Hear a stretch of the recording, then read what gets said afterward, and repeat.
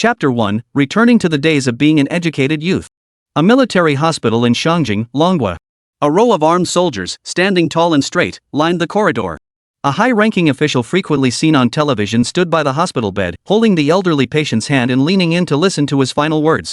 After settling his affairs, the old man felt as if a weight had been lifted from his shoulders. I must go and seek their forgiveness. Slowly, he closed his clouded eyes. Yi Qing, the foremost authority in the global nuclear energy field and the father of nuclear energy in Dragon Country, passed away. The senior leader personally draped the national flag over him, bowing his head in silent tribute. On this day, the mountains and rivers wept, heaven and earth mourned together, and the entire nation grieved.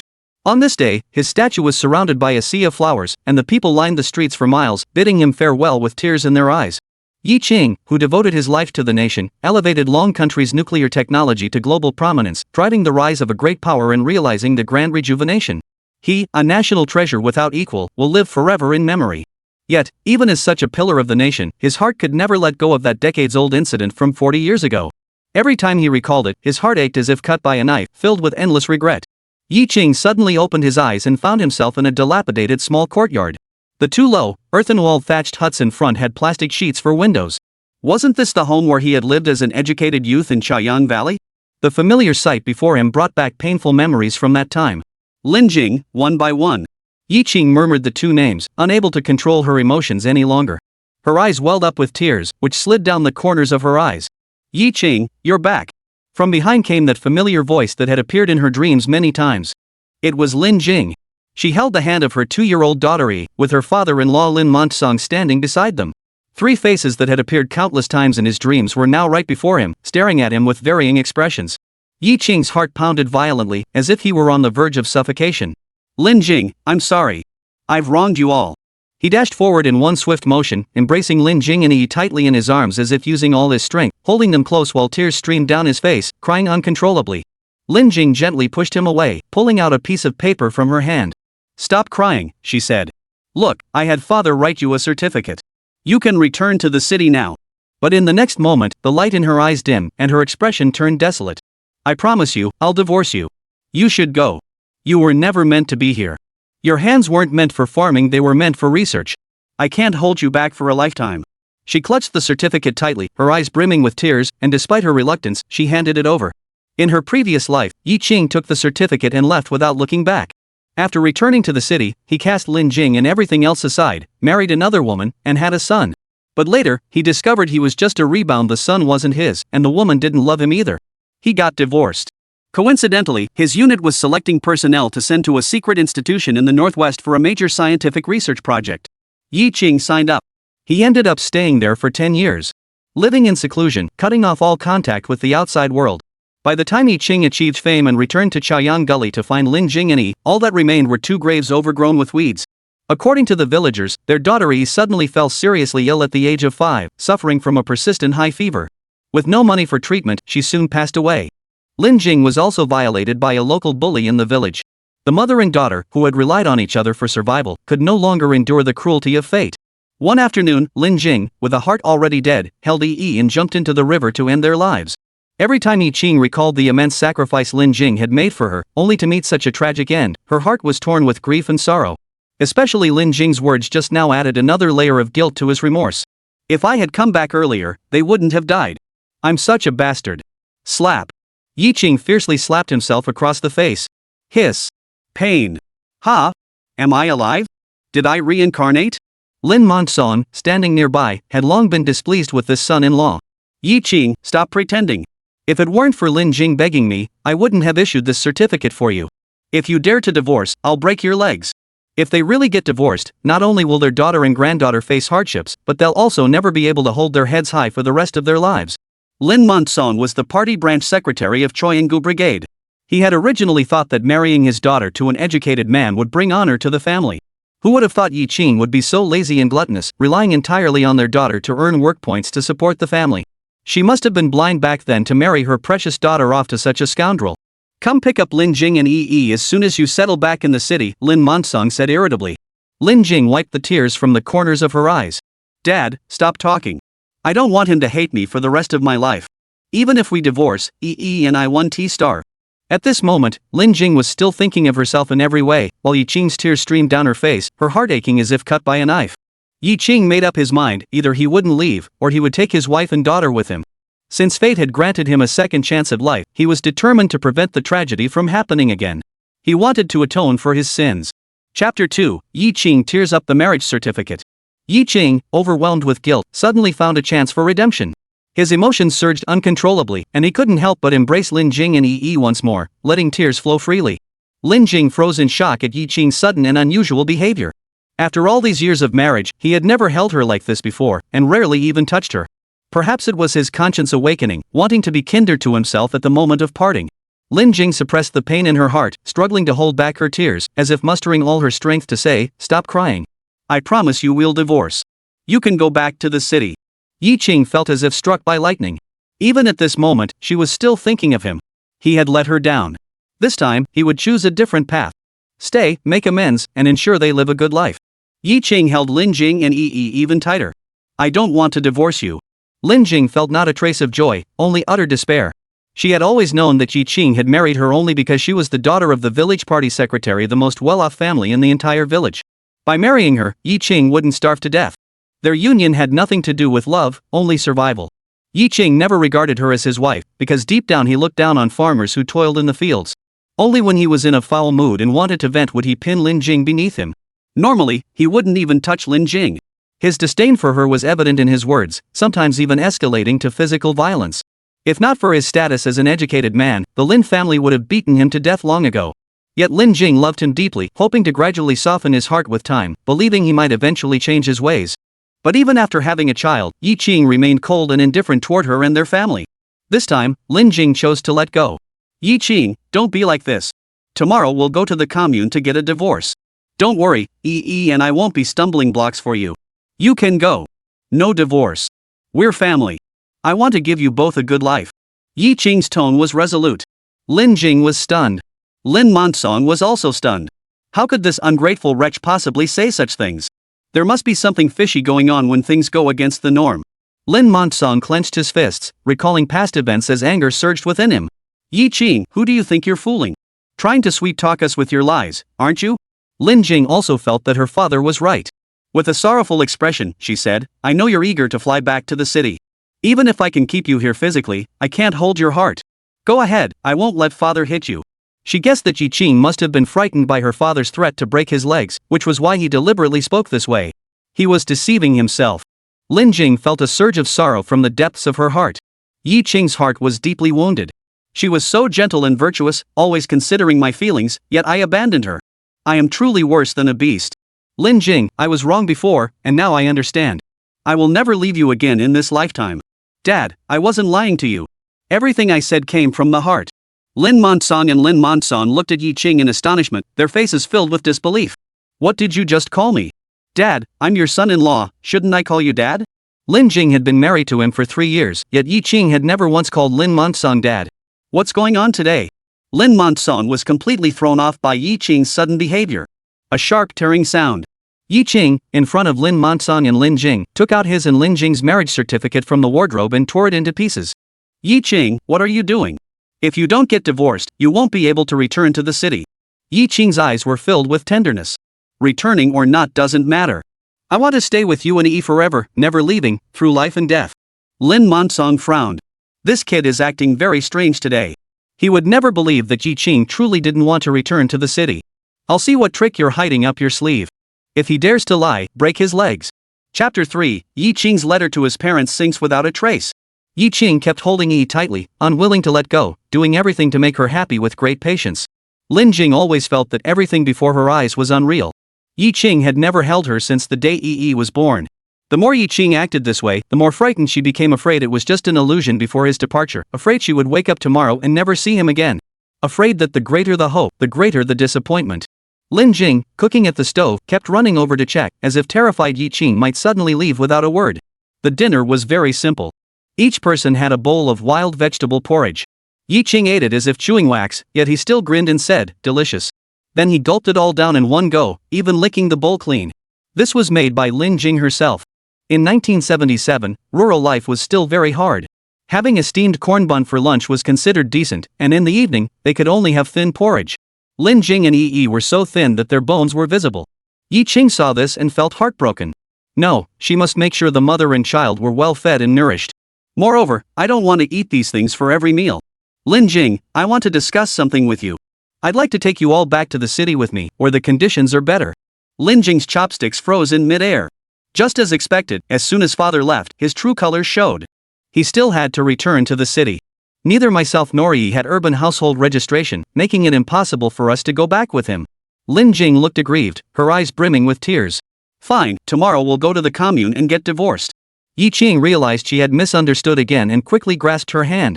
She was only 22 this year. Her hands should have been as fair and smooth as a young girl's, but she had to do farm work to earn work points to support her family, and her hands were already covered with calluses. Yi Qing's heart ached. What I meant was, I want to take you all back with me. But both Yi and I have rural household registrations. If we go, we won't have grain rations. I'm a grown man who can earn money. I can support them. Yi Qing took the mother and child to the Lin family and told Lin Montson that she was leaving with Lin Jing and Yi. He pleaded earnestly, speaking from the heart, Dad, I promise to treat them well and never let them suffer the slightest hardship. Seeing them starve like this breaks my heart. Life in the city will be better for them. Lin Montson pondered for a long while before relenting. I can agree to this, but on one condition: your parents must come in person to pick you up. It's been over 2 years since you got married, and I still haven't met them. Lin Montson wanted to see what kind of people Yi Qing's parents were, to determine whether his daughter and granddaughter were truly safe in their care. Yi Qing was overjoyed. Dad, I'll write them a letter right away. There are no phones in the village, so communication can only rely on letters. Yi Qing asked Lin Montson for paper and a pen, then immediately started writing furiously at the Lin household, detailing every bit of care the Lin family had shown him over the years. He envisioned his parents coming to Chaoyang Valley to pick up their family of 3. After returning to the city, the family enjoyed a harmonious and happy life together. However, a month passed, and the letter Yi Qing had sent out sank like a stone in the sea, with no reply ever received. Her elder brother-in-law Lin Jin and second brother-in-law Lin Hua kept coming over to ask every few days. Why hasn't there been any reply? Do your parents not want Lin Jing and Yi to go back with you? Yi Qing was also growing restless from waiting. Impossible, my parents are reasonable people, they would definitely agree. If they agreed, why haven't they replied yet? The brothers really wanted to pin Yi Qing to the ground and beat him up. That day, after Yi Qing got up, Lin Jing, give me 10 yuan. I'll go to the post office to make a phone call tomorrow. Yi Qing had long sensed that something was wrong. Her parents weren't the type to ignore messages. Lin Jing's heart was pounding all along. She really wanted to ask her in-laws why they hadn't replied, but she hesitated several times and held back. Lin Jing took out the 50 yuan she had saved at the bottom of her trunk and gave it all to Yi Qing. Go early and come back early. If your parents don't want us, don't feel pressured, we can just get divorced. Yi Qing's heart was suddenly pierced. Lin Jing, remember this, I will never divorce you in this lifetime. Wait for my good news. Yi Qing took the money and went to the commune. But the Lin family was in an uproar. Lin Jin hurriedly found Lin Montson. Dad, it's bad. Yi Qing has taken the money and run away. Chapter 4, Yi Qing runs off with the money. Upon learning that Yi Qing had taken the money and fled, Lin Montson was both anxious and furious. How heartbroken Lin Jing must be. How will she and Yi survive from now on? Lin Montson threw down the hoe in his hand, his eyes blazing with fury. Lin Hua, come with me to chase them down, he shouted. Daring to trick us, I'll break Yi Qing's legs. The 3 members of the Lin family abandoned their work in the fields and rushed off in hot pursuit of Yi Qing. Yi Qing was a city dweller, delicate and slow, they could catch up. Lin Jing stopped them at the village entrance. Dad, you've got it all wrong. Yi Qing went to the commune post office to make a phone call, she didn't run away. Lin Jin was furious. Even at a time like this, Lin Jing was still defending Yi Qing. How could he have raised such a foolish daughter? Lin Jing, wake up, I saw through that guy's bad intentions long ago. He didn't divorce just to take the money and run away. He never even mailed the letter, we've all been deceived by him. Lin Jin and Lin Hua also gritted their teeth in anger. Dad is right, Yi Qing is a heartless bastard. Let's catch him, break his legs, and if he dares to run again, we'll chop him up. Your sister was devoted to him, yet he repaid kindness with betrayal. A despicable creature worse than pigs and dogs, just chop him up and be done with it. The Lin father and son were utterly disappointed in Yi Qing. Hurry up and chase after them.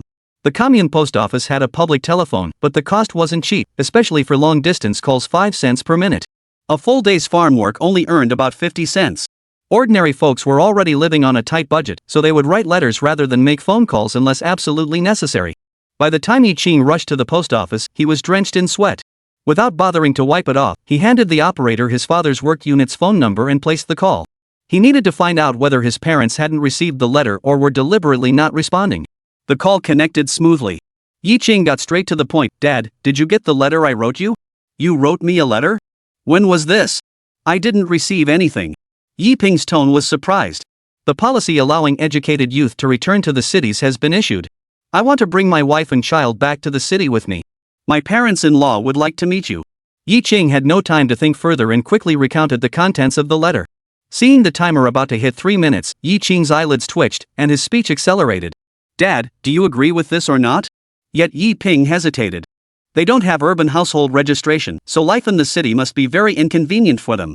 Yi Ching felt a surge of anger rise in his heart. With a bang, he punched the table. Dad, can't you just make a decision?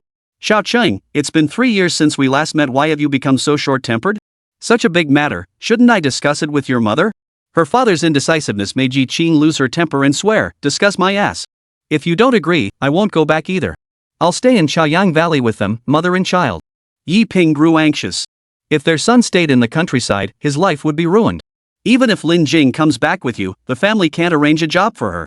Food rations were already scarce, and with 2 more mouths to feed suddenly, the whole family would go hungry. Yi Ching, don't be angry yet. I'll go discuss it with your mom right now. At most in an hour, I'll call you back. Click. Yi Ching angrily slammed the phone down in frustration. The operator nearby shot him a glare and said softly, easy there, the phone is public property. If you break it, can you afford to pay for it? Yi Ching replied, my name is Yi Ching. If someone calls for me later, give me a shout. He was deeply agitated. After rebirth, he didn't expect his parents would be the first obstacle to stump him. Yi Ching had made up his mind if his parents refused to come, he simply wouldn't return. After all, the tide of reform and opening up was about to arrive. Not only would he not starve, but he could also earn a fortune, ensuring Lin Jing and Yi could live the best life possible. Meanwhile, Lin Montong and the others had already chased them to the commune. They headed straight for the station. Chapter 5, Yi Ching suffers a brutal beating from her own family. Lin Montong led the whole family directly to the station. The commune station was essentially just a signpost, with only 1 bus a day going to the county town, and at this hour, it hadn't departed yet. Search within a 300-meter radius. But after searching everywhere, there was still no sign of Yi Ching. Lin Jin was furious. Dad, that brat must be hiding. Let's wait here for him. That ungrateful wretch will break his legs so he can never walk again. As soon as he finished speaking, Lin Hua suddenly pointed at a young man not far away. Dad, that bastard Yi Ching is right there. At this moment, Yi Ching's face was beaming with a happy smile as she held a jar of malted milk powder, freshly bought from the supply and marketing cooperative for 3 yuan. For rural folks, malted milk powder was a luxury item, something they couldn't bring themselves to buy except as a gift. Lin Jing and Yi would surely love to drink it. Yi Ching. A loud shout startled Yi Ching. He turned his head and a look of surprise flashed across his face.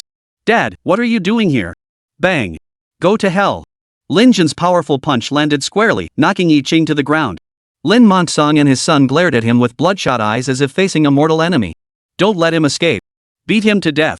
Recalling Yi Ching's past mistreatment of Lin Jing and Yi, the trio erupted in fury, throwing every ounce of their strength into each bone-crushing blow. Yi Ching curled into a ball, clutching the malt extract tightly in his arms. Dad, eldest brother, second brother, stop fighting. Lin Jing, who arrived last, tried to pull the 3 men apart.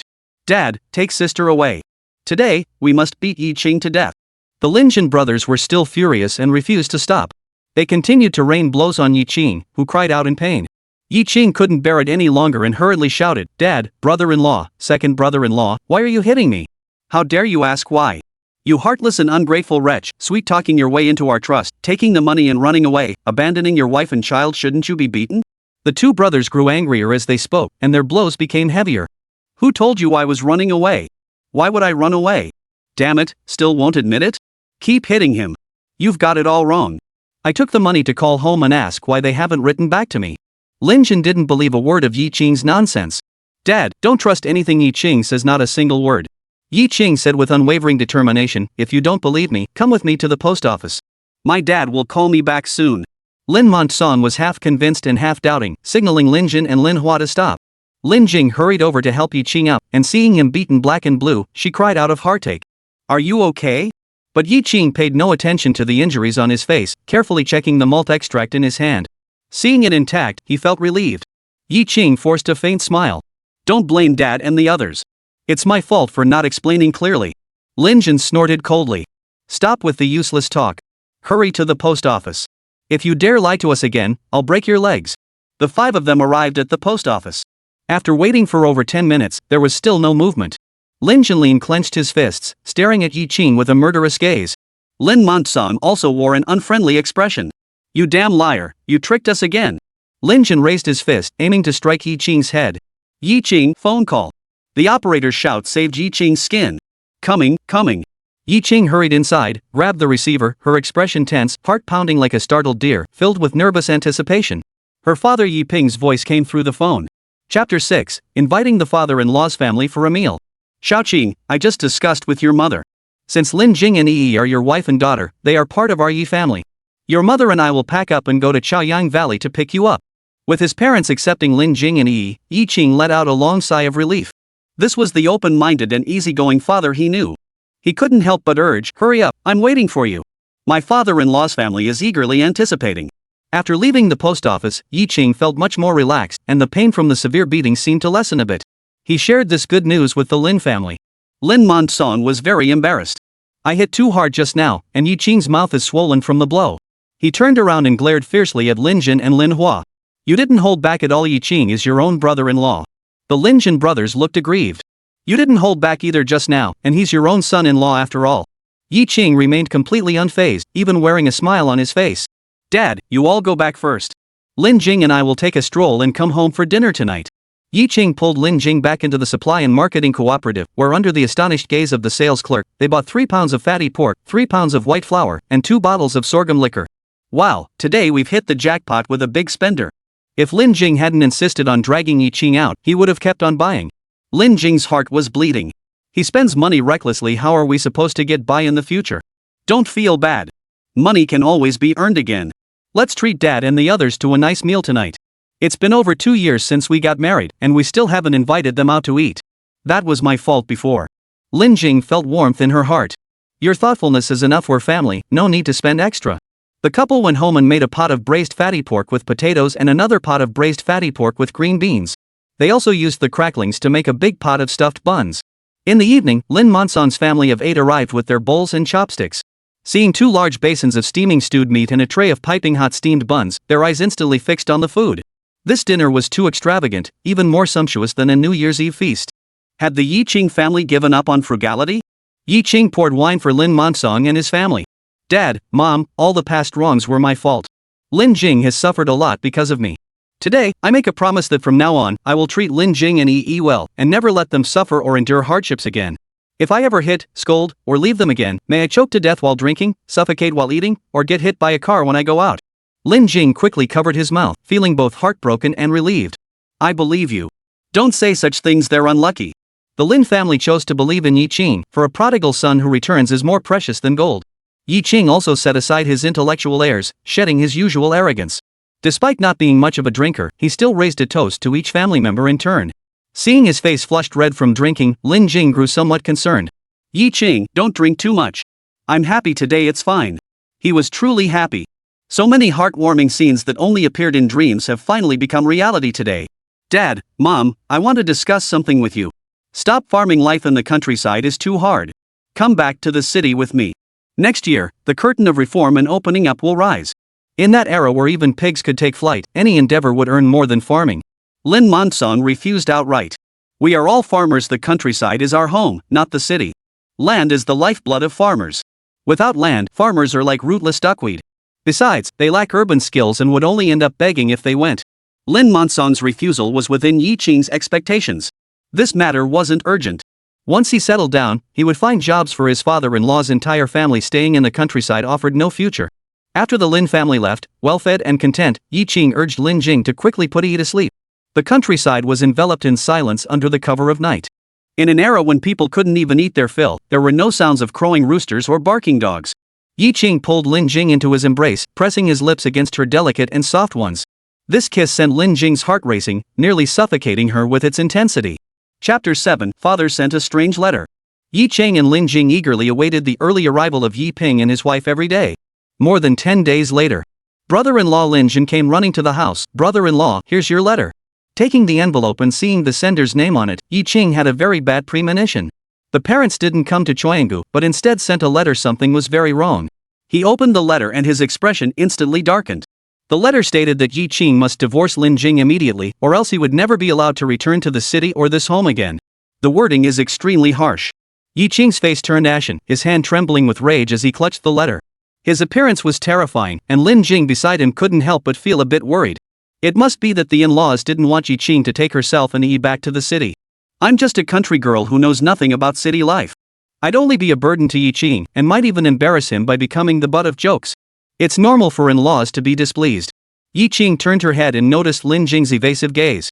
She walked softly over to her and asked, "What's on your mind?"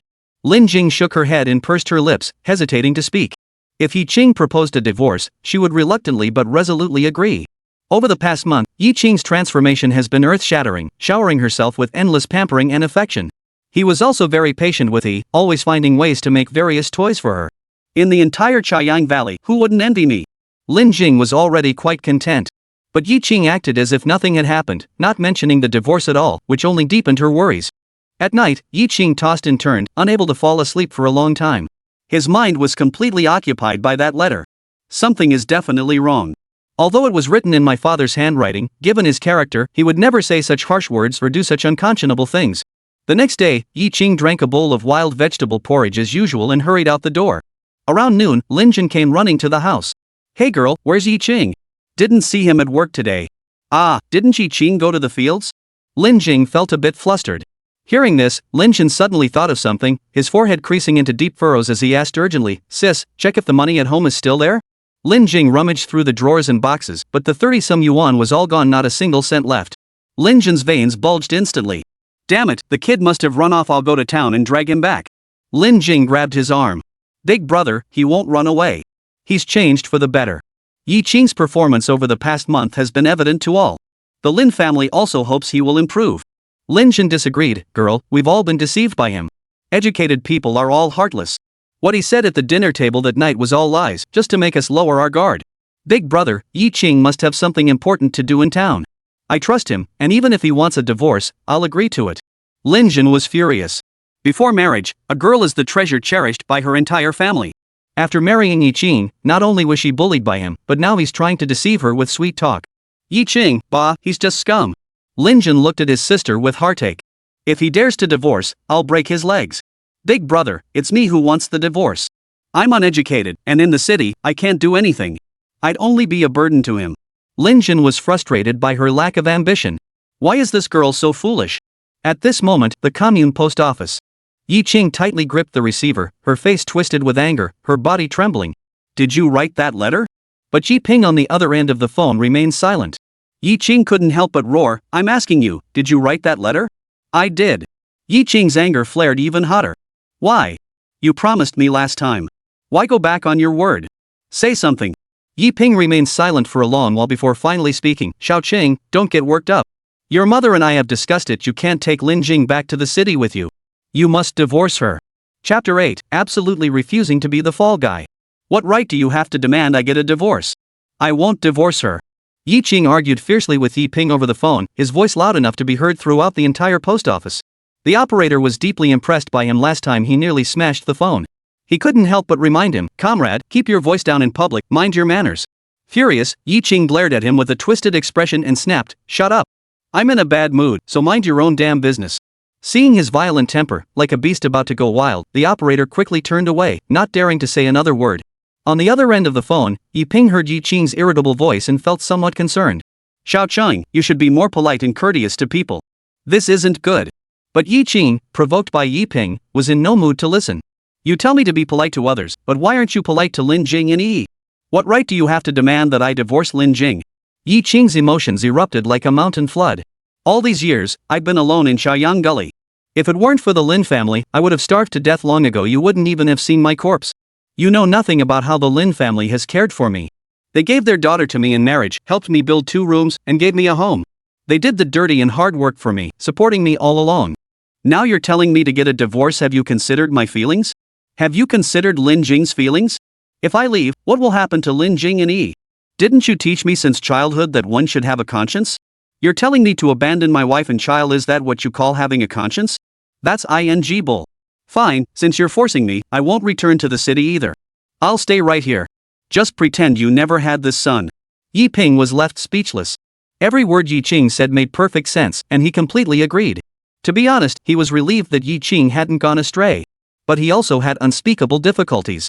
After venting his emotions, Yi Qing panted heavily, trying to calm himself down. The matter still needed to be resolved. Dad, I know with your character, you wouldn't have written that letter. Tell me, what really happened? Under Yi Qing's persistent questioning, Yi Ping finally revealed the truth. Xiao Cheng, Chen Xiaohong's father Chen Wenjiao came to see me. Hearing these two names, Yi Qing felt as if she had been struck by lightning. Chen Xiaohong, that despicable woman. In his previous life, after abandoning Lin Jing and Yi to return to the city, he ended up marrying Chen Xiaohong. It was only later that he discovered Chen Xiaohong was already pregnant, and he had unwittingly become the pitiful fall guy. Chen Xiaohong was a single woman who fooled around all day, got pregnant with a bastard child, and didn't even know who the real father was. Unable to find someone to take responsibility, if she had a child out of wedlock, she would be labeled as a loose woman, unable to hold her head high for the rest of her life, and her reputation would be completely ruined. The Chen family searched high and low and eventually set their sights on Yi Qing. The two had known each other since childhood, and Yi Qing was very handsome. Chen Xiaohong chose him.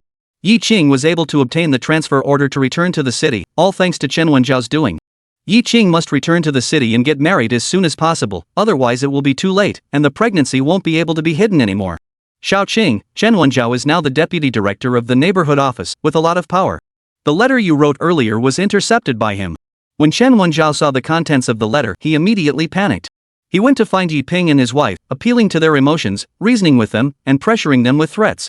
Chen Wenjiao's older brother, Chen Wenhai, works at the research institute. After you return and marry Chen Xiaohong, he will arrange a satisfactory job for you. Chen Wenjiao also said that if you don't get divorced, you can forget about returning to the city, and both your mother's and my jobs will be lost. Yi Ping's tone was filled with bitterness. It's all my fault for being useless, otherwise my son wouldn't have to endure this humiliation and be threatened like this. Bang! Yi Qing slammed his fist on the table, gritting his teeth. This is going too far. Chapter 9, Starting Scientific Research Now. Yi Qing's irritability and anger left Yi Ping with mixed feelings. Xiao Cheng, don't get worked up. I know you owe the Lin family, but Chen Wenjiao is someone we can't afford to provoke. You should return to the city and marry Chen Xiaohong. Chen Wenjiao can arrange for you to work at the research institute that's an iron rice bowl. This only made Yi Qing angrier. Damn it. No wonder my usually reasonable parents suddenly changed their minds. It turns out Chen Wenjiao and Chen Xiaohong were behind this mischief. Let me be the fall guy again, only to be cheated on by you? Go. Dad, stay out of this. Not only will I not marry Lin Jing, but I'm also taking her back to the city. Yi Ping hurriedly advised, Xiao Qing, don't be stubborn. If you refuse to marry Chen Xiaohong, even if you come back, you won't find a job. How will you support your mother and child? Yi Qing clenched his fists tightly. Dad, don't worry. It's just Chen Wenjiao. Who says we can't outmaneuver him? Yi Ping grew anxious. Xiao Qing, you mustn't do anything illegal. I'll handle it through proper means. Xiao Qing, don't act recklessly. You must listen to your father's words, Xiao Qing. Got it. The phone bill is expensive, I'll hang up first. In my previous life, I was an academician. If I can't even handle a deputy director of a neighborhood office, what's the point of being reborn? Yi Qing went to the supply and marketing cooperative again to buy some paper before hurrying back home. Yi threw herself into Lin Jing's arms, blinking her big eyes. Mommy, where's Daddy? Lin Jing's heart ached with sorrow, her eyes glistening with tears. She struggled to hold back her tears.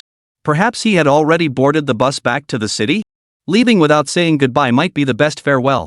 Otherwise, I'd probably cry my eyes out and become a laughingstock. Lin Jing, why are your eyes red? Have you been crying? Who bullied you? Lin Jing looked up at Yi Qing, her expression one of shock. Why are you back? This is my home, of course I'm coming back. Right, he's back to get a divorce, otherwise he can't leave. A surge of bitterness welled up in Lin Jing's heart. Yi Qing, I'm mentally prepared. Go ahead and say it. Yi Qing was stunned. What did you say? Lin Jing could no longer hold back her tears. Let's get a divorce. Since Yi Qing couldn't bring himself to say it, Lin Jing decided to take the initiative. Yi also started wailing loudly. Dad, are you abandoning Mom and me? Yi Qing quickly hugged them both. Who said I want a divorce from you? Yi Qing, don't hide it from us. I've guessed the content of that letter. Your parents don't agree with me and Yi going back to the city with you, right? No, my parents really like you and Yi. Someone will come to take us back to the city in a month. He bought a large bundle of paper from the supply and marketing cooperative, along with a ruler and pencils. Yi Qing had figured it out to counterattack Chen Wenjiao. He needed to achieve a higher status than him.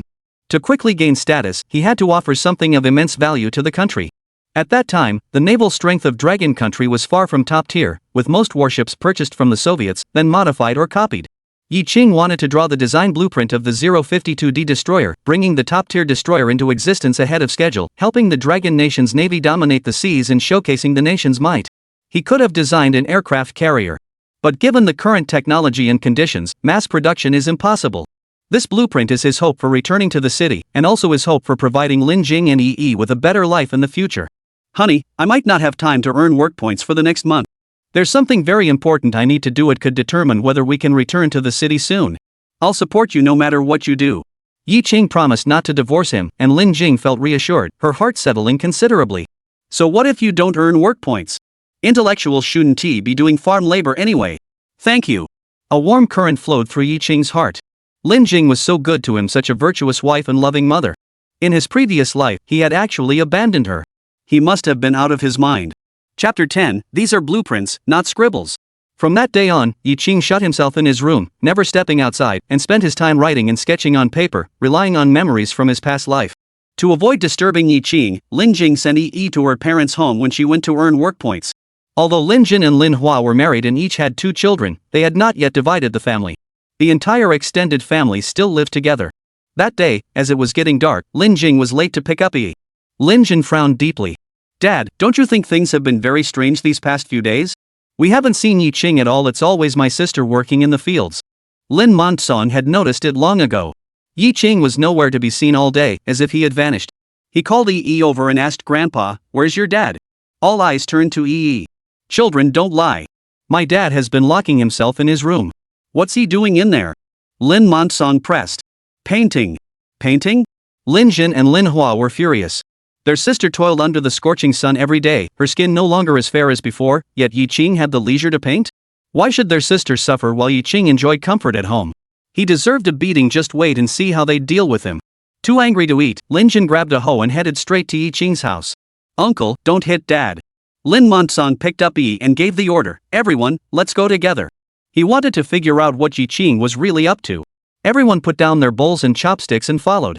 Lin Jin and Lin Hua charged ahead angrily into the courtyard. Yi Qing, come out here. Lin Jing, who was cooking, heard the noise and poked her head out from the cooking shed. Dad, Mom, what brings you here? Lin Jin's gaze darkened, his expression unfriendly. Where's Yi Qing? A grown man not working in the fields, holed up at home like he's in confinement? Tell him to get out here. Yi Qing is busy in his room. Don't disturb him. Busy my ass. I'll see what he's so busy with. With a bang, Lin Jin violently pushed the door open and saw Yi Qing with his back turned, scribbling and drawing on the table. The floor, the bed, and the table were covered with papers, all filled with lines and data that Lin Jin couldn't understand. Yi Qing was designing a destroyer, where every line and angle had to be precise and flawless. Yi Qing turned around and pointed at Lin Jin's bare feet, cautioning him. Those 2 words startled Lin Jin, sending a shiver down his spine. Don't step on my blueprints. Lin Jin felt displeasure rising in his heart. They're just a few pieces of paper, what's the big deal? Yi Qing, instead of earning work points, you're here scribbling nonsense and letting my sister support you. Are you even a man? Do you want a beating? He bent down to pick up a piece of paper and was about to tear it. Don't move. Yi Qing's heart skipped a beat in fright, and she swiftly stopped him. Otherwise, days and nights of hard work would go down the drain. This isn't some ghostly scribble, it's blueprints. Don't mess with them. What kind of bull blueprints are these? I think you're just slacking off and pulling this stunt on purpose. Lin Jin tried to snatch the blueprints from Yi Qing's hands, but luckily Lin Montson stopped him. Lin Montson had attended school for a few years. Although he couldn't understand these blueprints, he could tell they weren't ordinary. There was an inexplicable sense of awe about them. Yi Qing, what kind of blueprint is this? It's for an engine. This is what I studied in school. He didn't say these were blueprints for a destroyer. Even if I told them, they wouldn't believe me. Lin Monson's expression was grave. Lin Jin, Lin Hua, both of you go back. Don't come and disturb Yi Qing's work anymore. What he's doing is serious business. He had heard of the name engine before. Cars are powered by engines, and so is the Dongfanghong tractor in the commune. He heard it cost over 5,000 yuan when they bought it. Is Yi Qing trying to develop a car? Good lad, not bad at all. Lin Jin, however, was displeased. Dad, don't be fooled by him. He's just making excuses to skip work. Lin Montson shot him a fierce glare. What the hell do you know? Your brother-in-law is an educated man. These blueprints of his are more important than farming. Seeing Lin Jin's bewildered expression, Lin Montson waved his hand in disappointment. Forget it, you wouldn't understand even if I told you. Chapter 11, give me $3 quickly. Lin Montson didn't dare disturb Yi Qing any further and took his whole family back home. Lin Jin and Lin Hua were both very unconvinced. Dad, Yi Qing is just a sent-down youth now. Why doesn't he have to work in the fields? Who wants those drawings he's making? You just spoil him, treating Yi Qing like your own son. Don't forget, Lin Jing is your real daughter. Lin Montson glared fiercely with his tiger-like eyes. Look at Yi Qing, then look at these two troublemakers I fathered. How can the gap be so big? Useless and petty-minded. Hopeless. What do you know besides farming? Let me tell you, once Yi Qing develops that engine, he'll be a national hero. I heard his monthly allowance alone is over 1,000. The entire family gasped in shock, utterly stunned. Over 1,000? The entire family combined could barely earn $100 a month at most, and even that wasn't paid in cash but in coarse grains. Yi Qing could easily get over 1,000? Good heavens. Dad, how did you know? Lin Jin dared to question him, which made Lin Montson even angrier. I read it in the newspaper. You don't believe me? Do you want a beating? Lin Montson was truly capable of hitting him. His lifelong belief in parenting was that sparing the rod spoils the child. But she couldn't bear to hit or scold her only daughter, Lin Jing. If Yi Qing succeeds, our whole family will benefit. Starting today, we'll cook more food and bring it to Yi Qing. Lin Jin muttered, what if he doesn't succeed? Bang! Lin Montson couldn't hold back any longer and kicked him in the butt. Shut your crow's mouth. Let me say it again, our whole family must fully support Yi Qing. Lin Hua readily agreed. I'll listen to Dad. Every day I'll bring meals to my sister and brother-in-law so he can focus on his research. If it succeeds, it'll be over 1,000 a month better than farming. Lin Jin glared at him. I think you're just money grubbing. From then on, Yi Qing had hot meals every day. The Lin family almost gave the best food to Yi Qing's family. Yi Qing was very grateful. He worked late every day, only thinking about finishing the drawings quickly, returning to the city to make a name for himself, and ensuring the Lin family lived a good life. But the Lin family's actions were noticed by the villagers, who gossiped and pointed fingers. Lin Montson was, after all, the brigade's party secretary, yet he groveled before his son-in-law. Educated folks are nothing but trouble, his family was just asking for hardship. Exactly, his son-in-law is nothing but a good-for-nothing freeloader, lazy and gluttonous. The Lin Montson family is just plain pathetic. Lin Montson paid no heed to all this gossip. But the Lin brothers, Jinlin and Hualin, were furious and nearly got into a fight with the critics. Dad, some people just have too much time on their hands. They can't even manage their own business properly, yet they still have the nerve to meddle in our family affairs. If it weren't for Uncle holding me back, I would have already taught them a lesson. They can say whatever they want, it's their mouths after all. We can't control that. Take this jar of malt extract to your brother-in-law. Dad, you're really generous. You've never bought anything like this for me. This single jar costs $3. Lin Jin had hardly had any to drink since he was a child. Though somewhat reluctant, he still sent it over to Yi Qing. More than 10 days later. I've got it done. Yi Qing's excited cheers could be heard from inside the room. He ran out the door and hugged Lin Jing, happy as a child. I succeeded, the blueprint is designed.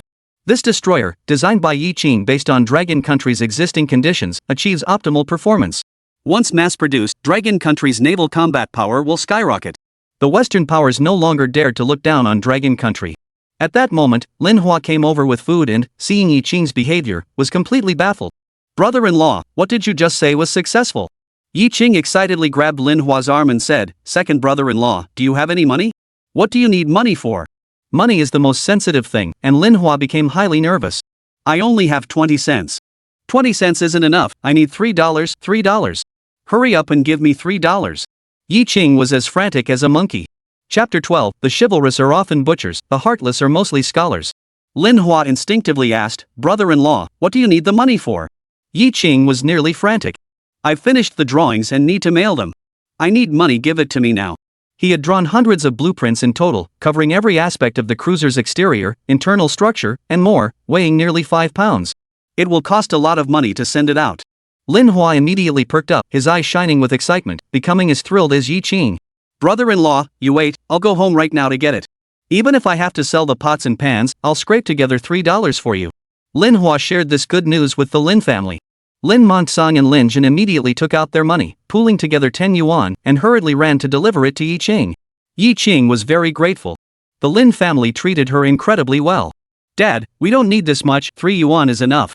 Lin Montson instead stuffed the only remaining coin from his pocket into his hand, take more, just in case it's not enough. Lin Jin and Lin Hua, put down your work and accompany Yi Qing to the post office. Dad, no need, I can go by myself. Yi Qing felt guilty about delaying his brothers-in-law from earning work points. But Lin Montong was resolute. This is serious business. The blueprint concerns your future. I'll feel at ease with them escorting you. Arrived at the post office. Brother-in-law, I have to send it under your name. I'm afraid it might get intercepted again. Chen Wenjiao only intercepts his own packages, he wouldn't dare mess with others. Lin Shen agreed without hesitation. The drawings were successfully mailed out. In the days that followed, all that was needed was to wait quietly. But waiting is an extremely painful thing. During those days, Yi Qing couldn't eat or sleep well, constantly worrying about whether the Design Institute had received the drawings. The Lin family would also drop by from time to time, asking Lin Jing if there was any news. Once the blueprint was selected, Yi Qing could return to the city for work, with a monthly allowance of over 1,000 yuan. With such an outstanding son-in-law, the Lin family also benefited from the association. In the evening, production team leader Lin Yuliang suddenly came to the house. The Choyingu Brigade has 4 production teams under its jurisdiction, with Lin Yuliang serving as the leader of Team 1. He and Lin Montong are 5th-degree cousins, and he addresses Lin Montong as brother. Brother, your son-in-law isn't showing up for work, and the villagers are starting to complain, saying you're playing favorites. Lin Montong replied, my son-in-law has important matters to attend to, more pressing than farming. After all, he's an educated man who has studied. But since he joined our village, he has to work in the fields. A man who doesn't work is no good, after all. Lin Montong bristled with anger, telling them to mind their own business. His son-in-law wasn't eating their food anyway. No one was allowed to speak ill of Yi Qing, or he would lose his temper with them.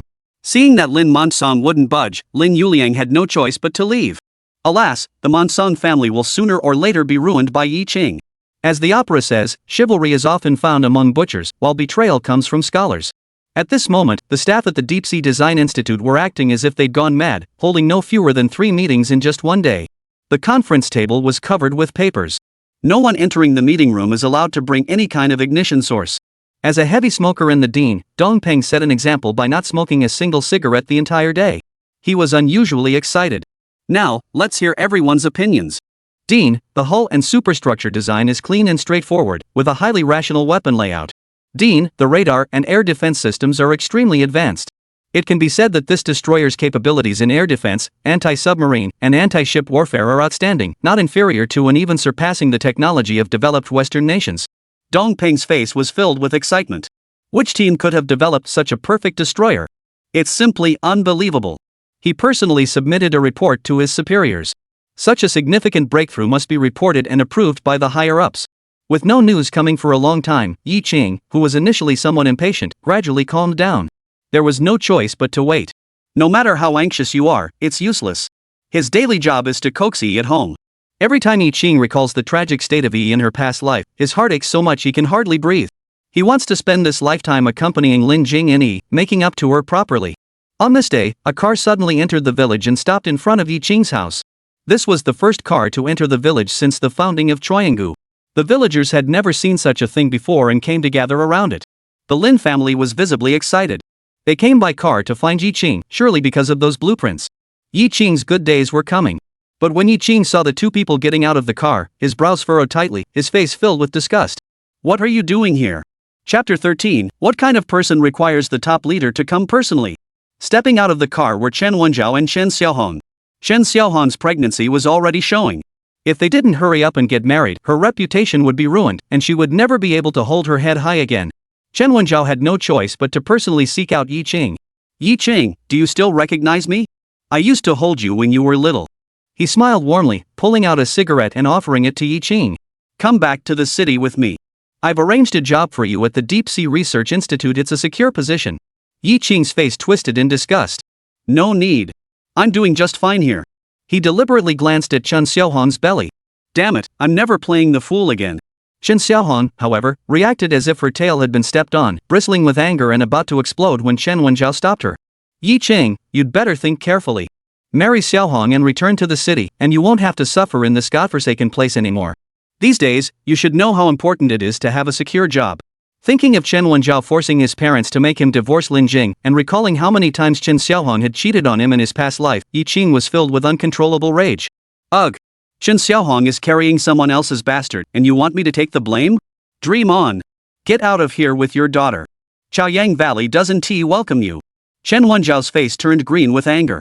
Yi Qing, do you have any idea what you're saying? Have you thought about the consequences? If you don't marry Xiaohong, I'll make sure you rot in this godforsaken valley for the rest of your life. Yi Qing retorted sharply, I wasn't raised to be scared. Get lost now, or I won't hold back. Yi Qing really wanted to beat them up to vent his anger. Meanwhile, brothers Lin Jin and Lin Hua, seeing Chen Wenjiao's aggressive stance, were already prepared. At Yi Qing's command, they would strike, ensuring he'd be beaten beyond recognition even by his own mother. What's wrong with city folks? Just because you're from the city, you think you can run wild in Chaoyang Valley? Chen Wenjiao looked down on these country bumpkins from the bottom of his heart, baring his teeth in disdain. What? Want to hit me? Go ahead and try touching me. Believe it or not, I'll make sure you spend the rest of your lives behind bars. Although Lin Jin and Lin Hua were tough fighters, at their core, they were still simple, honest farmers. They were genuinely intimidated by Chen Wenjiao's threats. Chen Xiaohong cast a disdainful glance at Lin Jing, her nose in the air and her eyes rolling. How dare a country girl like you compete with me for a man? Divorce Yi Qing immediately, or you'll regret it. In front of Chen Xiaohong, Lin Jing felt deeply inferior. Her clothes were better, her demeanor more refined. She was a graceful swan, while Lin Jing was just an ugly duckling. Her eyes reddened, and she instinctively looked at Yi Qing. Meanwhile, Yi Qing was seething with anger. Damn Chen Xiaohong. Chen Xiaohong, I'm warning you, be polite to my wife. Who do you think you are, daring to speak to her like that? Chen Xiaohong stomped her feet in anger. How dare you defend her? Dad, look at Yi Qing, he's bullying me. She let out a fake, tearful whimper, the classic green tea act. Chen Wenjiao couldn't stand to see his daughter being bullied. Yi Qing, you bastard. How dare you speak to my daughter like that? Believe it or not, I'll make sure this country bumpkin Lin starves to death. Bang. Yi Qing couldn't take it anymore and threw a punch with all his might. His eyes were bloodshot, as if he wanted to devour someone, radiating a fierce intensity. Chen Wenjiao, you're asking for death. Chen Wenjiao was knocked to the ground, covered in dirt, looking utterly disheveled. His face twisted in rage as he screamed hysterically, Yi Qing, how dare you hit me? Let me tell you, your future is ruined. I know your childhood dream was to join the Deep Sea Research Institute, but now you'll never have that chance. I can get in without you, and I'll do just fine. Yi Qing was confident. Chen Wenjiao gritted his teeth, thinking the stubborn kid was daydreaming. You'll regret this. By then, even if your parents kneel and beg me, it won't help. Chen Wenjiao hurled a barrage of threats and was about to lead Chen Xiaohong into the car to leave. Suddenly, the roar of engines approached as a Hongqi limousine and two jeeps came speeding over, kicking up clouds of dust. The villagers didn't recognize the license plates, but Chen Wenjiao did. Only important figures with status could drive a Hongqi. Gazing at the Hongqi limousine, Chen Wenjiao felt an overwhelming sense of pressure. This sense of oppression was something I'd only experienced when high-ranking leaders came for inspections. After clearly seeing the license plate number, Chen Xiaohong exclaimed, Dad, that car seems to belong to the Deep Sea Research Institute. There were only a few such cars in the entire city, and Chen Xiaohong recognized all their license plate numbers. The car stopped in front of the crowd, and a large group of people got out. Chen Wenjiao recognized at a glance that the leader was none other than Dong Pang, the director of the Deep Sea Research Institute. Beside him was Vice Director Tang Jiashan. Although the name Deep Sea Research Institute might seem ordinary, lacking the imposing aura of institutions like the Public Security Bureau, Labor Bureau, or Health Bureau, it was directly under military jurisdiction, answering to military leadership, with armed guards stationed within its compound, a truly formidable entity. Tang Jiashan looked at the villagers with a kindly expression, then turned to Chen Wenjiao and asked, Is this Chayango village? We're here to find someone. Hearing this, Chen Wenjiao was puzzled. Chayango was over 200 kilometers from the city, a full day's drive away. What kind of person would require the top two leaders of a prestigious design institute to come looking in person? Chapter 14, We're looking for Comrade Lin Jin. Chen Wenjiao instinctively asked, Who are you looking for? Lin Montsong stepped forward, Leader, they're not from Choyanggu. I'm the brigade secretary here, Lin Montsong. Who are you looking for, Leader? Dongping warmly grasped Lin Montsong's hand, his face beaming with a smile as if he had discovered a treasure. I am Dongpang, the director of the Deep Sea Research Institute. Director of the Deep Sea Research Institute? That's a big shot in the city, someone with a military rank. Lin Montsong was stunned. Such a big shot actually came to this godforsaken place like Chaoyang Gully? Lin Montsong's lips trembled with excitement. Lin Jin, hurry and call everyone over. A high-ranking official has come to our village, everyone come out to welcome him. The villagers who received the news were in an uproar. Even the commune leader only came a few times a year, yet a high-ranking city official actually showed up. We must go and see. In the blink of an eye, all the villagers had gathered around. Back then, leaders were approachable and truly cared about the people. The villagers' warmth toward the leaders was also heartfelt. Dean Don, Dean Tang, why don't you come to my house for a visit? Almost every villager wanted to invite the leaders to their homes, even if their living conditions were poor. Chen Xiaohong, who hadn't left yet, was quite displeased and muttered under her breath, "A bunch of bootlickers, so shameless." She also noticed Yi Qing sneaking into his house. Rolling her eyes, she snorted coldly and thought, "Putting on airs, aren't you? If you don't marry me, you'll never amount to anything in this lifetime. Dad, let's go." But Chen Wenjiao didn't move. "No hurry, let's see who they're looking for." Dong Pang and the Tang family were surrounded by villagers, greeted and invited from all sides. The enthusiasm of the crowd left the two with no time to continue asking the previous question, forcing them to first respond to the villagers. The people of Dragon Country are indeed the most simple and kind-hearted. With such people, how could Dragon Country fail in its great endeavors? Yi Qing returned home alone. After entering the room, he clenched his fists tightly. His face flushed red, emotions running high. Done. Just then, Lin Jing also returned home and, seeing Yi Qing in this state, thought he was still angry with Chen Wenjiao. The next second, Yi Qing excitedly grabbed Lin Jing's hand. "Go pack your things quickly. We can return to the city right away." Taking Lin Jing and Yi back to the city and personally taking care of the mother and daughter would ensure that the tragedy of the past life would never happen again. Yi Qing, oh Yi Qing, in this life, you must never lose them again, no matter what. Outside the courtyard. The villagers crowded around in tight circles, eagerly trying to speak with Dongpeng and Tang Jiashan, leaving the two men no chance to get a word in. Lin Montsan glanced around but didn't spot Yi Qing. He pulled Lin Jin aside and asked, "Where's your brother-in-law? Where did he run off to?" Lin Jin shook his head. "No idea. Wasn't he just here a moment ago? Go and call him over, quickly." Yi Qing sent out blueprints had received no response, and today the village finally had high-ranking officials visiting. Yi Qing could definitely bring up the matter of the design drawings with them and ask for their help. "In a while, I'll invite the officials to our home to give Yi Qing an opportunity. Tell him to get ready." Lin Jin also thought it was a good idea. He quickly squeezed through the crowd and entered Yi Qing's house. At this moment, Dongpeng finally found an opportunity to speak. "Fellow villagers, please listen to me first. We came to Chaoyang Gully to find someone. Is there a comrade named Lin Jin here?" The blueprints were mailed out under Lin Jin's name. Yi Qing also did not specifically indicate on the blueprint that he was the designer. After all, Chen Xiaohong's uncle, Chen Wenhai, worked at the Deep Sea Design Institute, and he was worried that the Chen family might stir up trouble again. Who is Comrade Lin Jin? Chapter 15, Comrade Lin Jin, I've finally found you. We're looking for Lin Jin. Is there anyone named Lin Jin in your village? Dongpeng shouted loudly. Lin Montson was taken aback. A high-ranking city official coming to look for that troublemaker of his family? "Sir, there's only one person named Lin Jin in Chaoyang Gully. He's the eldest son of Secretary Lin." Dongpeng excitedly grasped Lin Monsong's hand. "Secretary Lin, you have an extraordinary son. Where is he? Quickly take us to see him." At the same time, Lin Jin rushed into Yi Qing's home and, without a word, grabbed Yi Qing's arm and pulled him outside. "Brother-in-law, come with me quickly." "Big brother, what's happened? This is a big deal, don't dawdle, hurry up." Lin Zhang felt his father was right. For Yi Qing, the leader's visit to Chaoyang Valley was a once-in-a-lifetime opportunity. Just by informing them about the blueprint matter, Yi Qing could skyrocket to success. The opportunity is right before our eyes, and it's extremely urgent. Lin Jing saw that Lin Jin was being somewhat violent towards Yi Qing and rushed over to stop him. "Big brother, what on earth happened?" Yi Qing broke free from his grip. "Big brother, no matter how serious the matter is, you need to stay calm." Lin Jin couldn't help but swear, "Stay calm my ass. If you don't come with me, I'll carry you there if I have to. Dad is still waiting for you." He bent down, adopting the posture of Lu Zhishan uprooting a willow tree, ready to hoist Yi Qing onto his shoulder. Yi Qing quickly jumped aside, dodging out of the way. "Dad said you can report the blueprint matter to the city leaders. Brother-in-law, I'll just wait here. They should come to see me on their own." Lin Jin was furious. "The opportunity is right in front of you, yet you don't know how to cherish it. He's a top official from the city, and he's taking the initiative to meet you. Who do you think you are? Yi Qing, you're getting too full of yourself.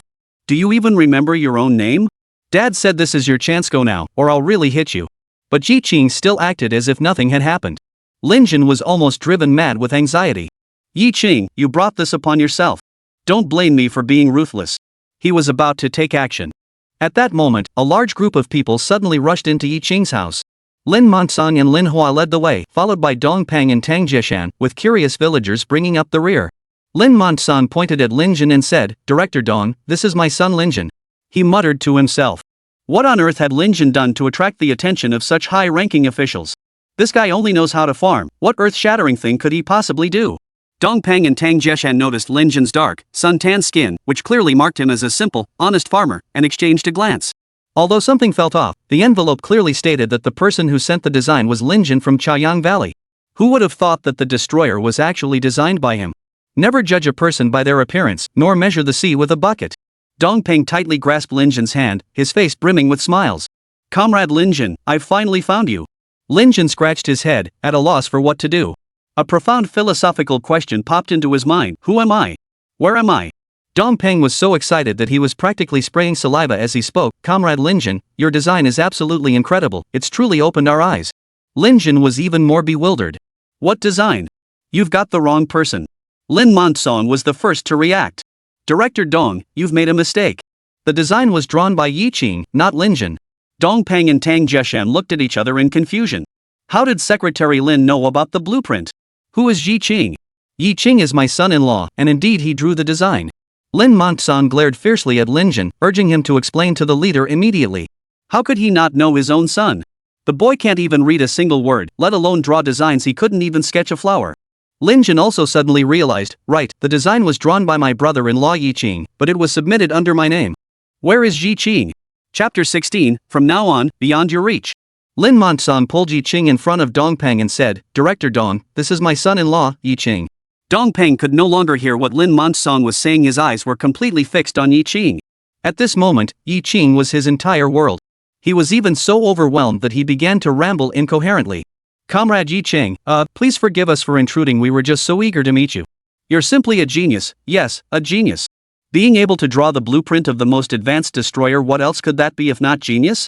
There's no other explanation. Only genius is the most scientific explanation. The villagers collectively froze in shock. Isn't Yi Qing just Lin Montsong's useless son-in-law? What exactly did he do to earn such high praise from the city's top leaders? Meanwhile, Lin Montsong was moved to tears. Hard work pays off. Gold will always shine. He always knew that this son-in-law would achieve great things. Dongpeng kept holding Yi Qing's hand, reluctant to let go. Comrade Yi Qing, I have so many questions to ask you. How did you come up with the idea of using a vertical launch system for shipborne anti-aircraft missiles? This is truly a remarkable innovation. Dongpeng was saying things that no one but Yi Qing could understand. Lin Montsong noticed everyone had been standing all this time, which wasn't ideal. Dean Dong, don't just stand there. Come to my place for some water, and we can chat at leisure. That sounds good, that sounds good. Dongpeng readily agreed. But the entrance was blocked by villagers who had come to watch the commotion. Lin Montsong pushed Lin Yuliang at the front. Move aside, quick. This guy came to our house a few days ago badmouthing Yi Qing, even saying I was biased. Oof. You all looked down on my son-in-law, calling him lazy and gluttonous. Now you've seen how capable he is. Stunned, aren't you? Once you looked down on my son-in-law, now he's out of your reach. The villagers watched Yi Qing and Dongpeng walk away, their jaws nearly dropping in shock. Good heavens, Yi Qing actually knows the big shot from the city. From that day on, no villager dared to call Yi Qing a good-for-nothing again. Instead, they all said he was a big shot who kept a low profile. Otherwise, the city leaders would personally come to the village to find him? Lin Montsong's small courtyard was packed with people. Dongpeng and the others from the Design Institute were all respectable figures, yet in front of Yi Qing, they appeared very reserved, sitting on small stools like newlywed brides. Comrade Yi Qing, could we invite the others to come in now? In the desolate Chaoyang Valley, there was actually such an impressive design team hidden away, truly unbelievable. Yet, Yi Qing softly said, there's no one else. It's just me. Dongpeng and the others were stunned. What? You mean to say, all those blueprints were drawn by you alone? How could it be? Such a huge task is impossible for one person to complete. Having worked in ship design research for many years, Dongpeng is a professional and fully aware that just the data alone would require at least 3 people. He couldn't imagine how, in such a remote rural area where people couldn't even afford a proper meal, a single person could design such an advanced destroyer. Comrade Yi Qing, do you have any reservations? Yi Qing remained calm. It's really just me. If you don't believe me, you can ask my father-in-law and my brother-in-law. I can confirm that it was indeed my son-in-law who drew it alone. I can also confirm that it was my brother-in-law who drew it alone. Of course, during that time, I did bring him meals. Lin Manchang and Lin Jin spoke with absolute certainty. That was the truth. I can also prove it. I have also delivered meals to my brother-in-law. Lin Hua is not to be outdone. However, Dongpeng, Tang Jieshan, and others looked doubtful. Yi Qing chuckled, you don't believe me? Chapter 17, drawn in a month? That's impossible. Dongpeng and Tang Jieshan really didn't believe it. This is simply a fairy tale. Dongpeng's expression turned serious.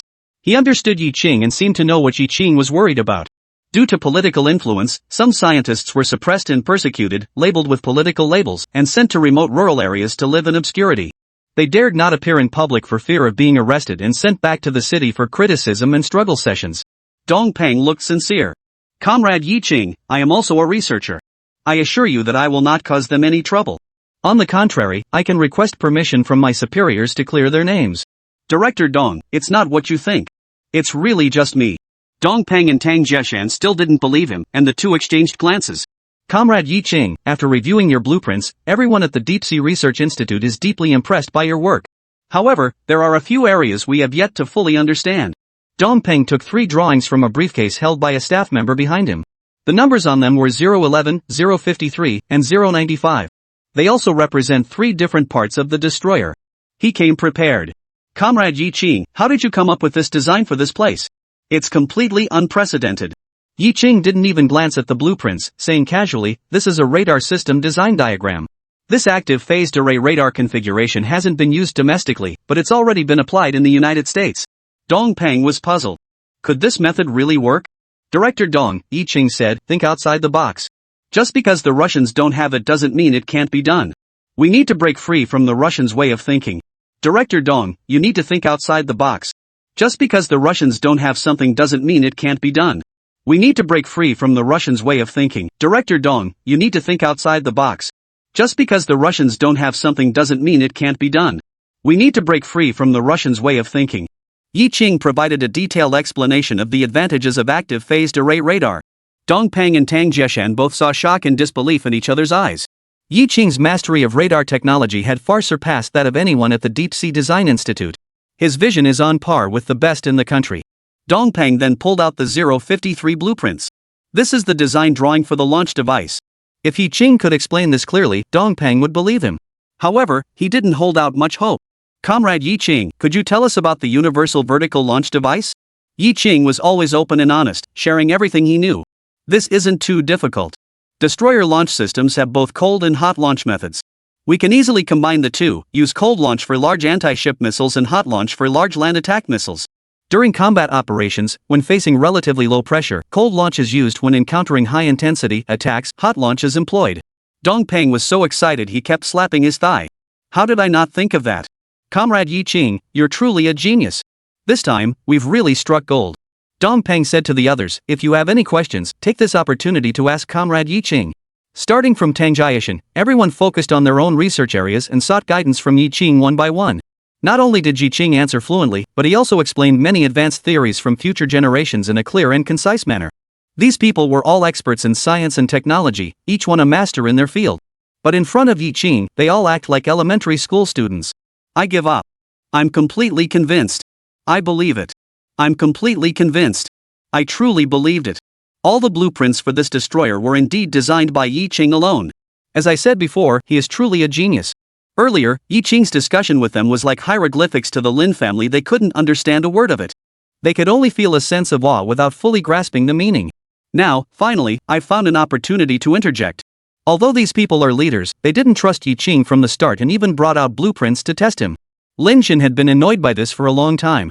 This was my brother-in-law who locked himself in his room and worked on it for a month. No one helped him, and of course, no one could have helped him. What? Dongpeng and the others were stunned, utterly shocked. A month? How is that possible? Chapter 18, Please be our chief scientist. Upon arriving at Chaoyanggo, Dongpeng felt that his worldview had been completely overturned. How could it be done in a month, Comrade Lin Xin? Are you joking with us? Even a team would take at least 6 or 7 years to complete this task. Dongpeng remembers clearly that back then, it took nearly 5 years to replicate the Soviet-style destroyer using the entire college's resources. Lin Manchang scoffed at the idea. What's 6 or 7 years? Yiqing has only been in our village for 3 years. Dongpeng couldn't sit still anymore. He jumped off the small stool and rushed to Yiqing's side, gripping his hand tightly. Yiqing couldn't even pull his hand away. Comrade Yiqing, you are truly extraordinary. You are a genius among geniuses. With you leading the way, our nation's maritime power will undoubtedly become the world's best. Although the coastline of Longwei is long, its naval strength is not particularly outstanding, and there is still a significant gap compared to Western powers. However, Yiqing's sudden emergence has convinced Dongpeng that in the not-too-distant future, Longwo will not only catch up with them but even surpass them. He couldn't bear to let go of Yiqing's hand. After talking with you for an hour, I've learned so much. Yiqing, I'm formally inviting you to join our Deep Sea Research Institute. I'd like to offer you the position of chief scientist. Dong Peng showed his utmost sincerity. He intends to act first to gain the upper hand. There are many shipbuilding research institutes across the country, not just the Deep Sea Institute. If someone else discovers Yi Qing's talent and snatches him away, he'll have no one to turn to. The Lin family members were all speechless with astonishment. Chief Scientist. Oh my goodness. Yi Qing is about to take off. The Lao Lin family found a chief scientist as their son-in-law. This is something they can brag about for 3 generations. Yi Qing remained unfazed and made no comment. The Lin family was getting increasingly anxious. What are you waiting for? Hurry up and agree to it. When will Yi Qing ever stop being so indecisive? It's driving me crazy. Dong Peng felt a bit uneasy. If Yi Qing were to join, it was foreseeable that the Deep Sea Research Institute would undoubtedly become the most renowned research institute in Manhwa. As the director, he would also share in the honor. But Yi Qing has remained unchanged, which makes him uneasy. Comrade Yi Qing, are you dissatisfied with my conditions? This was already the highest treatment he could grant within his authority. If he wanted anything higher, he would have to submit a report to the military headquarters. I can work at your research institute, but I must bring my wife and children back to the city with me. They do not have urban household registration. Dong Peng sighed in relief and smiled. That's no problem at all. Don't worry, the institute will help arrange it. That evening, Dong Peng and his group stayed the night in Xianggo. Dong Peng really wanted to have a candlelit night talk with Yi Qing. Talent is hard to come by, and true friends are even harder to find. He regretted not meeting Yi Qing sooner. But Yi Qing directly rejected Dong Peng. Why would I stay up late chatting with an old man like you? Am I crazy? Why not go home and sleep with your wife? Tomorrow we have to go into the city, and Lin Jing is both nervous and afraid. Yi Qing, do you think I, a country girl, will be able to adapt to city life?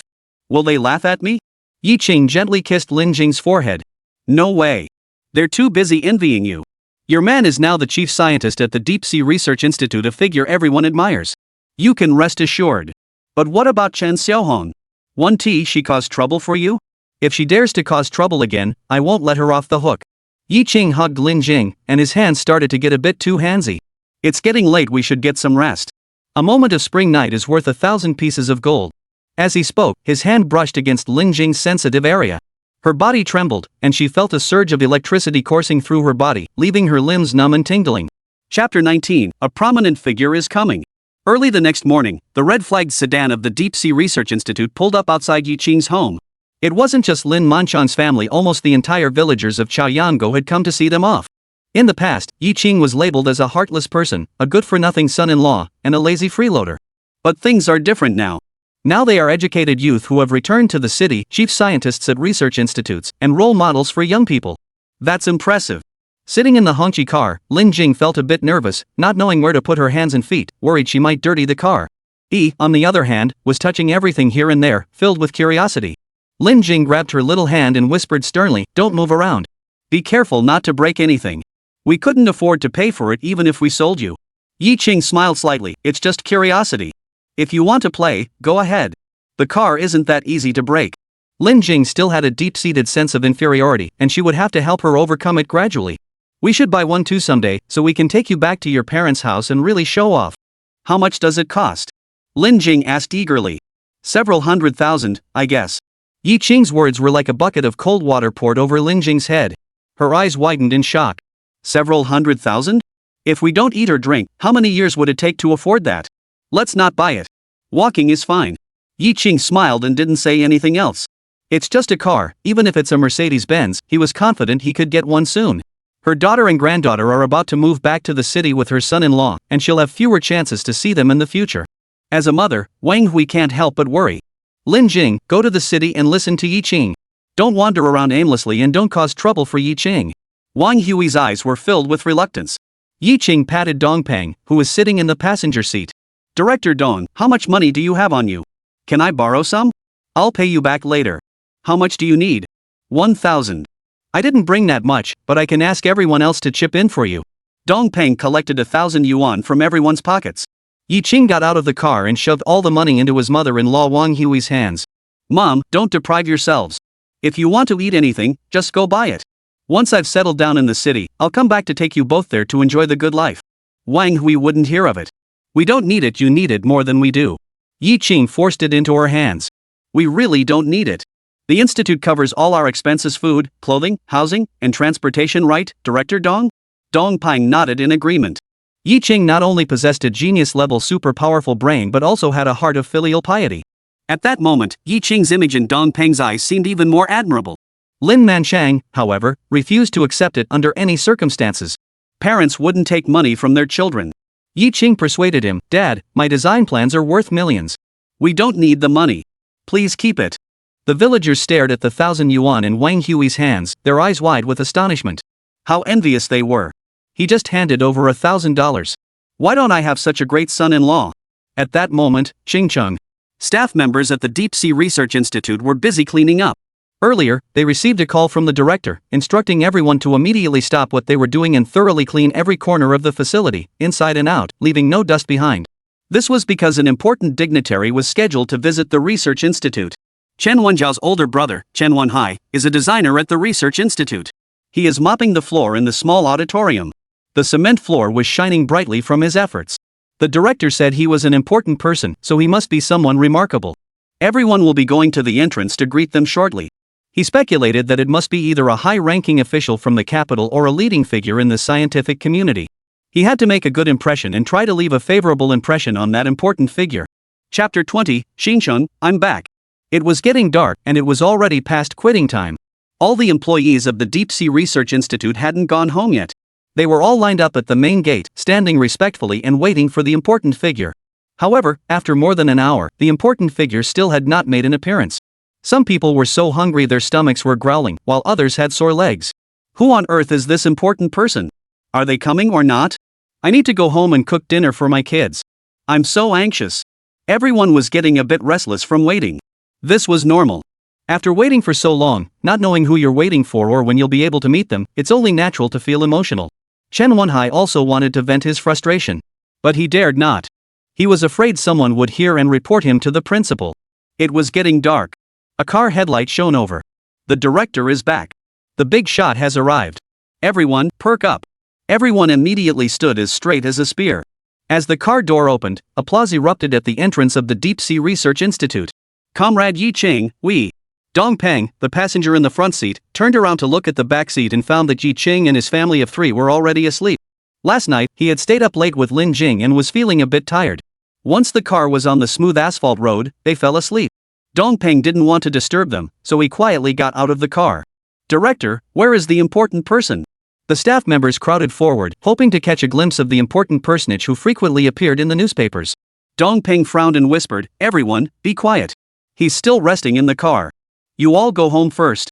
Someone nearby asked curiously, "Director, who is that important person?" "The designer of the destroyer." Everyone immediately became excited.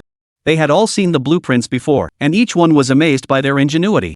It turns out the dean and the others weren't at home these past few days. They went to find that talented designer. It's getting late. You should hurry home. We can discuss anything else tomorrow.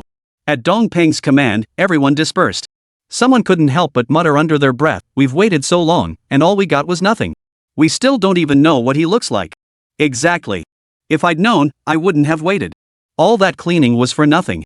Dong Peng and Tang Jieshan chased everyone else away, but the two of them didn't leave. They stayed by the red flag car the whole time. The two lit cigarettes. "Old Tang, we've been partners for a long time.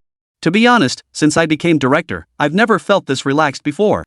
The Ship Design Institute isn't the only one working on the 052 type destroyer. The Ocean-Going Design Institute is also designing it, and I hear they've made significant progress. The military authorities are very impressed.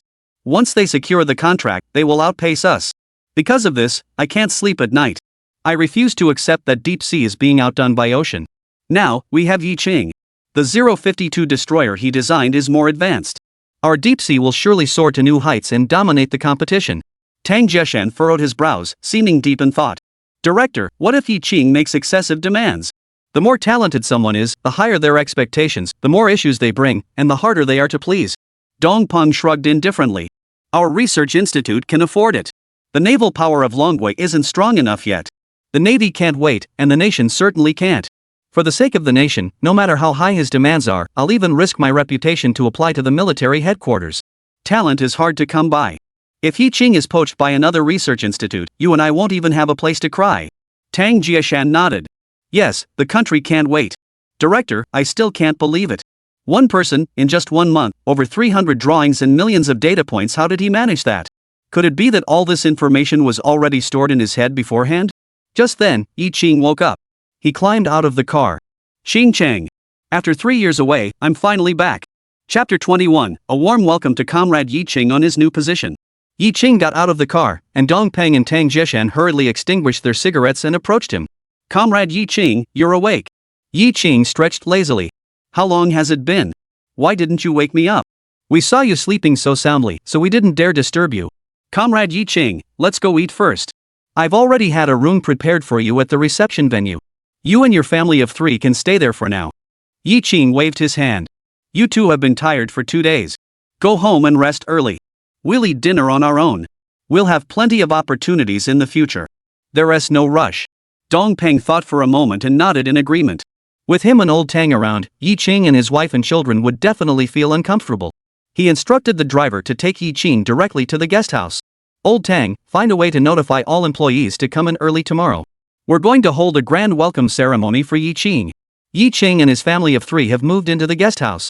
Yi Qing ordered a variety of delicious dishes, including roast chicken and pork knuckles, and had them delivered to their room. Anyway, it's all on the Research Institute's tab, so why not eat it? He broke off a chicken leg for Lin Jing and one for himself. You must be hungry. Go ahead and eat your fill tonight. Everyone grabbed a chicken leg and started munching away. Dad, the chicken leg is so delicious. With one bite, my mouth is full of grease.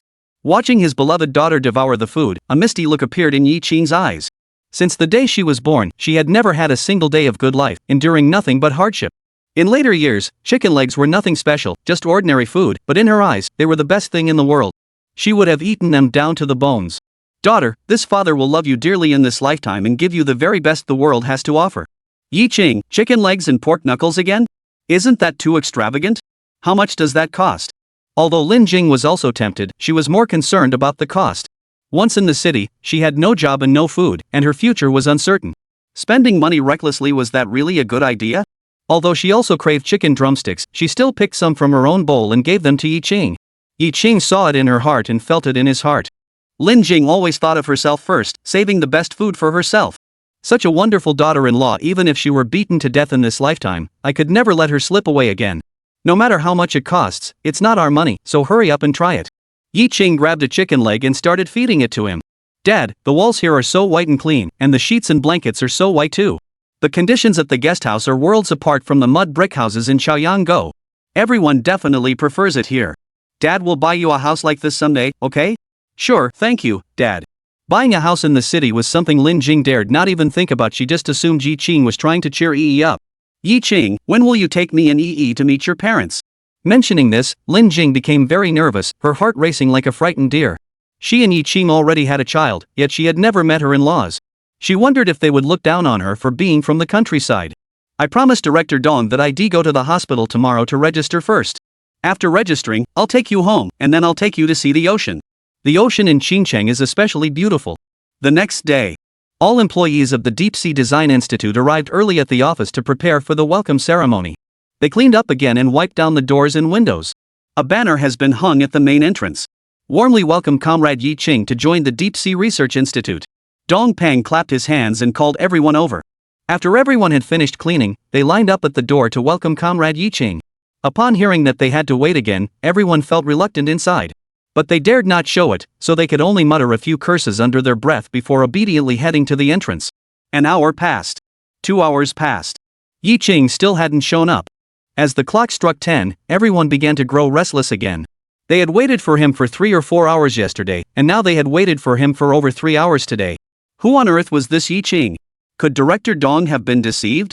Dong Peng glanced at his watch. It was past 10 o'clock. Where is Yi Qing? Chapter 22, a lesson that convinced everyone. At 10:30, Yi Qing finally arrived. Dong Peng let out a sigh of relief. Let us give a warm round of applause to welcome Comrade Yi Qing. Everyone was stunned to see how young he was. So young, could he be the son of some influential figure? Isn't he the designer of the 052 destroyer blueprints? Yi Qing felt a bit guilty seeing Dong Peng making such a big deal out of it. Director Dong, you weren't waiting for me all this time, were you? Everyone is eager to meet you. Let me introduce you. This is Yi Qing, the designer of the destroyer blueprints. Everyone was speechless. They couldn't believe it. To design such an advanced destroyer, it must have been the work of a renowned scientist of international fame. How could it be such a young person? Impossible, absolutely impossible. Either Director Dong is mistaken, or Director Dong has been deceived. Seeing everyone standing there dumbfounded, Dong Peng said impatiently, "Are you all stupid? Hurry up and welcome him." Dong Peng was no fool. He could tell that these people didn't trust Yi Qing at all. Back then, he had the same thoughts as them. Alright, then let you see how formidable Yi Qing is. Comrade Yi Qing, let's go to the small auditorium. You can give everyone a lesson and offer some guidance. How about that? Everyone thought they had heard wrong. Director Dong actually used the term pointing out? Everyone present is a seasoned ship designer. Does a young upstart think he can give them advice? Chen Wenhai, standing among the crowd, looked down on them with disdain. He also looked down on Yi Qing. If you dare to give advice, just wait and see how you humiliate yourself. Everyone gathered in the small auditorium. Does anyone have any questions? Immediately, someone stepped forward to challenge Yi Qing. Comrade Yi Qing, we have a project to upgrade the Type 051 destroyer, but its air defense capabilities have always been a weak point. After he raised the issue, Yi Qing didn't hesitate for a moment and immediately responded. The Type 051 destroyer was designed based on the Soviet Kotlin-class destroyer, but due to its limited ammunition loading system, the missile fins cannot be deployed, making it impossible to adopt a vertical launch system, which restricts the missile's range. When designing the Type 052 destroyer, I also considered this issue, so I adopted a twist rod design for the missile tail fins, thereby resolving the problem. Someone else asked, the active phased array radar you mentioned, is that feasible? The technical challenges are enormous. Since I've designed it, I can certainly make it a reality. The principle is actually quite simple. Over the next 2 hours, Yi Qing shared numerous cutting-edge concepts with the designers present, opening up a whole new world of possibilities for them. They listened with rapt attention, and all their previous doubts vanished into thin air. What they had sought to prove wrong ended up backfiring on them. They had thought he was showing off in front of Guan Yu, overestimating his own abilities. Now it seems that Yi Qing is even more formidable than Guan Gong. No one dares to look down on Yi Qing anymore. His true talent and expertise are unmatched, and he might even surpass Director Dong. This time, the Deep Sea Research Institute has truly found a gem. Chen Wenhai was also deeply captivated by Yi Qing's theories. He remembered Yi Qing's name and, more importantly, his appearance. If given the opportunity, he must definitely seek him out for further guidance. In the afternoon, the department head asked Chen Wenhai to compile everything Yi Qing had discussed. By the time he finished and went home, it was already 8 o'clock in the evening. As soon as he entered the house, he saw his younger brother Chen Wenjiao and his niece Chen Xiaohong there. How did you two get here? Bro, why are you getting off work so late today? There was a really impressive person at the Research Institute today who gave us a lecture. His level of expertise is absolutely top-notch. He's definitely one of the best in the country. Chen Wenhai said, raising his thumb in approval. He plopped down on the sofa and glanced at Chen Xiaohong. At such a young age, he already has such a solid foundation. His future is undoubtedly bright. What a pity. He didn't finish his sentence, but Chen Wenjiao understood what he meant. He gave a wry smile. Brother, where would we ever have the chance to associate with such people? Chen Wenhai hummed in agreement. Although the Chen brothers had decent jobs, they were just ordinary people and had no chance of crossing paths with the prodigy Yi Qing. Chen Wenjiao asked, you came to find me, what's the matter? Chen Xiaohong was so anxious she was about to cry. Uncle, look at my belly. If I don't get married soon, I'll have no face to show anyone. It wasn't just Chen Xiaohong who would be too ashamed to show her face. Once Chen Xiaohong's affair becomes public, not only will Chen Wenjiao be unable to hold his head up, but Chen Wenhai will also be affected. The entire Chen family will be disgraced. Chen Wenhai was also anxious. Brother, you've got to hurry up. Chen Wenjiao was at a loss, frowning deeply. Brother, I really don't know what to do. That's why I came to you. You know so many people, please help me find someone. Because of his daughter's situation, he had already gone gray from worry. He had to find someone suitable. The Chen family wouldn't settle for just anyone, they wanted someone of equal standing. But Chen Wenjiao and Chen Xiaohong like someone, and that person doesn't like them. Didn't you already find someone before? You even asked me to help get him into the Research Institute. You mean Yi Qing? He's suitable, but he's too ungrateful. Upon hearing the name Yi Qing, Chen Wenhai shuddered. Chapter 23, Take your wife and children and go home. Chen Wenhai's eyes widened, and he stared intently at Chen Wenjiao. Who are you talking about? Yi Qing. Yi Qing? Could it be the Yi Qing who gave the lecture this morning? But he immediately dismissed the idea. How could that be possible? With Chen Xiaohong's background, she would never have had the chance to meet such a prodigy. It was just a coincidence of having the same name. Ha, it's just your imagination running wild. Since Yi Qing is a good match, why not marry him quickly? There's not much time left for Xiaohong. Chen Wenjiao sighed deeply. I wanted to, but that Yi Qing. He looked like he had something on his mind but couldn't bring himself to say it. Chen Wenhai raised his eyelids. What? He didn't agree? Xiao Hong marrying him was a sign of respect for him. After all, his family was just ordinary workers, wasn't it? Brother, you don't know. Xiao Hong and I went to confront that good-for-nothing, and he spoke very harshly to us. He even punched me. Chen Wenhai flew into a rage immediately. What an arrogant brat. Not only did he dare to reject Xiao Hong, but he also dared to hit someone from the Chen family. Let him taste the might of the Chen family. Chen Wenhai's face darkened, his features twisted into a menacing expression. Chen Wenjiao felt more confident. Big brother, as long as you step in, this matter will definitely be resolved. Meanwhile, Dong Pang left Yi Qing in the office. Comrade Yi Qing, I have a favor to ask of you. Go ahead. Yi Qing glanced at the wall clock. It was already 7:30, and Lin Jing and Yi were still waiting for him at the guest house. Dong Peng smiled and said, "Can you come with me to Beijing? We'll report the destroyer design plans directly to the military leadership. We'll leave tomorrow. What do you think?" "No, I can't." Yi Qing immediately refused. "My wife and daughter haven't settled in yet, and I haven't had time to go home to see my parents.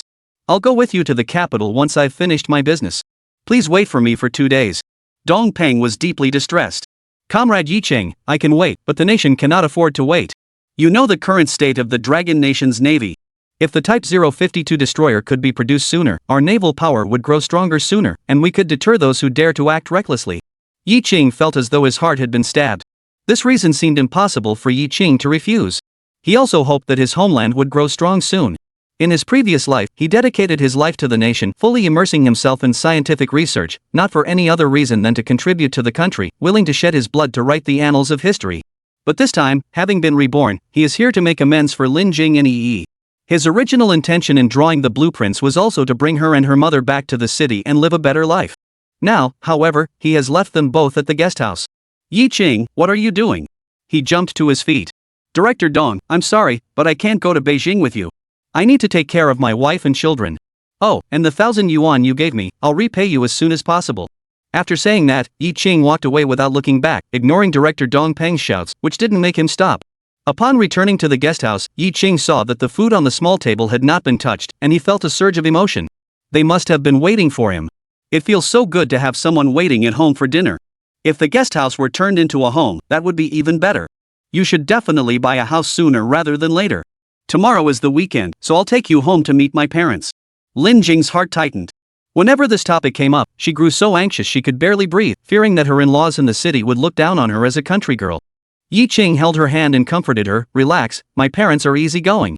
The next day, Yi Qing and his family left the guest house and saw the red flag car from the Deep Sea Research Institute parked by the roadside. Dong Peng was standing nearby. He enthusiastically approached them. "Comrade Yi Qing, where are you going? Let me give you a ride." Yi Qing refused to go to the capital with him, but he wouldn't give up. Yi Qing initially refused. He didn't want to owe too many people favors. But Dong Peng persisted relentlessly, and he had no choice but to sit down in the red car with Lin Jing. Half an hour later. "Director Dong, the alley ahead is narrow, and the car can't get through. Let's just drop you off here." "Thank you." Dong Peng chuckled. "Comrade Yi Qing, please consider that matter again." "Got it." Yi Qing led Lin Jing and Yi into the alley and found a large crowd gathered in front of his door. The sound of things crashing to the ground echoed from inside the house. Yi Qing's heart skipped a beat. What's going on at home? Chapter 24, Forced Marriage. Yi Qing handed the gifts he had bought to Lin Jing and pushed his way into the crowd. What's going on? It's Yi Ping's family. Several men burst into their house, smashing things, and even attacking people. They're being so bullying they have no respect for the law at all. An elderly woman nearby spoke up angrily. She turned her head and glanced at Yi Qing, suddenly remembering something. "Xiao Qing? Is that you? When did you come back? I almost didn't recognize you. Hurry inside and check. It's Chen Wenjiao and his men. He insists on marrying his daughter to you, but your parents refuse, so they've resorted to violence." Yi Qing didn't have time to respond. She pushed through the crowd and ran quickly toward her home. 3 burly men were inside, smashing and destroying everything in sight, kicking tables and chairs, and smashing pots and bowls. The house was in complete disarray. Yi Ping and his wife Mei Ting stood in the corner, looking helpless. Chen Wenhai and Chen Xiaohong stood before them, towering above them, arrogant and domineering. "Yi Ping, we used to be neighbors in the same courtyard. Let Xiaohong marry Yi Qing, it would be a match made in heaven, and a story for generations to come. I don't understand why you're being so stubborn. What's wrong with your son marrying my daughter? Your son's career issues would be resolved, and the two of you could look forward to holding grandchildren and enjoying your golden years." Yi Ping was so angry his face turned red. "Chen Wenjiao, I never thought you were this kind of person. Aren't you afraid of what the neighbors will say? Chen Wenhai snorted coldly. Yi Ping, don't be ungrateful. My brother is now an official at the Deep Sea Research Institute. Do you know what that is? It's a unit directly under the military department. I'm the director of the neighborhood office. My daughter has set her sights on your son. That's an honor for your Yi family. Don't be ungrateful. Yi Ping was seething with anger, his body trembling. Chen Wenjiao, what kind of nonsense are you spouting? My son married your daughter. Do you think they'll live happily ever after? I absolutely refuse to agree. Chen Wenjiao roared back, Yi Ping, I'm doing this for your family's sake. I don't need it, Chen Wenjiao. Give up that idea. I firmly oppose this marriage. At first, Yi Ping had been forced to compromise under the pressure from Chen Wenjiao and his brother.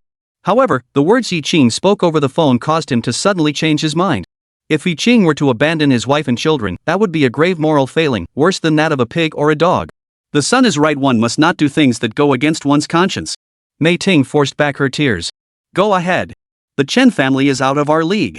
Xiao Hong can find someone with better prospects. Yi Ping and his wife were truly baffled. Chen Xiaohong was so well qualified, why would she choose Yi Qing of all people?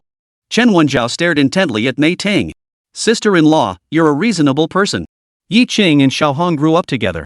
Calling them childhood sweethearts isn't too much, is it? When Xiaohong was little, you often invited her over for dinner. You liked her very much. Have you forgotten all that? Let them get married. I'm doing this for the good of both families. Mei Ting shook her head. Chen Wenjiao, don't say another word. I will never allow Yi Qing to marry Chen Xiaohong. Back then, Chen Xiaohong was a good girl. How did she end up like this? If he really marries her, how will Yi Qing spend the rest of his life? She had made up her mind. Even if Chen Wenjiao demolished the house, she would firmly refuse. She couldn't ruin Yi Qing's happiness. Chen Wenjiao saw this and his expression turned cold. Those two who refuse a toast and insist on being punished, beat them until they agree. 3 thugs immediately pounced on Yi Ping and Mei Ting. It happened in the blink of an eye. Yi Qing burst into the room, punching one of them in the stomach and bellowing, I'll see who dares to move. Chapter 25, Yi Qing reveals the truth. Yi Qing's punch was powerful and forceful, sending the man's insides tumbling. He immediately dropped to his knees and began vomiting. The crowd outside erupted in chaos. Who is this young man? He dares to meddle in Chen Wenjiao's affairs? This is bad. He's going to get into trouble. The other 2 henchmen immediately charged toward Yi Qing. Bang! Yi Qing grabbed a folding chair, mustered all his strength, and slammed it down on one of them. He picked up a frying pan and smacked it across another person's face. Both men fell to the ground immediately, one of them unconscious. When a person is in a state of extreme anger, their combat potential can be amplified to an unimaginable extent. Yi Qing's eyes were filled with murderous intent as he glared intently at Chen Wenjiao and Chen Xiaohong. You two, dare to lay a finger on my parents, and I'll kill you both. Yi Ping and Mei Ting were startled and exclaimed, Yi Qing, when did you come back? The two hurried over. His son had been working in the countryside for 3 years, and they hadn't seen each other in 3 years. Yi Ping and his wife couldn't help but shed tears of sorrow. But for Yi Qing, it had been over 40 years since they last saw each other. In his previous life, after his parents passed away, he had only seen them in his dreams. 40 years later, when he finally reunited with his parents, they still looked as young as they did in his memories, and Yi Qing was overcome with joy and tears. He embraced his parents and said, Mom and Dad, I'm back. No one can bully our family anymore. Put everything else aside for now. Let's deal with those 2 scoundrels, Chen Wenjiao and Chen Xiaohong, first. Yi Qing turned around, his gaze dark and menacing, betraying a murderous intent. Chen Wenjiao and Chen Xiaohong, however, paid no heed. A poor young man, how much of a stir could he possibly cause? Yi Qing, I'm the head of the neighborhood office. My people are government officials. You've beaten them like this, do you know what the consequences will be? I'm telling you clearly now, you're finished. Yi Qing responded harshly, get out of here. Is being the head of the neighborhood office so great? Can you just barge into people's homes and beat them up? For someone like Chen Wenjiao, you can't give him a friendly face. Chen Xiaohong was furious with shame. Yi Qing, how dare you speak to my father like that? Do you still want to marry me? Yi Qing sneered, little cutie. I'd never marry you. Yi Qing walked to the door, and the neighbors who had gathered to watch the commotion also recognized him. He was the son of Yi Ping. Although he had darkened considerably, he looked very sturdy. Aren't they supposed to have had a tough time as rural workers? But he doesn't seem to have had it that tough. Yi Qing shouted at the crowd, everyone, Mr. and Mrs., Uncle and Auntie, Chen Wenjiao is the head of the neighborhood office.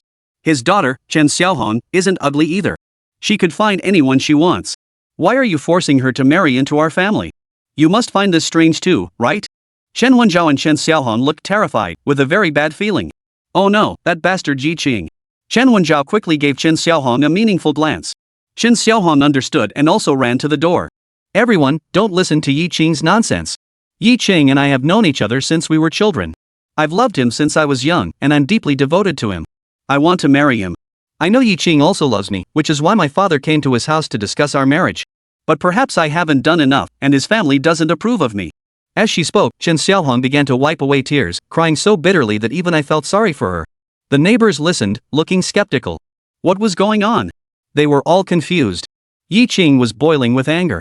Chen Xiaohong, you're the thief crying catch the thief and biting the hand that feeds you, aren't you? Alright, today I'll expose your true colors, you green tea. Chen Xiaohong, just admit it already. You claim to love me so much, but it's all bull. The truth is you've been cheating on me and got pregnant with another man's child, and now you want me to be the fall guy. Chapter 26, Yi Qing refuses to be the big loser.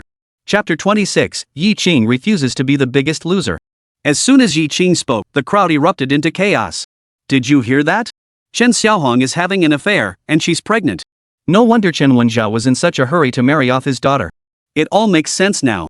Who would want to marry such a woman? They'd be cursed for 8 lifetimes. Exactly. Even if you have to stay single for the rest of your life, you shouldn't marry a woman like that. For a moment, everyone looked at Chen Xiaohong with disdain. Yi Ping and his wife were also stunned. No wonder Chen Xiaohong was in such a hurry to marry into the family she couldn't wait a moment longer. This was making Yi Qing the scapegoat, utterly despicable. Fortunately, Yi Qing is firm in his stance. If we were to give in, wouldn't we be betraying Yi Qing? The couple felt both guilty and outraged, and their gaze toward the Chen family father and daughter was filled with disgust. The friendship between the two families was severed completely from that day onward. Chen Xiaohong's face turned ashen. How could Yi Qing possibly know about her pregnancy? Only her parents and her uncle knew about it. They would never betray her. She was furious and shouted, "Yi Qing, you bastard!" Chen Wenjiao couldn't save face either, and was so angry he felt like his lungs were about to explode. You despicable Yi Qing, dare you slander my daughter? Do you think I won't make you rot in prison? I order you, in front of everyone, to immediately apologize to my daughter and clear her name. Yi Qing sneered, innocent? Chen Wenjiao, do you even know if your daughter is pregnant? Oh, right, I bet neither of you know whose child she's carrying, do you? Shut up, you're talking nonsense. You know very well whether I'm talking nonsense or not. Why don't we go to the hospital together for a checkup? Then we'll know for sure. Chen Xiaohong felt her heart racing.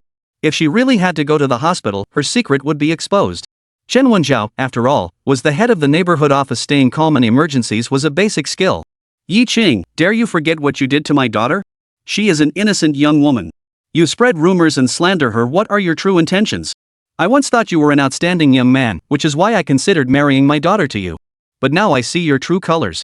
I've made a mistake in judging you. Don't even think about marrying my daughter. Even if you beg me now, it won't make a difference. I, Chen Wenjiao, am not someone to be trifled with. Your Yi family has spread rumors and ruined my daughter's reputation. I've taken note of this. You just wait. I'll make sure your entire family of 3 has no place to stand in Qingcheng. Chen Wenjiao keeps his word. Chen Wenjiao's targeting of Yi Qing left Yi Ping, as her father, seething with anger, despite his usually calm temperament. Chen Wenjiao, don't push your luck. What gives you the right to threaten my son? Chen Wenjiao's face darkened. Threaten? You underestimate me. This isn't a threat. I'll not only make sure Yi Qing can't find a job, but I'll also make sure you and Mei Ting lose your jobs too. Yi Ping, who rarely lost his temper, could no longer contain himself. Chen Wenjiao, you're being too mean. What's wrong with bullying you? What can you do to me? Even if the 3 of you were to kneel down and beg me now, it would be useless. It's too late.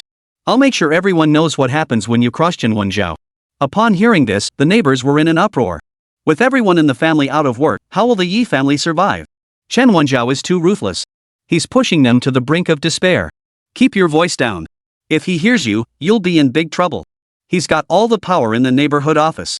Yi Qing remained calm and composed, his expression unruffled. He cast a playful glance at Chen Wenjiao. You're so bold. A mere street office director dares to act so recklessly here? You even made my parents lose their jobs? Why don't you just go to the moon? Yi Qing really didn't think much of him. Chen Wenjiao gritted his teeth, unaware of his own limitations. Do you know who my brother is? Chen Wenhai? He's the designer at the Deep Sea Research Institute. The Deep Sea Research Institute is backed by the military. With my brother around, wiping out your entire family would be as easy as saying a word. Yi Qing asked in surprise, you came here today to cause trouble because Chen Wenhai is backing you? Fine, I'll make sure Chen Wenhai packs his bags and leaves right now. Ha! Chen Wenjiao suddenly burst into laughter, as if he had heard the funniest joke in the world. You think you can make my brother leave? Are you out of your mind? Chapter 27, That remarkable young man is me, Yi Qing. Yi Qing looked at Chen Wenjiao as if he were a little cutie. Don't you believe I can do it? Chen Wenjiao said arrogantly, Yi Qing, watch your mouth or you'll bite your tongue. Who do you think you are? You can't even get into the research institute. I was actually planning to introduce you there, but now it's impossible. You'll never work there in your lifetime. Not just the research institute without my word, I doubt any organization would dare to hire you. A former rural volunteer daring to act so brazenly in front of me, this is the consequence. At that moment, Chen Xiaohong felt not only anger but also hatred toward Yi Qing. My reputation has been ruined by him. He won't let me live in peace, so I'll ruin his life. Yi Qing, I agreed to marry you because I think highly of you. There are plenty of men who are more capable and better looking than you. Do you know that they're all lining up to marry me? What you've done today will come back to haunt you, and I'll make sure you pay a heavy price for it. Without my father's recommendation, you'd never have gotten into the research institute. Go back to your rural hometown. You deserve to spend your entire life farming. The Chen family father and daughter spoke harshly. Of course, harsh words are also the truth. In their minds, Yi Qing would never have the opportunity to work at a research institute in his lifetime. They would find someone to take away Yi Pingmiting's livelihood, leaving them unable to feed themselves. Either they'll have to scavenge for scraps or become beggars. In any case, the Yi family shouldn't expect to have it easy. This is the consequence of offending the Chen family. Mei Ting, deeply concerned for her son, was extremely anxious. Her son is a university student, her pride and joy. After finally securing a spot through the quota system, he has now faced such unfair treatment, and she cannot bear it. Her son should have had a brilliant life, he shouldn't have ended up in mediocrity. You can't do this. Back then, the Yi family helped you out. We didn't deserve this. Chen Wenjiao led a group to destroy their homes, and Mei Ting didn't utter a single word of appeasement. But for her son's future, Mei Ting, as a mother, relented. Chen Wenjiao snorted coldly. Now you know to beg me? Too late. I told you earlier, even if you kneel down and kowtow to me, it won't help. Damn it, Yi Qing slandered my daughter. This isn't over. Mei Ting spoke humbly, pleading, can I have Yi Qing apologize to you? He can apologize sincerely in front of everyone. If you're still not satisfied, take it out on me and Yi Ping, just don't target Yi Qing. Yi Qing felt a mix of emotions. His stubborn mother, for his sake, had no choice but to bow to Chen Wenjiao. Today, he not only seeks to prove himself but also to make everyone aware that the Yi family is a force to be reckoned with. Mom, I wasn't wrong. Chen Xiaohong is definitely pregnant. Why should I apologize to them? I know you're worried about my job, but it's just the research institute. I can get in if I want to. I don't need them.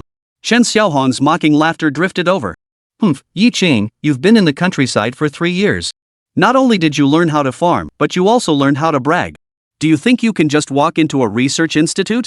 Who do you think you are? They wouldn't want someone like you there. You probably don't know, but a remarkable young person has arrived at the research institute recently. The director led all the staff to greet him at the entrance. Do you have the ability to make the director greet you?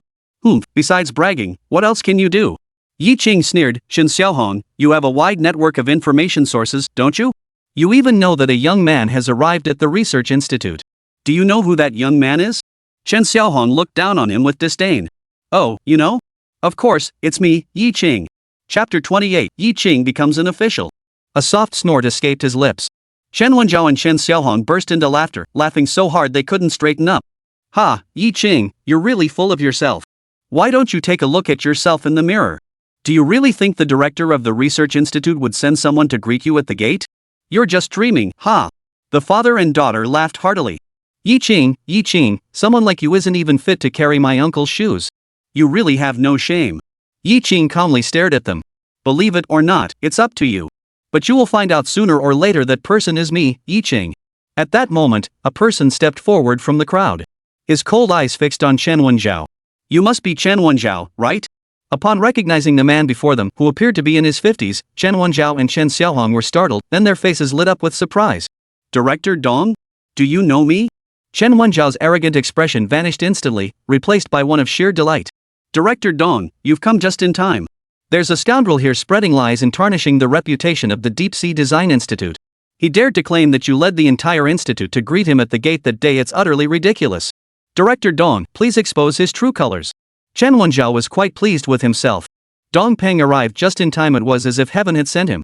Yi Qing, just wait and see how you'll embarrass yourself. Dongpeng, however, replied coldly, Chen Wenjiao, the person I greeted that day was Yi Qing, the very same Yi Qing standing right in front of you. Didn't your brother tell you? What? Chen Wenjiao and Chen Xiaohong felt a chill run down their spines. How could that be possible? They doubted their own ears. Yi Qing was just a rural to urban migrant worker who had recently returned to the city. How could he possibly deserve to be greeted personally by Dongpeng at the entrance of the Design Institute? Chen Wenjiao turned to look at Yi Qing, his eyes filled with disbelief. Yi Qing's eyes were cold and ruthless. I told you just now, but you refused to believe me. Chen Wenjiao slapped his forehead. Oh no. I missed out on a fortune.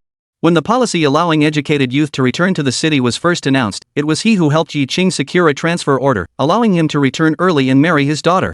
If Yi Qing hadn't been so stubborn, the wedding banquet would already have been held.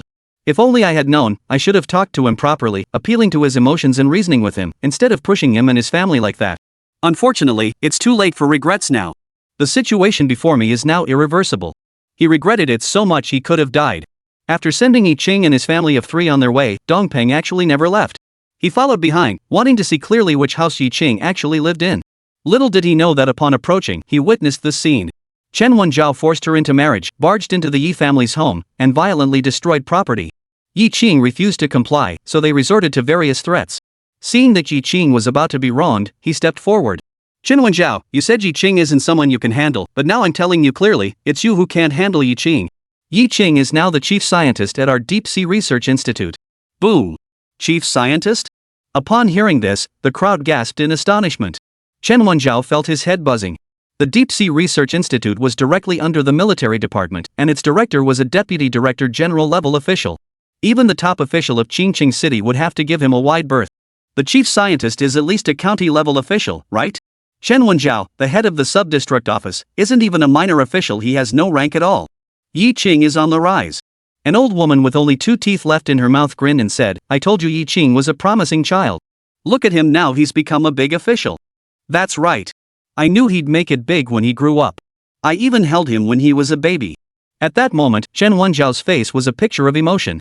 Regret, sorrow, sadness, fear, and dread. He smashed up Yi Qing's home and made threatening remarks.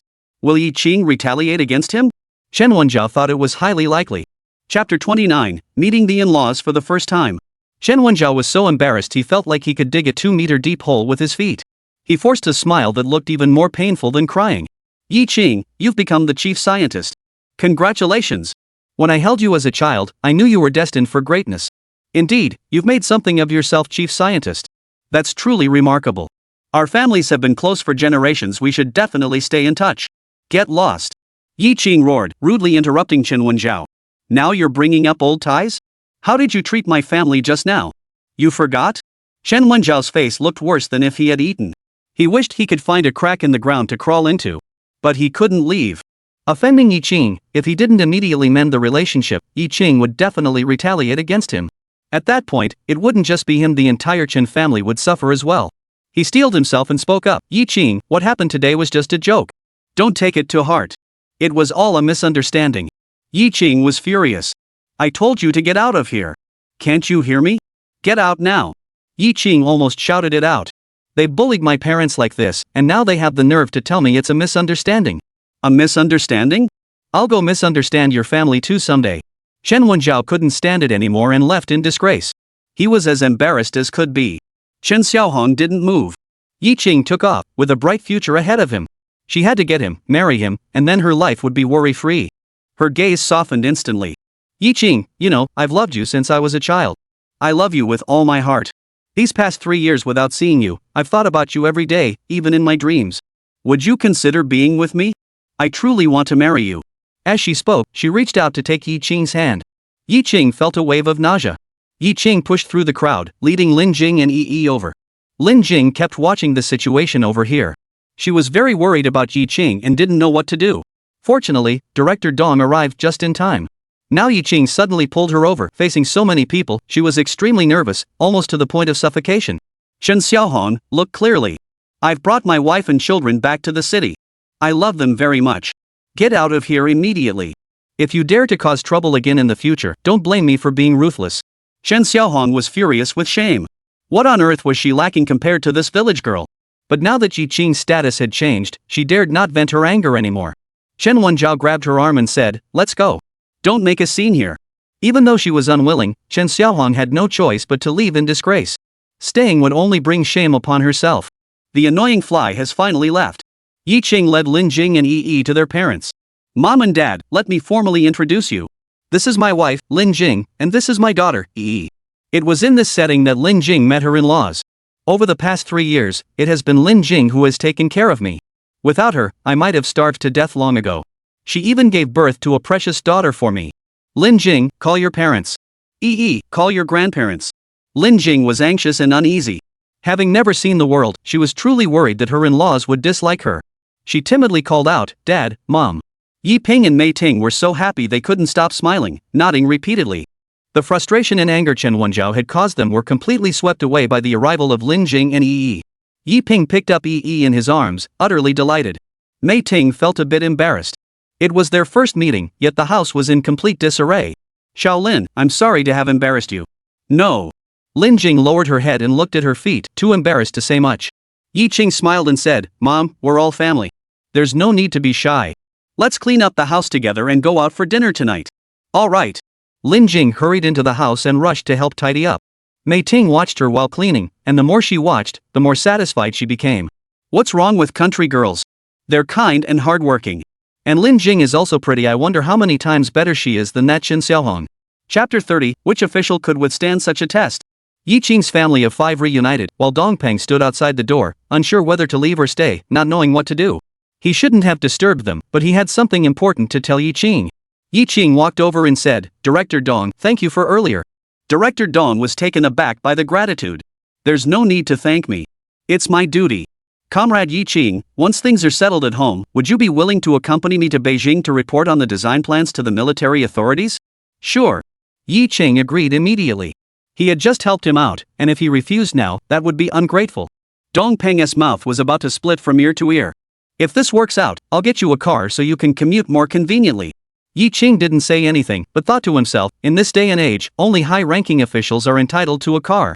Dong Peng is so cunning, he's using this as a sweet bribe to corrupt me. Who could withstand such a test? But I can.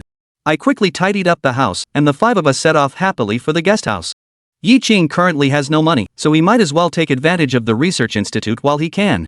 Yi Ping was a heavy drinker, but under the circumstances, he didn't have much extra money to buy alcohol. But today, his daughter-in-law and granddaughter had come home, so he was in a good mood and decided to treat them. Yi Ping and Mei Ting kept serving food into Lin Jing and Yi's bowls, smiling broadly, and finally picked Yi up and fed her directly from their arms. Lin Jing looked like a newlywed bride on her first day at her in-laws' home. Oh, she was indeed shy and hesitant to pick up her chopsticks. Seeing her parents so happy, Yi Qing felt a warm glow in her heart. In his previous life, he had married Chen Xiaohong, and every day was filled with endless troubles, either arguing or fighting. His parents had worried themselves sick over him. "In the end, I couldn't enjoy my golden years in peace. I developed depression and passed away." In this life, he vows to be there for his parents, making up for the past. Mom and Dad, life in Chaoyanggo was very tough. You might not be able to imagine it, but everyone had limited rations, and having a steamed bun to eat in a day was already a very happy thing.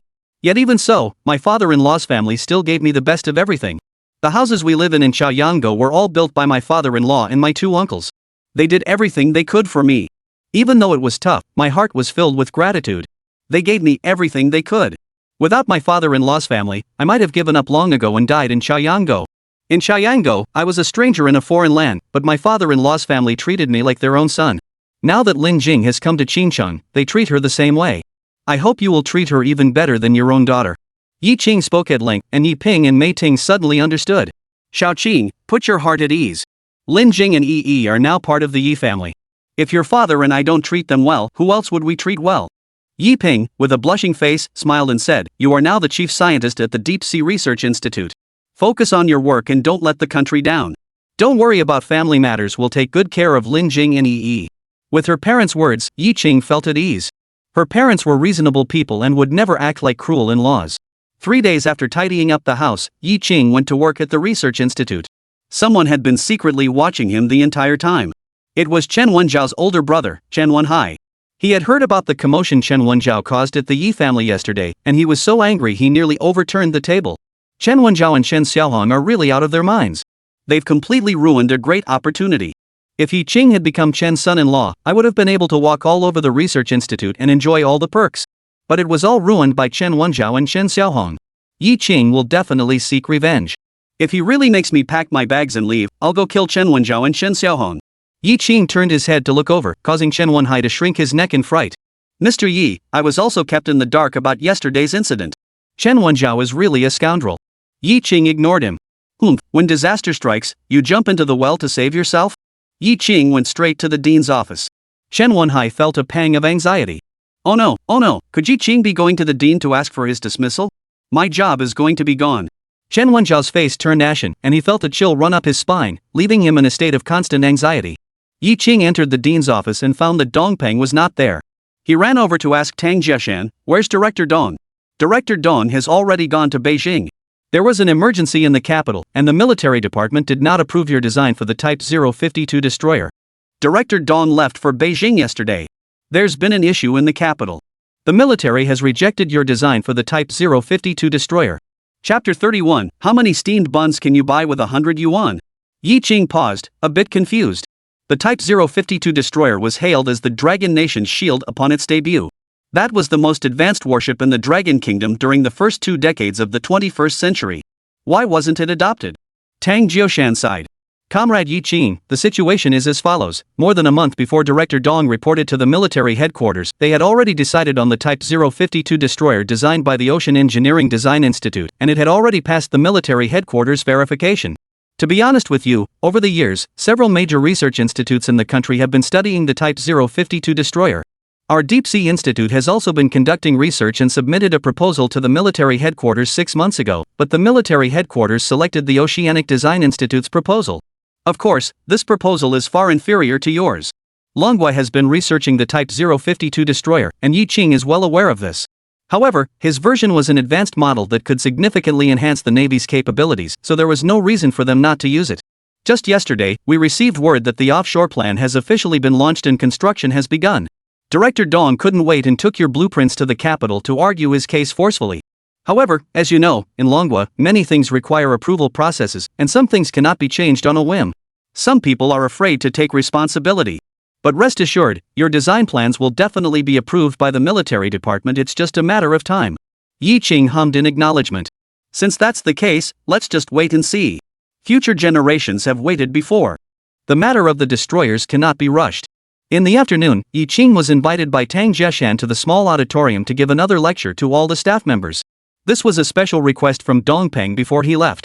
Comrade Yi Ching is brimming with talent, our people should learn as much as they can from him. He would love to drain Yi Ching dry. In the small auditorium, besides Yi Ching's lecture, there was also the scratching sound of a pen writing on paper. Research Institute staff members were all holding small notebooks and pens, furiously taking notes, afraid of missing any key points. Yi Ching's extraordinary talent left everyone in awe, and now everyone addresses him respectfully as Mr. Yi. Even learning just a fraction of his skills could benefit one for a lifetime, a consensus among the Research Institute staff. Only Chen Wenhai had no interest in attending the lectures. He kept wondering if Yi Ching would take revenge on him. Yi Ching talked about destroyers, then nuclear submarines, and finally aircraft carriers. Building an aircraft carrier is the ultimate dream of the Research Institute. Although current technological conditions are lagging behind, this cannot deter everyone's dream of building an aircraft carrier. A country like Manhwa must have its own aircraft carrier. This is not only the aspiration of leaders, but also the shared ideal of those engaged in naval shipbuilding and the entire nation. Someone raised their hand and stood up. Mr. Yi, when will our Dragon Nation have its own aircraft carrier? It won't be long. We didn't have the 2 bombs and 1 satellite before, but through everyone's efforts, we have them now. In the future, we won't just have an aircraft carrier, we'll have more than one. Perhaps in a few years, our research institute will begin developing aircraft carriers. Everyone became excited. If one could participate in the development of an aircraft carrier, it would be such an honorable and proud thing. Yi Ching had already made up his mind. If given the chance, he would definitely ensure that Manhwa's nuclear-powered aircraft carrier was launched ahead of schedule. Amidst a round of enthusiastic applause, Yi Ching concluded his lecture. When he returned home, his parents had already come back from work. Lin Jing had also prepared dinner. Yi Ping and Mei Ting were smiling, but Yi Ching could clearly sense that they had something on their minds, something very serious.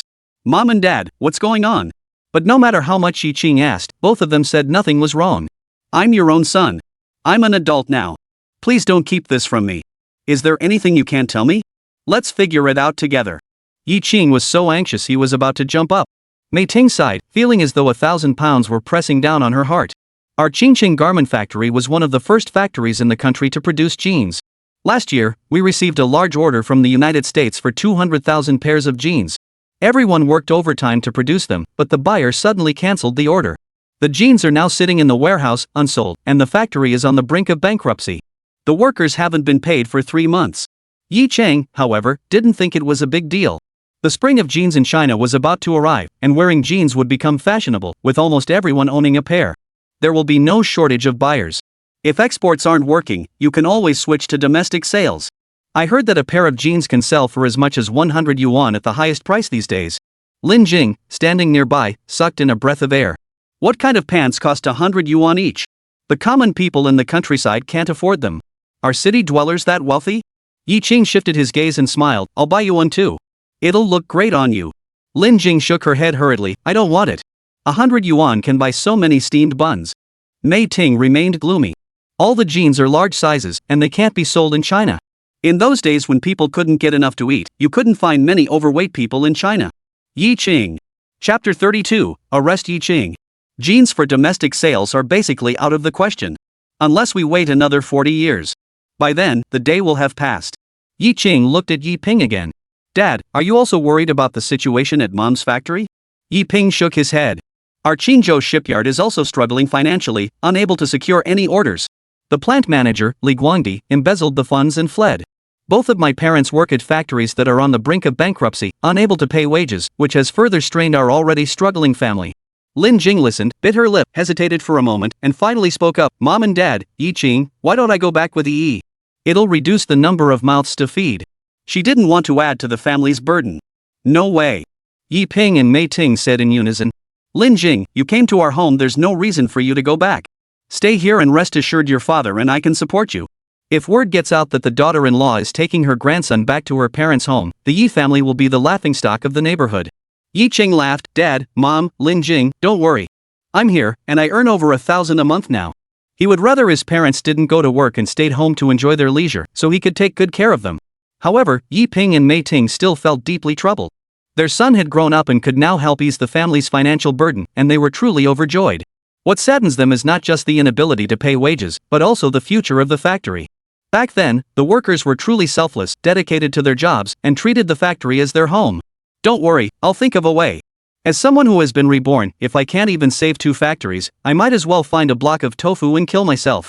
The next day, Yi Qing had just arrived at the research institute when he received a call from Dongpeng. Yi Qing, I'm currently at the Navy headquarters. Come to Beijing immediately. The Navy commander wants to discuss the destroyer matter with you. Dongpeng brought Yi Qing's design drawings to the Navy headquarters and provided a detailed report on the design concept and advanced features of the destroyer. However, they replied, your ideas are good, but some of the technology is simply not feasible at this stage. Dongpeng then introduced Yi Qing to them, assuring them that as long as Comrade Yi Qing was involved, the destroyer would definitely be built. The headquarters leadership wanted to meet Yi Qing, which is why this call was made. Going to the capital, I don't know how many days it will take to return. Yi Qing was resistant. But when he thought about how much help Dongpeng had given him, he agreed. He left for Beijing that day. When they arrived in the capital, it was already dark. Dongpeng had been waiting at the entrance of the Navy headquarters all along, his eyes straining with anticipation, too anxious to even think about eating. When he spotted Yi Qing's figure, he was overjoyed. Hurry, let's go see Commander Lu right now. But the guards stopped them. Commander Lu is already resting. Come back tomorrow. Dongpeng furrowed his brows. Comrade, this is an urgent matter concerning the construction of a naval destroyer. We can wait, but the motherland cannot. Please inform him that Commander Lu will meet with us. The guard was a bit hesitant, but Dongpeng's words about the nation not being able to wait made him take it seriously. He quickly called the captain of Commander Lu's security detail. 10 minutes later, Dongpeng and Yi Qing finally met Lu Shanhe, the commander. Commander Lu, the design drawings for the destroyer were all done by Comrade Yi Qing alone, and it only took him a month to complete them. Dongpeng introduced Yi Qing with great fanfare. Commander Lu sat on the sofa. Though not particularly tall or imposing, he exuded an air of authority befitting a general of a great nation, giving the impression that he was a mountain. His eagle-like gaze never left Yi Qing. Suddenly, he shouted, someone, come and arrest him. Yi Qing's heart skipped a beat. What is he up to? Chapter 33, Yi Qing has a bold idea. A large contingent of armed guards stormed into the conference room, surrounding Yi Qing with their guns drawn. Dong Peng's eyes widened in shock, his heart racing in his throat. Commander Lu, there's been a misunderstanding. Yi Qing is a staff member of our research institute, he's not an enemy agent. What are you doing? This is no joke. He was terrified. Lu Shanha narrowed his eyes and looked at Yi Qing.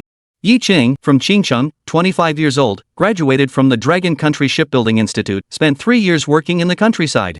On paper, his background seems ordinary. However, he designed a destroyer in just 1 month that is decades more advanced than any research institute in Dragon Country. Director Dong, don't you find that suspicious? Yi Qing's personal background has already been thoroughly investigated by Lu Shanha. Dong Peng hurriedly explained that there were issues, but didn't that precisely prove that Yi Qing was a genius? Lu Shanha, however, looked solemn. The notion of genius is too far-fetched.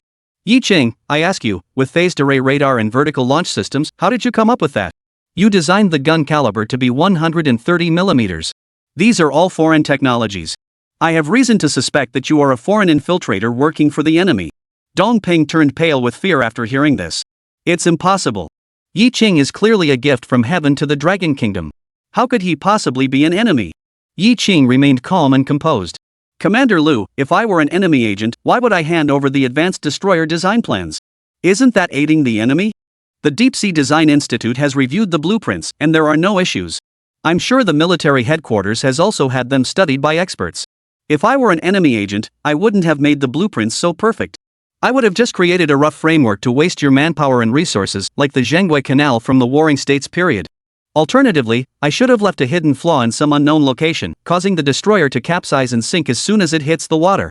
Commander Lu, what do you think? Lu Shanha gently waved his hand, signaling the security team to leave. Director Dong, you should also step out for a moment. I have a few questions I need to ask Yi Qing privately. A wave of jealousy surged in Dong Peng's heart, as if his lover had been taken away by another woman. Could Lu Shanha be planning to rob him? Even so, he has no choice. He was the commander, how could a mere director compare to him? After Dong Peng left, Lu Shanha gestured for Yi Qing to sit down. Yi Qing didn't hesitate, sitting down confidently and without any restraint. It was mainly out of habit. In his previous life, he had seen all kinds of people, and even when a high-ranking official stood before him, he didn't feel intimidated. He could even have a drink with them. Lu Shanha was somewhat surprised.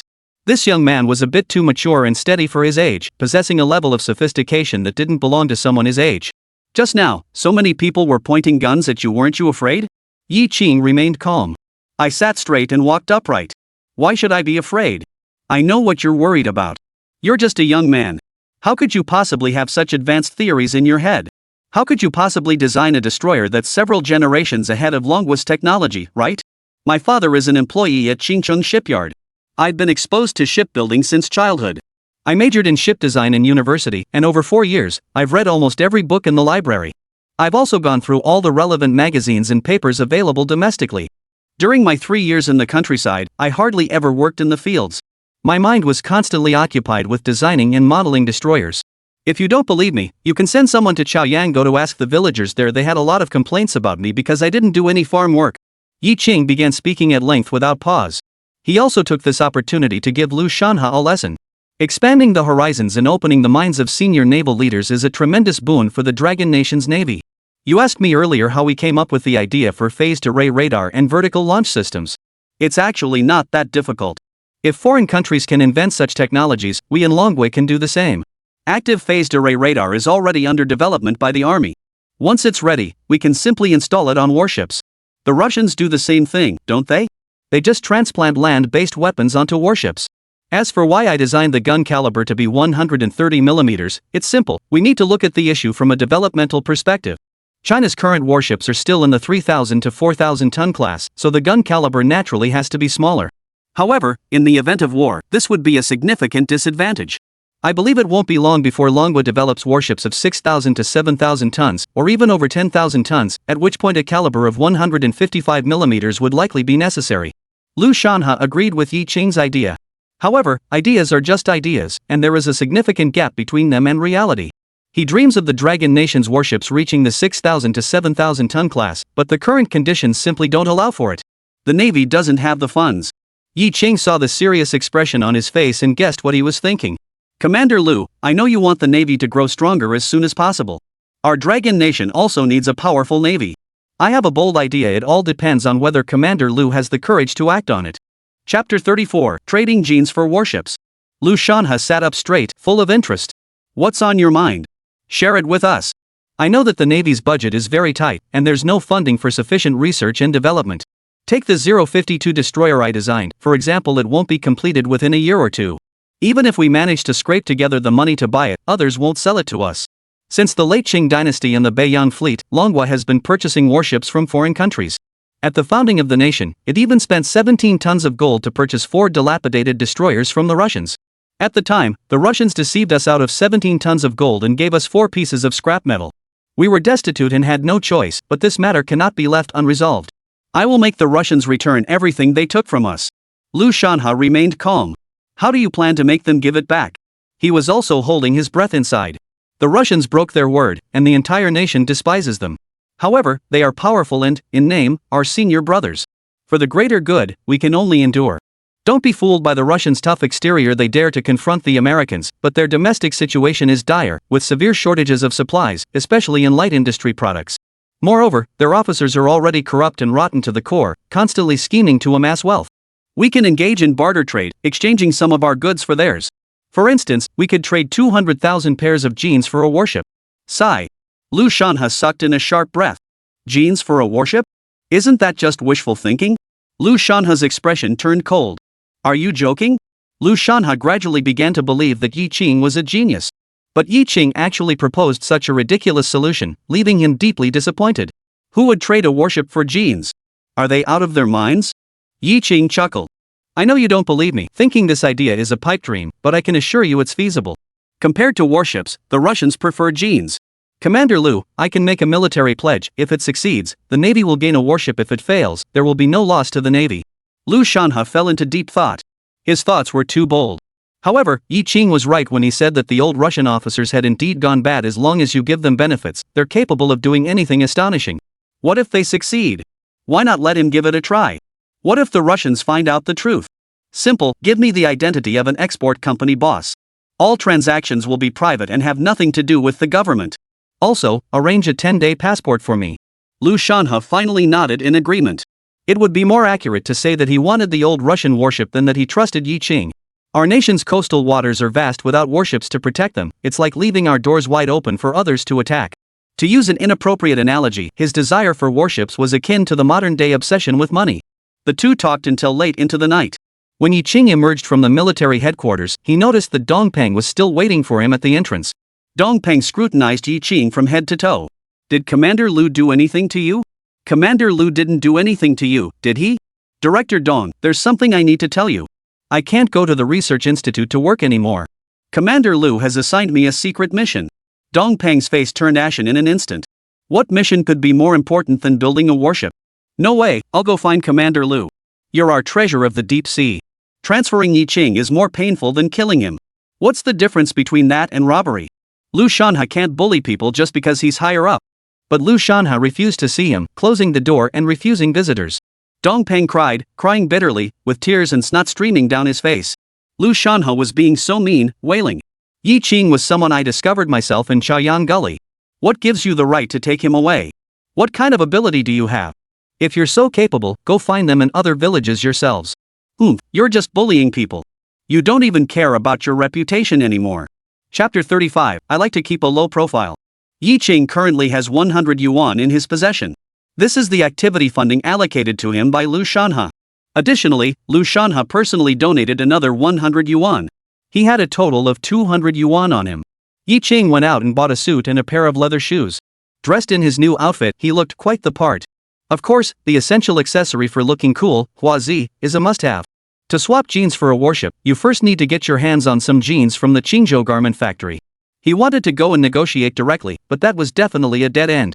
He might even be kicked out as a lunatic. We'll have to resort to some tactics. Yi Qing, dressed in a sharp suit and wearing large sunglasses, entered the office of Qingcheng Garment Factory, plopped down on a row of chairs, crossed his legs, and looked carefree and unconventional. Factory director Chao Digang was completely baffled. My surname is Lu. I'm from the capital. I came to the garment factory to discuss something with you. There's no need to be nervous. Please sit down and talk.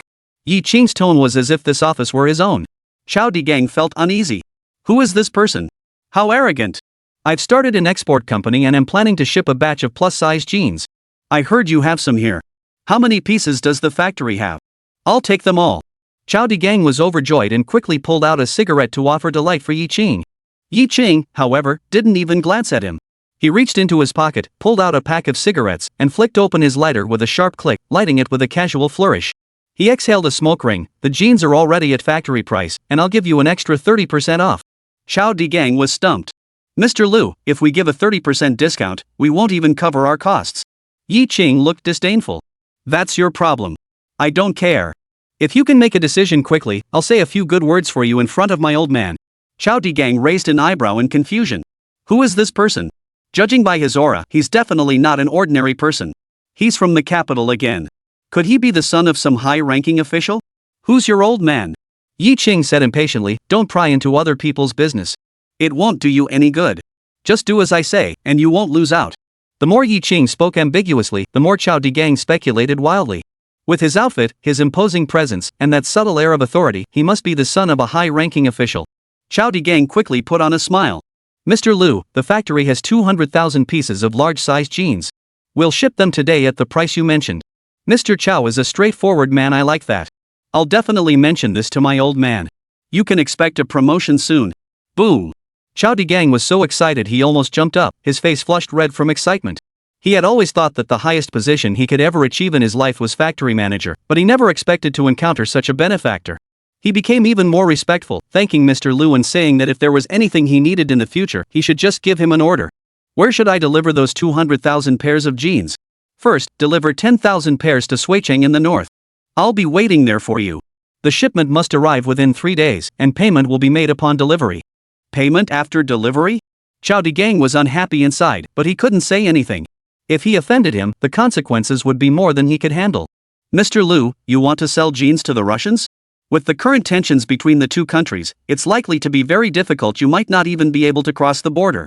Yi Qing said casually, you think it's difficult, but it's simple for me. Chao Digang was even more certain that this young man was definitely no ordinary person. He could conduct business in the territory of the old Russians, so his background must be incredibly powerful. Yi Qing stood up, patted Chao Digang on the shoulder, and said, once this deal is done, I'll look out for you. As he was about to leave, Chao Digang tried to stop him. Mr. Liu, please let me treat you to dinner. The seafood in Xinjiang is truly exceptional. You must try it. Yi Qing replied coldly, no need. I've tasted all kinds of delicacies. Chao Digang was taken aback. He clearly looked down on Xinjiang's offerings.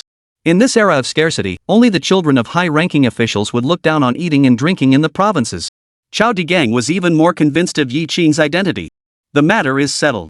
I'll leave first. There's no need for you to see me off.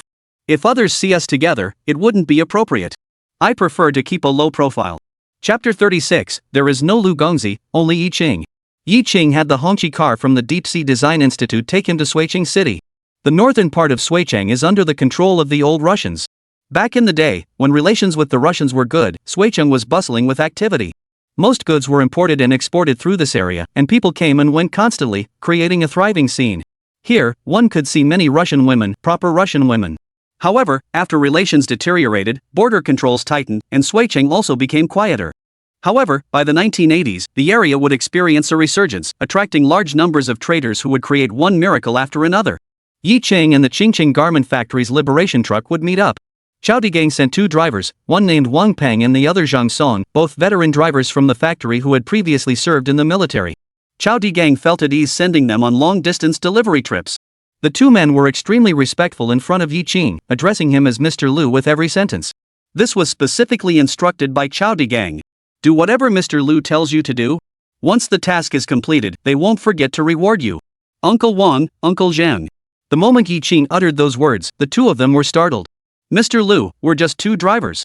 Please don't call us that. It's not appropriate. It's not appropriate. Yi Qing took off his sunglasses. Uncle Wang, Uncle Zhang, look who it is. Ah, Yi Qing? Wang Peng and Zhang Song's eyes widened, and their mouths opened wide enough to fit a fist. The 2 were completely stunned. Isn't that the kid from Ms. Mei Ting's family? So the young master who had Mr. Chao, the factory director, bowing and scraping was actually Yi Qing in disguise. There was never any Mr. Liu, and there was never any foreign trade company. Wang Peng and Zhang Song looked as pale as death. It's over, everything is over. Wang Peng had a quick temper and flew into a rage, grabbing Yi Qing and about to strike him. This good-for-nothing is going to ruin the clothing factory. Uncle Wang, don't hit me. I'm doing this to help the factory. I know the factory is going through a tough time, and as a member of the family, it's my duty to pitch in and help out. Wang Peng was furious. How are you helping? Your identity is fake. Tell me, how are you helping?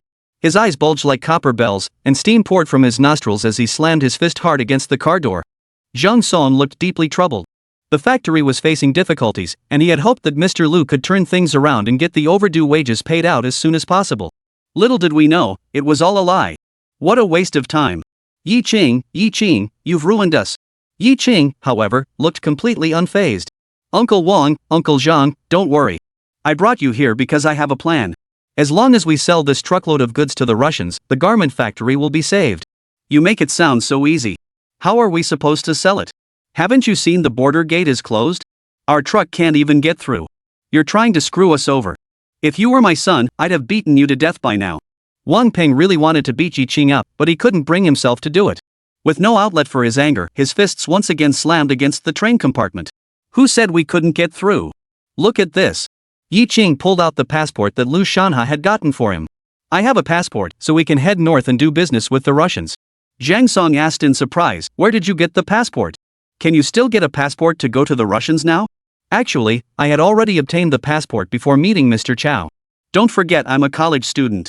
In those days, college students were highly valued. In a way, they were the pride of the nation and considered authorities. Wang Peng and Zhang Song looked at each other in astonishment. At this point, there was nothing left to do but try anything. Yi Qing, we'll give you one more chance. This is also an act of desperation. As they got into the car and were about to drive toward the border checkpoint, a jeep blocked their path. Chapter 37, a female secretary falls from the sky. The jeep door opened, and a woman stepped out. Her attire was out of place compared to the clothing of the general public in this era. She wore a white blouse, a black long skirt, and a pair of high-heeled leather shoes, exuding a confident and poised demeanor. Her eyebrows were well-defined, her eyes clear, and her face lightly made up, resembling a lotus flower emerging from the water. Yi Qing was puzzled. How could such a beautiful and charming woman exist in the small town of Suichun? What was even more terrifying was that she actually knew his name. Yi Qing. Yi Qing's heart skipped a beat. Who is this person? His mind raced, but he had never seen her before, neither in his past life nor in his present one. The woman called Yi Qing aside and whispered, "My name is Su Xiao. I was sent here by the military department. My current identity is your secretary. As a big boss, how could you not have a secretary? Otherwise, the Russians would suspect you." Yi Qing furrowed his brows, looking displeased. "I appreciate it. What a worthless secretary, just a spy sent by Liu Shanha. It seems that Liu Shanha still doesn't trust me. However, considering she's a stunning beauty, I'll reluctantly accept it. Are you sure you want to come with me to Wensheng? It's a dangerous place, and you're so beautiful, aren't you worried that the Russians might have improper intentions toward you?" Yi Qing still didn't want to take her with him. A burden. Su Xiao raised her face. "I'm not someone who gets scared easily. Don't even think about abandoning me. This is a task assigned to me by higher-ups. Alright, but there's one thing, once we're on Russian territory, you'll have to follow my orders. Otherwise, this deal is off." Su Xiao agreed readily. The cab of the liberation truck could only accommodate 3 people, so Yi Qing had no choice but to ask Zhang Song to get into the rear cargo area. After 7 or 8 minutes, the truck arrived at the border checkpoint, and Yi Qing presented his passport. This was a passport obtained through Liu Shanha's connections. No one dared to stop him. Smooth sailing. But when they reached the Russian side, they were stopped. The sentry was on high alert and began to interrogate them thoroughly. The homeland and the Russians had already broken off diplomatic relations long ago, and the border had become quiet after a period of activity. Suddenly, a truck approached, naturally arousing the Russians' suspicion. Yi Qing got out of the car and spoke fluent Russian. "We're going to Wensheng to deliver jeans to Admiral Sergei, the Chief of Staff of the Pacific Fleet. This is our passport." The sentry looked at the passports, half believing, half doubting. "The 2 countries don't have much contact anymore. Who would want your jeans?" Yi Qing saw this and brought another box of 62 proof baijiu from the car. "Hey, my friends, this is a gift I brought for you, a specialty from Longwa, Urguatu. Give it a try." Yi Qing immediately opened the bottles and gave one to each person. The old Russian didn't care about gender. His favorite thing was drinking. Drinking can relieve sorrow, and drinking can add to the fun. "How does it taste?" "It's great. Then I'll bring you some next time I come. As much as you want." Yi Qing was a natural at making friends and started chatting with them enthusiastically, even asking their names. Sloimov. Zygayev. For sentinels, all with F at the end of their names. After each of the 4 men downed a bottle of baijiu, Yi Qing asked, "Friends, can we go now?" Of course. The checkpoint opened, and Wang Peng stepped on the gas pedal and drove through. Earlier, he had been so nervous that his heart was pounding in his throat. That was terrifying. If the Russians don't let them through, they'll have made the trip for nothing, and the garment factory will be finished. Yi Qing, you're the one with the connections. I'm impressed. Su Xiao looked at Yi Qing curiously. A box of ergo could handle them all? Yi Qing, how did you do that? Call him Mr. Yi. You're my secretary now. Su Xiao glared at him, pouting her lips. Yi Qing, don't be too much. The leader clearly said Yi Qing was an outstanding worship designer, but she thought Yi Qing was just a good-for-nothing, with no proper conduct. Yi Qing shrugged. You were the one who volunteered to be my secretary earlier. Now you want to back out? Do you think I'll just leave you here? You. What are you talking about? Don't forget your task. You're here to assist me, not to cause trouble and ruin my mood. Do you believe me or not? I'll quit if you make me. Yi Qing knew that the people sent by the military headquarters weren't going to be easy to deal with. This Su Xiao was indeed a feisty young woman. Even after hundreds of years, Su Xiao had to temporarily hold back her anger. The greater good must come first. She reluctantly called out, "Mr. Yi." Ah, that's right. Wang Peng, who was driving beside them, felt extremely embarrassed. He really wanted to go to the back of the car and switch places with Song Song.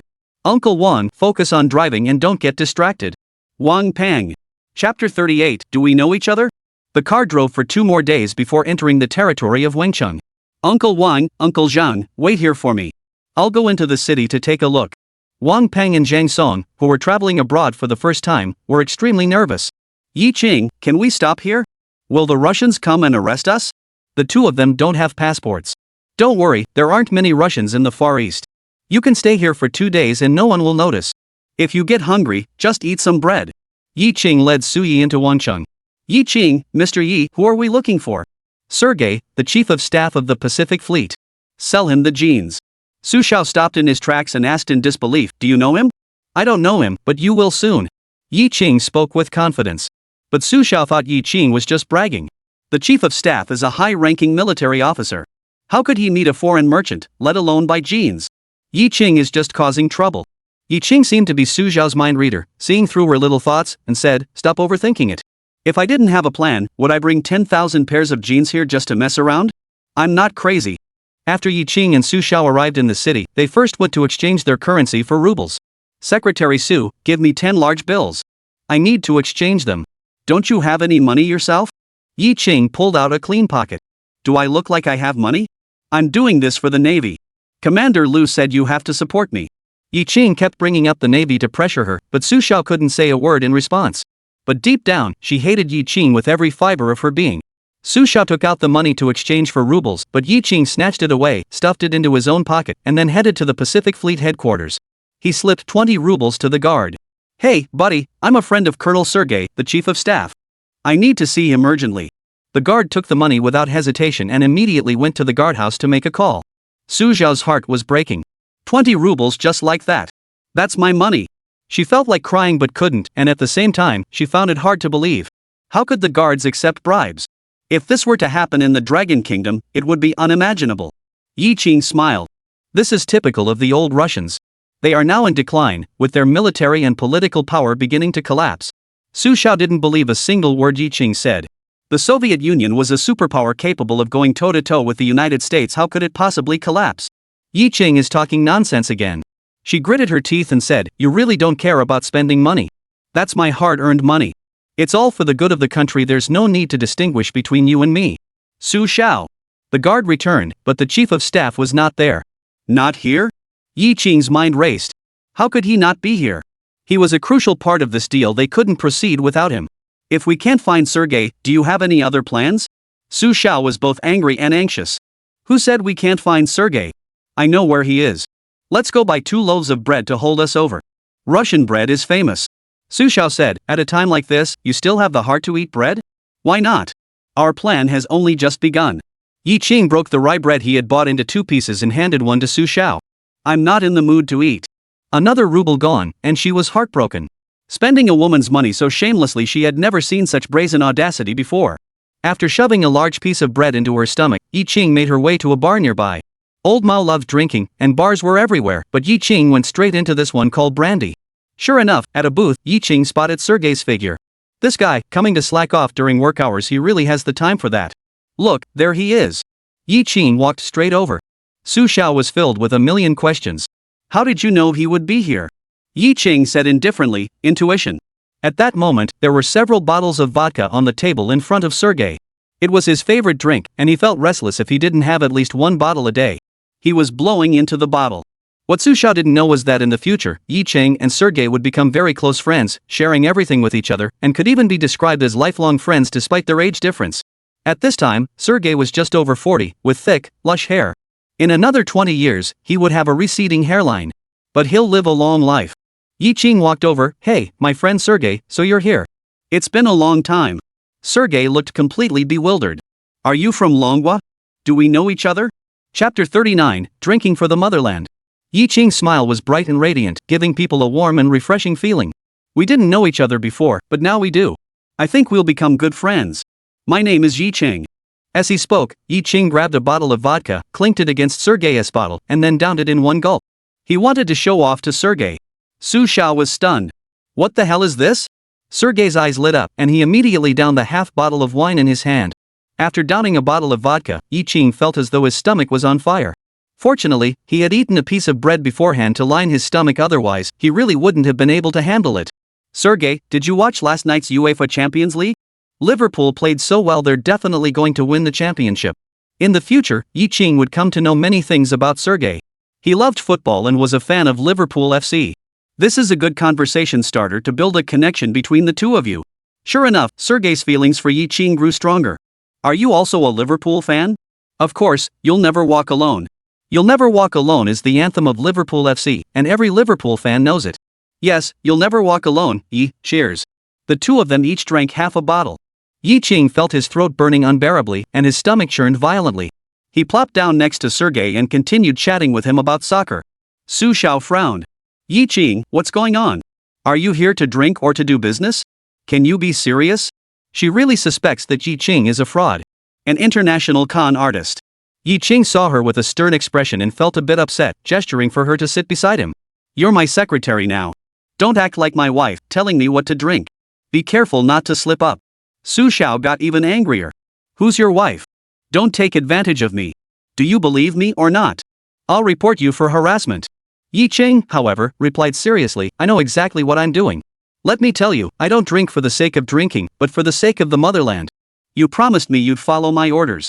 He spoke in a serious tone and scolded Su Xiao. Su Xiao was seething with anger but had no choice but to keep it bottled up inside. He then introduced Su Xiao's identity to Sergei. Sergei praised him repeatedly. Yi, your secretary is truly beautiful.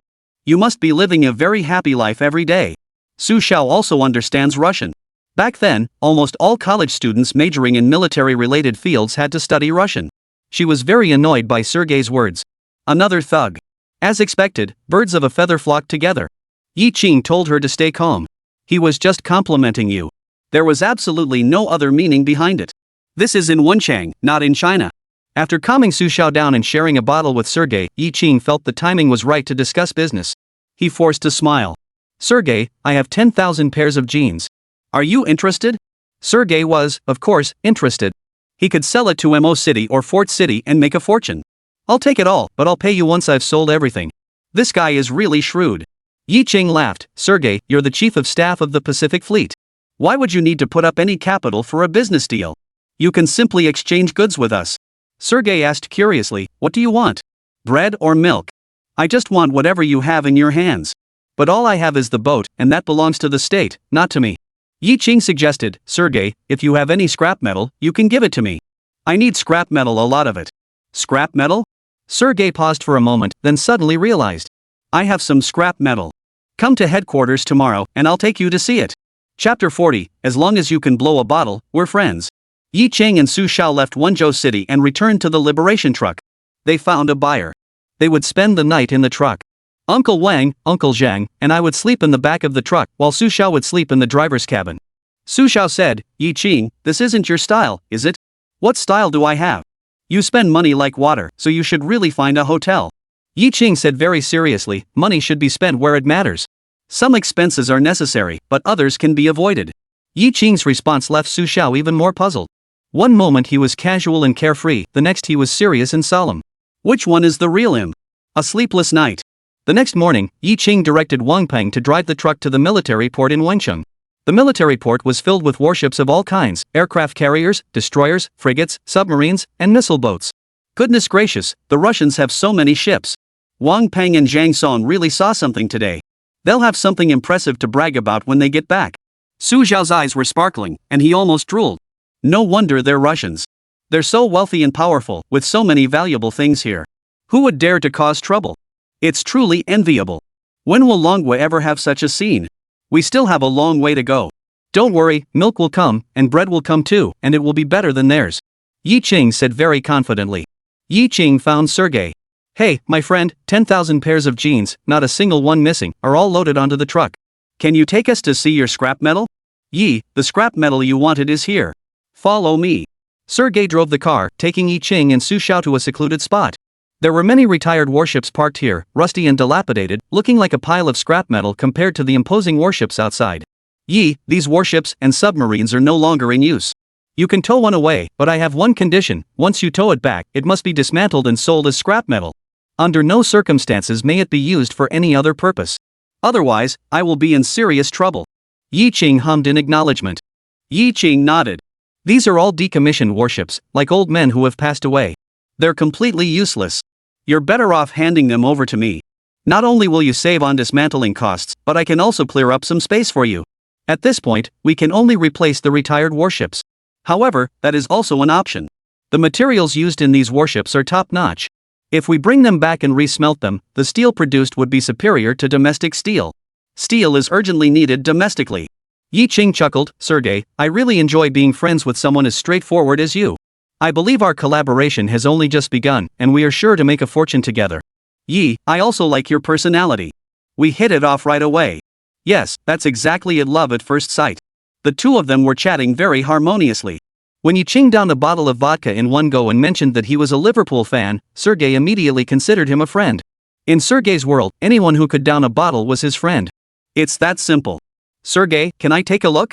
Preferably one with a working engine so I can drive it back and save on the tow truck. Sure, I'll get a few people over to help you test it. If it starts, I'll have them drive it over for you. Su Xiao couldn't believe his ears. This Sergei was truly going above and beyond, helping someone to the very end. How did Yi Qing manage to handle Sergei? Did he give him some kind of mind-altering drug? Moreover, his remarks completely overturned Su Xiao's worldview. As the fleet's chief of staff, he handled the retirement of a national warship so carelessly? This isn't just about exploiting socialism, it's outright draining the lifeblood of socialism. Doesn't he fear accountability? Suddenly, he remembered Yi Qing's words. The old man was already on his last legs and wouldn't be around much longer. Could it be that this superpower is really about to collapse? Chapter 41, 5 Torpedoes. Sergei found a man named Mikhailov and led Yi Qing toward a submarine. It had been decommissioned just 2 years ago, so it might still be operational. Su Xiao ran after it, and I followed. The space inside is narrow, and I don't know how dirty it is. Your shirt is so white, wait here for me. I'm coming with you. I'm your secretary, wherever you go, I have to follow. All right. To Sergei, the conversation between the two seemed like they were inseparable, completely absorbed in each other. He even let his imagination run wild, wondering if Yi and his female secretary were planning to do something in the submarine. That would be absolutely crazy. Mikshov connected the power supply to the submarine and turned on the ventilation system. 10 minutes later, after confirming it was safe, he turned on the lighting system and led the two men inside. Let's go to the aft compartment and see if the engine can be started. Yi Qing said. Mikhailov, can I go to the front? I've never been inside a submarine before and would like to take a look around. He put on an innocent expression, as if he had never seen the world before. Of course. Yi Qing and Su Xiao walked forward. They arrived at a compartment. Oh my. Who would have thought that there would be a wine bottle right under his feet, and that Su Xiao would step on it? Yi Qing acted quickly, grabbing Su Xiao before she lost her balance and fell. This embrace was no small matter. His large hand gripped a soft, supple form. The texture was amazing. As they embraced, the two of them were very close, and Yi Qing could hear Su Xiao's breathing, and even feel the pounding of her heart. Let go of me quickly. Su Xiao snapped back to her senses and struggled to break free from Yi Qing's embrace. She hurriedly turned her face away. At that moment, her face was red all the way to her ears. In all her life, she had never been held like this by a man before. Although Yi Qing had done it to save her, she was still seething inside. That bastard Yi Qing actually took advantage of the situation to touch her there. Yi Qing's fingertips still seemed to carry the scent of Su Xiao's body. The feel of her skin earlier was indeed quite pleasant. The soldiers of the old regime led a pretty rich life. Even when they were operating submarines, they had time to drink, but throwing the bottles around was really unethical. Yi Qing didn't know that Su Xiao was secretly cursing him at that moment, but he sensed her embarrassment and changed the subject, continuing to walk forward.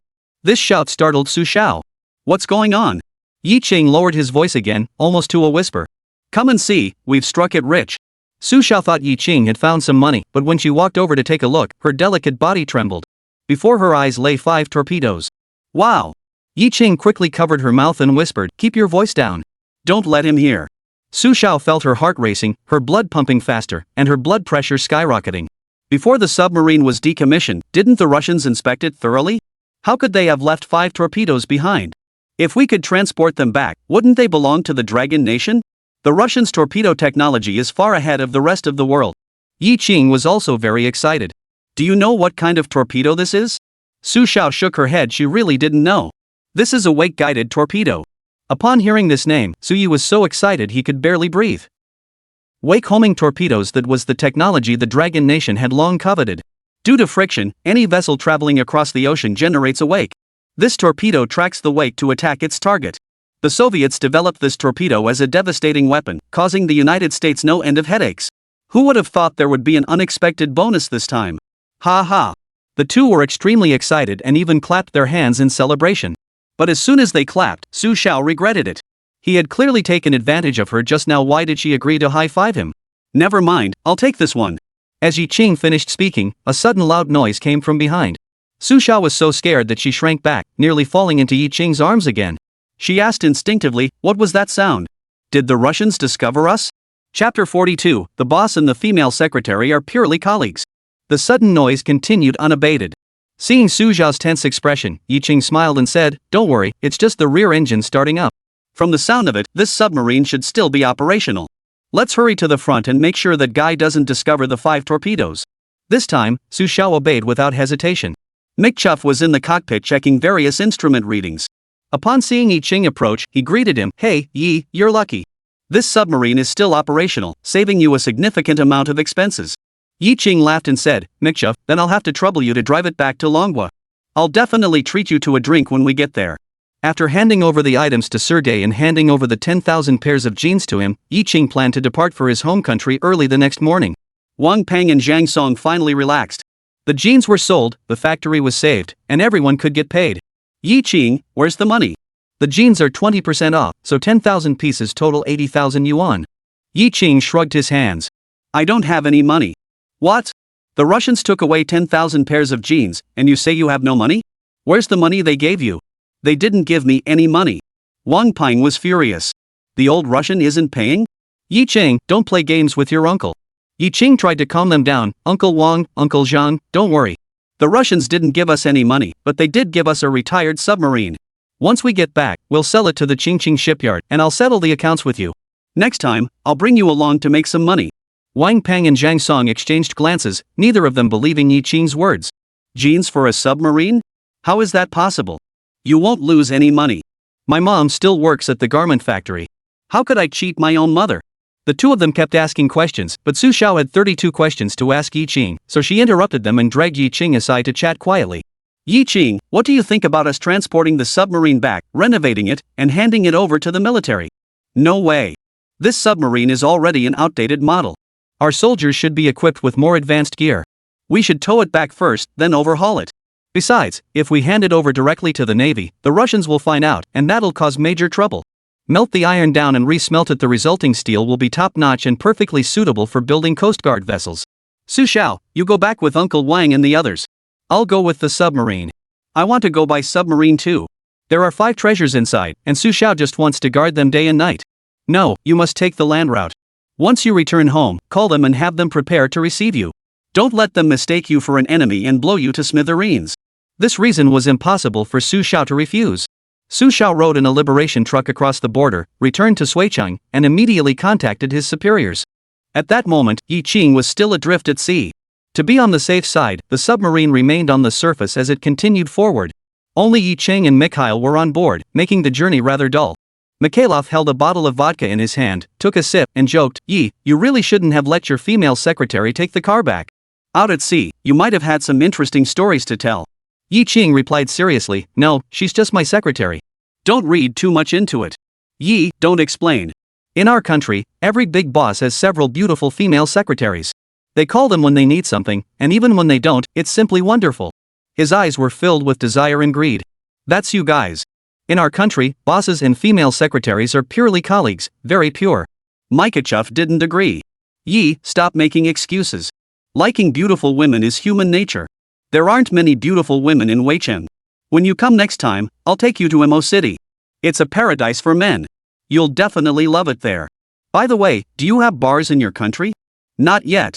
Not to mention bars, there are very few restaurants." Mikchev's eyes dimmed. "That's really too bad. Your life must be so boring. Our country is much better." Yi Ching gave him a disdainful glance. "What a load of crap. You'll have your turn to cry."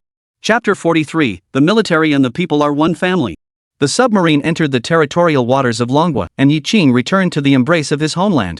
At that moment, a warship suddenly appeared ahead, heading straight toward them. Yi Ching smiled faintly. "It seems they've already received news about Su Xiao and are rushing over here." 3 sailors from Longwei arrived in a rubber boat and boarded the submarine. The sailors saluted Yi Ching and said, "I am Sun Bing, a sailor from a certain escort ship of the Dragon Nation Navy. We are here to conduct an inspection." Yi Ching laughed. "This is a retired submarine I bought from the Russians. I plan to take it back to the Qingqing shipyard to dismantle it and sell the scrap metal. All the paperwork is in order." Sun Bing reviewed the paperwork and inspected the submarine inside and out. It looked quite well made. When he saw the 5 torpedoes, he was startled, his eyes widening in shock. "My goodness, these are the very things the Navy has always dreamed of. Now we finally have it. But we can't make it public yet. There are still Russians on board. Although the submarine has been decommissioned, it cannot navigate freely at sea. From now on, we will escort you." Yi Ching understood perfectly well while they claimed to be escorting, their true objective was those 5 wake homing torpedoes. "Thank you, naval warriors." One sailor returned to the warship to report, while the other 2 remained on the submarine. Upon learning of their intentions, Mikhailov said, "Yi, is your navy so enthusiastic? If this were our navy, they wouldn't even acknowledge you." Yi Ching looked proud and said, "We're one big happy military civilian family. You can just be jealous." With the escort of the warship, the submarine sailed south smoothly and entered the shipyard of Qingqing Shipyard. All the factory workers were present, including Yi Ching's father, Yi Ping. Yi Ching arrived on the warship and met the captain, Wu Tingfei. "Captain Wu, these are 5-tail guided torpedoes I obtained with great effort from the Russians. I am donating them to the nation. However, I cannot make this trip for nothing. I am deeply in debt, so please give me 20,000 yuan." Yi Ching didn't ask for an exorbitant amount. 20,000 is already a great deal. More importantly, with these 5 wake homing torpedoes, Longwa will be able to reverse engineer and produce more of them. Longwa's reverse engineering capabilities are no joke. Wu Tingfei agreed immediately. Yi Ching was somewhat surprised. When did these people become so generous? Did you underestimate your own worth? Captain Wu, don't rush to agree. I have one more request. Mr. Yi, please speak. Yi Ching has rendered great service to the nation. Within his authority, he naturally must agree to what he can promise. The director of Qingzhou Shipyard, Li Guangdi, embezzled funds and fled, leaving the position vacant. The factory is struggling, and I plan to purchase it. Wu Tingfei was in a difficult position. This was far beyond his authority. Moreover, the state does not permit private individuals to purchase state-owned enterprises. Mr. Yi, I will report your request to my superiors. Yi Ching had made up his mind if all else failed, he would go to Lushanha. With his own shipyard, he could build more warships, even aircraft carriers for Longwa. The Navy seized 5 wake homing torpedoes. When Yi Ping saw the familiar figure disembarking from the warship, he hurried forward to greet him. "Xiao Chang, weren't you on a secret mission? What are you doing here?" Yi Ching looked smug and triumphant, as if he had won an award and returned home as a child. "Dad, did you see that submarine? I got it. Isn't that cool?" Yi Ping was stunned. "What did you say? This submarine was brought back by you?" "That's right, we bought it back from the Russians." Yi Ping found it very strange. How could the Russians break their word and sell submarines to the Dragon Kingdom? Could it be another deal involving gold? Of course not, it was traded for 10,000 pairs of jeans. "Dad, your son has done something great for the country." Yi Ping was so moved that tears welled up in his eyes. "Xiaoqing, you've really made something of yourself. Come on, let's go home and tell your mom and Lin Jing the good news. We've got to have a proper meal tonight to celebrate." At that moment, a large group of people arrived at the Yi family's house. The leader was not a manager, but Wang Shan, a female worker from the same workshop as Mei Ting. She had a sharp, bitter expression and was always nitpicking and trying to take advantage of others. Mei Ting, your family is so heartless. Your son pretended to be a big boss and swindled the factory out of 10,000 pairs of jeans. How are the workers supposed to survive? Wang Shan had no idea about the truth. She had only heard bits and pieces of the story and assumed that Yi Qing had stolen the jeans from the factory. She then gathered a large group of people to confront Mei Ting. Mei Ting, you must have instigated your son to do this, right? Mei Ting, who was unaware of the truth, was completely confused. Wang Shan, what are you talking about? I don't understand. What does 10,000 pairs of jeans have to do with my son? My son is on a secret mission. Wang Shan grimaced. You still won't admit it now? Wang Shan had always envied Mei Ting for being honored as an advanced worker every year, and now he finally found an opportunity to vent his frustration. She raised her arm and swung it toward Mei Ting. Slap. The crisp sound of a slap echoed. Chapter 44, If he dares to hit me today, he'll dare to hit the factory manager tomorrow. Slap. A crisp slap landed on Lin Jing's face. It turned out that Lin Jing had stepped in front of Mei Ting to take the slap for her mother-in-law, leaving 5 red marks on her face. This scene was witnessed by Yi Qing, who had just entered the courtyard. Yi Qing sprinted over in a single bound. Slap. He slapped Wang Shan hard across the face. Dare to hit my wife? Do you think I won't kill you?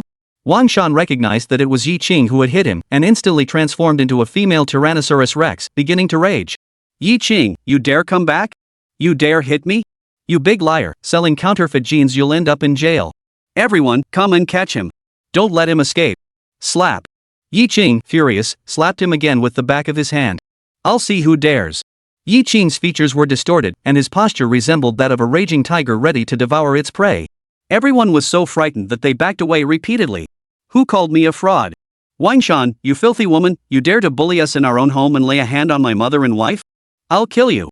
Wang Shan, don't think I don't know about your dirty thoughts. My mother has been awarded the advanced worker title every year, and you're jealous and hateful. You come to my house and act tough. What do you think you are? Not only was his good mood completely ruined, but Yi Qing was now boiling with anger. Having been reborn, he had sworn to protect his wife and children. Wang Shan, you're slapping me in the face. Smack. Yi Qing slapped him again. With a thud, Wang Shan sat on the ground and started rolling around. He's hitting me. He's hitting me. You all saw it, Yi Qing hit me. Stop crying and get out of here. You're a troublemaker in this factory. Starting today, you're fired. Wang Shan's crying stopped abruptly. Yi Qing, who do you think you are, firing me? Everyone heard that. This kid thinks he's the factory director. Coincidentally, just at that moment, Chao Digang appeared at the door of Ye's house. Wang Shan, you're fired. Wang Shan seemed not to have heard the sentence clearly, thinking it was a savior coming to rescue him. Mr. Chao, the factory director, Yi Qing, that big liar, is back. You must call the police to arrest him and hold a mass criticism session to severely criticize his entire family. Slap. I don't even know how many slaps Yi Qing has already given Wang Shan. Wang Shan just deserves it. Criticize and condemn him.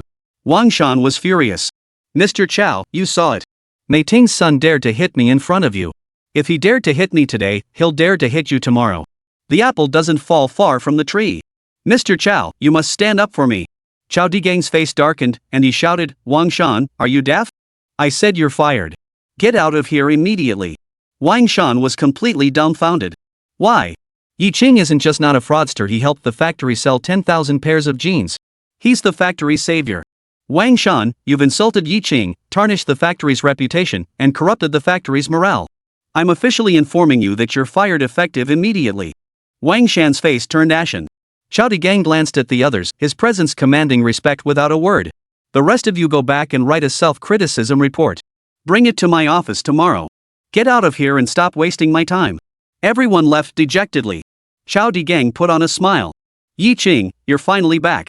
I just went to the dock and saw that submarine. It looks so impressive. When can we get those 80,000 yuan for the factory? The factory is waiting for the money to pay the wages. That's right, he's here to collect the debt. Chapter 45, My Foolish Wife. Yi Qing was still furious. Mr. Chao, the factory really needs to be properly disciplined. What's the meaning of coming to my house and causing such a commotion? If Chao Digang can't give me a satisfactory explanation, this matter isn't over. Chao Digang looked dejected. I didn't expect this to happen either. I apologize to you. I'll fire Wang Shan as soon as I get back. She hit my wife, and firing her is enough? Today's incident could cause Lin Jing significant psychological trauma. Strict punishment is necessary. Xiao Digang felt bitter inside. You also hit Wang Shan, didn't you? Didn't you already pay him back? Lin Jing said, Yi Qing, forget it. I'm fine. Lin Jing wanted to let it go, and Mei Ting also wanted to end it there, but Yi Qing wouldn't agree. What's nothing? You dare hit my wife and come to my house causing trouble? If I don't hold you accountable, others will think I'm a coward. Xiao Digang, seeing the situation, realized that this matter couldn't be handled lightly. At this point, Yi Qing refused to back down and said, alright, I'll give you a satisfactory response. Yi Qing was the hope of the entire factory, and even as the factory director, he had no choice but to bow to him. He put on a smile. Isn't it time to settle the payment for those 10,000 pairs of jeans? You can't get out of it. The workers have been waiting for 3 months. What as a few more days? Besides, my mother also works at a garment factory. I'm anxious too. Mr. Chow, if you want to sell the remaining 19,000 pieces, go back and wait for my news. Xiao Digang perked up. What do you mean? You can help us sell the remaining jeans? It depends on your performance. Xiao Digang tightly grasped Yi Qing's hand. Yi Qing, you are truly a blessing to our factory. On behalf of all the employees, I thank you. Master Mei, you have raised a fine son. I'll go back right away to organize the loading. We'll send 2 trucks over this time.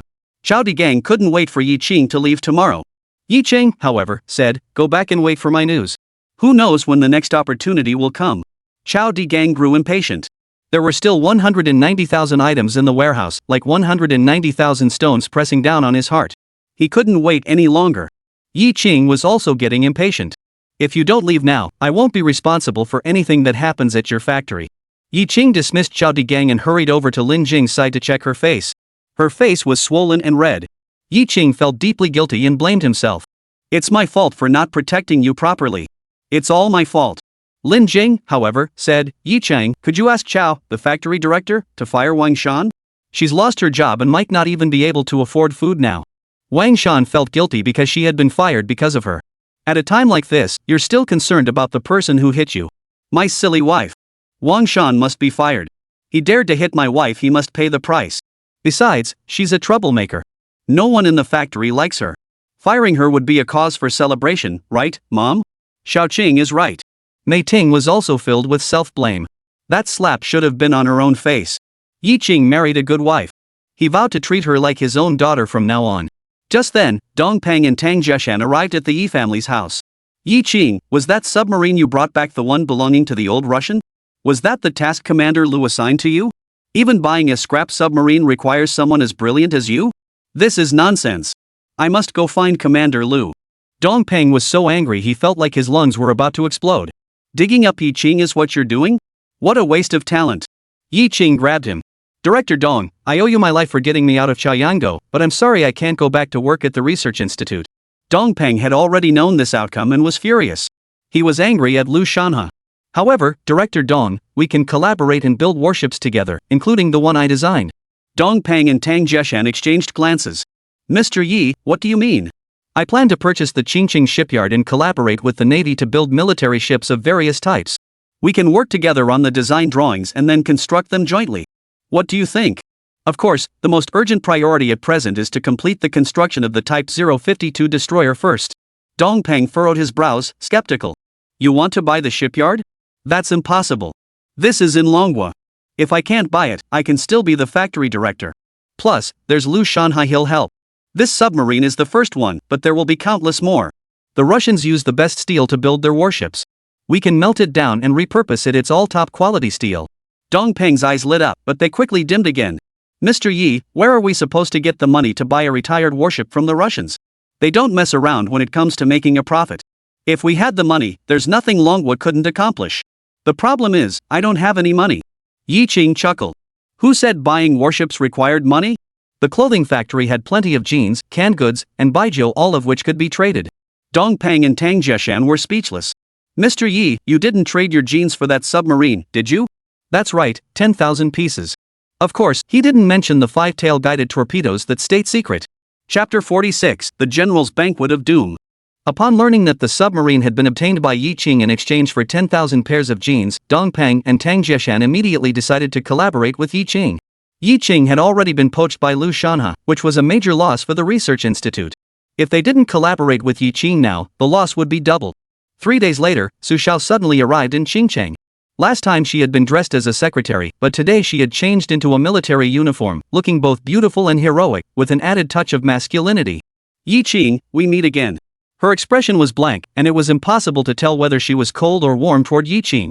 Yi Qing joked, Secretary Su, are you coming to Qingcheng to continue working as my secretary? Su Xiao rolled her eyes. You wish. I'm here on orders. Someone wants to see you. Come with me to the capital immediately. She spoke in a commanding tone, leaving no room for argument. Can I refuse? No, military orders are absolute. Yi Qing had no choice but to board the jeep heading for the capital. As for who had summoned him, Yi Qing knew exactly who it was. Besides Lu Shanhe, who else could it be? However, what Yi Qing didn't expect was that Su Xiao didn't take him to the naval headquarters, but to a large compound instead. The compound was deep and secluded, with lush trees lining both sides of the road, and sentries standing guard at the entrance. The jeep came to a stop at the entrance. Yi Qing, someone is waiting for you inside. Go in. Yi Qing asked curiously, aren't you coming with me? I don't have the qualifications to go in. Yi Qing chuckled, if you go with me a few more times to see old Mao, you'll have the qualifications. After saying that, Yi Qing hurried inside, not giving her a chance to glare at him. A security guard led Yi Qing into a room where Lu Shanhe was sitting at the dining table, seemingly waiting for someone. He was not wearing a military uniform but casual attire. Upon seeing Yi Qing, he smiled brightly and stood up to greet him. Comrade Yi Qing, you've arrived just in time.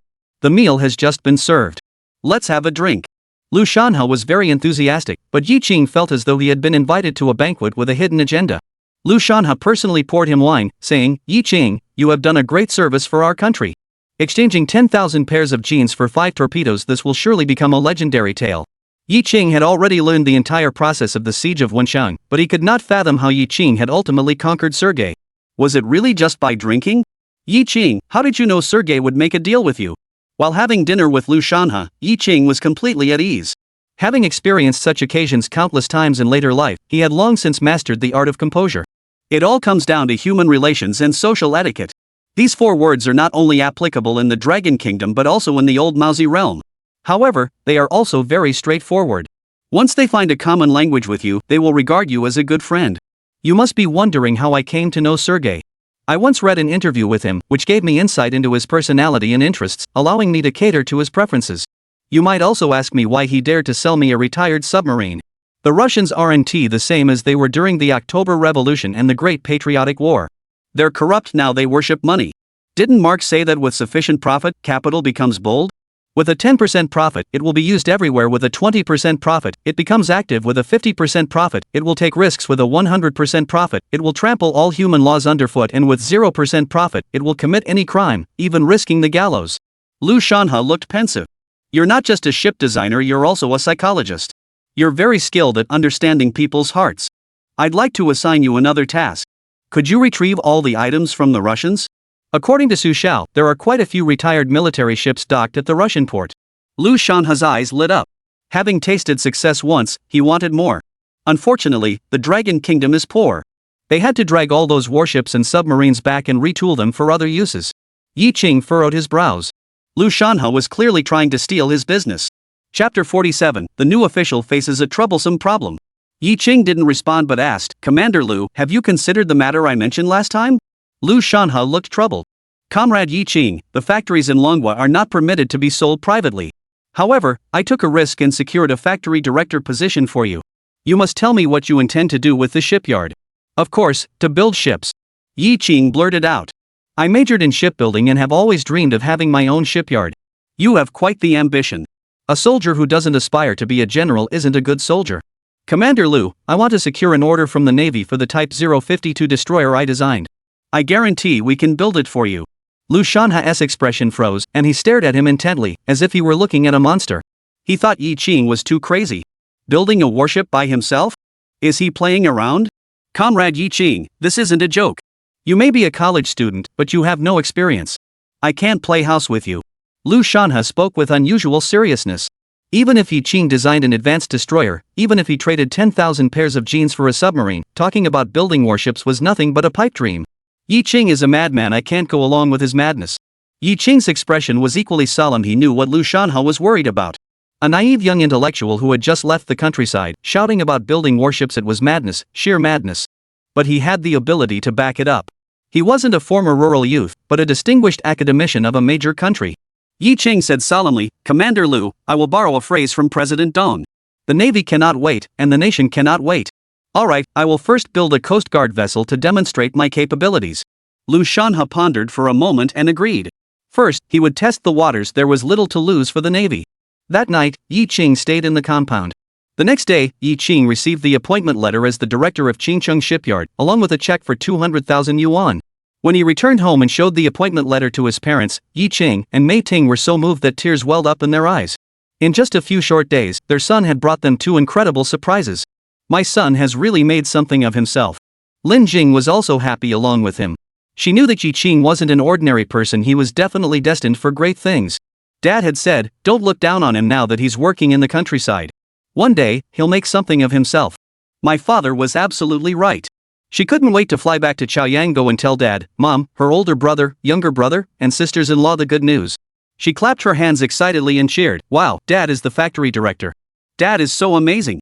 Yi Ching went to Qingcheng Shipyard that afternoon and convened a meeting of all employees. Although many people knew that Yi Ching was the son of Yi Ping, his young age and sudden promotion to factory director left many feeling resentful. "I am well aware that there are those who are dissatisfied with my appointment as factory director, claiming that I lack the qualifications for the role. However, I can assure everyone with the utmost responsibility that not only am I capable of fulfilling the duties of this position, but I will also lead Qingcheng Shipbuilding Factory to greater glory." Come on, anyone can talk big. Yi Ching glanced at the person who had spoken. Wu Gue. Yi Ching had heard his father say that this man was the troublemaker at the factory. Not only was he lazy and good for nothing, but he also caused trouble every other day.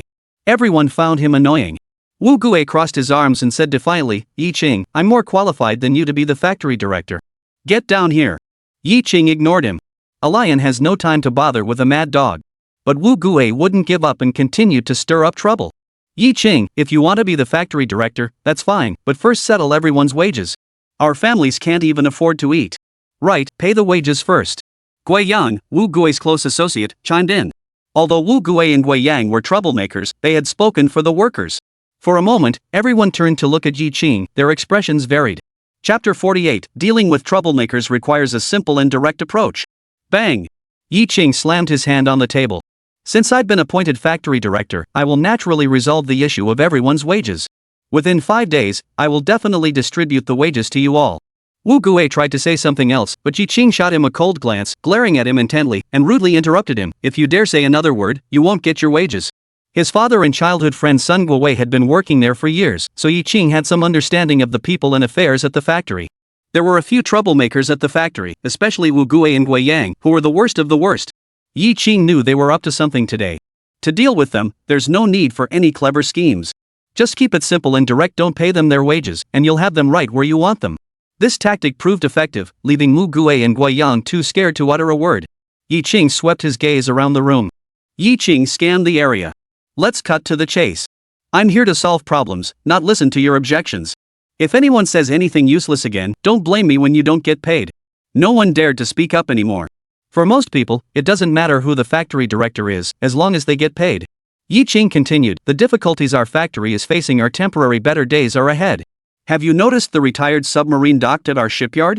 Our factory's revival will begin with this submarine. Let's dismantle this ship and sell the steel. When there are no more ships to dismantle, we'll build warships." The workers below were speechless.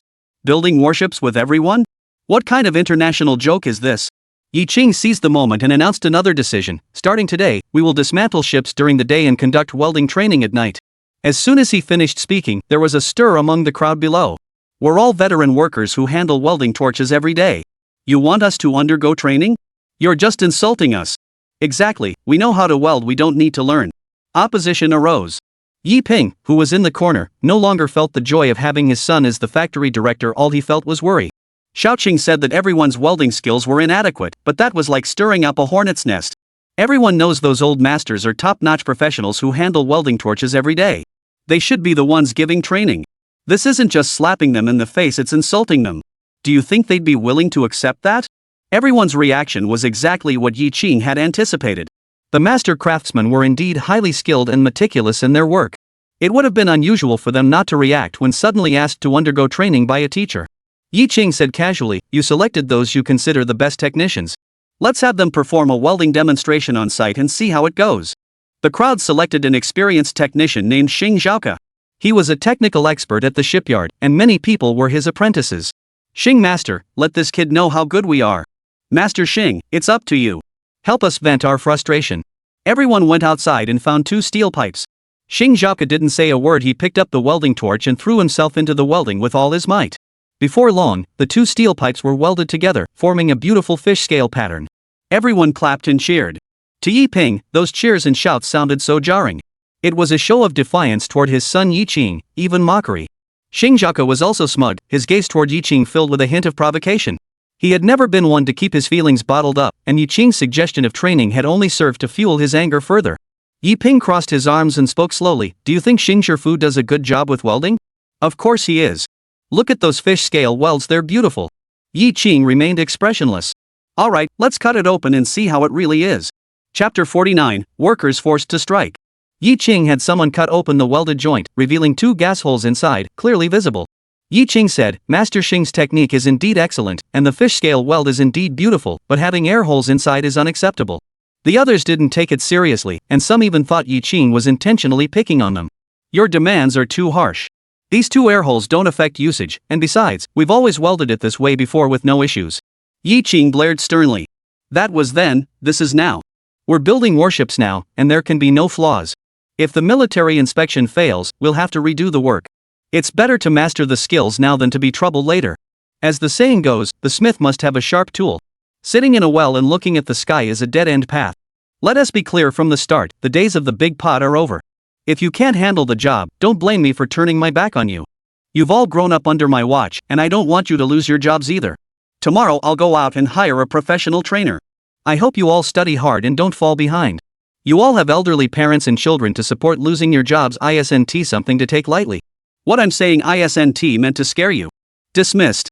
Yi Qing left, leaving everyone in the wind, disheveled. He said he would find an expert, but he hadn't decided where to go yet. Yi Qing went to the Qingqing garment factory first to settle the payment for 10,000 pairs of jeans, totaling 80,000 yuan. Chao Digang's mouth was practically split from ear to ear. This was his lifeline. Factory Director Yi, when are you going to Old Mouse Place again? I'll send a few more people with you. Yi Qing is now the hope of the entire factory. Whether the garment factory can turn things around depends on Yi Qing. Be ready at all times. I'll notify you when it's time. After that, Yi Qing went to the research institute to find Dong Peng. Director Dong, here's the 1,000 yuan you lent me last time. Yi Qing pulled out a bundle of bills. Dong Peng firmly refused to take it. Mr. Yi, you're new in your position, and this is precisely when funds are needed. Take it for now. As long as you don't take this money, Yi Qing will always owe you a favor. Mr. Yi, when are you going back to Old Mouse Place? I want to go with you to see what it's like. Yi Qing agreed readily. It was just a detour anyway. Sure, but you'll need to get a passport. I hear it's hard to get one from the Russians. But Dong Peng was confident and thought it wouldn't be a big deal. Director Dong, I also need your help. Could you find me a skilled welder? The shipyard workers need training, and as you know, building warships requires top-notch technical skills. No problem. I'll send them to the shipyard tomorrow or the day after. Mr. Yi, I also have a small request. Could you spare half a day each month to give us some lessons? Everyone is really looking forward to it. Dong Peng couldn't help but wish he could extract everything from Yi Qing's mind. If he couldn't have the man, getting his knowledge would do just as well. I'll definitely go if I have time. Yi Qing couldn't refuse. After all, he had managed to leave Chayango thanks to Dong Peng. He couldn't forget him. While Yi Qing's family was having dinner, Yi Ping lingered over his bowl and chopsticks, his brows furrowed with worry. Xiao Qing, there's been a lot of commotion at the factory lately, and some people have taken issue with you. Yi Qing, however, didn't care at all. Having opinions is normal, but no one can let me down. Otherwise, we'll all lose our jobs. Yi Ping was taken aback. Those were all veteran employees from the shipyard. Are you really going to fire them? They had it tough too. Yi Qing understood his father's thoughts. The shipyard workers were all his longtime colleagues, and he had developed a bond with them. However, the market economy was about to arrive, and the shipyard couldn't afford to keep idle workers. Dad, as long as they study hard and work diligently, I won't shortchange them, especially the technical experts like Master Xing. They'll be the backbone of the factory in the future. At that moment, some employees had already started holding small meetings. Wu Gui, Gui Yang, and a few others were very unhappy with Yi Qing. Yi Qing is still a greenhorn. What qualifies him to be our factory director? He dares to act so arrogantly in front of us. We should teach him a lesson so he knows his place. Why don't we go on strike tomorrow and refuse to show up for work? Let us see how he handles it. Alright, let us go tell everyone right now. No one should go. The next day, Yi Qing arrived at the shipyard but found that only a few people had come to work. Yi Ping was also puzzled. Where were everyone? At that moment, Zhang Guowei found Yi Qing. Zhang Guowei was about the same age as Yi Qing, and the two had been playing together since childhood. He was an honest and straightforward person. His father was also a worker at a shipyard. When Zhang Guowei was in middle school, his father suffered a work-related injury and was forced to retire early. Zhang Guowei dropped out of school to take over his father's job at the factory. Yi Gu, it was Wu Guowei and Guiyang who did it. They wouldn't let anyone else come to work. If anyone disobeyed, they would threaten them with harsh words, saying they would teach them a lesson and make them lose face. Yi Qing's expression darkened. Chapter 50, Even Jesus Can't Save You. This morning, Xing Zhaka had just stepped out of his front door to go to work when Wu Guowei and Guiyang came walking toward him. Wu Guowei's face was filled with a smile. Master Xing, where are you heading? Xing Zhaka furrowed his brows. A weasel paying New Year's respects to a chicken? He had no fondness for Wu Guowei and Guiyang. These two were the factory's troublemakers, always slacking off during work hours and not taking their jobs seriously. They were complete scoundrels. Xing Zhaka was very indifferent. Of course he went to work. Wu Guowei deliberately acted very surprised. Master Xing, after Yi Qing treated you like that, you still went to work? Everyone else went on strike. What qualifies him to be the factory director? Everyone knows your welding skills are the best in the factory. Everyone gives you a thumbs up for your fish scale welds. What qualifies Yi Qing to say your welding skills are inadequate? Master Xing, Yi Qing is just trying to embarrass you. If it were me, I wouldn't put up with it. I'd quit this lousy shift unless he came to apologize and make it up to me. Xing Zhaka replied, I work for the shipyard, not for Yi Qing. Wu Guowei sneered, Mr. Xing, you are a noble man, but Yi Qing is a despicable villain who wants to seize the factory for himself. We should unite and resist Yi Qing. Wu Guowei spoke with great passion. So, Master Xing, don't go to work today. Let Yi Qing see the unity of the workers at our shipyard and make him aware of our capabilities. Xing Zhaka looked serious. What do you think I am? Yi Qing being appointed factory director was an organizational decision, and I obey. Besides, Yi Qing is right, I still have technical shortcomings and need to learn more. Wu Guowei saw that Xing Zhaka was determined to go his own way, and a look of determination flashed across his face. Xing Zhaka, I'm doing this for your own good. Master Xing, I'm doing this for your own good. Xing Zhaka ignored the two and walked straight toward the shipyard. Spit! You ungrateful wretch! Come on, let's go find other workers. Anyone who dares to go to work today will get beaten up. No one came to work, and Zhang Guowei was very worried about Yi Qing. Yi Gu, what should we do now? He and Yi Qing were childhood friends. Yi Qing became the factory director, and he was one of the happiest people around. With such an unexpected incident occurring, how could he not be anxious? Yi Qing, however, looked confident and composed. He ordered, Xiao Wei, take a few people to notify everyone that the factory is paying wages today, and anyone who doesn't come to work won't get paid. Zhang Guowei was taken aback. Since the former factory director Li Guangdi embezzled the funds and fled, the factory hadn't paid wages for 3 months, and the family's remaining grain was almost gone. He looked thrilled. Yi Gu, did you manage to get some money? I did. Hurry up and tell everyone. Yi Qing was in a very bad mood. Wu Guowei, Guiyang, you guys are forcing me to make a splash as the new guy. You two are as good as dead. Not even Jesus can save you. I'm telling you. Upon hearing that the factory was going to pay wages, who could stay seated? Everyone rushed to the factory as quickly as possible. Even Wu Guowei and Guiyang, the two troublemakers, went back to work at the factory. The money was placed on the table in front of Yi Qing, but he didn't hand it over immediately. Did everyone see the money on the table? This is your wages for the past 3 months. Those who wish to collect it should come forward and tell me. Who threatened you today? Yes, the ones who threatened you not to come to work. Name them, and you can take your 3 months' wages immediately. Yi Qing deliberately picked up a stack of money and tapped it on the table. The workers stared intently at the money but didn't say a word. Meanwhile, Wu Guowei and Guiyang felt uneasy inside. Yi Qing's move was way too ruthless. Wu Guowei whispered, don't worry, those people are cowards. They won't dare to say anything. Even if Yi Qing finds out, he won't dare to do anything to us. We're permanent employees, he doesn't have the authority to fire us. Sure enough, a minute passed, and many people wanted to speak up but dared not, fearing retaliation from Wu Guowei and Guiyang. Chapter 51, Mercy has no place in the military, and righteousness has no place in finance. Yi Qing saw everyone standing motionless, as still as statues, and asked, what's the matter? None of you want to collect your wages? But still no one spoke. Silence is golden. Wu Guowei and Guiyang were gloating. Zhang Guowei saw this and immediately stepped forward. Factory Director Yi, I know it was Wu Guowei and Guiyang who instigated this. Wu Gui's anger flared up, and he glared at Zhang Guowei with a malicious look. Zhang Guowei, you're talking nonsense. Have you had enough of living? Do you think I won't beat you up? Zhang Guowei used to be afraid of Wu Guai and would always keep his distance whenever he saw him. But today, to help Yi Qing, he was willing to take the risk. I'm telling you the truth. It was you and Gui Yang who threatened everyone not to come to work. Wu Guai pointed at Zhang Guowei, his face twisted in anger. He never expected that Zhang Guowei, who is usually as timid as a rabbit, would dare to stab him in the back. You just wait and see. Yi Qing scolded, Wu Guai, why are you in such a hurry? If you're in the right, you have nothing to fear. Whether Zhang Guowei is telling the truth or not, I will naturally investigate it thoroughly. Zhang Guowei, here's your 3 months' wages 75 yuan. Take it. Zhang Guowei received his wages and felt delighted. Others looked at him with envy. Who would turn down money? Yi Qing seized the moment, and who else would want to collect a paycheck? Xing Zhaoke hesitated for a moment before stepping forward as well. Factory Director Yi, this morning Mu Guai and Gui Yang also came to find me, preventing me from coming to work and stirring up trouble, saying things that were detrimental to unity. He's not just here for the paycheck, he wants to root out the troublemakers so we can all work together to run the factory smoothly. Yi Qing was greatly reassured. These skilled workers didn't have any ulterior motives, they were solely focused on improving the factory. After all, when the factory isn't doing well, no one's life is easy. Alright, Mr. Xing, you're a man of principle. Here's your pay 82 yuan. Wu Guai and Gui Yang were so angry they clenched their teeth. Xing Zhaoke is truly a despicable person. After Xing Zhaoke received his salary, the situation immediately changed. Everyone at home was short on money and wanted to collect their wages as soon as possible to cover emergencies, so they all started speaking up.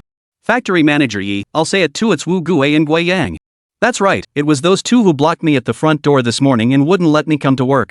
With a leader, more people came out to collect their wages, and more people accused Wu Guai and Gui Yang. Both of their faces turned dark. Finally, standing to the left of Yi Qing were over 100 people, each holding a ticket in their hands.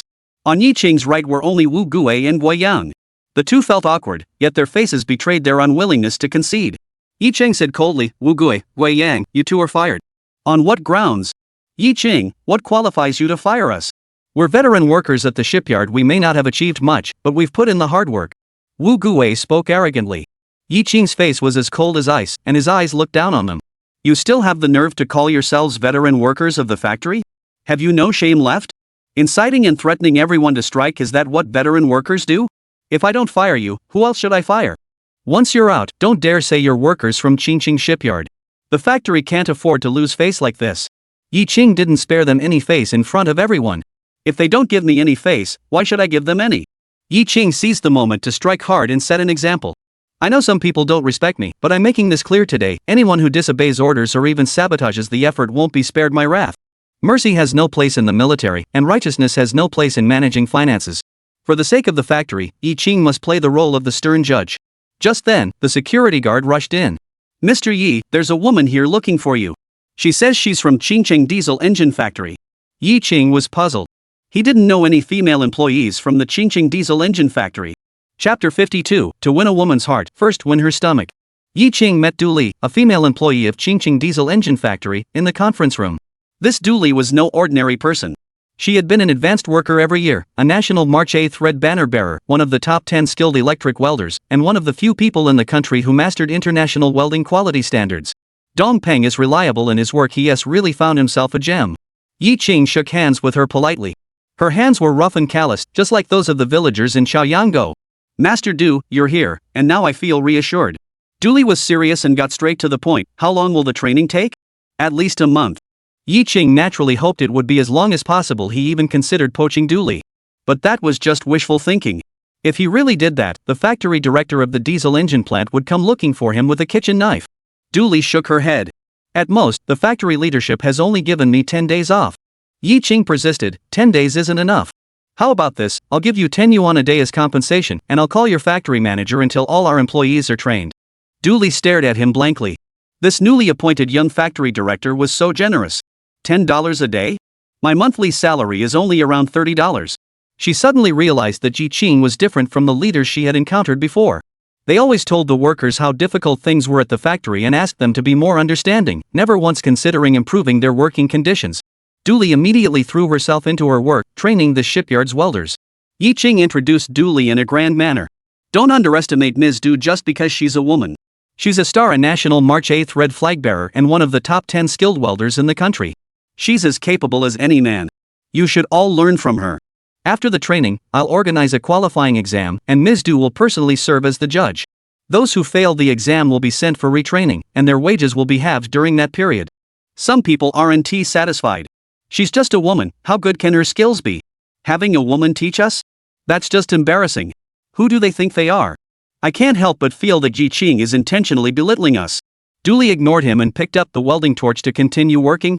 A group of workers stood nearby, some with their hands behind their backs, others with their arms crossed, wearing amused expressions, as if waiting to see Dooley make a fool of herself. But then, Dooley sprang into action with lightning speed. Not only was her fish-scale welding extremely delicate, even, and beautiful, but it was also perfectly smooth. When cut open, there were no air bubbles at all. No one dares to underestimate her anymore. Everyone is deeply impressed. Yi Qing spoke up at the right moment. Everyone saw that, right? As long as you can reach this level, that's good enough. With a sense of urgency, the masters studied diligently, just like when they were apprentices for the first time.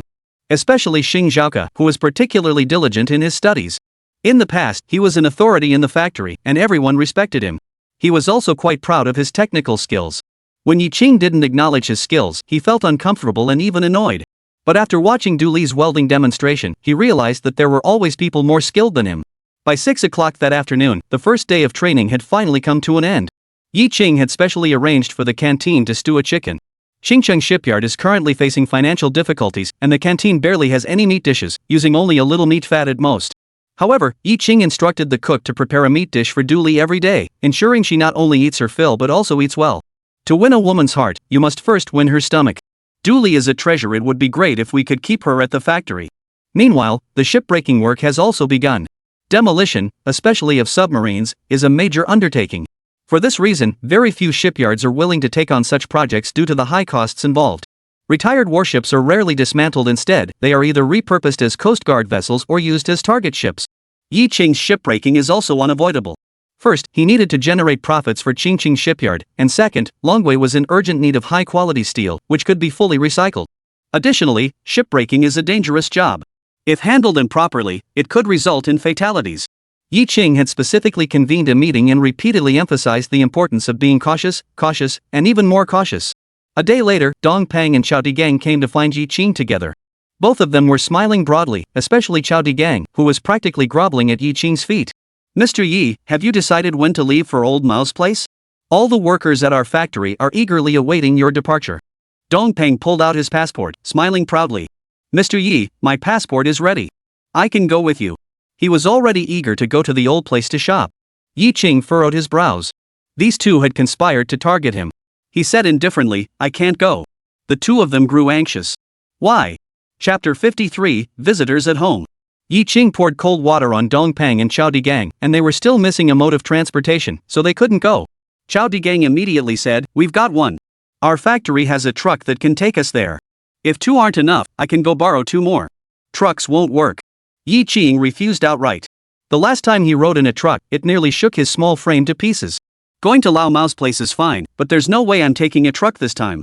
Even sleeping is a problem. "Mr. Chow, why don't you find a cargo ship and ship the remaining 190,000 pairs of jeans over there? It'll save you the trouble of bothering me again later." Chao Digang's eyes lit up. "Mr. Yi, are you serious?" Although he was several decades older than Yi Qing, he now had something to ask of him and adopted a very humble attitude. He was desperate for Yi Qing to take all the inventory jeans off his hands in one go. That way, the clothing factory could stay in business. "Factory manager Yi, if you really help us sell all the jeans, you'll be the savior of all the workers at our garment factory. We'll be forever grateful." Yi Qing said indifferently, "First, go find a cargo ship." Chao Digang hurried off. Dong Pang, however, looked worried. "Mr. Yi, selling 190,000 pieces all at once to the Russians, can they handle that? What if?" Yi Qing replied, "There's no what if. The Russians have a huge demand for jeans. Whatever you give them, they'll take it all." Dong Pang was curious why Yi Qing knew so much about the Russians, but he didn't ask further. This was Yi Qing's way of doing things, and Dong Pang felt it was best not to pry further. The shipyard was a bustling place with countless tasks to manage. Since becoming the factory director, Yi Qing had returned home less frequently and slept even less. While other workers had already gone home, he remained in his office, bent over his desk, writing something. Suddenly, he noticed the photos of Lin Jing and Yi on his desk and looked up sharply. He had been reborn to take care of them, hadn't he? Why was he throwing himself back into work again? Damn it. At that thought, he immediately put down his pen and got up to go home. There were guests at home. It's Yiqing's maternal uncle, Sun Daeteo, and his younger brother, Sun Ertao. Both of them were farmers in the countryside, their faces tanned dark from the sun, their backs slightly hunched, and their cloth shoes patched countless times, covered in mud. Sun Daeteo smiled broadly. We heard that Xiaoqing had returned from the countryside, so we came to visit you. Your parents said you've become a factory director now. That's truly impressive. It brings honor to me and your second cousin. These are peaches we grew ourselves in the village. They're very sweet. Try some. The two of them eagerly took the peaches out of the sack. They brought an entire sackful. Yiqing suddenly remembered something. It was this year that all the peaches in his cousin's village had rotted in the fields and couldn't be sold. The villagers had no income and were surviving on grass roots, with over a dozen people starving to death. My eldest and second cousins, is the village facing difficulties? Even though there was a bountiful harvest of yellow peaches, they couldn't be sold? Sun Daeteo and the others were utterly baffled. No wonder you're a college student, you can even guess that. Xiaoqing, you're educated, can you help us think of a way to sell it? How will the villagers survive? Sun Daeteo and Sun Ertao looked gloomy. They had come with the hopes of the entire village. Among all the relatives in the village, only Sun Daeteo's cousin Mei Ting lived in the city. Having heard that her son was still a college student, they sent the two of them to seek help. Yi Ping and Mei Ting were also anxious. Xiaoqing, why don't we buy some from the shipyard and distribute it as a benefit to the employees? Yiqing shook his head. Our factory only has over 100 employees. How much can we buy? Besides, the factory is currently short on funds and can't spare any extra money. This idea won't work. Upon hearing this, Sun Daeteo and his brother felt their hearts sink. What should they do now? The two of them were as restless as ants on a hot pan. Uncle Dai, Uncle Air, don't worry. I have an idea that might help you sell it. Chapter 54, Only Capable Men Have Work to Do. Sun Daeteo and Sun Ertao's faces shifted from gloomy to bright, their eyes sparkling as they looked at Yiqing. Make as many canned peaches as you can, then transport them all to Qingcheng, and I'll help you sell them. Yiqing spoke firmly. Yi Ping, seeing him take on so much, reminded him, Xiaoqing, I know you really want to help your uncle, but with so many cans, who will you sell them to? Yiqing smiled confidently and said, Dad, don't worry. I've got it all figured out. Uncle Yi, stay at my place for the night. We'll head back early tomorrow morning. Hurry up and get the villagers moving. The canned goods are ready, and I'll find a truck to transport them. The two were so excited they couldn't find words to express themselves, gripping Yiqing's hand tightly. Xiaoqing, your uncle knew you had a way. I speak for the entire village in thanking you. You've really done us a huge favor. Late at night. Everyone else has gone to sleep. Yiqing held Lin Jing tightly. These past few days, I've been busy with factory matters and forgot to spend time with you and Yi. It's all my fault. Lin Jing covered Yiqing's mouth. Everyone at the factory is counting on you. Yi and I definitely can't hold you back. The busier Yiqing became at work, the happier Lin Jing grew. Only capable men have so much to do. Yiqing, can you really help your uncle sell the peaches? Lin Jing was very worried. Don't worry, I can not only help them sell it, but also export it overseas. Realizing that Yiqing wasn't just bragging, Lin Jing finally felt at ease. Yiqing, I want to find a job. Staying at home all the time isn't going to work. The whole family is working hard to make money, and Lin Jing feels guilty for being the only one not contributing. Taking care of Yi is your most important job. Once Yi starts kindergarten, I won't make you go back to work. I want you to continue your studies, take the college entrance exam, and go to university. Lin Jing looked stunned. Don't joke around. I haven't studied in years. Lin Jing dropped out of school after finishing junior high. Lin Jing, if you're willing, you should go back to school. You can think about it over the next few days. Knowledge changes destiny. Reading will change Lin Jing's life. At least, that's what Yiqing believes. Yiqing and Lin Jing weren't the only ones still awake late at night. Lu Shanha, who was far away in the capital, hadn't gone to sleep either.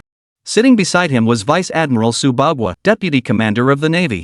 Both of them were heavy smokers, and the room was filled with smoke. In front of them was the design rendering of the Type 052 destroyer designed by Yiqing. Lu Shanha exhaled a ring of smoke.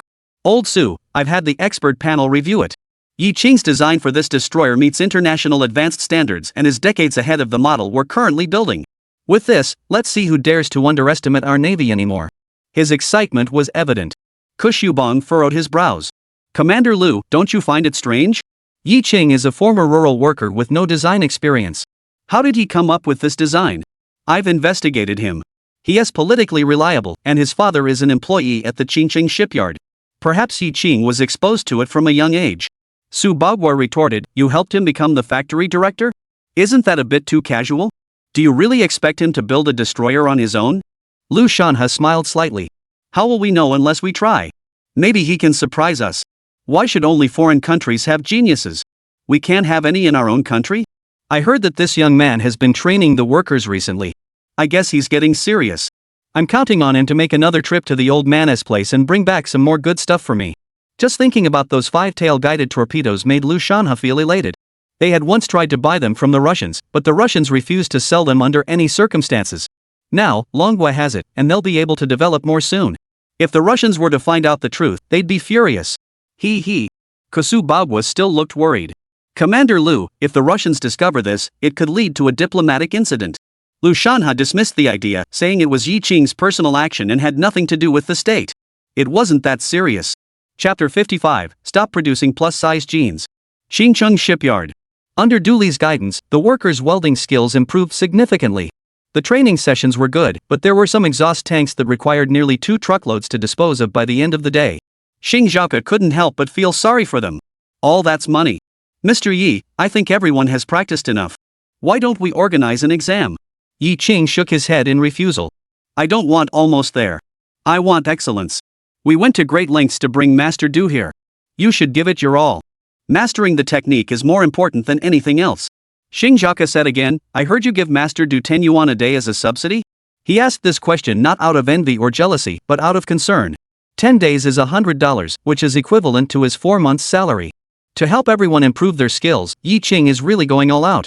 The factory is already struggling, and now they have to set aside some money to hire teachers to give lectures. The senior workers feel deeply indebted. Yi Qing gave a warm smile and said, Master Xing, don't worry too much. Just focus on learning from her.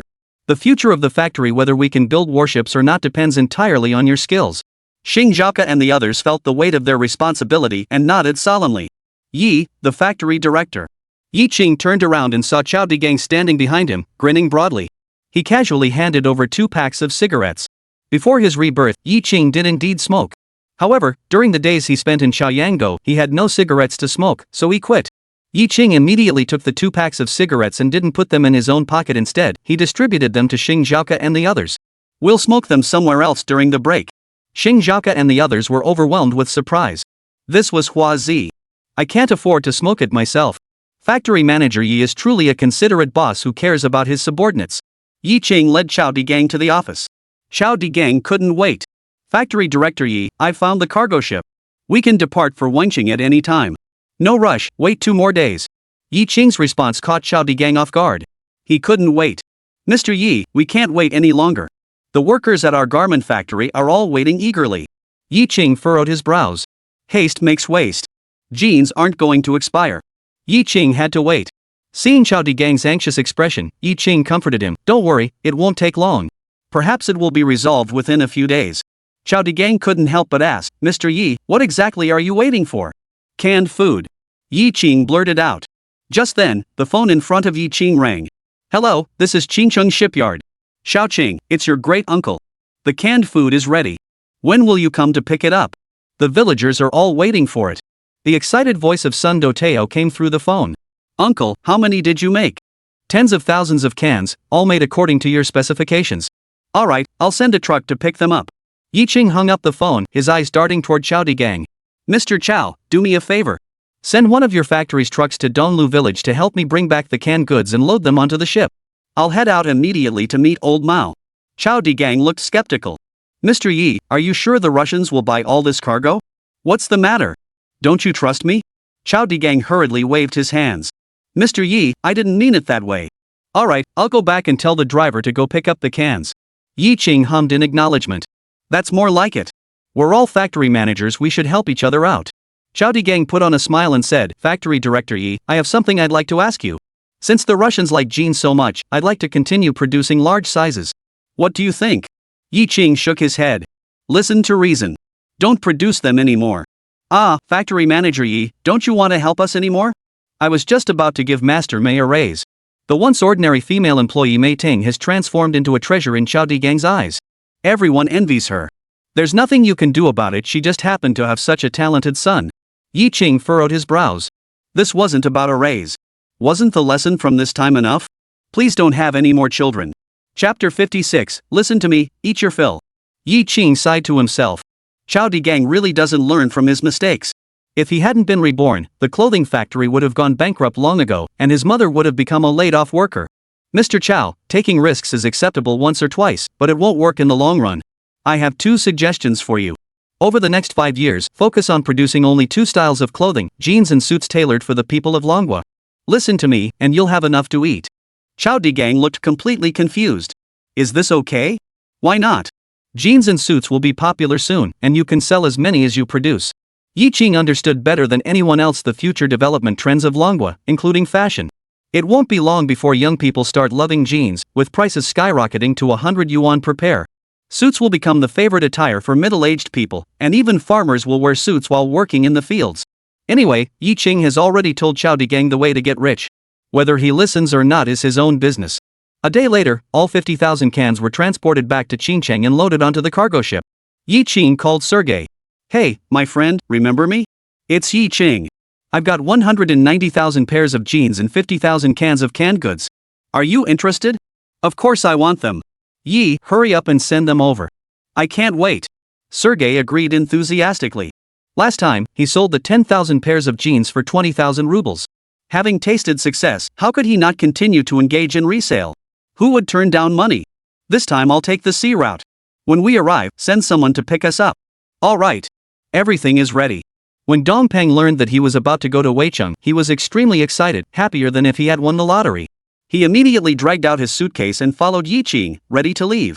He couldn't wait to go to the military port in Wenching to see the Russians' powerful ships and advanced weapons. Besides your ID and passport, don't bring any other documents. If the Russians find out you're the director of the Deep Sea Design Institute, you'll be in big trouble. Your current identity is a businessman and my partner. I understand. You can trust me. Just as the two were about to board the ship, a voice suddenly rang out from behind them. Wait for me. Yi Qing turned around and looked. It was Su Xiao. Why is she here again? This woman is really persistent. She was still dressed like a secretary, holding a briefcase in her hand. Su Xiao ran over to Yi Qing. Mr. Yi, how can you go abroad for business without a secretary? Dongpeng was taken aback. When did Yi Qing get a female secretary, and one who was so young and beautiful? The look in his eyes as he looked at Yi Qing held a hint of amusement. This guy Yi Qing isn't simple. He's only just become the factory director and he's already playing around like this. Maybe I should remind her that the soft bed is the hero's grave. Yi Qing's expression grew solemn. Lu Shanhe still doesn't trust himself, so he sent another surveillance camera? Yi Qing quietly revealed Su Xiao's identity to Dongpeng. The amused expression on Dongpeng's face vanished instantly, and he became tense. The previously relaxed mood grew heavy. I never expected Su Xiao's identity to be so special. One dares not act recklessly in her presence. Yi Qing gave Su Xiao a heads up this time, she wouldn't be so lucky as last time. Don't end up not finding any treasures, or she'll have all sorts of problems. Su Xiao replied, Mr. Yi, I feel like you're really nervous. I'm just your secretary, I'll do whatever you say. She was the first to board the boat. Yi Qing whispered to Dongpeng, this woman is a real firecracker. It's best not to talk to her, and definitely don't provoke her. Dongpeng took it to heart. Everyone in the military was extremely serious and solemn, and he understood that. The two of them also boarded the ship.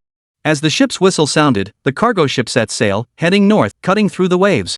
Chapter 57, Prepare for a drinking contest. Life on the ship was extremely monotonous. The only thing to do was play cards. But Dongpeng didn't want to waste his time playing poker. Whenever he had a moment, he would take the blueprints and ask Yi Qing for advice, eager to learn everything Yi Qing knew. The more Yi Qing explained, the more astonished he became. He had the illusion that Yi Qing seemed to be from a different era. Many of the things he mentioned were far ahead of his time, things he had never heard of or seen before. Su Xiao, who was sitting beside him, was also listening in astonishment. Her major was also naval studies. But Yi Qing clearly looked more professional than herself. Dongpeng couldn't help but speak up. Mr. Yi, may I ask where you acquired all this theoretical knowledge? Yi Qing chuckled. Do you know how I survived those 3 years as a rural youth? I spent every day thinking about how to build a warship. Of course, that's a lie. The matter of rebirth must not be revealed to anyone. On this day, the wind was calm and the waters were still. Suddenly, someone on the boat shouted, there's a warship ahead. It's the Russians. Before he could finish speaking, a radio broadcast came over the loudspeaker. This is the Soviet Pacific Fleet. The cargo ship ahead is to stop and undergo inspection. Yi Qing also turned on the radio and responded, this is Yi Qing from Manhwa. I am a close friend of your chief of staff, Mr. Sergei. The cargo on board is all intended for him. Soon, 2 Russian soldiers boarded the ship for inspection. That's right, jeans and canned food. Follow our warship. Colonel Sergei said to transport them directly to the port. The warship and the cargo ship are following one after the other. Dong Peng and Su Xiao stood on the deck, staring at the Russian warship, their eyes sparkling with excitement, and even drooling. That was a Kazan-class destroyer. It was one of the Soviet Union's advanced weapons. If only our dragon nation could have destroyers of this caliber, how wonderful that would be. Dong Peng couldn't help but sigh with emotion. Yi Qing glanced at him. It's just a Kazan-class destroyer. If he gets to see the old man's aircraft carrier later, he'll be drooling all over the place. Director Dong, once our Type 052 destroyers are built, not even the Russians will be able to match us, even the Americans will envy us. Under the escort of the destroyers, the cargo ship quickly arrived at the port of Wenzhou. The port of Wenzhou was crowded with containers, and cars were coming and going, including many Lada vehicles. Yi Qing grinned. I'll take a few back this time. Having a car will make it convenient to go anywhere. Su Xiao snorted coldly. Our Hongqi cars are better than Ladas, aren't they? Hongqi is certainly good, but I can't afford it, and besides, I don't qualify to buy one. Yi Qing was telling the truth. At that time, the Hongqi was a special supply vehicle with limited production, and only officials of a certain rank were allowed to have one, such as Dong Peng. After the ship docked, Yi Qing directly took Su Xiao and Dong Peng to meet Sergei. They arrived at the Pacific Fleet headquarters but were informed that Sergei was not there. Go to the brandy bar. Dong Peng was confused.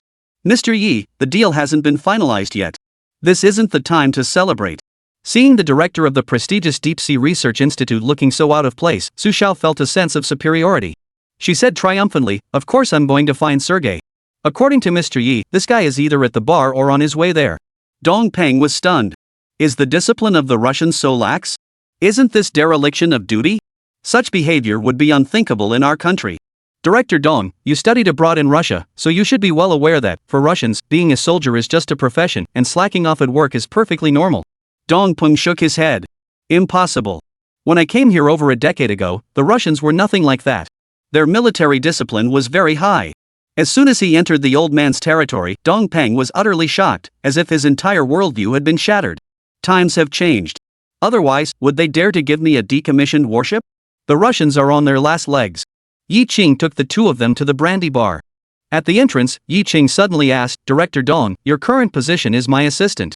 Once we're inside, you and Su Xiao should follow my lead. By the way, how's your drinking tolerance? There's going to be a tough battle ahead. Dong Peng was dumbfounded. What does going to see the Naval Chief of Staff have to do with how much you can drink?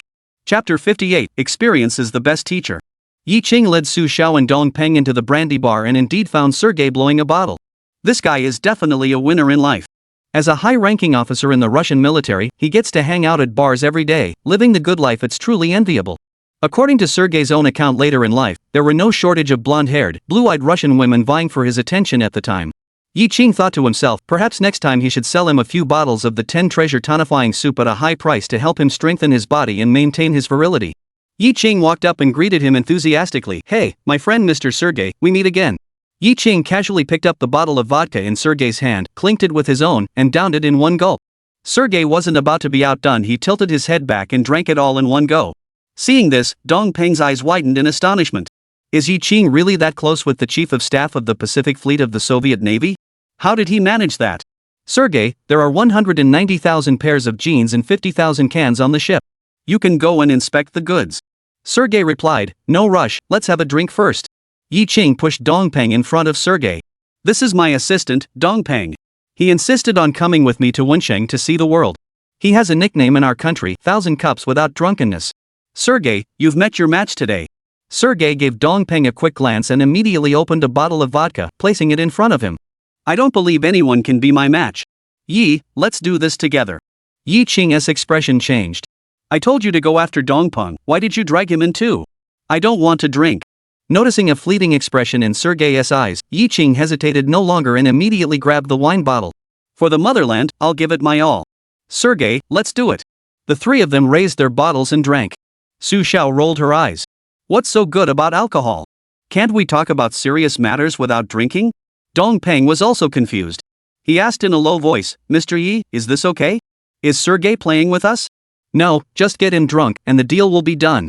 I can't hold my liquor, so today it's all on you. If you want to see the Russians' warships, drink up. Anyway, they're paying for the drinks, so why not? Saying this, Yi Qing gently patted his shoulder. Dong Peng, though an old comrade, couldn't hold his liquor as well as he used to, but as the saying goes, old age brings wisdom. Yi Qing wanted Dong Peng to take the heat, but Sergei insisted on dragging Yi Qing along to drink, and there was no way out. Half an hour later, seeing the three of them with flushed faces and barely able to stand, Su Xiao grew increasingly concerned. Yi Qing, don't get Sergei drunk. We still have business to discuss. Yi Qing, don't get Sergei drunk. We still have business to discuss. Yi Qing replied, Director Dong is worried, but why are you asking such a childish question? Have you forgotten what happened last time? Su Xiao was so flustered that he couldn't say a word. She was so angry that she glared at Yi Qing. Yi Qing glared at her and said, What's your attitude? Don't forget that you're my secretary now. If you slip up, you won't be able to handle the consequences. That day, Yi Qing, Dong Peng, and Sergei each drank 4 bottles of vodka. Sergei's eyes were glassy, but he was enjoying himself immensely. He was already slurring his words. Yi, I'll show you something good tomorrow. After saying that, he leaned against the wall and walked out. Dong Peng was indeed a seasoned veteran, he could still walk in a straight line. Yi Qing managed to maintain his last shred of sanity, but he felt dizzy and unsteady on his feet, with a burning sensation in his stomach that made him feel like he was going to die. The three of them booked 3 rooms at the hotel. Dong Peng spoke up, I don't care about you guys. I've had some drinks and need to sleep. He went back to his room and fell asleep immediately. As for his so-called not caring, I'm not sure exactly what he means. Su Xiao watched Yi Qing enter the room and was about to help him close the door before returning to his own room to sleep, but suddenly heard a loud cry. Yi Qing had vomited. Su Xiao hesitated for a moment before finally entering Yi Qing's room. Chapter 59, Did Yi Qing really see me? Yi Qing seemed out of sorts today, leaning over the toilet and vomiting non-stop, his stomach churning violently. Su Xiao frowned, reluctantly taking a towel and supporting Yi Qing. After a while, Yi Qing finally finished vomiting. She helped Yi Qing to the bed. Yi Qing lay down and fell asleep, and soon snoring sounds began to rise. Su Xiao poured him a glass of water and placed it on the bedside table. Yi Qing, making a naval lieutenant like me attend to you is truly a sin. I must have owed you in a past life. She turned and left, returning to her own room. But Su Xiao lay in bed, tossing and turning, unable to sleep. Suddenly, a thought crossed her mind. She had seen a news article in the newspaper. Someone had drunk too much alcohol, lay down to sleep in a prone position, and suddenly vomited in the middle of the night. The vomit blocked their airway, leading to suffocation and death. Etc. Yi Qing also seemed to be lying flat. Is he also? Think of this, Su Xiao felt a bit uneasy. No, I have to go check on him. If something happens to him, Commander Lu will be furious. Su Xiao quickly got up, put on his clothes, and returned to Yi Qing's room. She was just about to help Yi Qing change positions. A loud cry. Yi Qing suddenly sat up, opened his mouth, and vomited all over Su Xiao. Su Xiao! Her little fists were clenched so tightly they turned white, her entire body trembled with anger, her delicate frame shook uncontrollably, her blood pressure skyrocketed, and her inner world was on the verge of exploding.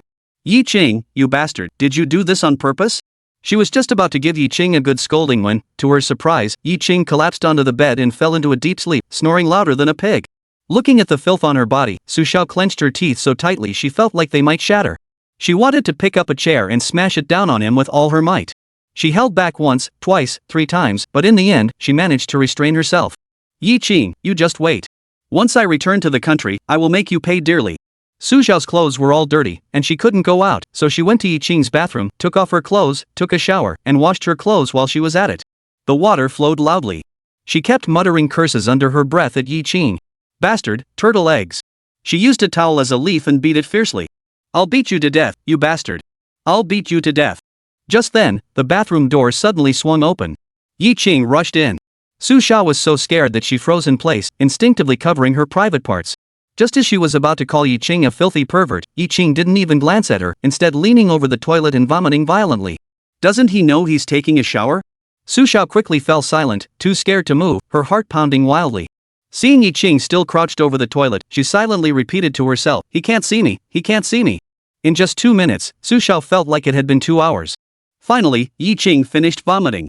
Fortunately, he didn't look this way and left the bathroom directly, returning to bed to continue sleeping. Su Xiao wrapped herself in a bathrobe but still dared not leave the bathroom. After waiting for a long time, she heard Yi Qing snoring loudly and confirmed he was asleep. She then tiptoed out and fled as if escaping, rushing back to her own room. Sitting on the bed, her heart was still pounding wildly, and she felt anxious and uneasy. That night, she couldn't sleep at all, constantly dwelling on one question. Does Yi Qing even know that she was taking a shower in the bathroom? Did he see himself? He probably didn't see him, right? His eyes didn't seem to be looking in my direction. If he saw her, how could she ever show her face again? Yi Qing is indeed a scoundrel. Dawn broke. Yi Qing got up and called Su Xiao and Dongping to come downstairs for breakfast.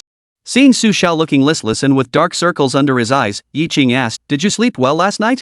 Su Xiao glared angrily at Yi Qing. "Do you remember what happened last night?" Yi Qing was completely baffled. What happened last night? Chapter 60, We want warships, not civilian vessels. Su Xiao was so angry that his face turned red, and he hesitated to speak. How dare Yi Qing ask such a question? What happened? Doesn't he have any idea what's going on? Didn't you see anything when you were throwing up in the bathroom? Yi Qing was puzzled. What? Did I vomit in the bathroom? I don't remember that. I blacked out last night. When I woke up, I couldn't remember a thing. You. Su Xiao was so furious she wanted to tear Yi Qing to pieces. Does this guy really not remember, or is he just pretending not to? But Su Xiao was certain he had seen her naked body. In her eyes, Yi Qing's label as a lowlife thug was impossible to remove. Su Xiao said in a warning tone, "You'd better really not remember, or else I'll make you regret it." Yi Qing was completely confused. What are you talking about? I don't understand a word. What happened last night? He stared intently at Su Xiao. But Su Xiao's eyes were avoiding his. Nothing. Yi Qing was speechless. Women are truly mysterious creatures. It's inexplicable.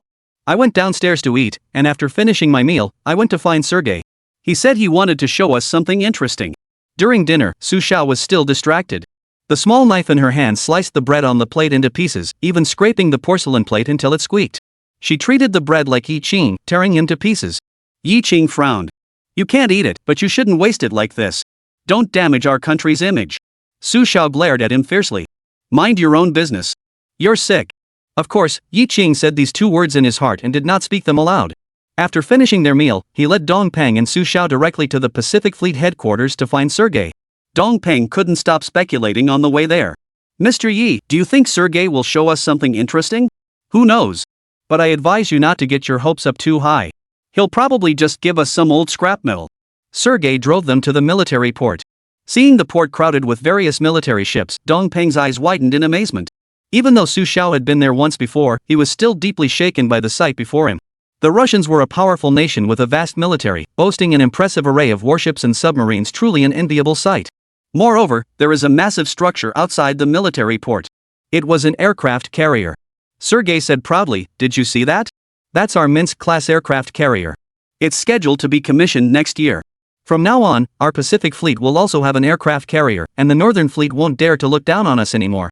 Dongpeng looked at the Kiev-class aircraft carrier from afar, filled with emotion. When will Manhwa have its own aircraft carrier? Su Xiao was also so shocked he couldn't close his mouth. This was the first time in her life she had ever seen an aircraft carrier in real life. It's so big and impressive. It resembles a majestic mountain standing tall in the sea. Other warships in front of it were no more than small hills. Yi Qing merely glanced at it, seemingly unconcerned about the Minsk. Although the Russians have formidable military strength, they have not prioritized the development of aircraft carriers. Instead, they are more enthusiastic about missile research and development. As a result, the Soviet Union's aircraft carriers are actually quite mediocre. They built only 9 in total, and none of them ended well. Sergei noticed the change in Dongpeng and Su Xiao's expressions and asked tentatively, "Are your expressions a bit exaggerated?" Yi Qing quickly explained, "They've never seen anything like this before, and they both suffer from a fear of large objects." He quickly changed the subject. "Sergei, the amazing thing you showed us isn't just this aircraft carrier, is it?" "Of course not." Sergei stepped on the gas and drove them to the remote port where the decommissioned warship was docked. He pointed to a ship that looked quite new not far ahead, standing in stark contrast to the rusty warships around it. "That's the one I'm talking about, the island nation's ship we've seized. If you want it, you can take it away." "A ship from the island nation?" Su Xiao signaled Yi Qing to refuse with his eyes. "We want warships, not civilian vessels." Chapter 61, Yi Qing insists on his own way. Yi Qing ignored Su Xiao and asked Sergei instead, "Are you planning to trade this ship for our jeans and canned food?" "That's right." Sergei nodded. Seeing that Yi Qing was about to agree, Su Xiao signaled again with his eyes that he couldn't take this ship. Yi Qing remained oblivious. Su Xiao was so angry she wanted to stomp her foot, but she was afraid of giving herself away. Yi Qing said to Sergei, "It's possible, but it's not enough. I brought you 19,000 pairs of jeans and 5,000 cans of canned food. What else do you want?" At that moment, Su Xiao took a deep breath and interrupted their conversation. "Mr. Yi, I believe that civilian ship is of little use to us. I suggest you consider this carefully." She emphasized the words civilian ship to make sure Yi Qing would reconsider. Yi Qing remained expressionless. Who said it's not useful? Look how new that boat is. If we fix it up, it'll definitely still work. But I still don't recommend it. The authorities in the capital probably won't approve. Su Xiao spoke with hidden meaning, implying that the navy would come to suppress Yi Qing. Dong Peng also felt that Yi Qing had acted too hastily. Why go to all this trouble for a civilian ship? He also spoke up, Mr. Yi, why don't you reconsider? The three were speaking in Chinese, and Sergei couldn't understand a word, but he could sense that something was off. Yi, your female secretary and assistant seem to have different opinions? That's correct. They're a bit concerned because the ship is from an island nation. They're worried that if we tow it back and the island nation finds out, it could lead to a dispute. Fortunately, Yi Qing was clever and provided a very reasonable and objectively valid reason. Sergei suddenly understood. Since you've brought it up, I have a condition: you must tow this ship back and dismantle it for scrap metal. It must not be used, or else I'll get into trouble too. Yi Qing immediately replied, so, if I take this ship, I'll be taking on some risk. I'm a businessman, I prioritize the company's interests. So, I'll ask you for 7 Gil trucks and 3 Lada sedans. That's not too much, is it? Sergei readily agreed. He thought Yi Qing was right. With 190,000 pairs of jeans and 50,000 cans, he could make a good profit by reselling them himself, and he didn't want Yi Qing to lose out. Trucks and cars were no problem for him. No problem, give me a day, and I'll get you a brand new one. Sergei, I really like doing business with someone as straightforward as you. Me too. Let's have another drink tonight. You know, I only really enjoy drinking when I'm with you. And your assistant, Dong, is also very nice. After completing the deal, Yi Qing and Sergei were in a great mood. However, Su Xiao and Dong Peng looked as pale as death, as if they had just missed out on a fortune. Especially Su Xiao, who was seething with anger toward Yi Qing, both because of today's events and the unresolved issues from last night. That arrogant fool, just wait until we get back to the country. We'll see then. She used the excuse of feeling unwell to avoid attending the evening gathering. Dong Peng's wine tasted bland. Yi Qing wrapped her arms around his shoulders and asked, Director Dong, what's wrong? Are you in a bad mood? Mr. Yi, I came to Wenchang with you to see the Russian warships. But we only got to see them from a distance and then left. Isn't that a waste of time? I'm not satisfied. Could you please try to arrange for me to board one of their warships and take a look around? Yi Qing smiled faintly. Just this one thing. You accompany Sergei and drink freely, get him drunk, and he might agree. Sergei doesn't have any other hobbies, he just likes to drink. Dong Peng blinked. Really? Absolutely true. This perked Dong Peng up. He gripped the wine bottle tightly and kept clinking glasses with Sergei. Sergei accepted every toast. Seeing that the two were almost finished with their drinks, Yi Qing spoke up at the right moment. Sergei, what do you think of my assistant? Just as straightforward as you are, I like him. We've already become good friends. Sergei's face was already bright red. Yi Qing seized the opportunity. Dong Peng was an amateur military enthusiast who had always admired your Pacific Fleet. Could he arrange for him to visit your fleet tomorrow? That way, he could brag about it when he returned. Chapter 62, What could possibly happen between a man and a woman? Facing Yi Qing's request, Sergei hesitated. Taking people to the warship without permission, if they were discovered, they might be sent to a military court. Yi Qing also picked up a bottle of wine and drank half of it in one go with Sergei. Sergei, Dong Peng used to study in Moscow and greatly admires your culture. He had the opportunity to visit the Northern Fleet with his school, but he prefers the Pacific Fleet. You don't want him to leave with any regrets, do you? Yi Qing began to play the emotional card. Upon hearing the Northern Fleet, Sergei's expression darkened involuntarily. The Northern Fleet was the largest and most powerful fleet of the old Russians, and the Pacific Fleet, as the second strongest, was highly dissatisfied, believing that the Pacific Fleet was the true first. Moreover, whenever new weapons are developed, they are always prioritized for the Northern Fleet. This has also left the Pacific Fleet feeling quite dissatisfied. It's as if the Northern Fleet is the favorite child and the Pacific Fleet is the stepchild. Yi Qing added, why don't you take him aboard the 971 nuclear submarine to broaden his horizons? The reason Yi Qing mentioned the 971 nuclear submarine was because he clearly remembered that, in the future, Hilge had once told him a scandalous story while drunk. He had once brought a beautiful young woman aboard this nuclear submarine and engaged in some very thrilling activities. If he could bring Mao Mei inside, he must have a way to bring Dong Peng in as well. Then, Yi Qing gave Dong Peng a meaningful glance. Dong Peng understood and immediately picked up the wine bottle to continue drinking with Sergei. When dealing with Russians, drinking was more practical than anything else. But in the end, Sergei didn't give a clear answer. This left Dong Peng deeply disappointed. After leaving the bar, his mood remained low. Yi Qing comforted him, it's okay, there will be other opportunities in the future. Dong Peng sighed and said nothing. Yi Qing packed some pastries from the bar and brought them back to the hotel. Su Xiao, that woman, must have lost her mind to give me the cold shoulder like that. Yi Qing didn't want to bother with her. But he was, after all, a soft-hearted person, and this was abroad. If he didn't take care of her dinner, it would seem very impolite. Yi Cheng and Dong Peng came to the corridor. Director Dong, you go back and rest first. I need to talk to Su Xiao about something. Dong Peng didn't ask any further questions and went back to his room on his own. What could possibly happen between a man and a woman? It's just that kind of thing. Dong. Yi Qing knocked on Su Xiao's door. Su Xiao opened the door and saw Yi Qing, immediately trying to close it. Yi Qing forced his way in, shut the door, and shouted angrily, Su Xiao, do you know how close you came to ruining my important plans today? Don't forget your place, you're my secretary. Don't dare to give me orders in front of Sergei. Su Xiao was even more furious. Yi Qing, Commander Lu arranged for you to obtain a passport to go to Wenchang, not to switch to a civilian vessel. That would be of no use to the Navy. You're just a little girl, what do you know? I have my reasons for wanting it. Yi Qing threw the pastry onto the bed and left the room with a gloomy expression. You're in the Navy, so you think you're so great? I, Yi Qing, won't put up with your attitude. Who doesn't have a temper? Su Xiao was furious. In Su Xiao's view, Yi Qing was being arrogant and self-important. Yi Qing, just wait. I will report your actions to our superiors. There was no further communication that night. The next afternoon, Sergei called Yi Qing. Yi, the 10 vehicles you requested have been delivered to the port. You can load them onto your cargo ship at any time. Yi Qing was thrilled. That's fantastic. Thanks for being so reliable, Hill. Those Gil trucks and Lada cars will definitely make a big contribution to our company. I love you so much. Yi, meet me at 7 o'clock tonight on your cargo ship. After saying this, Sergei hung up the phone hurriedly. It was 7 o'clock in the evening, and it was pitch black outside. Yi Qing had already guessed what Sergei was up to. Chapter 63, Carrying on the Fine Traditions of the Nation. Yi Qing first went with Dong Ping to take delivery of 7 Gil cars and 3 Lada cars.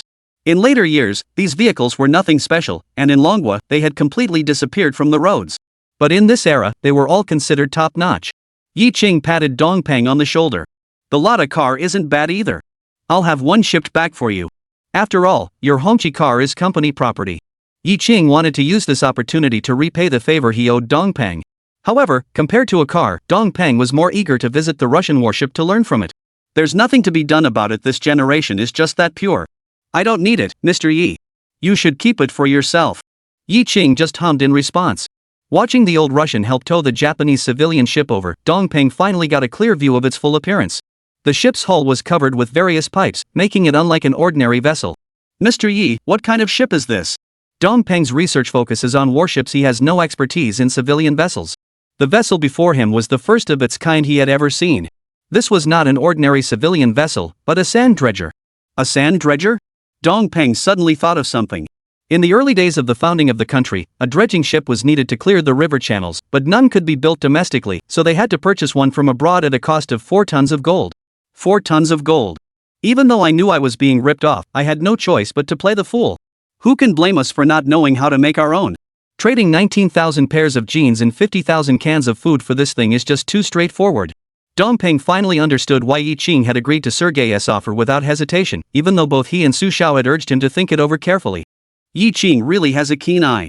How could the Russians seize a Japanese fishing vessel like that? Who knows? But it's ours now. But Dong Peng still had doubts. Didn't Sergei say that this ship couldn't be used and had to be dismantled upon return, or else there would be trouble? Yi Qing shot him an odd look. When did you become so rigid? As long as we bring it back to the country, we can decide how to use it. Have you forgotten our ethnic tradition of being adaptable? We should be the ones to carry it on. If we drag it back to our Qingzhou shipyard for a makeover, who would be able to tell it was originally from that island nation? Dong Peng suddenly realized. But he still couldn't bring himself to feel happy. Mr. Yi, are we going back to China? No rush. Sergei is coming to find us shortly. He said he has something else to discuss. Dong Peng made a sour face. Not going to drink again, are you? Even someone with an iron stomach couldn't handle that. In just 2 days, he drank nearly 10 bottles of vodka. Though he didn't spend a single penny, his body couldn't take it. After all, he was getting on in years, and his body was no longer in its prime. It probably wasn't drinking. Maybe Sergei wanted to take us inside the 971 nuclear submarine to take a look.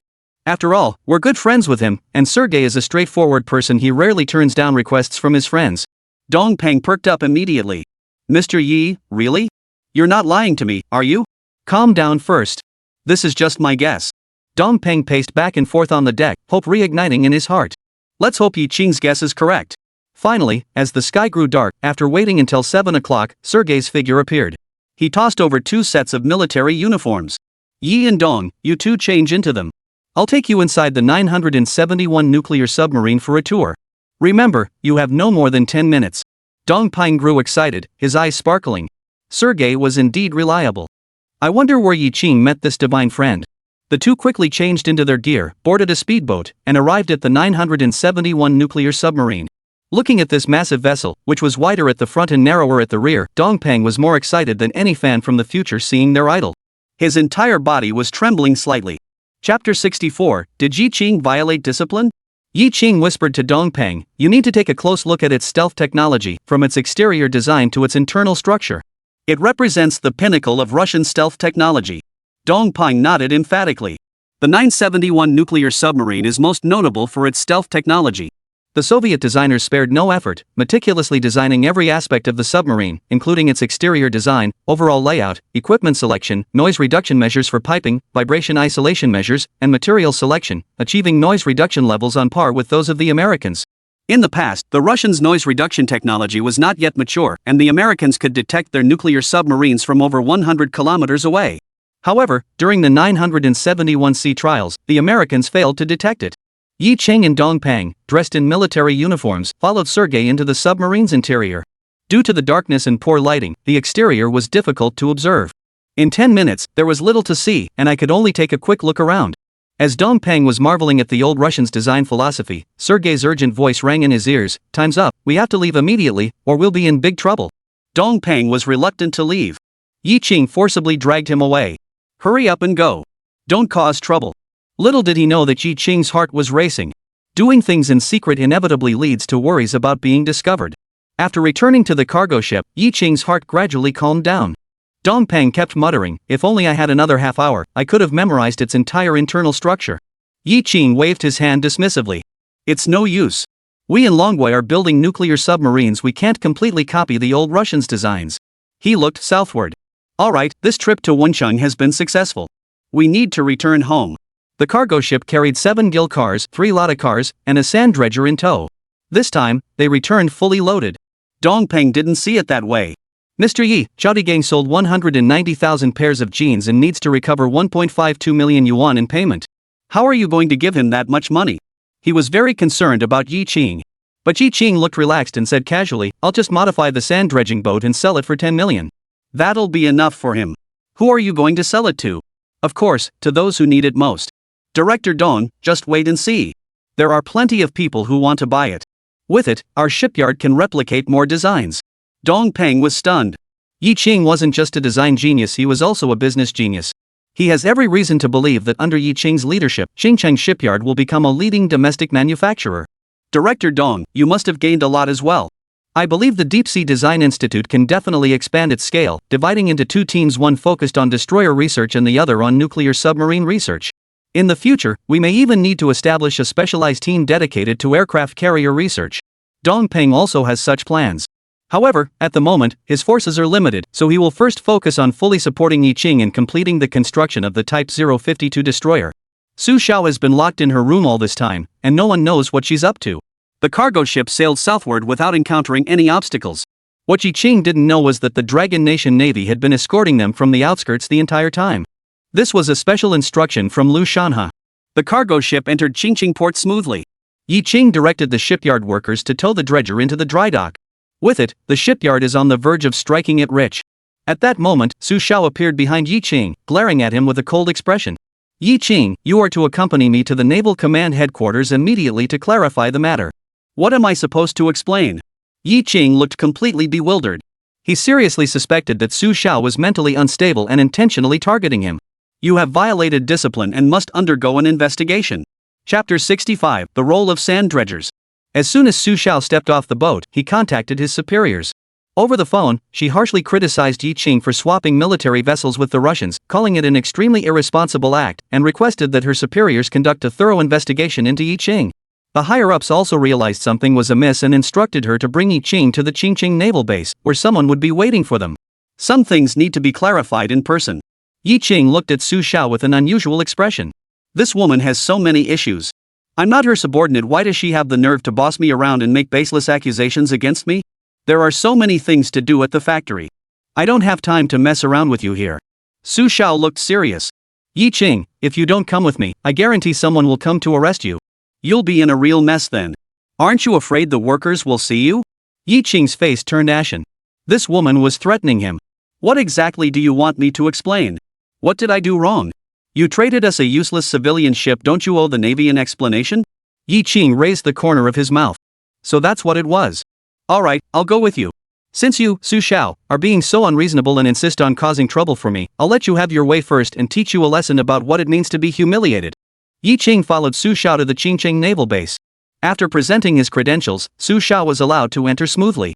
The two entered a meeting room where a man in a Navy uniform was sitting in a chair. Zhou, the military advisor. Su Xiao saluted first. Zhou Yu, a staff officer from the naval headquarters, had come to Qingcheng to wait for Yi Qing and Su Xiao to see what new gadgets they had managed to get from the Russians. He had also heard about the civilian ship incident. Su Xiao first reported Yi Qing to Zhou. Colonel Zhou, Yi Qing's behavior is highly irresponsible. Zhou Yu signaled to Su Xiao to calm down. His bright eyes looked at Yi Qing, devoid of any emotion. Comrade Yi Qing, please don't be nervous. First, tell me why you chose that civilian vessel? His tone was calm, and his attitude was good. He didn't scold Yi Qing, which made Yi Qing feel a sudden liking for him.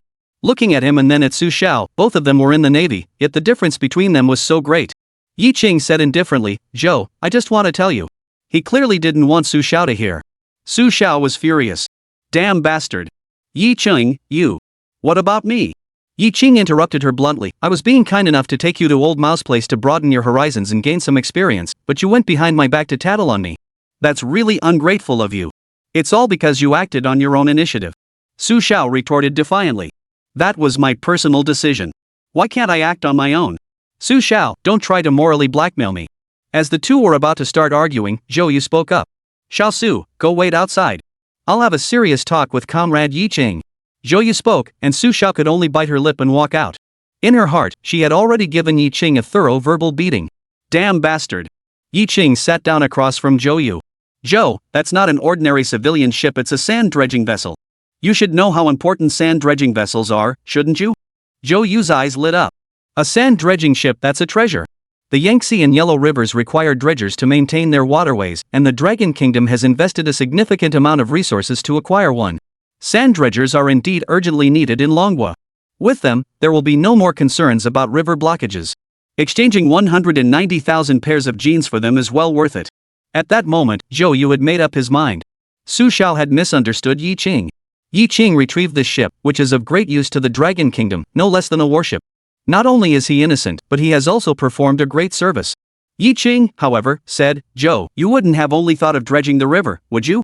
Don't the sand dredgers have a greater purpose? Zhou Yu was stumped by the question. He asked curiously, what else is it used for? Chapter 66, Yi Qing is playing a big game. The South China Sea of the Dragon Kingdom is rich and vast, but it has been coveted by a group of petty criminals. Without an aircraft carrier at present, the Dragon Kingdom finds it difficult to deter those petty criminals. Yi Qing said angrily. Zhou Yu acknowledged that Yi Qing was right. Given Longwa's current naval strength, protecting the South China Sea is extremely challenging. This is also a major issue that the Navy finds both frustrating and urgent to resolve. Comrade Yi Qing, what do you mean? Without an aircraft carrier, we can use islands to build naval bases to protect our territorial integrity. The people of Longwa are most skilled at construction, aren't they? With dredgers, building naval bases will be twice as effective with half the effort. The Tulip Kingdom used dredgers to reclaim land from the sea. Yi Qing paused for a moment before continuing. With this island nation as our sand dredging ship, our Qingcheng shipyard can replicate more of them. Whatever the Navy needs, we can produce. Zhou Yu's eyes lit up. So Yi Qing wanted this ship. He was playing a long game. He provided the Navy with a brand new approach to safeguarding the South China Sea. Zhou Yu stood up excitedly and said, Comrade Yi Qing, I will report this plan to our superiors immediately. I believe it is feasible. Watching Zhou Yu politely escort Yi Qing out of the meeting room, Su Xiao couldn't help but feel utterly baffled. Xiao Su, I've finished talking with Comrade Yi Qing. You misunderstood him. Hurry up and apologize to him. Xiao Su's dark eyes widened in shock. Zhou, the military advisor, should I apologize to him? He caused significant losses to our Navy. Zhou Yu said solemnly, there was no loss at all.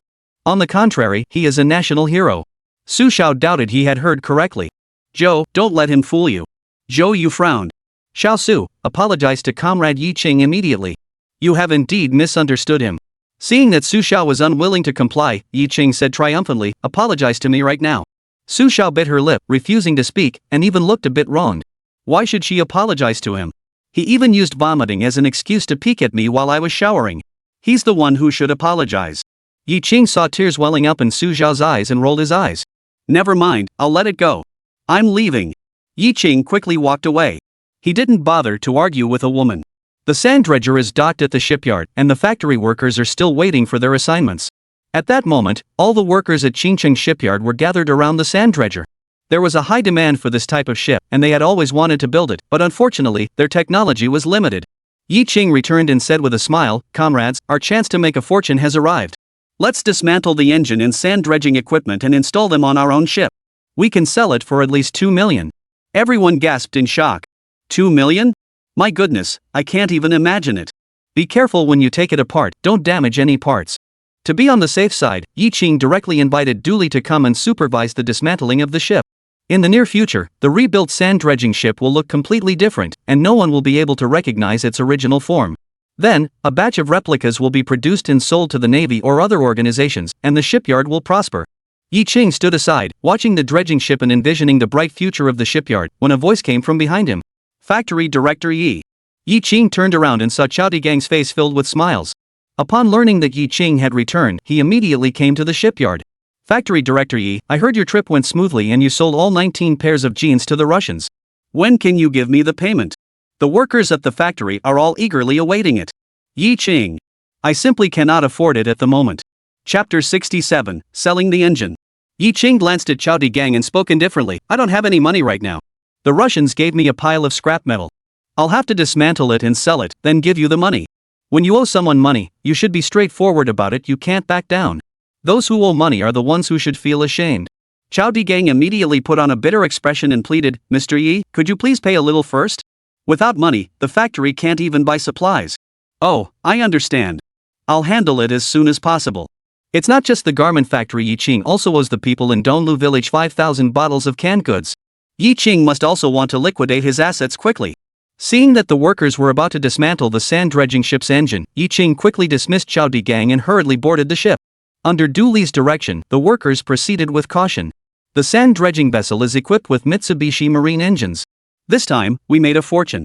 I wonder how many companies in China are interested in purchasing Mitsubishi engines, but the Japanese are charging exorbitant prices, blatantly overcharging us. This has left many organizations with no choice but to back down. Yi Qing instructed everyone to move the engine to the warehouse and keep a close watch on it. This is a valuable item. Yi Qing looked at Dooley. Though she was a bit older, her face bore the marks of time. But workers are the most beautiful. He grew increasingly fond of this technical expert and was determined to keep her at the shipyard. Do engineer, you've seen that Mitsubishi engine 2, it's brand new and state-of-the-art. I have a bold idea, let's sell it to Qingqing Diesel Engine Factory. What do you think? Dooley was taken aback. This was, of course, a huge blessing for the Greenwood factory. Everyone knows that the island nation's engine technology is world-renowned. Qingchai factory can purchase it, reverse engineer it, and benefit both the country and its people. Yi Qing really sold it to the factory, which was a huge help. Yi Qing asked again, how much do you think is a fair price? Dooley was at a loss. I'm a technical worker. I don't know anything about prices. You should go talk to our factory manager. But she was secretly wondering. Through their interactions over the past few days, she had gained some understanding of Yi Qing. He couldn't simply sell the engine to Qingchai factory, he must have other demands as well. But she had no idea what those requirements might be. Then go back and inform your factory manager that I will meet with him tomorrow at noon to discuss the matter in detail. Lock the warehouse door and have someone keep a close watch on it. No one is allowed to enter. He returned home. He thought of Lin Jing and Yi. As soon as Yi Qing entered the courtyard, he caught a whiff of the aroma of meat. His father, Yi Ping, had specifically instructed Mei Ting to prepare a good meal to welcome Yi Qing home. Dad, Mom, Lin Jing, Yi, I'm back. Yi rushed into Yi Qing's arms, demanding a hug in a babyish voice. Yi Qing took out the gift he had prepared for Yi. Yi, look what this is. Wow, it's a cute little doll. Yi Qing picked up the doll. Wow, there's another little doll in her belly. Yi Qing took the second baby away. There's more. That nesting doll toy brought us joy all night long. During dinner, Yi Qing asked Lin Jing, have you decided yet? Do you want to continue going to school? Lin Jing looked conflicted. She wanted to go, but she was also afraid to go. What if she couldn't study well and failed to get into university? That would be a disappointment to Yi Qing's expectations.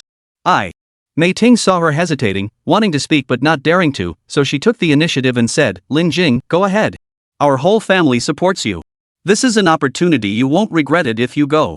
Your mother is right. We all support you. Yi Qing took Lin Jing's hand. Knowledge changes destiny, you can do it. Lin Jing was someone who couldn't sit still. Once Yi started kindergarten, she would definitely go out and find a job. Given her educational background, she can only find work in a factory assembling screws. Yi Qing didn't want her to do physical labor, so he sent her to school instead. Even if she only gets a vocational diploma, she can still get a job in a government agency and secure a stable position. Chapter 68, A Worker Exchanges 2 million yuan. According to Dooley, Yi Qing intended to sell a Mitsubishi engine to the Qingqing diesel engine factory. The factory director, Gao Huiyu, rushed over to the shipyard before noon. Yi, the factory director, is truly a hero in his youth. Even though we didn't know each other before, praising him is definitely the right thing to do. Gao Huiyu is someone who understands human nature and social etiquette. Du said, you want to sell us a Mitsubishi engine. Where is it? Can I take a look? He couldn't wait. No problem, let's check the goods first. Yi Qing took Gao Huiyu to the warehouse. Upon seeing the engine, Gao Huiyu's eyes widened in astonishment, much like Dongpeng when he saw the old Russian warship. Gao Huiyu made up his mind secretly he had to buy it. This was a real treasure. Mr. Yi, please make an offer. 5 million. Yi Qing blurted out. Hiss. Upon hearing this number, Gao Huiyu was startled. 5 million? Isn't that too expensive?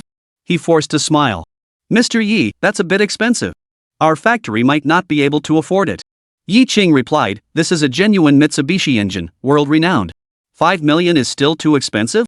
Take 5 million to Japan and see if they'll sell it to you. 5 million might get you something from the island nation, but it won't be the latest model.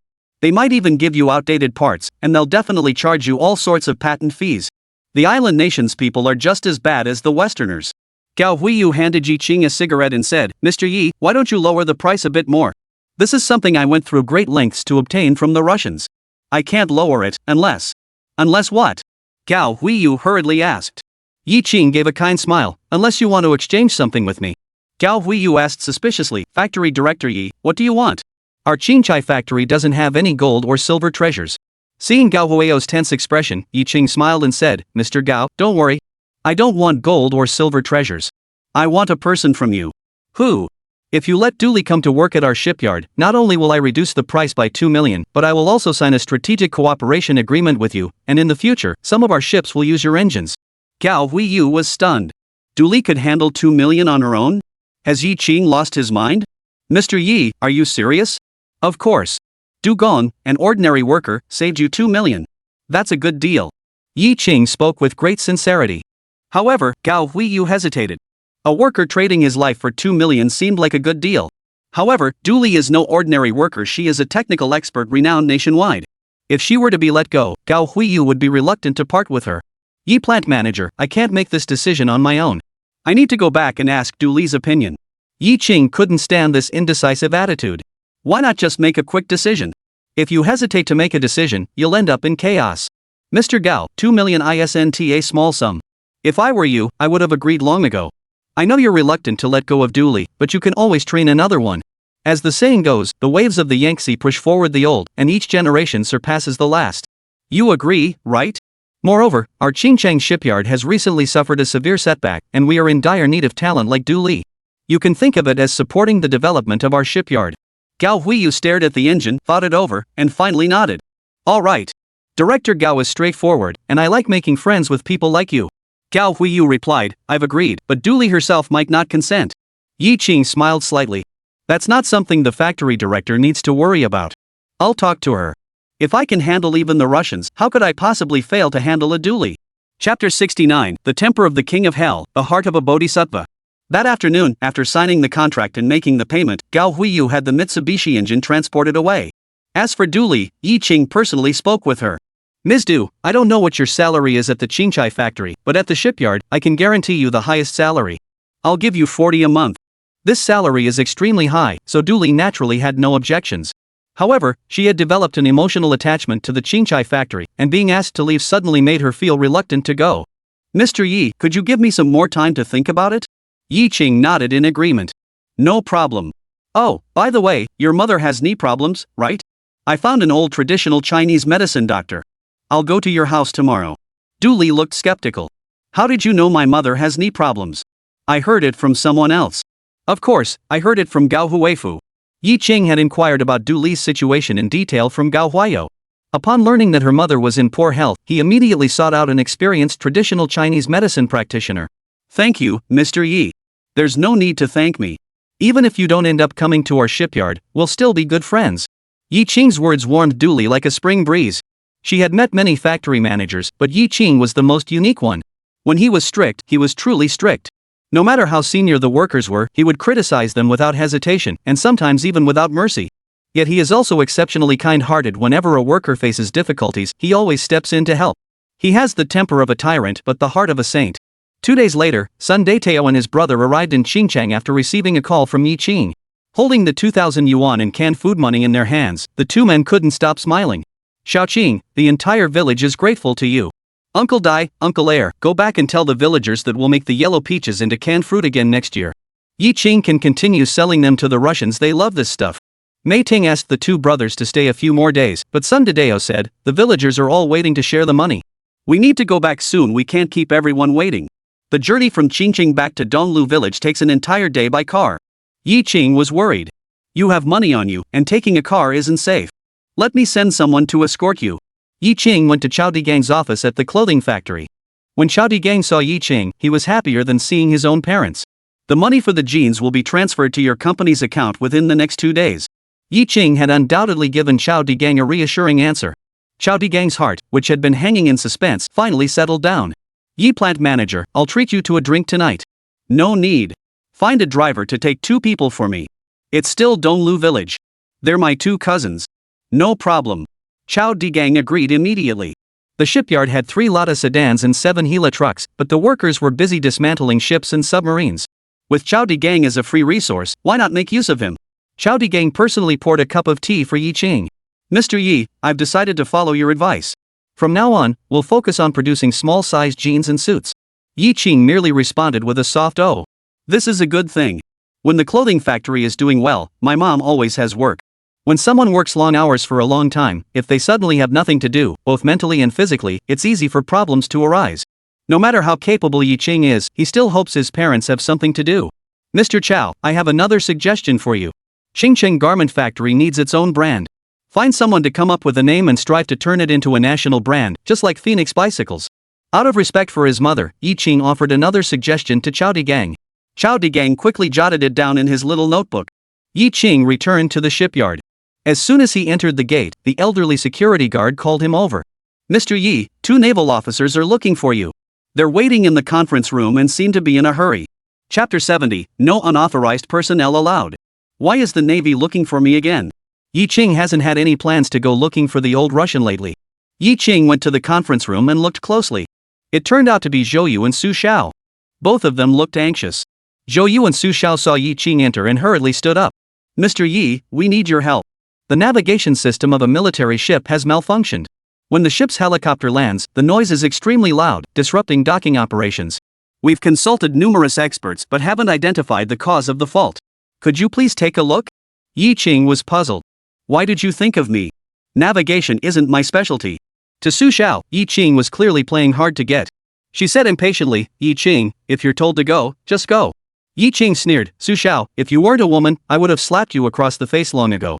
A few days ago, you didn't even bother to ask what happened and accused me of violating discipline. Now you're acting like this. Who do you think you are? Su Xiao was a feisty woman, and she couldn't bear being mocked like this by Yi Qing. She wasn't naturally a sharp-tongued person. But every time she thought about Yi Qing suddenly barging in while she was taking a shower, she couldn't help but feel angry. Yi Qing, Zhou, the military advisor, and I have come to invite you. Don't be too unreasonable. Is this how you invite someone? Seeing that Yi Qing was truly angry, Zhou Yu quickly stopped Su Xiao. He regretted bringing Su Xiao along. This girl is great in every way, except for her sharp tongue. Mr. Yi, we are here with sincere intentions to invite you, and this is also an order from our superiors. We kindly ask you to accompany us on this trip to take a look. Zhou Yu's attitude is more appropriate. Yi Qing asked, where? Right at the military port. Okay. Yi Qing got into the military vehicle and went to the military port with the 2 men. The port was filled with warships, but compared to the Soviet naval base, it was still quite inferior. The Russians have all kinds of warships, big, new, and impressive. Unfortunately, the Dragon nation started late and has limited resources. A single warship is like the clothes on their backs, new for 3 years, old for 3 years, and patched up for another 3 years. At that moment, a large crowd gathered around a destroyer. It was a Type 051 missile destroyer, the first destroyer developed and built by Manhwa. However, it was still a copy of the old Soviet design. To enhance air defense capabilities, many deck-mounted devices were removed to make room for 2 ship-based helicopters. The ship-based helicopters must be equipped with a homing guidance system, otherwise, the helicopters would be unable to locate the mothership, which would be a serious issue. However, at the time, such a system was not available domestically, so it was necessary to spend a significant amount of money to import it from abroad. The foreign experts came to debug the equipment, and everything worked fine during the trial run. However, as soon as they left, problems arose. When the helicopter landed, the noise was extremely loud, and the signal was unstable. This was highly unusual. The technology for the homing guidance system is already quite mature abroad, so such issues should not arise. The Navy is really concerned. After gathering domestic experts and studying the issue for several months, they still couldn't pinpoint the exact cause of the malfunction. The situation was reported to Liu Shanha, who was also extremely anxious. A person suddenly came to mind. Yi Cheng. This guy designed such an advanced Type 052 destroyer, maybe he can help fix the malfunction. Why not give him a try? Su Xiao privately thought that Liu Shanha's idea was excellent. The experts had studied it for months and couldn't figure it out. How could Yi Cheng possibly succeed? However, Yi Cheng is such a proud person, making him look foolish in public might not be such a bad thing after all. After all, he's always been so arrogant and confrontational.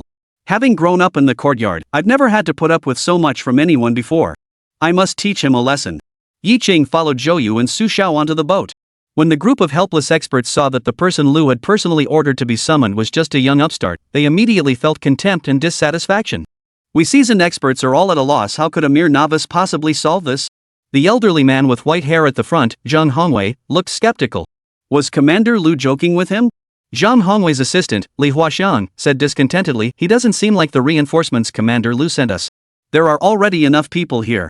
Don't let any strangers come in. Chapter 71, Don't blindly trust foreign things. Clearly, the experts on the deck were all dissatisfied with Yi Cheng. They even felt insulted. Who do you think you are?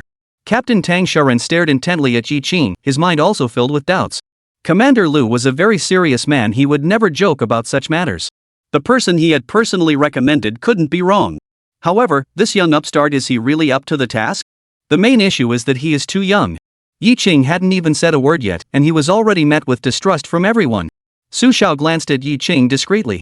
You're so arrogant. Let's see how you handle this awkward situation. Zhou Yu couldn't help but feel anxious for Yi Cheng. If Yi Cheng were to leave like this, it wouldn't just be him who would be disgraced, Liu Shanha would also be implicated. He whispered, Comrade Yi Cheng, can you do it?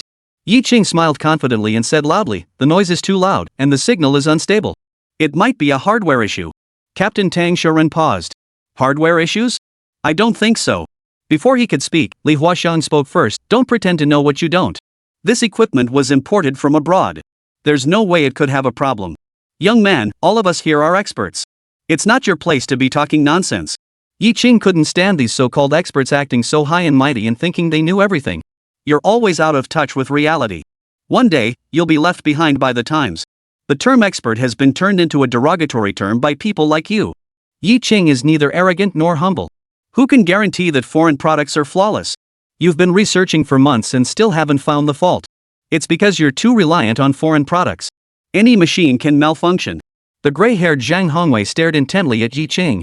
As one of the country's top scientists, he had spent months on a military ship with his team, yet they had found nothing, leaving him deeply anxious. Over the past few months, he had aged significantly, appearing as though he had grown 5 or 6 years older overnight. The arrival of this young man had pointed out the very thing they had overlooked all along. Zhang Hongwei saw in him the fearless spirit of a newborn calf. Especially Yi Cheng's eyes, which showed no trace of comfort, only unwavering determination. Could it really be, as he claimed, that there was a hardware issue? Yi Cheng continued, bring me the circuit diagram. Let me take a look. Li Huaxian looked down on him. Young man, this is the homing guidance system, not the circuit board from your home radio. Don't show off. Yi Cheng sneered, stop wasting time. Hand over the circuit diagram. Give it to him. Zhang Hongwei spoke up. But, give it to him. Zhang Hongwei is a man of his word. Yi Cheng got the blueprints and spread them out on the deck. But the wind was too strong, and if he didn't hold it down, the sea breeze would blow it away without mercy. Yi Qing looked at Su Xiao and said, "Come over and help me hold it down." "Me?" Su Xiao thought he had heard wrong. "That's right, it's you, comrade Su Xiao." Su Xiao felt a bit resentful. There were so many people there. Why did you have to pick on me, a girl? She had every reason to believe that Yi Qing was settling a personal grudge. She rolled her eyes, but eventually leaned forward, pressing her white hands against both sides of the circuit diagram. Yi Qing removed the moisture-proof cover from the circuit board and compared it with the diagram. In less than 2 minutes, Yi Qing identified the issue. The two wires were connected incorrectly. I wonder if those foreigners did it on purpose or were just careless. Just as Yi Qing was about to make the correction, a sudden shout rang out beside him. "Wait a moment, young man, don't touch that. This is imported from abroad. If you damage it, you won't be able to afford the consequences." Yi Qing raised his eyebrows and said, "I can fix it. It's just connecting two wires." If he can't even handle such a minor task, how can he deserve the title of a distinguished academician of a great nation? Li Huaxiang dismissed it. "Zhang Lao led us in troubleshooting for months and couldn't find the fault. You just took a couple of minutes and found it? You're clearly just bragging." The others didn't believe him either. The circuit diagram of the homing guidance system was very complicated. It was impossible to figure it out in 2 minutes, let alone troubleshoot the fault. Li Huaxiang was right, this guy was just bragging. At that moment, Zhou Yu walked over to Zhang Hongwei and Tang Xiaoren and whispered a few words to them. "Captain Tang, Professor Zhang, since Commander Lu personally requested that Yi Qing come, why not give him a try?" Zhang Hongwei and Tang Xiaoren exchanged glances. Neither of them dared to make a decision lightly. This was a serious matter. If Yi Qing damaged the equipment, who would be held responsible? Chapter 72, I'll take responsibility if anything goes wrong. Li Huaxiang, relying on his position as Zhang Hongwei's assistant and having some influence, adopted a rather hostile attitude. "We couldn't accomplish it, so how can this kid Yi Qing possibly succeed? It's simply impossible. Captain Tang, I think this guy named Yi Qing is here to cause trouble. These devices are all imported from abroad and shouldn't be touched carelessly. If they get damaged, it won't just be the Navy that suffers, it'll be a loss for the nation." As for Li Huaxiang, Yi Qing had no good feelings toward him. Ever since he first appeared, he had been at odds with him. He's just an assistant. What's there to be so arrogant about?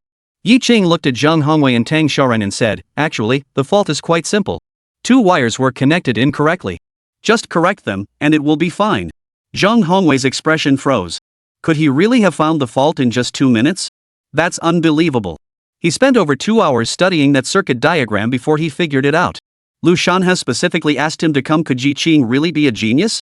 If Zhang Hongwei found out that Yi Qing had designed the Type 052 destroyer, he would only be more certain of his earlier guess and would have no hesitation in assigning him to carry out the repairs. Tang Xiaoren was deeply conflicted. On one side was the risk, and on the other was Commander Lu's face. "I'll make a call." 10 minutes later, Tang Xiaoren returned, his eagle-like eyes fixed on Yi Qing. "How confident are you?" 8 out of 10. Actually, Yi Qing was completely confident, but if he said that, they would definitely think he was bragging. "Alright, then give it a try." Li Huaxiang immediately tried to stop him. "No way, Captain Tang. This isn't a game. If something goes wrong, who's going to take responsibility?" "I'll take responsibility," Yi Qing said immediately. Li Huaxiang immediately retorted, "What qualifications do you have to take responsibility?" Tang Xiaoren didn't look at Li Huaxiang but turned his gaze toward Zhang Hongwei. "Mr. Zhang, I just spoke with Commander Lu on the phone. His suggestion is to have Yi Qing give it a try. Even if he makes a mistake, we still have the option of contacting the overseas equipment manufacturer. Since Lu Shanhe has already said that, what else can Zhang Hongwei say?" "All right." Yi Qing overheard their conversation and smiled slightly. "There's no need to go abroad to find someone, I can handle it." As he spoke, he disconnected the 2 incorrectly connected wires and reconnected them properly. His hands moved with great skill. However, the onlookers were all on edge, fearing that Yi Qing might accidentally drop the equipment. Su Xiao, standing nearby, was even more on edge. Originally, she had been looking forward to seeing Yi Qing make a fool of himself. But now Yi Qing had her assist him, and it was clear she was now on the same side as Yi Qing. When one prospers, all prosper. When one suffers, all suffer.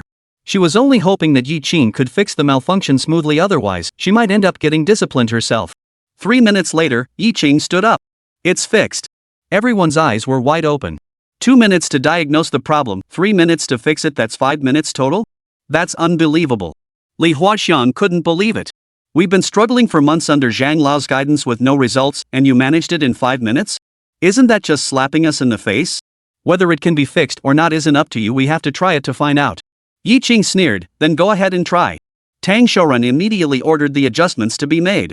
Sure enough, the noise disappeared and the signal stabilized. Yi Qing had once again done a great service for the Navy. Zhang Hongwei walked over to Yi Qing and couldn't help but give him a thumbs up.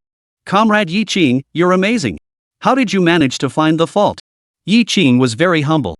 I just got lucky. It was just a coincidence. Zhang Hongwei didn't believe such an excuse. Science doesn't work that way. Tang Shouran's face was flushed with emotion as he gripped Yi Qing's hand tightly.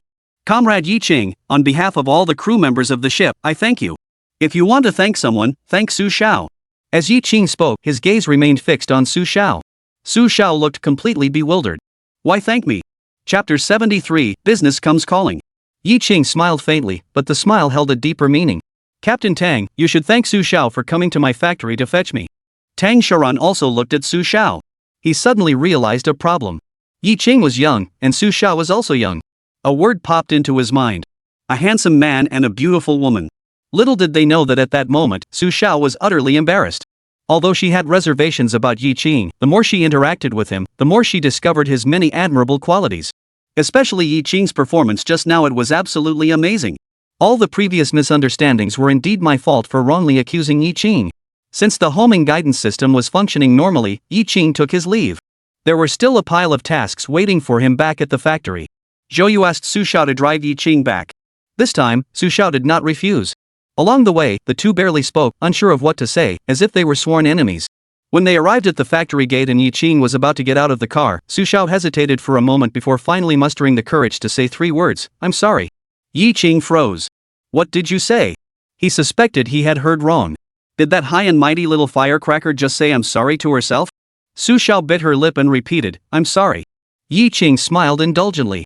It's okay. I'm a big person, I won't hold it against you. Since Su Xiao had admitted her mistake voluntarily, Yi Qing saw no reason to hold a grudge against her. Women are such peculiar creatures, it's best to keep your distance from her in the future. Yi Qing was about to return to the factory when he suddenly heard the sound of a motorcycle behind him. The person rode the motorcycle up to Yi Qing and stopped beside him. You must be Mr. Yi, the factory director. I am Feng Luan, the factory director of Qingqing Steel Plant. Nice to meet you. Feng Luan reached out his hand to shake Yi Qing's hand. Yi Qing glanced at the motorcycle behind him. It was a Yamaha motorcycle from the island nation, and it even had an electronic ignition. Electronic ignition was considered very advanced at the time, and riding one on the streets was quite impressive. Mr. Feng, the factory director, really knows how to enjoy life. Feng Luan handed Yi Qing a cigarette and kindly lit it for him. Mr. Yi, the scrap steel from the shipbreaking process at your shipyard, can we purchase it for our steel mill? We currently require a large quantity of steel. Yi Qing suddenly understood. Business was coming to him on its own. Feng Luan Yi Qing also recognized him.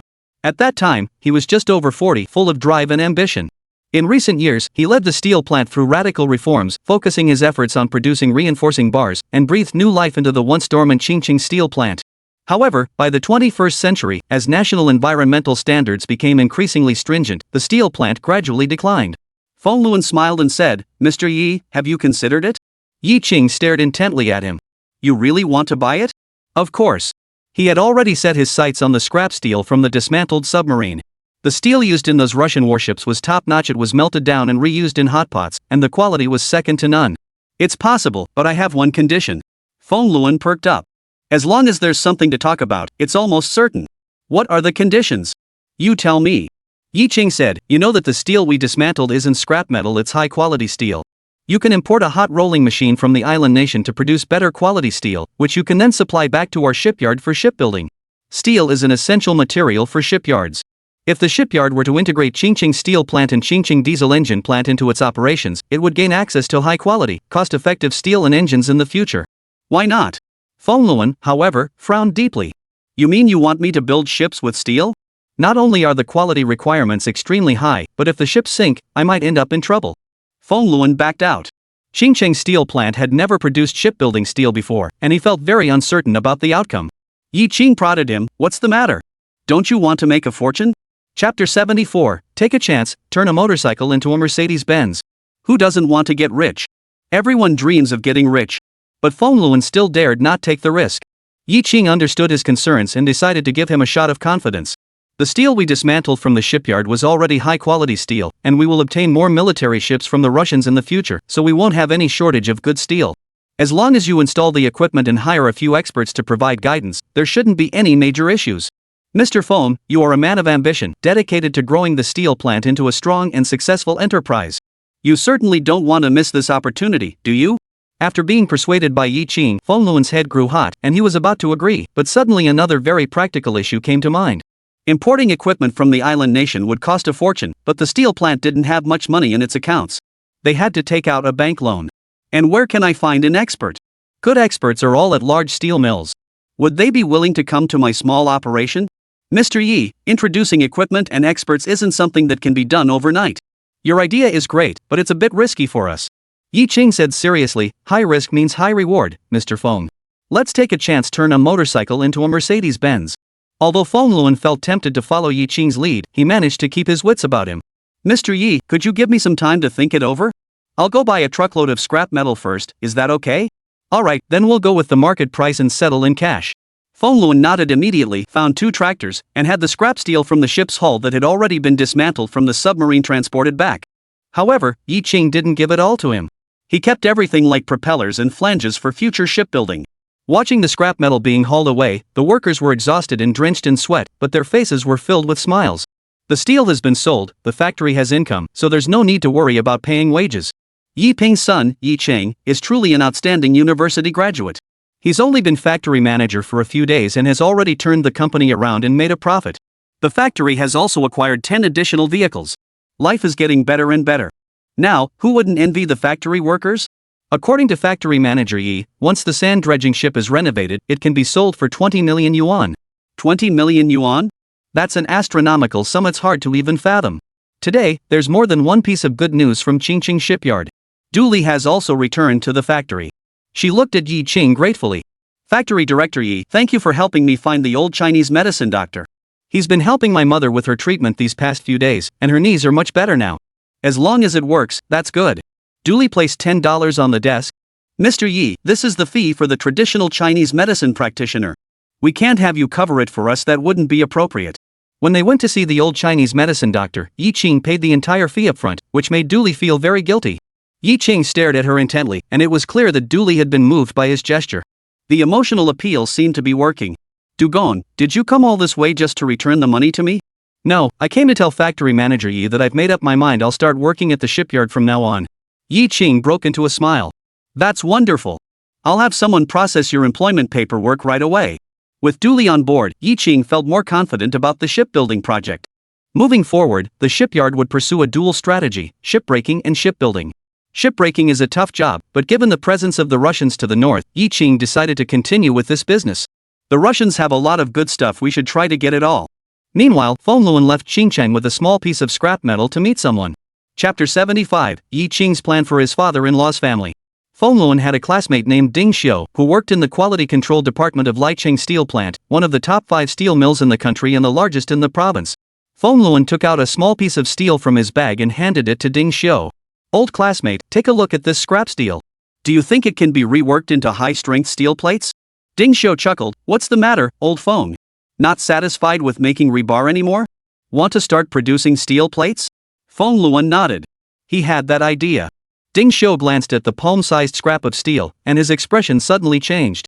Judging solely by the cut surface, it was shiny and uniform in texture, which seemed different from ordinary scrap steel. Today, I'll take the opportunity to inspect it for you. Stay in Lai City for another day, and I'll give you the results tomorrow. In critical moments, it's always good to rely on old classmates. As an industry insider, Ding Xiu was well aware of Qingqing Steel Plant's capabilities and couldn't help but ask, what kind of steel plates are you planning to manufacture? Shipbuilding steel plates. Ding Xiu's pupils contracted. Shipbuilding steel plates have extremely high quality requirements. With your factory's current technology, it might be challenging. He was just being honest. Compared to Lai City Steel Plant, Qingqing Steel Plant is just a small workshop. Feng Luan followed up, if the quality of this batch of scrap steel is good enough for shipbuilding plates, I'd like to import a hot rolling steel machine from the island nation. If we keep making rebar, there aren't many options. Old classmate, you've got to give me a hand. Ding Xiu didn't respond. He knew he couldn't be of much help in this matter. I will send you the test report as soon as possible. After finishing dinner with Ding Xiu, Feng Luan returned to the hotel. Yi Qing's words had stirred his heart. Who wouldn't want to produce high-end products and lead the factory to glory? So he cut a piece of steel and traveled all the way to Lai City for inspection. If this steel could indeed be forged into shipbuilding plates, he might just decide to collaborate with Yi Qing. The next morning, Feng Luan had just opened his eyes when he heard a knock on the door. When he opened the door, it was Ding Xiu. Ding Xiu looked excited and quickly took out the test results. Old Feng, the results are in. This steel must be Russian stuff. It's top-notch quality. It's not just good enough for civilian ships, it could even be used for warships. You're really something, Mr. Feng, the factory director. You even managed to get your hands on Russian steel. Feng Luan's mouth was stretched all the way to the sky. It wasn't because he was good, it was because Yi Qing was good. The steel was salvaged from an old Russian warship. Old classmate, you know a lot of people. Could you help me make some connections to procure a set of hot-rolled steel equipment? Ding Xiu smiled and said, it seems like it's meant to be, Old Feng. Tomorrow, we'll have a guest from an island country coming to our factory. I'll find out where he's staying, and you can go see him secretly. That's great. Feng Luan excitedly hugged Ding Xiu, almost wanting to kiss him. What's the matter? Yi Qing gave his daughter a firm kiss. He also wanted to kiss Lin Jing, but it was broad daylight, and Lin Jing refused to let him kiss her no matter what. Today, Yi Qing had some rare free time, so he took Lin Jing and Yi to the beach. Lin Jing, write a letter to our parents and older brother, telling them to pack their things and come to Qingcheng. I'm now the factory manager, so arranging jobs for them won't be difficult. Farming is too hard. Not only is it hard work, but we don't even have enough to eat. My father-in-law, Lin Manchang, is literate and can manage the warehouse. As for the two uncles, they can only write their own names, so they'll probably have to do some manual labor. But Yi Qing had already thought of a way out for them, learn to drive and become drivers. However, Lin Jing's first reaction was to refuse. They were doing just fine in Chaoyanggo. That's a load of nonsense. In a few years, there will be a severe drought in Chaoyanggo, and there will be no harvest. They will starve to death. Listen to me, you must go to school. Our mother has to work, and no one will take care of you. It would be best if your mother-in-law could help look after you. Besides, your older brother-in-law and younger brother-in-law's children are also of school age. Let them come to the city to study. If they do well, they might become important officials in the future. Yi Qing's reasons were very convincing. Almost everyone who comes to the city has thought of something to do. Don't worry about them having nowhere to stay, we'll rent them a small courtyard. A warm wave flowed through Lin Jing's heart. Yi Qing had thought things through more thoroughly than she had, making her feel inadequate as a daughter. Then I'll write a letter first to ask for their opinions. Chapter 76, We Can't Let the Evil Islanders Screw Over the People of the Dragon Kingdom. Yi Factory Director. This morning, Yi Qing arrived at work and was stopped by Feng Luan at the factory gate. Feng Luan bared his teeth, grinning so widely his mouth almost reached his ears. Yi Qing furrowed his brows. Mr. Feng, you seem in a good mood today. Is there something to celebrate? Yi, the factory director, everyone says that people from the island nation are ghosts, but I think they're just stupid. They actually want to buy blast furnace slag.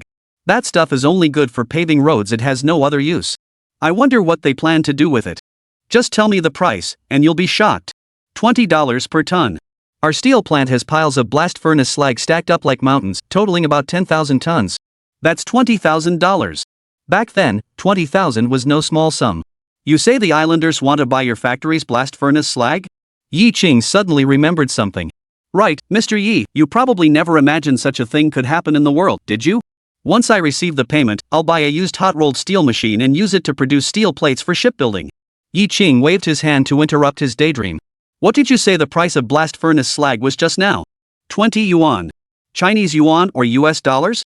Mr. Yi, of course it's RMB. How could the islanders give me $20? That's daydreaming, unless they're really stupid. Yi Qing understood. At that time, domestic industries regarded blast furnace slag as waste, unaware of its significant value. Titanium can be extracted from it. Titanium can be used to make high-temperature resistant materials, especially in the aerospace industry, where it is in high demand. However, it is currently unknown in China whether titanium can be extracted from blast furnace slag. Yi Qing continued to ask Feng Luan, you came to find me to tell me you want to collaborate with me, right? Feng Luan nodded. That's right. You signed a contract with the Japanese? The islanders will arrive this afternoon. If there are no issues, the contract can be signed today. Mr. Yi, the scrap steel you've dismantled can be sold to me at market price in the future. I'll take whatever you have. Feng Luan was delighted, but Yi Qing's face showed not the slightest trace of joy. Considering that they were all factory managers, Yi Qing reminded him, the Japanese aren't stupid, Mr. Feng. When doing business with them, you have to be careful. Feng Luan seemed unconcerned. It's okay, the Foreign Affairs Department sent a translator. The islanders can't deceive us. Mr. Feng, the translator isn't reliable. Don't trust them too much. Moreover, those foreigners aren't sincere toward us Chinese. Let's not even mention the Russians.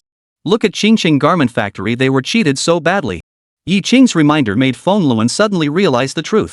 The Qingqing Garment Factory produced 200,000 pairs of jeans, but the Americans said they didn't want them, so they didn't take them. If it weren't for Yi Qing stepping in to save the day, the garment factory would have gone out of business long ago. Feng Luan no longer showed any trace of his earlier arrogance, instead, his face was now filled with anxiety. He realized the seriousness of the situation. The islanders will arrive in the afternoon, and I don't have time to find a translator now. If you trust me, I can go take a look this afternoon. I know a little bit of the island nation's language. We can't let those wicked islanders take advantage of the people of the Dragon Kingdom. Really? That's great. With you around, I feel much more at ease. Mr. Yi, I'll come pick you up this afternoon. No need, I'll go on my own. By the way, what's the name of that guy from the island country? Manhwa. Yi Qing hummed in acknowledgement. He had never heard of such a name in later generations and assumed it must belong to an insignificant minor character. I'll go meet him this afternoon and see if I can uncover anything of value from him. Chapter 77, Mei Chuan Ku, Not Wearing Pants? A Toyota Crown was driving on the roads of Qingqing. Inside sat a man from the island nation, dressed in a suit and tie. Although the weather was very hot, he had been wearing a suit ever since he arrived in Manhwa. Sitting next to him was Zhang Zongxiang, a translator sent by the Foreign Affairs Department. At that moment, he wore a fawning expression, eager to grovel before Mei Chuan Ku. Mr. Mei Chuan, if you could purchase all the blast furnace slag from Qingqing steel plant, that would be a significant contribution to bilateral trade between our two countries. Our country, Manhwa, would warmly welcome such a friendly businessman, and Qingqing steel plant would certainly be deeply grateful to you. As the national borders gradually open up, an increasing number of foreigners are coming to do business with Manhwa. To facilitate communication, the Dragon Kingdom has established foreign affairs departments in major cities, providing translation services. Zhang Zongxiang, who is fluent in Japanese and works in Qingcheng, which is close to the island nation, has become quite successful in his business dealings with the many islanders who come to negotiate trade. Moreover, he was highly skilled at reading people and situations. He says whatever islanders like to hear. Mei Chuan Ku remained expressionless. After signing the contract, I need your help to transport the blast furnace slag to the dock. This is no trouble at all, Mr. Mei Chuan. Rest assured, we will make sure it is arranged properly.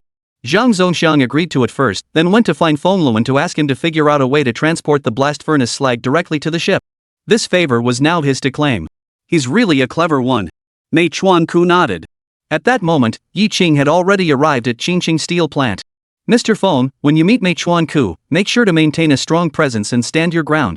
The Japanese are known for bullying the weak and fearing the strong. The more assertive you are, the less they will dare to underestimate you.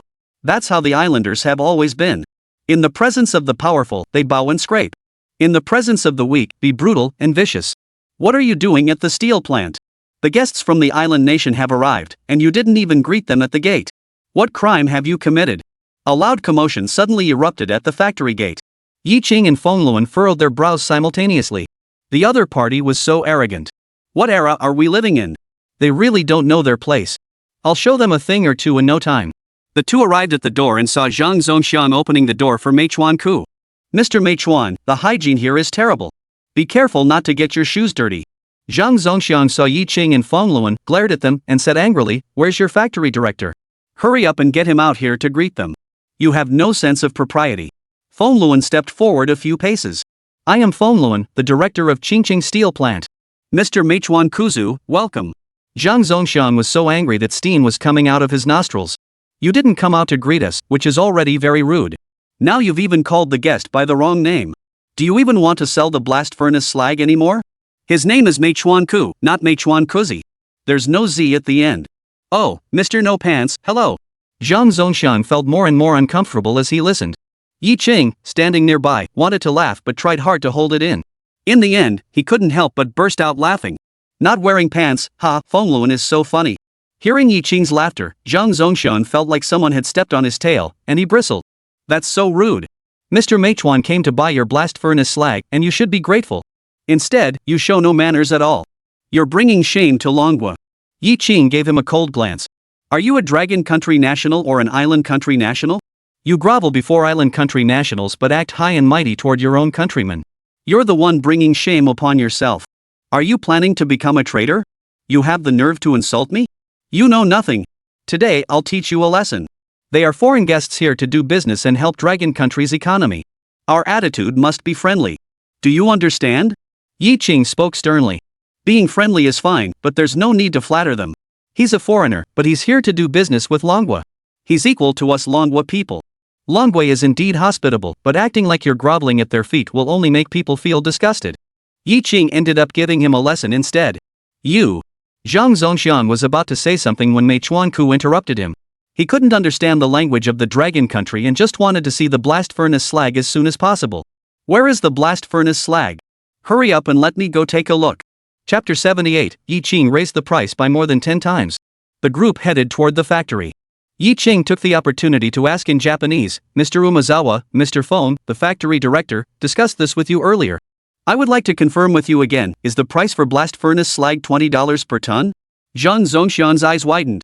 He never imagined that in the small Qingqing steel plant, there was actually someone who knew Japanese. His unusual gaze was filled with a cold, sharp intensity. Has this man gone mad for money? He wants $20 for a ton of scrap metal? He glared at Yi Qing. Don't ask for so much. $20 for that pile of scrap is already generous. If you anger Mr. Meichuan, he might leave in a fit of anger, and you'll be the ones regretting it. Yi Qing showed no attempt to hide his disgust for Zhang Zongxian. I asked about the Meichuan warehouse, not you. Feng Luan, who was standing nearby, couldn't understand Japanese and was completely confused. However, judging by Zhang Zongxian's expression, something seemed very off. Feng Luan didn't have a good impression of Zhang Zongxian either. Damn it, is this guy trying to screw me over? Translations are never any good. Fortunately, Yi Qing arrived. Before Feng Luan could ask Yi Qing what was going on, Yi Qing turned his gaze toward Mei Chuan Ku and said, Mr. Mei Chuan, about the $20 I mentioned earlier, do you have any objections? The Chinese people are still unaware of the value of blast furnace slag and are easily deceived. If I hadn't been there today, Feng Luan would have been sold and still counting the money for the buyer. Surprisingly, Mei Chuan Ku didn't hesitate and nodded immediately. Alright, $20 per ton. I'll take it all. Zhang Zongxian's eyes widened in disbelief. 20 yuan became $20. With the unit of currency changed, the price difference was significant. And Mei Chuan Ku actually agreed without hesitation. When did this worthless trash become so valuable? Spending $200,000 on a ton of scrap metal? Mei Chuan Ku must be out of his mind.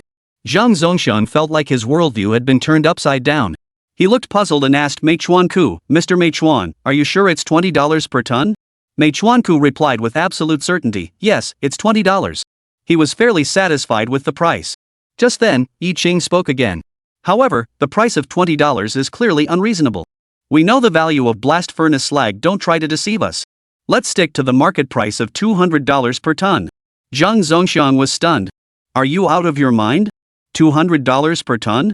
Do you think this scrap is treasure? You have no sincerity at all. I'm telling you, Mr. Meichuan will be very angry. This deal is off. He then bowed humbly to Mr. Meichuan and said, Mr. Meichuan, I've made a fool of myself. They have no sincerity at all. I apologize on their behalf. Let's just leave. Yi Qing immediately rebuked him. Zhang Zongxian, who do you think you are? What qualifies you to speak on our behalf? If you don't understand, keep your mouth shut. The trash you look down on is gold in their eyes. $200 per ton is a fair price. Watching Yi Qing and Zhang Zongxian argue fiercely, their expressions intense, his heart began to race. Could it be that they find the price too high? If that doesn't work, we can lower it a bit. $10 is fine too. Anyway, it's just a pair of junk items taking up space here. This deal might fall through, it's basically free money. Zhang Zongxian was furious and urged Mei Chuan Ku to leave quickly. But Mei Chuan Ku didn't move. He stared intently at Yi Qing without blinking. Mr. Yi, you seem to know the value of blast furnace slag very well. Of course, you islanders only sell scrap and never buy it. You buy blast furnace slag because it has a good use, right? Yi Qing looked as though he had all the answers. Chapter 79, A Big Score. Mei Chuan Ku was curious.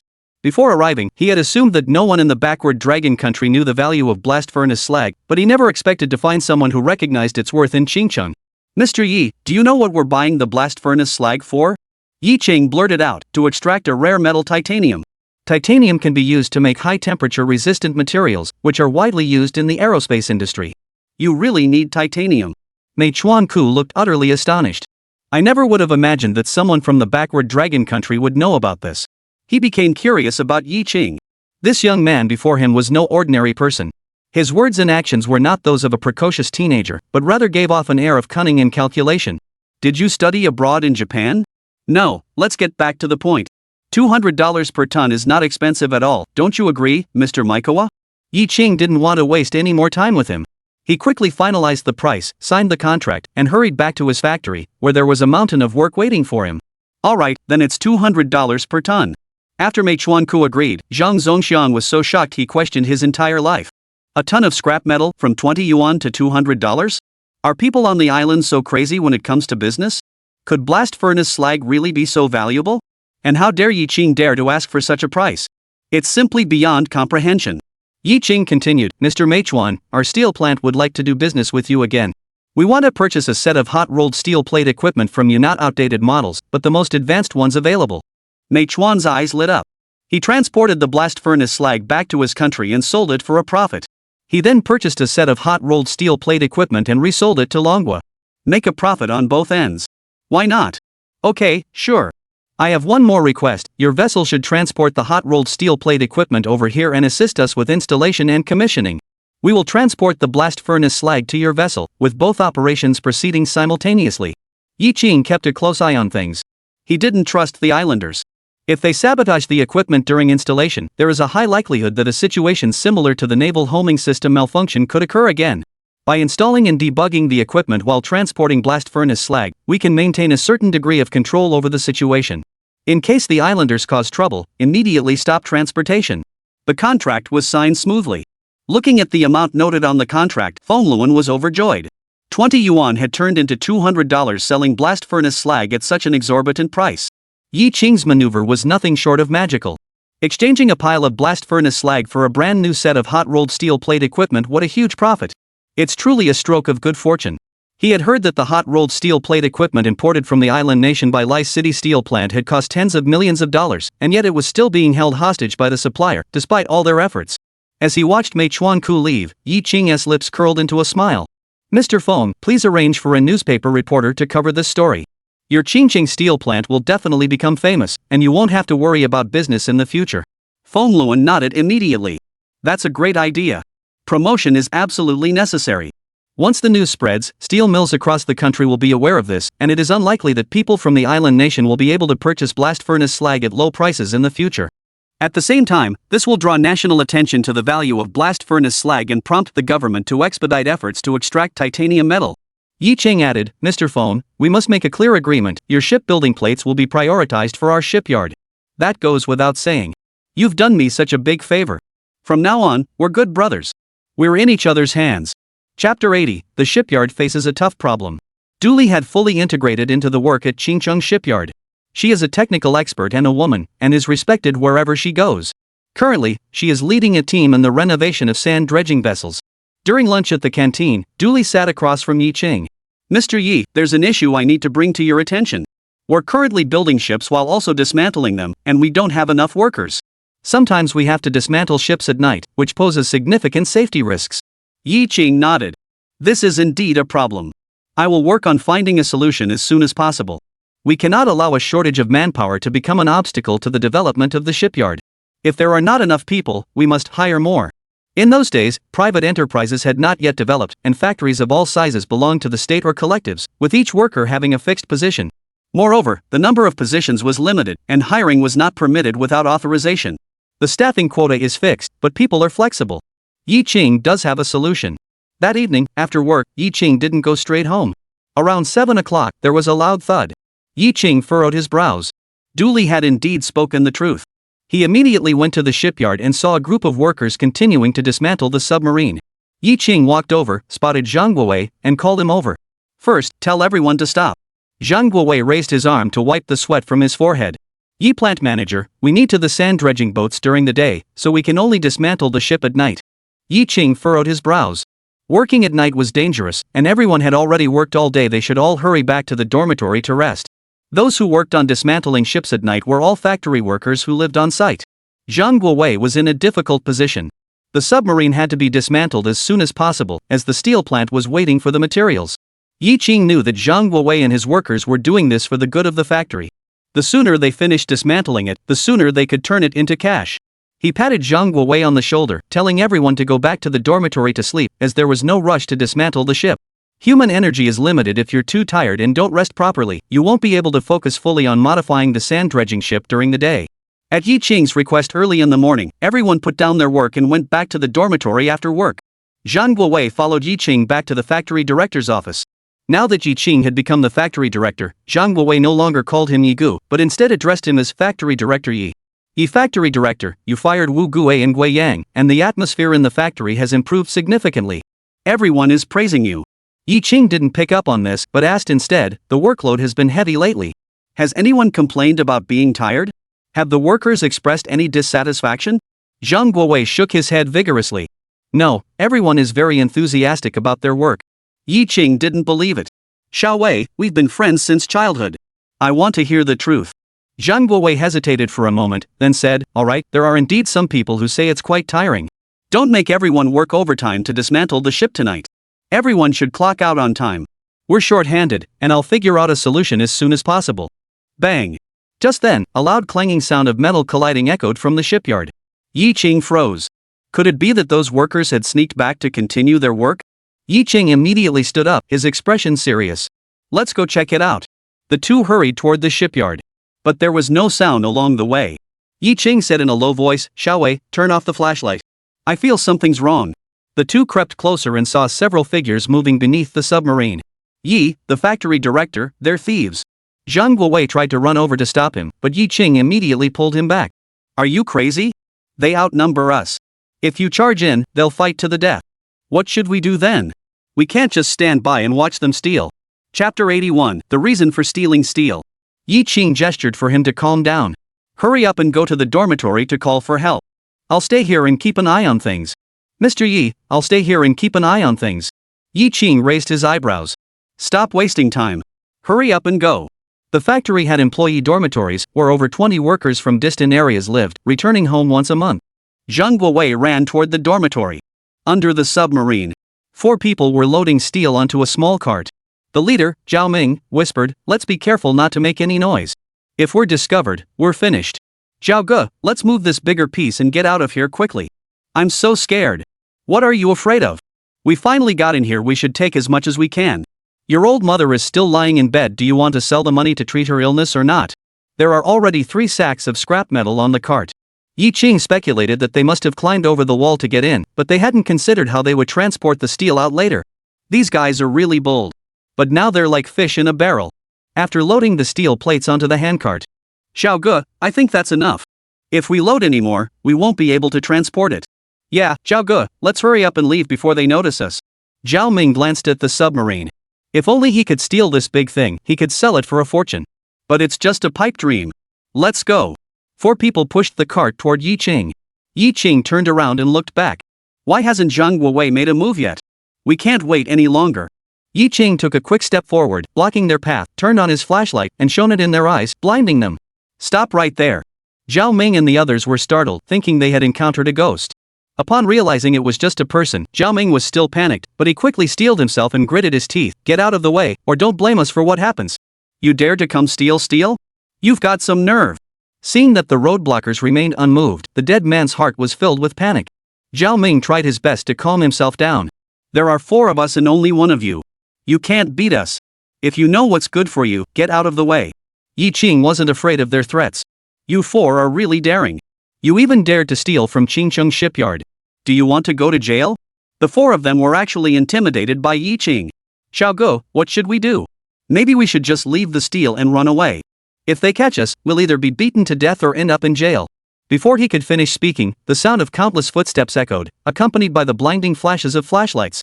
Zhang Guowei had summoned all the workers in the dormitory building. Zhao Ming and the other 4 looked as pale as death, completely numb. This is the end. They were surrounded by workers and couldn't escape. Yi Qing glanced at the 4 of them one by one. They must have climbed over the wall. Who are they going to sell the iron to? The 4 of them kept their heads down, not saying a word. They thought that if they didn't speak, nothing would happen.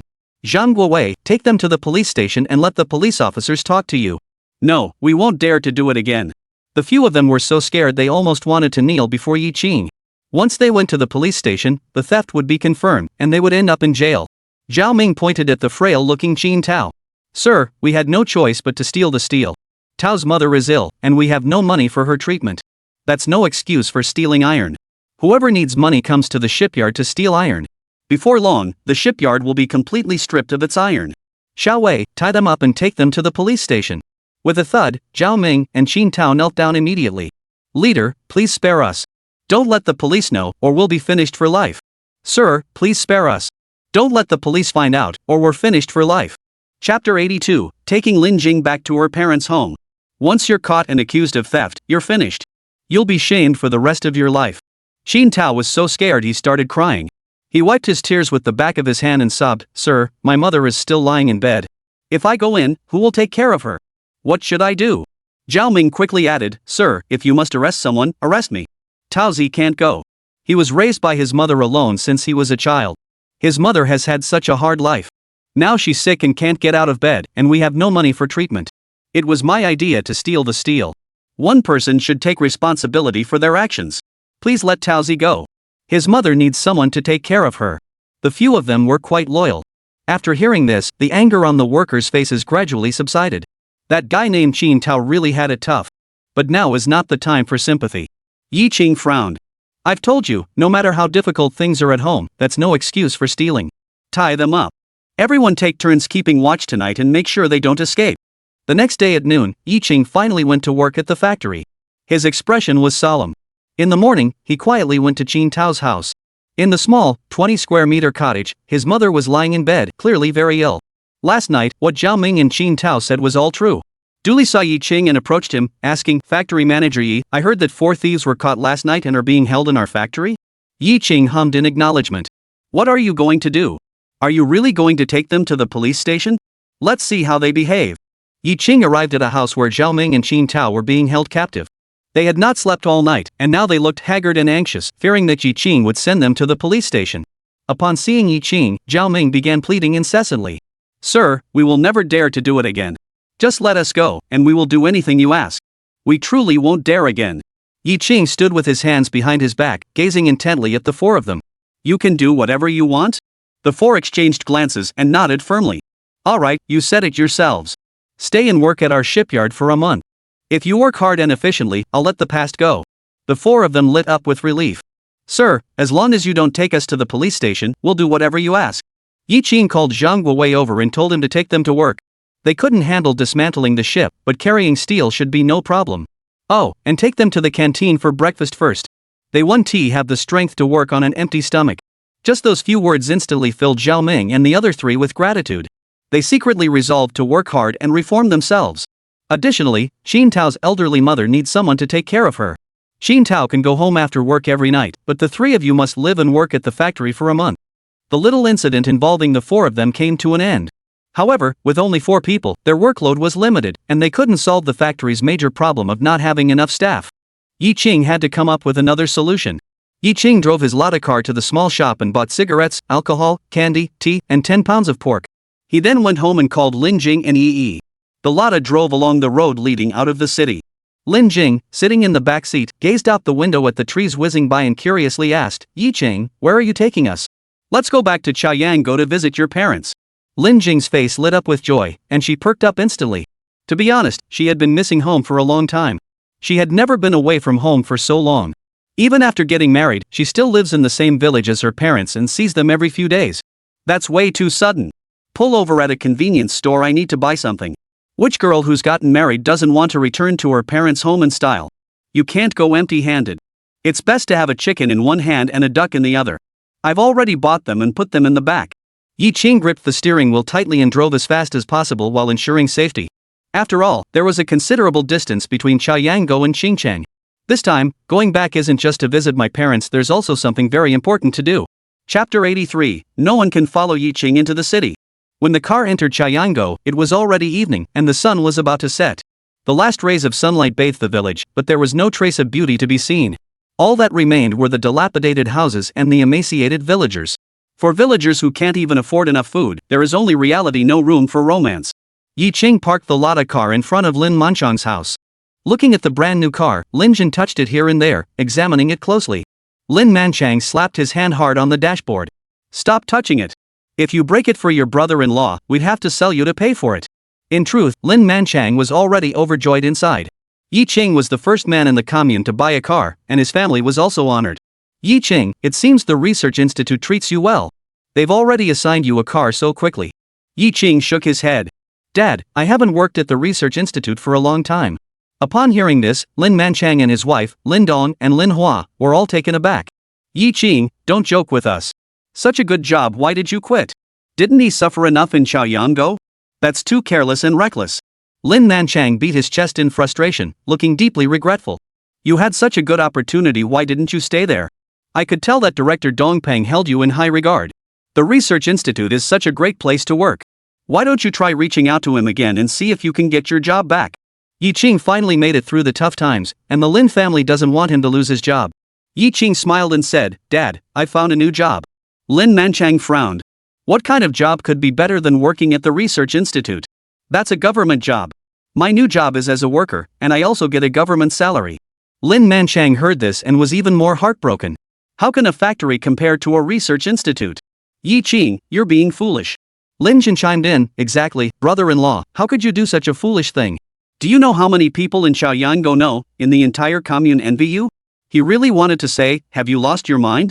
But Yi Qing now held a prominent position, so he dared not speak recklessly. His mother-in-law, Wang Hui, advised him, Yi Qing, take all the things you brought for us and give them to your superior. Have a proper talk with him, then go back to work. Otherwise, it would be such a waste. In Lin Manchan's eyes, working at the research institute was the best job in the world. Yi Qing hurriedly explained further, Mom and Dad, I'm now the plant manager at Qingcheng Shipyard, which is the same company where my father works. Lin Manchang. Lin Jin. Lin Hua. Yi Qing, what did you just say? You're the factory director now? Lin Jing saw the shocked expressions on her family's faces and hurriedly explained for Yi Qing, Dad, Mom, older brother, second brother, Yi Qing is telling the truth. He really is the factory director. Lin Manchang was the first to react. Lin Jin, go light the firecrackers. This is a huge celebration. Old Lin's son-in-law has been promoted to factory director, we must set off firecrackers. Yi Qing hurriedly stopped him, Dad, keep it low-key. It's just a factory director. Even the Yi family didn't set off firecrackers to celebrate. But Lin Manchang couldn't hear any of it. Such a huge celebration absolutely required firecrackers. Dad, I came back to Chaoyanggo this time to take you both to the city. I had Lin Jing write you a letter a few days ago, but the mail was too slow. So I just drove over here. Upon hearing that Yi Qing intended to take them to the city, Lin Jin's eyes lit up, and he eagerly asked, Brother-in-law, are you going to let us work at your factory? You could put it that way. Are you willing to go?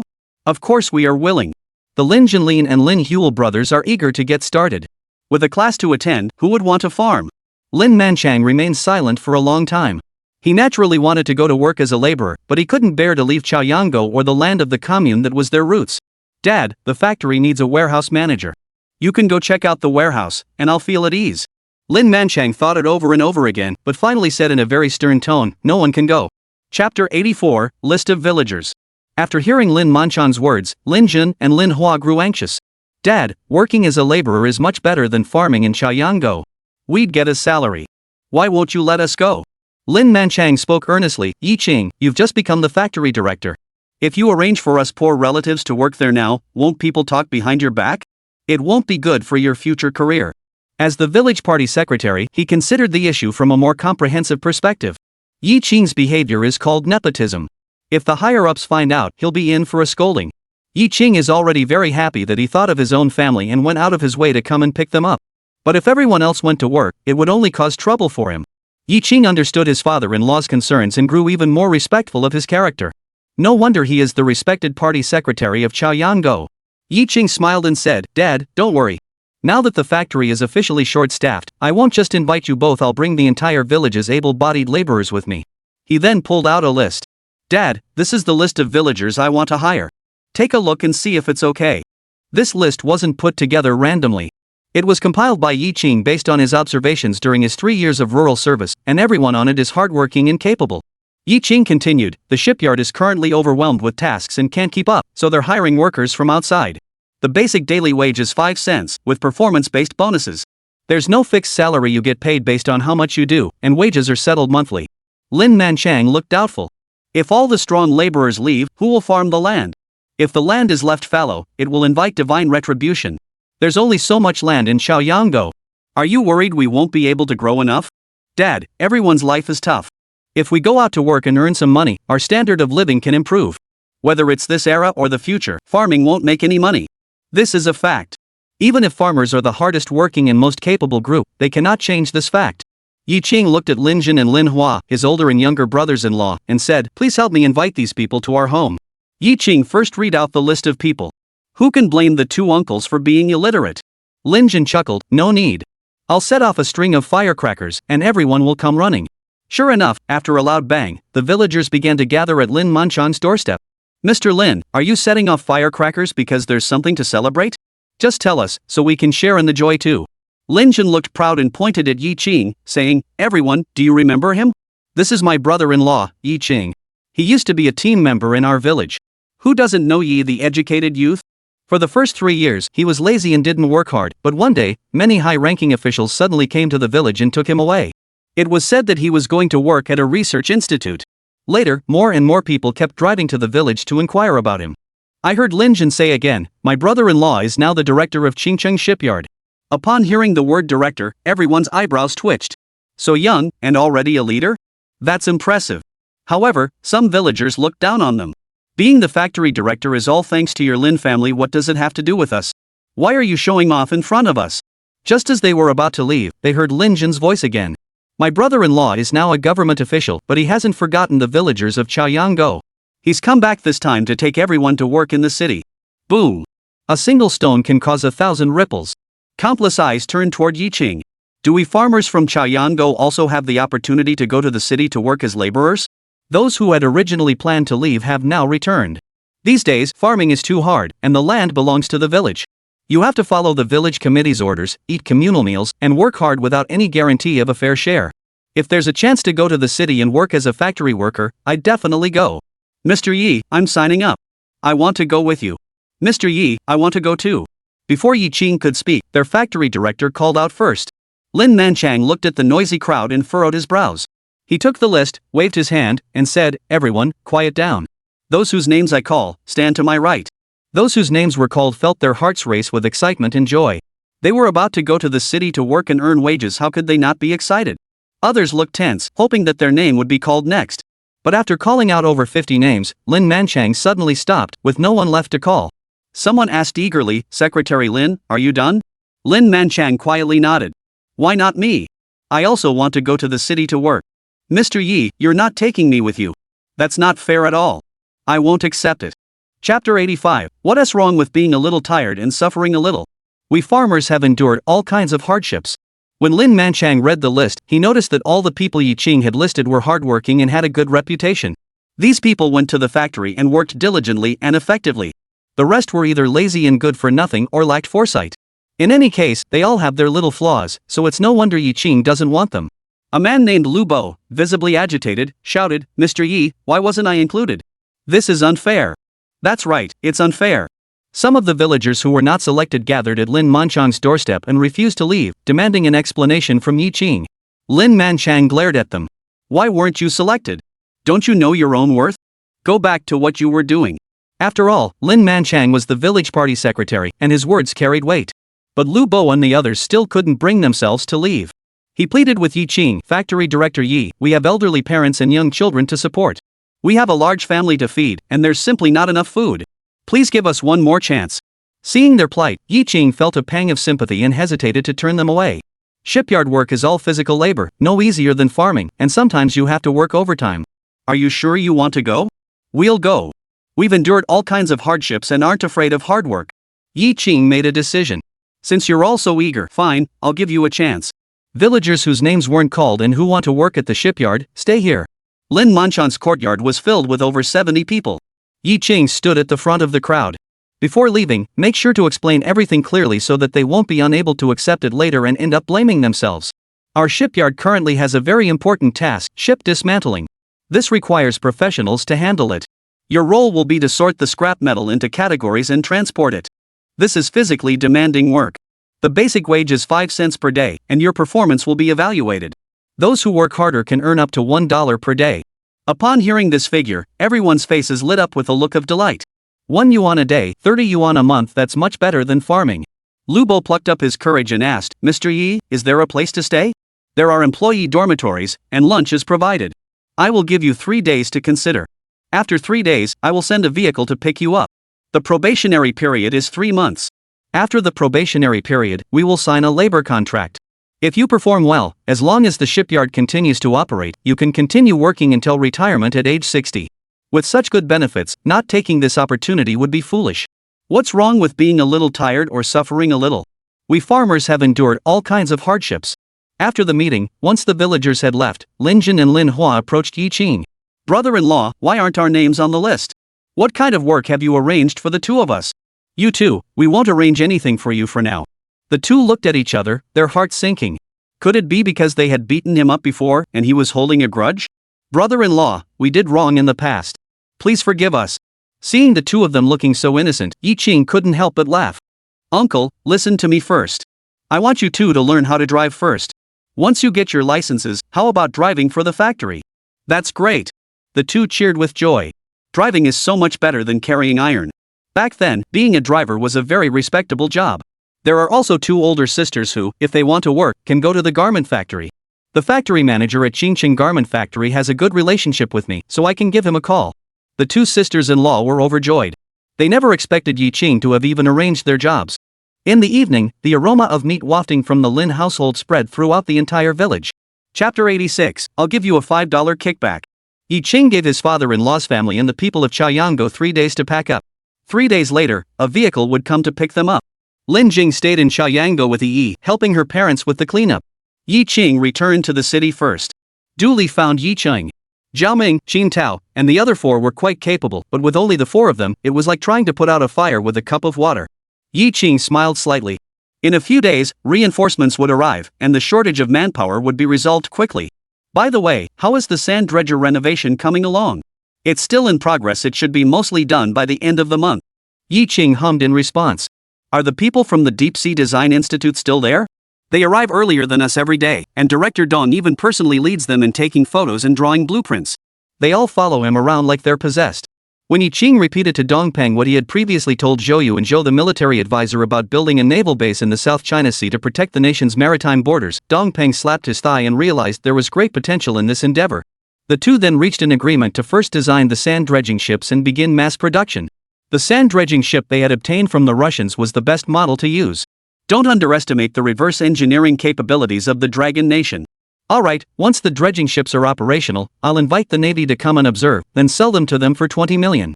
Although Yi Qing was standing right in front of her, Dooley found his features blurry. Was he a genius designer or a genius businessman? Can the two be combined? 3 days later, the young and able-bodied laborers from Chayango arrived in 3 large trucks. Yi Qing instructed Zhang Guowei to lead everyone to arrange accommodations first, then have a meal. After 2 days of training, they would officially begin their duties. He himself took Lin Manchang and his family to a small courtyard. Mom and Dad, you can stay here for now. It's close to my house and the shipyard. I've already bought all the cooking utensils and daily necessities for you. If you need anything else, just let me know. Food and lodging aren't important. Lin Manchang and his 2 sons just want to start working as soon as possible. Yi Qing, when should we start working? Seeing how anxious they were, Yi Qing didn't want to dampen their enthusiasm. I'll take you to the factory tomorrow. Qingqing Steel Plant. Fengluan traded blast furnace slag for a brand new hot-rolled steel plate machine, which made him very popular among the workers. Moreover, after being publicized by the newspapers, almost everyone across the country became aware of it. Many sister factories called Fengluan, asking if he could help them dispose of their blast furnace slag as well. Not even $200, even $190 would be acceptable. Let him make a $10 profit. Fengluan listened to the flattery and couldn't help but feel a bit elated, agreeing readily. He wanted to contact Mei Chuanku, but since he didn't understand the island's language, he had no choice but to ask Yi Qing for help again. Mr. Yi, you must help me out. I'll give you a $5 commission per ton. Yi Qing furrowed his brows. Who knows if the Japanese will even buy it? If the islanders don't buy it, can we sell it to the Russians? I heard you have very close ties with the Russians and get along well with them. Yi Qing poured a bucket of cold water on Fengluan. The Russians don't want this stuff. They have vast lands and abundant resources. They can get anything they want. Let me give Meichuanku a call and ask, but I'll give you some advice. In the future, don't take on everything yourself. If you do it well, it's fine, but if you don't, you'll just invite resentment. People's hearts are unpredictable, and the world is full of coldness and cruelty. Fengluan has also been blinded by success. Looking back now, I really shouldn't have agreed so casually. But it's too late to regret it now. I'll just have to tough it out. Mr. Yi, you're right. I'll never do this again. Could you please call him first to ask? Taking the note from Feng Luan's hand, Yi Qing dialed the number on it. Is this Mei Chuan Ku? Chapter 87, Business is all about persuasion. Are you Mr. Yi Qing, the assistant to Mr. Feng, the factory director? I am Mei Chuan Ku. May I ask what you need? Mei Chuan Ku speaks quite politely. As the saying goes, don't hit a smiling face. Although Yi Qing deeply disliked the islanders, he endured it for the sake of earning their money. Here's the situation. Our factory director, Mr. Feng, recently noticed something and asked me to call you specifically to mention it. Some Americans have also come to Longwei to purchase blast furnace slag, and they're offering a slightly higher price than yours. Mei Chuan Ku was taken aback. Who is it? It seems like his name is Michael, but our factory manager, Mr. Feng, isn't very familiar with him. Mr. Feng doesn't mean anything by it, he's just letting you know out of consideration for our friendship. If there's nothing else, I'll hang up now. Hold on a moment. Michael? There are many people named Michael in the United States. Which Michael has set his sights on this business? Mei Chuan Ku's tone grew urgent. Mr. Yi, could you help me find out how much he bought? Well, okay. After Yi Qing hung up the phone, Feng Luan looked at him with a very surprised expression. Mr. Yi, is this really okay? Aren't we just deceiving him? Yi Qing, however, remained calm and composed. What are you talking about? How can that be called deceiving him? It's called using every trick in the book. If you tell Mei Chuan Ku that you have 1,000 tons of blast furnace slag, wouldn't that make you be begging him to buy it? The upper hand is in his hands. By changing the wording, the upper hand shifts to me. Feng Luan frowned and said, what if Mei Chuan Ku suspects something? What if Mei Chuan Ku suspects us? That's his problem, not ours. If it comes to that, we'll just find a foreigner to pretend to be him. Feng Luan. Isn't this a bit too hasty? After putting down the phone, Mei Chuan Ku frowned deeply. After developed countries mastered the technology to extract titanium metal from blast furnace slag, coupled with the booming aerospace industry, blast furnace slag became a hot commodity. It turns out I'm not the only one eyeing blast furnace slag. Last time, he sold a full boatload of blast furnace slag and made a net profit of $100,000. Could someone be trying to replicate his business model? Mei Chuan Ku decided to go to Longwei again, taking advantage of this opportunity to make another fortune. Farmers from Chayango became temporary workers at the shipyard. With their help, 2/3 of the ship dismantlers were able to participate in the conversion of the sand dredgers. With more people on the job, progress has clearly accelerated. Looking at the sand dredging ship being renovated before him, Dong Pang, director of the Deep Sea Research Institute, couldn't help but feel a sense of unease. Mr. Yi, is this okay? I just feel that the ship's hull doesn't quite match the sand dredging equipment from that island nation. It looks mismatched. Yi Qing didn't care. What's the point of a bicycle? Modifying it like this is already good enough. As long as the islanders can't recognize it, that's a success. The next one will be produced according to your design drawings. Once we have enough funds and materials, we'll start producing the Type 052 destroyer. Let it dominate the deep seas and make you, Director Dong, famous. Building sand dredgers is also aimed at accumulating funds for future destroyers. With the Navy's tight budget, Yi Qing didn't really expect them to allocate funds in time. Most likely, the shipyard will have to cover the costs themselves. Let's get to work. It's all for the sake of our nation's naval development. A strong navy brings honor to us all.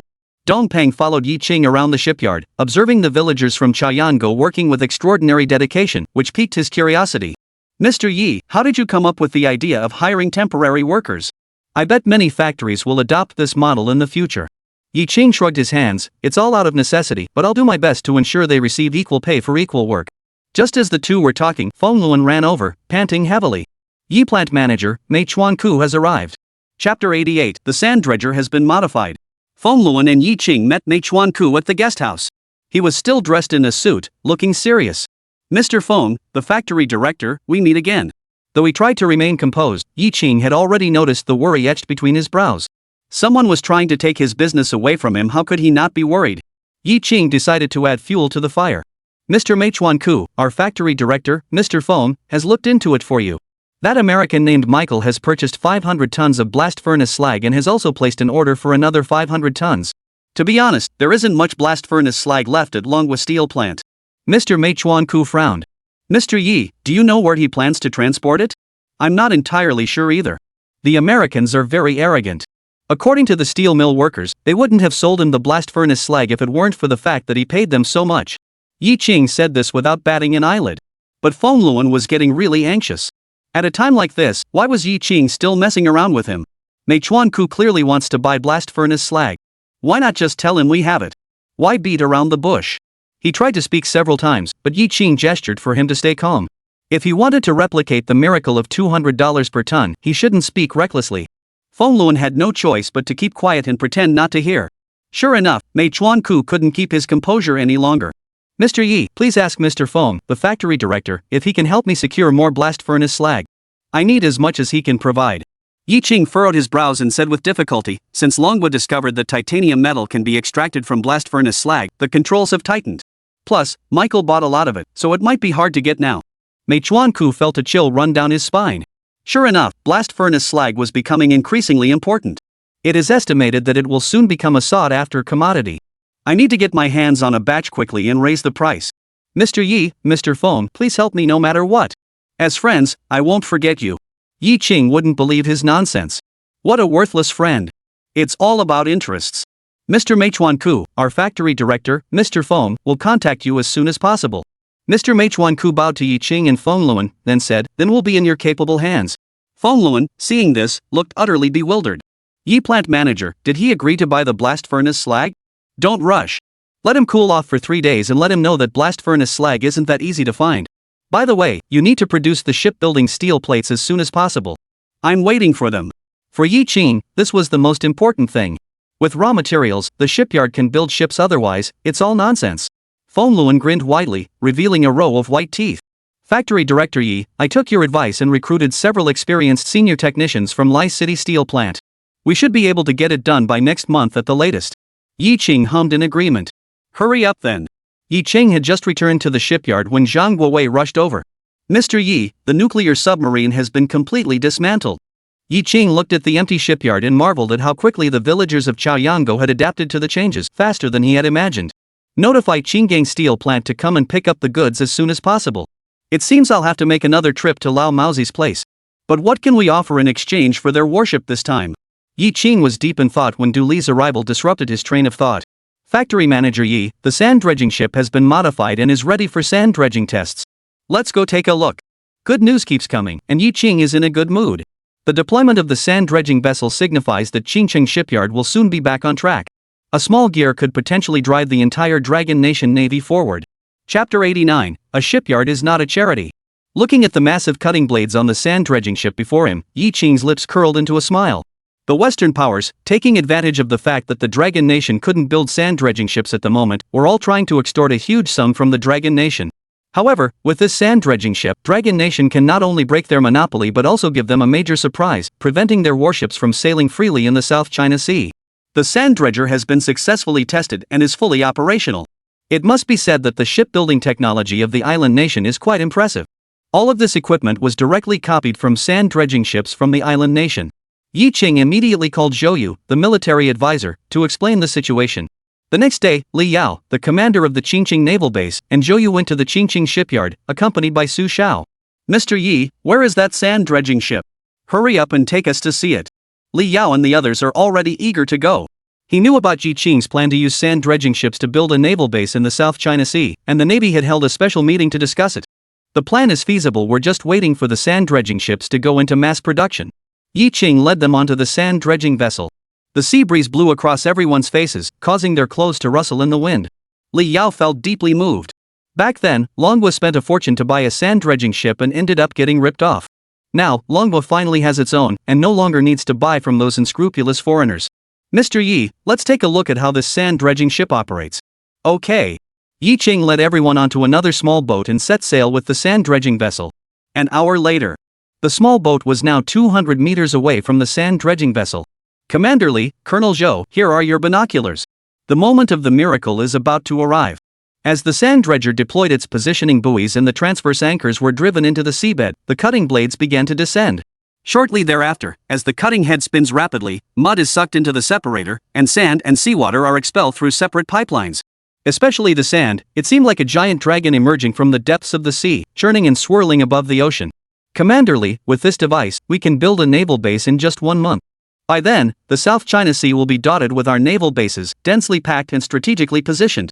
Even if the Americans have aircraft carriers, they won't dare to set foot in the South China Sea. Yi Qing has already started promoting it. It's definitely a game changer. Li Yao wanted it immediately, but as the commander of the Qingcheng garrison, he had no authority to decide. Moreover, the South China Sea is not under his jurisdiction. He must return immediately and report to his superiors. After returning to the shore, Su Xiao, who had remained silent the entire time, hesitated for a moment before biting her lip and whispering to Yi Qing, "Have you been to Old Mao's place lately?" Yi Qing shrugged his shoulders. "I'd like to go, but I don't know what to trade with Old Mao." That was the honest truth. Yi Qing had no jeans left, no canned food, and couldn't come up with anything else on short notice. Before leaving, Li Yao couldn't help but ask one last question. "Mr. Yi, how much are you planning to sell this sand dredging ship for?" 2 million. Yi Qing blurted out. Li Yao's lips twitched. He really dared to ask for it. But they're not asking for an exorbitant price. This rate is much more favorable than what foreign dredgers charge. Yi Qing added, "If it's for the Navy, we can offer an even better price." After Li Yao and his group left, Dooley was a bit puzzled. "Mr. Yi, do you think this price might scare them off?" Yi Qing replied, "No, it's already very cheap. Although we all have a patriotic heart, the shipyard isn't a charity organization. We also need to make a living. Pure patriotism, if it can't make a profit, will ultimately only harm the country." Chapter 90, Is the son-in-law too clever, or is the old man too foolish? After Lin Manchang became a warehouse manager, he heard many stories about Yi Qing. Especially when he heard that all the cars at Yi Qing's factory were traded for by Yi Qing using jeans and canned goods with the Russians. He was so shocked he couldn't close his mouth. Goodness gracious. Is the son-in-law too clever, or is the old man too foolish? That evening, Yi Qing and Lin Jing, along with Yi, brought a large bag of cooked food to their father-in-law's house for dinner. Lin Manchang asked, "Yi Qing, the workers at the factory are saying that the dismantled submarine, the trucks, and the sedans were all traded for by you using jeans and canned goods with the Russians? Is that true?" Yi Qing chuckled, "Dad, in the Russians' eyes, canned food and jeans are valuable items, while warships and cars aren't worth much." Lin Jin looked puzzled. "Brother-in-law, what are jeans? See what Lin Jing is wearing? Those are jeans. They're very durable, and foreigners love them." Everyone's attention immediately focused on Lin Jing, making her feel embarrassed. The jeans perfectly accentuated Lin Jing's straight legs, highlighting her feminine charm. Lin Jin also thinks his sister looks great in jeans. "Where can I buy jeans? I'll buy a pair for your sister-in-law too." Lin Manchang glared at him angrily. "Do you know how much a pair of jeans costs? At most 5 yuan, right?" Lin Jin said innocently. $5? Over $100. When Lin Manchang mentioned this figure, the Lin family gasped in shock. A pair of jeans was that expensive? It was half a year's salary. Was it made of gold? Lin Jin immediately abandoned the idea of buying jeans for his wife. "I can't afford it." Lin Jing took out 2 pairs of jeans from the bag. "Eldest sister-in-law, second sister-in-law, these 2 are for you. Go try them on in the house to see if they fit." Before the eldest sister-in-law, Ma Yan, could speak, Lin Jin stepped in to refuse on her behalf. "Such an expensive outfit, we can't accept it. Sister, you should keep it for yourself." Lin Hua also refused on behalf of his wife Chen Lin. Yi Qing laughed and said, "Elder brother-in-law, younger brother-in-law, this is just a token of Lin Jing's kindness, meant for your wives. Why should you two refuse on her behalf?" Yi Qing gave Lin Jing a meaningful glance, and Lin Jing understood, immediately slipping the items into the hands of Ma Yan and Chen Lin. The 2 sisters-in-law were deeply moved.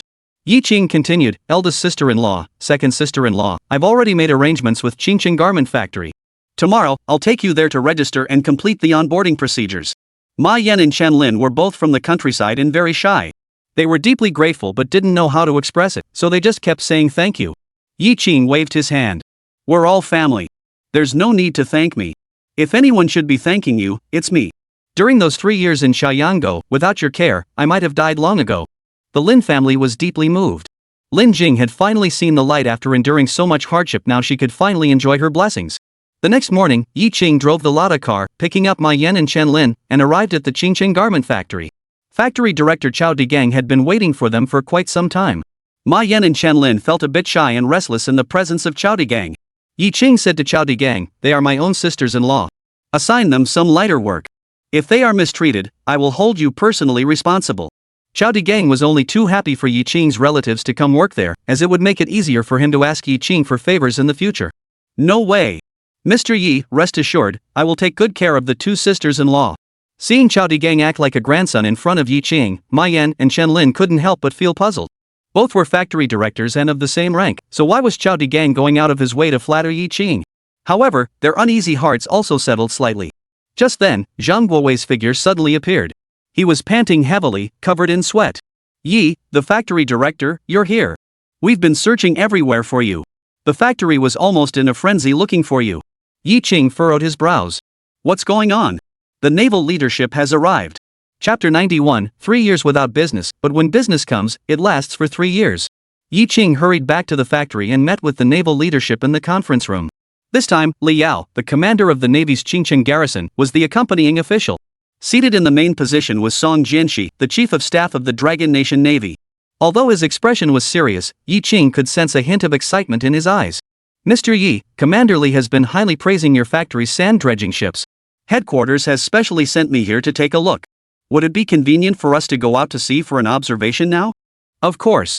Yi Qing agreed readily. Song Jianxi is coming personally, so there's an 80% chance he'll be discussing the price. Whether we can sell it to the Navy depends on today. The sand dredging vessel set sail again.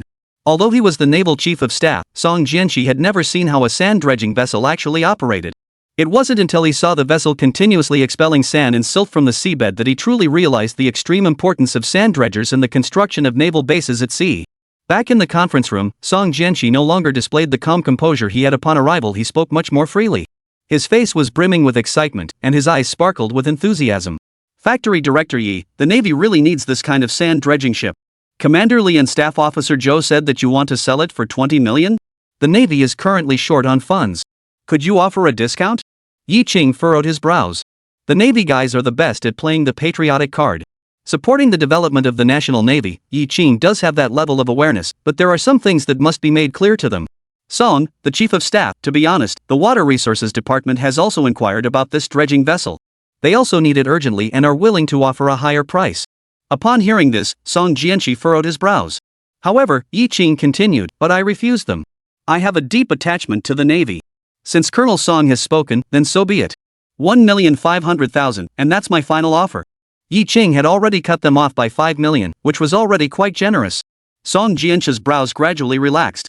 Factory Director Yi, the motherland and the people will remember your contributions to the Navy. Yi Qing secretly despised him in his heart. He didn't need such empty flattery. What he wanted was something tangible. Song, the Chief of Staff, you've seen it too. Our shipyard wants to contribute to the People's Navy, but at least we need to ensure we can keep going and feed our families. What do you think about this? We sign a contract, and in the future, the Navy will purchase the dredgers we build at the same price. As for the order quantity, you decide. Song Jianxi fell into deep thought. This Yi Qing had given himself a difficult problem. Commander Lu was right. This guy is indeed very cunning and won't let himself be taken advantage of. Alright, since that's the case, how about we procure 10 sand dredging ships for the Navy in the future, with delivery within 3 years? Of course. Both parties immediately drafted the contract. With this contract, the shipyard could survive for 3 years even if it did not take on any new orders. Song Jianxi sent people to thoroughly inspect the dredging vessel inside and out. After confirming there were no quality issues, it was immediately transported to Qingcheng military port. The next day, the shipyard also received the payment from the Navy. The news that the dredger had been sold to the Navy spread like wildfire, and the workers were all very excited. The shipyard is making money and performing well, and as workers, we take pride in that. Back then, workers were highly conscious. They only cared about the factory doing well and getting paid on time. Whether or not they received bonuses was never something they considered. Latest notice, all workers are to immediately go to the small auditorium for a meeting. Upon hearing this, the workers stopped their discussions and hurried toward the small auditorium. The people from Chaoyangou are going too. Zhang Guowei added. For a moment, only Zhao Ming and Qin Tao remained. They were neither regular employees nor temporary workers, but rather thieves undergoing labor reform. Zhang Guowei continued, Factory Director Yi said you should go too. The four looked at each other in confusion. Don't just stand there like idiots. Hurry up and go. The small auditorium was packed with people. The workers looked uneasy, wondering why there was a sudden meeting at this time. What's going on? Chapter 92, Yi Qing is a good factory manager. Once all the employees had gathered, Yi Qing walked up to the podium. Everyone has worked hard these past few days. The submarine has been dismantled, and the sand dredger has been sold. The efforts of everyone over the past period have paid off, and I would like to thank each and every one of you here today. Yi Qing stood up and bowed. Without further ado, the factory made money this time, and it's all thanks to everyone's hard work. The purpose of today's meeting is to distribute bonuses. Those whose names are called should come up to the stage to collect their money. All the employees were stunned. Bonuses? Since the shipyard was established, no bonuses have ever been given to employees. Only during major holidays are some basic necessities like rice, flour, and cooking oil distributed as welfare benefits. When they came to their senses, the small auditorium erupted in thunderous applause. Who wouldn't be happy when money is handed out? $30.20. Upon hearing this figure, everyone was stunned once again. They had originally thought that Yi Ching would just give everyone a few dollars, but it turned out to be over $30, which was higher than a month's salary. That's way too much. Factory director Yi is such a kind person and a great factory director. Juan looked at the money in his hands and was overcome with excitement. His salary had never exceeded $25, and this bonus was over $30. At that moment, he made up his mind to work hard for Mr. Yi, the factory director, from now on. Lin Manchang, 31 years old. Lin Daying, $33.50. Wang Futong, $53. Li Xiaoming, 55 yuan. Wei Yon, 57 yuan. Everyone went up to the stage to collect their money. Not only the regular employees with official positions, but even Lin Manchang, who had the fewest temporary workers in Chaoyanggo, received 31 yuan. The highest paid worker, Du Li, received over 300 yuan, followed by Xing Zhaoke with over 280 yuan. Zhao Ming earned 48 yuan. Qin Tao, $42.60. Upon hearing their names, Zhao Ming and Qin Tao's eyes widened in disbelief, their faces filled with astonishment. Weren't they supposed to be undergoing labor reform at the shipyard? How could they have money, and such a large amount at that? After the initial shock, there was joy. Everyone was overjoyed, eager to rush home and share the good news with their families, and some even wanted to buy some meat and wine to celebrate. Yi Ching tapped the microphone and continued, "I'm giving you bonuses. Are you happy? Yes, we are. You are happy, and I am happy. Today, I would like to take this opportunity to speak from the bottom of my heart. In our shipyard, we do not eat from a communal pot. Those who work hard get more, those who work less get less, and those who do not work are dismissed. I hope you will remember these 12 words." That day, the entire shipyard was immersed in a joyful atmosphere. Every worker was full of energy and enthusiasm. Little did they know that Yi Ching's actions would trigger a chain reaction. It wasn't just the shipyard workers, the gears of fate began to turn for many workers. For most people, it was turning in a positive direction. Also feeling happy is Feng Luan, the plant manager of the steel mill. He had a table set up at Qingcheng Hotel to host a banquet in honor of Yi Ching. Mr. Yi, the factory director, sold all 1,000 tons of blast furnace slag from the Meituan warehouse. Before leaving, he kept thanking me repeatedly. He thought he had gotten the better of the Japanese twice in a row, so he couldn't help but feel a bit arrogant. He placed a briefcase in front of Yi Ching. "This is your share." Feng Luan had promised to give Yi Ching a $5 commission per ton once the deal was done. Feng Luan himself also received the same commission, but what made him even happier was that he was now extremely popular, and the plant managers of the large steel mills who had once looked down on him were now competing to invite him out for drinks. He had become a prominent figure. But in front of Yi Ching, he kept a low profile. Without Yi Ching, where would he be now? Feng Luan's face was filled with smiles, but he noticed that Yi Ching was at a loss. "Mr. Yi, have you encountered any difficulties?" Yi Ching hummed in acknowledgement. He was indeed facing a difficult problem. "Mr. Feng, I would like to ask for your assistance." Feng Luan patted his chest. "We're like family. Just tell me what you need." Chapter 93, Yi Ching was reported by someone. Yi Ching saw Feng Luan taking on everything again and frowned. "I need tens of thousands of pairs of boots, large sizes. Can you get them for me within a week?" Feng Luan asked curiously, "What are they for?" "Even if they're for worker benefits, you don't need that many, do you?"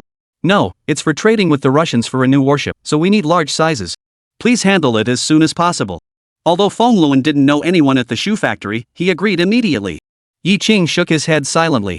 Old Feng didn't seem very reliable. He'd have to find someone else to help him later. After finishing his meal, he returned home. As soon as he reached the front door, he saw two figures. As I approached, I recognized them as Lin Jin and Lin Hua, the two brothers. "Uncle and uncle, why didn't you come in? Have you eaten yet?" "Brother-in-law, we're not going in. We came to tell you something. When can we start working?" As soon as Lin Jin spoke, Yi Ching understood why they had come to find him. His father-in-law, Lin Manchang, had received a bonus of 31 yuan today, but his two uncles hadn't received a single penny, so they must be in a hurry. Yi Ching asked, "How's the driving going?" "Driving on the road is no problem, I should be almost there, but I'm still a bit nervous about going too fast." Yi Ching, however, looked serious. "Almost there isn't good enough. Driving isn't something to mess around with. Once you're skilled enough, I'll assign you tasks. I know you're eager because Dad got the bonus, but you can't rush things. Once you've learned properly and feel confident enough to drive alone, you'll learn more than Dad and the villagers." The two of them stared wide-eyed. "Really? Of course not. When have I ever lied to you?" Hearing this, the Lin Jinlin and Lin Huel brothers both sighed in relief. Every villager who had come to work in Chaoyanggo had received a bonus, but the two brothers were the only ones who hadn't. They couldn't sit still any longer, so they came to find Yi Ching. Once everything was out in the open, the two felt much better. Yi Qing extended an invitation to both of them, saying they were already at the front door, so why not come in for a visit and have a cup of tea? No, thank you. Our parents are waiting for us. Brother-in-law, you should rest early. We'll be heading back now. Watching the two of them leave, Yi Qing smiled slightly. You're my brothers-in-law.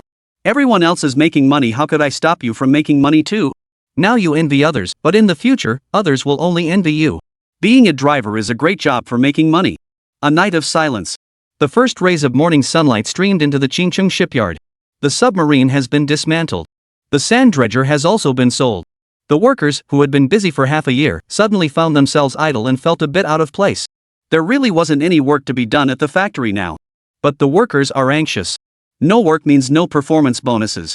Yi Qing also wanted to find work for them as soon as possible. However, the design drawings for the sand dredging ships at the Deep Sea Research Institute were still under revision, and the shipbuilding steel plates at Qingcheng Steel Plant were undergoing repeated tests. There are no ships available for dismantling in the shipyard. These days, he has made countless phone calls, inquiring everywhere about large boots or canned food. He needs something to trade with the Russians for a warship. Unfortunately, after asking around, he found nothing. Now I'm stuck. It's like trying to cook without any ingredients. 3 days later, a jeep with official license plates pulled into the shipyard. A young man dressed in a Zhongshan suit got out of the vehicle. His demeanor was unmistakably that of someone close to a high-ranking official. Comrade Yi Qing, I am Yang Rong, a secretary from the municipal government office.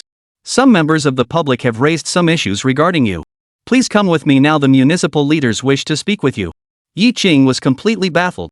What issue had been reported about him? I didn't do anything to anyone, did I? Chapter 94, a job title shouldn't be a get-out-of-jail-free card. Yi Qing followed Yang Rong to the Qingcheng city government. In a meeting room, 4 people were already waiting for him, each with a serious expression and furrowed brows, as if they were facing a highly challenging issue. Yang Rong led Yi Qing into the conference room. Sir, Yi Qing from the shipyard has arrived. Everyone's eyes turned toward him. Seated at the head of the table was a man with a slicked-back hairstyle, exuding an air of authority without needing to raise his voice, clearly a natural leader. He was none other than Lu Yiming, the top official of Qingcheng City. Please sit down. Yi Qing sat down across from them, completely at ease. At the municipal government level, these officials weren't exactly big shots in Yi Qing's eyes. Little did they know that in later generations, even high-ranking officials would have a good relationship with him. Gentlemen, what instructions do you have for me? The man on Lu Yiming's left with a crew cut is Wu Peng, the second in command at the municipal government. He looked serious. Yi Qing, I hear you took over the shipyard recently and already fired 2 employees? Yi Qing furrowed his brows. Could such a minor matter really have alerted the city government? He keenly sensed that this was likely just the tip of the iceberg, and that these leaders would certainly have more to say later. He hadn't done anything wrong, so why had he offended these officials? I fired 2 workers who were disrupting normal production. Wu Peng asked coldly, do you know that these 2 workers are formal employees of a state-owned enterprise and cannot be dismissed arbitrarily? Wu Peng's tone was filled with accusation. He treated Yi Qing like a subordinate, exuding the air of a superior.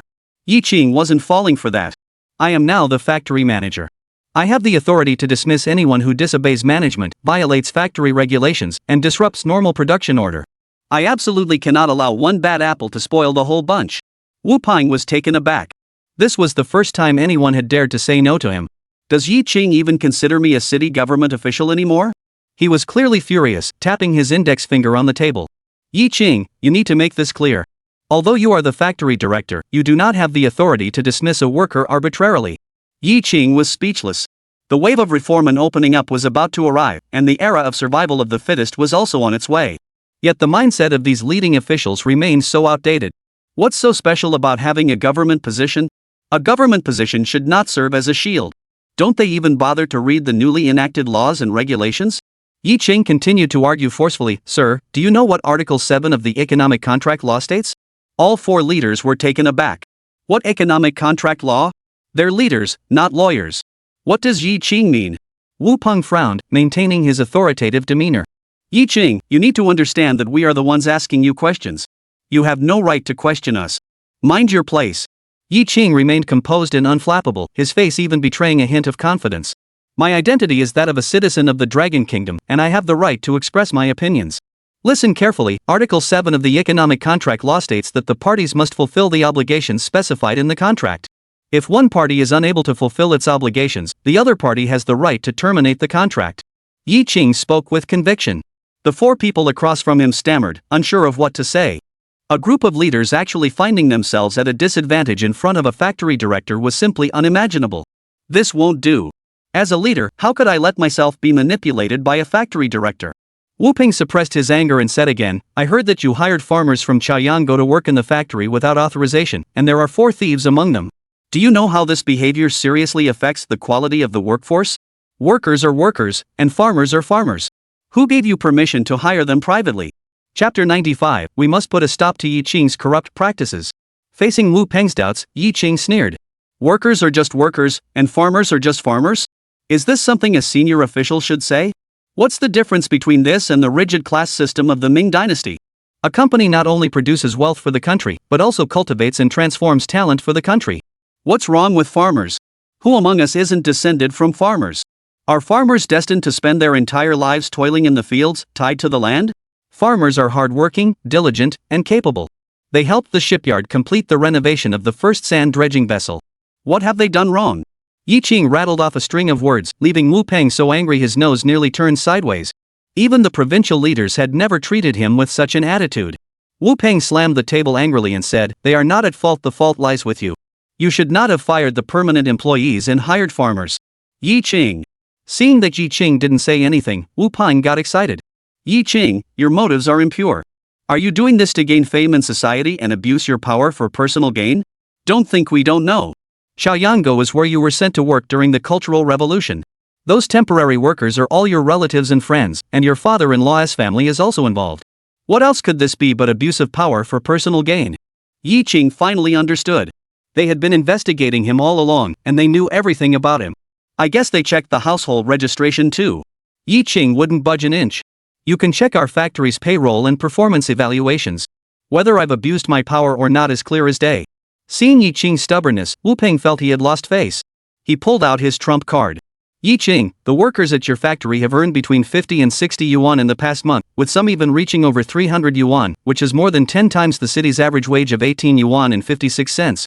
What you're doing is undermining socialism, trying to destroy our socialist enterprise. This is capitalism. Being labeled with such a serious accusation, Yi Qing naturally wasn't happy. These people are truly narrow-minded. As the plant manager of a shipyard, my job is to break away from the old system of equal pay for all and turn the plant around. In just a few months, our shipyard has shed its loss-making label, with profits reaching over 10 million yuan. This is also contributing to the nation's wealth. I allocated a portion of the performance-based bonuses to motivate the workers. Wu Peng, however, dismissed this idea. You can give out a few dollars as bonuses, but if you give out hundreds, that's using money to stimulate people. We must put a stop to this capitalist trend and protect the correct direction of our socialist enterprise. Yi Qing. This Wu Peng is getting more and more serious. If he keeps talking, won't I be committing treason? Yi Qing immediately rebutted, I just said that I distributed the bonuses to align the interests of the factory with the workers' immediate interests, to motivate them to work harder and be more innovative, so that the factory can produce better and achieve higher profits. Wu Peng scoffed at this, saying, Can you really motivate workers just with money? Let me tell you, we must never forget our glorious tradition of hardship and frugality. All right. Yi Qing was completely drunk. Since you want to carry on the tradition, why not do it yourself? Why drag the workers into it? Mr. Wu, I think you've misunderstood something. We develop businesses to improve the lives of the people. That's the fundamental goal. Without that, everything else is just nonsense. Yi Qing's response left Wu Peng feeling very annoyed. Yi Qing, you're just being stubborn. If you continue to be so obstinate, we will remove you from your position as factory director. Chapter 96, Yi Qing is suspended from duty. Wu Peng spoke in a very loud voice, his words intense. Yi Qing, however, remained calm and composed.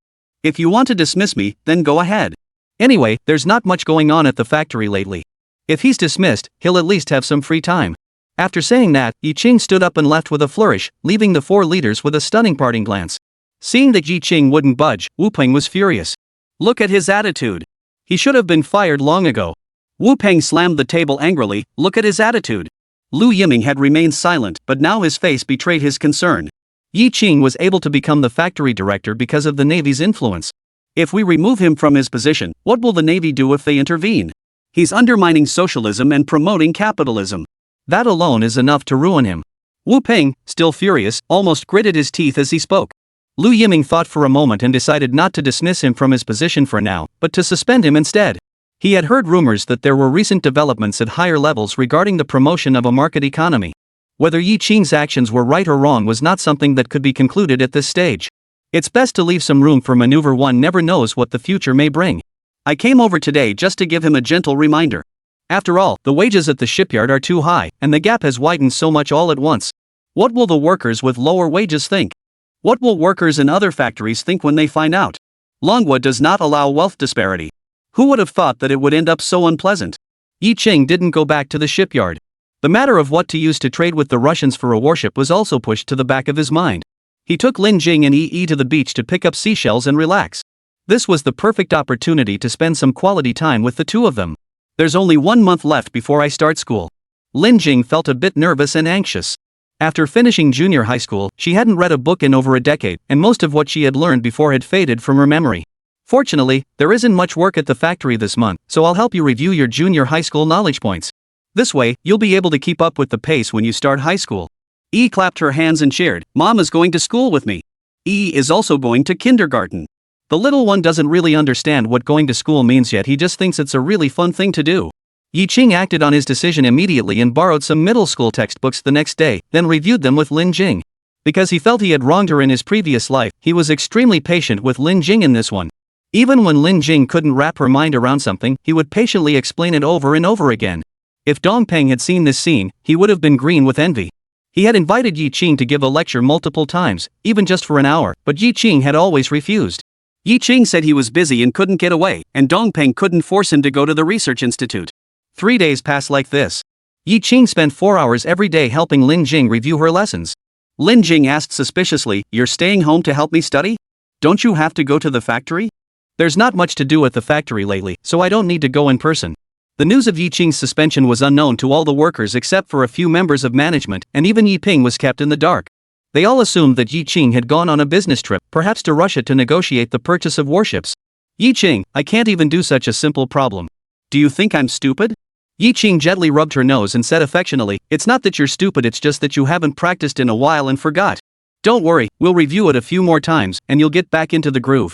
The hardest part of reviewing was math, physics, and chemistry, which were Lin Jing's weak subjects.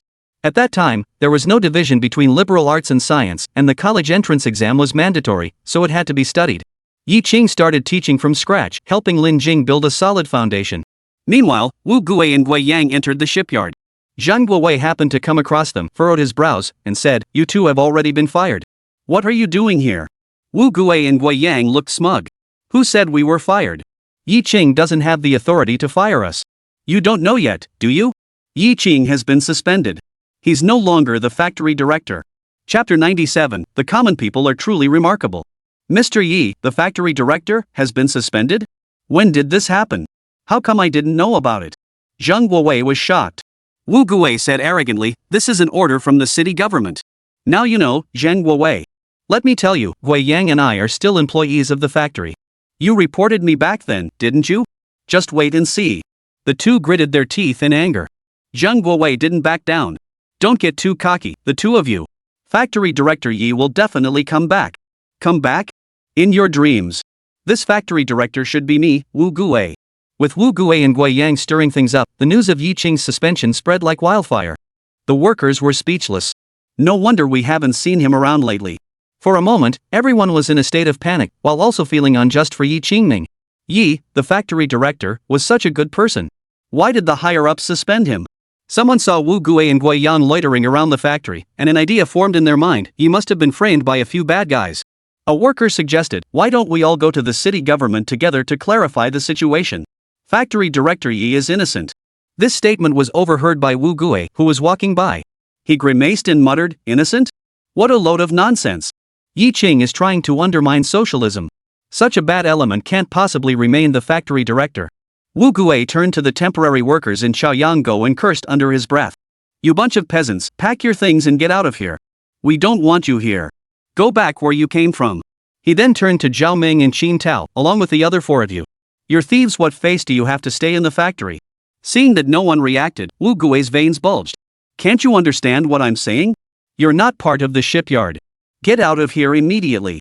The higher-ups have made it clear that the shipyard doesn't want temporary workers, and certainly not thieves. Yi Qing is no longer the factory director. No one will protect you anymore. Get out of here." The villagers of Chaoyanggo looked at each other in confusion. If Yi Ching couldn't be the factory director anymore, they'd just be bullied if they stayed here.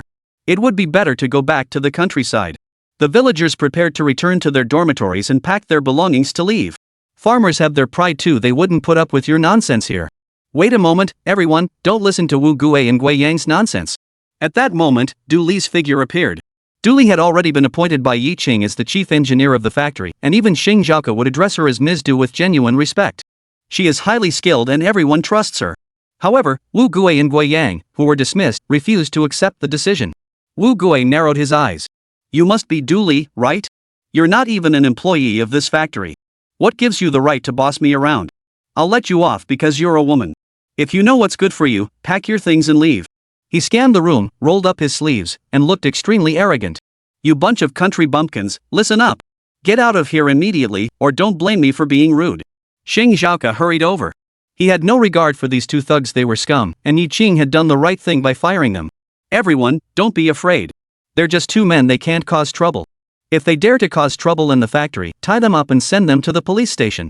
The workers suddenly understood. That's right, there were only two of them. How could they intimidate us, with dozens of us? Wu Gui's expression changed. Xing Zhaoke, think carefully.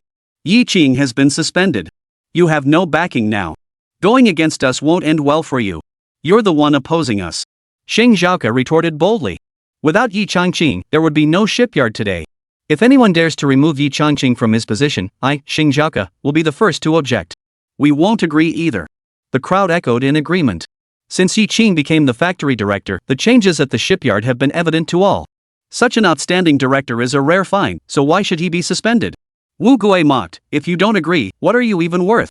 Xing Zhaoke spoke passionately, we are the common people. What's wrong with that? The constitution says that the people are the masters of the country. Behind the crowd, Yi Ping was anxious beyond words. Yi Ching had been suspended? Such a big matter, and he kept it from me. He's been staying home and not coming to work these past few days, so I thought he had taken a special day off to help Lin Jing study. Yi Ping hurried back home. He pushed open the door and, upon seeing Yi Ching, asked anxiously, Xiao Chang, have you been suspended? Chapter 98, A Notorious Social Loafer. Upon hearing Yi Ping's words, Lin Jing stared at him in disbelief. You've really been suspended? Why? Yi Ping also looked at Yi Ching with a piercing gaze, wanting to know why. Both of them felt as though the sky had collapsed. But Yi Ping remained calm and composed. He smiled faintly. It's just a suspension. What's there to make such a fuss about? Being suspended isn't a big deal, is it? Yi Ping spoke urgently. Xiao Chang, what exactly happened that led to your suspension? Did you make a mistake? Yi Ping's first thought was that the shipyard had made so much money, and Yi Ching might have taken some of it, which had been discovered by his superiors. Dad, there's really nothing to it. We just distributed bonuses to everyone. Our factory workers now earn more, and some people are jealous. Yi Ping asked cautiously, if you were to take back all the bonuses, could you get your old position back? Yi Ping shook his head. Dad, what are you talking about? The money that's been distributed can't be taken back. Besides, this has become a regulation of the shipyard. As long as the shipyard doesn't go bankrupt, it will continue to be distributed in the future. Yi Ching shook his head. Dad, what are you talking about? How can we take back the money that's already been distributed? Besides, this has become a regulation of the shipyard. As long as the shipyard doesn't go under, it will continue to be distributed in the future. But you've been suspended. What's the point of saying that now? Yi Ping was so anxious that his lips were trembling. Yi Ching knew his father was worried about him, but worrying wouldn't help. Dad, don't worry. Keep working steadily. Being laid off suits me just fine. Besides, there's not much going on at the factory lately, so I can stay home and help Lin Jing with her studies. Yi Ping furrowed his brows. But now everyone was in no mood to work, and with Wu Gue and Guiyang causing trouble, the factory was in complete chaos. I've already told Du Li, Xing Zhaoke, and Zhang Guowei to follow procedures. If Wu Gue dares to cause trouble again, send him to the police station. Those two troublemakers won't be able to cause any trouble. Yi Ching gives the impression of being confident and in control of the situation. Dad, tell everyone to go back to work and not worry. I'll be back soon. Yi Ping pondered for a moment before finally deciding to trust his son. Yi Ping returned to the factory. Yi Ching called Feng Luan. Old Feng, how's the search for the large boots going? Feng Luan, however, curiously asked about another matter. Yi plant manager, I heard you were suspended by the city authorities. Is that true or not? Logically speaking, if he had really been suspended, Yi Ching wouldn't have had the mind to consider trading large boots for warships with the Russians. It's true. Then do you still need large boots? Feng Luan was a bit confused. Whether I become the factory director or not doesn't affect my plans to go to Old Mouse Place. Have you heard anything yet? I've checked several factories, but there really aren't any that hire people of my size. Feng Luan stammered and couldn't say anything for a long time. Yi Qing understood perfectly well and hung up after exchanging a few polite words.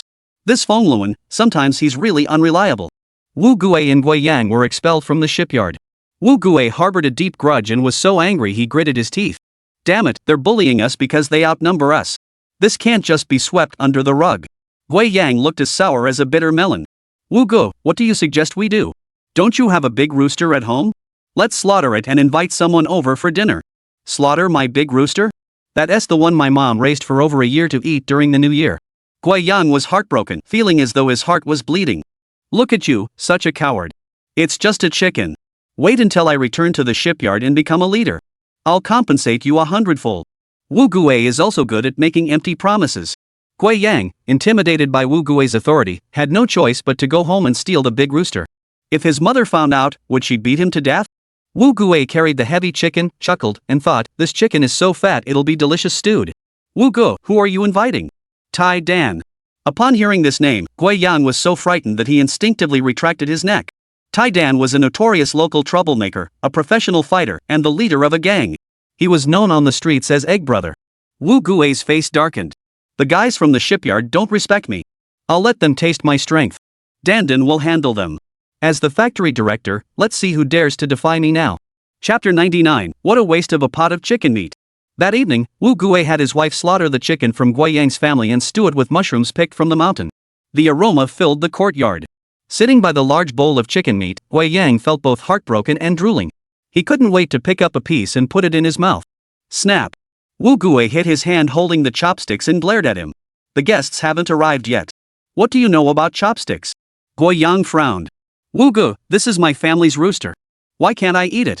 If my mom finds out, she'll be so upset, and besides, I'm hungry. Wu Gui snapped back, just endure it. He wanted to eat too. But for the sake of the important matter, he had to let the guests eat first. Soon, Tai Dan finally arrived. He was wearing only a vest, his copper-colored muscles exposed, with a dragon tattooed on his back, looking fierce and powerful. There was also a gruesome scar on his face, enough to send a chill down anyone's spine. Wu Gui hurriedly invited him to take a seat. Tai Dan didn't hesitate, picked up his chopsticks, and took a large piece of meat, eating it with relish. Gui Yang was so tempted he was about to pick up his chopsticks to grab some meat, but was quickly stopped by a stern glance from Wu Gui. Gui Yang felt so wrong. This old hen was raised by his mother. Why shouldn't he be allowed to eat it? Before long, a large bowl of chicken meat had been devoured by Tai Dan, leaving only a small portion remaining. Just then, achoo! Gui Yang suddenly sneezed toward the bowl of chicken. Tai Dan's mouth twitched, and he lost all appetite. He put down his chopsticks and glared at Gui Yang. Wu Gui felt a chill run down his spine. Gui Yang, you're going to get me killed. A perfectly good pot of chicken, and you've ruined it all. If Tai Dan gets angry and refuses to help, I'll kill you. Wu Gui bowed and scraped, Egg Brother, I'm sorry. Gui Yang is my younger brother. He doesn't know any better. Please don't be angry. Tai Dan wiped the oil from the corner of his mouth. Dare to ruin my appetite? He must have eaten his fill. Otherwise, I'd have beaten him up for sure. Wu Gui, speak up. Why did you invite me to eat chicken? Wu Gui, speak up. Why did you invite me to eat chicken? Wu Gui looked dejected. Danga, I was bullied by those guys at the shipyard. I want you to help me get revenge. Go teach those workers a lesson and show them who's boss. Tai Dan looked down on him. Is that all? Wu Gui, you're really going downhill. You can't even handle a few workers? Egg Brother, it wasn't just a few, it was over 150. You should have brought more people that day. It's just a bunch of workers. Don't worry, I've got this covered. Wu Gui's face lit up with joy. Dango, once this is done, I'll treat you to a drink and cook you a big goose. Upon hearing the words goose, Gui Yang's heart tightened. His mother also kept a goose. Could Wu Gui be eyeing his family's goose too? What a sin! After Gui Yang sneezed all over the basin, Tai Dan lost his appetite and got up to leave. Wu Gui hurried to see him off. Taking advantage of the moment, Gui Yang reached into the basin and grabbed a piece of meat, shoving it into his mouth. Damn it, all the good meat was eaten by Tai Nan, leaving only bones. Damn it, all the good meat was eaten by Tai Nan, leaving only bones. As he reached the door, Wu Gui, who was well versed in the ways of the world, slipped some money into Tai Dan's hand. Tai Dan instructed, once I've decided on a date, I'll send someone to let you know. Upon learning that Yi Qing had been suspended, Director Dongpeng of the Deep Sea Research Institute briefly spoke up for Yi Qing, but then seemed quite pleased. The city leaders have really done the Deep Sea Research Institute a huge favor. He hurried to Yi Qing's home and took advantage of any opportunity that arose. Mr. Yi, I heard you were suspended by the city government? Don't worry, the position of chief scientist at the Deep Sea Research Institute has always been reserved for you. The institute's doors are always open to you, and you can return to work tomorrow. Yi Qing chuckled. Director Dong, I was suspended, not fired. My employment relationship is still intact, so I can't go to your institute. Yi Qing's reason was quite valid. Dong Peng suddenly felt that the disciplinary action imposed by the city leadership was too lenient and that Yi Qing should be dismissed from the shipyard immediately.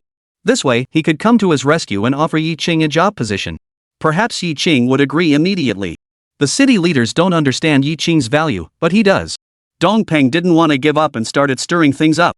Mr. Yi, you're a man with great ambitions. Why stay at the shipyard and put up with their nonsense? If it were me, I'd have left long ago. Yi Qing chuckled. You're really something. Director Dong, if I resign, will we still build sand dredgers? Won't all the blueprints you designed become worthless? Chapter 100, Zhang Hongwei's phone call. Facing Yi Qing's question, Dong Peng shrugged indifferently. Scrap paper is scrap paper. We can now focus entirely on designing and building warships for our country. Dong Peng repeatedly extended the invitation, but Yi Qing remained unmoved and did not agree. He changed the subject. Director Dong, can you get hold of canned goods or similar products? Director Dong's eyes lit up. Are you going to Old Mao's again? Yi Qing nodded and was about to go, but he had nothing to trade with the old Russian. Dong Peng wanted to go with him.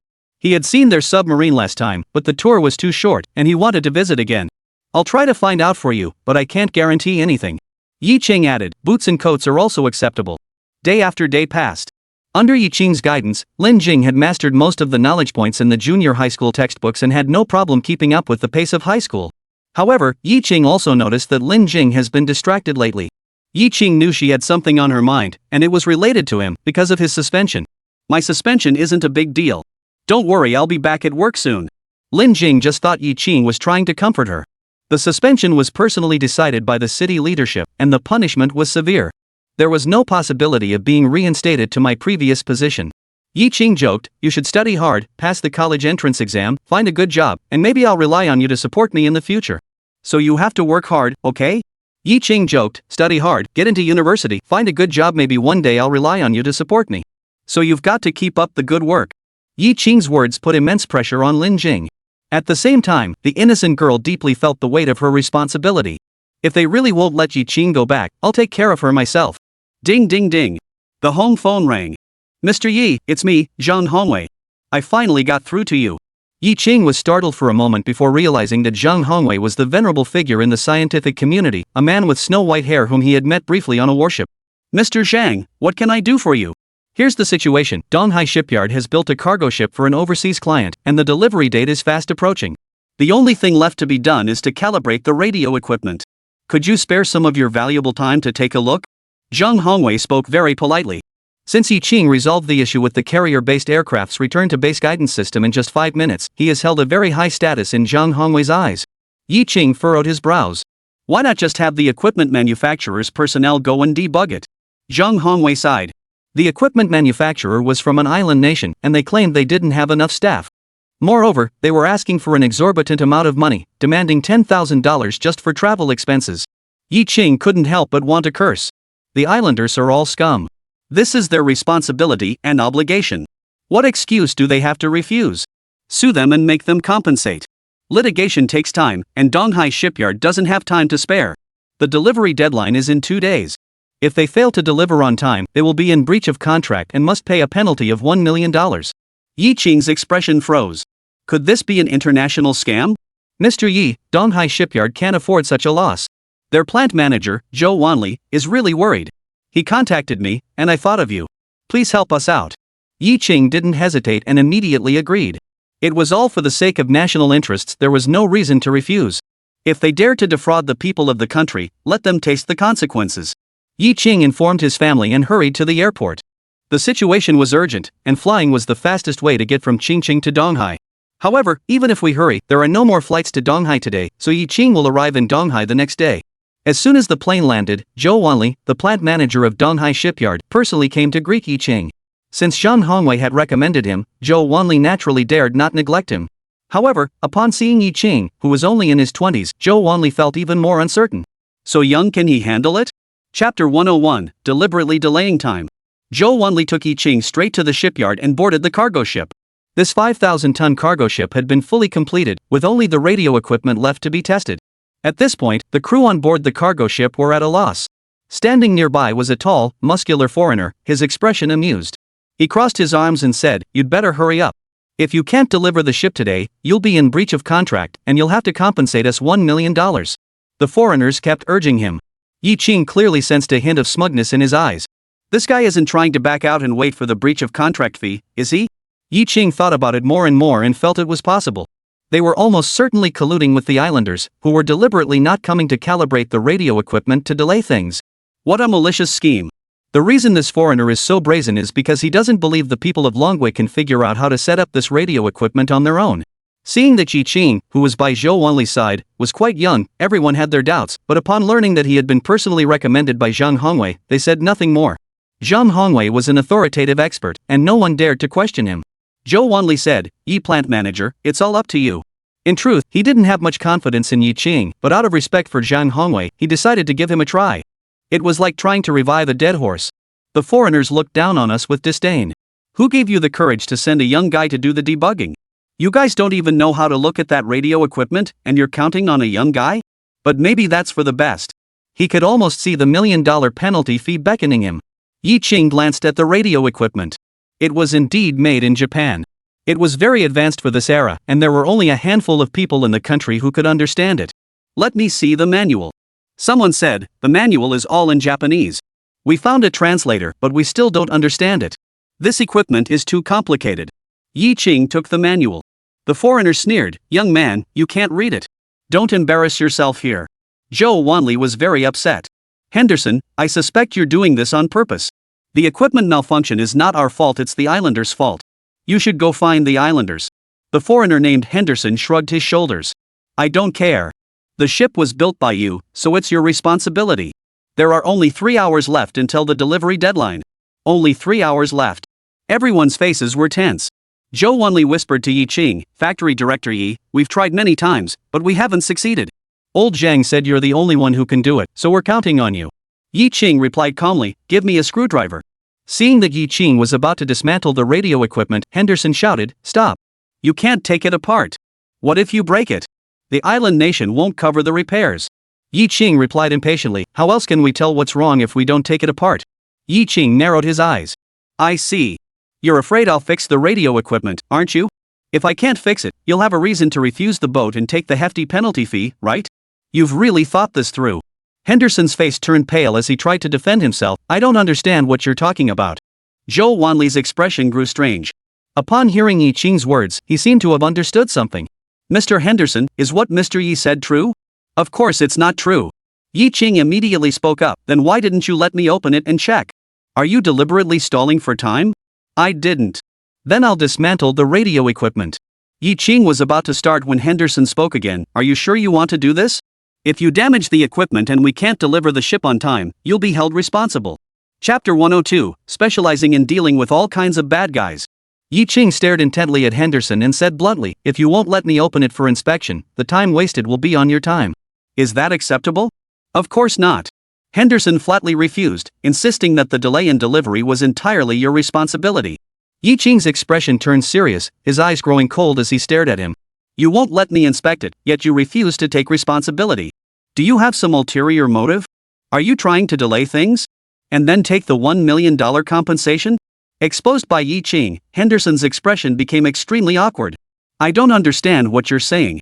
Listening to the two of them, Zhou Wanli also noticed something was off with Henderson. Could it be that he had really colluded with the Japanese to deliberately delay the shipment, preventing the cargo ship from being delivered on time, in order to extort compensation? How despicable. Zhou Wanli's veins bulged. "Henderson, to ensure that we can deliver the ship on time, we must dismantle the radio equipment.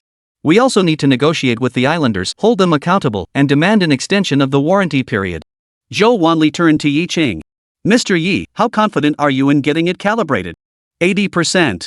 Just like the last time he helped the Navy repair the self-guidance equipment of a carrier-based aircraft, even with 100% confidence, Yi Qing would not make any bold promises.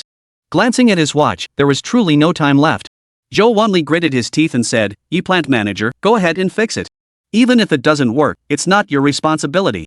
Zhou Wanli's sense of responsibility deeply impressed Yi Qing. There was a sharp sound. Yi Qing tore off the label, unscrewed the screws, opened the cover, and inspected the capacitor board inside. Yi Qing even touched it directly with his hands. Everyone saw this and held their breath in unison. Does Yi Qing have any common sense? How could he touch it with his bare hands? Dirt from your hands left on electrical components is a major hazard. Does Yi Qing even understand this? He can't just be an amateur trying to show off here, can he? Just as Zhou Wanli was about to speak up to remind him, Yi Qing spoke first. This device is indeed faulty. Look, the Japanese deliberately failed to crimp these 3 wires during installation.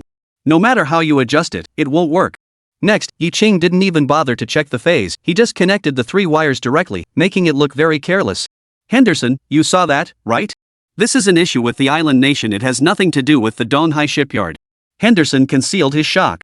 So what? You just connected it randomly and it works? Yi Qing smiled slightly. It seems he won't give up until he's driven to the brink. Mr. Zhou, turn on the radio and try contacting Qingcheng. Zhou Wanli turned on the radio with some skepticism. This is Donghai shipyard. We are currently conducting radio tests. Can you hear us over there in Qingcheng? Just as everyone's hearts were in their throats, fearing the signal wouldn't connect, the equipment emitted a sound. Qingcheng received, radio is working fine. Zhou Wanli exhaled deeply, the clouds of worry on his face dissipating, and a smile appeared on his face. Henderson, the radio is tuned and ready for use. We can hand over the ship now. Henderson, however, looked as pale as a ghost. He glanced at Yi Qing, his eyes filled with hatred. It was this despicable individual who had ruined his plans. Who are you? Yi Qing chuckled. Me?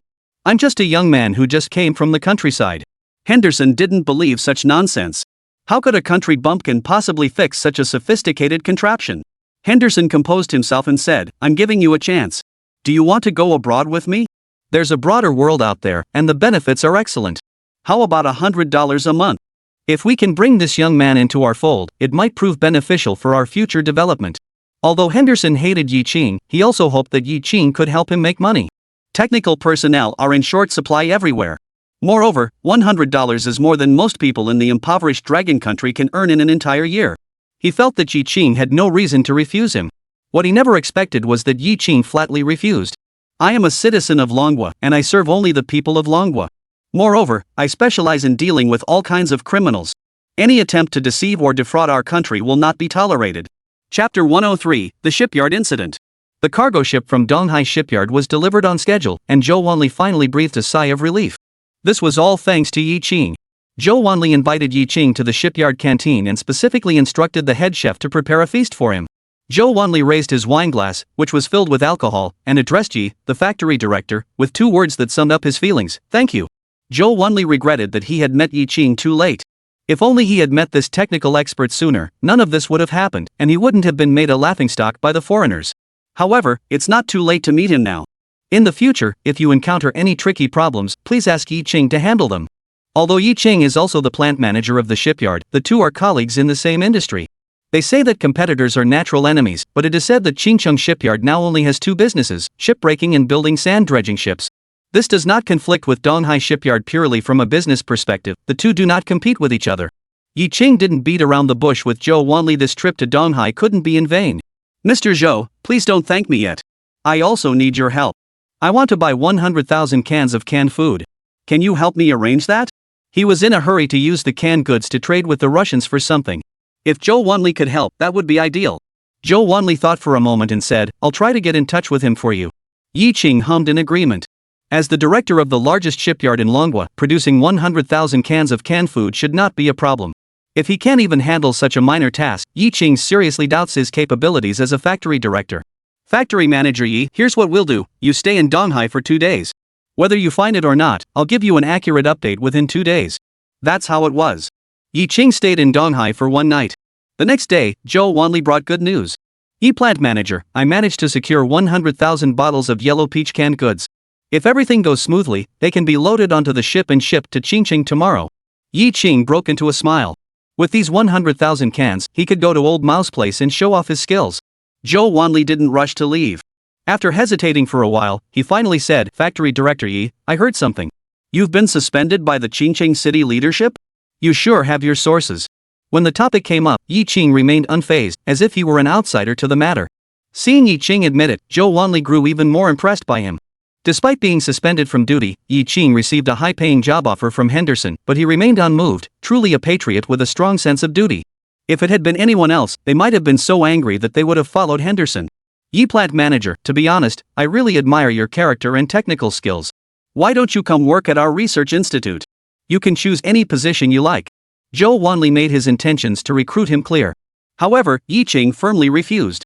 Thank you for your kindness, Mr. Zhou. I don't want to leave Qingcheng yet. By the way, could you please remind them to send the 100,000 cans to Qingcheng as soon as possible? As Yi Qing left Donghai, his mood felt much lighter. He had arrived by plane, and now he was leaving by plane as well. After landing in Qingcheng, he first went to the Qingcheng shipyard. The canned goods arrived quickly, and he needed to depart for Wancheng. He had to inform the management first. Don't spread rumors that I've run away. But as Yi Qing entered the gate, he saw a large crowd gathered in the courtyard. Led by Zhang Guowei, the workers were confronting a group of people. Wu Guowei, you dare bring a bunch of thugs to the factory to cause trouble? Do you think we won't send you straight to the police station? Wu Guowei not only wasn't afraid, but he was incredibly arrogant. Do you know who I've brought with me? It's Egg Brother from the underworld. Let me tell you, Egg Brother can take on 100 of you by himself. Today, you'll see just how powerful he is. Chapter 104, The Battle to Protect the Factory. Everyone has a role to play. Yi Qing furrowed his brows. Someone's causing trouble at the shipyard? How could this happen while I was away? He hurried over, taking 2 steps at a time. Who are you to come to the shipyard and cause trouble? Do you have any respect for the law? The workers looked closely and recognized Yi Qing, instantly perking up. After Yi Qing was suspended, the workers never saw him again. At this point, Yi Qing suddenly reappeared, which undoubtedly gave everyone a new sense of direction. The workers looked at him with excitement in their eyes shining once more. Yi, the factory director. Mr. Yi, you're back. What a bull factory director. Yi Qing has already been suspended. He's no longer the factory director of the shipyard. Wu Guowei shouted. Yi Qing coldly looked at Wu Guowei. You've been fired. What are you doing here at the factory with a bunch of thugs? Wu Guowei snorted coldly. Yi Qing, you're still acting like the factory director in front of me. Don't you have any self-awareness? You're no longer the factory director. Yi Qing retorted, you need to get this straight. I'm on suspension, not dismissed. What's the difference? Zhang Guowei stood beside Yi Qing, raised his arms, and shouted, Yi, the factory director, will always be our factory director. That's right, Yi, the factory director, will always be our factory director. Seeing the workers all cheering for Yi Qing, Wu Guowei was so angry that his cheeks trembled. Damn it, I was originally going to give you a chance, but you refused the gift and insist on the punishment. Tai Dan, who had been standing nearby, was already losing patience. He tossed the cigarette but he was holding and said, why waste our time talking to them? Just hit them. At his command, the thugs charged toward the workers. It seemed like a fight was inevitable. Yi Qing made a swift decision. Everyone listen up, someone is trying to destroy our factory. We will fight them to protect the factory. This is self-defense. Fight them to the death. If anything happens, I will take full responsibility. The workers' emotions were ignited by Yi Qing. Whether they were permanent employees or temporary workers, they all bravely rushed forward. The battle to protect the factory is everyone's responsibility. The excellent benefits and treatment at the factory are all thanks to Yi Qing. Wu Guowei and his gang came to disrupt things, which is essentially ruining everyone's livelihood. Taking away someone's livelihood is like killing their parents. We have to fight them to the end. Boom! The two groups collided with each other. Iron Egg's men were all professional fighters, quick, accurate, and ruthless. In the blink of an eye, several workers were knocked to the ground. Zhang Guowei saw the unfavorable situation and shouted, we outnumber them. Let's all charge together and rid the people of this menace. The villagers from Chayango who had come to work were originally very honest, but when cornered, they fought like wolves and tigers. Seeing their co-workers being beaten, they rushed forward. 1 against 1 wasn't enough, so they went 2 against 1, then 3 against 1. Tai Dan hasn't moved at all. His fists clenched tightly, making a cracking sound, and his eyes fixed intently on Yi Qing, growing increasingly annoyed with each passing moment. To catch the thief, first catch the king. First, give Yi Qing a good beating. But before he could act, suddenly, 2 fists came flying toward him. Tai Dan instinctively dodged backward.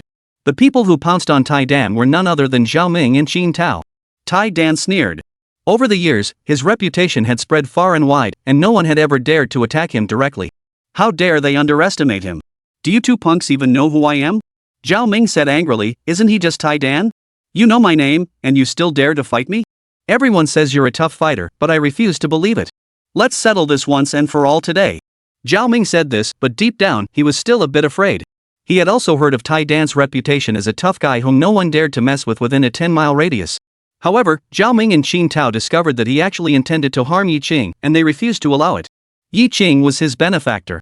If it weren't for Yi Qing's generosity, the four of them would have been sent to the police station to serve time. If it weren't for Yi Qing giving them jobs, Qin Tao wouldn't have had the money to pay for his elderly mother's medical treatment.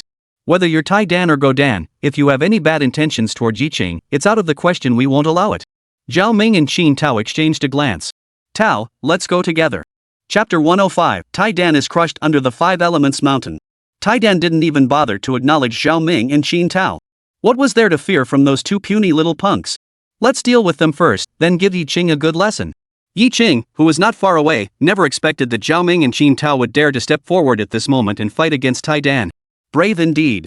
But can the two of them really be a match for Iron Egg? Tai Dan is a muscle-bound brute with a defiant expression on his face. He's clearly a seasoned veteran, and he won't be easy to handle. Yi Qing had made up his mind, if the two of them found themselves at a disadvantage, he would immediately call for reinforcements. If it came down to it, they'd take on Iron Egg in a group fight. Over there, the workers in Wu Gui, Gui Yang, and several dozen thugs were embroiled in a chaotic brawl. Although the thugs were skilled fighters, they couldn't withstand the workers' numbers. One after another, people were knocked to the ground, beaten until they were bleeding from their heads. The scene was extremely gruesome. Zhao Ming and Qin Tao faced off against Tai Dan, and they were at a disadvantage from the start. Tai Dan's punches landed with force. However, Zhao Ming and Qin Tao had the advantage of youth and stamina. Despite taking numerous blows, they clung to Iron Egg like a resilient cockroach, refusing to let go. Bang! When Tai Dan threw a punch at Qin Tao, Zhao Ming seized the opportunity, mustering all his strength, and landed a punch on Tai Dan's nose. Tai Dan was caught off guard and felt a sharp pain in his nose. Taking advantage of the opportunity, Zhao Ming and Qin Tao attacked together, pinning Tai Dan to the ground. Yi Qing called over 4 more workers, who piled on top of Iron Egg like a human pyramid, pinning him down so he couldn't move an inch. Tai Dan felt like Sun Wukong trapped under the Five Elements Mountain, so angry he clenched his teeth and gritted his teeth. Damn it, you two little bastards, get off me right now. Once I get up, I'll kill you both. He was shouting so hard his throat was about to burst. Just then, a military jeep drove into the shipyard. Su Xiao got out of the vehicle and was stunned by the scene before him. What was going on? Yi Qing spotted Su Xiao's figure and immediately signaled the workers to stop, then quietly instructed the dozen or so injured workers to lie on the ground and moan in pain.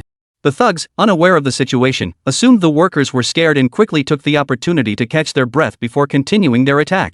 They had just taken several blows, so they had to retaliate. Otherwise, as thugs, they would lose face, and no one would fear them in the future. Su Xiao looked at the chaotic scene before him and shouted, "Everyone, stop!" But no one could hear him. Su Xiao had no choice but to return to the car and honk the horn several times. Everyone turned to look. Su Xiao's face was as cold as ice. How could such a state-owned factory allow a mass brawl to occur? How has Yi Qing been managing the factory? Wait, Yi Qing has already been suspended. The Qingcheng shipyard is now in a state of chaos with no one in charge. Are you guys out of work?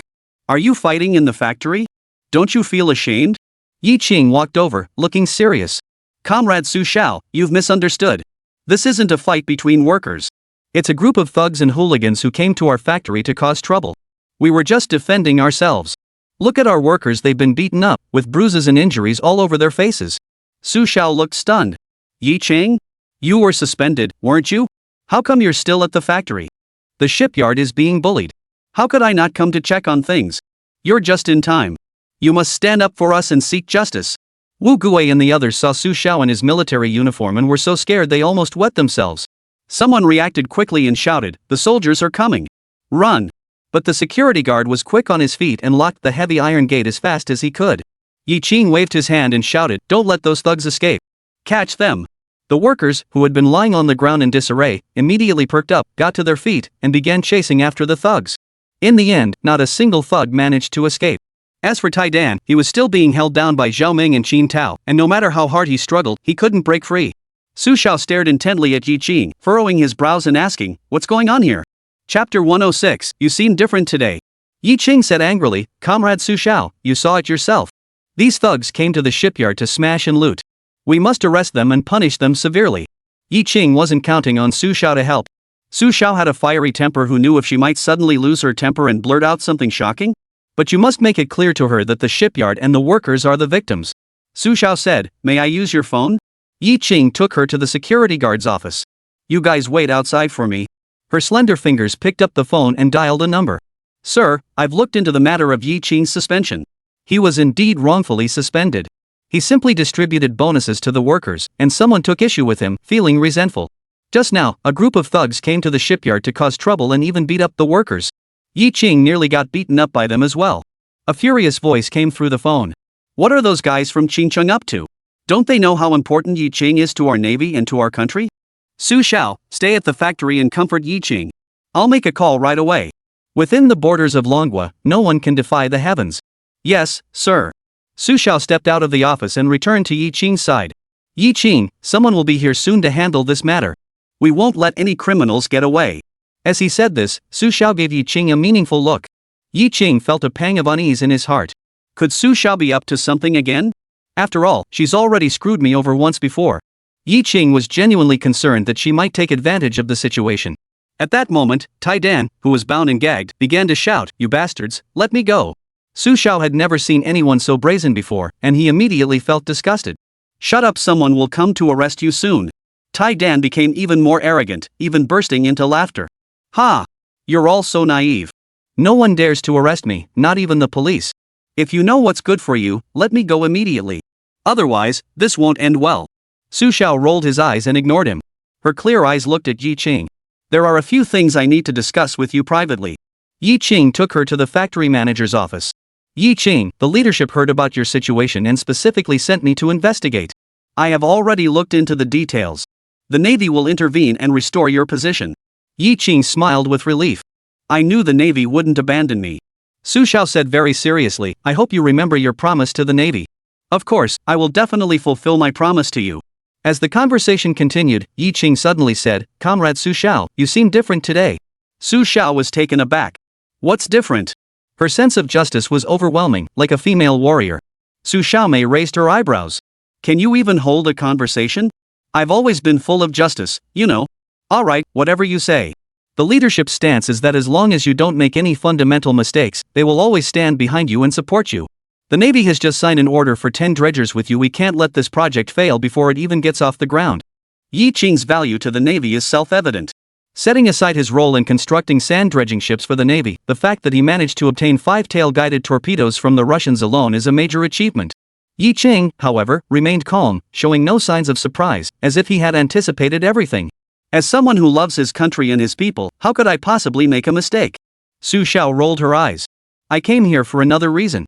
The boss is very concerned about when you will depart for Wangqing and has specially allocated a batch of supplies. Upon hearing this, Yi Qing's heart sank. Could it be canned food? Zhou Wanli just got 100,000 cans from Donghai for himself. Su Xiao, don't go and offer an umbrella after it rains. There are already enough canned goods Yi Qing no longer needs anymore.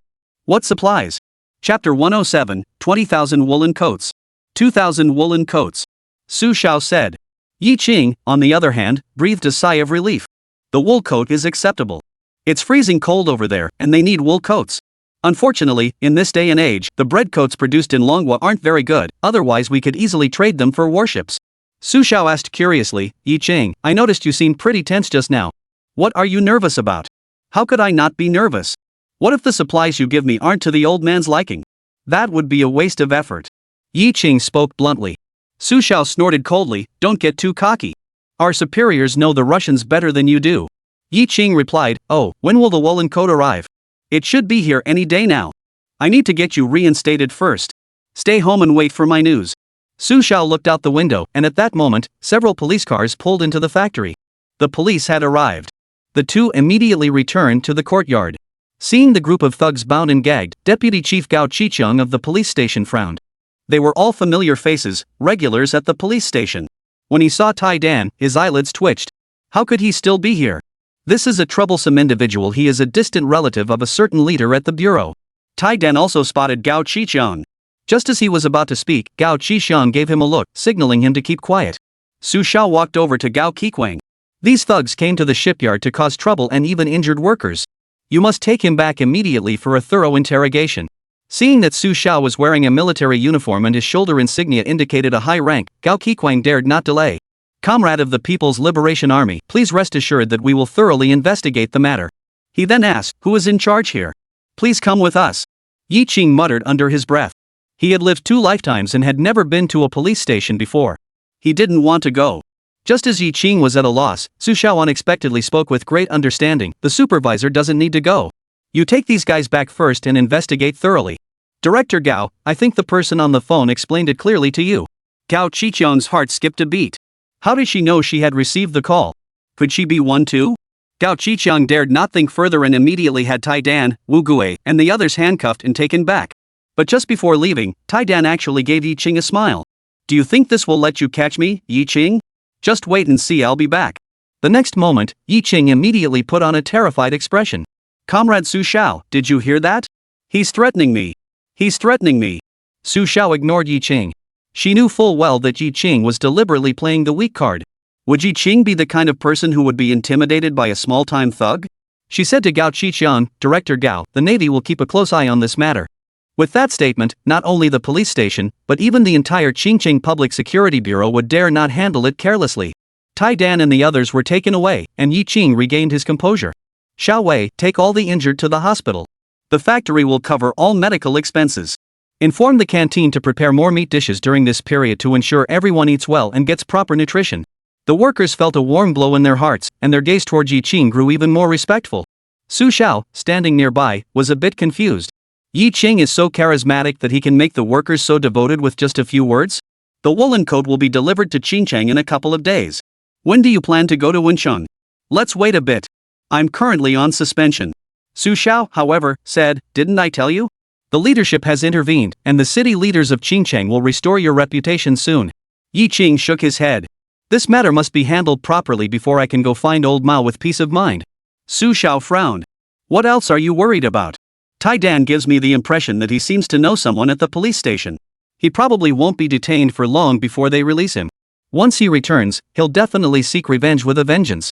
Chapter 108, Yi Qing will become a vicious capitalist. Su Xiao was startled. Yi Qing seemed extremely afraid of Tai Dan's revenge.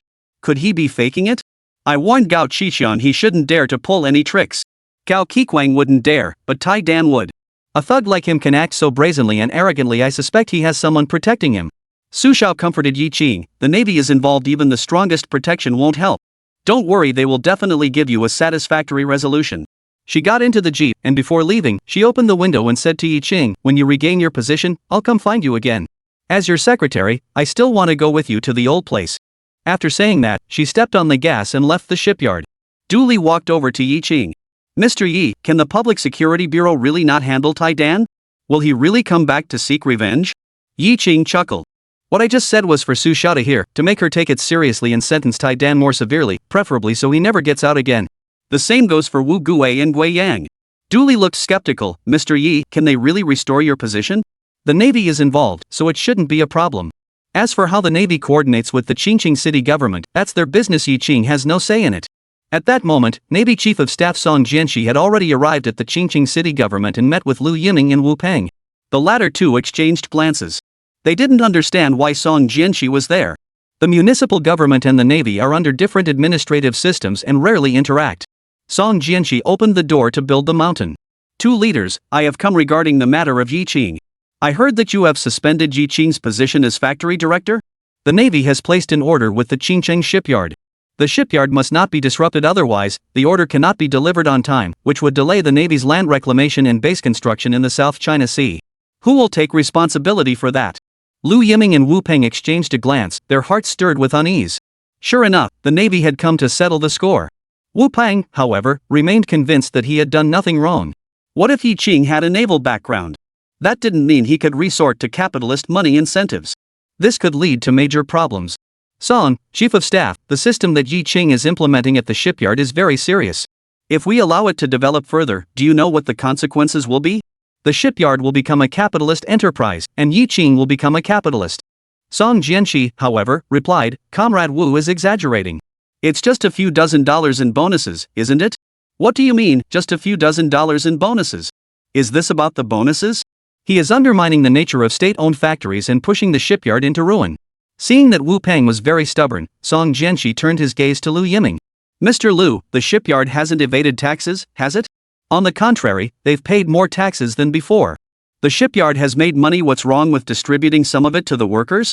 Shouldn't the workers enjoy the benefits of the factory's development? That's the true spirit of socialism. Song Jianxi grew increasingly heated. Yi Ching, the naval commander Lu has our backs. Lu Yiming saw his resolute attitude and even brought up the top commander of the Navy, which couldn't help but make him feel uneasy.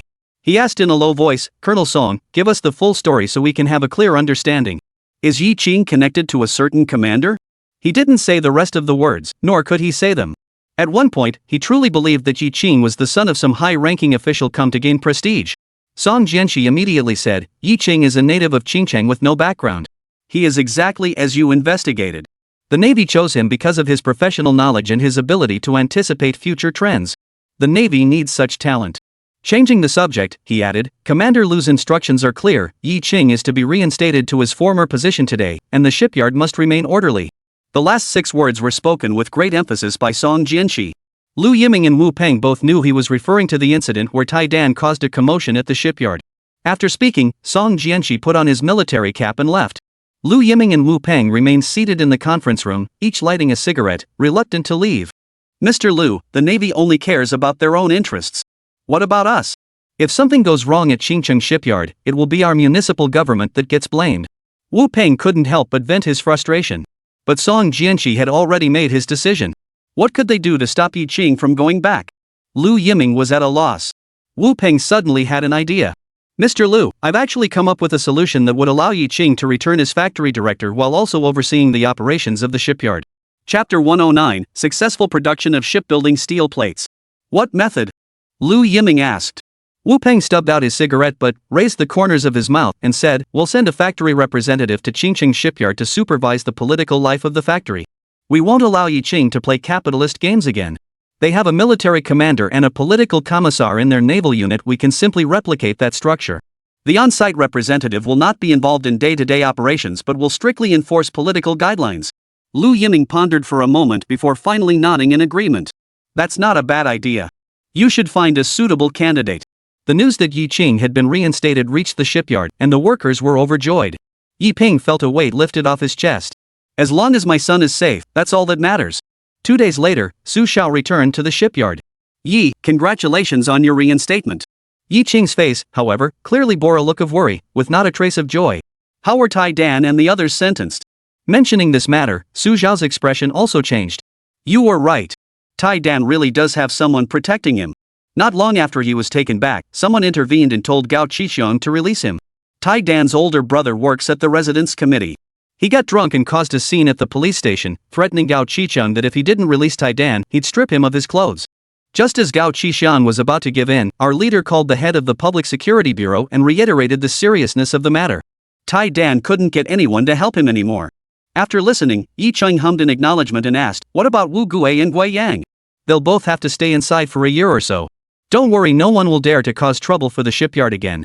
Immediately after, Su Xiao changed the subject. The woolen coats have arrived at Qingcheng port and can be shipped north to Wencheng at any time. Today, Su Xiao was not wearing a military uniform but instead a secretary's outfit. It seemed as though she couldn't wait for Yi Ching to board the ship and go to the Russians with her. Let's leave tomorrow. I need to inform my family and make some preparations. Yi Ching also wanted to return to a military vessel as soon as possible. After all, the shipyard had no ships left to dismantle, and the workers were getting impatient. That afternoon, Yi Ching drove his Lada car, accompanied by Du Li and Xing Zhaoke, to the Qingcheng steel plant. Earlier that morning, Feng Luan had called to say that the first batch of shipbuilding steel plates had been produced and asked Yi Ching to come and inspect the goods. As soon as Yi Ching arrived, Feng Luan's face lit up with a smile. In his eyes, Yi Ching was closer to him than his own parents. Yi factory manager, I've been waiting for you for ages. Where are the steel plates? Yi Ching got straight to the point. Feng Luan led them to a warehouse. Inside, there were neatly stacked steel plates, black and shiny. These were all made by master craftsmen I invited from the steel city of Lichang, using imported hot-rolled steel plate equipment from Japan. We have tested them ourselves, and the quality is fine. What Feng Luan didn't mention is that this is the third batch of steel plates they have produced. Due to unfamiliarity with the hot-rolled steel plate equipment, the first 2 batches were substandard and had to be scrapped. Yi Ching spoke up, Old Feng, let's observe the strength and toughness tests on site. Actions speak louder than words. Feng Luan immediately organized an experiment. Both the strength and toughness were up to standard. Alright, send it to the shipyard. With the steel plates, the dredger can now begin construction. As for the matter of the large boots that Feng Luan had asked about, Feng Luan did not bring it up, so Yi Ching took the initiative to ask. In fact, the moment Feng Luan agreed without hesitation, Yi Ching had already guessed the outcome. Mr. Yi, let's have dinner together tonight. I've already booked a room at the Chingcheng Hotel. No, I have something to do tonight. Yi Qing really has something important to do tonight. He needs to take Du Li, Xing Zhaoke, and Zhang Guowei to dinner with Dong Peng and Tang Jieshan from the Deep Sea Design Institute. Dong Peng and Tang Jieshan have been waiting at the company canteen for quite some time. Although the country is not very wealthy at present, it provides substantial support to research institutions. It is no exaggeration to say that the meals at the Deep Sea Research Institute's canteen are better than those at government agency canteens. Director Dong, let's head over to Old Mouse Place tomorrow. I want to try something different. Dong Peng's eyes flashed. What is it? Our Dragon Nation Navy has few warships and outdated technology. This is an undeniable fact, especially in terms of anti-submarine and anti-reconnaissance capabilities. This time, if we can bring back a fighter jet, that would truly be a contribution to our motherland and its people. Chapter 110, a surprise enemy appears out of nowhere. Listening to Yi Qing and Dong Peng chatting animatedly, Tang Jieshan also wanted to go to Wencheng to broaden his horizons. Director Dong, Mr. Yi, could you take me along this time? Dong Peng poured cold water on him. Old Tang, I'd love to take you, but the Deep Sea Research Institute can't spare you right now. Besides, you need to stay in Chingcheng to coordinate with Du Engineer and Xing Engineer on the construction of the sand dredging ship. This is a matter of utmost importance. Tang Jieshan dismissed the remarks with a sneer.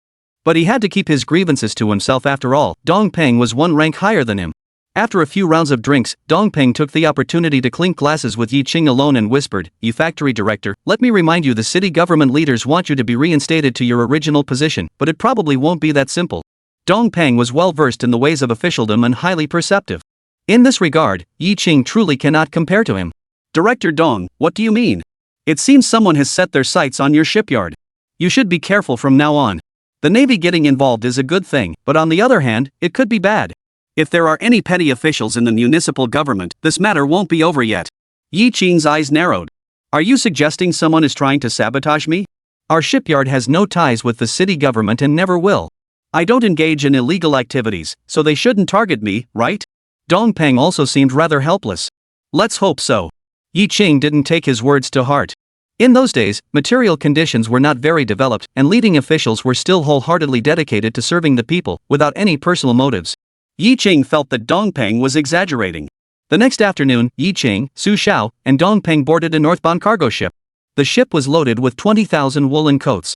Life on the cargo ship was boring, and a week passed in this quiet manner. Finally, with only half a day left, they were about to arrive at Wencheng.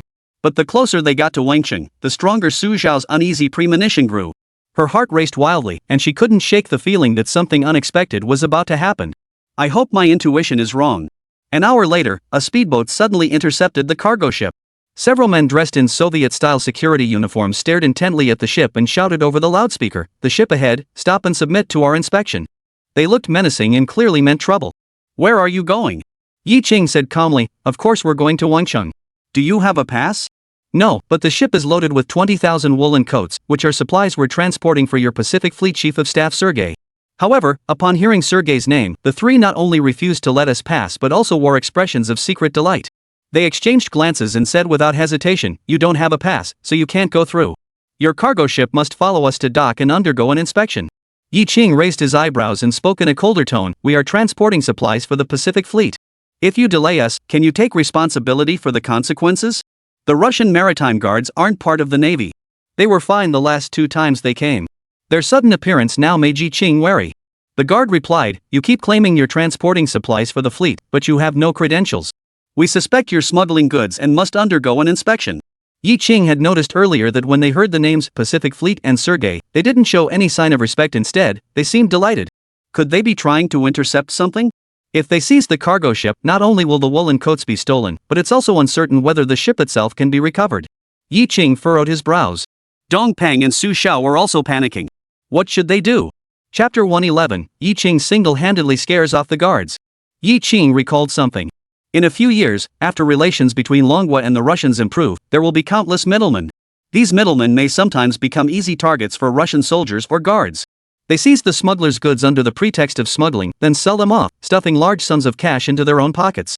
Yi Qing looked at the guards with suspicion, thinking they were after the live cargo on his ship.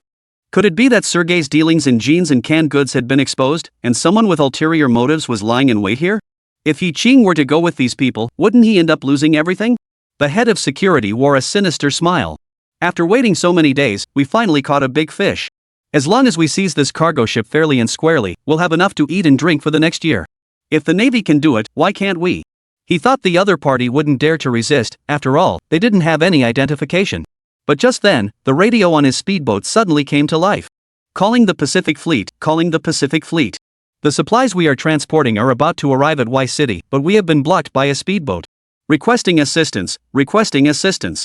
The security chief's face turned pale. The other party was a cunning bastard, actually calling the Pacific Fleet on the public radio channel. If his misdeeds are exposed, his career is over. He doesn't have the influence of Sergei, who can openly and lawlessly trade in supplies. The guards on the speedboat were starting to panic. A few seconds later, another voice came over the radio. This is the Pacific Fleet Operations Center. Our destroyers are on their way to assist you. The cargo on your ship is classified military information. They have no authority to inspect it. If they continue to cause trouble, the Pacific Fleet authorizes you to ram and sink them without hesitation. Repeat, ram and sink them without hesitation. The security chief was stunned. He was only in a speedboat, though it was equipped with machine guns, but the other side was a cargo ship. If it really rammed into them, the speedboat would capsize. The guards were also pale with fear. Chief, what should we do? They looked utterly perplexed. A large amount of supplies was right in front of them. If they could just take it back, they could make a small fortune. The meat is already in our mouths. To give it up now is simply too hard to bear. Watching the speedboat remain motionless, Yi Qing's heart was pounding in his throat. Could they have sensed something was wrong? Has their act been exposed? Yi Qing quickly came up with an idea and immediately spoke into the radio device. Assistant Dong, the Pacific Fleet has just issued an order. If the enemy does not withdraw, we can ram them directly. Prepare for collision immediately. At Yi Qing's signal, Dong Peng hurriedly replied, yes. Upon hearing this, the guards' faces turned pale with shock. Boss, they wouldn't really try to ram us, would they? Our speedboat isn't a match for that big vessel. The security chief didn't want to take any risks, so after careful consideration, he decided to turn around and leave. Watching the speedboat fade into the distance, Yi Qing exhaled deeply. At that moment, his palms were drenched in sweat. He had been utterly tense just moments ago. Every word spoken over the radio was his alone. He was the only one performing. Fortunately, this trick fooled the guards. Otherwise, he really wouldn't have known what to do. Fortunately, it was a close call. Having witnessed Yi Qing's fierce and swift actions just now, Su Xiao was left speechless. Was Yi Qing acting with intelligence and bravery, or was he being reckless and daring? Su Xiao believes he remained calm under pressure, demonstrating both intelligence and bravery. Yi Qing, if they don't leave, are you really going to ram into them? Chapter 112, Only let the enemy suffer losses. Do not allow friends to suffer losses. Yi Qing did not answer this question, nor could he answer it, for he had no answer himself. The cargo ship continued on its way. Soon, a loud roar echoed through the sky. Everyone looked up to see a military helicopter rapidly approaching from that direction, then hovering above the cargo ship.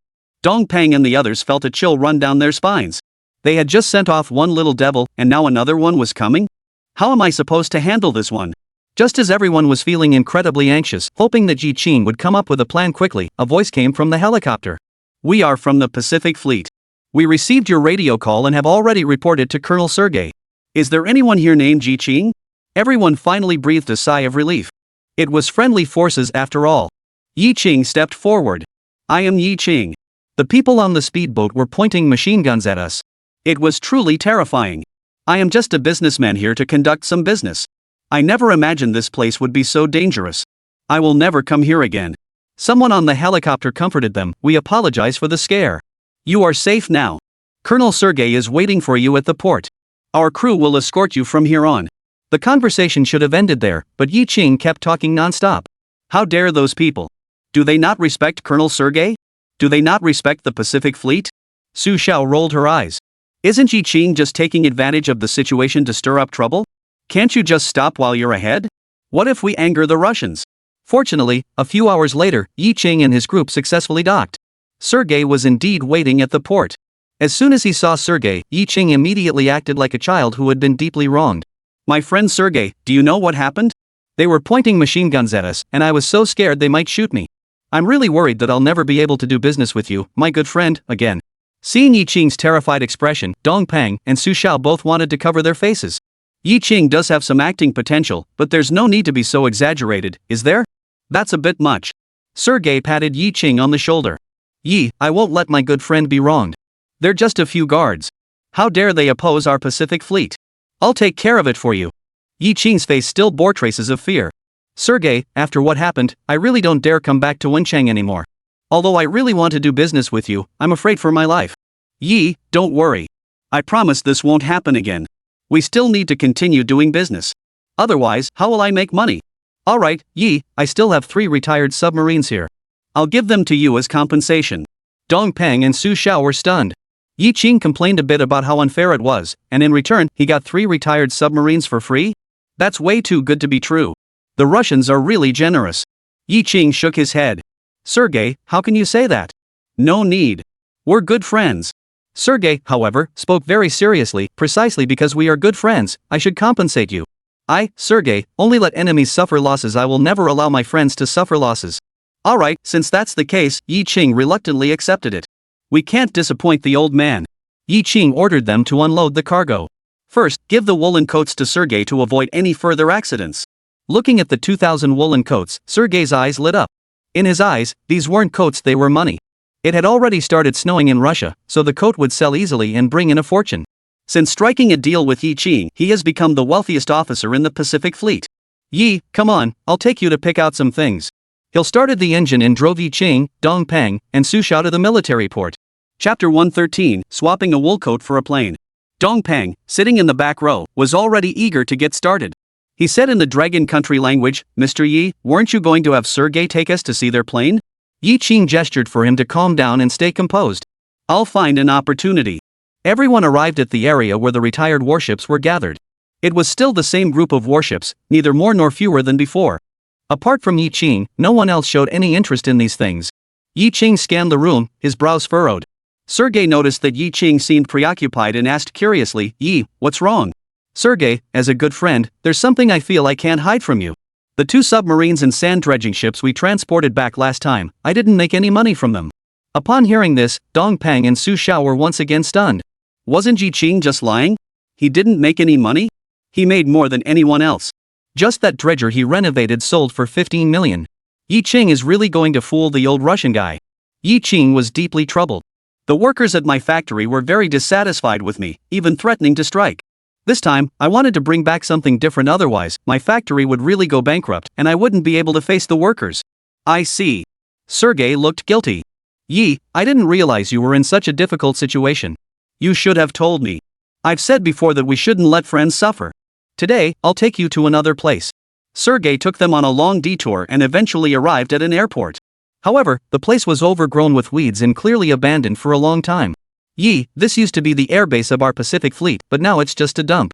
Take a look around and see if there's anything you want. Looking around, a few rusty cars were parked among the overgrown weeds. There are also a few damaged helicopters with numerous holes in their fuselages, clearly old relics. However, one aircraft caught Yi Qing's attention. He pointed at it and said, Sergey, this plane looks pretty new. Why is it parked here? Yi Qing appeared calm on the surface, but inside he was already thrilled beyond words. He recognized it was a Tu-104 passenger jet, a jet-powered commercial aircraft renowned not only in the Soviet Union but also worldwide. Moreover, it was modified from the Tu-16 bomber. If we could get this thing back, we'd make a fortune. Sergey said, it hasn't reached retirement age yet. It just had a minor malfunction that wasn't repaired in time. Coincidentally, our Pacific Fleet just took delivery of 2 new passenger aircraft, so they left it here. This thing doesn't matter to the Russians. It's just an airplane. They don't need these things. But Longwood does. Yi Qing spoke excitedly, this big thing is just taking up space here. Why not give it to me? I'll take it back, and at least it'll give the workers at my factory something to show for their efforts. Sergey was generous. Since you want it, go ahead and take it. Anyway, it's not his property. A faulty plane has disappeared, and no one will bother to investigate. Yi Qing was overjoyed inside. Sending this guy back to his country would be of great use. Sergey, help us find someone to fix it. Of course. Sergey agreed readily. Since Yi Qing can help him make money, he will do his best to meet Yi Qing's needs. He found a place to make a phone call. About 40 minutes later, a jeep appeared in front of the crowd. A soldier in military uniform got out of the vehicle and saluted Sergey. Yi, let me introduce you. This is my most loyal soldier, Yankovich. He will help you fix this plane. Sergey shrugged his shoulders again. Yi, I have a banquet tonight and can't stay to drink with you. Upon hearing this, Yi Qing and Dong Peng couldn't help but feel a surge of joy. They were more than happy to oblige. I really don't want to drink with Sergey anymore. Yi Qing still had to put on a very regretful expression. Alright, Sergey, if that's the case, you go ahead and get back to work. As soon as Sergey left, Yankovich said, "Mr. Yi, I need to go to the warehouse to get some repair tools." "We'll go with you." Yi Ching and the other two got into his car. Along the way, Dongpan and Su Xiao couldn't suppress their excitement. The wool coat had actually been replaced on another plane. Unbelievable? Beyond comprehension? Neither of them knew what words to use to describe this situation. Chapter 114, Yi Ching actually has a special hobby. Yankovich led Yi Ching and the others to a warehouse. At the entrance stood a heavily armed Russian soldier, smoking a cigarette. He stopped a few people. "What are you doing here?" Yankovich forced a smile. "Lashev, don't be nervous. Colonel Sergey sent me to the warehouse to fetch tools and parts for repairing the aircraft. These gentlemen are Colonel Sergey's friends." Yi Ching acted quickly, pulling out 2 bottles of vodka from his bag and handing them to Lashev.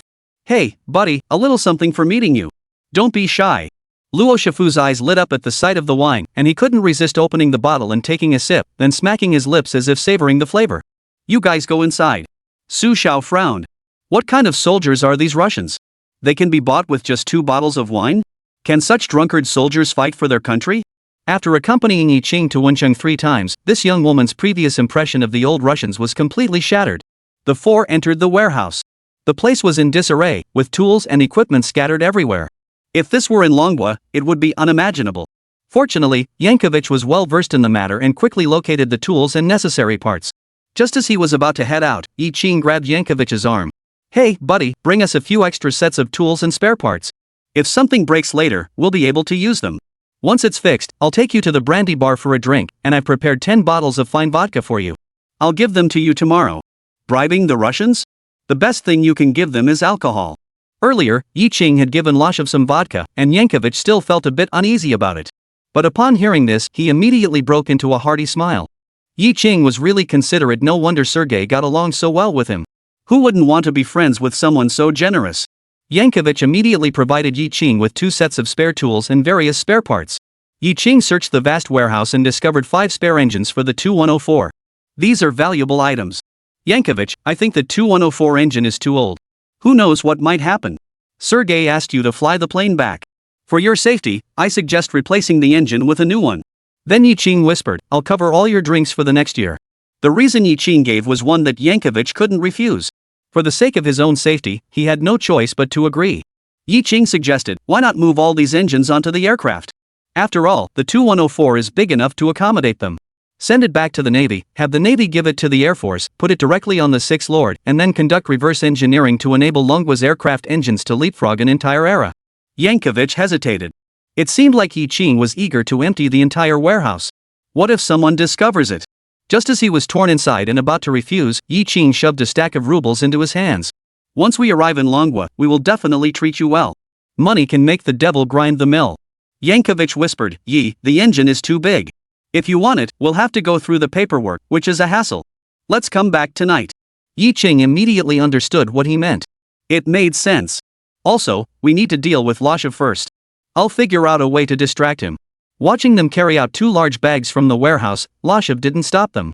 After taking a sip of vodka, he actually welcomed Yi Ching back. The old Russian is really hospitable.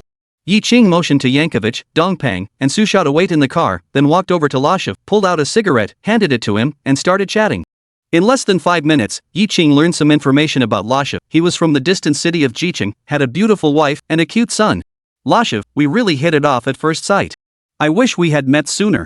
Tonight at the brandy bar, I'll treat you to a drink. Don't be late." Lashev agreed immediately. As a guard at the warehouse, he was ordinary in every way, and no one ever paid him any attention. Yi Ching's warmth made him feel as though he were basking in the spring sun, instantly sparking his affection. "Tonight, we must drink freely." Chapter 115, Yi Ching gave the bunny girl a lot of money. Yankovich summoned 4 assistants to repair the Tu-104, and Su Xiao finally found an opportunity to speak with Yi Ching alone. Yi Ching traded his woolen overcoat for a large airplane, which was a good deal. While Su Xiao felt a surge of excitement, he couldn't help but feel a touch of worry, or perhaps even a hint of disappointment. After all, she was a member of the Navy. "Yi Ching, weren't you asking for a warship? Why did you request an airplane? The Navy doesn't need this kind of aircraft." "Who said we don't need it? Our Navy needs transport planes too, right? Just modify it, and it's a ready-made transport plane." Su Xiao finally understood. So that was Yi Ching's plan all along. It must be said that Yi Ching had thought things through thoroughly. Su Xiao changed the subject. "How did you end up talking so much with the soldier guarding the warehouse? He's just an ordinary soldier after all. He's not ordinary. He has the keys to the warehouse and holds a lot of power. Su Xiao was taken aback. Yi Qing, aren't you planning to bribe him and then go steal something from the warehouse? What kind of talk is that? How can you call it stealing? We're taking it openly and honestly. Finally getting the chance to enter the warehouse, Yi Qing was treating the old Russian's warehouse like his own backyard. Yi Qing turned his gaze to Dong Peng, Director Dong, tonight you and Yankovich, besides those 5 aircraft engines, if you see anything else you like, feel free to take it. Dong Peng looked completely taken aback. Mr. Yi, is this okay? If the Russians find out, won't we get arrested? If this were in China, you might be charged with espionage and sentenced to at least 30 years in prison. Don't worry, I've already taken care of everything. Sergei is watching over us, so nothing will happen. Yi Qing patted his chest and said confidently. The corruption of the Russians far exceeded Song Peng and Su Zhao's imagination. These arrogant fools are already on their last legs. Here, there's nothing money can't buy. Director Dong, although the Deep Sea Research Institute specializes in warship research, you must also consider the issue of carrier-based aircraft in the future. Transporting the engines back will undoubtedly benefit your institute. Yi Qing began to paint a rosy picture for Dong Peng. Su Xiao, there's also something for you to handle. The 2 old engines they dismantled must not be discarded. If there's no room in the cargo hold, transport them to our cargo ship. If they can be used upon return, use them. If not, dismantle them and sell the scrap metal. Su Xiao was also stunned by Yi Qing's meticulous planning. What on earth was going through his mind? That night, the 3 split up and went their separate ways. Yi Qing took Su Xiao to invite Lashev to drink brandy at a bar. The well-traveled Yi Qing chatted extensively with Lashev, discussing topics ranging from Jiqing to Weicheng, and from World War I to World War II. Especially when discussing the customs and traditions of Jiqing, Yi Qing spoke with such familiarity and enthusiasm that he even knew more than Luo Shifu, a native of the area. This instantly brought the 2 men closer together. During their conversation, Yi Qing noticed that Lashev's keys were hanging from his waist. As long as the key was on him, things would be easy. Yi Qing kept urging Lashev to drink. Luo Shifu, there's an old saying in our Dragon Kingdom, if there's wine today, drink it today. Come, drink. Lashev was straightforward, taking one sip after another. Yi Qing merely raised his cup symbolically, or after taking a sip, wiped his mouth with a clean towel. Less than an hour later, Luo Shifu could no longer drink. Yi, give me a moment to catch my breath. I'll go to the restroom first. He took off his coat, removed the keys, and handed them to her. Keep an eye on them for me. Don't worry, I'll wait for you to come back, and we'll keep drinking until we're drunk. As soon as Luo Shifu left, Yi Qing beckoned to a bunny girl. Tonight, the bunny girl in black stockings and high heels kept glancing this way, batting her eyelashes and sending flirtatious glances. Yi Qing ordered a lot of things, especially vodka, 1 bottle after another, drinking very boldly. Having seen many people in her life, she immediately recognized that Yi Qing was a wealthy individual. She walked over with a cat-like stride. Su Xiao frowned beside her. A surge of anger welled up inside her. She never would have imagined that Yi Qing had such a hobby. What a hypocrite! Su Xiao was so angry that he turned and walked away. Yi Qing called out to her, "Where are you going?" Su Xiao said irritably, "I'm not going to disturb your fun. You're my secretary now. You can't go anywhere. Stay here and behave yourself. I'll assign you tasks later." Chapter 116, A Plant Representative Suddenly Arrives. Su Xiao was so angry he could explode, his face dark and grim. What the hell is Yi Qing up to? Why won't he let me leave? Does he want me to stay here and watch him flirt with a foreign woman? At that moment, the bunny girl had already walked over. She plopped down onto the spot where Luo Shifu had been sitting earlier, her gaze fixed on Yi Qing with an intensity that was almost scorching, as if her eyes were hooks capable of snatching a man's soul away. She exhaled softly, "Sir, would you like to buy me a drink?" Yi Qing directly pulled out a stack of rubles, lowered his head, and whispered to the bunny girl, "Did you see that guy who just went to the restroom? He's my friend, serving in the Pacific Fleet. Go and take good care of him for at least 2 hours, and this money is all yours." The bunny girl's eyes lit up. That stack of rubles was almost as much as she earned in a week. The bunny girl gladly agreed, "I'll make sure your friend has a wonderful time and remembers this romantic night forever." Yi Qing added, "My friend is shy. Don't mention me. Just say you were captivated by his charm and have fallen deeply for him. Got it? No problem." The bunny girl picked up the coins, stuffed them into her chest, and swayed her hips as she went to find Lashev. Su Xiao didn't hear their conversation clearly, but he felt that Yi Qing had been seduced by the woman's beauty and was about to do something shameful with that incredibly seductively dressed woman. At that very moment, Yi Qing's image in Su Xiao's mind completely collapsed. Yi Qing is a thug, a scoundrel, and a debauched rogue. Su Xiao just wanted to get out of this filthy bar as quickly as possible. Just as she turned to leave, Yi Qing called her back and handed her the keys to Luo Shifu's place. "This is the warehouse key. Take it and go find Dong Peng." Su Xiao paused for a moment. Aren't you afraid that Luo Shifu will come back and find out? Yi Qing gave a mysterious smile. He's enjoying himself in the lap of luxury. He won't be back for at least 2 hours. Su Xiao suddenly understood. The bunny girl from earlier, you hired her for Lashiv to distract him? What do you think? Lashiv is alone in Wenchang, lonely and helpless. I found a woman to comfort his wounded heart. Take the key and hurry back. We have 2 hours. Saying this, Yi Qing gave Su Xiao a wink. After leaving the bar, Su Xiao felt his face flush. She felt like she had misunderstood Yi Qing again. It turns out he was using the bunny girl to lure Luo Shifu with a beauty trap. Yankovic and Dongpeng had been waiting at the bar entrance. As soon as Su Xiao emerged, they immediately started the car and drove her straight to the warehouse. It was already late at night, and the surroundings were pitch black. Even with the warehouse door open and Yankovic turning on the lighting equipment, no one noticed this side. Maintaining warships or aircraft on board at night was a routine matter. The Russian patrolmen have grown accustomed to it. Yankovic directed the others to carefully remove the 5 engines using mechanical vehicles and transport them to the abandoned airport. The 2 engines that had been dismantled were then transported to the ship. After opening the warehouse door, Su Xiao hurried back to the bar as quickly as possible. Her heart was racing like a frightened deer. This was her first time doing something like this, and she was so nervous she could barely breathe. If she got caught, it would be enough to get her executed.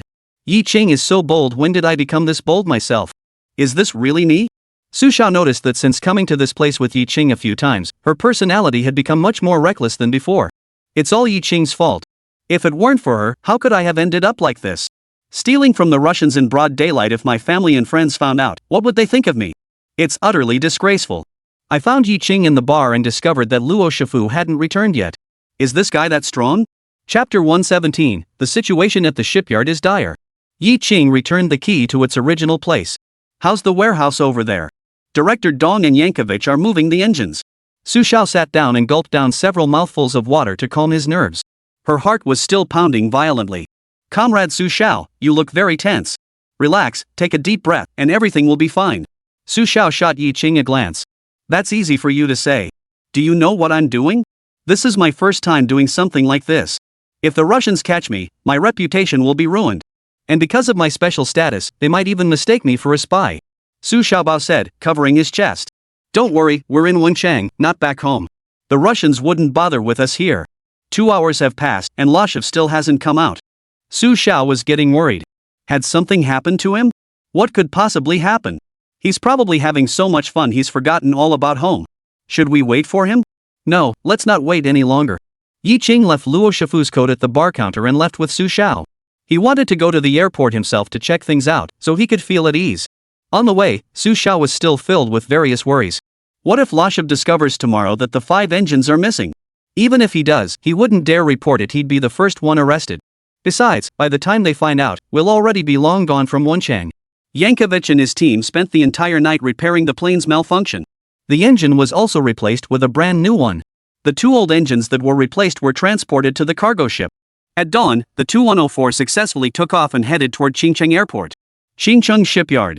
3 days ago, a cultured man named Li Xinghe, dressed in a Zhongshan suit and wearing glasses, arrived at the shipyard. He carried a briefcase and looked quite the part. Seeing the workers gathered in small groups chatting instead of working, Li Xinghe furrowed his brows and walked over. Are you workers at the shipyard? Don't you have to work? Why are you all gathered here chatting? The workers didn't pay much attention and casually replied, there's no work at the factory right now. We just finished training and are taking a 1-hour break. We'll have to continue the training later. Li Xinghe asked curiously, what kind of training? Electrical welding for the old employees, and basic shipbuilding knowledge for the new ones. Veteran employees are being trained in electrical welding, while new employees are receiving basic shipbuilding instruction. What else is being trained? Nothing else, just these. Li Xinghe asked again, what kind of person is your factory director, Yi Qing? The workers raised their thumbs in approval. Factory director Yi is the best factory director in the world. He's kind and approachable, and treats us workers like family. Li Xinghe furrowed his brow. This was not the answer he wanted. He asked several more people in a row, but everyone said Yi Qing was a good factory manager. Li Xinghe realized the seriousness of the situation. It didn't matter if 1 or 2 people praised Yi Qing, but if everyone was saying the same thing, it meant that the problem was already quite serious. The workers' speech at the factory is being controlled. This is very frightening. Fortunately, higher-ups sent me to rescue the workers from their dire situation. After understanding the situation, Li Xinghe turned and hurriedly left. He went to the office building and found the office director, Zhang Guowei. Seeing this well-dressed intellectual, Zhang Guowei thought he was a newspaper reporter and greeted him warmly. "Are you a newspaper reporter? Did you come to report on the glorious deeds of our factory director Yi? Welcome, welcome." Li Xinghe's face immediately fell, and his dissatisfaction was clearly written all over his face. He took out a letter of introduction and handed it over. "I'm not a reporter. Where is your factory director, Yi Qing?" "The factory manager is not here, he is on a business trip." Li Xinghe's expression grew even more grim. On his first day at the factory, Yi Qing wasn't even there? "I was sent here by my superiors as the on-site representative and deputy plant manager. From now on, I am part of the shipyard. You must immediately gather all employees in the conference room, I need to hold a meeting." Zhang Guowei was taken aback. How did a factory representative suddenly show up? No one even notified me in advance. Could it be a scam? Yi Qing isn't at the factory either. What should we do? Chapter 118, The situation at the shipyard is dire. Li Xinghe was indeed the city government's representative stationed at the shipyard. The city government had originally planned to send an official to the shipyard to make the announcement publicly. However, Li Xinghe insisted on taking the position discreetly, stating that he wanted to first familiarize himself with the factory and understand everyone's true thoughts, which would be beneficial for his future work. However, after talking with the workers, he felt that the situation at the shipyard was quite dire. The plant manager was controlling the flow of information, preventing the workers from speaking their minds, which could lead to serious problems. "Gather all the workers immediately, I need to hold a meeting." Li Xinghe put on an air of authority. Zhang Guowei agreed verbally, but after leaving, he turned right and went to the office of Chief Engineer Du Li. "Ms. Du, the municipal government has assigned a factory representative and deputy plant manager named Li Xinghe. Are you aware of this?" Du Limu shook her head blankly. "I don't know. When did this happen?" "Just now, Li Xinghe came to my office and asked me to gather all the employees for a meeting. Yi, the factory director, isn't here. What should we do?" The two of them were pacing back and forth, unsure of what to do. Meanwhile, Li Xinghe was growing increasingly impatient. Half an hour had passed, and no one had come to inform him that the workers were ready and waiting for him to start the meeting. Is the efficiency at the shipyard really this low?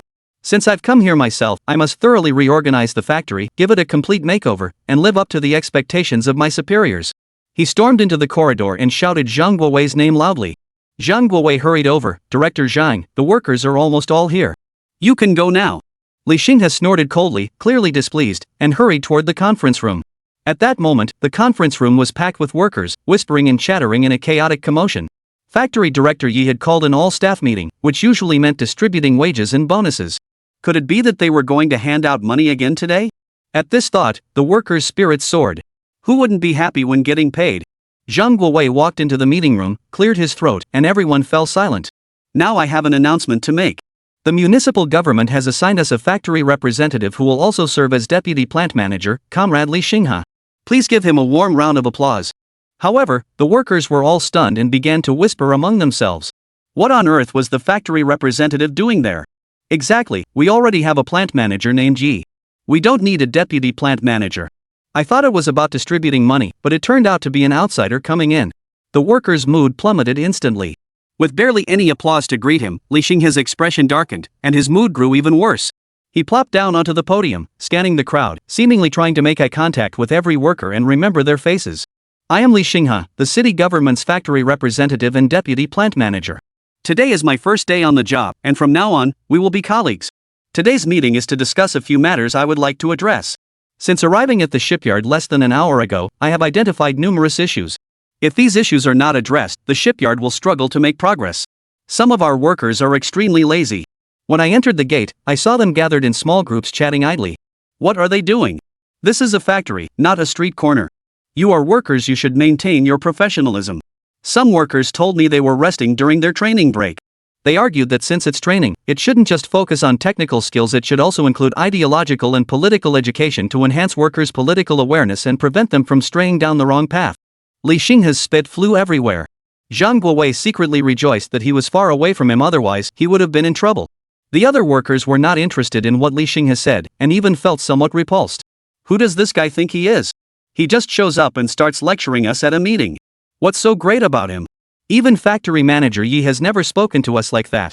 Seeing that everyone was distracted and not paying attention to his speech, Li Xinghe was even more furious. Slap. He suddenly slammed his fist on the table. What are you all thinking about? Did you even hear me speak? I think the morale of the shipyard workers also needs improvement. We urgently need a rectification campaign. Upon hearing this, everyone froze, their faces filled with fear. A rectification campaign? Isn't rectification just a way to crack down on people? Chapter 119, No Problems Means Covering Up Problems. After the meeting, the factory was filled with anxiety. Everyone was on edge about the rectification campaign mentioned by Li Xinghe. Someone is bound to get into trouble in this campaign. Zhang Guowei came to Du Li's office, closed the door, and looked completely at a loss. Ms. Du, that Li Xinghe must be taking advantage of Ye's absence to stir up trouble at the factory. Our factory has finally managed to recover, and if Li Xinghe continues like this, the factory will be thrown into chaos again. Du Li is also helpless. Li Xinghe represented the municipal government, while Du Li was just a lowly chief engineer. She had no say in his presence. She sighed and knew there was nothing else to do but wait for Yi, the factory director, to return. Yi had gone to Wencheng, and no one knew when he would return. Zhang Guowei was as restless as an ant on a hot pan, pacing back and forth in a frenzy. There was nothing else to do but wait for Yi Qing. Just then, Xing Zhaka rushed into Du Li's office. Something's wrong. Li Xinghe posted an announcement on the bulletin board encouraging workers to report illegal activities in the factory. What? Du Li and Zhang Guowei were stunned, a sense of foreboding rising in their hearts. Li Xinghe had indeed come to cause trouble. Everyone was accusing each other, and order was completely disrupted. How could normal production possibly continue? The three hurried to the bulletin board, only to find a large red paper posted there, with characters written in calligraphy. It stated that in order to create a clean and upright environment at the shipyard and maintain healthy development, a rectification campaign would be launched immediately. Everyone was encouraged to report any illegal or disciplinary violations, regardless of the position of the person involved. Once verified, strict punishment would be imposed without exception, and no leniency would be shown. Signed by the Political Affairs Office of Qingcheng Shipyard. Zhang Guowei was puzzled. When did our factory get a political affairs department? Zhang Guowei was puzzled. When did our factory get a political affairs department? Li Xinghe just established it, and he appointed himself as the head of the political affairs department. Du Li frowned deeply. Although she had only been at Qingcheng Shipyard for less than half a year, she had already fully integrated into the factory's production and daily life, regarding the shipyard as her new home. Such an incident has left her deeply concerned. If you do that, the factory will be in chaos. A day passed. 2 days have passed. 3 days have passed. Li Xinghe spent every day sipping tea, eagerly awaiting the workers' reports. But no workers came into the office. He didn't believe that there were no illegal activities happening at the shipyard. It must be that the workers are worried about retaliation and dare not speak out. It seems we need to find a way to break through this impasse. After much consideration, Li Xinghe found a suitable candidate. Single Liang from the security department.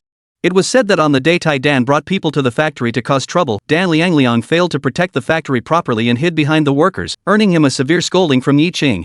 It was him. Li Xinghe called Dan Liang to his office. He was very enthusiastic, poured a cup of hot water for Dan Liang, and made him feel honored. Sit down, don't be so formal. Although I'm a factory representative sent by the city, I'm a very easygoing person.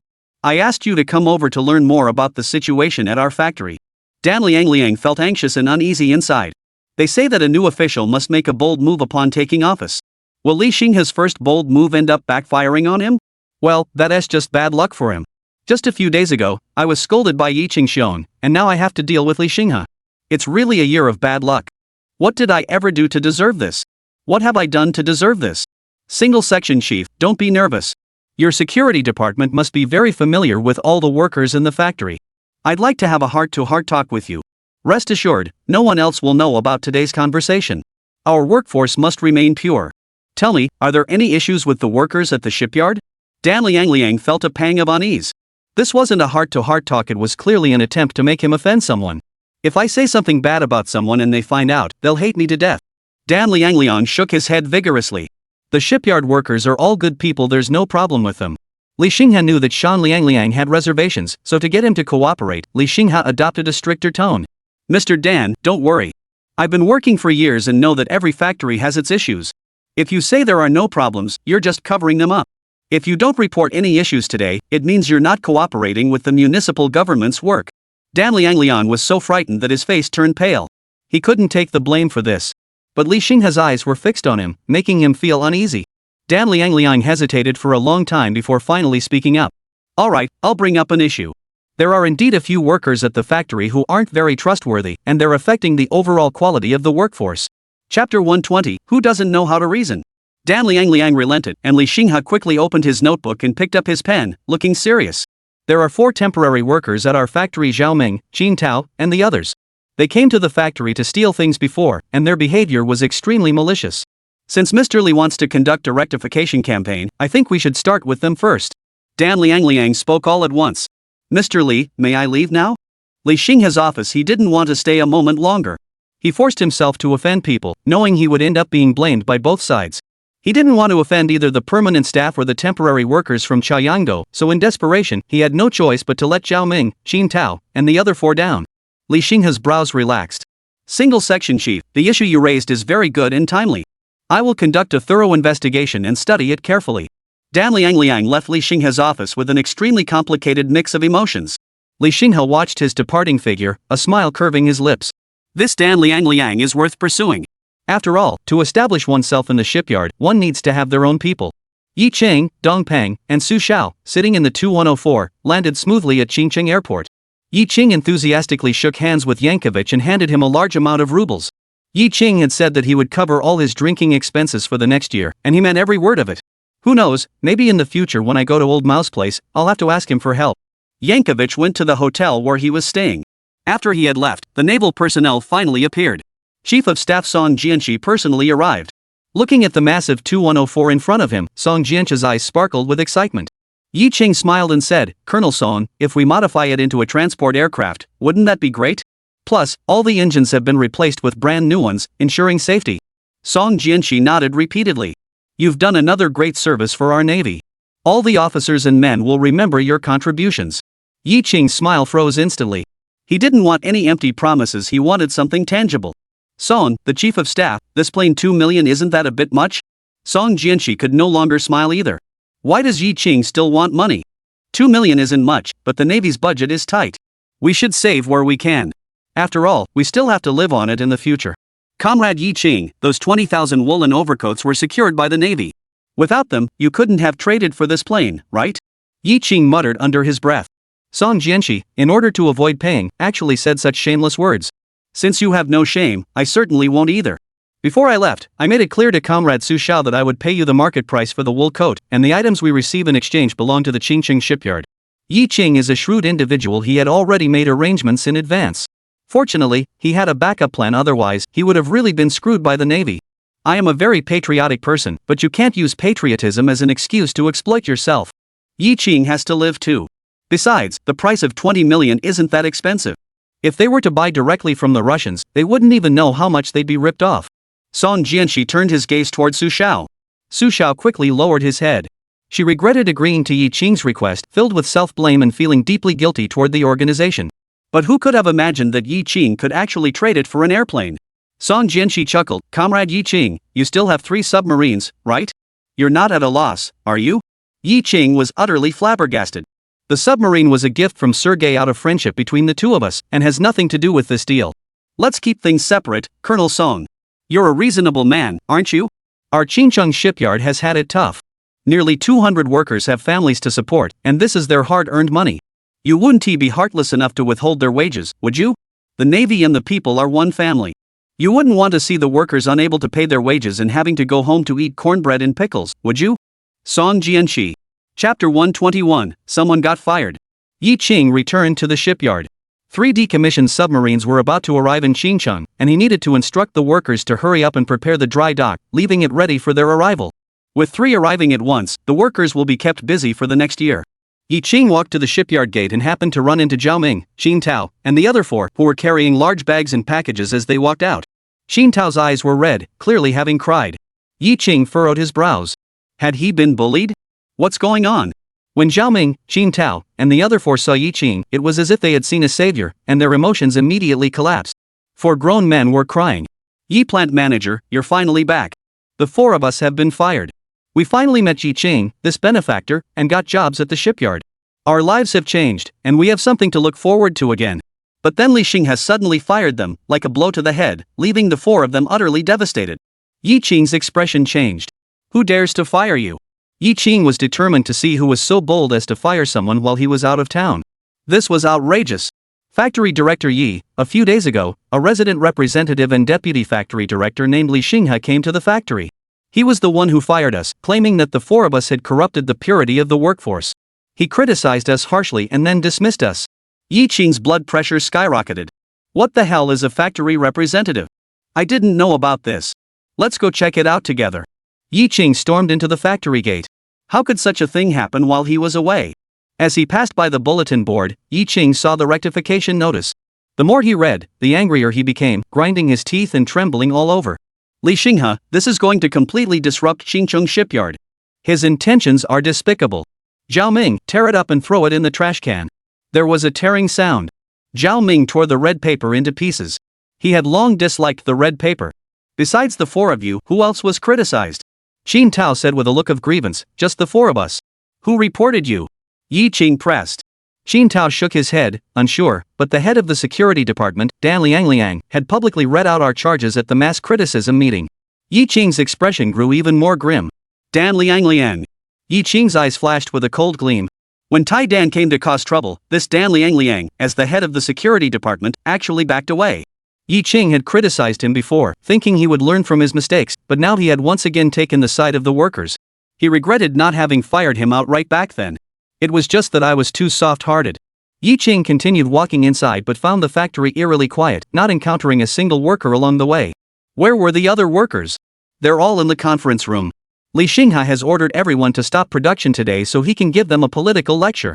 Yi Qing's anger grew even more intense. A shipyard isn't a government office, why are they giving political education classes? Has Li Xinghe lost his mind? He hurried toward the conference room. At that moment, Li Xinghe was delivering a passionate speech on the podium. Comrades, we workers are the backbone of the nation. We must not only be hard-working and capable but also arm our minds with political ideology. We must clearly distinguish between friends and enemies and dare to fight bravely and skillfully against our enemies. He spoke eloquently, fully immersed in his words, seeming to enjoy himself greatly. But the workers below were dozing off. Just then, a shout suddenly rang out from the doorway. Factory Director Yi was back. The workers suddenly felt wide awake, their spirits lifted, and they all turned to look at the door, with some even standing up. Seeing Yi Qing really standing at the door, they couldn't help but exclaim, Factory Director Yi has really returned. Chapter 122, Who is disrespecting whom? Many workers, especially villagers from Chayango, stood up and rushed to the door to greet Yi Qing.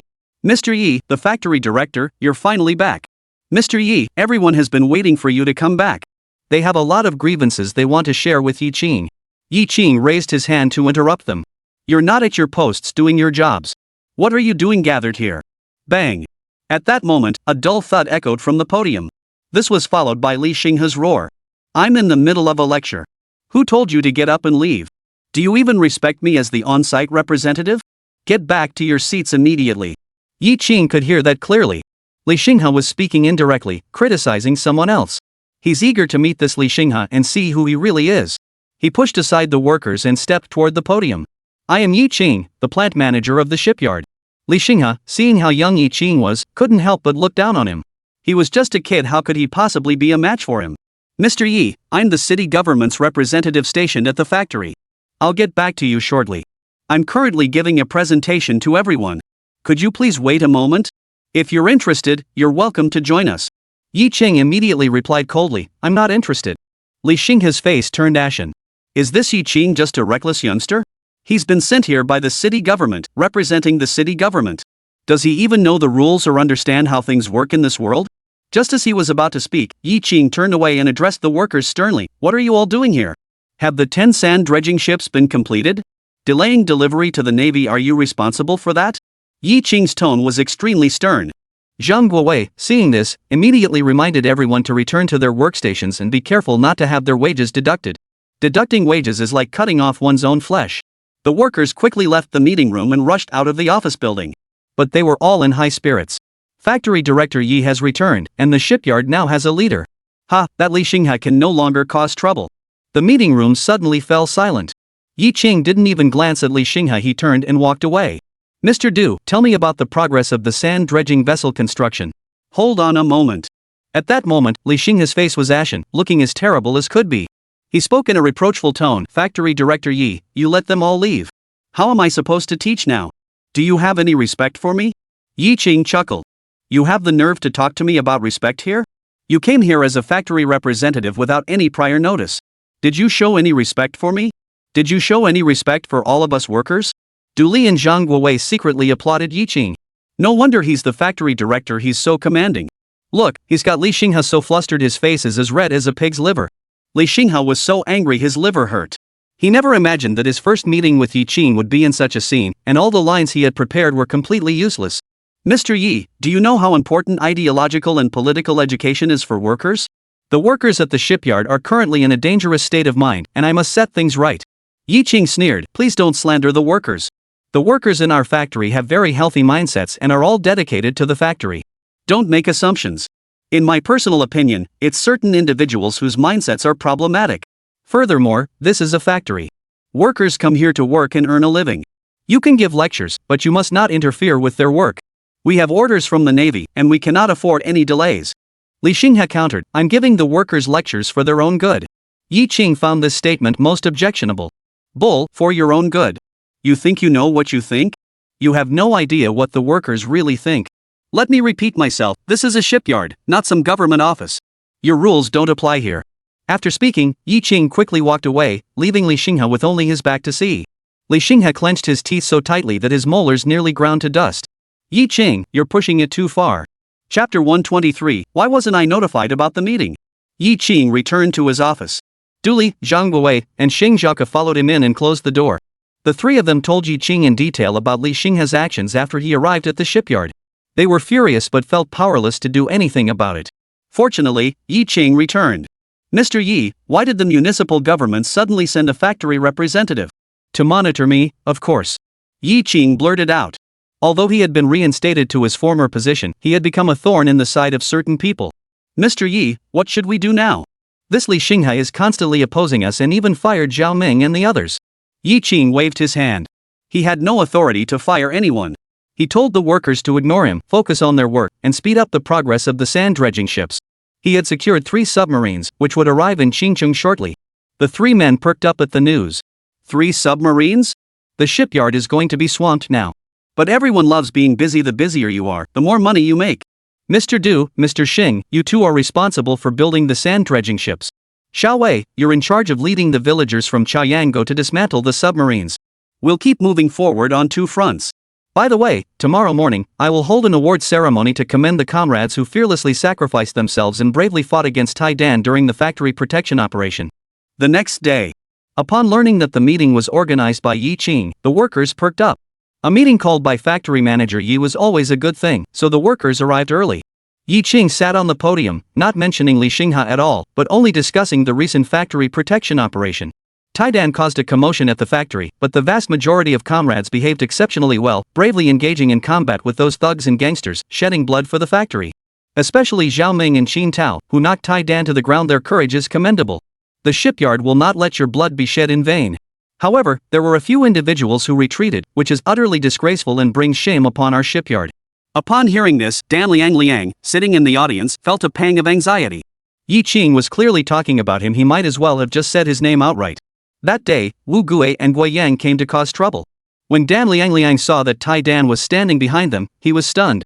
He had seen Tai Dan fight before, wielding an iron rod and beating his opponent until their head was covered in blood. He was afraid of Tai Dan. Therefore, he kept backing away that day, thinking no one would notice, but he was spotted by Yi Qing. Yi Qing scolded him severely. Judging by the situation, Yi Qing is planning to settle the score later. He felt incredibly anxious. Meanwhile, Li Xinghe continued to go to work at the shipyard. Although he was unhappy about everything, he had to complete the task assigned to him by the municipal government. Upon entering the factory, he found that there wasn't a single worker in the entire factory premises. Where is everyone? He entered the office building and heard voices coming from the conference room. Upon approaching, he discovered that Yi Qing was holding a company-wide meeting. He immediately lost his composure. Why didn't you notify me about the meeting? Does Yi Qing even consider me, the on-site representative, worthy of his attention? He wanted to lose his temper. However, in front of all the workers, he wanted to maintain his refined and well-mannered image so that everyone would know he was a cultured person. Li Xinghe adjusted his glasses and forced a smile. Mr. Yi, why wasn't I notified about the meeting? I'm also part of the factory now. Yi Qing glanced at him coldly. We're holding an award ceremony, not a political meeting, so we didn't notify you. Li Xinghe suppressed his anger. No matter what kind of meeting it is, I should have been invited. He walked up to the podium and said, Hey, you there, bring me a chair. He wanted to sit next to Yi Ping.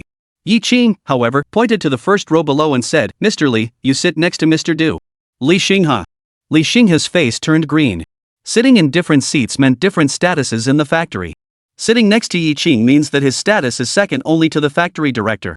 Sitting next to Du Li, however, indicates that his role is that of a manager and who would trust him in the future. Just as Li Xinghe was about to speak up for himself, Du Li tapped the seat next to her and said, "Mr. Li, come sit here." Chapter 124, A Large-Scale Double-Standard Incident. Seeing that Li Xinghe was still standing there, Yi Qing urged him, "Mr. Li, please go sit down. We still have a meeting to attend." Li Xinghe felt deeply humiliated. As a representative sent by the municipal government, whether in government agencies or enterprises, he had to sit on the podium during meetings. Yet Yi Qing actually had himself sit alongside ordinary workers. He must be targeting me. That's too much. Li Xinghe wanted to storm out. But he couldn't leave. He wanted to hear what Yi Qing had to say, and he also planned to say a few words himself. In the end, he sat down beside Du Li with a sigh. Yi Qing remained expressionless, not sparing Li Xinghe a single glance from start to finish. Let's continue the meeting. During the factory protection operation, I have kept a record of everyone who charged to the front lines. The factory will cover all medical expenses. Additionally, this afternoon, those who distinguish themselves can go to the finance department to collect a large pork hock as a reward. Upon hearing about the pork hocks, the crowd erupted into enthusiastic applause. It's no wonder it's Mr. Yi, the factory director. He always has the workers in mind. Unlike some people who are always picking on others and giving them ideological lectures. Once the applause died down, Yi Qing continued, where there are rewards, there must also be punishments. As the head of the security department, Dan Liangliang retreated at the last moment and is no longer fit to hold his position. Effective immediately, Dan Liangliang is relieved of his duties as head of the security department. Dan Liangliang felt like he was sitting on pins and needles, his face as pale as ash. He kept his head down, wishing he could find a crack in the ground to crawl into. At the same time, he also realized a very serious problem. Had Yi Qing found out about his report to Li Xinghe regarding Zhao Ming and Qin Tao? Otherwise, how could Yi Qing have publicly humiliated him like that? Zhao Ming has temporarily taken over as head of the security department, with Qin Tao serving as deputy head. Zhao Ming and Qin Tao were a bit taken aback. They were just temporary workers. Could they really become factory managers? They couldn't believe any of it was true. It's too surreal. Yi Qing's move left Li Xinghe unable to sit still any longer. He stood up and said, "I object. The security department is a crucial department. Single Liangliang is, after all, the department head. How can we replace him so casually? No one is perfect, everyone makes mistakes. Why not give him a chance to reform? Isn't factory director Yi being a bit too heartless?" Yi Qing stared at him intently. Sure enough, Shan Liangliang had sided with Li Xinghe. Otherwise, why would Li Xinghe speak up for him? This proves it beyond a doubt. "Mr. Li, without an investigation, you have no right to speak. You weren't there that day, so it's best not to make any comments lightly." Yi Qing wouldn't indulge him. Yi Qing had to make him understand who was the real boss at the factory and whose word carried weight. Li Xinghe retorted, "I've already fired Zhao Ming, Qin Tao, and the other two. They don't qualify for the position of section chief, and besides, they were only temporary workers to begin with." Li Xinghe spoke with confidence. Yi Qing couldn't stand his smug expression. "Mr. Li, let me remind you that you are only a factory representative and have no authority to fire anyone." Li Xinghe laughed. "Factory manager Yi, I'm helping you get rid of the parasites in the factory. Zhao Ming and the others have a history of stealing from the factory. A leopard can't change its spots. How can such people be allowed to stay in the factory?" Zhao Ming and Qin Tao, along with the other two, felt their faces burn with shame. This dark chapter of their past left them utterly humiliated. Yi Qing also laughed. "Mr. Li, just now you said that no one is perfect and everyone makes mistakes, and you asked me to give Dan Liangliang a chance to reform. Now you're saying that Zhao Ming and the others are incorrigible. You're really being hypocritical." Yang Zixing interrupted him and continued, "Zhao Ming and Qin Tao knew they couldn't beat Tai Dan, yet they still charged forward. This shows that they truly regard the factory as their own home. I admire their spirit. Having such people serve as the head of the security department gives me peace of mind. What's wrong with them being temporary workers?" "Mr. Li, in our country, labor has no distinction of rank, it's just a matter of different roles.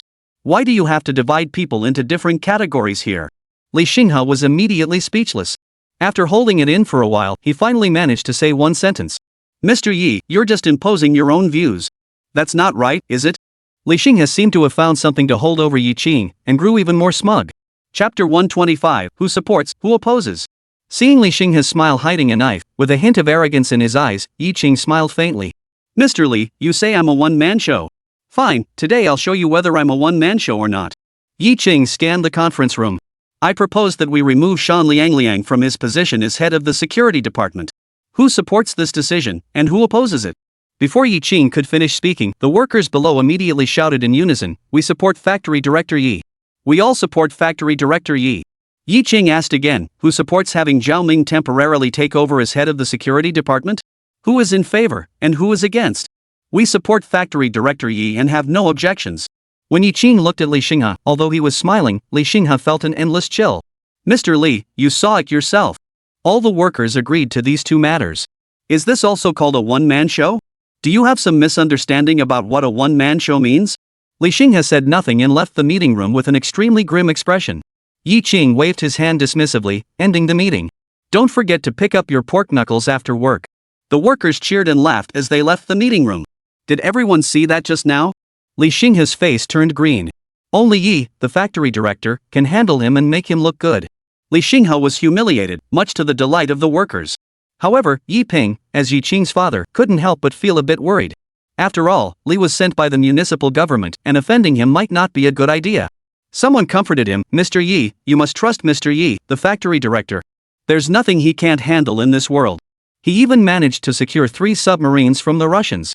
But no matter what the other workers said, Yi Ping couldn't shake the feeling of unease. Yi Qing was not only the factory director of the shipyard but also his son. Zhao Ming and Qin Tao went to Yi Qing's office. "Factory Director Yi, if you can let the two of us come back, we would already be very satisfied. Let us be the heads of the security department. We're afraid we won't be able to handle it. They are just temporary workers at the factory, and they haven't even been working there for a year yet. Being suddenly promoted like this is bound to make them feel a bit overwhelmed." Yi Qing gave them a kind smile, walked over to them, and patted both of them on the shoulder. From the two of them, he seemed to see himself in his youth from a previous life. When he first started working, he was assigned to an important position by his superiors, and he felt nervous and overwhelmed by the pressure. But one must always look forward. What's wrong with being young and inexperienced? The more you do, the more you experience, and eventually you gain experience. The security department isn't a technical department. We don't need experienced veterans. What we need are men who will step up when the chips are down. Next time something happens, you need to be as brave as you were last time. Besides, you saw it yourself, it wasn't just me, all the workers support you. As for Li Xinghe, he is just a factory representative and has no authority to interfere in our personnel decisions. Don't pay him any mind. Ah, chew. As soon as he stepped out of the shipyard gate, Li Xinghe couldn't stop sneezing. Li Xinghe shivered and pulled his collar tighter around his neck. It was getting colder and colder. Had he worn too little today? Never mind, I'll head back to City Hall to report on my work first. Over the past 2 days, my work has made significant progress, and everything is looking up. But ever since Yi Qing returned, he completely ruined my plans. How despicable. I must report Yi Qing's issues to the leadership. Li Xinghe went straight to the municipal government office and waited for over an hour before finally meeting Wu Peng. "Mr. Wu, the situation at the shipyard is dire. The issues previously raised about him were all true, and I have discovered a new problem. Yi Qing is acting like a dictator, and the shipyard is almost becoming his own private factory." Chapter 126, Yi Qing, you're in big trouble. Li Xinghe continued, "Mr. Wu, I suggest we take immediate action. We can't let Yi Qing remain as the factory director any longer. Otherwise, the shipyard will inevitably face major problems." Wu Peng narrowed his eyes. "First, write up a report and submit it to me for review. For now, don't take any rash actions. Continue going to work at the factory and avoid any conflicts with Yi Qing." Wu Peng did not tell Li Xinghe that Yi Qing had connections with the Navy, and his power should not be underestimated. Li Xinghe, believing his work had been recognized by his superiors, left in high spirits. Wu Peng closed the office door, lit a cigarette, took a puff, and fell into deep thought. Yi Qing had pulled the shipyard back from the brink of bankruptcy and turned it around to profitability. However, some of his actions were purely capitalist in nature and were strictly prohibited. Merit is merit, and fault is fault. Yi Qing, I am doing this for your own good, to save your life. The following week, the shipyard was calm and peaceful. The workers carried out their tasks as usual. While constructing sand dredging vessels, they are also dismantling submarines. Li Xinghe still clocked in and out on schedule, but he didn't get into any more trouble. The rectification campaign he had planned to launch also came to nothing. The ideological and political education classes he was so enthusiastic about were also suspended. Yi Qing didn't support it, and even if he wanted to teach, no one would listen. A week passed in the blink of an eye. On Monday morning, Yi Qing had just arrived at the office and hadn't even sat down when the roar of an engine echoed from downstairs. Dressed in military uniform and looking sharp, Su Xiao got out of the car and walked straight to Yi Qing's office. She gave a mysterious smile and said, "Mr. Yi, I heard you still have several thousand cans of canned goods. When do you plan to go back to the Russians?" Yi Qing's expression tightened. Are these Navy folks getting too bold? We just got them a plane, and now they're eyeing our canned goods? Seeing Yi Qing remain silent, his face tense with anxiety, Su Xiao couldn't help but giggle. I won't scare you anymore, Yi Factory Director. Get yourself together and come with me to the capital.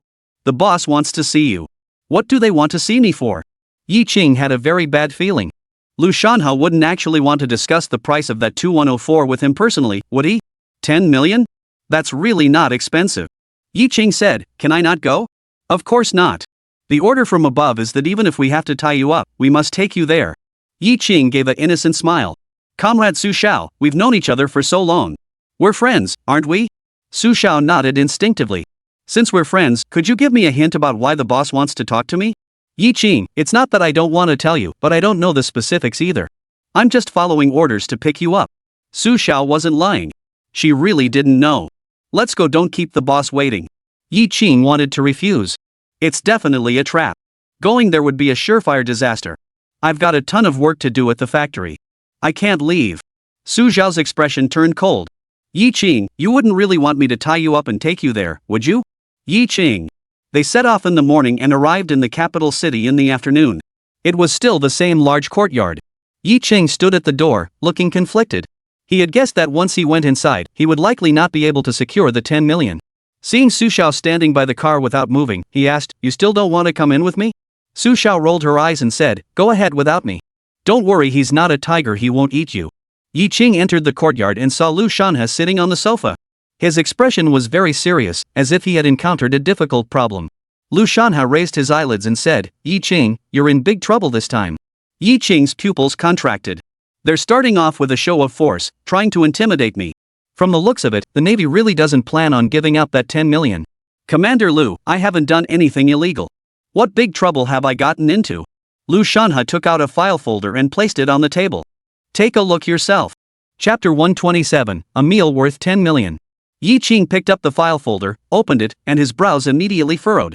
All the issues listed above are my own problems, such as engaging in capitalist money incentives, imposing a one-party system, and even accusing myself of controlling speech. This is a clear attempt to destroy oneself completely. Who's so ruthless? Yi Qing's mind flashed with an image. At that moment, he heard Lu Shanhe's voice ringing in his ears. Yi Qing, did you scare yourself into a cold sweat? They could just pick any charge and keep you locked up for 10 years. Yi Qing furrowed his brows. Lu Shanhe began to scare himself again. He wasn't falling for that. Commander Lu, do you believe what it says here? Whether I believe it or not doesn't matter. As long as someone believes it, you're in danger. Yi Qing admitted that Lu Shanhe was right. However, since the materials were in his hands and he had specifically summoned him to the capital, it meant that he was safe. But Yi Qing still felt a sense of foreboding rising in his heart. In this world, no one helps you for no reason. Upon realizing this, Yi Qing couldn't help but mutter under his breath. The 10 million for that 2104 was gone for good. Sure enough, Lu Shanhe spoke up. Yi Qing, I'm not trying to scare you, but you're in real danger right now, and the only ones who can protect you are the Navy. Yi Qing chuckled. He plopped down on the nearby sofa, not bothering to act like a stranger. Commander Lu, protecting someone isn't free, right? His thoughts were read by Yi Qing, and Lu Shanhe chuckled twice. Yi Qing, I know you're a good comrade with a strong sense of patriotism and a great sense of responsibility, and you're fully committed to helping our Navy grow and become stronger, right? Yi Qing rolled his eyes. This Lu Shanhe clearly wants me to give him the free design for figure 104, yet he won't even bother to ask. What a cunning old fox. All right. Lu Shanhe is forcing himself to take the initiative. When you're under someone's roof, you have to bow your head. Commander Lu, that 2104 was traded for 20,000 woolen overcoats from the Navy, so it rightfully belongs to the Navy. It has nothing to do with Qingcheng Shipyard or me, Yi Qing. I merely acted as an intermediary. Yi Qing spoke reluctantly. Lu Shanhe's face broke into a wide smile. Comrade Yi Qing has such high awareness. I thank you on behalf of the Navy. Lu Shanhe reached out his hand and shook hands with Yi Qing. But Yi Qing's heart was bleeding. That thank you just cost me 10 million. You're so mean. Comrade Yi Qing, it's getting late. Stay for dinner tonight. To be honest, I've learned a lot from talking with you. Yi Qing originally intended to refuse. But when he thought about the 10 million, he made up his mind. Eat? He's never had a meal that costs $10 million, so he'll give it a try today. The baby is suffering inside, but the baby doesn't say anything. Seeing Yi Qing's pained expression, Lu Shanhe patted him on the shoulder and comforted him. Yi Qing, young people should be full of energy. Why look so gloomy? Since you've made contributions to our Navy, I won't let you come out on the losing end. $1 million just gone like that, and you won't even let yourself get the short end of the stick? You can't let me get the short end of the stick? Can you please stop provoking me? I've connected you with a customs order. They need a large number of anti-smuggling speedboats. Can your shipyard build them? Seeing Yi Ching didn't respond, Lu Shanhe whispered, I'll have them go to Qingqing to coordinate with you. You can quote a slightly higher price, they have plenty of money, so you can make a good profit. Yi Ching was taken aback. Lu Shanhe used every means at his disposal to protect the Navy's interests, but when it came to screwing others over, he was ruthless. Chapter 128, Coastal Cities Must Open Up to the Outside World. At the dinner table, Lu Shanhe was in high spirits, his joy evident on his face. However, Yi Ching remained unenthusiastic.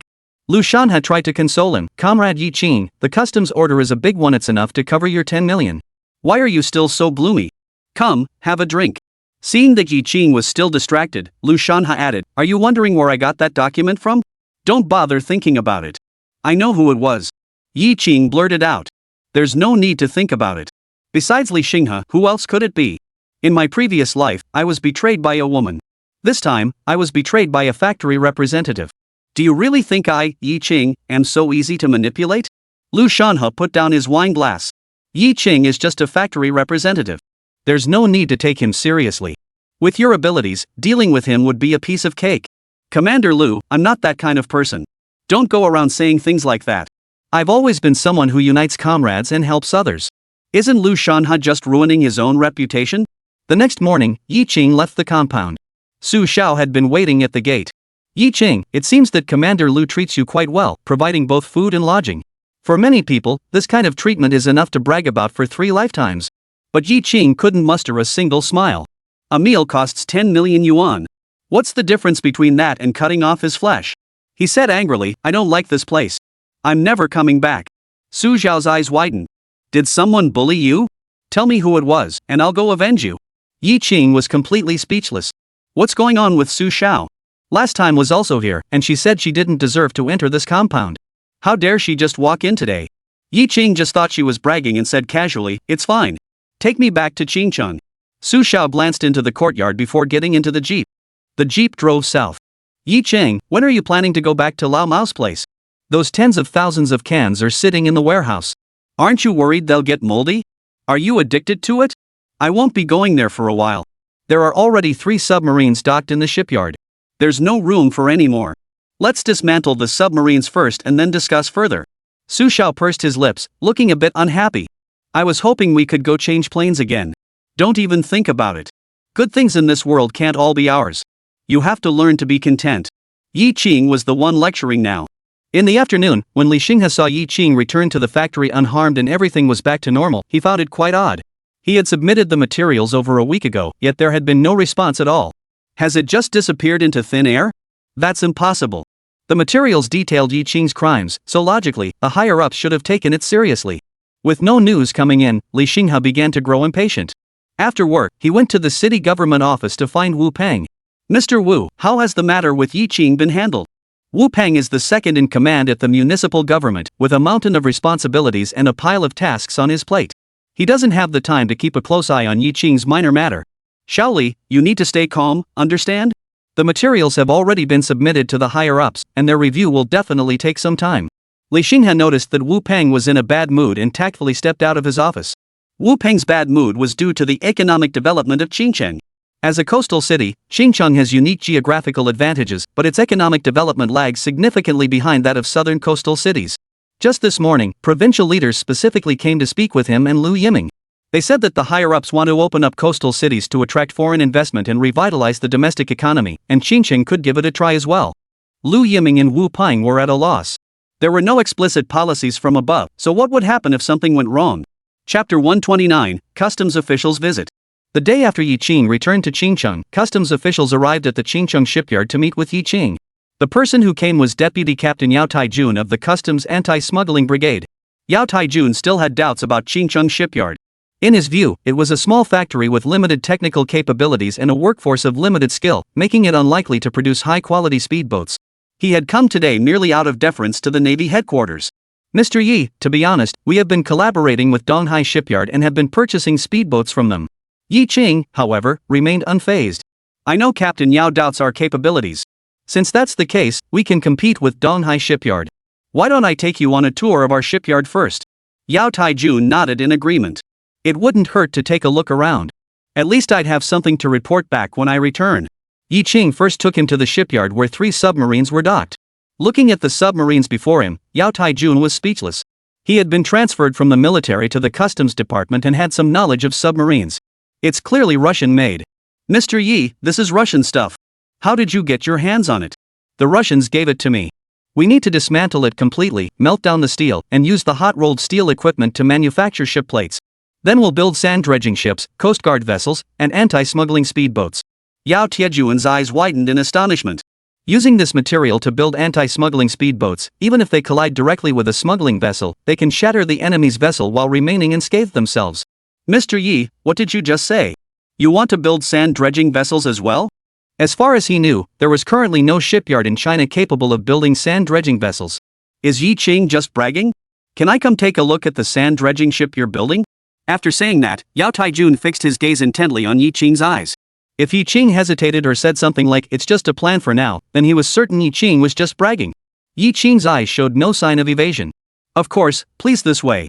Yao Taijun found it hard to believe. Could Qingcheng Shipyard really be building sand dredgers? He followed Yi Qing to another shipyard. Sure enough, a ship was under construction here. Yi Qing called Du Li over. Mr. Du, bring the sand dredging ship designed by the Deep Sea Design Institute over here for Captain Yao to take a look at. Du Li immediately pulled out a thick stack of blueprints. Are you still collaborating with the Deep Sea Research Institute? The Deep Sea Research Institute specializes in military ship research and is quite renowned domestically. Yao Taijun never imagined that the small Qingcheng shipyard could have such immense influence. Yi Qing did not answer Yao Tiejuan's question. The signature on the design drawings was clearly marked as the Deep Sea Design Institute. The Navy has ordered 10 sand dredging ships from us, and the raw materials for these steel plates were salvaged from old Soviet submarines. Yao Tiejuan's current mindset is completely different from when he first arrived. He no longer dares to underestimate Qingcheng Shipyard. Captain Yao, once our anti-smuggling speedboat is completed, you can compare it with Donghai shipyards and choose whichever is better. Yi Qing is confident in this. As an academician of a major country, with ideas that are several decades ahead of his time, he can't even build the best speedboat? Are you kidding me? Yi Qing has the ability to overturn their understanding of anti-smuggling boats. Yao Tiejuan's expression turned unusually serious and solemn. Mr. Yi, can we sit down and discuss this in detail? Chapter 130, Li Xinghao volunteers himself. Yi Qing took Yao Taijun to the conference room. Yao Taijun lit a cigarette and started talking. Yi plant manager, you should also know that the state is considering opening up coastal cities to foreign trade. Chinese people have seen the good things from abroad and want them, leading to increasingly severe smuggling. Yi Qing hummed in acknowledgement. Not to mention in this era, even in the previous life when material resources were extremely advanced, smuggling was still rampant. This stuff has a huge market and makes money fast. Some people are willing to risk their lives for it. Yao Taijun continued, don't laugh at me, but those smuggling boats are all imported from abroad and are extremely fast. Once, we received intelligence that someone was smuggling motorcycles. We immediately mobilized and spotted the smuggling boat from a distance. We were about to catch up, but the smuggling boat suddenly accelerated and left us far behind. Even when we revved the engines to full power, we couldn't catch up, and instead, we were mocked by the smugglers. The brothers in the anti-smuggling team were all holding their breath, but if we had a fast enough anti-smuggling boat, we would definitely be able to catch the smugglers. Yi Qing could understand how they felt. Due to outdated equipment, they could only look on enviously, enduring the taunts and mockery of their opponents. Anger, frustration, and helplessness. Yi plant manager, our top priority for the anti-smuggling boats is speed. They must be faster than our opponents' anti-smuggling boats. Yao Taijun almost gritted his teeth as he spoke. Yi Qing nodded. That's easy. The speed of the anti-smuggling boats we build at our factory is no problem. Building anti-smuggling boats is much simpler than building warships. With Yi Qing's knowledge, he could build the fastest speedboat in Manhwa. Captain Yao, let's build a prototype first. You can come and inspect it later. If you're satisfied, you can place the order. If not, you can walk away without any hard feelings. We won't hold it against you. Yao Taijun gripped Yi Qing's hand. I'm really looking forward to your speedboat. Yi Qing managed to obtain a retired submarine from the Russians and build a sand dredging ship, which greatly boosted Yao Tiejuan's confidence in him. As soon as Yao Taijun left, Yi Qing summoned Du Li, Xing Zhaoke, and others for a meeting. Li Xinghai had appeared at the door without anyone noticing. He chuckled twice, stepped inside, and asked, "What kind of meeting is this, Mr. Yi?" As the deputy factory director, I think I should attend. Yi Qing didn't refuse, but coldly said, "Sit down." Li Xinghe immediately sat down, opened his notebook, and began taking notes, looking very serious. Yi Qing cut straight to the point. This morning, the customs anti-smuggling squad came by and wanted to place an order for anti-smuggling speedboats from us, but they need us to build a prototype first for them to review. If we can secure this customs order, it would be highly beneficial for our shipyard. I have decided to assign a team to build the anti-smuggling speedboat, with Mr. Du as the team leader. As soon as Yi Qing finished speaking, Li Xinghe raised his hand. Factory Director Yi, I think Mr. Du should focus on supervising the construction of the sand dredging ship. How about I take on the role of group leader for the construction of the anti-smuggling speedboat? The attendees were taken aback. Li Xinghe was a complete outsider. Why did he volunteer himself? Is he just here to cause trouble? Yi Qing paused for a moment before finally nodding. Since Representative Li volunteered, I'll let you be the team leader. However, we must agree that progress and quality are guaranteed. I'll have Engineer Xing serve as deputy team leader to assist you, as you're not very familiar with the technical aspects. Everyone looked at Yi Qing in disbelief. Li Xinghe was the enemy of the entire factory. How could Yi, the factory director, have agreed to this? Doesn't he fear that Li Xinghe might intentionally cause trouble? Li Xinghe hadn't expected Yi Qing to agree so readily. He was overjoyed. Comrade Yi, everyone, I won't keep it from you. These past few days I've been studying shipbuilding knowledge and have gained some understanding of our field. I will not let you down. Yi Qing said encouragingly, Mr. Li, whether we can secure this major customs order depends entirely on you. I guarantee we'll complete the task. After the meeting, once Li Xinghe had left the office building, Du Li went to Yi Qing's office. Mr. Yi, why did you appoint Li Xinghe as team leader? I really don't understand. Chapter 131, Outsiders Leading Insiders. Yi Qing smiled faintly. It's rare for Representative Li to be so proactive, so let him be the team leader. Du Li, however, was filled with concern. Yi Qing's heart is just too big, isn't it? Mr. Yi, shipbuilding must be done by professionals. Having him as the team leader is like letting an outsider lead the experts. Plus, he has a grudge against you. If he messes it up, we'll lose the big order from customs, which would be a huge loss. Du Li's concerns were not unfounded. Isn't there still Xingdong? The problem shouldn't be too serious. 2 hours later, Li Xinghe arrived at Yi Qing's office. Mr. Yi, here are the meeting minutes I wrote. Please take a look. Yi Qing glanced at it.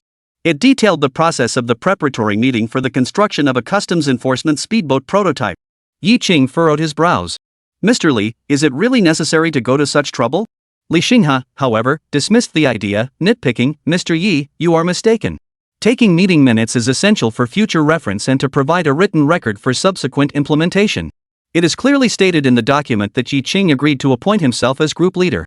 If he were to renege in the future, I could use this meeting minutes as evidence to counter him. Yi Qing didn't think that far ahead. Since he didn't mind the trouble, he would just write it. Li Xinghe quickly assembled the team. He felt a sense of satisfaction deep inside. If he could build the customs enforcement speedboat and get it approved by customs, then when Yi Qing was dismissed for various issues, the position of factory director might just be his. He addressed the workers and launched a mobilization campaign. The construction of anti-smuggling speedboats is crucial to the future development of our shipyard. Everyone must take this matter seriously. I would like to emphasize 3 points here. First, you must obey the team leader's orders and follow their instructions. Second, we must strictly enforce the rules and regulations of the task force. Li Xinghe was speaking from above, but the workers below began to whisper among themselves. It's just building speedboats, isn't it? Just build them. Everyone knows how to do it. Why all the fuss? Exactly. I really don't know what factory manager Yu was thinking, making him the team leader. Does he even know how to build a boat? Li Xinghe was still talking non-stop. The above 3 points must be firmly remembered by everyone. If anyone violates them, don't blame me for being unkind. From now on, we will immediately get into gear, start with a sprint, and begin with a decisive battle. Just then, someone remarked, Mr. Li, you mentioned earlier that the anti-smuggling speedboats must be built to the highest standards, but the best steel plates in the factory have all been used for sand dredgers. We have no materials left to work with. Li Xinghe was skeptical. He looked at Xing Zhaka with a questioning gaze. Xing Zhaka nodded. Mr. Li, that's correct. Factory director Yi mentioned that the best steel in the factory is prioritized for the construction of dredging ships. Li Xinghe's pupils contracted, as if he had suddenly understood something. No wonder Yi Qing had agreed so readily to let him take on the role of team leader. He had been planning to make him look foolish. Without good steel plates, you can't build a good speedboat. Yi Qing had every reason to cause trouble for himself. What a malicious thought. No, I have to go find Yi Qing. Li Xinghe stormed into Yi Qing's office. Factory director Yi, the steel plates purchased by the factory are all being prioritized for the sand dredging ships.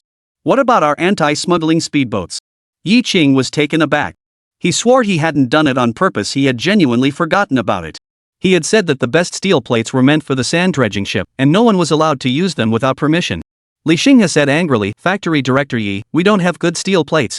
The anti-smuggling speedboats we produce will definitely not meet the standards. What should we do?" Yi Qing thought for a moment. At this point, there was only one option: urge the shipbreaking workers to speed up their progress, dismantle one submarine first, transport the steel to Qinggang steel plant, and have them quickly turn it into shipbuilding steel plates, allocating some to you. Li Xinghe had no other choice. It's just self-reliance. This little difficulty won't stop me. He had made up his mind, he would personally supervise the workers to speed up the ship dismantling process. Anyone who dared to slack off would be severely reprimanded, setting a negative example to deter others. That evening at 7 o'clock, the villagers of Chaoyangou had finished their dinner at the canteen and returned to their dormitory just as they were preparing to rest when a sound came from downstairs. Everyone immediately rushed downstairs, dressed quickly, and headed downstairs. There was an emergency task at the factory. Everyone had no choice but to get out of bed, get dressed, and go downstairs. Seeing Li Xinghe standing downstairs, they felt extremely resistant. This Li Xinghe, disturbing everyone's sleep late at night and causing trouble again. Li Xinghe is acting like a boss. Everyone listen up, we're working overtime tonight to dismantle the submarine. Someone immediately said, Factory Director Yi said we're not allowed to dismantle ships at night. Li Xinghe furrowed his brows. It was Yi Qing again. The factory urgently needed steel plates, and the submarine had to be dismantled as soon as possible to supply Qinggang steel plant for production. Regardless of what had happened before, everyone was to dismantle the ship immediately. Chapter 132, The phone rings in the dead of night. Everyone, work faster. The more you dismantle, the sooner the speedboat can be built. Li Xinghe kept urging the workers. A higher-ranking official can crush you, and Li Xinghe was far above them in rank. Plus, it was so late, and Yi Qing wasn't at the factory, so there was no one to talk to. The workers had no choice but to put on their headlamps and grit their teeth as they went back to work. Turn on all the lighting equipment. Let's carry forward the fine traditions of our revolutionary forebears, fearing neither hardship nor sweat, and roll up our sleeves to work hard for the sake of our country's cause. Li Xing's rallying cry echoed loudly. Worried that the workers were slacking off, he kept a close eye on them at the site.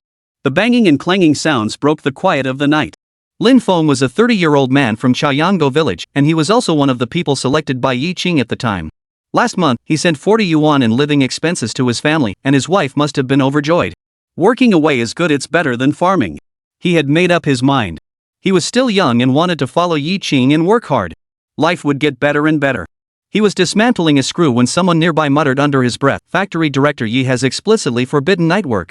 Li Xinghe is defying Factory Director Yi. I think he's doing it on purpose. Lin Feng whispered, Shoo, keep working. If he hears you, you'll be in trouble. You don't want Li Xinghe to give you a hard time, do you? Everyone knows what kind of person Li Xinghe is. Lin Feng stood up. This screw is too hard to remove. I'll go find another screwdriver. But before he could take 5 steps, there was a thud. Ah!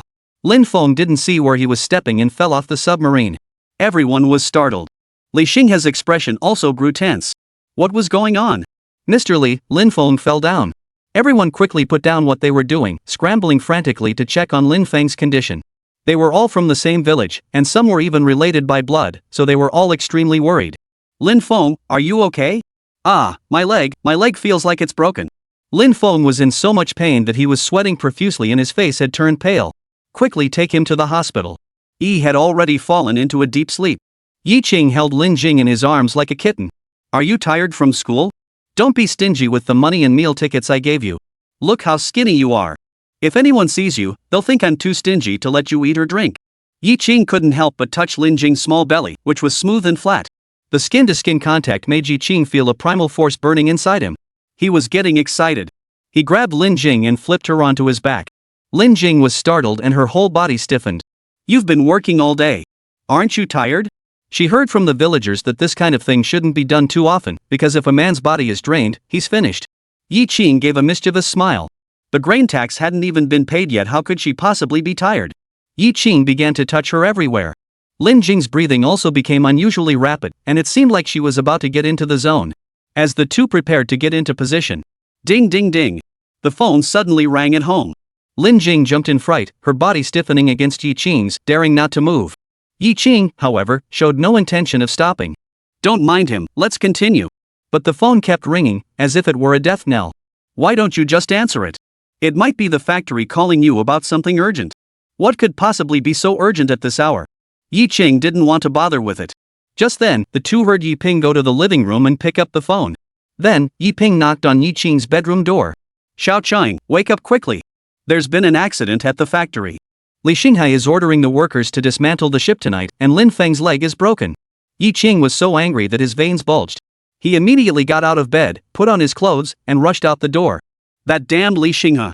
Chapter 133, A Man Doesn't Cry Easily. Yi Ching drove his Lada car at top speed to the hospital. A large crowd was gathered anxiously outside the operating room. Li Xinghai sat on the long bench beside him, head bowed, saying nothing. When everyone saw Yi Ching enter, they hurriedly went to greet him. How is Lin Feng? Yi Ching asked urgently. He's in surgery. We don't know yet if his leg can be saved. Mr. Yi, Lin Feng has 2 children at home. If his leg can't be saved, what will become of his family in the future? Several villagers from Chaoyangou had tears in their eyes, deeply distressed. Yi Ching was both anxious and angry. Didn't I tell you not to work at night? Did you just ignore my words? We were all asleep.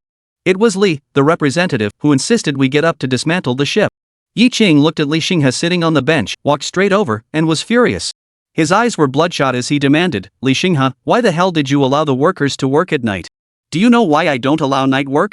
Li Xinghai defended himself, I'm doing this to get the customs patrol boat built sooner. I'm doing it for the good of the factory. Bull. Yi Ching couldn't help but curse again. Can you really disregard workers' safety just to meet deadlines? I never expected this to happen, it was just an accident. Li Xinghai was still trying to justify himself. Accident? What accident? It wasn't you who broke your leg. The workers came to the shipyard to work, and we are responsible for their safety. You're downplaying it as an accident. If you hadn't made them work at night, would this accident have happened? Let me tell you, Li Xinghai, if Lin Feng's leg can't be saved, you'll be held fully responsible. Li Xinghai jumped up. No one had ever pointed at him and cursed him like that before. He couldn't take it anymore. Yi Chang, watch your language. What's wrong with my words? Li Xinghai, I'm so angry I could beat you up right now. Don't think I won't do anything to you just because you're the factory representative. Yi Ching really wanted to punch him. The looks the others gave Li Xinghai were also filled with hatred. Just then, the operating room door opened, and a doctor emerged. Doctor, how is the patient? He has a fractured thigh, but fortunately the surgery went smoothly. However, he will need to rest and refrain from work for 3 months.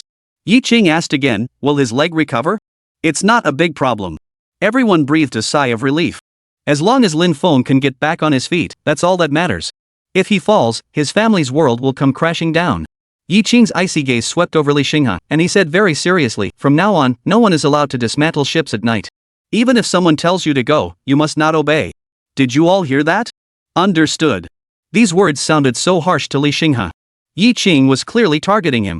Yi Ching, don't beat around the bush. In front of so many people, you're not giving me face, which means you're not giving the city government face. Have you considered the consequences? Clang. Li Xinghai's words made Yi Ching even angrier. Li Xinghai, who are you to get angry? If you want to stay at the shipyard, follow the rules. If you don't want to work here, get out immediately. Don't try to act superior in front of us. We won't tolerate that. Li Xinghai shot Yi Ching a venomous glare before storming off angrily. Yi Ching then led everyone to the ward. Lin Feng had already woken up. When he saw Yi Ching, his eyes turned red, and tears flowed uncontrollably down his face. Yi, the factory director. This plain-spoken man choked up and couldn't say another word. What was truly distressing was not the fracture itself, but the fact that he could no longer work to support his family. Not only was he unable to bring in an income, but now, lying in bed, he was also a burden on his family. Chapter 134, Dare not get sick, cannot get sick. The workers outside the ward felt uneasy. They were all the same, they knew very well how much impact it would have on a family if a man lost his ability to work. It's like the sky has fallen. If it were me lying on the bed, I would definitely be crying my eyes out right now. This is the hardship of farmers. They dare not get sick, and they cannot afford to get sick. Yi Ching felt terrible inside. He was the one who brought him out, and he felt very guilty. Lin Feng, you are a factory worker, and you were injured while working, so it counts as a workplace injury. The factory will cover your medical expenses and compensate you for lost wages. Take care of yourself and recover fully. Lin Feng was so moved that tears welled up in his eyes. He choked up, Mr. Yi, don't say anything. Just focus on getting better. Once you're fully recovered, you can come back to work at the factory. All right. Lin Feng felt as though he had encountered a living Buddha. Please don't tell my wife about my broken leg. I'm afraid she'll worry. Everyone nodded. Yi Ching looked at everyone and instructed, "From now on, two of you will take turns coming here every day to take care of him, one to provide nursing care and the other to bring meals." After a long night of effort, the eastern sky was already beginning to lighten. Yi Ching didn't go home, he went straight to the factory. Li Xinghe couldn't let him stay at the factory under any circumstances. He had to find a way to make him leave on his own, to avoid any trouble from the city government. At 8 in the morning, workers began arriving at the factory one by one. By the time Dooley finished her meal in the canteen and returned to the office, Yi Ching walked in and said, "Regarding the customs enforcement speedboat matter, you'll need to take the lead. You'll be the group leader. Today, you'll accompany me to the Qingchai factory to inspect their engines. If they're unsuitable, we'll have no choice but to import them." The Qingcheng diesel engine factory was essentially Dooley's hometown company, so she still had some emotional attachment to it. If Yi Ching truly intends to use their engines, it might not be a bad idea. "Mr. Yi, the diesel engines produced by Qingchai factory are quite reliable and well known domestically. Let's go take a look." The director of the Greenwood factory, Gao Huiyu, warmly welcomed Yi Ching and Dooley. However, upon seeing Dooley, his expression turned tense, as if he were constipated. To be honest, Gao Huiyu regretted letting Dooley leave. Now, none of the people at the factory can match Dooley's technical skills. "Sigh, we were careless back then and let Yi Ching get the better of us. I must have lost my mind. How could I just hand over 5 million yuan to Dooley like that? What a pity, it's too late to regret it now." Yi Ching got straight to the point. "Mr. Gao, the Qingcheng shipyard needs to build a batch of speedboats. We're here today just to take a look at your factory's engines." Gao Huiyu's eyes lit up. Business was coming his way. "Mr. Yi, how much horsepower do you need for the engine? We'll do our best to meet your requirements. It must reach at least 90 kilometers per hour." Upon hearing the figure mentioned by Yi Ching, Gao Huiyu was speechless. He was at a loss. "Factory Director Yi, you're not joking with me, are you?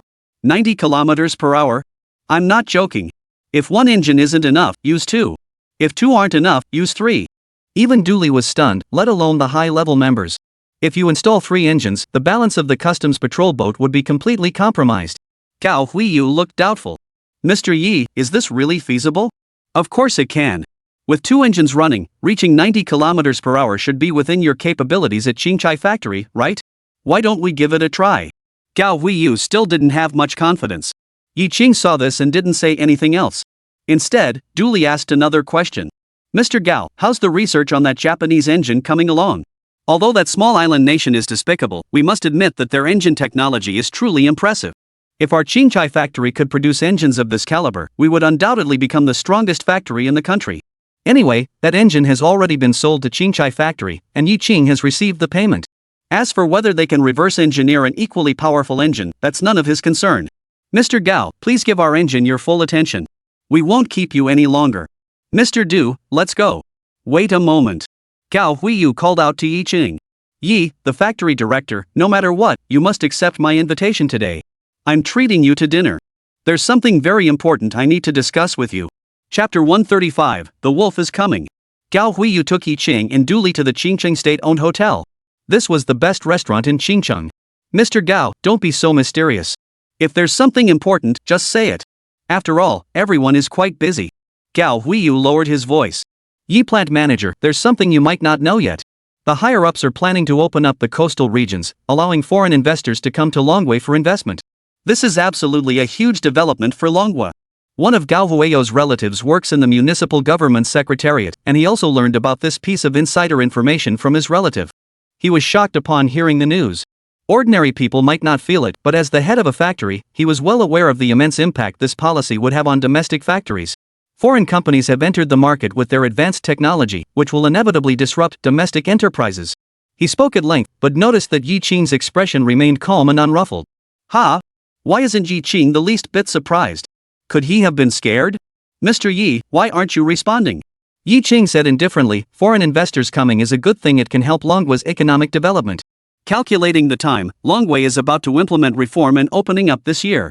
Moreover, some sectors have already been quietly liberalized, especially in the south." Gao Huiyu asked curiously, "Mr. Yi, don't you want to say anything? With foreign companies coming in, the domestic economic landscape is bound to undergo major changes." Yi Ching laughed. "When the wolf comes, the sheep must run hard and transform themselves into wolves, otherwise, they will be devoured." Gao Huiyu, however, looked tense. "Mr. Yi, how can you still be laughing at a time like this? Don't you feel a sense of crisis?" Yi Ching comforted him. "Mr. Gao, it's nothing. The impact won't reach your factory. I thought you wanted to tell me something important." Bang! At that moment, the door to the private room was suddenly kicked open. A female waitress fell heavily to the ground. Yi Ching and Gao Huiyu quickly stood up and walked over to help her up. They saw a clear handprint on the girl's face, tears streaming down her cheeks, and she was sobbing softly. Immediately afterward, a man from an island nation appeared at the door. "You bastard, I told you to drink with me, and you refuse? Let me tell you, I'm very angry right now." Immediately afterward, a man wearing glasses, looking like a pretentious intellectual, stood beside the Japanese man. "Young lady, Mr. Haitang wants you to accompany him with drinks. It's your good fortune. He's a guest invited by the Qingqing city government. If you offend him, can you afford the consequences?" The speaker was someone Yi Qing recognized. It was Zhang Zongxiang, the translator from the Foreign Affairs Department. Yi Qing shot him a cold glance. "Zhang Zongxiang, it's you again." Zhang Zongxiang, upon seeing Yi Qing, immediately clenched his teeth in anger. Last time he served as a translator for Meichuan Ku, Yi Qing had repeatedly caused trouble for him, and Zhang Zongxiang had already harbored deep hatred toward him. Zhang Zongxiang glared at Yi Qing and said, "You'd better mind your own business. Mr. Haitang is an honored guest of Qingcheng. You can't afford to offend him." Yi Qing snorted coldly. "He's just an islander. What's so special about him that you can't afford to offend him? As for you, Zhang Zongxiang, you're still running errands for the islanders, groveling and kowtowing. Do you really want to be a traitor?" Zhang Zongxiang was so angry his face turned green. "Yi Qing, you." Before he could finish his sentence, the islander spoke up. "Little girl, get up and come back to my room to drink with me, or I'll really get angry." Zhang Zongxiang immediately translated it, adding some embellishments. "Young lady, the wine Mr. Haitang is drinking, you'll never have the chance to taste it in your lifetime. Mr. Haitang inviting you is your good fortune. Hurry up and thank Mr. Haitang, or else I'll hit you." Zhang Zongxiang pretended to go and pull the girl. Slap. Yi Qing slapped his hand away. "Zhang Zongxiang, are you really going to be a traitor and help the islanders bully the people of the Dragon Kingdom?" Chapter 136, The Dragon Nation is not a place for you to run wild. Zhang Zongxiang was so enraged that he clenched his teeth in fury. "Yi Qing, what are you doing? How dare you disrupt Mr. Haitang's plans? I'm warning you, the consequences will be severe. Mr. Haitang is a foreign investor invited by Qingcheng. If you anger him and he decides not to invest, you'll be held responsible." Yi Qing glanced at the Japanese man. "What's his name?" "Korafuji Cha." "Korafuji? Put." As soon as Yi Qing spoke, Gao Huiyu and Du Li, who were present, could no longer contain themselves and burst into laughter. Zhang Zongxiang was so angry his face turned green. "Yi Qing.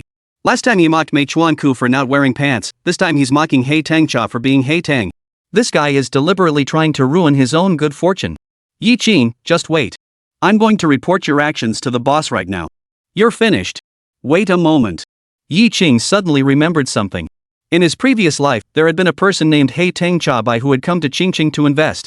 He wasn't a businessman at all, he was actually a fraudster who swindled 1 million yuan of the city government's fiscal funds.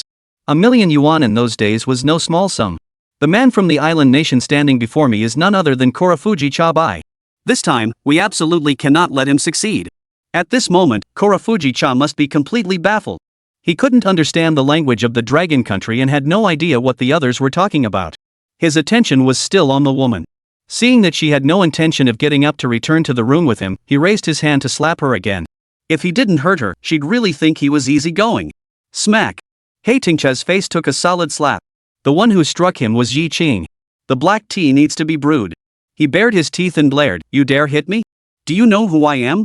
I'm the most valuable guest in your dragon country." Zhang Zongxiang also jumped up and shouted loudly, "Yi Qing, you dare lay a finger on Mr. Korafuji? You're finished. I'm telling you, you're finished. I order you to kneel down immediately and apologize to Mr. Korafuji." Slap.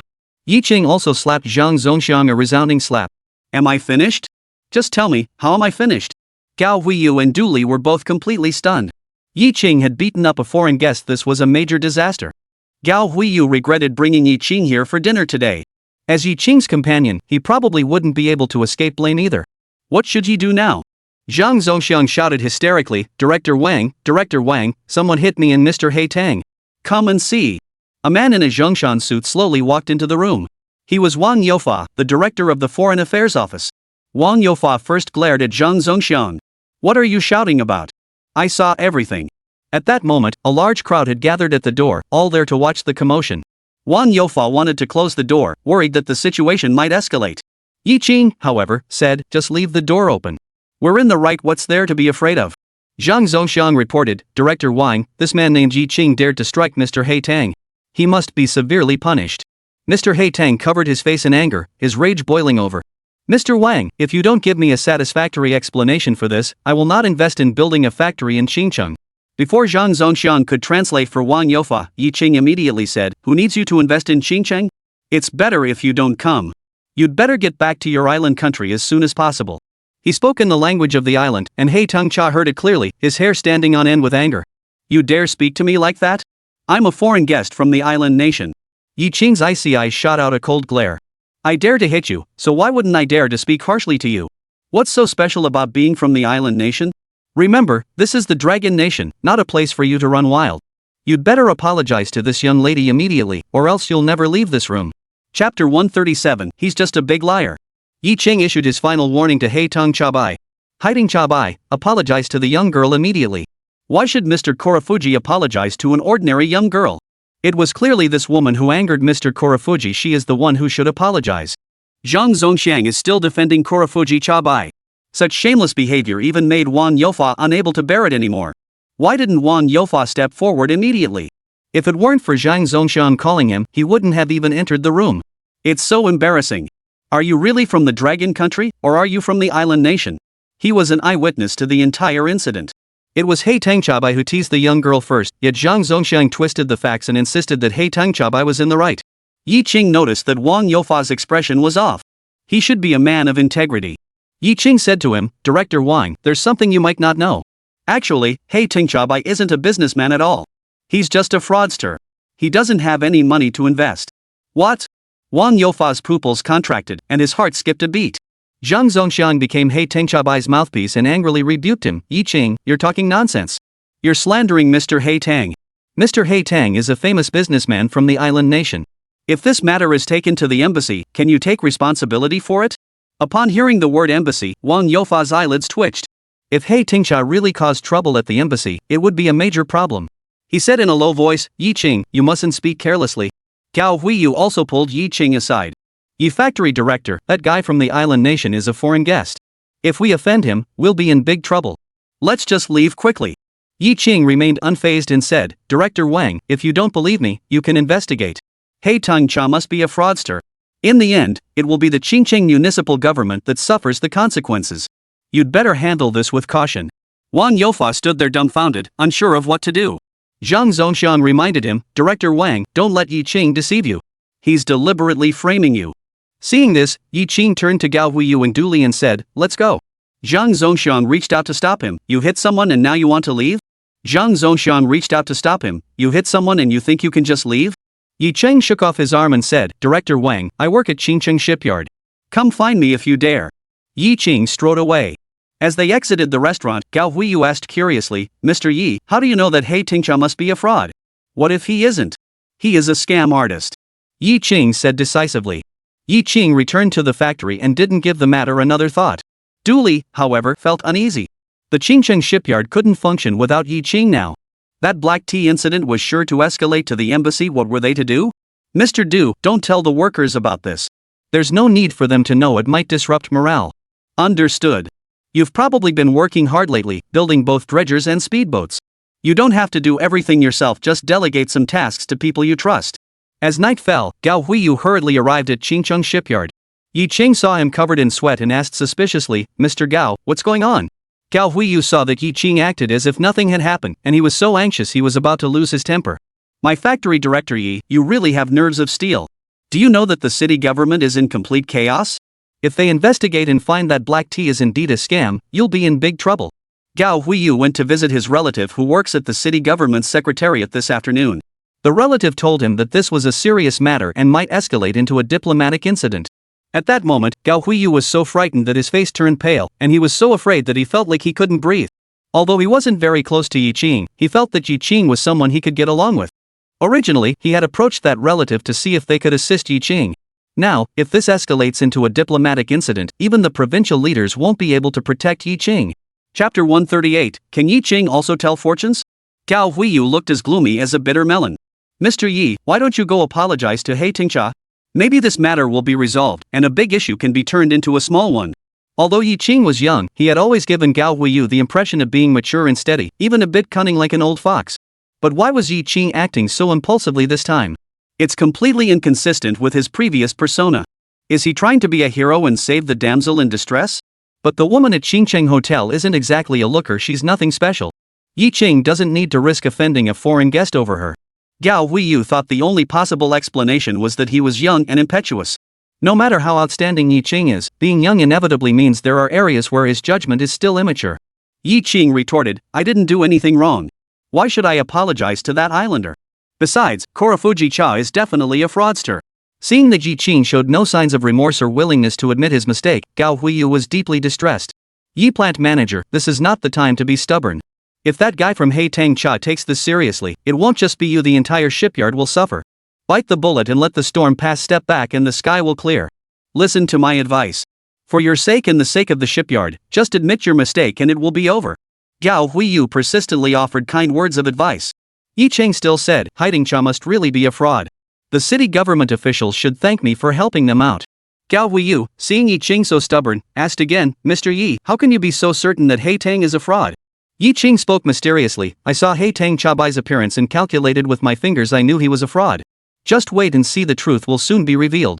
Seeing Yi Qing's confident demeanor, Gao Huiyu was taken aback. Can Yi Qing also tell fortunes? Is that reliable? What if he misses? We're done for. Yi Qing flashed an innocent smile, grinning at Gao Huiyu, why don't I tell your fortune too? Gao Huiyu was half believing, half doubting. No, I think I'll pass. Yi Qing, however, spoke seriously, Mr. Gao, I've already calculated it for you. By the end of this month, don't let your son go to the beach. Speaking of fortune-telling, Yi Qing suddenly remembered something. It was also this month of this year that Gao Huiyu's son was playing by the sea and was accidentally swept away by a wave, dying young. He had almost forgotten about it. Fortunately, he remembered it now, and it wasn't too late. Gao Huiyu was startled. Yi, the factory director, don't joke with me. Yi Qing's expression grew serious as he spoke earnestly, Director Gao, I'm not joking with you. Whether you believe me or not, this is a matter of life and death for your son. One day later, Yang Rong, the secretary of the municipal government, arrived at the shipyard. Mr. Yi, the factory director, has asked you to come over. He has something very important to discuss with you. Yi Qing nodded. There's no such thing as an unimportant matter. Dooley, standing nearby, felt a pang of anxiety. It must be because of that incident involving the island nation. Yang's expression looked very serious, and it probably wasn't good news for Yi Qing. However, Yi Qing remained completely unfazed on the inside. Because Haitang Cha was undoubtedly a fraud. In the previous life, there was a newspaper article specifically reporting on this matter. That's right, it was Haitang Cha Bai. Unless, of course, a temporal distortion occurred, altering certain aspects of reality. But after being reborn, the people and events he experienced were almost identical to his previous life. There was no way this could be possible. Yi Qing got into Yang Rong's car and headed toward City Hall. Zhang Guowei saw Dooley looking worried and comforted her, saying, Ms. Du, the city government leaders just want to have a chat with factory director Yi.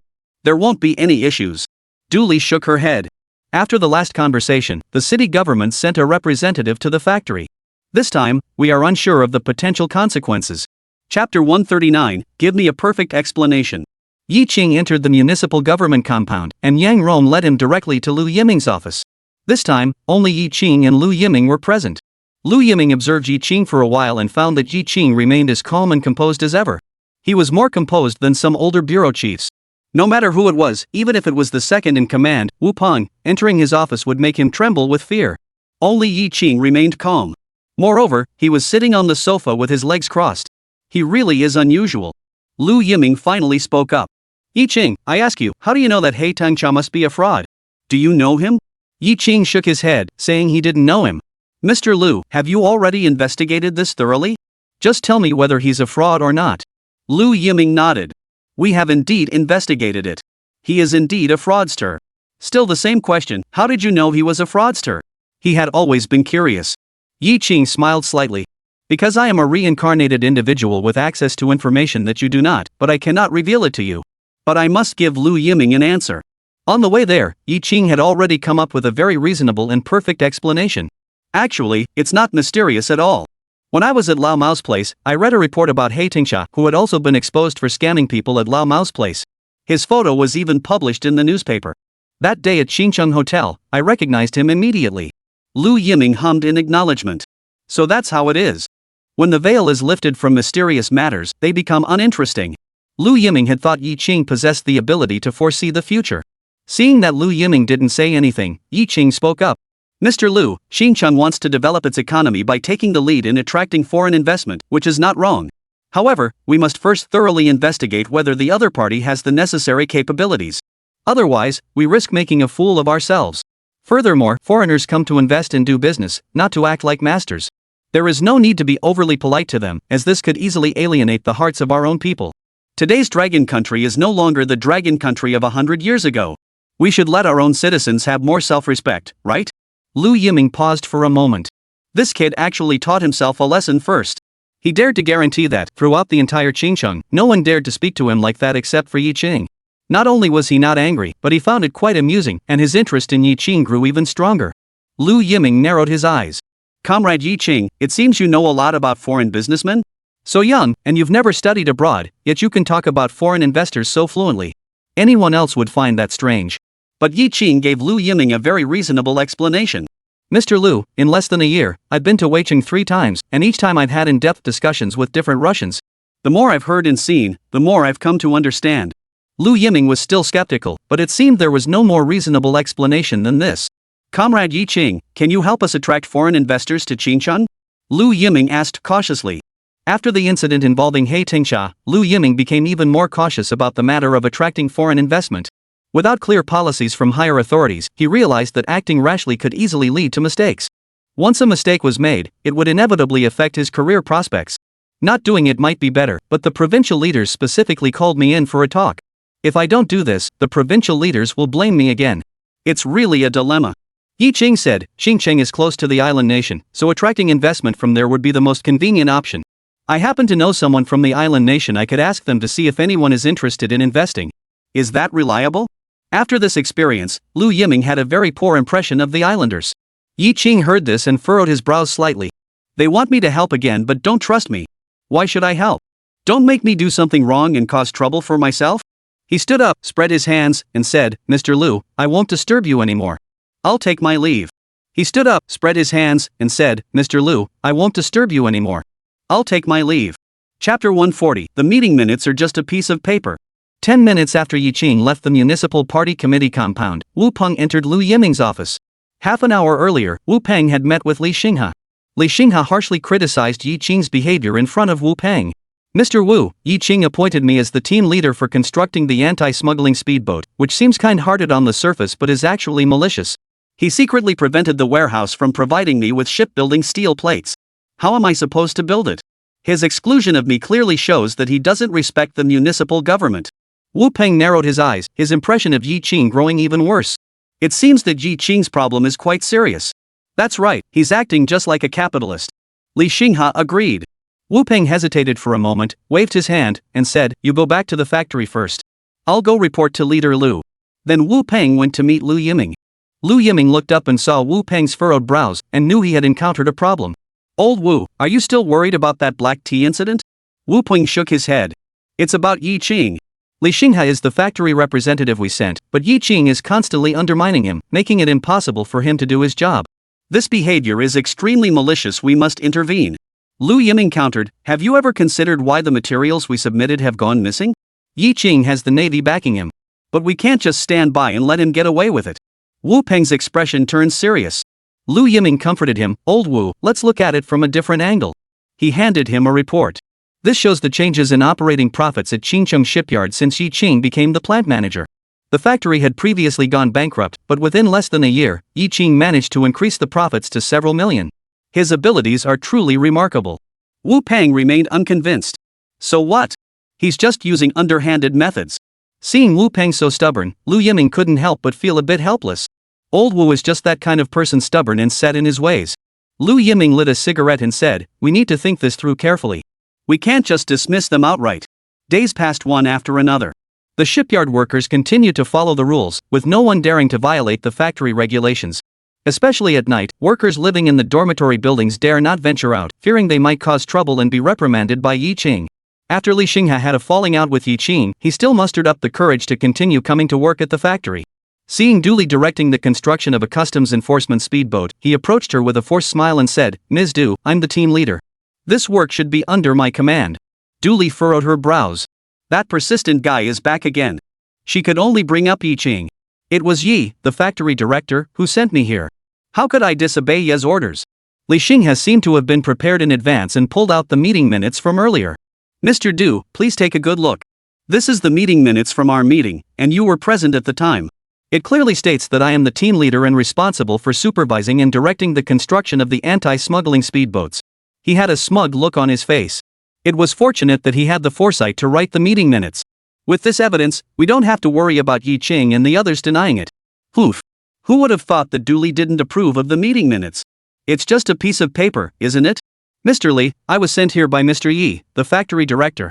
If you have any questions, please go to Mr. Yi." Du Li's words and actions completely enraged Li Xinghe. He couldn't even manage a fake smile. "Du Li, you need to get this straight. I'm the factory representative and deputy plant manager. My position is higher than yours. How dare you disobey my orders?" Du Li let out a soft "oh," "but your personnel records aren't with the shipyard. You're just the head of the municipal government. What does that have to do with me, a mere worker?" Li Xinghe was so angry his nose was crooked. It was utterly incomprehensible. He stormed off. Meanwhile, the workers nearby gave Du Li a thumbs up and said, "Du Zong, you're amazing." Li Xinghe arrived at Yi Qing's office. "Mr. Yi, what do you mean? The meeting minutes are clear. I am the team leader of the speedboat construction team. Why did you send Du Li instead of me? Where does that leave me?" Yi Qing remained calm. How thick-skinned is Li Xinghe? You caused Lin Feng to fracture his bones and be hospitalized, yet you still have the nerve to come and tell me to continue as group leader? Yi Qing didn't respond but instead brought up another matter. "Mr. Li, I plan to issue an accident report detailing the course of the incident, conducting a thorough analysis of the causes, and holding the relevant parties accountable. What do you think?"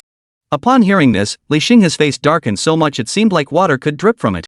Chapter 141, City Leaders Visit the Shipyard. Li Xinghe said nothing more and turned to leave. And after that day, he never returned to the shipyard again. 3 days later, a red flag sedan drove into the shipyard. Lu Yiming got out of the car. He was accompanied by only one person, his secretary Yang Rong. Lu Yiming didn't give any prior notice this time. If it had been another factory, they would have been caught off guard. But Yi Qing remained calm and composed. Even if he had been notified in advance, he would not have organized people to clean up, hang banners, or line up to greet them. Yi Qing asked curiously, "Mr. Lu, what instructions do you have for us at the factory?" Lu Yiming, however, looked completely at a loss, as if he had encountered a troublesome matter. "Mr. Yi, the factory director, take me to see your factory." "Sure." Yi Qing led Lu Yiming straight to the shipyard. At the sand dredging ship construction site, Lu Yiming saw the workers working in an orderly manner, with everyone bustling about enthusiastically, and couldn't help but feel a bit puzzled.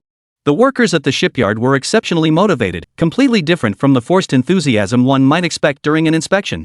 He didn't give any prior notice of his arrival, and as soon as he arrived, he immediately brought Yi Qing over here, leaving Yi Qing no time to make arrangements. These workers didn't know their own identities, and they definitely weren't putting on a show for him. A question suddenly came to his mind: why were the workers at Qingcheng shipyard so much more spirited and enthusiastic than those at other factories? He posed this question to Yi Qing. Yi Qing smiled slightly. "Mr. Lu, if I answer you, I'm afraid you'll just label me again. This statement already serves as an answer." Lu Yiming gave a wry smile and didn't press the matter further. Yi Qing continued, "We also have a shipyard where we're dismantling an old Soviet submarine. Would you like to take a look?" Lu Yiming perked up. "I've never seen a submarine before. Let's go check it out." When we arrived, it was a bustling scene, with workers busy at work. "Mr. Lu, most of the workers here are temporary workers." Lu Yiming hummed in acknowledgement, but his attention remained fixed on the 3 submarines. "Those Russians are really rolling in money. Even though the submarines are retired, they can still be reused. Just give them to Yi, the factory director. In my opinion, they're just wasting money." Lu Yiming joked with Yi Qing. Yi Qing frowned. "Comrade Lu, the old Russians aren't actually that wealthy. Otherwise, they wouldn't have traded their warships for our canned food and jeans. Due to their rigid ideology, their domestic economic situation is quite dire, and many people are struggling to make ends meet." Lu Yiming furrowed his brows. How could that be possible? The Russians are a superpower. The people should be living very happily. What Yi Qing said completely overturned his perception of the Russians. The old Russians indeed have strong military power, but when it comes to the economy, they lack flexibility and adaptability, and with their rigid system, they simply can't compete. If Leader Lu doesn't believe me, he can find an opportunity to go and see for himself. Lu Yiming fell into deep thought. Yi Qing's words were more of a reminder to himself than a criticism of the old man. Isn't rigid thinking exactly what they mean by the city government leaders?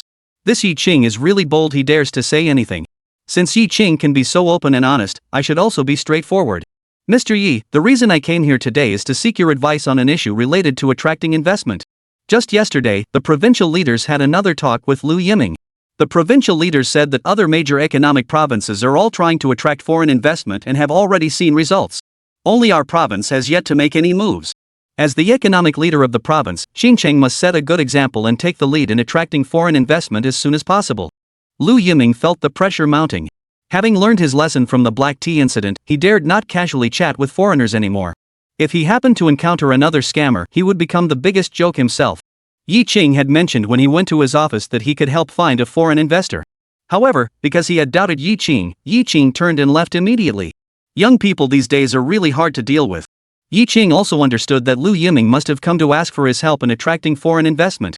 But he couldn't bring himself to ask outright. Using the word seek advice was already quite generous of him. But Yi Qing still decided to give Lu Yiming a good scolding. Having lived 2 lifetimes, his age alone was at least twice that of Lu Yiming. In Yi Qing's eyes, Lu Yiming was just a young upstart, and the term knockdown was aptly used. Mr. Lu, aren't you worried that the person I introduced to you might not be reliable? Chapter 142, How could a leader be wrong? Mr. Lu, aren't you worried that the person I recommend to you might not be reliable? Yi Qing's words were clearly sarcastic. It was extremely harsh. Before Lu Yiming could respond, Yang Rong, the secretary standing beside him, frowned and reminded him, Yi Qing, watch your words. The person standing before you is a city government official.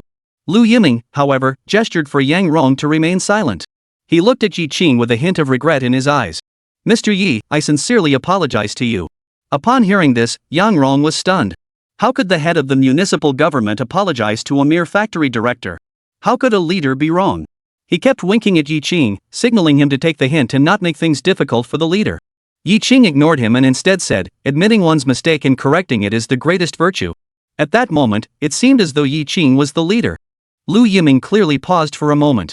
A small factory manager actually spoke to him like that. Is he ignorant of human nature, or is he deliberately joking with me? If this kid can't help, I won't let him off the hook. Yi Qing said, I do know a merchant from the island nation, and I can confidently tell Leader Lu that the island nation has a strong intention to invest in Longwa. They all highly value the limitless potential of Longwa's market. Lu Yiming's brows gradually relaxed. Mr. Yi, please ask that island nation businessman if they can come to Qingqing to invest. Yi Qing nodded. That's no problem. However, I'd also like to ask you for a favor regarding the factory representative Li Xinghe. Please don't let him come to our factory. He really isn't suitable. Some favors aren't free. This is the perfect opportunity to get rid of Li Xinghe.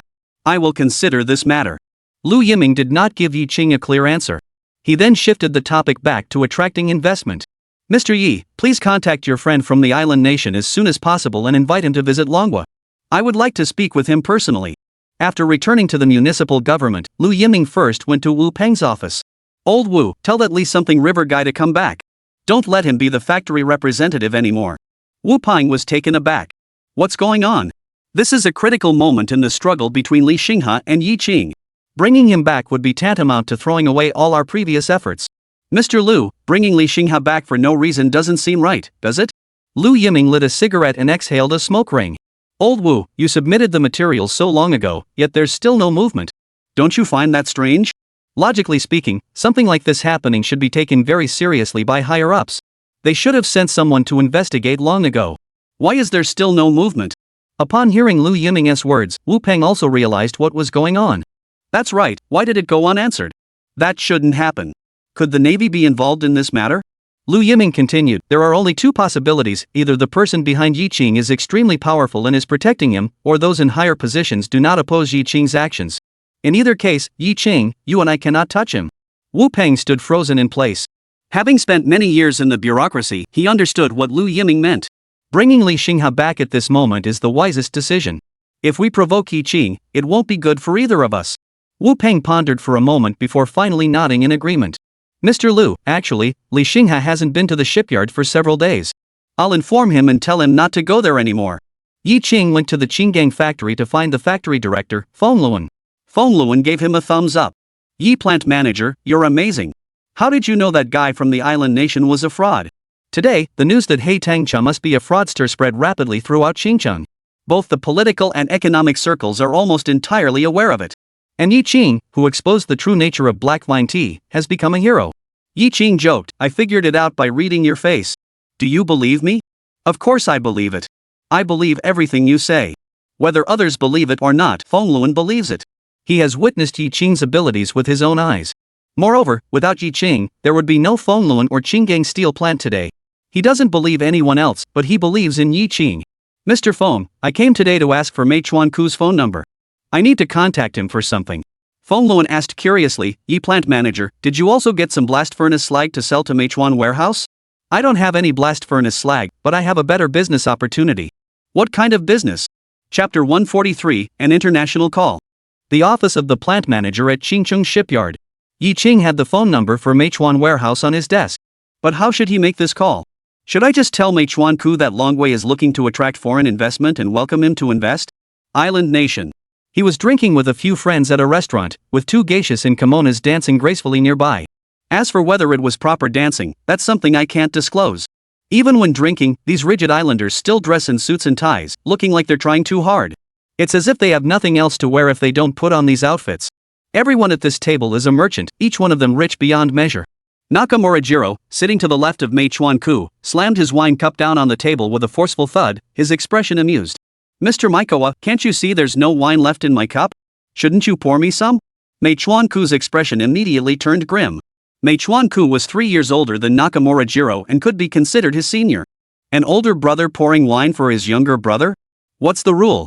He said angrily, "Nakamura, why should I pour you wine?" Nakamura Jiro laughed loudly instead, pulling the people at the table to laugh with him. His face was full of sarcasm. "Did you all hear that? Mei Kawakuan actually asked why he should pour me wine. Isn't that hilarious? All of you here, except for Mr. Meichuan, aren't you all millionaires? And Mr. Meichuan is just a middleman.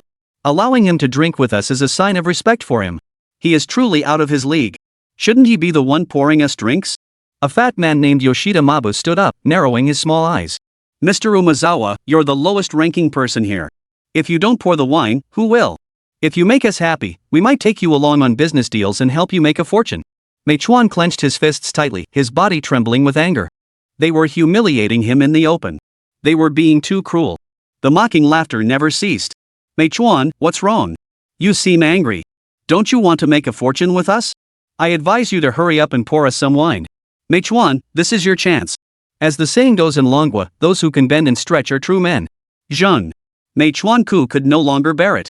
He stood up, his face dark, opened the door, and took a step forward, ready to leave. Nakamura Jiro's eyes flashed with a cold light. "Mei Chuan, if you leave this room now, our friendship will be over. We will never help you again. Think carefully before you go." Nakamura Jiryu was also extremely angry at that moment. He ordered Mei Chuanku to pour him some wine, but Mei Chuanku completely ignored him. This made him feel very humiliated. Mei Chuanku was just a middleman making a profit on the difference. What's so great about him? Inviting him to dinner today is just to have him come and serve us. He really doesn't know a good thing when he sees it. But Mei Chuanku didn't stop, didn't even look back, and just kept walking. Even as the furious shouts of Nakamura Jiro echoed behind him, "Mei Chuanku, don't you dare regret this." After returning home, Mei Chuanku was still seething with anger. In a fit of rage, he violently smashed the teacup on the table to the ground. "Bastard, bastard. Just because you're richer than me, you think you're so great? I, Mei Chuanku, will surpass you sooner or later and crush you under my feet. The mockery you heap on me today, I will return tenfold, 100-fold. He gritted his teeth. Just then, the phone rang at home. Feeling very upset, he grabbed the phone and said angrily, "Who is it?" Yi Qing, who was far away in Longwa, froze for a moment. Mei Chuanku must have lost his mind to speak so arrogantly. "I am Yi Qing from Qingcheng, Longwa." Upon hearing the name Yi Qing, Mei Chuanku quickly composed himself and his tone immediately became very friendly. "It's Yi Qing's call. Could they have gotten their hands on blast furnace slag again? Another chance to make a fortune? It's Mr. Yi. You suddenly called me. Is there something you need? I have some good news for you. There's a great opportunity to make some money. Would you like to give it a try?" Chapter 144, A 10 Billion Market. 3 days later, Mei Chuanku arrived in Qingcheng, Longwa. That day, after receiving Yi Qing's call, Mei Chuanku's anger subsided significantly. Because what Yi Qing had mentioned was indeed a golden opportunity to make a fortune. With his keen business acumen, he was well aware of how vast the market in Longwa was. Investing in Longwa is sure to lead to wealth. At that time, who would dare to look down on me, Nakamura Jiraiya and Yoshida Mabu? I would crush them mercilessly, making them unable to boast in front of me ever again. He believed that this was heaven helping him. So he rushed to Longwa as quickly as possible and met Yi Qing. Mr. Yi, I am very interested in investing in Longwa. Could you please introduce me to the leaders of Qingqing city government? I would be deeply grateful. Yi Qing was quite vague when he mentioned it over the phone. He only told Mei Chuan-ku that Qingchang was trying to attract foreign investors and had already made contact with several businesspeople from Europe and the United States. If Mei Chuan-ku has any ideas, he can come to Longwei immediately. After all, the island nation is closer to Qingchang and has advantages in terms of investment. Then, in an attempt to overtake Nakamura and his second-rate group, Mei Chuan-ku eagerly followed suit.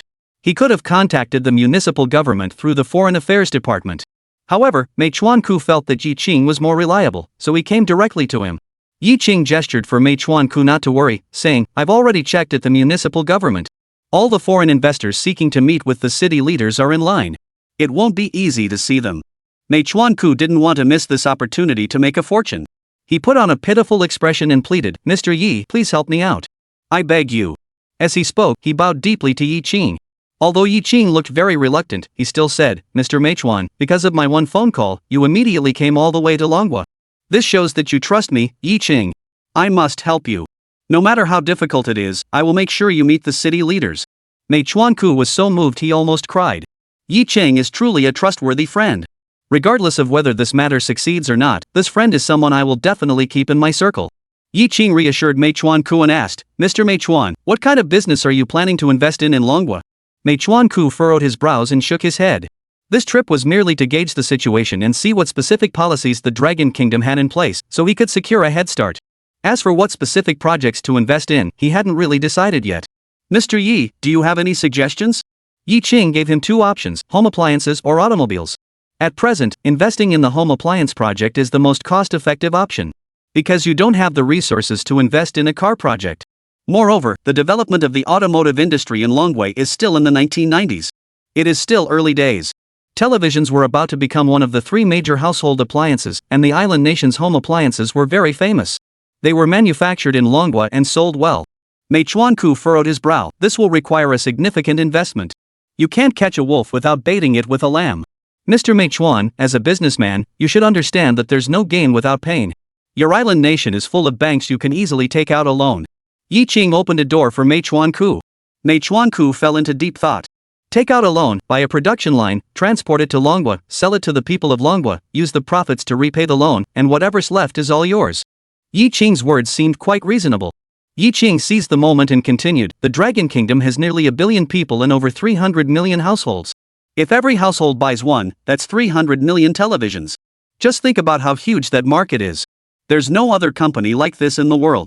Even if you invest in other products, it's still a market of 1 billion people. Mr. Meichuan, you should understand the principle of first come, first served."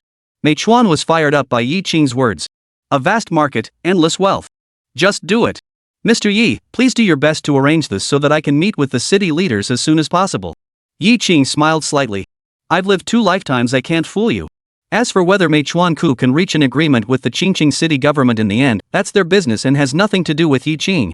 In any case, he has fulfilled his promise to Lu Yiming, and from now on, Lu Yiming will owe him a favor. Chapter 145, The Drowning Incident at the Beach. Life is always calm at times and turbulent at others.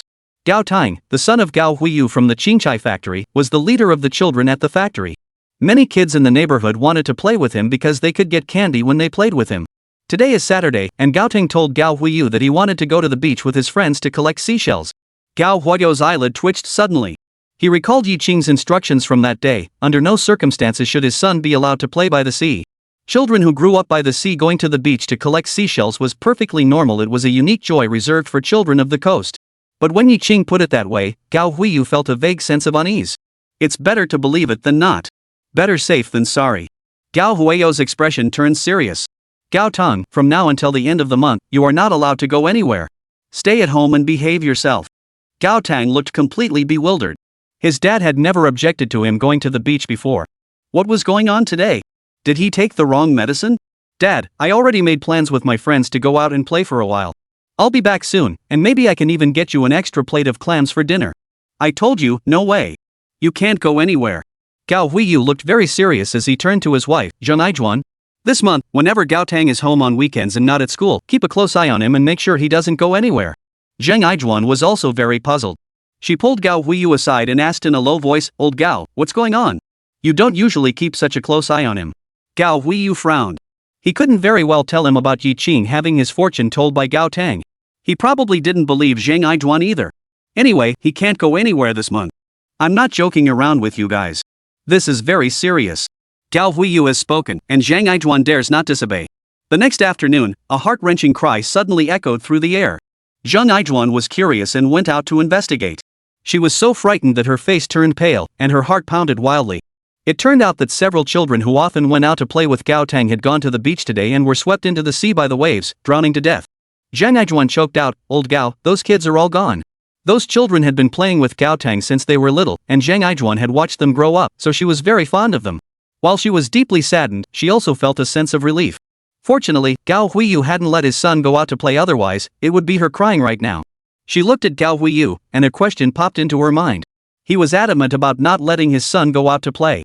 Did he have the ability to foresee the future? What Zheng Ijuan didn't know was that Gao Huiyu was already terrified inside. Yi Qing. Can Yi Qing really tell fortunes? Not only did he predict that He Tangcha was a fraud, but he also foretold that his own son was in danger. It was his words that saved his son's life. Thinking of this, Gao Huiyu couldn't calm down for a long time. Thankfully, he had heeded the advice, otherwise, he would have had to bury his own child. He was still shaken by the incident and repeatedly warned his son, "Gaotang, you must not go to the beach this month, do you understand?" Gao Tang had originally been quite upset with his father, but the sudden loss of his friend not only dealt him a psychological blow but also made him realize that his father was right. He quickly nodded in agreement. The next day was Monday. Early in the morning, Gao Huiyu rushed to Qingcheng shipyard, carrying large bags of gifts. "Mr. Gao, what's all this for?" Yi Qing was puzzled. "It's not a holiday or anything. Why are you giving gifts?" Gao Huiyu gripped Yi Qing's hands tightly, his emotions running high. "Yi, the factory director, thank you. You're truly a genius. You saved my son's life." Yi Qing understood. "I'm not a fortune teller, but I have access to information that others don't. Mr. Yi, these are just a token of my appreciation. Please accept them. Tonight, I insist that you honor me with your presence. No matter what, I must treat you to a drink." Yi Qing replied, "If you truly wish to thank me, hurry up and get me the speedboat engine I need. I need it urgently." Gao Huiyu nodded firmly. "Mr. Yi, out of gratitude for saving my son's life, we will spare no effort to assemble it for you." From then on, the workers at Qingchai factory began working overtime day and night. Chapter 146, Turning Defei into a Customs Enforcement Tool. A month later, Gao Huiyu delivered 20 engines of various models to the shipyard. Gao Huiyu couldn't figure it out. Why did Yi Qing build a customs enforcement vessel and need so many engines? Could he possibly be planning to install all those engines on a single ship? Are you crazy? Or maybe he wants to test a few more and keep the best one? "Mr. Yi, these 20 engines are the best our factory has to offer. Why don't you install them on the ship and see how they perform? If they don't work, even Gao Huiyu won't be able to do anything about it." Gao Huiyu looked at the speedboat in front of him, filled with curiosity. "Mr. Yi, the speedboat you built is different from the ones I've seen before." Yi Qing smiled faintly. The speedboat in front of him was about 10 meters long and looked very simple, lacking even a proper cabin. "This is way too basic, isn't it?" To be honest, when Yi Qing designed this speedboat, he drew inspiration from the later generation Big Fly, which could accommodate up to 8 engines at the rear. "Mr. Gao, take a look over there." Gao Huiyu followed the direction of Yi Qing's finger and saw a ship about 50 meters away, which looked exactly like a small destroyer. "This is the enforcement vessel I built for customs. It has a cruising speed of 70 kilometers per hour and can tow 2 speedboats at the rear. If we encounter fast smuggling speedboats, we can deploy the speedboats to give chase." Gao Huiyu was stunned. Can you really do that? If he had seen the great Fei of later generations, he wouldn't have been surprised at all. The Fei was so fast, it was like he was flying on the water. And in a few years, the waters near Longguo will see the arrival of Defei. With this speedboat, Yi Qing is confident he can catch the big fish. Yi Qing instructed duly to have the engine installed on the customs enforcement boat and the speedboat. "Director Gao, dare you go out to sea with me to test the speed of the speedboat? What's there to be afraid of? I need to see for myself how our engines are performing." After the engine was installed and tested, Yi Qing and Gao Huiyu boarded the customs enforcement vessel and set sail. Yi Qing couldn't help but marvel that in later generations, the wealthy would go out to sea on yachts, while today, they were doing so on a customs enforcement vessel that seemed almost more prestigious. The sea stretched out endlessly. "Speed up the customs enforcement vessel to maximum speed." The customs enforcement vessel cut through the waves at a speed of 50 kilometers per hour, heading out to sea. The sea breeze made their clothes flutter in the wind. You have to shout to be heard. Mr. Gao, in the world of martial arts, there's a technique called water walking. Have you heard of it? Gao Huiyu shook his head silently. Why is Yi Qing acting so mysterious today?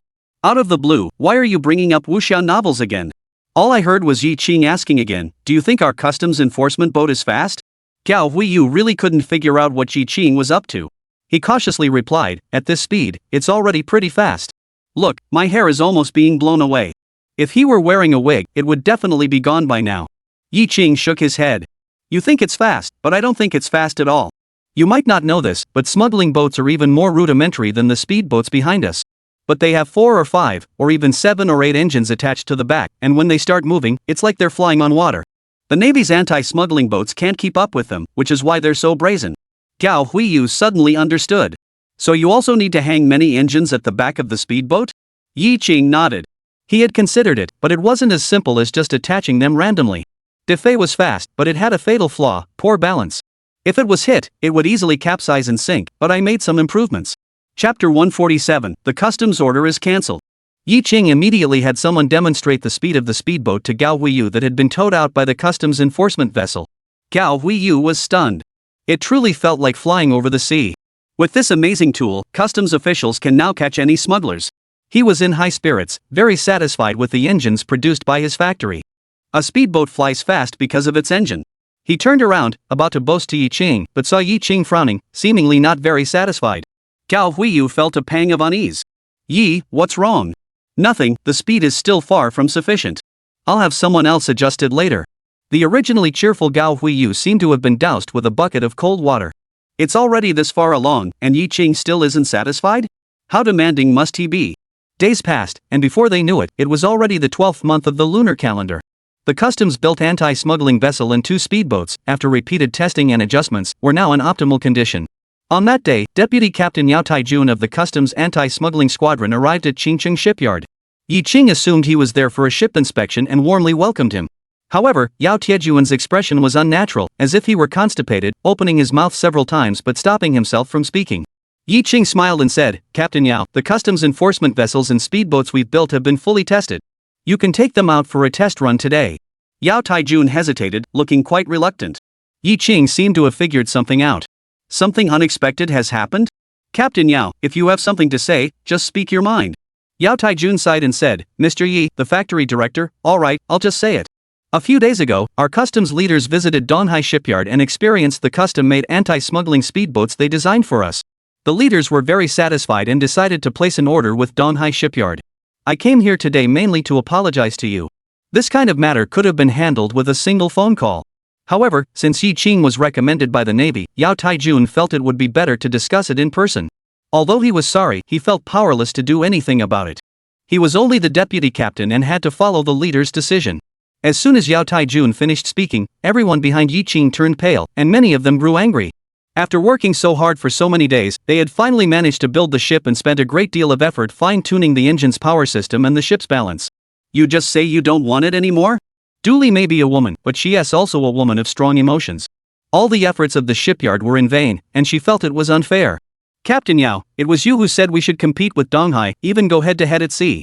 But now, without even a proper contest, you've chosen Donghai. Are you just playing with us? Zhang Guowei also spoke angrily. Captain Yao, do you know how much sweat and effort our shipyard has put into building those anti-smuggling speedboats for you? We even halted the construction of the Navy's sand dredging ships to prioritize your project. Yao Taijun looked guilty. I know you've had it tough, but this is something the leadership has decided. It's not something a deputy captain like me can decide on my own. Dooley immediately retorted, if you can't decide, why did you come to us in the first place? Seeing that Yao Taijun was about to be caught in a verbal trap, Yi Qing waved his hand, signaling everyone to keep quiet. Captain Yao, it's okay. Don't feel pressured. Business deals may fall through, but our friendship remains. Since you're here, why not take a look? Yao Taijun nodded. That's fine. Yi Qing led him toward the customs enforcement vessel. Seeing the massive vessel before him, Yao Taijun was speechless. Yi, the factory director, are you sure this is a customs enforcement vessel and not a small destroyer? That's correct. It's a customs enforcement vessel. Customs is also part of the force defending our national maritime borders, so their equipment can't be too outdated. Though that may be true, Yao Taijun felt that Yi Qing's idea was completely off the mark. Customs doesn't need a highly advanced ship, it just needs to be fast enough to catch up with smugglers. At that moment, the guilt in his heart seemed to lessen slightly, and he even began to think that the leadership's decision to choose Donghai shipyard might have been the right one. Upon boarding the customs enforcement vessel, Yao Taijun had only intended to go through the motions, take a quick look around, and then return. He asked a symbolic question, "Mr. Yi, what is the maximum speed of this ship?" Yi Qing, however, kept the answer to himself, suggesting that Captain Yao could experience it for himself. Yao Taijun didn't hold out much hope. Such a large vessel would never be able to catch up with the smugglers' speedboats. Chapter 148, Speed and Passion. Accelerate. After leaving the port, Yi Qing gave the order, and the speed of the customs enforcement boat, which was no longer towing the speedboat, increased rapidly, reaching 40 kilometers per hour in an instant. Yao Taijun hadn't expected this big vessel to be so fast. Dealing with ordinary smugglers would be no problem. But the problem is, the smugglers' speedboats aren't just this fast. Otherwise, the Coast Guard wouldn't have been repeatedly outmaneuvered and left far behind by the smuggling vessels. Yao Taijun thought to himself, 40 kilometers might already be the limit for this boat. Yi plant manager, I admit your ship is fast, but it's not fast enough. Customs needs something faster, or else we won't be able to catch up. What a pity for such a good ship. According to Yi Qing, the materials used in this boat were all salvaged from old Soviet submarines, making it sturdy and durable. If it collided with other speedboats, it would be like hitting an egg with a rock. Unfortunately, the speed can only be this fast, and this shortcoming is fatal. Yi Qing smiled faintly, started the third engine, and let Captain Yao experience the thrill of speed. Hum. As the engine roared, the customs enforcement vessel accelerated again, reaching a speed of 70 knots per hour. Tao Tiejuan's expression froze. It can actually accelerate? He looked at Yi Qing in shock. Factory Director Yi, how did you do that? This speed completely overturned his understanding of smuggling ships. The customs also had a vessel of similar size, but its cruising speed was only 25 kilometers per hour. Why can Yi Qing's vessel reach a speed of 70 kilometers per hour with the same volume? That's not scientific. Yao Taijun looked at Yi Qing in confusion, his face filled with disbelief. Yi Qing smiled slightly. Captain Yao, don't be surprised. The principle is actually quite simple. Since cars have 4-cylinder engines and 12-cylinder engines, why shouldn't our customs enforcement boat take a cue from them? This customs enforcement boat is equipped with 3 engines.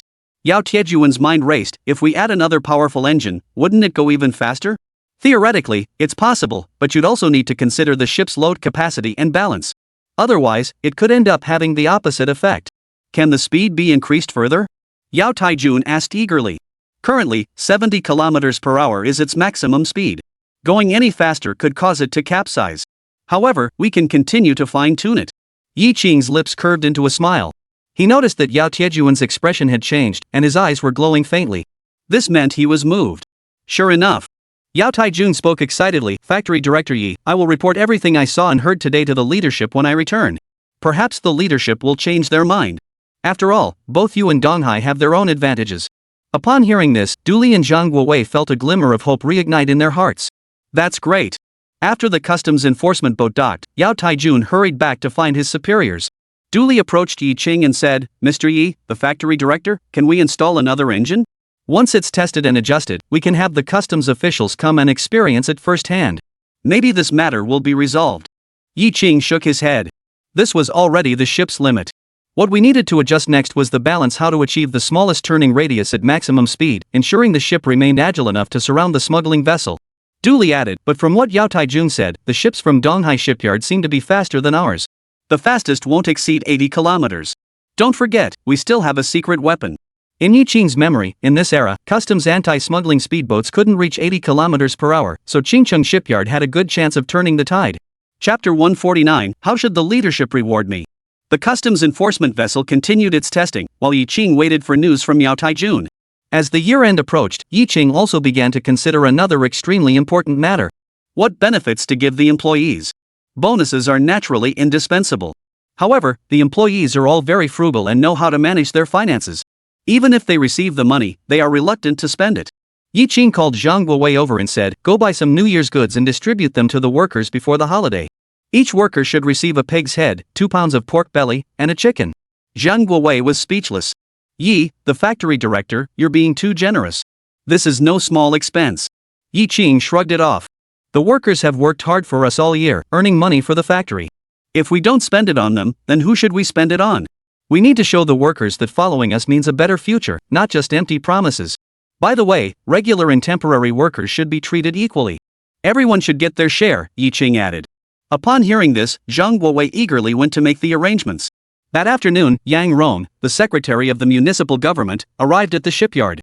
Unlike previous visits, he was unusually polite and did not act like a high-ranking official. Mr. Yi, do you have time today? Mr. Lu from the leadership would like you to come to the municipal government office for a chat. Although Yang Rong wore a smile on his face, Yi Qing felt it was another trap. City government officials never visit without cause. Their presence meant something significant was afoot, and it wouldn't be trivial. Yang secretary, give me the lowdown. What exactly does Leader Lu want to talk to me about? I need to know so I can prepare myself. Yang Rong smiled and said, actually, it's nothing much. It's just a few issues related to investment promotion. Mr. Lu said you're well-traveled and knowledgeable, so he wants to chat with you. Yi Qing suddenly understood. The clarion call of reform and opening up had been sounded, the national policy was clear, and all regions were rushing to take action. Yi Qing got into the car and headed straight for the municipal government. Upon entering the meeting room, Yi Qing noticed that there were several people inside, most of whom were regulars in the Qingqing Daily. However, when he saw Wu Peng, Yi Qing's brows furrowed noticeably. This guy is here too. Will he be giving himself a hard time again in a bit? Lu Yiming motioned for Yi Qing to sit down. Mr. Yi, there's no need to be so formal. Today's topic isn't serious, it's just about attracting investment. I hope you won't hesitate to share your insights. Yi Qingkai felt no need to be formal. Why should he be shy around city-level leaders? Yi Qing just hummed in acknowledgement and then plopped down onto the chair. He had wanted to cross his legs out of habit but decided against it. Lu Yiming continued, the Japanese businessman you introduced, Mei Chuan-ku, not only plans to invest himself but has also brought several friends. We've conducted an investigation, and they seem reliable. The city government will give you credit for this. At this point, Lu Yiming fell silent. Yi Qing couldn't help but roll his eyes inwardly. You said you'd give me credit, so what kind of reward are you going to give me? Just say it already. Don't just give empty praise. Seeing that Lu Yiming hadn't said anything, Yi Qing could only ask himself. I wonder how Leader Lu plans to reward me. Lu Yiming. Wu Peng. Other leaders. After all these years in the business, this is the first time I've seen someone so down to earth. We were just making small talk, being polite. You actually took it seriously? Lu Yiming's expression was a bit complicated. Well, the city government is still discussing it, but rest assured, the city government won't forget about it. Yi Qing rolled his eyes. Who can't make empty promises? Since you won't say it, I'll have to bring it up myself. Dear leaders, why don't you allocate some funds to help us build some dormitory buildings? The shipyard needs to expand, and we need to hire more workers, but we don't have enough dormitory buildings. 1 million yuan would be enough. Everyone remained silent. You could hear a pin drop in the conference room. Yi Qing really dared to ask for the moon. Wu Peng furrowed his brows and changed the subject. Yi Qing, are you planning to hire temporary workers again? Chapter 150, Only Children Have to Make Choices. Yi Qing's series of moves left the city government officials completely baffled. Wu Peng felt he couldn't let Yi Qing lead him by the nose, so he said this. Yi Qing, you're not thinking of hiring temporary workers again, are you? To be honest, Yi Qing didn't have much of a good impression of this Wu leader. He seemed to have a lot of issues with him, always targeting him in various ways, and even sent Li Xinghe to the factory to cause trouble. Yi Qing met Wu Peng's sharp gaze. Wu, the leader, truly had a knack for predicting events. Expanding the shipyard naturally required hiring more workers. Although we were hiring temporary workers, we would absolutely ensure equal pay for equal work, fair and impartial. Immediately afterward, Yi Qing changed the subject and asked if the municipal government could allocate 10 million yuan to resolve the workers' relocation issues. Wu Peng was at a loss for words. His rhythm had been completely thrown off by Yi Qing. Yi Qing's ability to change the subject was truly remarkable. In fact, Yi Qing has been firmly in control from start to finish. Lu Yiming, seeing that the situation was turning sour, quickly changed the subject. Comrade Yi Qing, we invited you here today because we need your help with a small favor. We heard that you not only speak Japanese but also German. A German company is coming to China to invest, and they will be visiting Qingqing tomorrow.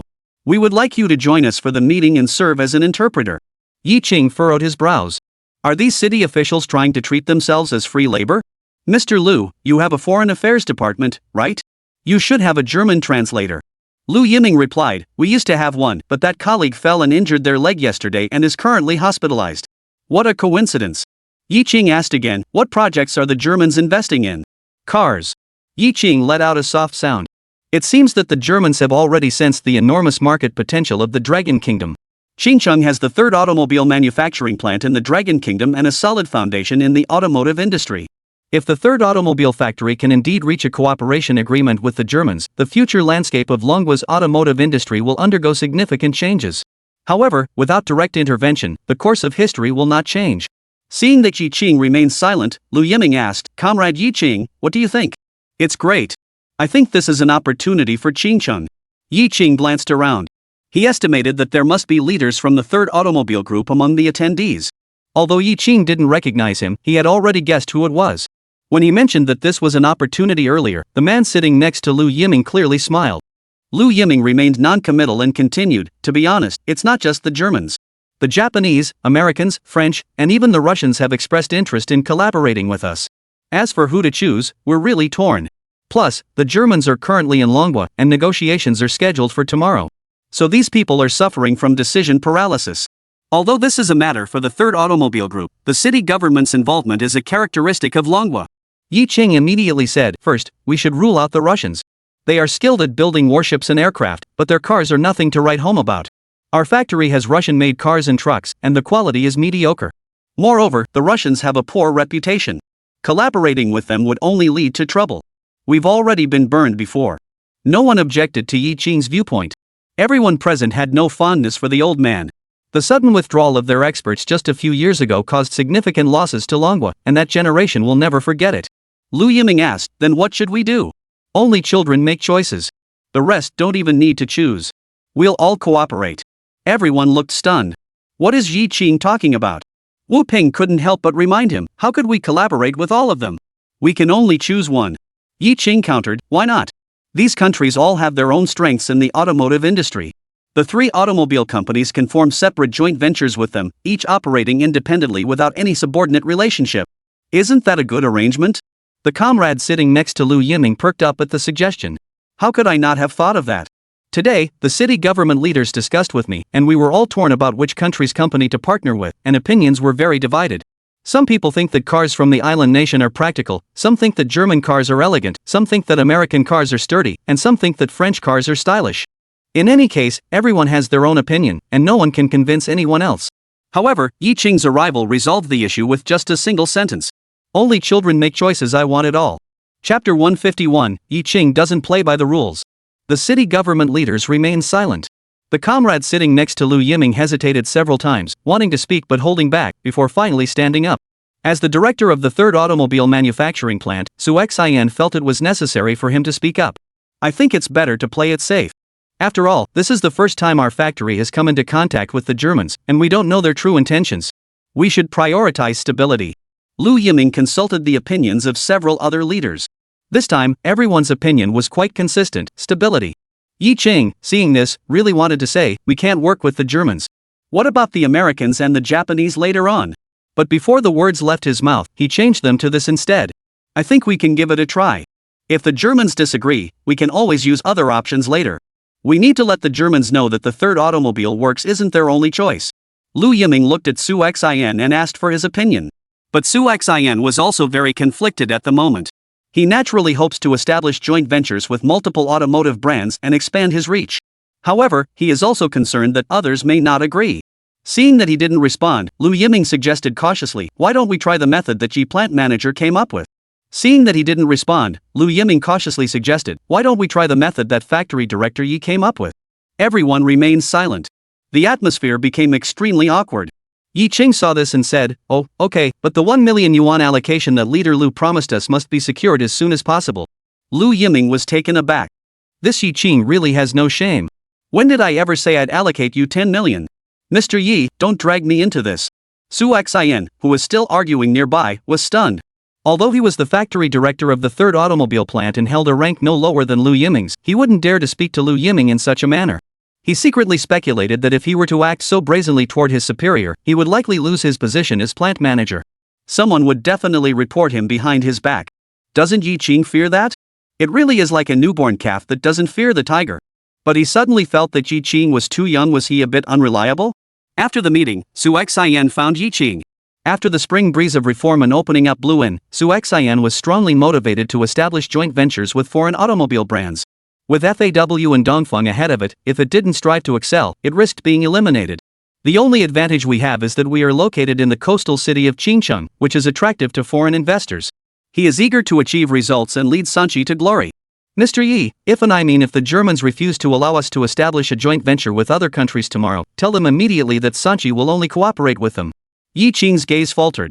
He didn't want the companies in Longwei to suffer losses, so he tried to persuade them with kind words. Why put all your eggs in one basket? There are plenty of good cars out there besides German ones. If they're not willing to cooperate, you can always work with someone else. Su Xian said with a grim expression, Mr. Yi, to be honest, I personally still prefer German car manufacturers. Germans are meticulous and have the longest history in the automotive industry. All right. Whatever you say. However, Yi Qing wanted to secure some benefits for the shipyard from this deal. The Germans had something good up their sleeves. Currently, most domestic warships are steam-powered.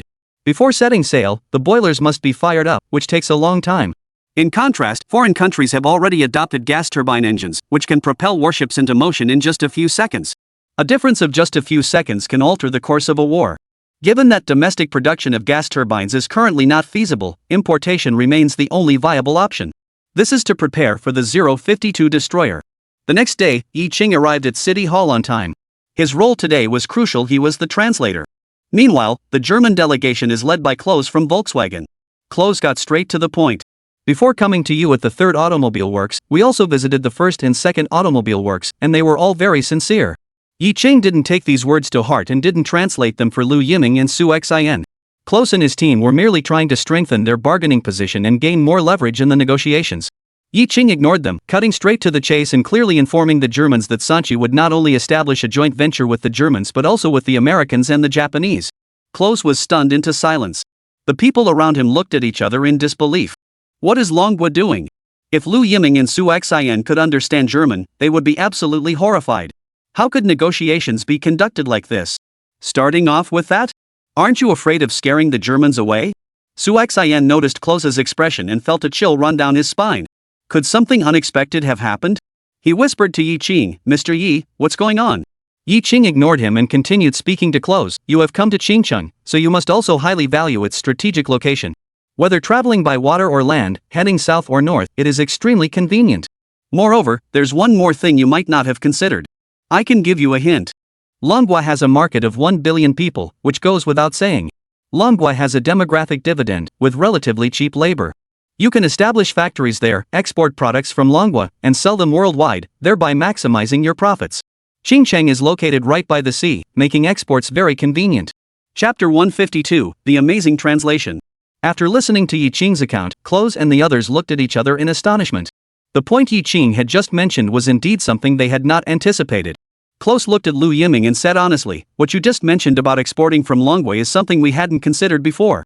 This shows that you have a lot of foresight. Yi Qing translated, he is praising Qingcheng for being excellent. Lu Yiming smiled and nodded. Su Xian couldn't wait to urge him, Yi plant manager, ask them if they're willing to joint venture with us to build a factory. We can show our utmost sincerity and try our best to meet their demands. Yi Qing immediately translated, it's not you choosing Qingcheng now, Qingcheng is choosing you. We hope you will make a decision as soon as possible, as we need to sign a contract with Toyota from the island nation this week. Upon hearing the word Toyota, Klaus's eyebrows twitched. Toyota is Volkswagen's biggest competitor. If they build a factory in Qingcheng, it will inevitably have an impact on Volkswagen in the future. Only then did Yi Qing continue, Qingcheng is close to the island nation. Building a factory there would be like establishing a foothold right under Toyota's nose. Building a factory in Qingcheng will only benefit Volkswagen, there are no drawbacks. The choice is yours. There is an old saying in Longwei, one misstep leads to eternal regret. I advise you not to miss this opportunity. Su Xian saw Yi Qing speaking at length and looked puzzled. Factory Director Yi, what are you telling them? Of course, I'm introducing your Sanchi company. Tell him you have money when you need it, people when you need them, and whatever else you need. There's no need to worry about anything. Su Xian's face was as long as ever. We don't have any money. Yi Qing, aren't you just talking nonsense? But in front of Lu Yiming, he couldn't say anything. After all, Yi Qing was someone Lu Yiming had brought in. Yi Qing comforted him, don't worry about that. Just get the Germans to sign the contract first. Once it's signed, you can tell them whatever you want. What does the German mean? Don't worry, I'm talking to them right now. Although Yi Qing and Su Xian's voices were very soft, Lu Yiming heard them clearly. This kid Yi Qing is really bold. We are a nation of etiquette in the Dragon Kingdom, where integrity is our foundation. By boasting to others, isn't he tarnishing the Dragon Kingdom's good reputation? Lu Yiming cleared his throat and reminded him, Comrade Yi Qing, just tell them the truth. Don't exaggerate, to avoid unnecessary misunderstandings. No problem. Yi Qing agreed readily. Yi Qing looked at Close. How about you guys? Have you decided yet? Close replied, such an important matter requires us to return to headquarters for discussion. We cannot make a decision immediately. Yi Qing checked the time, it was 3:48 p.m. In Germany, it should be 9:48 a.m. You can call them now to discuss it, and we'll provide you with the phone number. Close was stunned again. Are they in such a hurry? Can you give us a little more time?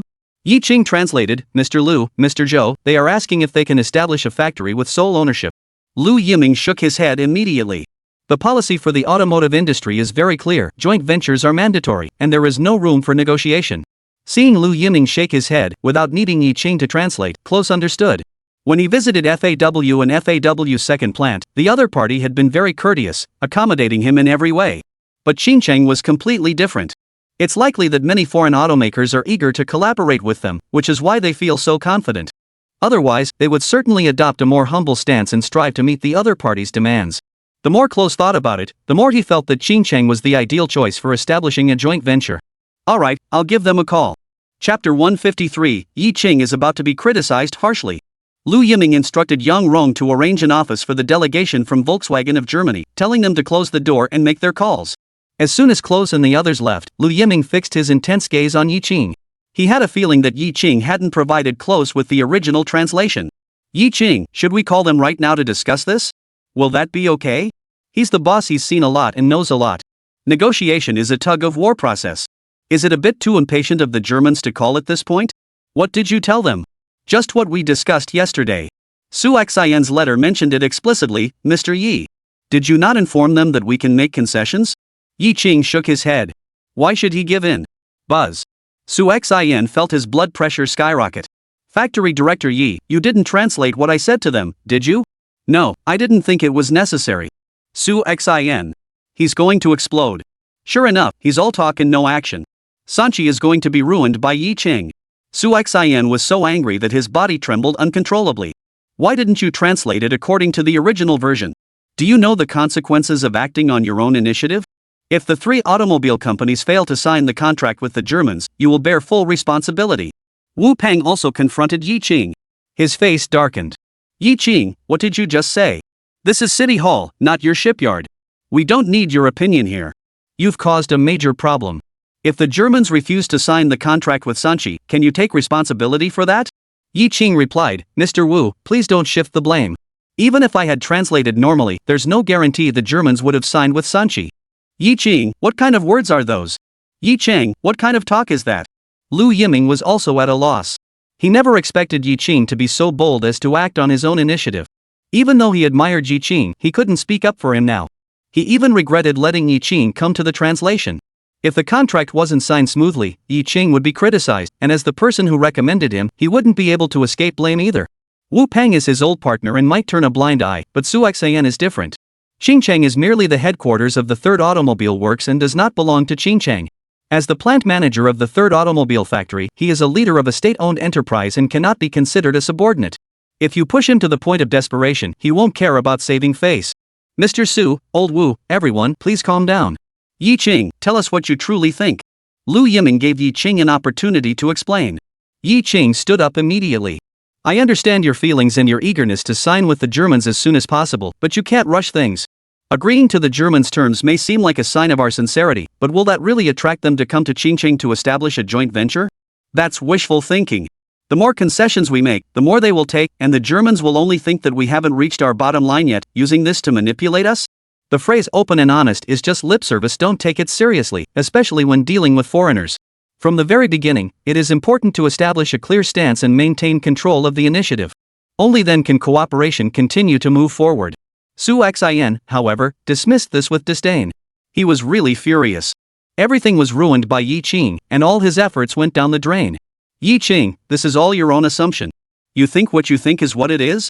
I, Su Xian, am telling you this clearly, if the Germans refuse to cooperate with the 3 automobile companies, all responsibility lies with you. We will pursue this matter to the end, even if it means taking it all the way to the capital. We are not afraid. Lu Yiming and Wu Peng both flinched. Lu Yiming hurriedly interjected, Mr. Su, please calm down. This is a minor matter, there's no need to escalate it to the capital. Let's not cause trouble for the leaders in Qingcheng, they are all very busy. Su Xian replied angrily, this is no small matter. It concerns the survival of our third automobile plant.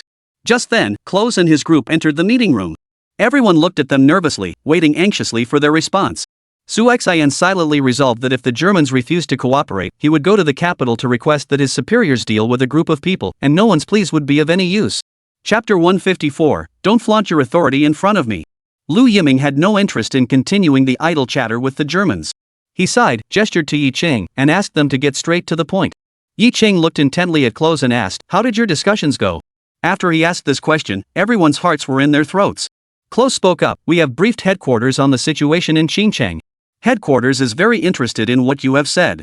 Qingcheng Sanchi has been listed as one of our potential partners, and we will conduct further investigations. As soon as he finished speaking, Lu Yiming and the others impatiently urged Yi Ching to translate quickly. This time, Yi Ching did not translate haphazardly. After listening to Yi Ching's translation, everyone was delighted. Sanchi has a chance now. Yi Ching, however, looked at Wu Peng and Su Xian indifferently.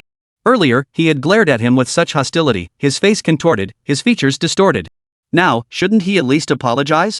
Su Xian, whose excitement was evident, kept urging Yi Ching to tell them that the three of us were very much looking forward to collaborating with them. Yi Ching remained unmoved, merely gazing at him coldly. Su Xian frowned. Mr. Yi, translate quickly. Yi Ching replied, if you want me to translate, I will. But who was it just now who kept criticizing me for acting on my own authority and saying I have an inescapable responsibility? Su Xian. Wu Peng stepped in to smooth things over for Su Xian. Mr. Yi, we were all a bit too hasty earlier. We're all here for the good of Qingcheng and Sanchi. There's no need to be so rigid about it. He wanted to brush it off with a casual remark and move on. Yi Ching wasn't having any of it. No need to be so picky? Mr. Wu, you're being hypocritical again. You were the ones who started being so strict with me earlier. Every word you said scared me half to death, and I'm still shaking from it. Lu Yiming, seeing the situation, advised Yi Ching, Mr. Yi, the Germans are still here. Let's finish talking with them first before handling our internal matters. The bigger picture comes first. Alright, the bigger picture comes first. Yi Ching didn't intend to make things difficult for them, he just wanted to seek justice for himself. He was also someone who knew how to prioritize. Mr. Close, Qingcheng and Sanchi welcome you back. Next time, we hope to sign a cooperation agreement. The meeting concluded in a harmonious and friendly atmosphere. Yi Ching took the opportunity to hand over his business card. This was a German version of his business card that he had specially made. At that time, business cards were not yet popular. Mr. Close, I'm actually just a temporary translator. My real identity is Yi Ching, the factory director of Qingcheng Shipyard. Close was curious. He had never heard of a factory owner personally acting as a translator before. The world is indeed a big place full of surprises. He smiled politely and said, Mr. Yi, our company doesn't build ships. I know, but we can be friends, don't you think? Yi Ching was thinking of asking him to introduce him to an engine company so he could import a batch of marine gas turbines from Germany. Let's plant a seed for the future. After seeing the Germans off, Su Xian was in a hurry to leave and return to report the good news to his superiors. Yi Ching, however, blocked his path. Su, the factory director, don't rush off. You still owe me an apology. Su Xian was taken aback.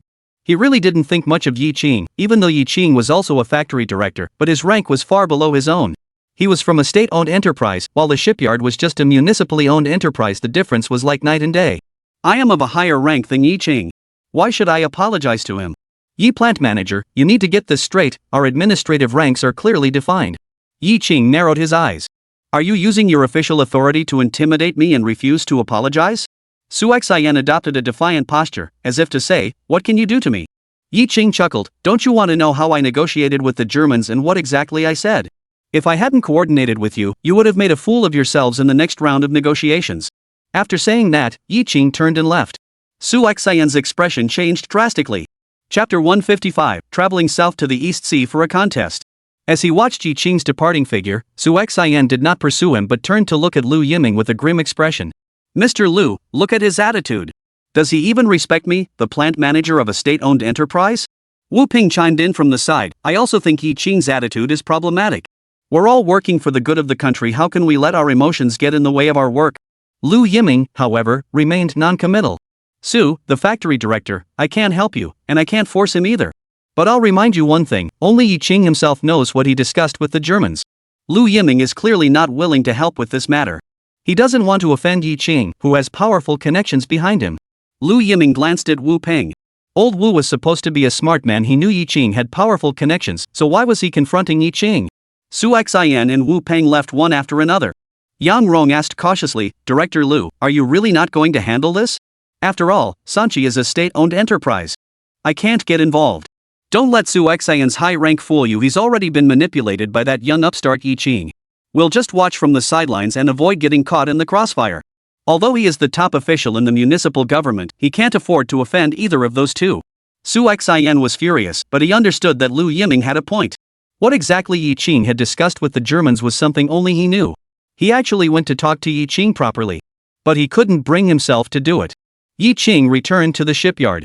2 days passed, and Su Xian hadn't contacted him. Yi Qing hadn't even considered the possibility that he would reach out to her. At worst, Volkswagen would partner with FAW for a joint venture and proceed according to the normal historical trajectory. What does that have to do with him? On the third day, Yi Qing received a call from Yao Taijun at Customs. Mr. Yi, please bring your anti-smuggling vessel to the East China Sea. Our superiors wish to conduct a practical exercise to compare the capabilities of your vessel and those of the East China shipyard. The winner will be awarded a contract on the spot. Yi Qing. Can you do that? The customs authorities are up to something. Alright, we'll be there on time. Yi Qing immediately called Du Li over to get ready. We'll depart for the Donghai shipyard tomorrow. Customs will be testing us. Let's secure this order and give everyone a prosperous new year. Du Li smiled. Regardless of whether or not they could sign the contract, the workers would still have a prosperous new year. She heard that Yi Qing has already sent Zhang Guowei to purchase welfare benefits, and each worker will receive a lot of meat. Yi Qing and Du Li, along with several workers from the factory, boarded a boat and set off southward toward the East China Sea. Although they were competitors, Zhou Wanli, the director of the Donghai shipyard, was very hospitable and extended a warm welcome to Yi Qing. After all, Yi Qing had helped him resolve a radio communication issue. Yi plant manager, we may be competitors on the job, but we're still good friends off the job. Zhou Wanli is confident about securing the customs order. After all, Xincheng shipyard can't compare to Donghai shipyard, and the ships they build are in a completely different league compared to Donghai's. Even with a genius like Yi Qing, what difference would it make? His specialty is electronics, not shipbuilding. Yi Qing smiled and said, Mr. Zhou, we've come all this way to your territory.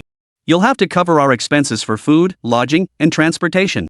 Of course, it's my pleasure to host you as our guest. Zhou Wanli has already made all the arrangements.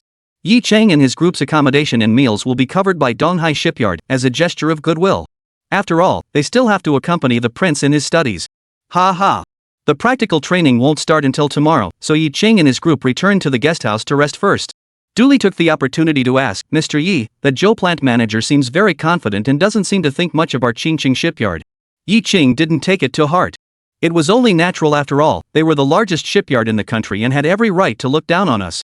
Du Li still wasn't convinced. Yi Qing comforted her, there's no need to argue with him. We'll see who's better on the battlefield tomorrow.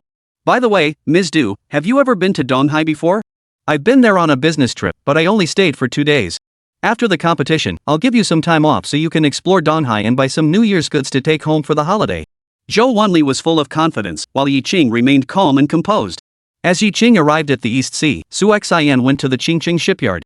Chapter 156, Smuggling Boat. When Zhang Guowei told Su Xinyue that Qing wasn't at the factory, Su Xinyue refused to believe him. He glared angrily, I know Yi Qing is at the factory. He's deliberately avoiding me. Go tell him I have something very important to discuss with him. As a factory director, you must prioritize the bigger picture and act with political awareness. How can you act like a child? Upon hearing this, Zhang Guowei was taken aback. This way of speaking sounded familiar. Wasn't the previous factory representative, Li Xingha, also like this? He patiently said, Mr. Su, I'm not lying to you. Mr. Yi really isn't here. He's on a business trip to Donghai. Zhou Xian still didn't believe him. He spat out a harsh remark. Fine, Yi Qing, you won't see me, huh? You won't give me face, so don't blame me for not giving you face either. Zhou Xian stormed off angrily. Zhang Guowei looked worried. Why are there always people who can't stand the Qingqing shipyard and insist on opposing it? On this day, the sea near the East China Sea was calm and peaceful. Customs official Huang Chunming, Captain Sun Jie of the anti-smuggling squadron, Deputy Captain Yao Taijun, Zhou Wanli, the director of Donghai shipyard, Yi Qing, the director of Qingqing shipyard, and others arrived at the coast in a large group. Huang Chunming appeared to be in a good mood on the surface. In this practical exercise, no matter who wins, the customs authority is the biggest winner. However, he personally favors Zhou Wanli, as the strength of Donghai Shipyard speaks for itself. If it weren't for Yao Tiejuan's relentless efforts, Xincheng Shipyard wouldn't even have had the opportunity to participate in this exercise. However, Yi Qing noticed a hint of concern in Huang Chunming's eyes. What was he worried about? Only Huang Chunming spoke up. A few months ago, we seized a smuggling boat. Today's live fire drill target is that very boat. Whoever takes it down first will be the victor. As for the speed of the smuggling vessel, Huang Chunming did not disclose any details. Yi Qing and Zhou Wanli both stated that there were no issues. Let's get started then. First, bring the smuggling boat over so the two plant managers can take a look. A very rudimentary anti-smuggling boat slowly approached. Yi Qing took one look and noticed that this vessel bore a striking resemblance to the big fly of later times, with a row of engines hanging from the rear of the rudimentary cabin. Zhou Wanli's lips curled upward. If they can't even catch such a small thing, the Donghai shipyard might as well shut down. But then he looked doubtful. Did Huang Chunming bring this old boat just to let Yi Qing off easy? Zhou plant manager, Yi plant manager, let your boats show off too. Zhou Wanli waved his hand, signaling for the customs enforcement vessels built in the East China Sea to be brought forward. The ship was small, measuring approximately 15 meters from bow to stern, and was of standard design. However, Yi Qing felt that there must be something special about it, as it was built by the Donghai shipyard and couldn't possibly be ordinary. Moreover, Zhou Wanli looked confident, clearly having come prepared. Mr. Huang, although this customs enforcement vessel is small in tonnage, it is fast and stable, and will certainly help our customs agency achieve a decisive victory. Listening to Zhou Wanli's introduction, Huang Chunming nodded repeatedly. Factory Director Yi, have your ships come over as well. Soon, the ship from Xincheng shipyard also arrived. Looking at the massive vessel before him, Huang Chunming furrowed his brows. It's so big, can it go fast? We need a customs enforcement vessel, not a coast guard vessel. The one from Xincheng shipyard looks more like a destroyer and is unlikely to be very effective for customs purposes. Due to visibility issues, they did not notice the two speedboats behind the ship. Zhou Wanli couldn't help but remind him, Mr. Yi, didn't the customs officials make it clear when they came to see you earlier? They want speed, not size. Yi Qing had helped him before, so he didn't want Yi Qing to make a fool of himself. If the Navy personnel hadn't made themselves clear at the time, Yi Qing could have easily used that as an excuse to withdraw from the live fire exercise. This would also be considered a dignified way out. Yi Qing smiled at Zhou Wanli and said, Mr. Zhou, thank you, but since we've come all this way, this is a rare opportunity. We certainly won't back down before the battle even begins. We must compete with the best shipyard in the country to identify our shortcomings and areas for improvement. Otherwise, wouldn't it be a wasted trip? Such an exciting event, why didn't you invite this old man along? Just then, a weathered voice came from behind them. Chapter 157, Today, I'm just a spectator. Everyone turned around and saw that it was Zhang Hongwei. When did this national treasure level expert arrive? Why wasn't there any prior notice? Everyone hurried forward to greet them. Back then, experts were true experts, standing on the side of the country and the people. Even officials had to give them respect and treat them with courtesy. Mr. Zhang, how did you come here? Zhang Hongwei said with a smile, I heard there's a live drill here today, so I came to check it out. Little did he know, he was only there for Yi Qing.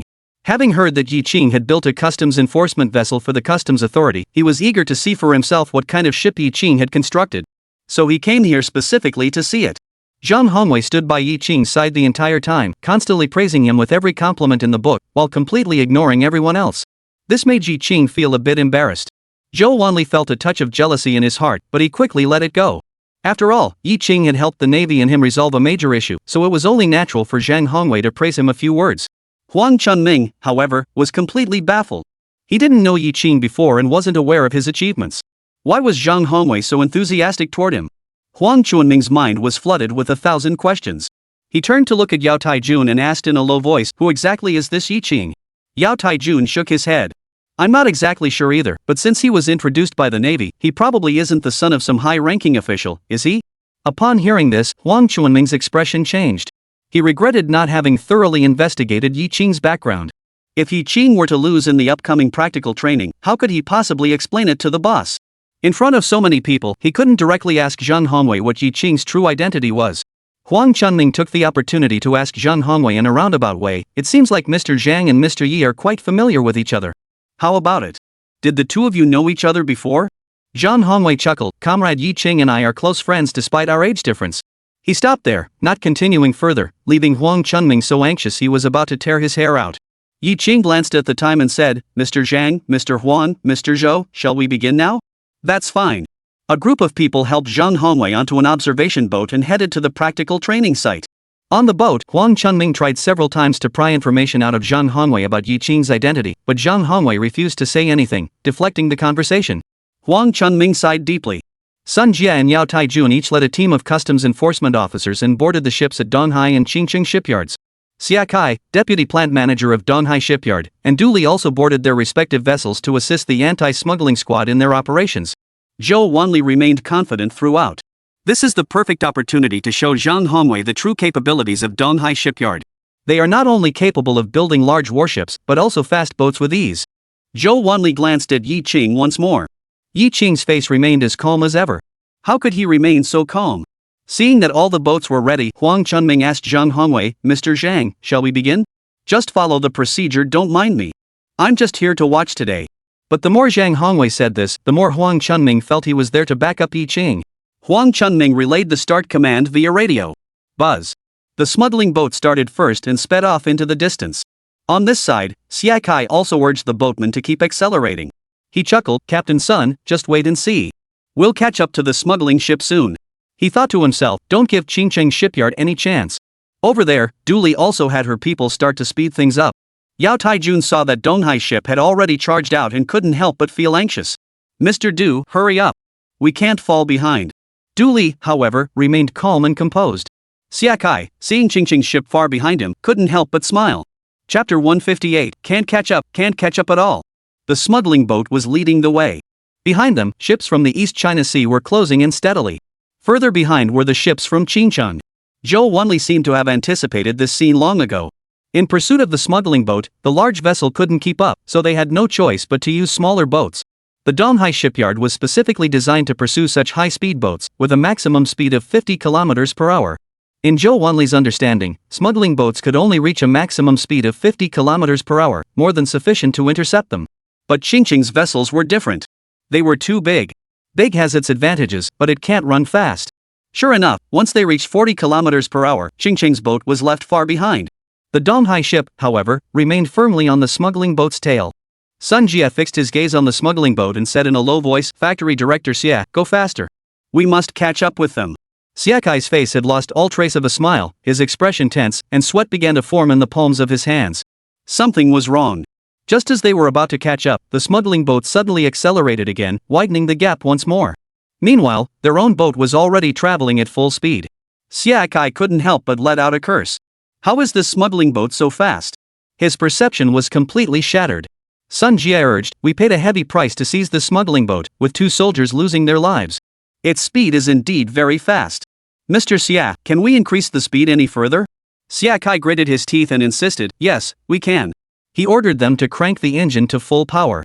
The man replied with a grim expression, "Mr. Xia, this is the ship's maximum speed. If we go any faster, the engine will explode. Once the engine blows, we'll lose power and it'll be a huge embarrassment. This is crucial for our factory's orders. Hurry up. We're almost there, just a little more effort."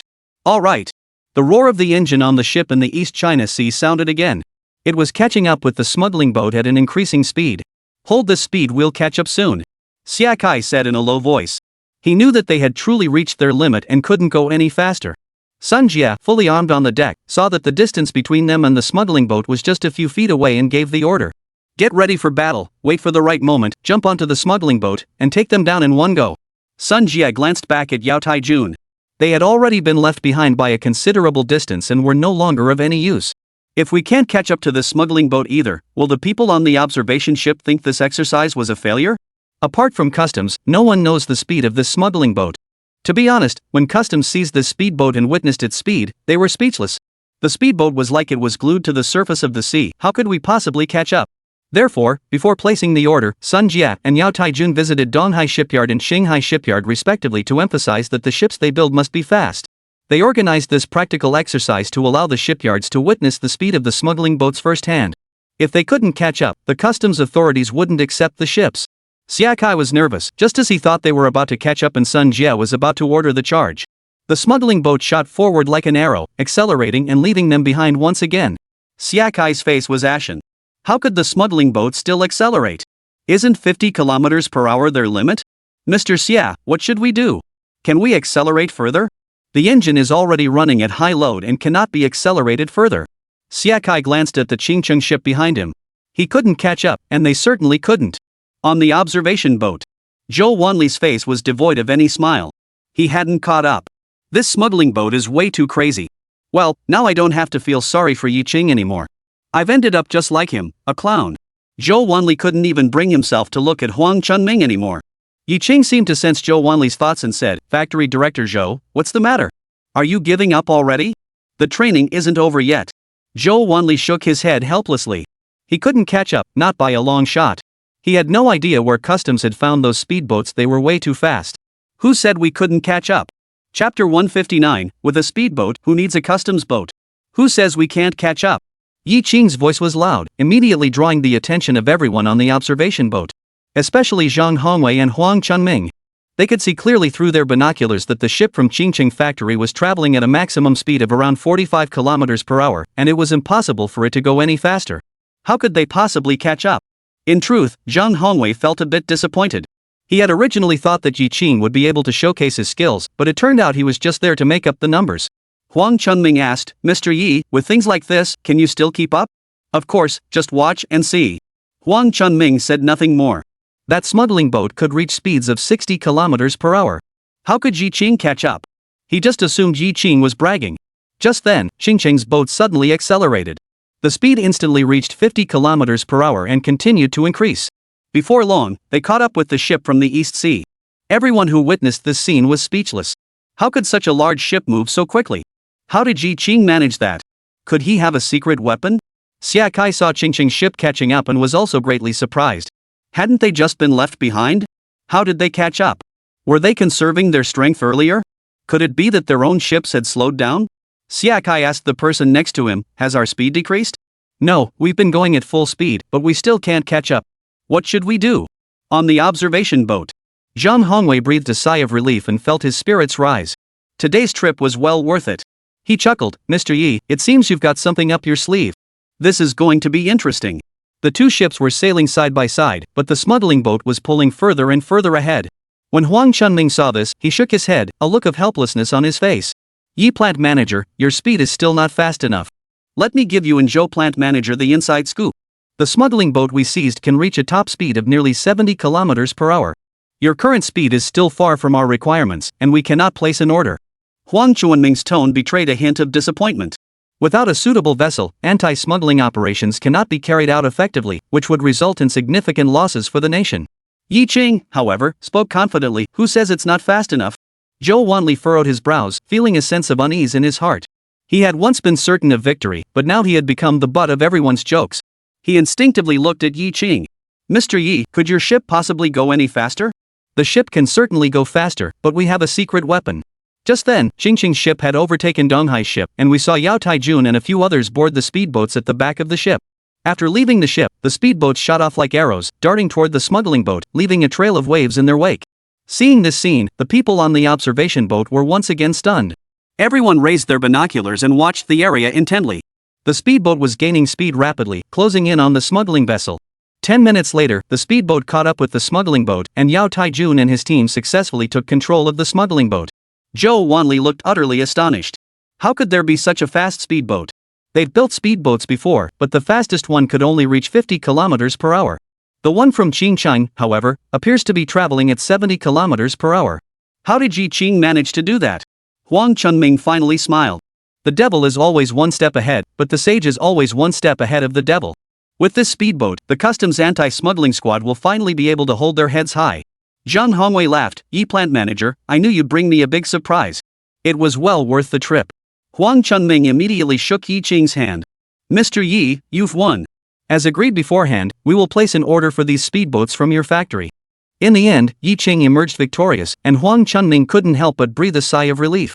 Judging from Zhang Hongwei's attitude toward Yi Ching must have some serious connections and shouldn't be easily offended.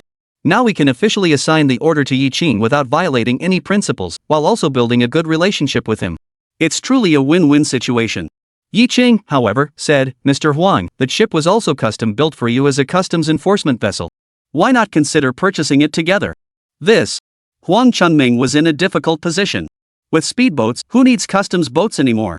Chapter 160, Sinking the Smuggling Boat. Seeing Huang Chunming hesitating and trying to refuse, Yi Ching said, "Our ship was built to destroyer standards. It has an overwhelming advantage over most smuggling vessels. It is equipped with high-pressure water cannons on all sides and also has a cannon barrel for emergencies. Most importantly, it's a steel colossus capable of smashing smuggling boats or speedboats to pieces. Zhou Wanli dismissed the idea. Factory Director Yi, how could that be possible? It can't be, right? Then we'll show you whether it's possible or not. Yi Qing picked up the radio equipment and shouted to Du Li, Ms. Du, full speed ahead, ram the smuggling boat. Huang Chunming was startled and shouted, don't. Yi Qing paid no heed and continued shouting, hit him. Upon hearing the order, Du Li immediately instructed the crew. The factory director said to ram that smuggling boat and sink it. The vessel accelerated immediately and charged toward the smuggling boat. Bang! The collision was powerful and forceful. The smuggling boat was completely shattered, leaving only a mess of debris floating on the surface of the sea. Those on the observation boat gasped in horror. That kid Yi Qing is way too bold. But you have to admit, their ship is really sturdy. Everyone, this customs-specific anti-smuggling vessel we're on is built using steel plates salvaged from Soviet submarines. As for the quality of Soviet warship steel plates, I think I don't need to elaborate further, do I? Everyone suddenly understood. So that's how it was. This ship is almost at the level of a warship, no wonder it's so sturdy. Huang Chunming couldn't help but smile wryly. Factory Director Yi, that smuggling boat was something we finally managed to seize. To just sink it like that is such a waste. If it had been anyone else, Huang Chunming would have lost his temper long ago. This constitutes intentional destruction of state property and is extremely malicious in nature. However, he did not know Yi Qing's background and dared not accuse him lightly. What if Yi Qing was really the son of some big shot, as he suspected? Yi Qing, however, acted as if nothing had happened. Director Huang, you already have our Qingcheng shipyard's high-speed boat capable of traveling 70 kilometers per hour. Why keep that smuggling boat around? Just sink it and be done with it. It'll save you the trouble of seeing it and feeling uncomfortable. Yi Qing spoke with confidence, which only made Huang Chunming more certain that Yi Qing must have powerful connections. At that moment, Zhang Hongwei came in with a timely assist. I think Factory Director Yi is right. Why keep useless junk around? Destroying it today will serve as a deterrent to smugglers. To Huang Chunming, Zhang Hongwei was clearly speaking on Yi Qing's behalf, trying to exonerate him. It's confirmed. Yi Qing's identity must be truly extraordinary. Huang Chunming quickly smiled and said, Factory Director Yi and old Zhang are right. Keeping him around is useless. It's good that he was hit. It's good. It will deter smugglers. Yi Qing stared intently at Huang Chunming. What about this ship? Are you going to keep it? Absolutely. This is a sacred artifact. Our customs department desperately needs something like this. Let's sign the contract right away. The customs office in Qingcheng shipyard signed a large order using Donghai shipyard's valuable site. Zhou Wanli wore a smile on his face, but his heart was filled with various sorrows. The customs authorities did not choose Donghai shipyard but instead selected Qingcheng shipyard that was bad enough. Moreover, they signed the contract on their own turf. Isn't this blatant bullying? If Zhang Hongwei hadn't been there, Zhou Wanli really wanted to lose his temper. As for the promise to cover all expenses for Yi Qing and his group, he had long since forgotten about it. He certainly didn't want to lose both the wife and the army. Fortunately, Yi Qing didn't press the matter further. After signing the contract with customs, they left. Yi Qing looked at Du Li and Ms. Du. This year's tasks have been completed ahead of schedule. I can give you an early vacation. Why don't you take some time to explore Donghai? Du Li shook her head. No, I don't want to go sightseeing. I just want to get back to Qingcheng as soon as possible. I haven't been home in a long time and need to spend more time with my family. Du Li was also a mother. She missed her home and her children. Chapter 161, Robbing the Pig's Head. Yi Qing returned to the hotel. 10 minutes later, there was a knock on his door. Yi Qing opened the door and saw Zhang Hongwei. Oh, it's old Zhang. Is there something you need? Nothing important, just wanted to chat with you. I saw your boats today, and it really opened my eyes. The speedboat you have, I noticed it has a row of engines hanging at the back. Mr. Yi, how did you come up with that idea? Nothing important, just wanted to chat with you. I saw your boats today, and it really opened my eyes. I saw your speedboat, and there was a row of engines hanging at the back. Mr. Yi, how did you come up with that idea? Yi Qing chuckled, it was out of necessity. The smuggling boats and speedboats we built all use engines from the Qingcheng diesel engine factory. Everyone knows the domestic engine technology is lacking, so to increase speed, I had no choice but to rely on quantity. This is akin to the question bank approach that causes headaches for countless students. Zhang Hongwei hummed in agreement. Although this method is simple, no one had ever thought of it before. It can be used this way on a speedboat, but it cannot be done on a warship. When the conversation turned to warships, Yi Qing changed the subject. Zhang Lao, you're an expert in warship construction. I have an idea, all newly built warships in the country should use gas turbines. Steam turbine technology is too outdated, just igniting it takes a lot of effort. Zhang Hongwei sighed, I know gas turbines are better, but given the current relationship between Longwa and the Russians, they won't sell them to us. Why insist on buying from the Russians? German technology is also excellent. Recently, I met a German who might be able to help us make some connections. Zhang Hongwei's eyes widened. You want to buy a gas turbine? You're not building warships now, so why spend so much money on that? We're not building them now, but that doesn't mean we won't in the future. Qingcheng Shipyard is also actively striving for progress. Zhang Hongwei's expression turned serious. Yes.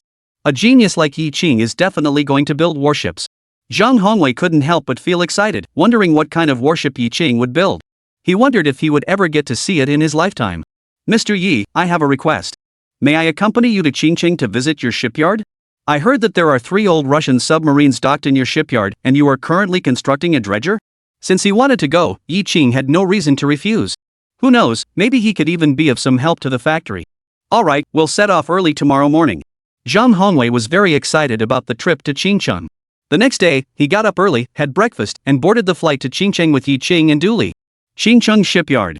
Yi Qing requested that Zhang Guowei procure the materials, which have arrived and are currently being unloaded.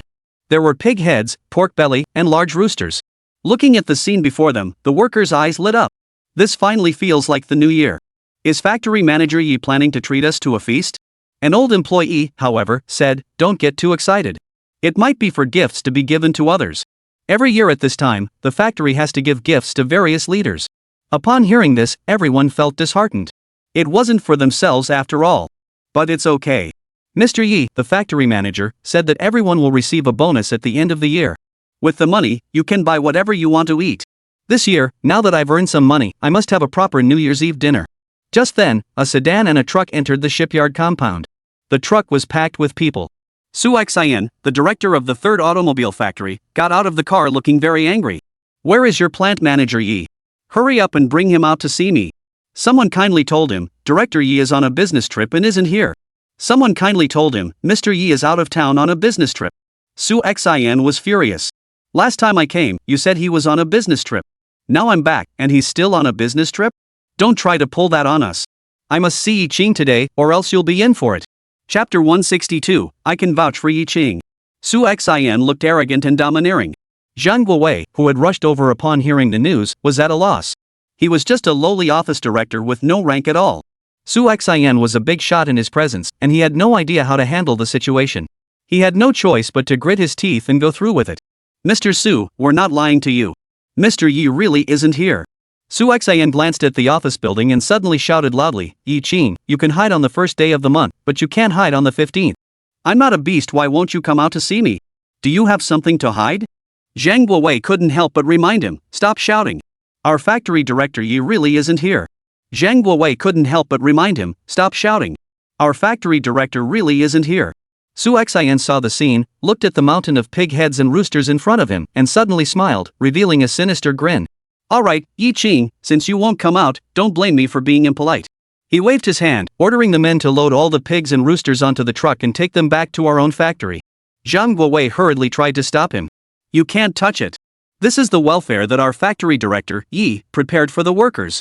Upon hearing this, the surrounding workers were overjoyed. They had originally thought that these were gifts for others, but they never imagined that they would be given to them. The workers rushed forward to protect the pig heads. This is everyone's property, we can't let anyone take it away. The workers at the 3rd automobile factory were also stunned.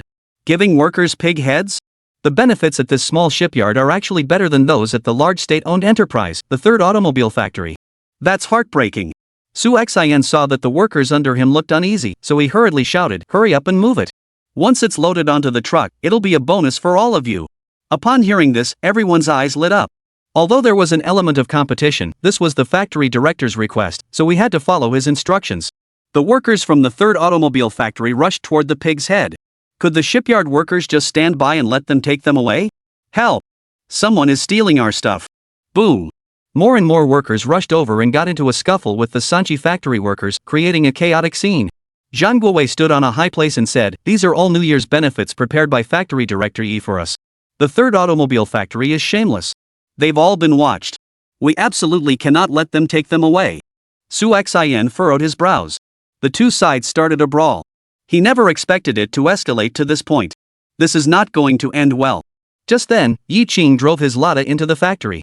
Seeing the chaos before him, he honked the horn repeatedly. Beep. The piercing sound forced everyone to stop. Yi Qing got out of the car, his face dark. What are you doing? Zhang Guowei rushed over to Yi Qing at top speed. Factory Director Yi, you're finally back. Su Xian has brought people to our stuff. Yi Qing's icy gaze fixed on Su Xian. Su Xian, however, crossed his arms, looking fearless, with a mocking expression on his face. Yi Qing, you finally showed up. Why didn't you hide anymore? Yi Qing's eyes were as cold as an ice cellar. Su Xian, what do you mean? You dare to come here and steal our factory's property? If this gets out, do you think your third automobile factory will be proud of you? Su Xian, however, spoke with conviction.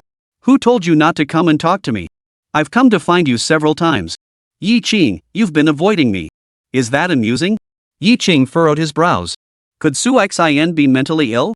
Who said I was hiding? Why would I hide from you? Do you think I'm afraid of you? If you're not afraid of me, then why are you hiding? Su Xian and Yi Qing started playing tongue twisters. Yi Qing suddenly realized that Su Xian was completely unreasonable. Am I going on a business trip to Donghai? Su Xian snorted coldly. It's almost New Year's. You're going on a business trip to Donghai? Who would believe that? Who can prove it? I can vouch for you. At that moment, Zhang Hongwei got out of the car. Upon catching sight of something about him, Su Xian's pupils contracted, and his heart skipped a beat. He hurried forward. Teacher, what are you doing here? Zhang Hongwei's face was grim. If I hadn't come, you would have demolished the factory. Chapter 163, Stealing Things is Wrong. Yi Qing was startled. Zhang Hongwei and Su Xian seemed to know each other? However, after Zhang Hongwei got out of the car, he began to severely criticize Su Xian. Su Xian, it's been years since we last met, and your temper has really grown worse. Have you become the factory director of the third automobile plant and now think you're someone important? Su Xian was so scared that his face turned pale. No, teacher, you've misunderstood. I came to see Yi Qing for an important matter, but he's been avoiding me, so I had no choice but to resort to this desperate measure. Zhang Hongwei looked displeased. Who said he's been avoiding you? He's been in Donghai these past few days. I can vouch for that. Su Xian was stunned. How could Zhang Hongwei be with Yi Qing? How did the two of them meet? Mr. Su, what do you want from me? We're not enemies, why should I avoid you? Don't forget, you still owe me a thank you. Yi Qing's words interrupted Zhang Hongwei's train of thought. Upon hearing this, Zhang Hongwei was so angry he nearly jumped out of his skin. Yi Qing, I'm asking you, what exactly did you say to the Germans that day? Zhang Hongwei was completely confused. What Germans? What are you two talking about? It turns out that Su Xian is a student of Zhang Hongwei and has studied under him for several years. However, Zhang Hongwei is now very dissatisfied with this student. Earlier, Su Xian came to Yi Qing's factory without asking any questions and caused trouble, even taking someone else's belongings. What on earth is going on here? Isn't Su Xian just making a fool of himself? Su Xian, no matter what the reason, what you did just now was wrong. Apologize to Yi, the factory director, immediately. Su Xian froze. Teacher, why should I apologize to him? Yi Qing almost ruined our third automobile factory. Yi Qing immediately retorted, Mr. Su, speak with a clear conscience. How did I harm the third automobile factory? If it weren't for me serving as the translator, you wouldn't have had the opportunity to negotiate with them next time. Seeing that the two were about to argue again, Zhang Hongwei interjected, Su Xian, there must be a misunderstanding here. You should apologize to Yi factory director first. Why should I? Su Xian is absolutely unwilling. If you still consider me your teacher, then apologize first. What gives you the right to take someone else's pig's head? No matter what the reason, taking someone else's property is wrong. Zhang Hongwei made it clear that Su Xian should apologize for what happened earlier, not for being German or anything like that. In his view, stealing someone's belongings is a despicable act, no different from that of bandits. Moreover, he used harsh words, and if Su Xian did not apologize, he would lose him as his teacher. Apologize immediately, I don't want to repeat myself. Zhang Hongwei was very serious. Seeing this, Su Xian reluctantly muttered an apology to Yi Qing. After all, he was Zhang Hongwei's student, so Yi Qing didn't make things difficult for him. For the sake of Mr. Zhang, this matter will be dropped. If you come to our factory again to cause trouble, don't blame me for being unkind. Xiao Wei, show them out. But Su Xian had no intention of leaving. Yi Qing, I need to make this clear to you. I didn't come to your factory to take your things. It's just a pig's head, and our third automobile factory doesn't need it.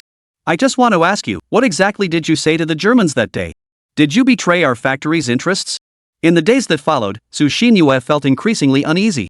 The Germans didn't need to call their headquarters immediately to discuss it. There must be something they weren't telling him about their dealings with Yi Qing.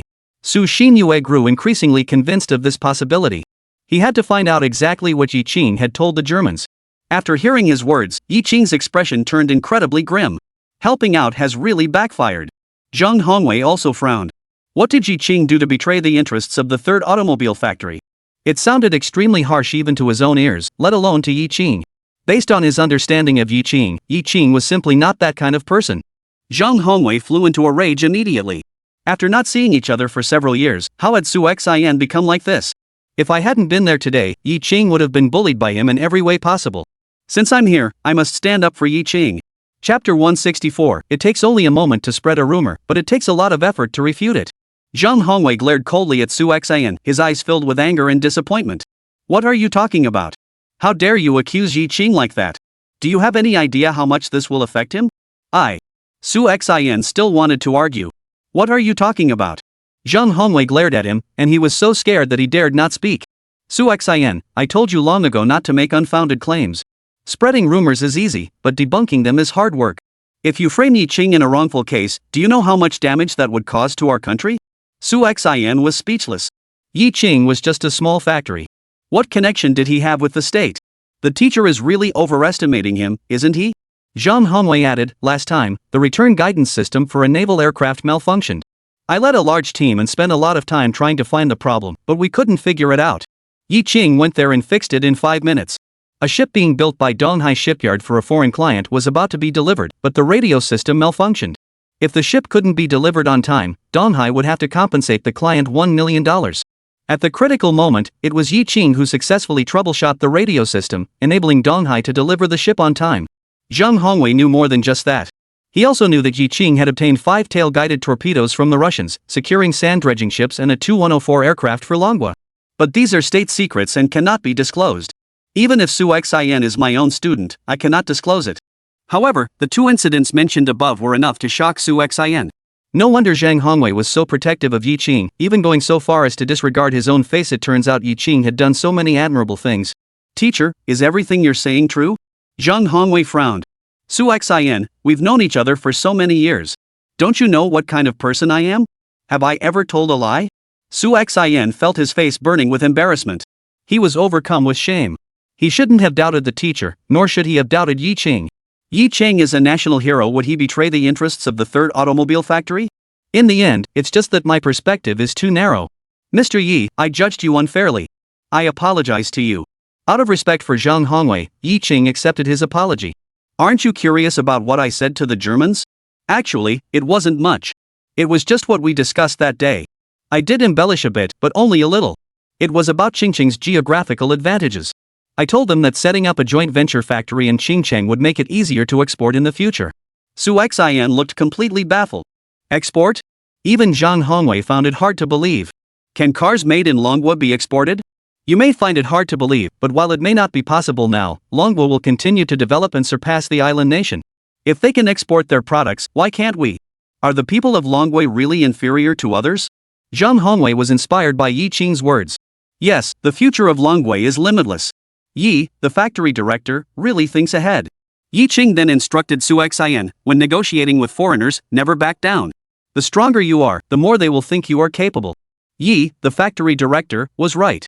I really learned something today. Su Xian smiled for the first time at the shipyard. Tonight, I'll host a dinner to welcome the teacher and express my gratitude to Mr. Yi. As the saying goes, it is better to resolve conflicts than to hold grudges. Zhang Hongwei was also present, so if Yi Qing had refused outright, he would have felt uncomfortable as well. After all, Su Xian is his student. Zhang Hongwei said, Su Xian, you go prepare first. I want to visit the Qingcheng shipyard. That's also why I came to Qingcheng. Su Xian left happily with his people. Yi Qing called Zhang Guowei over. Did you bring enough of those pig-headed roosters? Not a single one was missing. Alright, the new year is almost here. Let's distribute them to the workers today.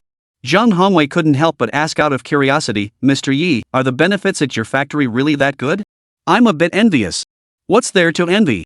You didn't see the workers struggling to make ends meet a few years ago, when they couldn't even afford food or drink. Thankfully, we turned a profit this year, and it's all thanks to the workers. They work hard all year long. Isn't it all for a hearty New Year's Eve dinner? We can't just talk about giving without mentioning rewards. If you want the horse to run faster, you have to feed it better grass. Yi Qing spoke very seriously. Chapter 165, The World's Number One. Looking at the retired submarine before him, Zhang Hongwei couldn't help but feel a mix of emotions. Once upon a time, these were the formidable weapons that once roamed the oceans, striking fear into the hearts of Americans. Now, they lie abandoned here, waiting to be dismantled. Mr. Yi, how did you convince the Russians to give you these behemoths? I'm a bit confused. Zhang Hongwei asked a question that no one had asked before. Yi Qing laughed, Old Zhang, you don't understand because you're looking at the Russians with the mindset of a Chinese person. Including the Russians, foreigners think completely differently from us. What are our habits? We are frugal and thrifty, using things for 3 years before replacing them, mending and patching them up for another 3 years. But in the eyes of foreigners, once something is broken or worn out, it's discarded. There's nothing to be regretted or cherished. Out with the old, in with the new. In their view, buying new is cheaper than repairing old. Zhang Hongwei hummed in agreement. But he still believed that the old Russian was a spendthrift. But whether they are spendthrifts or not, it's still a good deal for the Dragon Kingdom. Mr. Yi, how did you manage to convince the old Russian? The answer is simple, drinking. The Russians love to drink. If you make them feel comfortable, they'll agree to anything. Can a few rounds of drinking really get you to give away retired warships? Sure enough, Zhang Hongwei found this behavior incomprehensible. He still looked completely bewildered, finding it utterly unbelievable. Yi Qing didn't dwell on the issue. Zhang Lao, I told you back in Donghai that our shipyard's next plan is to build warships for the nation. I am officially inviting you to serve as our consultant on behalf of the shipyard. What do you think? We have a partnership with the Deep Sea Design Institute. They handle the design, and we handle production. Having you as our consultant will make our efforts even more efficient. Actually, Yi Qing doesn't really need this consultant. His expertise in shipbuilding surpasses that of anyone else. He embodies the pinnacle of Longwa's capabilities. With no equal, he is the unquestioned leader of Longwa. Of course, as a reincarnated individual, he is also the world's foremost expert. But now Zhang Hongwei is a living advertisement. With him around, many troubles can be avoided. Zhang Hongwei asked curiously, what kind of warship are you building? The Type 052 destroyer. Zhang Hongwei sucked in a sharp breath. This wasn't just any smuggling boat. It wasn't something you could just produce on demand. Are you kidding me? Mr. Zhang, do I look like the kind of person who jokes around? Zhang Hongwei narrowed his eyes. Do you know that the Ocean Design Institute has already designed the latest 052 type destroyer and construction has already begun? Yi Qing shrugged indifferently. They build theirs, we build ours. If it comes down to it, we'll just have a showdown in the end. Zhang Hongwei's pupils contracted suddenly as he remembered something. Several months earlier, Navy Commander-in-Chief Liu Shanhe had shown him the blueprints for the Type 052 destroyer. Zhang Hongwei was amazed by what he saw. He exclaimed at the time, the person who designed these blueprints must be a genius. He asked Liu Shanhe, who designed these blueprints? Liu Shanhe just smiled and didn't answer, deliberately keeping the answer to himself. At the time, Zhang Hongwei tried every persuasive tactic, but Liu Shanhe remained steadfast in his silence. Now, a bold guess suddenly came to mind. Mr. Yi, did you design the blueprints for the Type 052 destroyer? Yi Qing was taken aback. How did he know? However, Yi Qing soon let it go. Liu Shanhe had once said that he had had the blueprints appraised by experts. There is an 80% to 90% chance that Zhang Hongwei was one of the experts he consulted. Yi Qing chuckled, as expected, nothing can be hidden from old Zhang. That's correct, I did design it, but the blueprints are not in my possession at the moment. This proves it. Zhang Hongwei was utterly shocked. At such a young age, he was able to design such an advanced destroyer. There was only one explanation. Yi Qing is truly a genius. Liu Shanhe strongly recommended him for the position of plant manager at Qingcheng Shipyard, likely with the intention of giving him an opportunity to showcase his abilities. Chapter 166, Suffering Should Not Be a Source of Pride. Zhang Hongwei no longer hesitated. Yi plant manager, I agree to serve as your consultant for free. With the title of consultant, he now had a reason to interact with Yi Qing more frequently, allowing him to uncover more of her secrets. Why not? Yi Qing glanced at the time and said, Mr. Zhang, why don't you go to the hotel first? I still have some things to take care of at the factory. However, Zhang Hongwei showed no intention of leaving. If it's convenient, I'd like to follow you and learn more. He used the word learn. Yi Qing. Are you kidding me? You're a top expert, what do you need to learn from me? Mr. Zhang, I'm just here to distribute pork heads to the workers. What's so interesting about that? But Zhang Hongwei said, I've never seen workers being given pig heads before. Let's go take a look. Yi Qing was stunned. Zhang Hongwei is like this, there's really no one else like him. Alright, but it's pretty boring. Don't be disappointed, Mr. Zhang. Yi Qing led Zhang Hongwei to the factory compound. At that moment, all the workers had gathered here, staring at the mountains of pig heads piled up before them. Their eyes gleamed with anticipation, and some were so hungry they could hardly contain themselves. Yi Qing walked to the center. First, I'd like to share some good news with everyone. The customs enforcement vessels and speedboats we've built have successfully signed a contract with the customs authority. Over the next year, we will build 10 customs enforcement vessels and 100 speedboats for the customs authority. Clap. Loud applause erupted in the courtyard. All of this is thanks to everyone's hard work. I would like to express my gratitude to all of you here. Yi Qing bowed deeply. Alright, no more chit-chat. Today, I'm distributing pork heads and roosters to everyone. Look at how skinny you all are. If others see you, they'll think I'm mistreating you. Ha! Yi Qing's joke drew countless laughs. No one would mock them, only envy remained. Looking across the entire city of Qingcheng, who doesn't know that the shipyard offers the best benefits and perks? The workers are paid well, and the factory manager is particularly kind. Many people are trying their best to get a job at the shipyard. Yi Qing continued, everyone take your things home and rest up. After the new year, we'll all work together to make big money. Next came the much anticipated bonus distribution. Yi Qing personally distributed the benefits to each worker. Zhang Hongwei, standing nearby, noticed that every worker's face was radiant with happiness. At that very moment, he suddenly felt a touch of envy toward these workers. Perhaps Yi Qing was right, workers in Longwa were the most honest and hardworking, and the phrase hard work and perseverance shouldn't always be applied to them. They deserve material rewards and a happier life. Suffering should not be glorified. Of course, farmers in the Dragon Kingdom should be no exception. Any behavior that demands effort without expecting anything in return is nothing but thuggery. Before we knew it, it was New Year's Eve. Other factories were still working, but the shipyard workers had already been given time off. Everyone in Yi Qing's family was busy. This was the first time in 3 years that Yi Qing had spent the new year at home, so of course it had to be lively and festive. Yi Ping was braising a pig's head, Mei Ting was stewing chicken, and Lin Jing was making dumplings. Yi Qing enjoyed this kind of atmosphere. In his previous life, he was lonely and destitute. Every New Year's Eve, he was alone, cold and desolate. That kind of loneliness was truly terrifying. At such times, he would miss Lin Jing and Yi even more. It was getting dark. Firecrackers were going off outside. The atmosphere at home was harmonious. Pork belly, stewed mushrooms with a large rooster, and spicy stir-fried ham. Plate after plate of fragrant dishes were served on the table. This was undoubtedly the most lavish New Year's Eve dinner the Yi family had had in recent years, and it was also the warmest moment Yi Qing had ever experienced. He kept serving the best cuts of meat to his parents and wife and daughter. Watching them eat with such relish made him happy. Yi Ping's face was beaming with joy. I suggested that we all raise our glasses together and toast to a Happy New Year. Happy New Year. Mei Ting couldn't help but say, if only my in-laws had stayed in Qingcheng for the new year, we could have all been together. Yi Qing and Yi Ping had both tried to persuade them to stay. But Lin Manchang refused to budge. How could you not go home for the new year? You must go home for the new year. Lin Jin and Lin Hua had both learned to drive, so Yi Qing used his authority as factory director to let them take 2 lotas back home. In addition to the benefits provided by the factory, Yi Qing also bought them a lot of New Year's goods. Mom, on the second day of the new year, Lin Jing and I will take Yi back to my parents' house. Yi Ping hummed in response. That's only right. Chapter 167, Returning to my mother's home on the second day of the new year.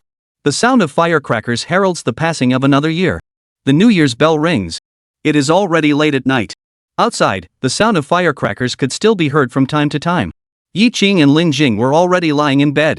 Everyone else had already fallen into a deep sleep. Yi Qing embraced Lin Jing, feeling the warmth between them. At that moment, Lin Jing felt like the happiest woman in the world. Those 3 years of hardship were worth it. Do you miss home now? Do you want to see your parents soon? I understand how you feel. You know, I once had a very long dream. Yi Qing piqued Lin Jing's curiosity. What dream? In the dream, I couldn't find you or Yi.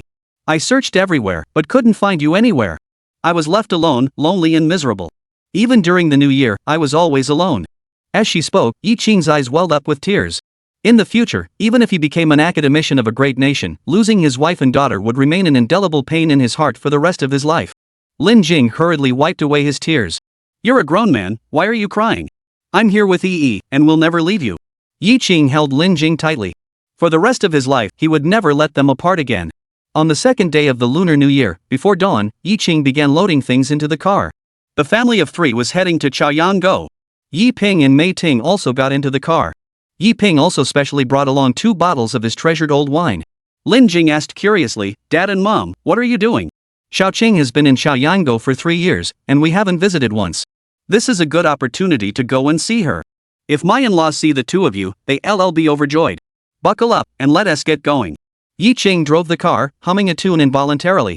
The wind blows through the willows, rustling softly. The water flows in the little river, splashing and gurgling. Whose wife is that, walking so hurriedly? It turns out she's going back to her parents' home. Wearing a bright red coat. Wearing a flower on her head. Her face is smeared with rouge and powder. A chicken in her left hand. Right hand holding a duck. And there's a chubby baby on its back. Way. Yi Ching's singing made Lin Jing blush. She cast a resentful glance at Yi Ching and asked, "What are you singing?" "Going back to my parents' house. Today is a good day, so of course we have to sing." He. Chao Yang go. As early as the 27th day of the 12th lunar month, Yi Ching had already sent a vehicle to bring back the villagers who were working at the shipyard. The villagers saw that everyone was carrying pig heads, roosters, and pork belly, and they were envious beyond words. On New Year's Eve, the entire village was filled with the aroma of meat. This was undoubtedly the most beautiful and harmonious New Year's Eve in the history of Chaoyanggo, and the most sumptuous New Year's Eve dinner. Many women also wanted to follow the men into the city to work.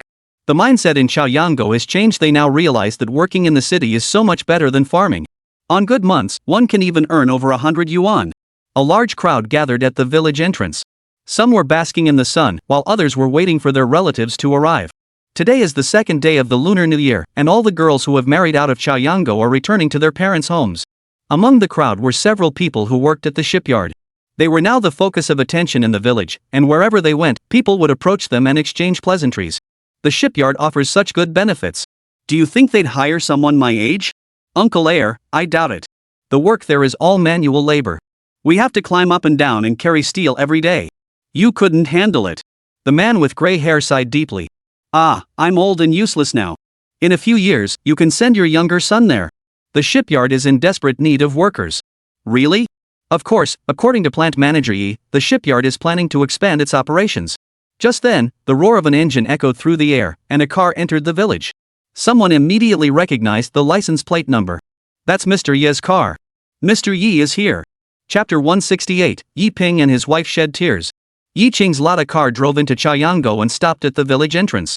The villagers gathered around him in an instant, greeting him enthusiastically and calling him factory director Yi one after another. Yi Ching rolled down the car window and responded enthusiastically. Happy New Year, Happy New Year. Seeing this, Yi Ping got out of the car directly. He knew every villager who worked at the shipyard. Mr. Yi, you're here too. Happy New Year. Everyone gathered around him, asking him how he was doing. A father's prestige comes from his son. I've come to visit you in Chaoyanggo. Xiaoqing has been here for 3 years, and it's all thanks to your care. I'm here to thank everyone. At that moment, Lin Jinlin and Hua brothers arrived upon hearing the news. Uncle Yi, let's go home first. The two brothers didn't expect Yi Ching's parents to come along too. However, they all worked at the same factory and were already quite familiar with one another.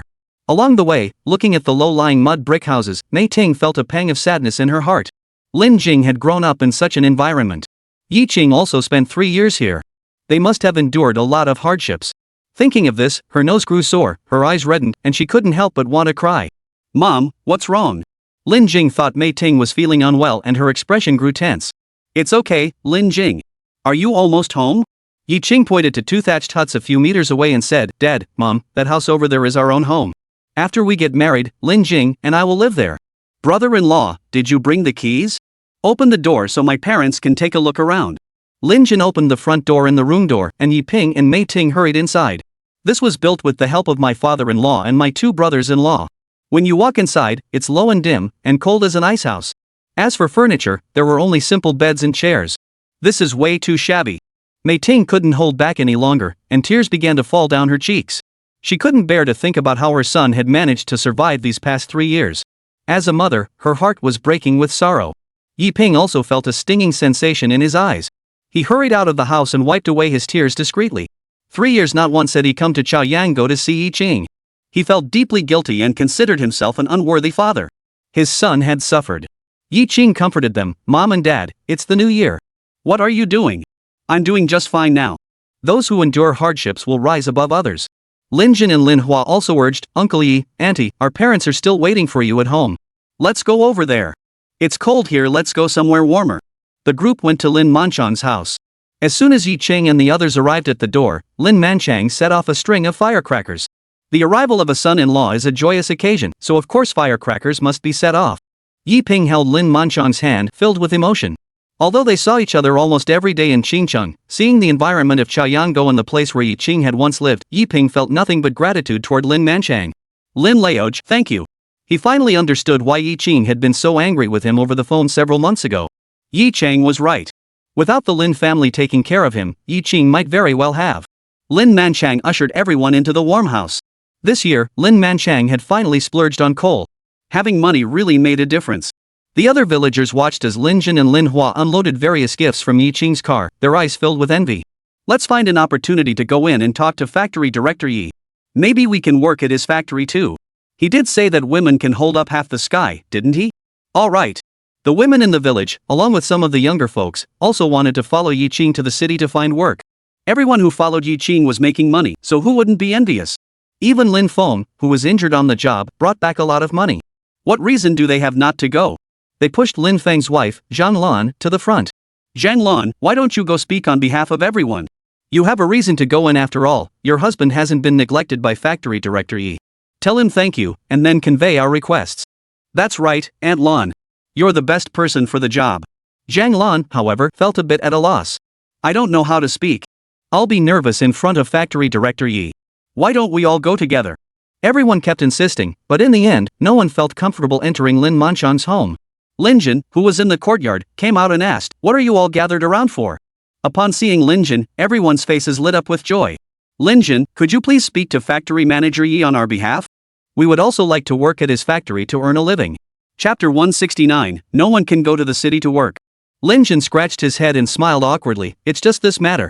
What's there to be embarrassed about? Come on, I'll take you to find him. You should ask him yourselves. My brother-in-law is easy to talk to. We're just too scared to go. What's there to be afraid of? Come with me. Inside the house. Yi Qing's mother-in-law, Wang Hui, was leading her two daughters-in-law in preparing lunch. The meal was very abundant, featuring fish, meat, and egg dumplings made by Wang Hui herself. Lin Jing wanted to help, but was stopped by her two sisters-in-law. Lin Jing, just stay with Yi and the children and play with them. Leave the cooking to us. Today, you are our guests. What guests? We're all family, aren't we? Lin Jing laughed. Ma Yan, the eldest sister-in-law, pulled Lin Jing aside and whispered, Lin Jing, you and Yi Qing aren't planning to have another boy? Yi Qing is now the factory director and has the means. You should have more children. Lin Jing blushed instantly. Ma Yan's expression turned very serious. You need to take this seriously, Yi Qing. And your in-laws may not say it, but they're definitely thinking the same thing. Having a child is the most important thing for us women, so we need to act quickly. Lin Jing nodded slightly. At that moment, Lin Jin pushed open the door, and a chill immediately blew in. Brother-in-law, there are many people outside looking for you. They want to discuss something with you. Yi Qing was startled. Who is it? What do they want to talk to me about? They're all villagers. Let's go take a look. Yi Qing stood up and walked to the front door. What a guy. There are so many people gathered at the door. There are people of all ages, both men and women. Even in freezing cold weather, they don't mind the cold. Yi Qing recognized all these people, having spent 3 years here as a rural volunteer. He knew most of them. Everyone, what do you need from me, Yi Qing? The villagers are still too shy to speak up. Zhang Lan, you speak up. Second uncle, you speak first. His second brother, why don't you talk to factory director Yi? Seeing everyone pushing and shoving, unwilling to speak to Yi Qing, Lin Jin couldn't stand it anymore. This is driving me crazy. Brother-in-law, they just want to ask you if you can take them to work at the shipyard with you. They also want to follow you to earn money. Yi Qing had already guessed what it was about. The shipyard is currently short-staffed, but not just anyone will do. The villagers are eagerly awaiting news. Mr. Yi, let me give it a try. Don't underestimate me just because I'm young. I've got plenty of strength. Mr. Yi, please let me go too. Even though I'm a woman, I'm strong and can endure hardships. We're so poor that we had to beg Yi Qing to let us work at the factory. Yi Qing gestured for everyone to calm down. I understand how you all feel. In that case, why don't you all go back and wait for my news? I'll think it over, okay? But everyone remained motionless. They dared not go back, fearing that if they did, others would beat them to it. Yi Qing laughed and said, when I hire people, I'll have my father go door to door to tell you all that no one will be left out. Everyone should go back first. Today is the second day of the Lunar New Year. Either you have guests at home or you need to return to your maternal home. Don't delay. Lin Jin chimed in, everyone listen to my brother-in-law. He's not leaving until tomorrow. Just as everyone had relaxed and was about to disperse, several people hurried over on bicycles. No one could leave Chayango to go to the city. If everyone left, who would tend the fields in the village? Let them go to waste? That would be inviting disaster. Yi Qing looked at the person who had spoken. He was wearing a cotton coat and a large hat. Due to riding a bicycle in the cold, there were ice crystals on his eyebrows. Uncle, who is this? This is Lu Cohen, the director of our commune. That's strange. It's the new year, why did he come to Chayango? He doesn't have any relatives here, does he? Chapter 170, the commune director discusses fairness. The commune director?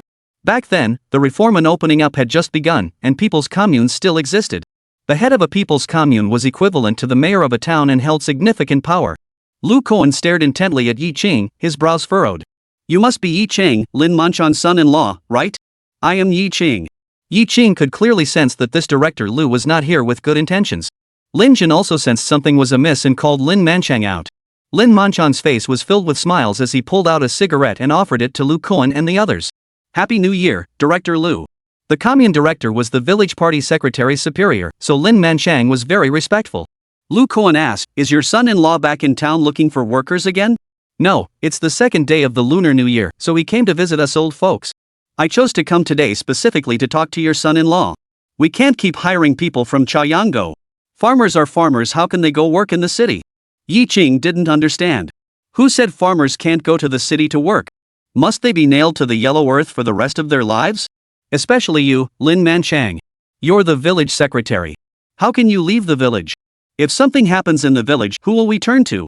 Lin Manchang felt that Lu Cohen's last remark was spot on, and he hung his head in shame, looking like a schoolchild who had made a mistake. Over the past 6 months, he hadn't been in the village, and indeed, many things had happened. Yi Qing met Lu Cohen's sharp gaze and asked, what's wrong with the villagers going to the city to work? What's it to you?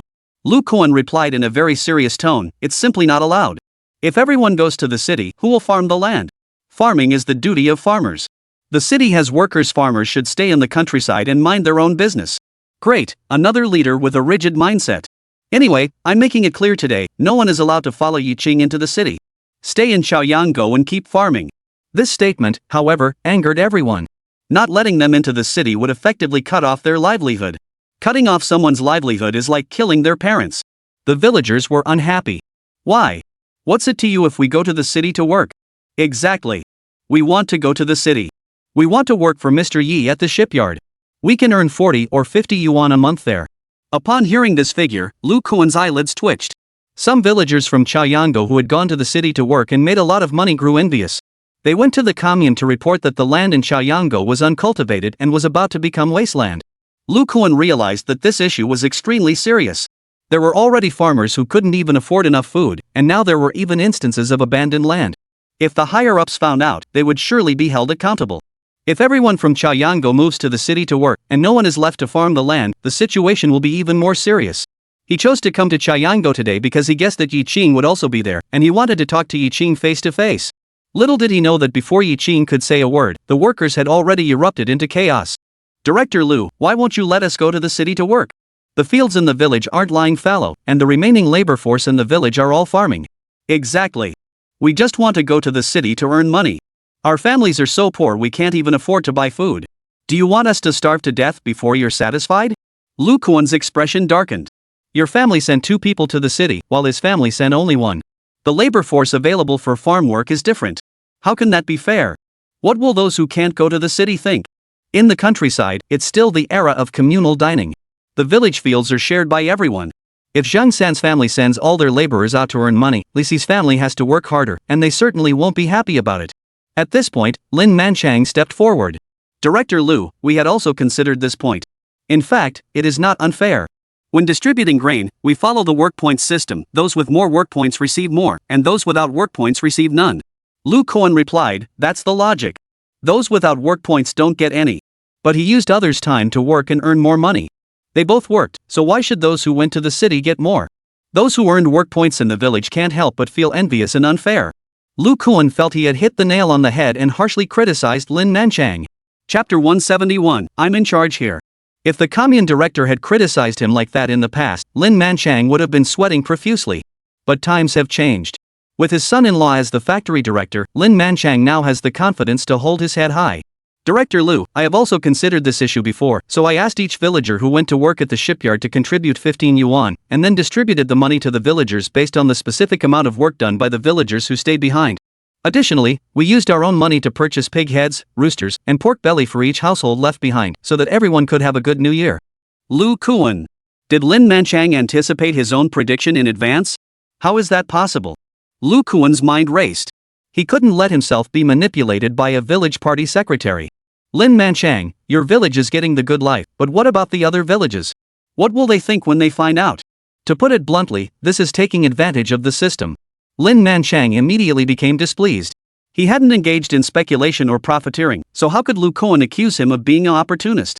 Just then, someone shouted from the crowd, "What does our village have to do with other villages? If they're so capable, why don't they find a good son-in-law like Yi Changzheng for their own village?" Exactly, they don't have a daughter-in-law like Yi, so it's obvious they're just jealous and resentful. Lu Kuan saw that the situation was getting bad and his face turned very gloomy. The villagers of Chaoyanggo actually dared to talk back to him. It seems that Yi Qing is the root of the problem. If he hadn't come to Chaoyanggo to recruit workers, nothing would have happened, and the villagers would have just gone about their lives farming peacefully. Lu Kuan looked at Yi Qing. "Yi factory director, I don't care how capable you are, but you must make things clear today. Farmers should just stay put and farm the land properly. No villagers from Chaoyanggo are allowed to follow you to the city to work." Yi Qing was so annoyed by his ignorance that he felt like laughing. Everyone has the right to choose their own path to prosperity, as long as it is within the bounds of the law. Villagers should be free to do as they please, and no one has the right to interfere. Seeing that Yi Qing wasn't giving him any face, Lu Kuan suddenly roared, "I'm the commune director, I make the rules here." The other villagers were all startled and dared not speak another word. Even Lin Manchang kept his head down and said nothing. A higher-ranking official can crush you, let alone a village party secretary, who isn't even considered an official. Lu Kuan wore a smug expression on his face. "So what if you're the factory director? I'm the commune director, and my word carries more weight than yours." Yi Qing's face remained calm, as if he didn't even notice Lu Kuan. "Director Lu, are you trying to cut off everyone's livelihood?" "What livelihood? This is a crooked path. Mr. Yi, I'm not joking with you. You can visit relatives in Chaoyanggo in the future, but you absolutely must not recruit workers." The villagers all turned to look at Yi Qing. They dared not confront Lu Kuan directly, hoping only that Yi Qing would step forward bravely and speak up for them. However, today was the second day of the Lunar New Year, and Yi Qing didn't want to disrupt the harmonious atmosphere of Lin Jing's return to her maternal home. He didn't say much more to Lu Kuan. Lu Kuan isn't a bad person, he just hasn't kept up with the times. Lu Kuan saw that Yi Qing was no longer speaking and assumed that his earlier words had struck a chord with Yi Qing, causing him to realize his own mistakes. It seemed that as the commune director, his words still carried weight and had a certain deterrent effect. This matter is now closed. Lu Kuan turned around, kicked the bike stand, and started to push it away. Lin Manchang stepped forward, forcing a smile. "Director Lu, you've come all this way. Please stay for dinner. We've prepared everything at home." Of course, he wasn't genuinely inviting Lu Kuan to dinner. He just wanted to use the opportunity of drinking to get Lu Kuan to turn a blind eye and allow the villagers to go to the city to work. However, Lu Kuan clearly saw through Lin Manchang's intentions and directly refused with a wave of his hand. Just then, a small car drove into the village. Everyone was taken aback. Besides Lin Manchang's son-in-law Yi Qing, whose son-in-law is driving a new car now. Could there be another hidden big shot in the village? Chapter 172, Not afraid of trouble, just afraid of having no trouble. The sedan came to a stop, and a young man got out of the car. He shouted loudly, "Is Yi Qing from your village? Is he in the village today?" Lu Kuan, with his sharp eyes, immediately recognized the young man as Bai Bin, the secretary of Jiang, the top official in the county. He hurriedly put down his bicycle, walked up quickly, and greeted him with a smile. "Secretary Bai, what brings you here? Is leader Jiang here too?" Lu Kuan saw Jiang Gaiwan get out of the car and felt a pang of anxiety. Jiang Gaiwan has really arrived. Why didn't I receive any notification beforehand? Could this be an unannounced inspection? And today I just happened to be in Chaoyanggo. What incredible luck!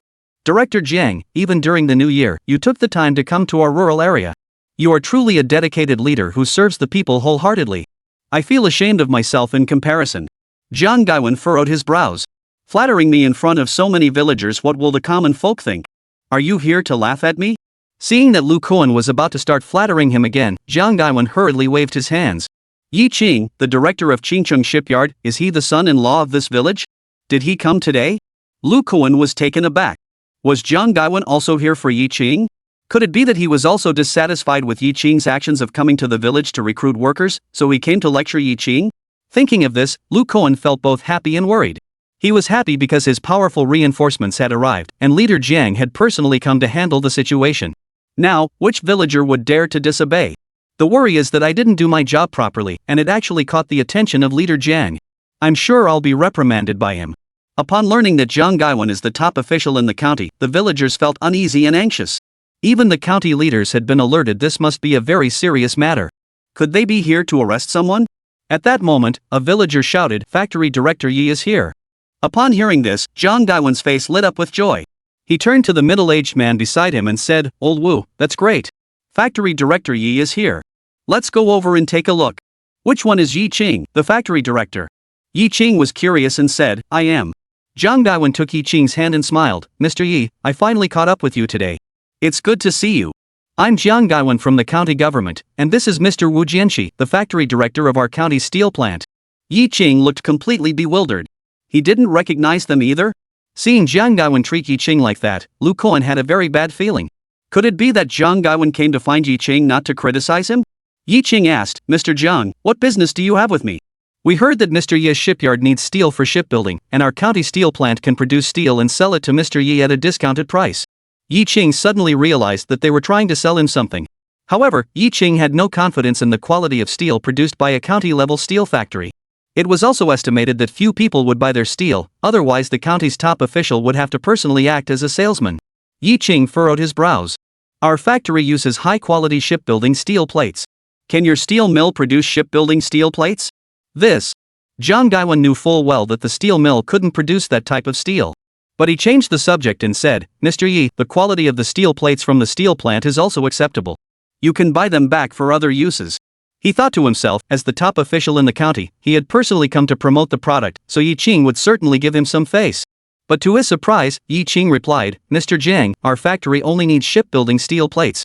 Seeing Yi Qing's refusal, Wu Jianxi's face turned sour. If that pile of steel plates at the steel mill doesn't sell, the factory will go out of business. Lu Koan jumped 3 feet high. "Yi Qing, what do you mean? You dare disobey Leader Zhang's orders? Do you even respect your superiors?" Yi Qing was speechless. "He's your superior, not mine. Why should I listen to him? Besides, the steel quality is subpar. No matter what you say, it's all for nothing. Even if the city leader comes, Yi Qing will still have the same attitude." Yi Qing ignored Lu Koan and fixed his intense gaze on Jiang Gaiwan. "Mr. Jiang, you've arrived just in time. There's a problem here that needs your assistance." Jiang Gaiwan's eyes lit up. He wasn't afraid of trouble, he was afraid of having no trouble. Chapter 173, Life in Xiaoyanggo is better than in the city. Upon hearing Yi Qing mention trouble, Jiang Gaiwan's expression immediately brightened. Trouble is good. By helping him resolve the issue, Yi Qing now owes me a favor. Regarding the matter at the county steel plant, he will have no choice but to agree. That's just how the world works. "Mr. Yi, if you're having any trouble, feel free to tell me about it. I'll do my best to help you resolve it." Upon hearing this, Lu Koan once again entered his sycophantic mode. "Yi Qing, look at our leader Jiang. He's completely dedicated to helping the people solve their problems. Now look at you. When we ask you for a favor, you refuse faster than anyone else. Aren't you being a bit selfish?" Yi Qing scoffed. "Director Lu, aren't you curious about what trouble I asked Director Jiang to help me resolve?" Lu Koan was a bit confused. He knew nothing about the company, so how could he possibly guess? Yi Qing turned his gaze to Jiang Gaiwan, who was looking at him expectantly. "Our factory is currently short-staffed, very short-staffed, so I came to Xiaoyanggo to recruit workers. However, the commune director here won't allow villagers to go into the city." Lu Koan's face turned green. "I thought Yi Qing had gotten into some trouble, but it turns out the trouble was actually me. He's trying to kill me." Sure enough, Jiang Gaiwan's icy gaze swept over. "Director Lu, is there more to this?" Lu Koan began to break out in a cold sweat. "Director Jiang, I did this for the good of the villagers. They are all farmers. Isn't it better for them to stay in the village and farm? If they go to the city to earn money, what will the people in other villages think? Won't they also rush to the city to work? Over time, no one will be left to farm." He remained firmly convinced that he was right. Before Jiang Gaiwan could speak, Wu Jianxi spoke first. As the director of the steel plant, Wu Jianxi was more anxious than anyone else. If Yi Qing agrees to buy his steel, he wouldn't mind speaking up for Yi Qing. "Director Lu, you can't put it that way. There's no law that says farmers can't move to the city. Your approach is highly inappropriate." Lu Koan hesitated for a moment. Wu Jianxi and Jiang Gaiwan had come together, so in a way, his attitude represented Jiang Gaiwan's attitude. Could it be that Jiang Gaiwan is here to support Yi Qing? Jiang Gaiwen looked serious. Yi, the factory director, Lu, the director, is also right. If all the farmers move to the city, who will farm the land? What will happen if the land lies fallow? Without grain, how will the people survive? Though his tone was stern, Yi Qing knew he was saying it deliberately for others to hear. It seemed that Jiang Gaiwen was well versed in the ways of officialdom and intended to use this incident to exert some control over him. Yi Qing, however, did not bother to be polite with him. Mr. Jiang, all the other villagers stayed in the village to farm, and they didn't seem to be able to eat their fill. This is a fact, and I'm sure you are well aware of it. I dare say that no village's New Year's Eve dinner can compare to that of Chaoyangou. Jiang Gaiwen hid his awkward expression. What does the New Year's Eve dinner in Chaoyangou consist of? Yi Qing shook his head. I'm not sure. You'd have to ask the villagers themselves. His secretary, Bai Bin, was quick to notice and immediately asked the villager next to him, "Hey, what did you have for your New Year's Eve dinner?" "Pork head meat and braised pork." Jiang Gaiwen's expression changed. Something's not right. In this era of food shortages, how could ordinary villagers possibly afford such a sumptuous New Year's Eve dinner? Is he one of the wealthy families in the village? Jiang Gaiwen gestured for Bai Bin to ask others. Our family has pig's feet and old hens. We eat braised pork belly with Chinese cabbage and a 6-pound grass carp. Our family not only has meat, but also beef dumplings. The villagers eagerly shared what they were having for their New Year's Eve dinner, and the abundance of food left Jiang Gaiwen speechless. When did the living conditions of the people in Chaoyangou become so good, even better than those in the city? Lu Kuan narrowed his eyes. Impossible, absolutely impossible. It's normal for 1 or 2 families to have fish and meat, but it's very abnormal for every family to have fish and meat. There is only one reasonable explanation: they are lying. Jiang Gaiwen frowned and said, when the leader is asking you questions, you must answer seriously. Do not lie, tell the truth. Do you understand? A villager said, we're telling you the truth. If you don't believe us, you can come to our homes and see for yourselves. The rest is still in the bowls. Chapter 174, Yi, the factory director who doesn't understand human nature. Jiang Gaiwen actually had Bai Bin randomly select a few villagers to follow along and take a look. Sure enough, the villagers' meals were all very abundant, even making Bai Bin feel a bit envious. How did they manage to do that? Is there a mine in Chaoyangou? Jiang Gaiwen asked Lin Manchang, Secretary Lin. The villagers of Chaoyangou had such a lavish New Year's Eve dinner. I'm curious. Tell me about it. If we could spread the advanced experience of Chaoyangou's prosperity and make all the people in the county prosperous, that would be a tremendous achievement. Lin Manchang was speaking so closely with Jiang Gaiwen for the first time. In the past, when the county government called a meeting, he always sat at the back and could only watch leader Jiang from afar. He felt a bit nervous. Mr. Jiang, this is all thanks to my son-in-law, Mr. Yi, the factory director. Many villagers followed him to work at the shipyard and have earned a lot of money. Now everyone in the village is grateful to Yi, the factory director. It's thanks to him that everyone has something to look forward to in life. However, just as the villagers' lives were beginning to improve, Lu, the director, came and said that the villagers were not allowed to go into the city and must stay in the village and farm the land. Even though he was very nervous, Lin Manchang felt deeply unjustified for Yi Qingming and spoke at length. Lu Kuan was so angry he clenched his teeth. Lin Manchang, isn't this like stabbing yourself in the back? He defended himself, I'm doing this for everyone's good. If everyone leaves, the land will lie fallow. What if someone reports us? That would be a big problem. Jiang Gaiwen was at a loss. Lu Kuan had a point. If someone were to report this, even as the head of the county government, I'd be held accountable. Yi Qing, however, said, who says that once farmers go to the city to work, the land has to lie fallow? That's a paradox. Jiang Gaiwen's eyes lit up. Factory Director Yi, do you have a solution that benefits both sides? There is a way, but if you're afraid of both the wolf and the tiger, telling you won't do any good. Yi Qing glanced at his watch. It was almost midnight. It was time for lunch, and he didn't have time to waste with these people. He came to Chaoyangou today to have a family reunion dinner with his father-in-law and mother-in-law.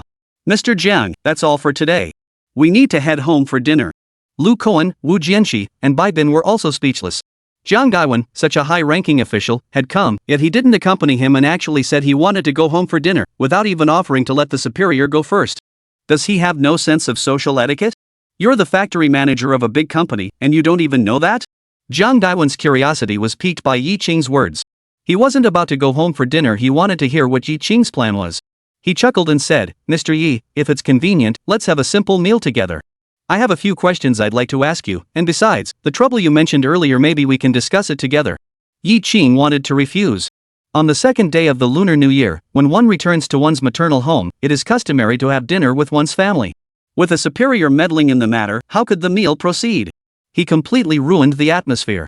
Just as he was about to shake his head, Lin Manchang spoke up.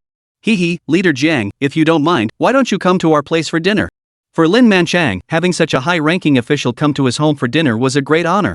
Jiang Gaiwan, however, was not at all formal. Then I'll just impose on you. Wu Jianqi perked up. Although Yi Qing had previously refused to purchase steel from his factory, perhaps after a few more drinks he might change his mind. There are still a few bottles left on the car. He turned and ran to the car, grabbing an entire box of tables. Lu Koan, however, was at a loss. He wanted to accompany Jiang Gaiwan for dinner, but since Jiang Gaiwan didn't call him, he couldn't go. He didn't know whether to leave or stay, and felt very awkward. At least Lin Manchang has some sense. Director Lu, let's go together. What was originally a warm family gathering turned into a formal banquet. The women and children of the Lin family could only eat at a small table in the inner room. Yi Qing was very reluctant, but Lin Manchang whispered to him, after you have a few drinks with Leader Jiang, maybe he'll help sort out the matter of the villagers going to work in the factory. Chapter 175, The Household Contract Responsibility System. At the dinner table, Jiang Gaiwan considered himself the most powerful person and had been controlling the pace the entire time. Everyone else smiled politely and kept flattering him. However, Jiang Gaiwan's gaze remained fixed on Yi Qing. He kept pouring Yi Qing drinks. Factory Director Yi, we can support you with the factory recruitment, but you mentioned earlier that you could get the farmers who stayed behind to cultivate the land properly. What method do you have in mind? The Household Contract Responsibility System. Yi Qing hoped they would leave immediately after hearing this, so he spoke directly. Household Responsibility System, Household Contract System. Upon hearing this, Lu Koan's face turned pale. Yi Qing, do you know what you're saying?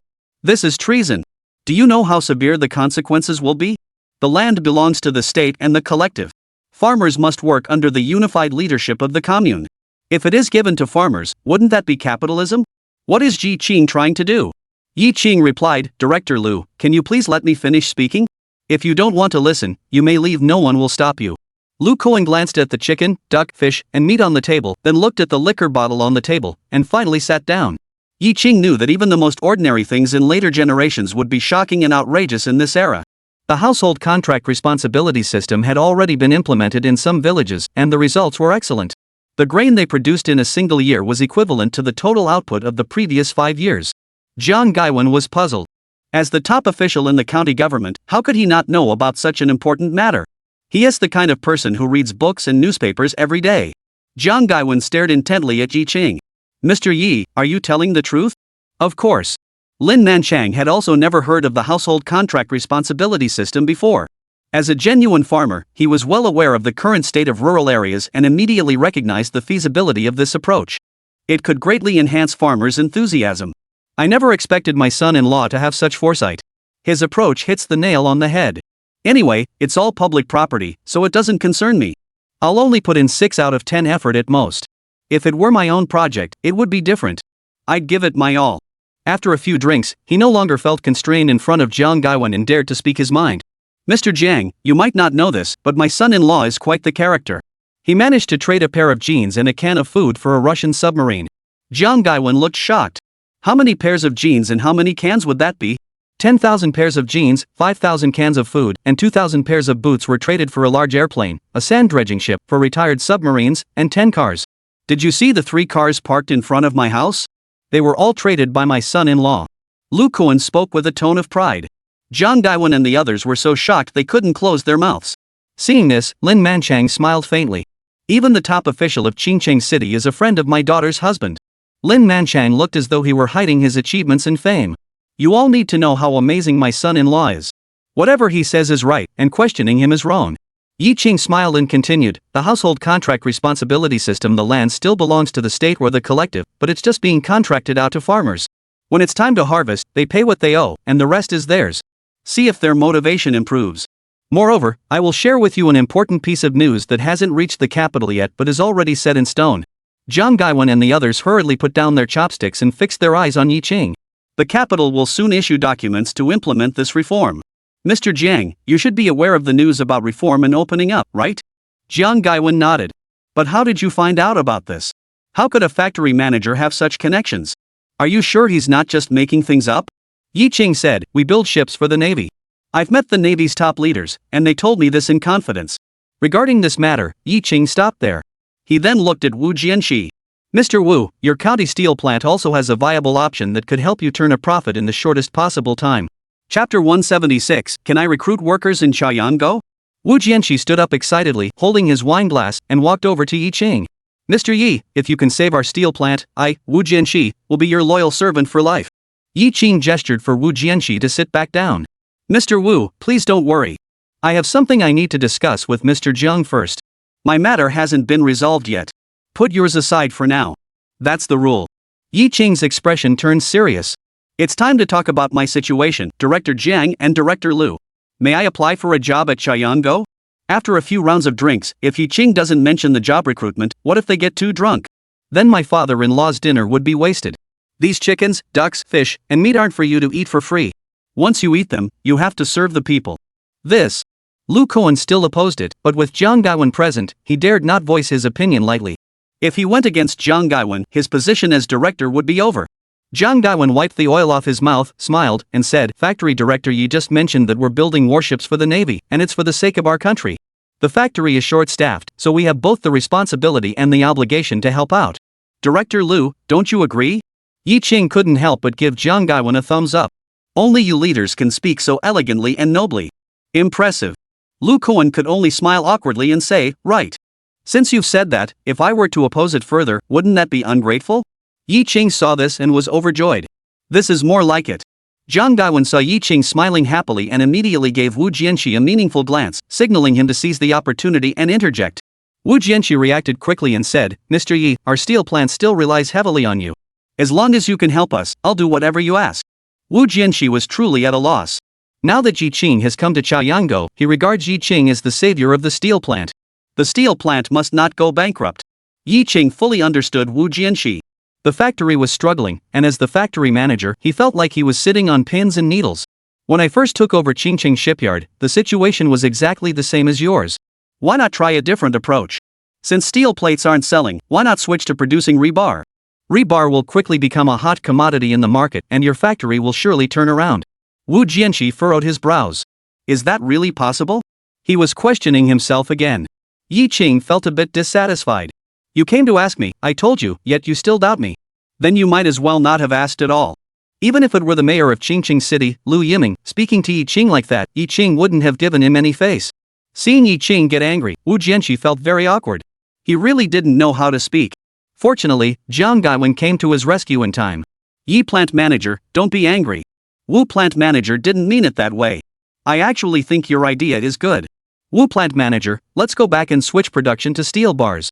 We need rebar for construction. After the country's reform and opening up, there will definitely be a boom in construction, and the production of steel bars will not go to waste. Although Yi Qing did not directly purchase steel, he came up with a good solution for the steel mill, ensuring that the county's major taxpayer would continue to pay taxes in the future. Jiang Gaiwen was naturally delighted. The atmosphere at the dinner table grew lively once more. But Wu Jianxi took another opportunity to ask Yi Qing, Mr. Yi, the steel plates from our steel plant, could you really not consider them? If we could sell all those steel plates, we could always make rebar later. If we melt them down, that's more costs. Yi Qing shook his head, his attitude very clear. We are building warships, so the quality of the steel plates is of the utmost importance. A steel mill went to great lengths to secure a supply contract with us, even importing a hot-rolled steel plate production line from an island nation at a significant cost. Is your factory capable of purchasing such equipment? Wu Jianxi was speechless. Even if we sold the entire steel plant, we couldn't afford it. Chapter 177, Starting a Brick Factory. Jiang Gaiwen, his face flushed from drinking, left Chayango in a good mood. After he left, the villagers gathered to ask if they could still go to Chayango to work. This matter directly affected their livelihoods. If they couldn't go, they would be devastated. Yi Qing looked at the villagers, who were all looking nervous, and smiled, Put your homes and hearts at ease. On the 8th day of the first lunar month, I will send a car to pick you up, and you can all go back to work. In those days, the Spring Festival didn't have a 7-day holiday. Some places even worked straight through the 30th, and resumed work on the first day of the new year. But Yi Qing gave the workers a 10-day break. Everyone had worked hard all year, and it wasn't easy, especially the temporary workers in Chayango, who hadn't seen their families for half a year. Yi Qing wanted to give them more time to spend with their families. Upon hearing Yi Qing's words, the hearts of those who had been working at the shipyard finally settled. Zhang Lan and the others asked again, Factory Director Yi, can we women go to the city to work? This. Yi Qing was also at a loss. Although Jiang Gaiwen had agreed to the hiring, Yi Qing felt that Jiang Gaiwen and Lu Kuan had made a valid point. If everyone goes to the city to work, what will happen to the fields in the village? This is a very real problem. Seeing this, Lin Manchang said, Everyone, don't worry. Factory director Yi will consider this issue. Let's all go back and wait for news. Upon hearing this, everyone felt a bit disappointed. They also wanted to go into the city on the 8th day of the first lunar month. Lin Manchang saw that no one was moving and continued. I know you're all anxious, and factory director Yi is also worried about you. Rest assured, we will definitely find a way to resolve this. Under Lin Manchang's persuasion, the villagers dispersed one by one. Yi Ching and Lin Manchang returned to the house. The family could finally gather together and chat about everyday matters. Lin Manchang said apologetically to Yi Ping, "Dear-in-law, we didn't do a good job hosting you today." This was Yi Ping's first visit to the house, and Lin Manchang felt bad that he hadn't been able to have a proper drink with him. Yi Ping didn't think much of it either. Those people were there for the shipyard, so it was only proper to entertain them. Yi Ping spoke up, "I see that the villagers are very enthusiastic about going to work. If we don't let them go, they might start thinking negatively." Lin Manchang furrowed his brows and pondered for a moment. "Xiaoqing, how about this? I won't go back to the factory. Director Lu is right. As the village secretary, I shouldn't leave the village." "What?" Upon hearing this, Lin Jin and Lin Hua stood up immediately. "Father, if you don't go, who will watch the warehouse for my brother-in-law? You have to go. If necessary, I'll resign as village secretary." Lin Jing also disagreed in her heart. Lin Manchang was in Xincheng, and she could see him anytime she wanted, fulfilling her filial duties by his side. If he doesn't go, they'll have to live apart again, and who knows how many times they'll see each other in a year. "Dad, my older brother is right. Working at the factory is better than staying at home." Lin Manchang waved his hand dismissively, his attitude firm. "I know the situation in Chaoyanggo best. I really don't feel comfortable handing it over to someone else. Xiaoqing, the warehouse manager, why don't you find someone else?" Yi Qing thought for a moment. "Alright, since our father wants to stay in Chaoyanggo, let him stay. There are indeed many things in the village that can't be done without him. To help the villagers who stay behind earn some money, I'll go back and hold a meeting to discuss opening a brick factory in Chaoyanggo. After finishing their farm work, the villagers can go there to earn money. This way, they won't have to think about working at the shipyard anymore." Lin Manchang immediately broke into a smile. "Xiaoqing, your idea is great. The villagers who can't go to the city to work for now won't have to worry anymore." Chaoyanggo had raised him for 3 years, and Yi Qing felt it was his duty to do something for the village. He decided to invest in building a brick factory to help everyone escape poverty and achieve prosperity. Lin Jin immediately said, "Then I won't go back to Qingqing either. I can drive a tractor and help transport bricks for people." Lin Manchang and his elderly parents were left alone at home, and Lin Jin was worried about them. Lin Hua also wants to stay. Lin Jin said, "Brother, you go to Qingcheng. I'll stay in Chaoyanggo." Both brothers were filial, and they both knew that going to Qingcheng was better, but they both wanted to stay behind. At that moment, Yi Qing spoke up. "Second brother-in-law, you should stay in Chaoyanggo." Chapter 178, Job Advertisement. Yi Qing's words left everyone feeling confused. Why did Yi Qing ask Lin Hua to stay? Lin Jin was, "Brother-in-law, what do you mean? Are you worried I can't take care of Dad? I'm more capable than Lin Hua." He thought Yi Qing didn't trust him. Yi Qing gestured for him to calm down. Building a brick factory definitely requires a plant manager to oversee operations. To be honest, your second cousin is more suitable than you, your older cousin. To spare Lin Jin's pride, Yi Qing added, "Eldest brother-in-law, you're a straightforward person, but sometimes a factory director needs to be more diplomatic. Plus, you'll have to drink with people occasionally. As the saying goes, there's no such thing as a businessman without a bit of cunning, and there's truth to that." Lin Jin nodded in agreement. Yi Qing had always thought that way. Lin Hua was also completely taken aback. He asked in surprise, "Brother-in-law, are you really making me the factory director? There's no one more suitable than you in the entire Chaoyanggo. Stay here, you'll have a job and can take care of our father. It's a win-win situation. Oh, and the Lada car should also be left for the brick factory." Lin Hua nearly jumped 3 feet in the air. "It's still my brother-in-law who treats me well." Lin Manchang was also deeply moved. For his own sake, Yi Qing had actually invested in a brick factory in Chaoyanggo and even made his own son the factory manager. This son-in-law was closer to him than his own son. After settling everything, the next morning after breakfast, Yi Qing and his family returned to Qingcheng. Although work didn't resume until the 8th day of the new year, Yi Qing went to the newspaper office on the 3rd day to place a job advertisement. "We are seeking motivated individuals to join Qingcheng Shipyard. Qualifications, under 35 years of age, in good health. Applications will be accepted at the shipyard on the 6th day of the first lunar month. Candidates with welding skills will be given priority." The shipyard is currently constructing sand dredging vessels and speedboats, with plans to build destroyers in the future. "We are urgently in need of labor. Since the villagers from Chaoyanggo cannot come, we will recruit workers from the city. Start hiring now, train them for 3 months, and they'll be ready to start work just in time. Back then, reading newspapers was the most important way to obtain information. The news of the shipyard's job openings immediately sparked a frenzy in Xinjiang.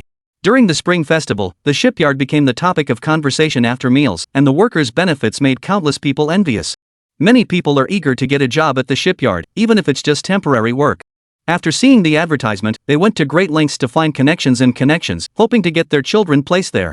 There are quite a few people in Xinjiang who are unemployed and staying at home. After the newspaper was published, the phone number listed was almost overwhelmed with calls. But no one answered. The employees are still on vacation, there's no one there to answer. Meanwhile, the home phones of Duli, Zhang Guowei, Jun Zhaoke, and others were ringing off the hook, with calls from various relatives like aunts and uncles, or old classmates. At first, Duli and the others thought someone was calling to wish them a happy new year. Later, they found out that they were inquiring about job openings at the factory. Duli, aren't you the chief engineer at the shipyard? That's a big job. Could you arrange for your cousin to get a position there? Your cousin can endure any hardship. Please help him out. Duli always responds like this: first, go and register. Our factory director, Yi, will conduct the interview personally. Duli, please help us out. Among all our relatives, you're the most capable. If you won't help us, who will? Duli. Those who are quick-witted have already packed their belongings and gone straight to the door. For example, Auntie San, who hadn't had much contact with the Zhang Guowei family for years, brought over a large pile of cigarettes, alcohol, candy, and tea. Auntie Zhang held Zhang Guowei's hand and said, Xiaowei, your older brother's child is already 3 years old, but he's been unable to secure stable employment. You're now the office director, could you arrange a position for him? Even as the deputy office director would be acceptable. Your brother is capable and would certainly perform well. Zhang Guowei was at a loss for words. You're the deputy director of the office. Do you think the shipyard is your family business? You can just do whatever you want? Auntie, let my brother sign up first. What kind of registration? Isn't it already taken care of by you? Whether your brother can get into the factory or not is just a matter of your word. Zhang Guowei was at a loss. Auntie, it's not as simple as you think. This is something the factory director has to decide. Auntie San replied, you and your factory director, Yi, aren't you childhood friends? Go talk to him about our family's situation. That's not appropriate, is it? Seeing Zhang Guowei's various excuses, Auntie San's expression changed, she clasped her hands on her waist, and her face turned red faster than turning a page. Zhang Guowei, what do you mean? Don't you want to help? Let me tell you, if it weren't for your brother's factory going bankrupt, I wouldn't be begging you.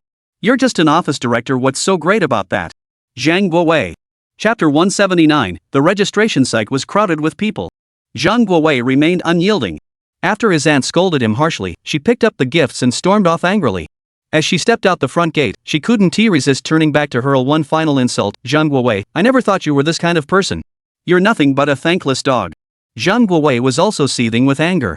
No, he couldn't stay at home. Someone might come knocking on the door again, and if he didn't agree, he'd get scolded again. He grabbed 2 bottles of liquor, carried 2 pounds of pork, closed the door, and headed to Yi Qing's house. Yi Qing was in the courtyard playing with Yi. Seeing Zhang Guowei looking gloomy, Yi Qing asked, it's the new year. Why aren't you happy? Is something bothering you? Don't even mention it. Relatives I haven't spoken to in ages have all come to ask me to find them jobs. My aunt even wanted me to get my cousin a position as deputy director of the office. I refused, and she gave me a good scolding. Sigh. Dealing with relatives like this is really headache-inducing. What a pain. Yi Qing glanced at the wine in his hand and furrowed his brows. He'd been drinking every day lately, and it was starting to take a toll.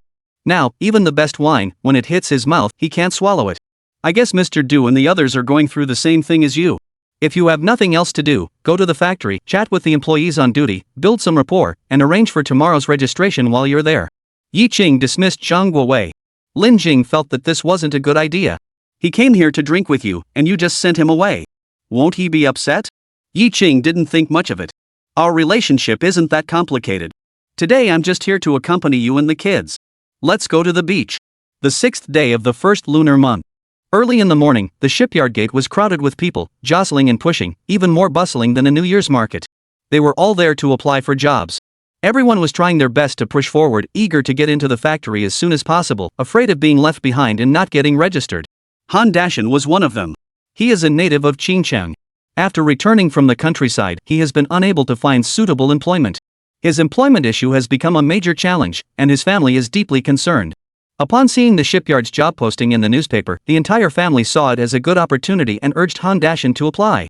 Han Dashan got up early this morning, had a bowl of thin porridge, stuffed 2 steamed buns into his pocket, and took the bus to the shipyard gate. Seeing the crowd of people in front of him, he felt a bit intimidated.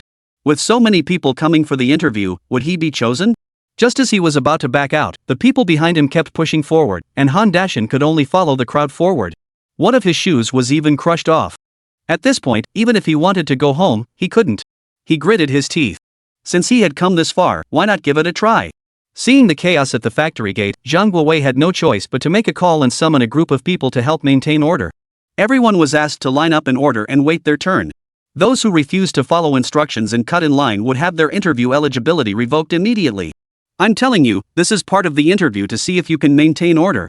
Upon hearing this, everyone was so frightened that they dared not push or shove anymore, and instead lined up neatly on their own. In the conference room, Yi Qing, Du Li, and the others had already begun the interviews. Across from them sat a young man, his expression tense, his body rigid, and he couldn't sit still. His feet were bare, and they were frozen red. That's right, it was Han Dashin.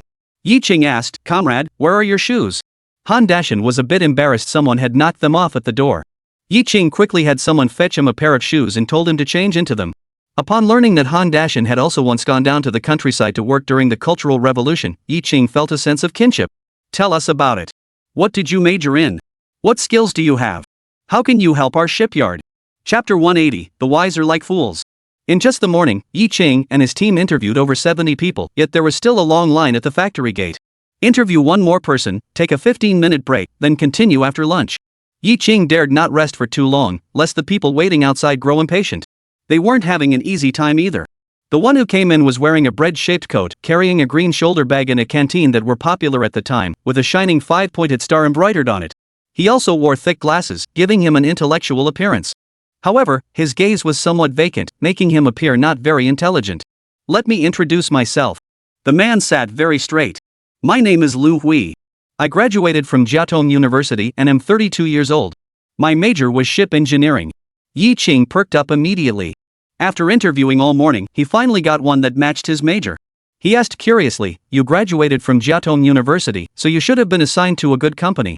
"I went to the countryside to work on a commune." "When you came back, did you ever consider working at a ship design institute? It's much better than a shipyard."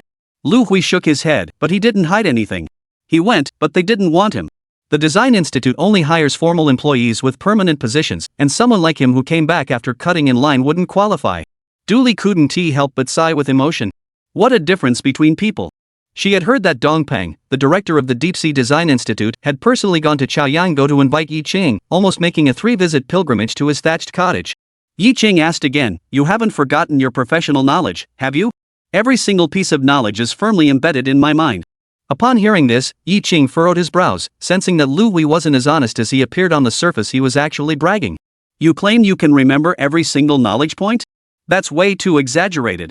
If you don't believe me, feel free to quiz me randomly. I may not be the brightest person, but I have an eidetic memory." Yi Qing immediately asked him several difficult questions about university-level shipbuilding knowledge. To his surprise, Lu Hui could recite them all effortlessly. Yi Qing was overjoyed. He had struck gold today. He reported for duty early on the 8th day of the first lunar month. Yi Qing was the only person who responded immediately that day. Lu Hui didn't show any surprise either. He just said one word, "All right." After he left, Du Li couldn't help but sigh. You really can't judge a book by its cover. This Lu Hui is a wise fool. He might just bring us a big surprise. Come on, let's eat first. We only have 15 minutes. We need to hurry. The group left the conference room and went downstairs, where they saw Lu Hui, who had just finished his interview, sitting in a corner munching on a steamed bun, with a thermos filled with hot water beside him. This scene felt strangely familiar to Yi Qing. A figure suddenly popped into his mind.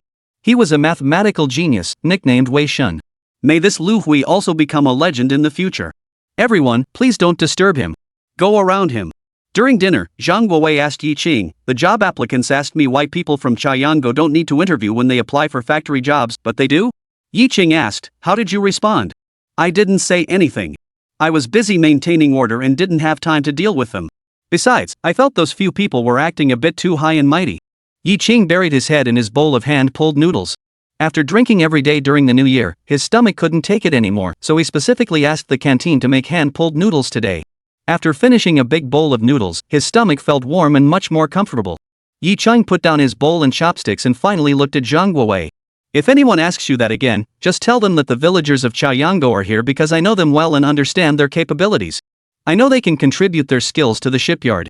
The people who came for the job interview today have varying levels of ability. If I didn't interview them, how would I know what they can do or what they're capable of? Chapter 181, The Gears of Destiny begin to turn. After a day, the interview finally came to an end. Yi Qing stretched lazily. I'm so tired. Du Li poured him a cup of hot water. Factory Director Yi, the labor issue may have been resolved, but there is another problem at hand. We need to build sand dredgers, speedboats, and eventually warships, but we don't have enough steel. The Qinggang steel plant's steel production is too low. Yi Qing hummed in acknowledgement. This was indeed a problem. If the Qinggang steel plant cannot supply the goods, we will import steel. Steel from Japan and Germany is also good. We should look into it when we have the opportunity. Du Li also knows that the steel from these two countries is of top-notch quality, so she has no objections. Zhang Guowei said, Yi plant manager, don't we still have some canned goods in the warehouse? Why don't you go back to Old Mao's place and exchange them for a batch of better steel? Yi Qing shook his head. Zhang Guowei had some wild ideas. You can trade for the junk in the eyes of the Russians, but if you want something good, forget it, especially when dealing with the Dragon Country people. Even if they appear to have good relations with the Dragon Country people on the surface, they always remain vigilant and never sell their best goods to the Dragon Country. Yi Qing handed over a list. These are the admitted candidates. Call them one by one tomorrow to notify them to come early on the 8th day of the first lunar month. Zhang Guowei quickly scanned the list and noticed that his cousin from his aunt's family was not included. Zhang Guowei had spotted him coming for the interview from a distance. But he pretended not to notice. His third aunt was like that, and so was his cousin. If he goes to work in a factory, he'll just be getting himself into trouble every day. Du Li's cousin, Wei Xiaohu, was actually accepted. When her cousin came in for the interview, Du Li didn't tell Yi Qing. This cousin of hers, how to put it? Sometimes he is very hardworking, but other times he is extremely lazy, fluctuating back and forth like he has a split personality. Earlier, Du Li had introduced him to many jobs, but he turned them all down, finding fault with this and that. After that, Du Li dared not introduce any more jobs to him. Even though her aunt had specifically called her a few days earlier to ask her to help, she still refused to do so. I never expected him to get accepted. Du Li wanted to find an opportunity to talk to Yi Qing about Wei Xiaohu's issue, but she hesitated several times. After all, he was her cousin from her older sister's family. She decided to give him one more chance. Zhuojiagang is a small village next to Qingcheng. It takes only 20 minutes by bike to reach the city center. At that moment, the village's eligible bachelor, Zhua Haigang, was following his father, Zhua Erdu, to help build a house for someone else. Zhua Haigang was known in the village as an honest and hard-working young man, and he also did well in his studies. However, when he started middle school, his myopia became severe, and his family couldn't afford to buy him glasses, so he dropped out of school. After returning home, he learned the trade of stone masonry from his father. But stone masonry was not only tiring, but also did not earn much money in a year. At the age of 25, Zhua Haigang still hadn't found a wife. His family is too poor, and even the matchmakers are helpless. The village chief, Zhua Feng, rushed over in a hurry.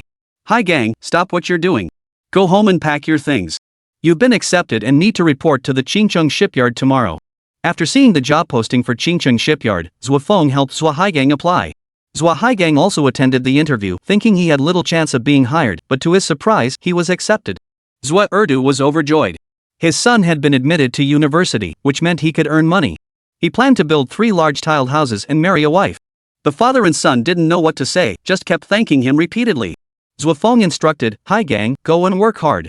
Make your father proud. Zhua Haigang nodded firmly. The others who received their acceptance notices also jumped for joy. The benefits and perks at the factory were even better than those of government officials, and their lives would be forever changed. The gears of fate began to turn. Chapter 182, Yi Qing digs a hole for himself. On the 7th day of the first lunar month, Yi Qing went to the capital city, bringing some local specialties from Qingcheng. He first found Zhang Hongwei, then dragged him to Lu Shanha's high-walled compound.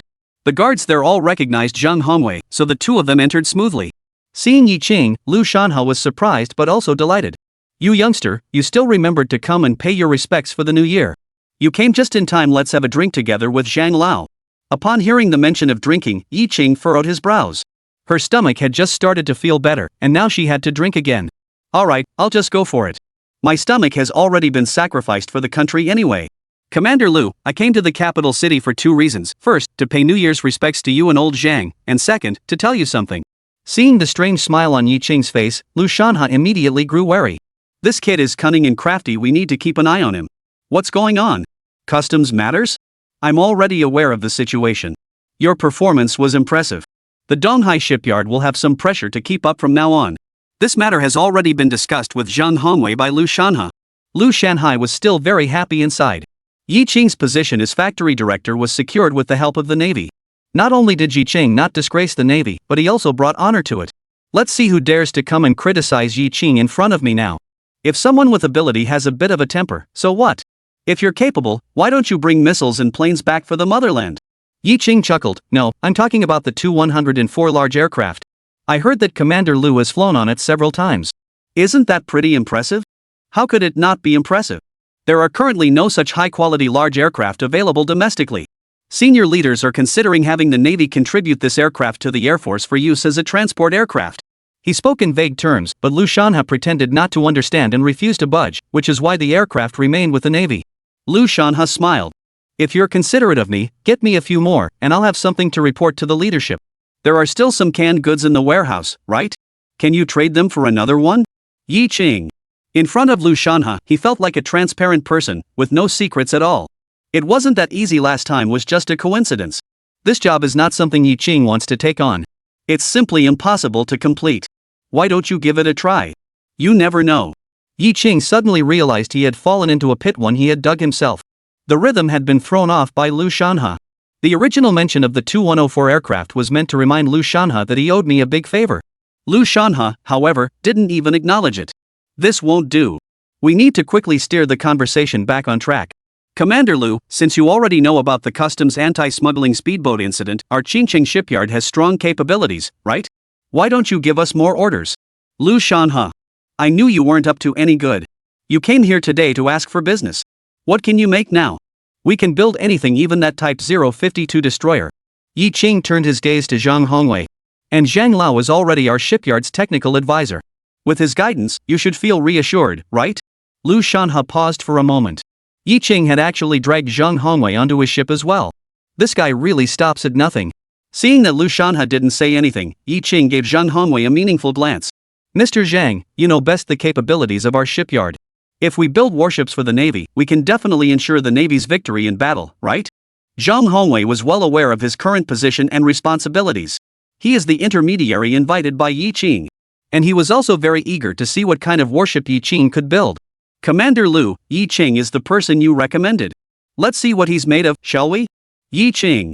Lu Shanha pondered for a moment but did not give a clear answer. It's time for dinner. Let's eat first. Before Lu Shanha could finish speaking, a person whom Yi Qing never would have expected walked into the room. Chapter 183, Is he your father? Yi Qing stared at the woman in front of him, too shocked to speak. Su Xiao? What are you doing here? Su Xiao smiled faintly. If you can be here, why can't I? Besides, this is my home. Your home? Yi Qing looked completely confused. What's going on? What's going on here? He looked at Zhang Hongwei in confusion, but Zhang Hongwei just looked on as if he were watching a spectacle. Lu Shanha laughed and said, Xiao Chang, let me formally introduce you. This is my daughter, Su Xiao. Yi Qing looked stunned. Are you kidding me? Such a big thing, and the two of them have been keeping it from me the whole time? What a cruel and malicious thought. Commander Lu, your surname is Lu, and Su Xiao's surname is Su. Are you father and daughter? Su Xiao rolled her eyes. I share my mother's surname. Yi Qing suddenly understood.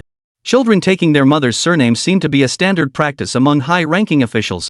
At that moment, Yi Qing felt a chill run down his spine. He clearly remembered that Su Xiao seemed to have a grudge against him, even though she had apologized later. But who could say she wouldn't try to sabotage him again? After all, a woman's mood is 3 parts fate and 7 parts change. She is the daughter of a high-ranking naval officer. Getting what she wants is as easy as a tabby cat catching a mouse. Yi Qing forced a smile. Commander Lu, I suddenly remembered there's an urgent matter at the factory. I need to rush back. I won't stay for dinner. Let Zhang Lao accompany you. This isn't a place to linger. Of the 36 strategies, flight is the best. Lu Shanha was puzzled. Why did Yi Qing act like a mouse seeing a cat when he saw Su Xiao? He glared at Su Xiao and whispered, Did you bully Yi Qing?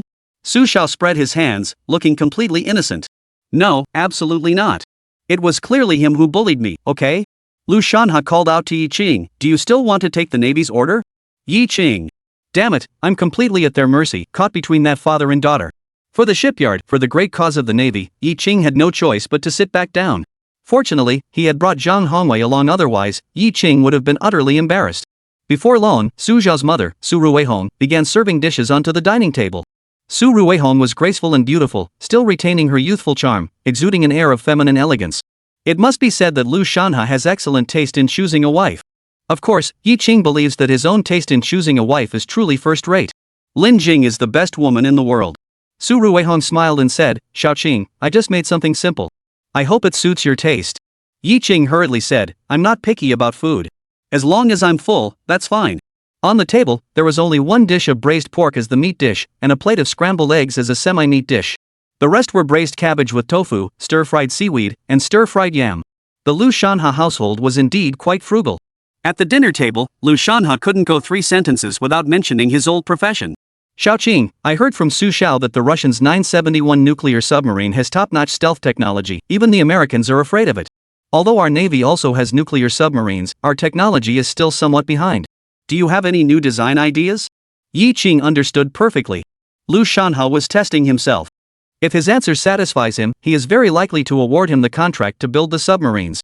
This is your chance to shine. Yi Qing smiled slightly. Given our current inability to build aircraft carriers, constructing nuclear submarines is the right path to take. Nuclear submarines are like ghosts. Enemies have no idea where they are and can strike with deadly precision at any moment. Currently, the most advanced nuclear submarine developed by the Russians is the 971 model, which Comrade Su Xiao has also inspected. Its stealth technology is particularly advanced, but it also has its drawbacks. Before Lu Shanha could speak, Su Xiao interrupted and asked, what are the drawbacks? The Russians still lag behind the United States in the manufacturing of precision instruments. The instability of precision systems is their weakness. In the event of a malfunction, the nuclear submarine would not only lose power but also risk water ingress into the hull. Additionally, its sonar system is highly unstable. The sonar system serves as the eyes of a nuclear submarine. If it malfunctions, the submarine loses its deterrent capability. Yi Qing clearly remembered that the 971 nuclear submarine leased by the future Tianzhou Kingdom frequently encountered accidents, particularly those involving the sonar system. This caused the Russians a great deal of headaches. Lu Shanha asked, is there any way to improve these shortcomings? Chapter 184, another factory representative arrives. These shortcomings, of course, can be improved. However, Yi Qing is capable of producing nuclear submarines that are more advanced than the Type 971, so there is no need to reference the Type 971. Whether to modify or not is none of our business. It's the old Russians thing. I think we should research nuclear submarines more advanced than the 971. As an academician leading the construction of a nuclear-powered aircraft carrier, Yi Qing is more than capable of building a world-class nuclear submarine. The only issue is that our current military-industrial capabilities are not yet up to par, and we are unable to manufacture certain precision instruments. However, this is not a concern. Just because we cannot produce them now does not mean we cannot do so in the future. Upon hearing this, Su Xiao beat Yi Qing to the punch and said, bread will come. Yi Qing chuckled, that's right, bread will come, and so will everything else. Though he said that, Lu Shanha's expression remained serious. He was anxious. Every day that our naval equipment lags behind, our homeland's maritime borders face an additional day of threat from the enemy. However, having Yi Qing build a nuclear submarine now is unrealistic. There aren't even blueprints available. We'll have to take it one step at a time. Don't take too big a step, or you'll fall. Xiaoqing, you mentioned orders. What kind of orders are you looking for? What types of naval vessels can you currently produce? Earlier, Yi Qing spoke at length about nuclear submarines, analyzing them thoroughly and demonstrating a high level of expertise. It was clear he wasn't just boasting. Let professionals handle professional matters. Lu Shanha really wanted to entrust the production of certain naval vessel types to Yi Qing to see what he was truly capable of. Yi Qing didn't take on everything at once. Why don't I start by building a few missile boats for the Navy first? Xincheng shipyard isn't very well known right now. Suddenly getting such a large order from the Navy would definitely draw scrutiny toward Lu Shanha. It's better to proceed step by step. Lu Shanha looked at Zheng Hongwei. Mr. Zhang, what do you think? I think it's feasible. Xincheng shipyard has never built a warship before. Suddenly giving them the order will inevitably raise questions. If he, the factory director, can build an advanced missile boat, it will silence many critics. Zheng Hongwei's opinion is very important. As the top technical expert in the Navy, Lu Shanha always follows his advice. Since Zhang Lao has spoken, Comrade Yi Qing, why don't you build a missile boat for us to see? No problem. You'll be amazed. Yi Qing was full of confidence. Lu Shanha turned to Su Xiao and suggested, why don't you go to Xincheng shipyard and work as a resident representative? Upon hearing the words factory representative, Yi Qing's heart skipped a beat. That factory representative, namely Xingha, had really put the workers through the ringer. But this time, he couldn't object. Building warships for the Navy is routine, and the Navy sending representatives to the factory is normal. Their primary role is to oversee the quality of the warships and not interfere with other production processes. However, Yi Qing felt it was inappropriate to send Su Xiao. Commander Lu, our shipyard has harsh conditions, exposed to wind and rain. Why don't we send someone else? Su Xiaozhu frowned. Yi Qing, what do you mean? Do you look down on me? Yi Qing shook his head quickly. No, Su Xiao, don't misunderstand. Look at how fair your skin is. I was just worried you'd get sunburned. Lu Shanhe waved his hand. Don't treat her like my daughter. She's a soldier now. Soldiers don't fear hardship. Su Xiao stared intently at Yi Qing. You're not trying to stop me from going to your factory, are you? Are you scared, or feeling guilty? I'm not a tiger, I don't eat people. I'm your secretary. But Yi Qing couldn't help but find her smile unsettling, and goosebumps broke out all over her body. All right. The baby is suffering, but the baby can't say anything. Chapter 185, The Customs Enforcement Team's Moment of Glory. On the 8th day of the first lunar month, the shipyard resumed operations. At 8:08 a.m., Zhang Guowei set off 10 strings of firecrackers to celebrate the auspicious start of work. On the same day, the calm sea surface was suddenly disrupted by a speedboat. The speedboat revved up and raced across the sea. The scar-faced man on board looked grim and resentful. Damn it, working on the 8th day of the first lunar month? This is cutting off my livelihood. There are 10 TVs on the speedboat, ready to be smuggled to the East China Sea. 50 kilometers away on the high seas, there is a cargo ship with another 100 televisions on board. If they can all be transported to the East China Sea, they could make several $1,000s. But unexpectedly, the first shipment was discovered by the customs anti-smuggling squad. What bad luck! The speedboat had no choice but to return the way it came. The scar-faced man didn't even bother to acknowledge the customs boat. Their speed was as slow as a turtle's, making it impossible to catch up, so they felt completely unthreatened. These cops are ruining my New Year's Day. What a bunch of jerks. Boss, maybe we should come back tomorrow? A crew member glanced back and said, Boss, something's wrong. We haven't put enough distance between us and the cops' boat yet. The scar-faced man turned around and frowned. When did the cops' boat get so fast? No, that's not right. It must be because my boat is too slow. Do I need you to save fuel for me? Drive faster. Boss, this is already the fastest I can go. Upon hearing this, the scar-faced man wore an expression of disbelief. He moved closer to take a look and found that it was indeed the fastest speed possible. What's going on? When did the customs boat start moving so fast? It's keeping pace with my speedboat. The scar-faced man spat out a mouthful of saliva. It's okay, this is already their fastest speed. They can't catch up to us. Just then, the customs boat's radio came on. We are the Manhwa Customs Anti-Smuggling Squad. The speedboats ahead must stop immediately for inspection. Stop immediately for inspection. The crew members panicked. In the past, they would have simply ignored it, but who could have imagined that today's police boat was moving at such an incredible speed? Boss, what should we do? The guy with the scar has a vicious look in his eyes. Don't worry about him. There are guns on the cargo ship. If they dare to chase us, we'll take them out. On the customs enforcement boat, Yao Taijun held a telescope, staring intently at the smuggling boat.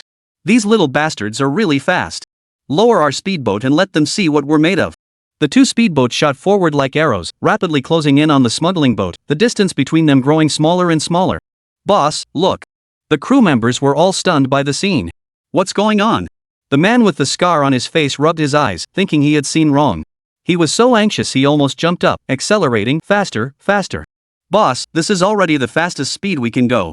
We can't go any faster. What should we do? As they spoke, the customs anti-smuggling speedboat was already in sight.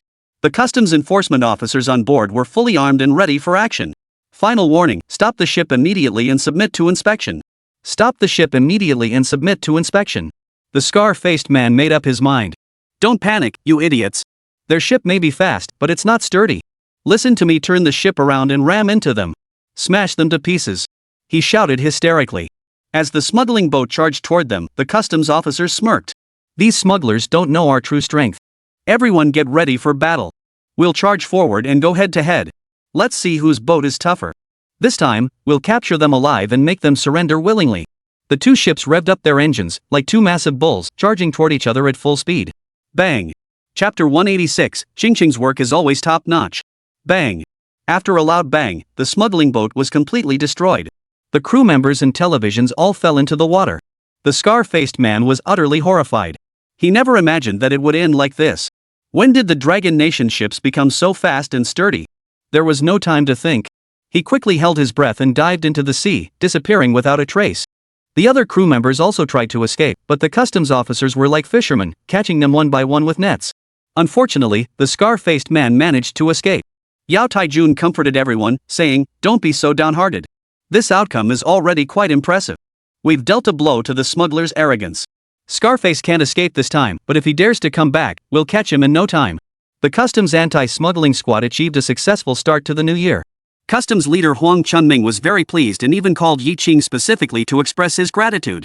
"Mr. Yi, as proven by the facts, the anti-smuggling vessels and fast boats your factory has produced demonstrate exceptional combat effectiveness. Once this batch of orders is delivered, we look forward to continuing our collaboration. Right? With our speedboats, we can ensure the customs authorities achieve victory. Xinjiang-made products are always top-notch."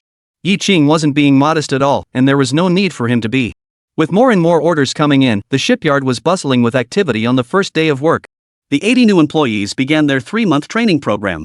Before they knew it, it was the 16th day of the first lunar month. My second cousin, Lin Hua, arrived in Xinjiang. "Brother-in-law, the weather has warmed up, the ground has thawed, and our brick factory can start construction. Father thinks the 18th of the first lunar month is a good day. Why don't we start on the 18th? Although Lin Hua didn't say it outright, Yi Qing knew that everyone in the village was eager for the brick factory to be built sooner rather than later, as they were all anxious to start earning money. "Since our father has already said so, let us get started. Go to the finance department and withdraw 20,000 yuan as startup capital. You and our father will handle all the necessary procedures. Thank you for your hard work." Yi Qing really couldn't leave, so he had to entrust everything to Lin Hua. "Since we've chosen Lin Hua to be the factory manager, we need to train him so he can eventually take charge on his own." These days, Yi Qing has been drawing the design plans for the missile boats. It wasn't until February 2nd that he finally finished all the drawings. Although simpler than the Type 052 destroyer, there was still a thick stack of them. In later years, the role of drones in combat grew increasingly significant. Following Yi Qing's suggestion, the Dragon Nation modified the Type 022 missile boat, converting it into a drone launch and recovery platform, significantly enhancing its combat capabilities. However, currently, Longwa lacks drones, so Yi Qing's designed missile boat must revert to traditional methods. Yi Qing showed the blueprints to Zhang Hongwei and Dong Peng, the director of the Deep Sea Design Institute. Zhang Hongwei looked at the shape of the blueprints and found them quite peculiar. "Yi plant manager, the missile boat you designed looks nothing like the old Russian ones or our existing missile boats. It feels like something from another planet to me. Most of Longwa's warships are either modified or copied from Russian warships, so their appearance is very similar to the Russians. However, Soviet-designed equipment is not necessarily the best. Yi Qing, having been reborn, naturally knows what's best. His design, based on the 022 missile boat, incorporates the strengths of various models, including the U.S. Independence-class missile boat. Zhang Lao, I have provided detailed annotations on the design drawings explaining why this design was chosen. Please bring them to Beijing for review by Commander Liu and the relevant experts. If there are no issues, we can proceed with production. Though I say that, changes are simply not possible. Yi Qing himself represents the highest level, why change it?" Zhang Hongwei pointed at the blueprints and said, "Is it necessary to have so many gun barrels?" Zhang Hongwei pointed to the blueprint and said, "Is it really necessary to have so many gun barrels? It's absolutely necessary. In a sense, missile boats are also frigates. With these Gatling-style gun barrels, we can maximize the interception of enemy missiles. Since our Xinjiang shipyard is building missile boats, we must consider every aspect. If we're going to do it, we must do it right, no half measures." Chapter 187, You Can't Fire Me. Dong Peng remained silent, his eyes fixed intently on the blueprints. He had never seen a missile boat with this design before. However, after reading Yi Qing's annotations above, he found it very scientific and reasonable. Dong Peng now had a question in his mind: how had Yi Qing come up with this design solution?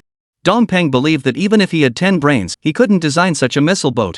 "Zhang Lao, these blueprints have shattered our preconceptions about missile boats. We never imagined this, and I doubt the Western powers did either. Once it's unveiled, it will surely send shivers down their spines. Whether it's stealth, speed, firepower, or wave resistance, Director Yi has considered everything.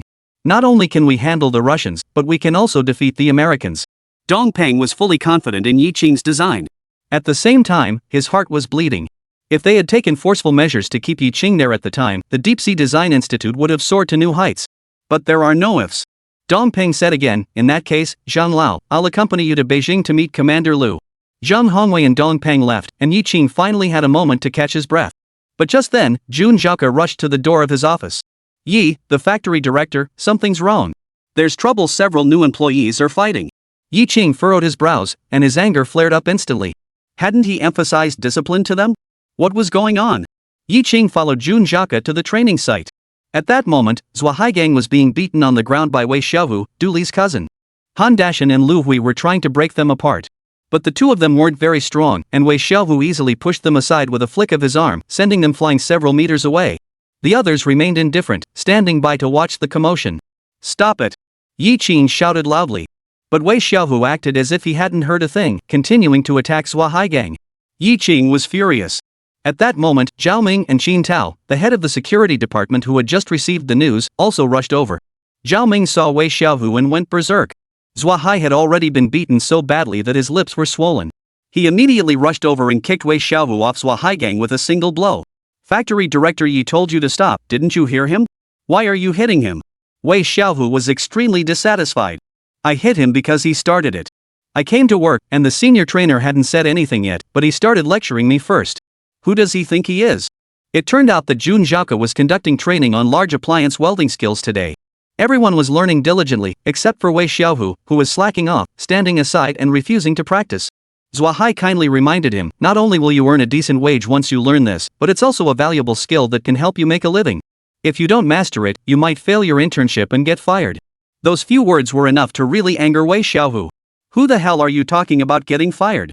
Who are you to lecture me?" He just went up and started hitting him, and no one could stop him. Yi Qing, with a dark expression, demanded, "Who gave you permission to hit people here?" Wei Xiaohu raised his chin defiantly. "Who told him to talk nonsense in front of me? Whether I practice or not, what does it have to do with him? Mr. Yi, you probably don't know, but my cousin is Du Li, the chief engineer. With that connection, you wouldn't make me a welder, would you?" Everyone felt a chill run down their spines. No wonder Wei Xiaohu dared to hit people he had connections in the factory, and they were powerful ones at that. Almost everyone knows that Du Li isn't just the chief engineer, he's also the best welder in the factory, and even plant manager Yi respects him greatly. Zhua Haigang has offended him, and he's likely to be fired. Wei Xiaohu was gloating. Yi Qing's face turned ashen. "Get out of here immediately." Wei Xiaohu pointed at Zhua Haigang. "Did you hear that? Factory director Yi told you to get out of here. I'm telling you, Wei Xiaohu, to get out of here." Yi Qing was so angry that the veins on his forehead bulged. Wei Xiaohu was stunned. "Mr. Yi, my cousin is Du Li, the general manager of Du Corporation. You can't fire me." Chapter 188. He made me lose face, so I made him lose his job. Yi Qing stared intently at Wei Xiaohu, his eyes flashing with a cold glint. "Just because your cousin is Du Zong, you think you can do whatever you want and bully people in the factory? Is the shipyard your cousin's family's business?" Yi Qing's tone was extremely stern. But Wei Xiaohu showed no sign of understanding and continued to argue vehemently. "Factory director Yi, without my cousin, the shipyard wouldn't be where it is today. Even Jun Jiaka would have to call my cousin master."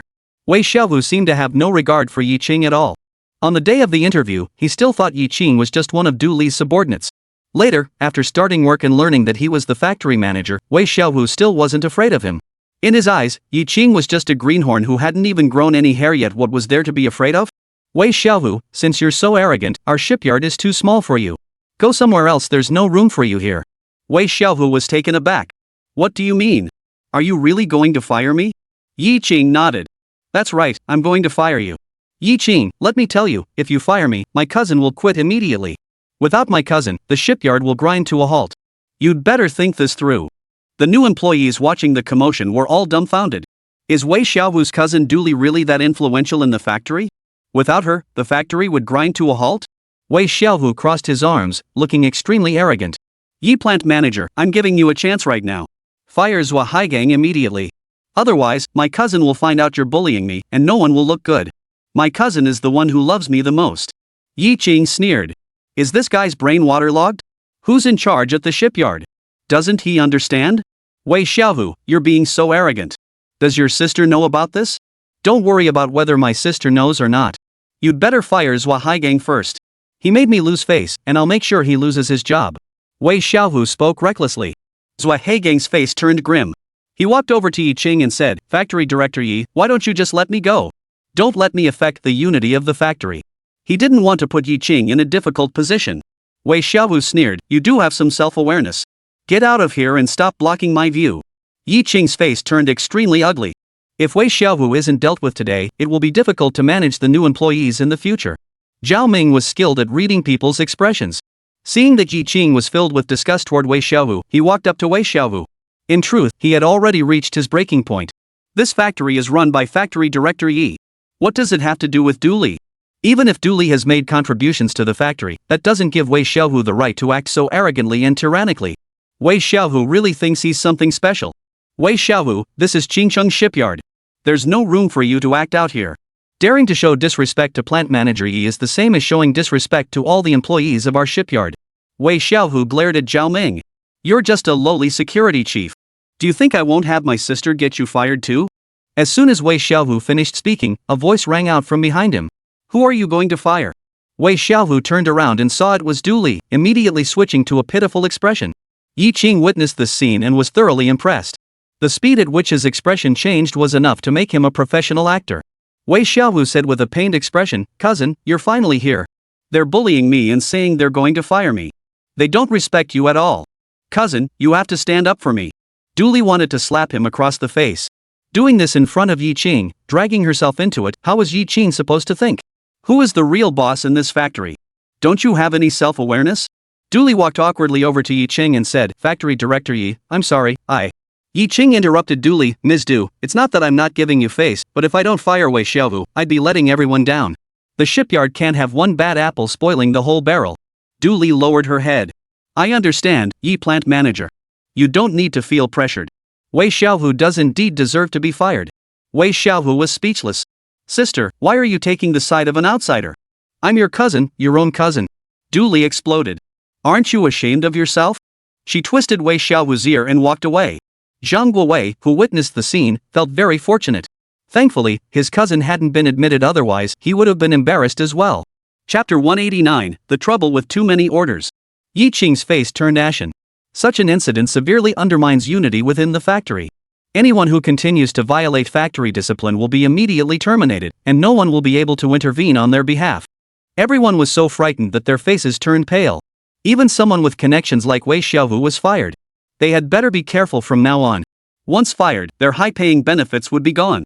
Yi Qing glanced at Zhua Haigang and Zhao Ming, then instructed them to take him to the hospital for a checkup. Zhua Haigang hurriedly refused. "Mr. Yi, it's not necessary. I'm fine. Going to the hospital would cost a fortune, and he didn't have any money." Zhao Ming saw through his thoughts and smiled. "Don't worry, you won't have to pay. The factory will reimburse you." Zhua Haigang looked at Yi Qing in disbelief. Yi Qing nodded and said, "Go ahead." The others were also stunned. The benefits at the shipyard were even better than rumored. Everyone made up their minds to study hard and stay at the shipyard. Yi Qing looked at Han Dashan and Lu Hui. "You two have done well, knowing how to mediate. Starting today, you are officially promoted." A look of surprise flashed across Han Dashan's face. Lu Hui, however, remained calm and composed. The others were envious beyond words. After completing the training and passing the assessment, they had the opportunity to become permanent employees. They merely intervened in a dispute and ended up becoming shipyard workers. That seems a bit too easy, doesn't it? If I had known that, I would have gone up there to break it up myself. I regret it so much I could die. Yi Qing glanced around. "I know you're all envious of Dashi and Lu Hui. If you had stepped forward to break up the fight like they did, perhaps Zhua Haigang wouldn't have been beaten up, and Wei Xiaohu wouldn't have dared to act so brazenly. Let me tell you, at the shipyard, we're all family. When there's trouble, we stick together and help each other out. That's what makes a qualified worker at Qingcheng Shipyard." The next morning, Dooley went to Yi Qing's office. She felt deeply guilty about Wei Xiaohu's matter and had barely slept the previous night. "Yi plant manager, I'm sorry." Yi Qing interrupted her. "Du Zong, you don't need to apologize to me. This has nothing to do with you, you're also a victim. If I'm not mistaken, your relative must have gone to your house yesterday and might have said some harsh words. Wei Xiaohu has such a temper, and his parents probably aren't easy to deal with either. They'll definitely come looking for trouble with Dooley." Seeing Dooley with her head down, Yi Qing comforted her. "This matter is over. There's no need to dwell on it. Just keep your distance from that kind of relative. Perhaps this is for the best. They won't bother you anymore, and you'll have some peace and quiet." Dooley nodded. The matter was settled. Yi Qing changed the subject. The steel imported from the island nation had arrived, and construction of the missile boats could begin. The customs anti-smuggling vessels and dredgers would be supplied by Qinggang Steel Plant, with the best steel reserved for the Navy. Half a month later, a man dressed in a suit and tie, with a well-groomed appearance, appeared at the entrance of the shipyard. "I need to see your factory director, Yi. I've brought you a big order." This man's name is Chen Shang. He claims to be from Hong Kong City and speaks with a somewhat broken Hong Kong accent.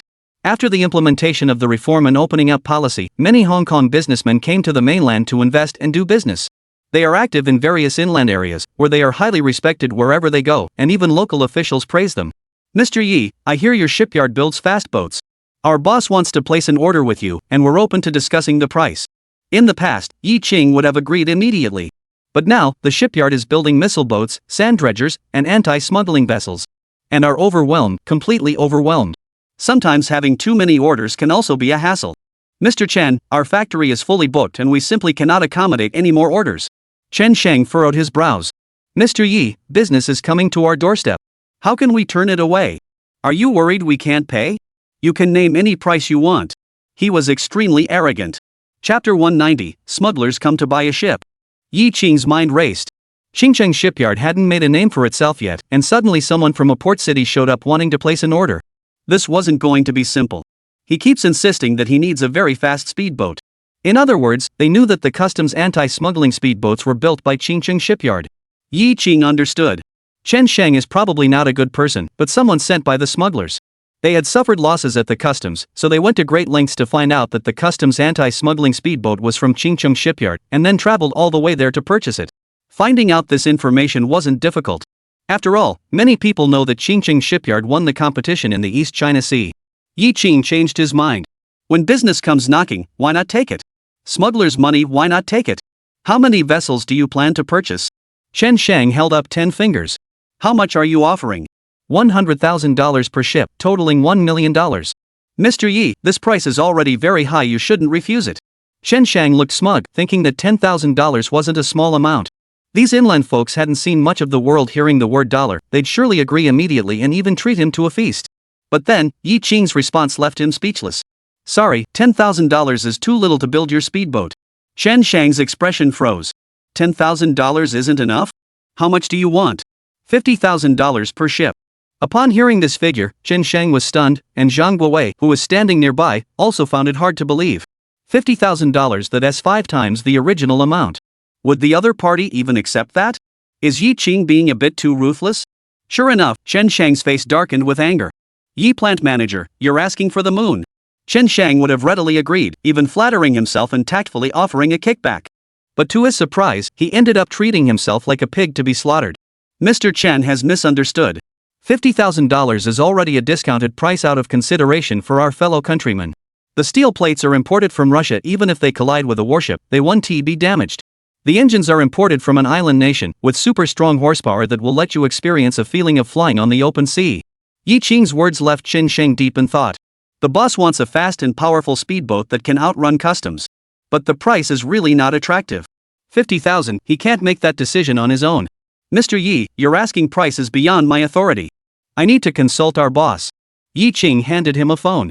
Hello, boss, it's Chen Sheng. I've arrived at Xingcheng Shipyard, but they're asking for $50,000 per boat. That's too expensive. As long as they can guarantee 2 things, speed and quality, I'll pay $50,000. We can make that money back by making a few extra trips. I don't want to get stuck at customs again. Speaking of customs, the boss back in Hong Kong is all tears. On the 8th day of the Lunar New Year, he lost a speedboat and 10 televisions. On the 9th day of the first lunar month, we lost 2 speedboats and 10,000 pounds of beef. On the 10th day of the first lunar month, 2 speedboats were lost, along with 800 pounds of gold. Every time he thinks about this, the boss really wants to cry. That's why he decided to have Chen Sheng make inquiries everywhere to buy a ship. While Chen Sheng was on the phone, Zhang Guowei quietly asked Yi Qing, Mr. Yi, do you think they can accept this price?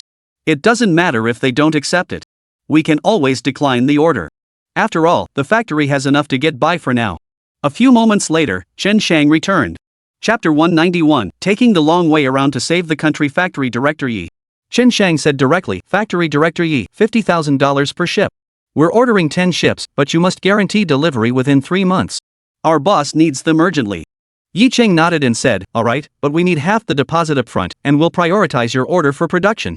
Chen Sheng agreed immediately. Our boss said that as long as we can build the ship as quickly as possible, we can agree to any conditions you set. After all, business should be conducted smoothly and efficiently. Zhang Guowei was truly stunned by the generosity of Hongchang. If only the Navy could be half as straightforward as they are. Yi Qing, however, understood that the smugglers were truly desperate, otherwise, they wouldn't be willing to take such a huge loss.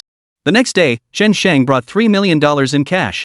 Our boss said that 250 is unlucky, so we're giving you $3 million directly. We're showing our sincerity, and we hope that Mr. Yi won't let our boss down. Alright, we will ensure timely delivery of high-quality products. Let us work together smoothly. Yi Qing smiled slightly. People from Port City are just superstitious. Little did they know that feudal superstition can be deadly. After Qin Shang left, Zhang Guowei looked puzzled. Factory Director Yi, what do you think they need the speedboat for? Smuggling. Yi Qing blurted out. What? Zhang Guowei was shocked. Building ships for smugglers is a serious crime. If we sell them the boats, aren't we just helping the customs officials? What if they come looking for us? Will they arrest us and send us to jail? Yi Qing, however, seemed unconcerned and even smirked, who said the ships we sell them can outrun the customs anti-smuggling speedboats. In the afternoon, Yi Qing summoned Deng Luan from Qinggang Steel Plant and Gao Huiyu from Qingchai Plant. When something good happens, you've got to bring your friends along. Mr. Feng, where did you put all the substandard shipbuilding steel plates? Feng Luan was startled, thinking Yi Qing suspected them of passing off inferior goods as genuine, and hurried to explain. Mr. Yi, the steel plates we supply to the shipyard are absolutely fine. They are all top quality. Any defective ones have been discarded in the warehouse, and not a single one has entered the market. Yi Qing laughed. Why are you so nervous? We'll take those defective pieces. Feng Luan was completely baffled. Mr. Yi, are you joking with me? If something goes wrong with the ship, we can't take responsibility for that. Yi Qing is building ships for the Navy. If something goes wrong, the Navy would hold both Yi Qing and me responsible. I don't build ships, I have other uses. Get it to me as soon as possible. After saying that, Yi Qing turned to Gao Huiyu. Your factory also has many engines that are only average in quality, right? Gao Huiyu was taken aback. Yi Qing using substandard steel plates for other purposes he could understand, but what was the purpose of using such poor quality engines? If something goes wrong, he can't afford the consequences either. Seeing that he didn't respond, Yi Qing continued, don't worry, we won't misuse it. It's purely for experimentation. If it works well, it's a waste not to use it. Gao Huiyu's heart finally settled down. As long as it's not misused, it's fine. The two factory directors were overjoyed to confirm that Yi Qing would not use it for shipbuilding. These defective products couldn't be sold and were just taking up space. Yi Qing is willing to buy them, which is like finding a windfall. The two couldn't help but exclaim, Mr. Yi is truly a kind-hearted person. The two agreed readily and promised to deliver the goods as soon as possible. As soon as Feng Luan and Gao Huiyu left, Yi Qing convened a meeting. The factory had just received a $5 million order from Hongqing to build 10 speedboats, which would be a perfect opportunity for our new employees to gain hands-on experience. As soon as Yi Qing spoke, everyone was amazed. Du Li looked puzzled. Mr. Yi, the quality standards for ships in Hong Kong are very high. Handing this over to an intern might not be a good idea, right? Their skills aren't up to par. The ships they build will definitely fail inspection. There's nothing wrong with that. Trust the results of our training. Additionally, I've already ordered the materials for the 10 speedboats from Qinggang Steel Plant, and they'll arrive tomorrow. Master Jun, have your apprentice Fu Yang take charge of the work. You don't need to supervise it personally. Jun Zhaoke looked puzzled. Fu Yang doesn't have the ability to take charge on his own yet. Letting him lead the team would be a recipe for disaster. The meeting ended, but everyone was left confused. What exactly was Plant Manager Yi trying to pull? Aren't you afraid of quality issues leading to customer compensation claims? Factory Manager Yi has always been very meticulous. Only Zhang Guowei was smiling broadly, looking like the only sober one among the drunken crowd.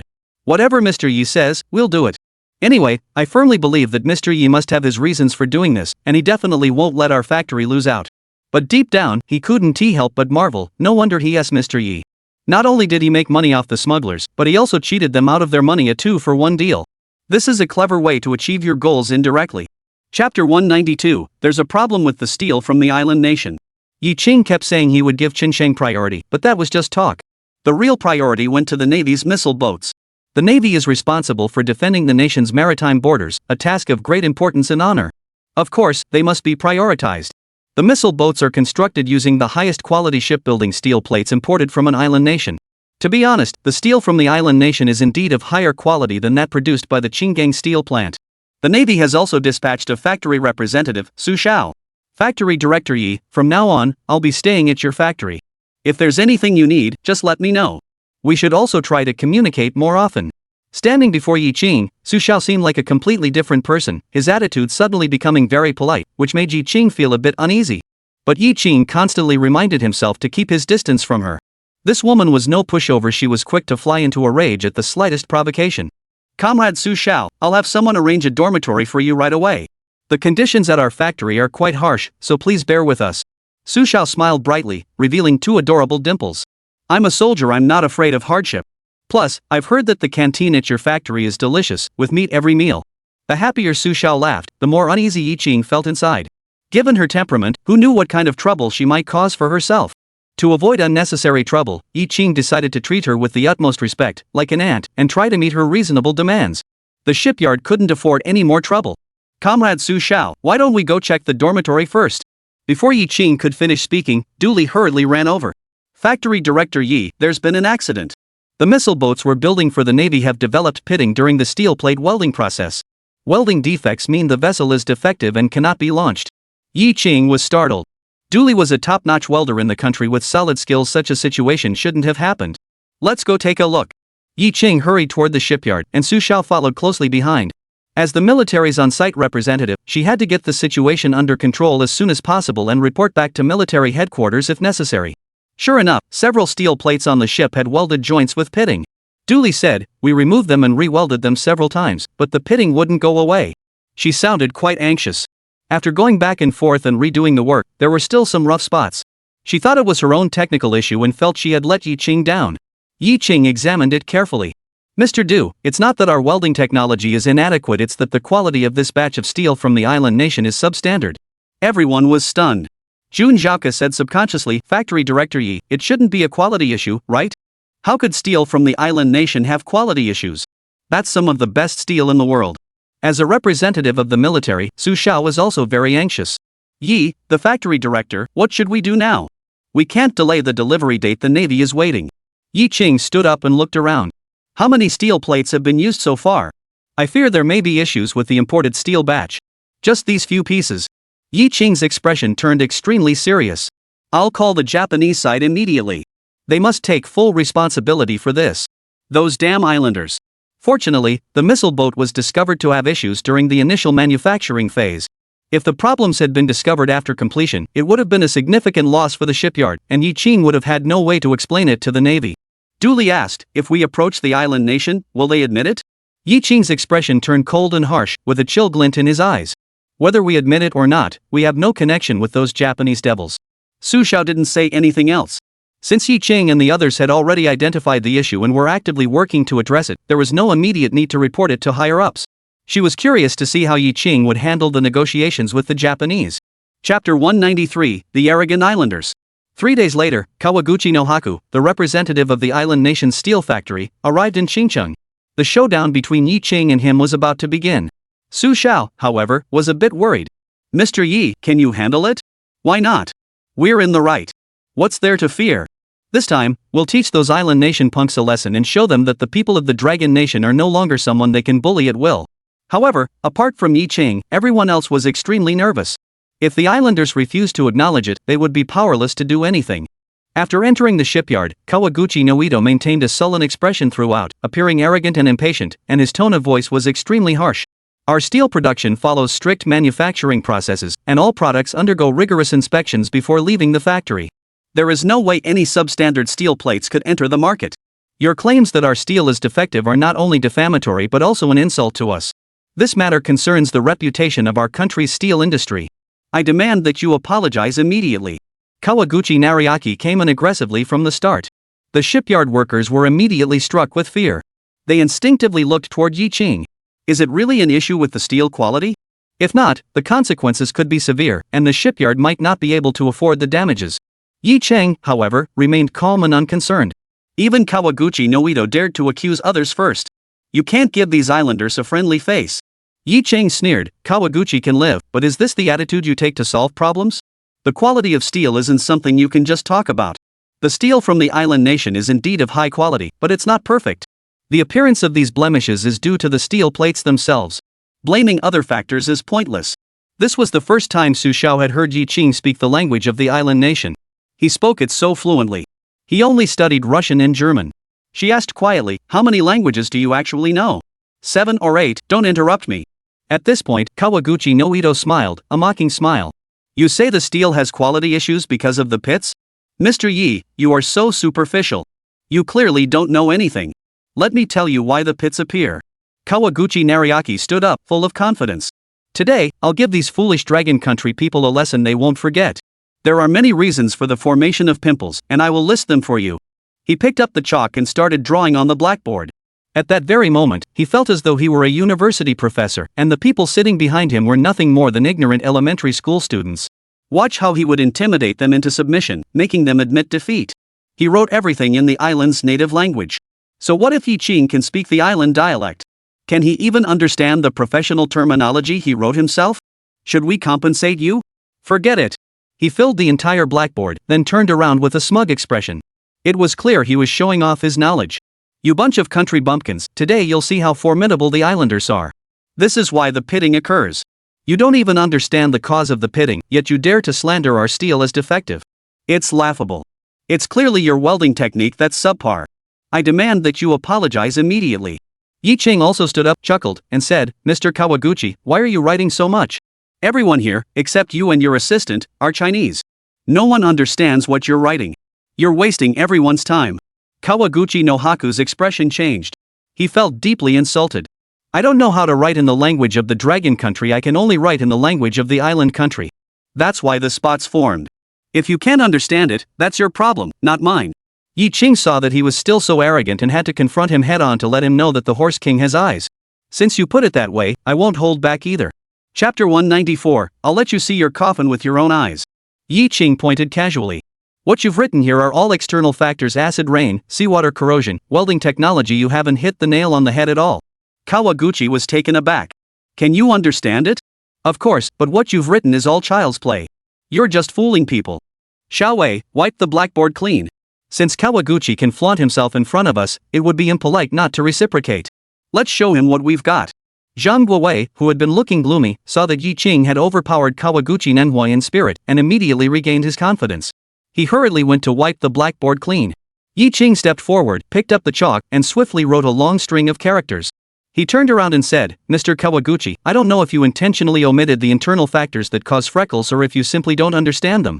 Would you like me to explain them one by one? At that moment, Kawaguchi Nariatsu, who was staring at the blackboard, was completely dumbfounded. The other party actually knows the underlying factors behind the formation of the spots? Just now, I was showing off in front of him, making myself look like a complete fool. Kawaguchi no Haku gritted his teeth. I can see that you don't need to explain it to me. Since you understand, do you want me to explain it to you? I was at a loss for words. If I were to say these things, wouldn't that be telling the people of Longwa that there really is something wrong with this batch of steel? Wouldn't that be slapping myself in the face? Yi Qing smiled and said, since you don't want to say it, I'll say it then. The appearance of pits is due to issues during the production process, specifically operational errors. Yi Qing spoke in Islandese, then repeated it in Dragonese. Duly, Zhang Guowei and the others noticed that Kawaguchi Narihiko's expression had changed and immediately guessed that he was panicking. Factory director Yi was right, it was their manufacturing process that had the problem. No wonder he's the factory director. Yi Qing's words were like sharp arrows, piercing straight into Konoha's heart. He never imagined that the Dragon Kingdom could harbor such a formidable individual. He had been too careless. This time I'm in trouble. Suddenly, Kawaguchi Nobuaki loudly objected, Mr. Yi, what you're saying is all theory. Our steel cannot possibly have quality issues. Yi Qing, seeing this, wore an even more mocking expression on his face. Islanders, you are indeed despicable and shameless. Even now, you still refuse to admit it. Kawaguchi Yashikatsu, since that's the case, don't blame me for being blunt. I'll just say it straight. The truth is, your batch of steel was improperly handled during the hot rolling process, causing some residue to melt into the steel, which is why the pitting appeared. Kawaguchi no Haku was stunned. How did you know? Why would you know? He was utterly shocked. This batch of steel does indeed have quality issues, and they know it better than anyone else. It has been stored in the warehouse all along. They dare not sell it to domestic buyers in the island nation or to European and American companies. If discovered, they would not only have to compensate the buyers but also suffer irreparable damage to their reputation, resulting in immense losses. At that very moment, Qingqing Steel Plant placed an order for steel. They acted swiftly and sold the substandard steel to the people of Longwa. With their outdated technology, the Longwa people were unable to detect the issues. Even if there were issues, it would be due to their inadequate welding techniques, not the steel itself. But we never expected them to mess it up so badly. They were actually discovered by the people of Longwa. Yi Qing smiled slightly. Kawaguchi, you're still alive. I heard what you just said. You've admitted that there's an issue with your quality. Now, prepare for compensation. The next moment, Kawaguchi no Haku immediately spoke up, you must have misunderstood. I didn't say anything. I still stand by my previous statement, our steel quality is flawless. Yi Qing sneered. I have never seen such a shameless person. Alright, since you won't cry until you see your coffin, I'll let you see it with your own eyes. Chapter 195, A Proud Dragon Nation Citizen. Kawaguchi no Haku forced himself to calm down. Mr. Yi, you keep saying our steel has quality issues but can't provide any evidence. You're slandering us. We'll sue you. This is a classic example of someone losing their temper. Yi Qing smiled slightly. Since you want evidence, no problem. Let's go and inspect it right now. Our factory has all kinds of inspection equipment. Let's randomly select a few steel plates for inspection. Kawaguchi Narihiko remained motionless. He argued forcefully, your testing equipment does not meet international standards, so the results are not reliable. When Yi Qing translated this statement, everyone's faces turned angry. Those islanders sure have thick skin. At this point, everyone else could see right through him.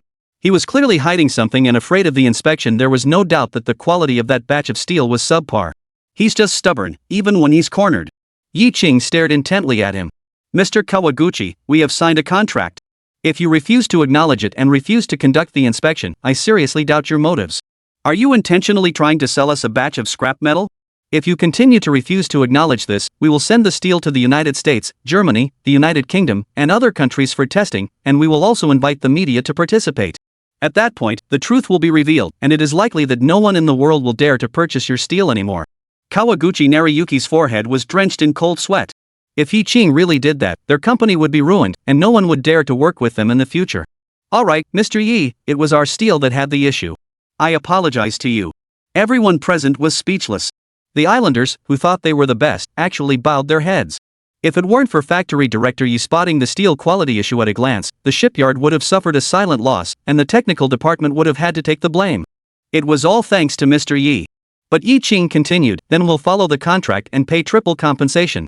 Kawaguchi no Ito immediately agreed, no problem, we will compensate you. That's just how islanders are, they bully the weak and fear the strong. If you're weak, they're strong. If you're strong, they're weak. As for this batch of scrap metal, take it back, and then send us a new batch of steel. It must be up to standard. Alright, but we don't want the scrap steel. Please dispose of it on site. Transporting it back to the island nation would incur significant costs, and reprocessing it would also be expensive. Given this situation, it would be better not to proceed with the project. We can keep it here, but it takes up space and costs money to maintain. We will need an additional $100,000 in fees. Yi Qing didn't think this was unreasonable or excessive. The islanders delayed the shipyard's production and left such a mess behind. Paying some compensation is only fair. The islanders should actually be grateful to themselves. Kawaguchi no Haku seemed like a completely different person, nodding in agreement. If Zhang Guowei and the others could understand their conversation, they would be speechless with shock. They could never have imagined it. Su Xiao was curious. His intuition told him that Yi Qing must have set a trap for the Japanese, and the Japanese had no choice but to fall into it. Yi factory director, what did you ultimately say to the island nation people? Nothing much. They don't want this batch of scrap steel, so they're leaving it for our factory. I demanded $10,000 in disposal fees from them. Sure enough, Su Xiao was stunned. When did the islanders become so easygoing? You should know that back then, Kawaguchi was arrogant and full of himself. Factory Director Yi, I noticed that when you interact with the Japanese, you're confident and don't show any hesitation. You're the same with the Russians. How did you manage to do that? Yi Qing spoke passionately, it's simple. Because I have the confidence. We are proud descendants of the Dragon Nation, with 5,000 years of cultural heritage. We are upright and honorable. Why should we fear foreigners? The Dragon Nation of today is no longer the Dragon Nation of 100 years ago. I will make them understand that no one has the right to look down on or dictate to the people of the Dragon Nation. Chapter 196, Yi Qing is always too soft-hearted. The Japanese compensated with money and shipped qualified steel, allowing the shipyard to continue construction as planned. The 3 submarines from the Russians are almost completely dismantled. In a few days, they won't be able to supply Qinggang steel plant, and they won't be able to produce shipbuilding steel plates. Upon learning of this situation, Feng Luan immediately rode his motorcycle to the shipyard at top speed. He smiled broadly and chuckled, Mr. Yi, why don't you pay another visit to the Russians and see if you can secure a few more retired warships? Yi Qing furrowed his brows. You make it sound so easy. How could it be that simple to just switch? Now that the country has opened up and the borders are open, there are quite a few smugglers in the far north taking goods to trade with the Russians. With so many competitors, it's become harder to trade goods. Seeing Yi Qing's attitude, Feng Luan grew anxious. He had tasted the sweet profits of producing shipbuilding steel plates, which were far more lucrative than ordinary steel plates. Now that the supply of raw materials has suddenly dried up, isn't this cutting off his own source of income? No, we have to ask Yi Qing for help. Feng Luan has decided that Yi Qing is his ticket to success. Factory Director Yi, feel free to name your conditions. I will fulfill them all, as long as it means getting those Russian warships. I'll do whatever it takes. This line sounded familiar to Yi Qing. He had heard it many times before. You can make me do whatever you want, but isn't this moral blackmail? Yi Qing saw his bitter expression and felt a bit sorry for him. Sigh, I'm always too soft-hearted, taking on all the problems myself. Alright, go get me 10,000 sheepskins. Feng Luan was taken aback. Mr. Yi, what do you need sheepskin for? Of course, to negotiate business with the Russians. It's freezing cold there, and they need all kinds of fur coats to keep warm. Hurry up and get ready. In later years, the Dragon Kingdom traded 18,000 pieces of dog fur for 24 Su-27 fighter jets. Yi Qing decided to follow suit. However, using dogskin was too cruel, so Yi Qing decided to use sheepskin instead. Feng Luan perked up immediately. Yi Factory Director, just wait and see. I'll go find some right away. Although there weren't many sheep in Xinjiang, he could make a trip to Mangdong to buy sheepskins. As long as Yi Qing can trade for a retired warship, he could even find cowhides if he had to. Feng Luan hurried off. While Yi Qing was waiting for his sheepskin, the first missile boat he had built was completed, painted, and equipped with all its weapons, ready to set sail. On that day, Navy Chief of Staff Song Jianxi and Navy Commander Li Yao stationed in Xinjiang both arrived. They were there to inspect the missile boats built in Xinjiang on behalf of the Navy and assess their quality. Looking at the 50-meter-long vessel before them, both men were filled with curiosity. Although Song Jianxi had seen the blueprints before, seeing the actual ship in front of him was still quite unsettling. Its exterior design differed significantly from other naval vessel types, and its exterior paint scheme also differed from other military ships. Mr. Yi, your paint scheme is quite unique. Why isn't there any red? For some reason, many military ships in Manhwa have their decks painted red, and they haven't considered the issue of optical concealment. Yi Qing laughed. The paint job is also very meticulous. We must also consider stealth. Red is so conspicuous, wouldn't that be like voluntarily exposing ourselves to the enemy's eyes? Today, Yi Qing gave them a lesson. What you see now is white, but when you reach the deep sea, you can observe it again. Everyone was taken aback. Could this missile boat actually change color? Chapter 197, Fishermen Bullied by the Southern Rod Nation. Today, Zhang Hongwei was also present. He expressed his feelings deeply. At first, I also found this design rather awkward, but after participating in the construction process, I finally understood why Yi, the factory director, designed it this way. Its stealth capabilities and defensive performance are now the strongest in the country, even surpassing Soviet technology. Additionally, its speed has reached 100 kilometers per hour, making it impossible for even US missile boats to catch up. When others made such claims, Song Jianxi dismissed them as bragging, but when Zhang Hongwei said it, everyone knew it was true. The higher-ups in the Navy all knew that Zhang Hongwei was a very meticulous person who wouldn't casually use the word strongest. Song Jianxi suggested, why don't we go up and give it a try? Yi Qing led them onto the boat. The missile boat set off toward the depths of the ocean.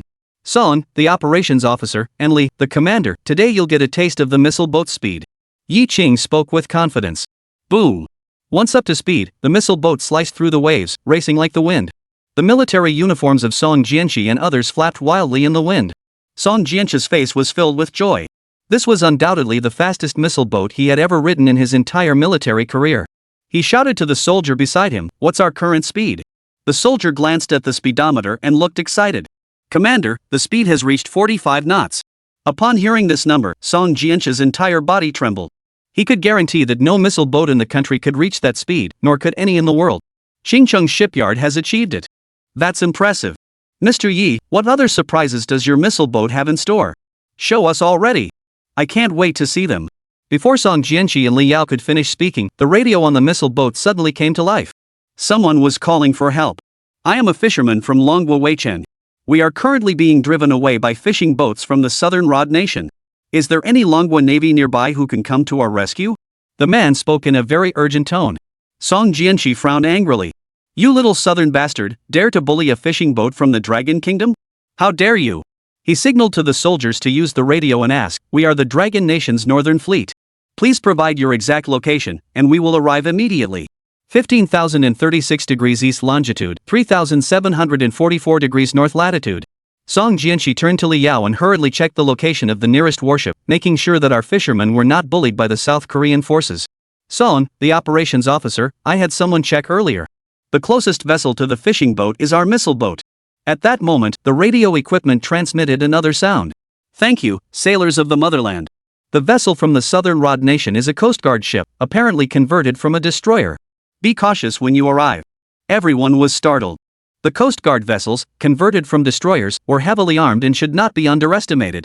Just as everyone was frowning, Yi Ching said, "Don't worry, Colonel Song, Commander Lee. It's just a Coast Guard vessel.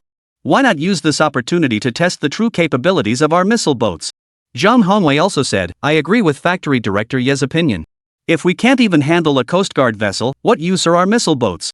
Song Jianqi and Li Yao exchanged glances. Li Yao was a bit worried. The weapons and equipment on the missile boat had just been assembled, and today was the first day of testing. Would it work? "Commander Lee, we're not actually going to fight the South Koreans, there's no need for real weapons." But Song Jianqi also said, "It's still not possible. The Chief of Staff and I don't mind, but Zhang Lao and Yi Chang are still on the ship.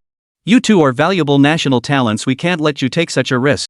Chapter 198, The Tragic Determination to Die Even If It Means Death.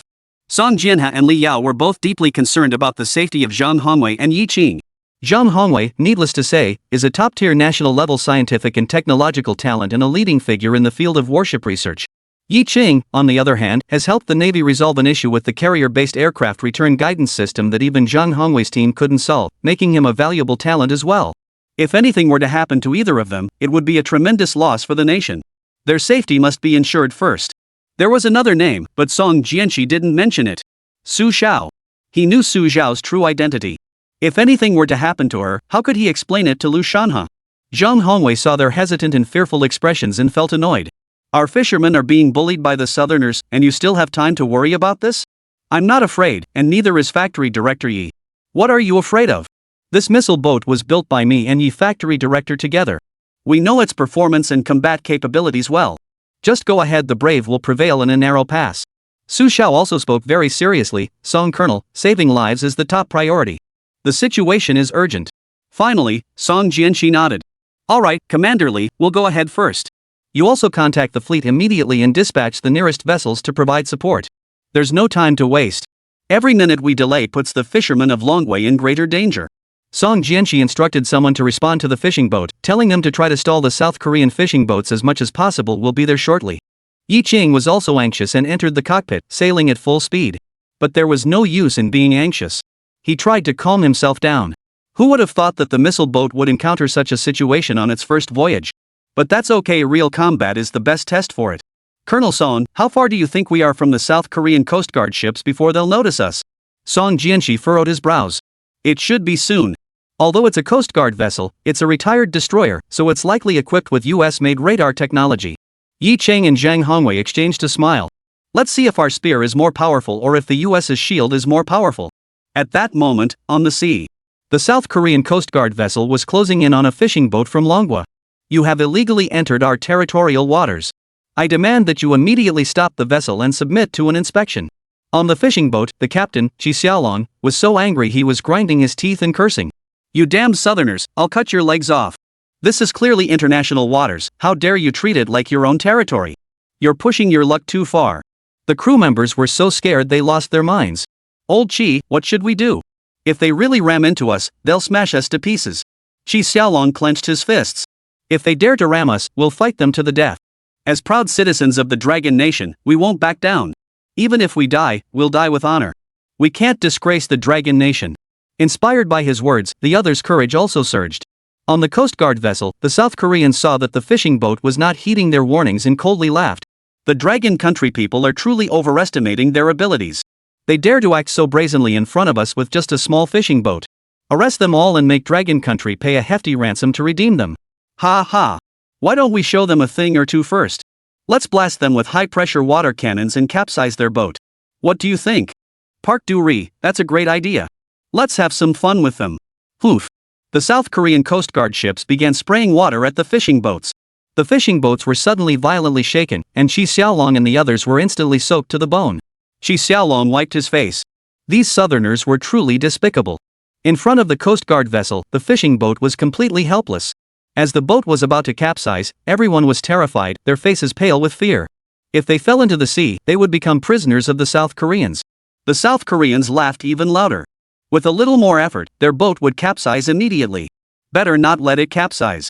I see there are plenty of big fish on their boat. Tonight's dinner is sorted. I've arranged for a girl to cook fish for me tonight. Puduri, I think it's better to have her cook noodles for you instead, ha. Ha. Park Du-ri, look, there's a boat coming over there. Everyone quickly grabbed their binoculars. A missile boat was rapidly approaching from this direction. The people from the South Gangxi faction furrowed their brows. Something's wrong. A ship has appeared, but why isn't our radar picking it up? Chapter 199, Missile Boat, Attack. Suddenly, a vessel appeared without warning. The South Koreans hurried to check the radar system. At that moment, the radar equipment finally sounded an alarm. But the enemy had already appeared within their field of vision, and the radar was only reacting now. What good was that? Everyone looked at each other in disbelief. Could it be that the radar malfunctioned earlier? Impossible. This is a radar system developed by the United States. How could it not have detected the enemy? Park Du-ri replied, don't worry, it's just a missile boat. What's there to be afraid of? If it dares to confront us, just ram it. Don't forget, we're a destroyer. The South Koreans were bold and unrestrained. On the missile boat, everyone saw the Coast Guard vessel spraying water at the fishing boat, causing their blood pressure to spike instantly. Everyone had the same expression, anger. They've gone too far. Step on it and stop them quickly.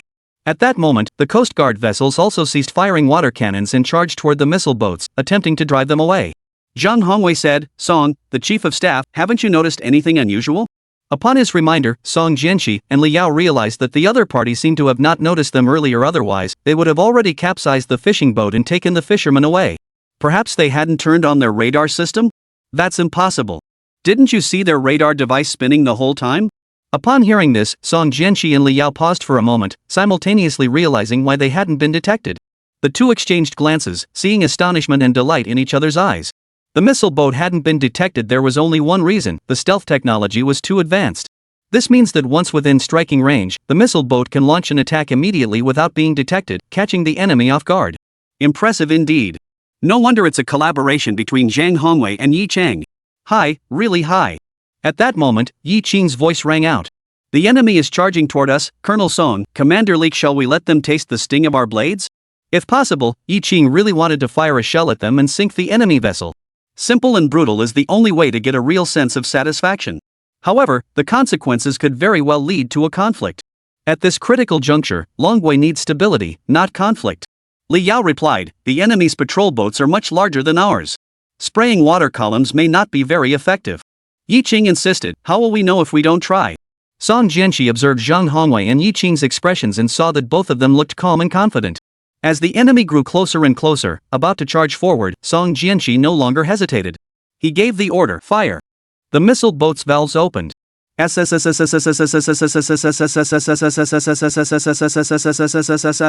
A powerful jet of water was sprayed toward the opposing Coast Guard vessel.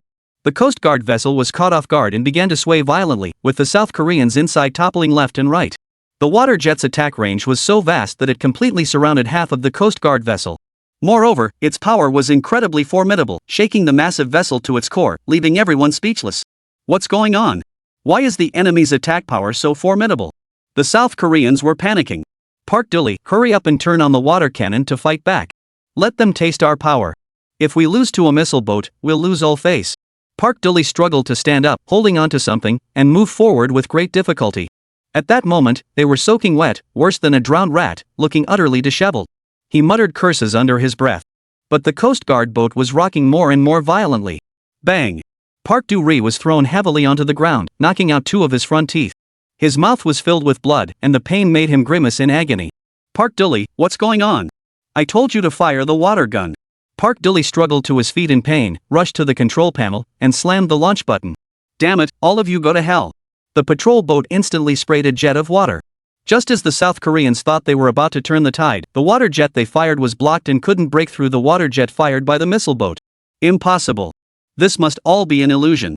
The water jets from the small missile boat were far more powerful than those of the Coast Guard vessel, completely overturning their understanding. This is truly unbelievable.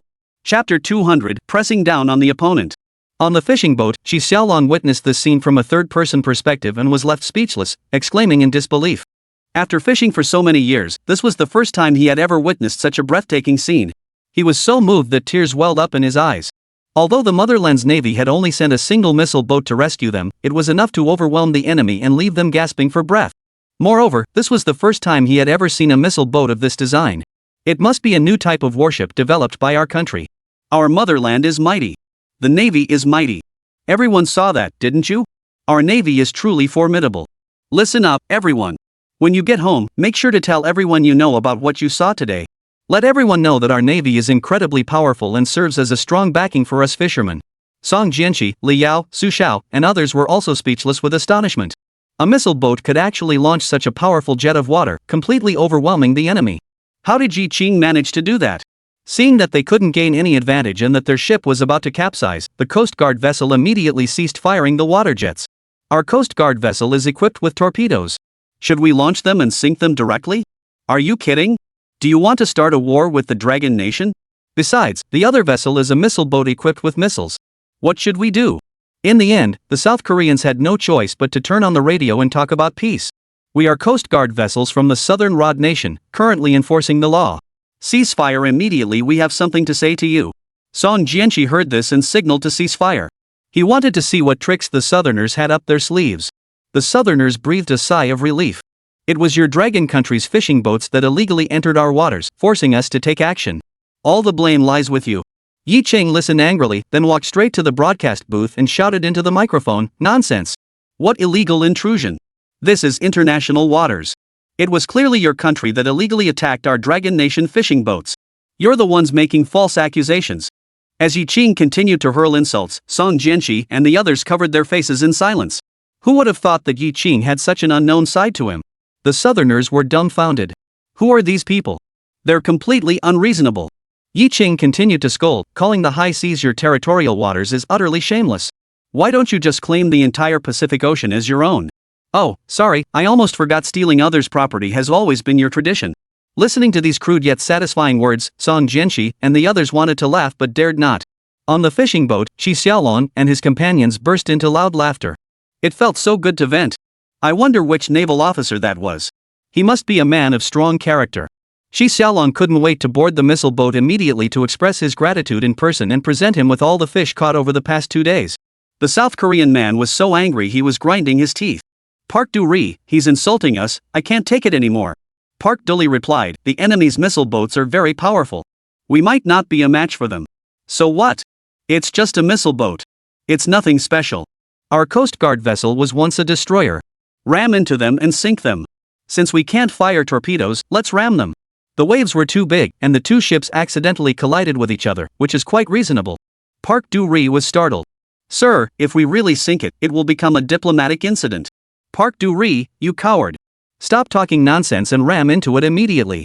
That's an order." The speaker's blood pressure skyrocketed, and he completely lost his mind. On the missile boat, someone noticed the Coast Guard vessel adjusting its angle and remarked, "Do they think they're in the wrong and are leaving?" Yi Qing, however, sensed something was amiss. "No, they're going to crash into us." "What?" Everyone's faces tightened. The enemy's volume was more than 3 times that of their own. If it really collided, the missile boat would be at a disadvantage. Yi Qing immediately said, "We'll ram into it too." Everyone was stunned. A missile boat ramming a Coast Guard vessel, isn't that like hitting a rock with an egg? Has Yi Qing lost his mind? Chapter 201, The Unbelievable Collision. "Mr. Yi, the factory director, if we confront them head-on, we'll be the ones to suffer." Yi Qing, however, raised the corner of his mouth. "That's hard to say. As the saying goes, when 2 warriors meet on the battlefield, the brave one wins. Even a bird can crash a plane. I have confidence in the missile boat." Zhang Hongwei also said, "Song, the chief of staff, and Li, the commander, we have no other choice. Let's ram them. Our missile boats are made from the same steel plates used in Soviet submarines, which are extremely sturdy. While their ship may have been converted from a destroyer, look at their hull, it's already rusted and flaking off like paper." Song Jianqi had no time to think further. He gritted his teeth and charged forward. If he didn't choose to engage, the missile boat would suffer more damage, greatly increasing the likelihood of capsizing. "Alright, charge forward. Adjust the missile boat's speed and angle to the fastest setting." A large and a small ship charged toward each other at full speed. On the fishing boat, Shi Xiaolong saw this and quickly covered his eyes, unable to watch. Such a collision, the missile boat's displacement was too small, it couldn't possibly be a match for the South Korean Coast Guard vessel. At that moment, Shi Xiaolong was filled with guilt. If the naval officers had sacrificed their lives to save him, he would never be able to forgive himself for the rest of his life. Song Jianqi and others were so tense they could barely breathe. Especially Su Xiao, the young woman, who had never witnessed such a life or death battle before. She felt as though her heart was about to leap out of her throat. Yi Qing reminded everyone to quickly find something to hold on to and try not to get thrown out. The two ships are getting closer and closer. Here they come. Most people instinctively closed their eyes. Bang! A loud bang echoed through the air. Qi Xiaolong dared not open his eyes to look. No need to look, the Dragon Nation missile boats are probably already in pieces. What a pity for the crew on board. Just then, someone reminded Qi Xiaolong. Old Qi, look quickly. Qi Xiaolong still dared not open his eyes, or rather, he couldn't bear to open them. It was too brutal and too bloody, the man feared he couldn't bear it. What are you looking at? I already know the outcome. I'm sorry to the naval officers, I'm sorry to the naval officers. If I can survive and return home, I must burn more paper money for them. Qi Lao, it's not what you think. Open your eyes and look, it's truly unbelievable. Qi Xiaolong finally opened his eyes, and the scene before him left him speechless once again. Bang! After the heavy impact, the missile boat shook violently. Su Xiao lost her balance and was about to fall to the ground when Yi Qing acted swiftly, rushing over to catch her. If Su Xiao had fallen to the ground, she would have been injured in all likelihood. Yi Qing instinctively reached out to catch her, but his hand accidentally brushed against something soft. Everyone else also felt a sudden pang of anxiety. Especially Song Jianxi. Apart from Yi Qing, he was the only one on board who knew Su Xiao's true identity. Fortunately, Yi Qing caught her, preventing her from falling. At that moment, Su Xiao hadn't regained her senses yet and kept her eyes tightly closed. Once the missile boat regained its balance, Yi Qing quickly let go of her. Comrade Su Xiao, you can open your eyes now. Su Xiao slowly opened his eyes and looked out the window through the glass. Her eyes widened in disbelief, and her expression was utterly astonished. The others looked just as stunned. But they saw that the South Korean Coast Guard ship had a large hole in it, and seawater was pouring in. Li Yao shouted, "Quick, go check if our ship has been damaged." Immediately, soldiers ran out to inspect everything. Report, the missile boat is undamaged. Everyone breathed a sigh of relief. Song Jianxi looked thrilled. Yi plant manager, Zhang Lao, you've given us another big surprise. This missile boat is tough, haha. Qi Xiaolong also burst into hearty laughter. Good, you let them bully me, now you'll get your comeuppance. Our navy is powerful. Su Xiao was also very happy. But whenever she thought of Yi Qing holding her, she couldn't help but feel a pang of sadness. Did Yi Qing just touch that spot on her earlier? Chapter 202, Those who dare to offend my Dragon Kingdom will be punished, no matter how far they are. The missile boat decisively defeated the South Korean Coast Guard vessel, and cheers erupted inside the boat. In less than 3 hours, Song Jianxi and Li Yao experienced the missile boat's speed, stealth, durability, and advanced attack capabilities. As for thermal weapon attacks, the weapons and equipment on board were well known to them as high-ranking naval officers. Mr. Yi, the missile boat your Qingcheng shipyard has built is truly remarkable. The Navy will remember your outstanding contributions. Yi Qing just rolled his eyes. Don't talk about useless things. Anyone can make big promises. If you're capable, give yourself a big bonus. Song Jianxi turned to look at Su Xiao again. Comrade Su Xiao, you also deserve credit. I will report this truthfully to our superiors. Upon hearing this good news, Lu Shanhe will likely be very pleased. His daughter has made something of herself. At that moment, Su Xiao hadn't yet recovered from the awkwardness. She had been fixated on the fact that when Yi Qing touched that spot, it felt like he had grabbed her. Was he really doing it on purpose? When she was staying at a hotel with Lao Mao, she was taking a shower when Yi Qing suddenly burst into the bathroom. This incident has been haunting her ever since. Now, to make matters worse, another incident has been added to the list. If there were no one else around, Su Xiao would definitely confront Yi Qing about it. Seeing Song Jianxi and the others still immersed in their joy, Su Xiao pulled Yi Qing aside and whispered, "Yi Qing, did you do that on purpose just now?" Yi Qing was completely baffled. "What do you mean on purpose? What are you talking about? I don't understand." Su Xiao's gaze looked like she was about to eat someone. "Yi Qing, don't play dumb. Did you touch me there on purpose just now?" "What? That's a huge misunderstanding. Su Xiao, what are you thinking? I was trying to save you, and you're accusing me? If I had known, I would have let you fall." "You." Before Su Xiao could finish speaking, the radio equipment sounded again. "Great naval officers, I, Qi Xiaolong, salute you. Thank you for saving us." "Thank you." Immediately, a soldier replied, "No need to thank us. Protecting the lives and property of every citizen of the Dragon Nation is the unwavering duty of our navy."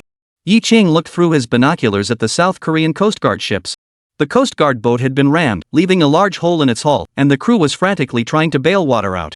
Yi Qing walked over to the radio microphone and shouted, "Those who dare to offend the Dragon Kingdom will be punished, no matter how far they are." This is a warning to them, and also a declaration made by Yi Qing on behalf of the future navy.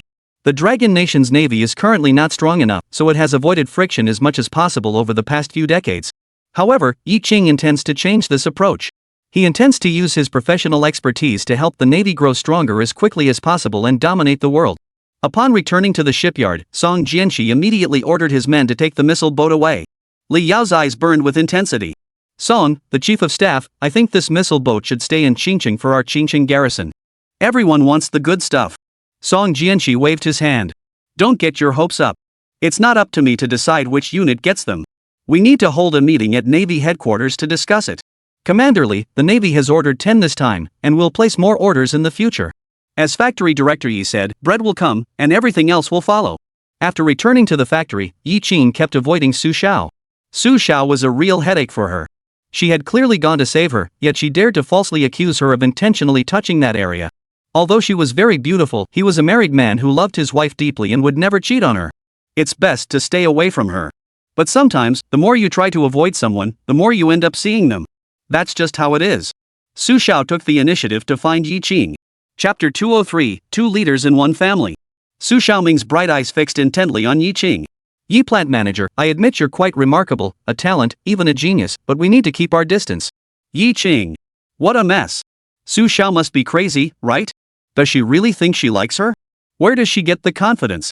Yi Qing shrugged his hands. Comrade Su Xiao, did you misunderstand something? I don't understand what you're saying at all. Su Xiao saw Yi Qing's innocent expression, his expression froze, and his heart raced like a frightened deer. Could she really have misunderstood Yi Qing? He wasn't intentionally looking for an opportunity to get close to me, and then. Comrade Su Xiao, if there's nothing else, I've got to get back to work. Time is of the essence. Our shipyard still has to keep building missile boats for the Navy. This self-important woman, the farther away, the better. Setting aside the minor incident with Su Xiao, Yi Qing was still in a good mood. The Navy was highly satisfied with the missile boats, and the collision had left the South Koreans questioning their existence. We must celebrate tonight. After work, Yi Qing bought 2 bottles of wine and a bunch of ready-to-eat food, and dragged his father Yi Ping home together.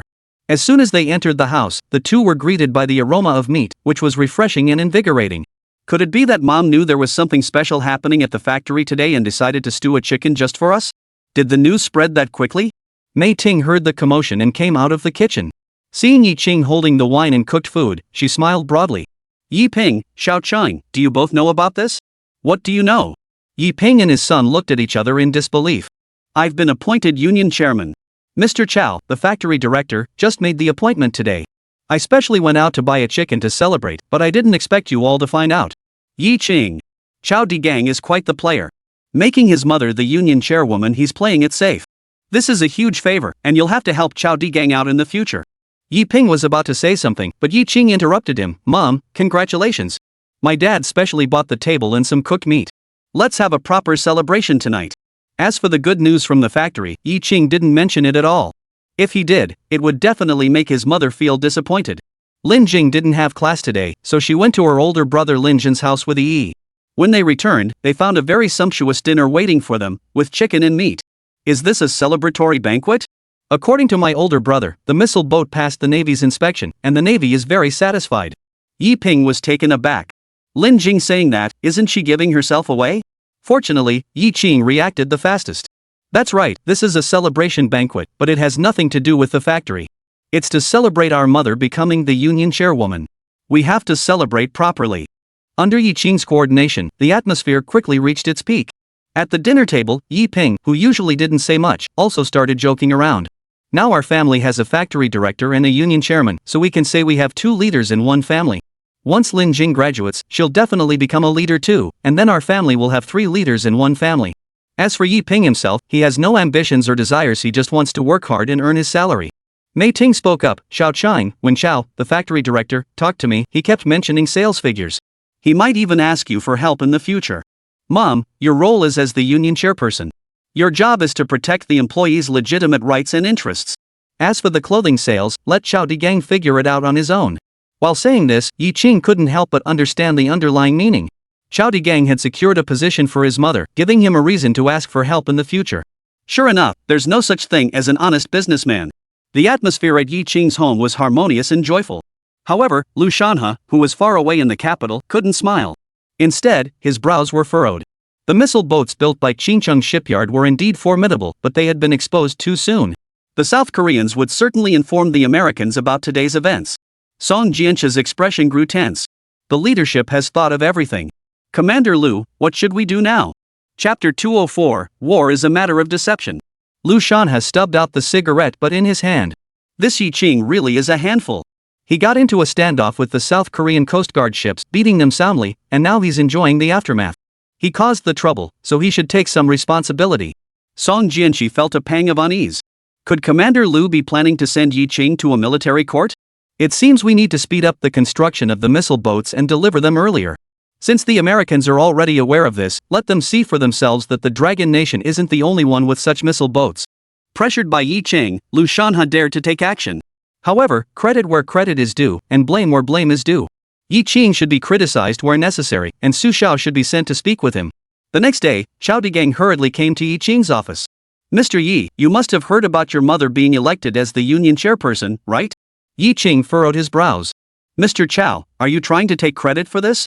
Xiao Digang hurriedly waved his hands. No, absolutely not. Master Mei was elected union chairman mainly because he has a strong foundation among the workers and is widely respected. It's what everyone wanted. Ha ha. Xiao Digang also has a wide network of information sources. Upon hearing that Yi Ching had purchased the substandard steel plates from Qingqing Steel Plant and the defective engines from Qingqing Diesel Engine Plant, he grew anxious. Why didn't Yi Ching buy clothes from the garment factory? He thought about it for a long time and finally figured it out. It must be because he hadn't taken good care of Mei Ting, so Yi Ching wasn't paying attention to him. So Xiao Digang held an emergency meeting that night and promoted Mei Ting to union chairperson. Yi Ching asked again, you came to see me today just to tell me this? Xiao plant manager, I'll remember this favor. Upon hearing this, Xiao Digang perked up and felt much better. He had been waiting for Yi Ching to say exactly that. Xiao Digang immediately seized the opportunity. Mr. Yi, there's actually one more thing. With so many people in your factory, you must need work uniforms, right? Why not order them from our factory? I'll give you a special price. What do you think? Yi Ching hummed in response. Have someone come tomorrow to measure the dimensions. Yi Ching agreed readily. After all, some favors must be repaid. Xiao Digang's face lit up with a smile. Having Master Mei serve as union chairman is a real bargain. As soon as Xiao Digang left, Su Xiao came in right behind him. Yi Ching saw her stern expression and had a bad feeling, instinctively shifting his body backward. Su Xiao leaned on Yi Ching's desk, towering over him. Factory Director Yi, the Navy has sent a notice expressing dissatisfaction with yesterday's rescue operation. Yi Ching felt a bit unjustified. Why are you dissatisfied? We saved fishermen from Manhwa. Did we not bring them back safely? That's not what I meant. Saving people is the right thing to do, but our superiors said we revealed the missile boat's capabilities too early, which could be disadvantageous to the Dragon Nation's navy. They told us to be more careful in the future. Yi Ching argued forcefully, Comrade Su Xiao, you were there too. If we hadn't attacked the South Korean Coast Guard ships, we would have been the ones in trouble. What grounds would they have to criticize us? If they could have arrived at the scene as quickly as possible, we wouldn't have had to expose ourselves. Su Xiao was also seething inside. At that critical moment, who had time to think about such things? My own father, I have no idea what he was thinking. Isn't that heartbreaking? Su Xiao's expression softened slightly. Let's not mention this anymore. The Navy also said that we need to speed up construction and deliver ahead of schedule. Yi Ching fell into deep thought. He guessed that Lu Shanha was worried that Lamy had learned about the missile boat's capabilities and would try to gather intelligence, so he had ordered them to speed up the process and inform Lamy that the Navy had more than one such vessel. Comrade Su Xiao, since the missile boat has already been exposed, I think we can go ahead and make it public. Of course, what needs to be kept confidential must remain so. After all, warfare is about deception, and concealing one's weaknesses is one of the core principles of Sun Tzu's art of war. Su Xiao was momentarily taken aback and asked, Director Yi, what do you mean? Chapter 205, The Responsibilities of a Female Secretary. Yi Ching smiled faintly, her smile betraying a strong sense of confidence. As Sun Tzu's art of war states, war is a matter of deception. Since 8 or 9 out of 10 Americans already know this, there's no need for us to keep it a secret. Why not leak it to the newspaper and let them report on it? Keep what needs to be kept secret, and brag about what can be bragged about. Su Xiao, however, believed that warships were no trivial matter, they were crucial to the development of the Navy. Isn't that a bit much? What's wrong with that? You can give my feedback to the Navy and see how they respond. Su Xiao hummed in acknowledgement but did not give a clear response. She changed the subject. In any case, we need to speed things up. The Navy is demanding early delivery. Yi Ching shrugged his hands, Comrade Su Xiao, you've seen it yourself. We only have so many people, and we're building both sand dredging ships and missile boats. We simply can't handle it all. I can't very well send the interns to build missile boats, can I? You wouldn't feel comfortable with that either. Su Xiao furrowed his brows. These are all excuses. Naval affairs are of the utmost importance in the world. No one can delay them. When faced with difficulties, we must overcome them. Mr. Yi, I believe you can do it. I have already informed my superiors, and Mr. Yi has assured them that the task will be completed. Yi Ching. Damn it. This little brat has learned how to trick people. This isn't a good sign. It seems like we need to give her a good talking to and make her understand who's in charge at the shipyard. Comrade Su Xiao, it's not that I don't want to speed things up, but we're short-handed. However, I'll make sure Du Zong does his best. By the way, I'm heading over to the Russians' place in a few days. Want to come along? Su Xiao's beautiful eyes sparkled. Really? Just say whether you're going or not. Of course I'll go. I'm your secretary, and accompanying you on business trips is part of my job. Yi Qing smiled faintly. Since you admit you're my secretary, don't push me too hard about the missile boat project. We also need to ensure quality and quantity, right? I'm doing this for the Navy's sake. Listen to me. Su Xiao. She suddenly realized that Yi Qing had led her astray. Seeing her expression change, Yi Qing quickly added, this time when we go to Old Mouse Place, we'll swap for something better. Who knows, we might be able to snag another big fish for the Navy. If you want to go, get ready quickly. We'll leave in a few days. Yi Qing coaxed Su Xiao into a state of excitement, and Su Xiao also put the matter of urging progress out of her mind. Watching her hurry away, Yi Qing smiled slightly. You little brat, you're no match for me. Though he said that, Yi Qing had also obtained an important piece of information. The Navy headquarters must be quite troubled by this incident. The Navy isn't strong enough, so they've always chosen to keep a low profile and not draw attention to themselves. This time, by taking down the Coast Guard ships of the Southern Rod Nation, it has suddenly drawn its sword, which is sure to attract attention from multiple parties, especially the Russians and the Americans. It seems I need to make a trip to the capital to present the Navy with a new approach to resolving this issue. After keeping a low profile for so long, suddenly making a big splash would be unsettling for the Navy. Other countries around the world aren't used to it either. Yi Qing must make them adapt and turn it into a habit. Ding ding ding. The phone rang. Yi Qing grabbed the receiver. Who is this? This is Chen Shang from Hongchang. Do you remember me? How's the custom-made speedboat we ordered? Our boss is in a hurry. So you're the smuggler who paid so generously. Every factory director likes to do business with someone who's straightforward. Rest assured, we are working full steam ahead and will definitely deliver on time. Mr. Yi, the factory manager, is there any way we can deliver early? Our boss is really anxious. Recently, Xincheng Shipyard delivered another 10 speedboats to the Navy. With this new technology, smugglers have nowhere to hide and are being thoroughly intercepted by customs. The boss of Port City is really worried. Every time he ships a load, he gets caught, and he's losing money every day. Yi Qing paused for a moment. Delivering early might be difficult. Chen Shang replied, just tell us what the difficulties are. Is it a matter of funds? We can make another payment to you. It's no big deal. Chapter 206, Men Have It Tough. Since the other party was offering money voluntarily, there was no reason to refuse. Yi Qing let out a mischievous smile.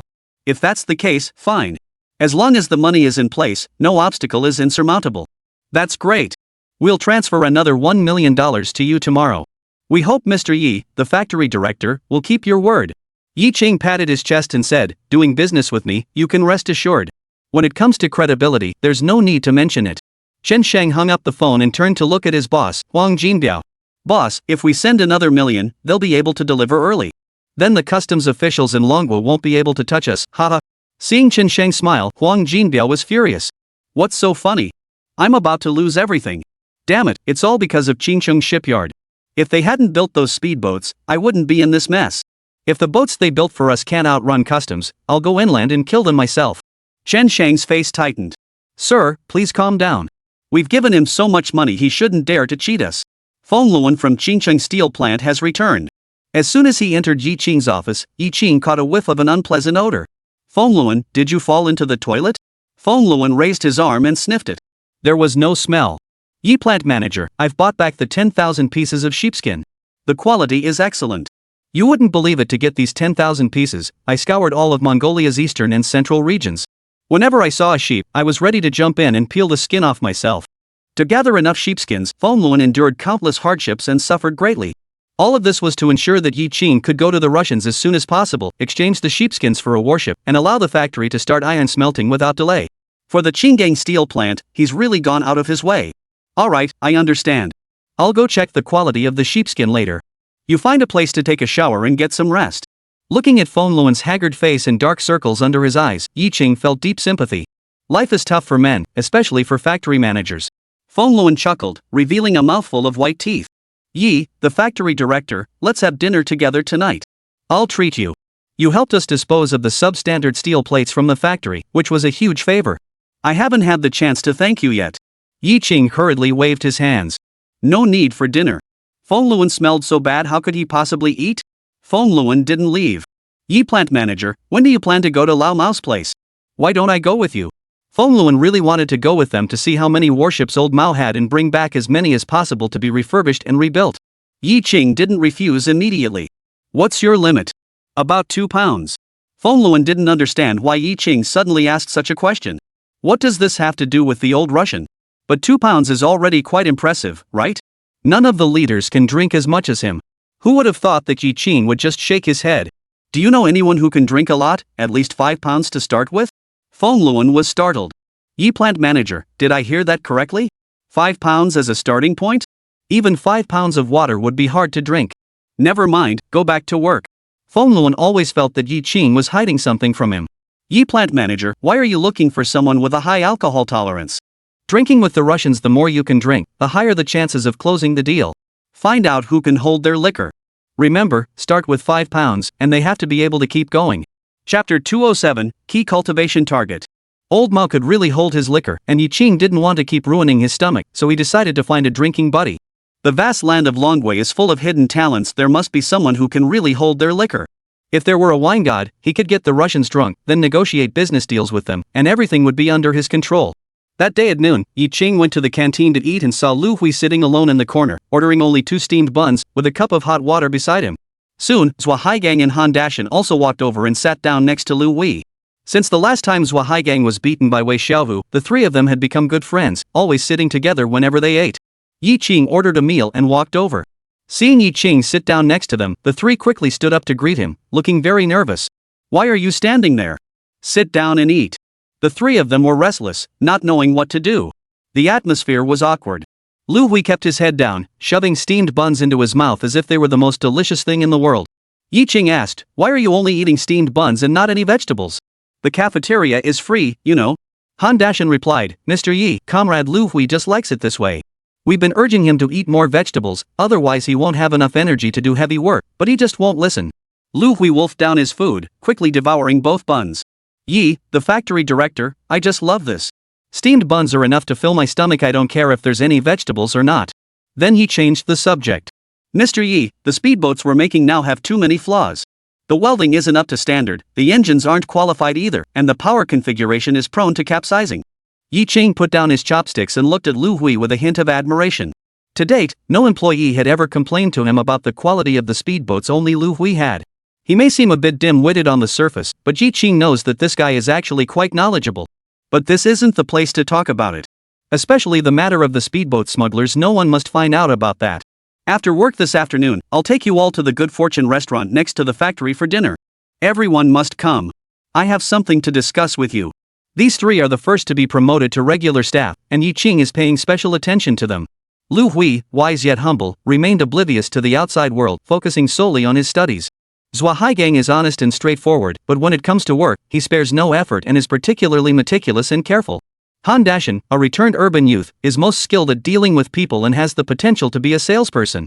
Give him some focused training, and he could become a key pillar of the factory in the future. What the shipyard needs most right now is talent. The existing permanent employees, who have been following the same routine for decades, no longer have any untapped potential.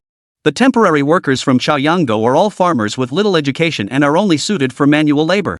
The newly hired temporary workers were personally interviewed by Yi Qing, selected with specific criteria in mind, and are also identified as future key training candidates.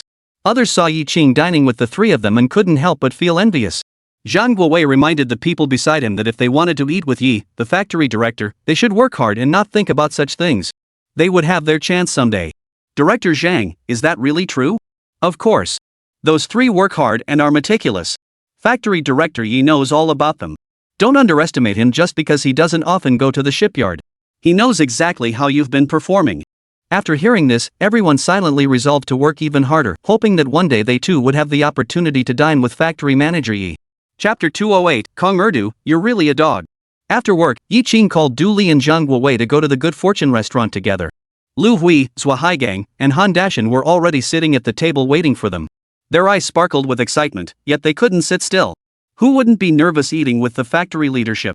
As soon as he sat down, Yi Qing got straight to the point. Lu Hui, you mentioned earlier that there were issues with the speedboat's configuration. Do you have any suggestions for improvements to ensure it can maintain a speed of around 50 knots? What Yi Qing didn't expect was that his offhand question had uncovered a pleasant surprise. He saw Lu Hui take out a notebook from his bag and hand it over. Mr. Yi, this is the data I analyzed myself. Take a look. Yi Qing opened it and saw that it was densely filled with text, including various formulas and calculations. Every piece of data was clearly explained, leaving no room for ambiguity. It's no easy feat to calculate all of this. Lu Hui is indeed a genius. Lu Hui is indeed a real talent. If we produce speedboats based on Lu Hui's calculations, we will definitely meet the standards. Lu Hui, I was right about you, you're truly impressive. Lu Hui said excitedly, Mr. Yi, can we modify the speedboats we've produced? If we do it now, it's still in time. If we don't make the changes, the shipyard will have to compensate the customer if any defects are discovered during inspection. The compensation will be substantial. Yi Qing just smiled slightly. No rush. The design for this batch of speedboats is already finalized. When the next client comes, I'll have you participate in the research and development. Lu Hui and the other two were completely baffled, feeling utterly confused. Even though they knew there were defects, why didn't Yi, the factory director, make any changes? Once customers come knocking, it won't be good for the shipyard's reputation. With Mr. Yi's intelligence, he must be well aware of this. Zhang Guowei said, Factory Director Yi must have his reasons for saying that. Come, let's all toast to Factory Director Yi. Without him, we wouldn't be where we are today. Lu Hui was indeed at a loss for words. Mr. Yi, I don't drink alcohol. Alcohol is the essence of grain. The more you drink, the younger you feel. A man who doesn't drink is no good. You must learn to drink. Zhang Guowei is quite skilled at persuading others to drink. Lu Hui felt awkward. Director Zhang, I really can't drink. Since you won't drink it, I'll drink it for you. Just then, a tall man suddenly appeared beside the table, grabbed a bottle of white wine, and started drinking it down in big gulps. In just a few seconds, the bottle was empty. Zhang Guowei's face turned ashen. He stood up, glaring angrily at the tall man. Who gave you the right to touch our alcohol? Are you trying to steal it outright? This is a society governed by the rule of law. The tall man seemed completely unfazed, smacking his lips. This alcohol is way too weak. It doesn't even have any flavor. Zhang Guowei. Stealing our wine and complaining about this and that? Are you kidding me? This is intolerable. Zhang Guowei was about to lose his temper even more, even clenching his fists as if he wanted to punch him. At that moment, the restaurant owner rushed over and scolded the tall man angrily. You bastard, you came here again to steal our wine. Do you want to go back to jail? I'll call the police and have you arrested. So the tall guy is called Kong Erdu. Kong Erdu didn't care about the boss's words at all. At most, he'd be locked up for 7 days and then released, with food and lodging provided. Kong Erdu was quite happy with that. 7 days in jail for a bottle of wine, it's worth it. The boss seemed to know exactly what kind of person Kong Erdu was and grabbed him by the collar, ready to give him a good beating. He hadn't beaten Kong Erdu just once or twice. But this bastard just wouldn't learn, coming over every few days to steal customers' alcohol. Wait a minute. Yi Qing hurriedly stopped him and asked the tall man curiously, do you really like drinking? Can you hold your liquor? The tall man chuckled, I'm not bragging, but I drink like water. I can drink 1,000 cups without getting drunk. Bragging is for cowards. Yi Qing perked up. Boss, do you have any 60-degree Mandiao here? Bring it over. Chapter 209, The Wine God. Seeing this, the boss kindly advised, Sir, Kong Erdu is just a rogue. You don't need to pay any attention to him. I'll take him to the police station right away. Kong Erdu grinned and said, wait a moment. He wants to treat me and Mendao to a drink. I'll go after I finish drinking. He was so eager he was almost drooling. Hey, boss, don't pay any attention to this drunkard. Yi Qing, on the other hand, became increasingly curious. If you can drink 5 bottles of Mandiao and not get drunk, I'll keep taking you out for good wine. But if you pass out, I'll find someone to lock you up for life so you can't come out and steal other people's wine again. Kong Erdu's eyes lit up. Really? Yi Qing nodded and immediately asked the owner to bring the Mandiao. The boss didn't move, but continued to persuade Yi Qing, Boss, you're just wasting your money by buying him drinks. Don't worry about it. Go get the wine. You won't lose a penny. Yi Qing was curious to see just how much Kong Erdu could drink. In no time, 5 bottles of mooncake were brought to the table. Kong Erdu was more excited to see the alcohol than a beautiful woman. He immediately grabbed a bottle, opened it, and started chugging it down. Zhang Guowei and the others saw this and felt their throats burn. This is over 60 proof baijiu, not water. Is it safe to drink like this? Aren't you afraid it'll burn your stomach? In the blink of an eye, Kong Erdu downed the entire bottle of wine. He smiled and glanced at Yi Qing, then picked up another bottle and drank it all, leaving not a single drop. After downing 2 bottles of strong liquor, an ordinary person would probably be unable to stand up, but Kong Ergu remained unfazed, his face unchanged. Continue.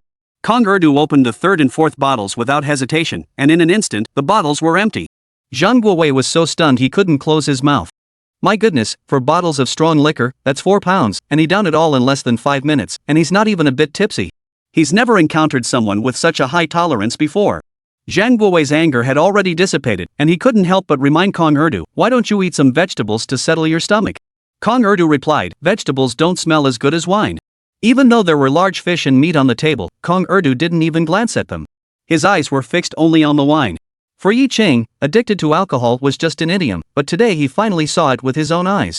After downing his 5th bottle, Kong Erdu stood up. Take a couple of steps so I can see if you're really okay. Kong Erdu took a few steps, rushed out of the restaurant, then walked back in with a confident stride, showing no signs of swaying, just like a normal person. Everyone was stunned.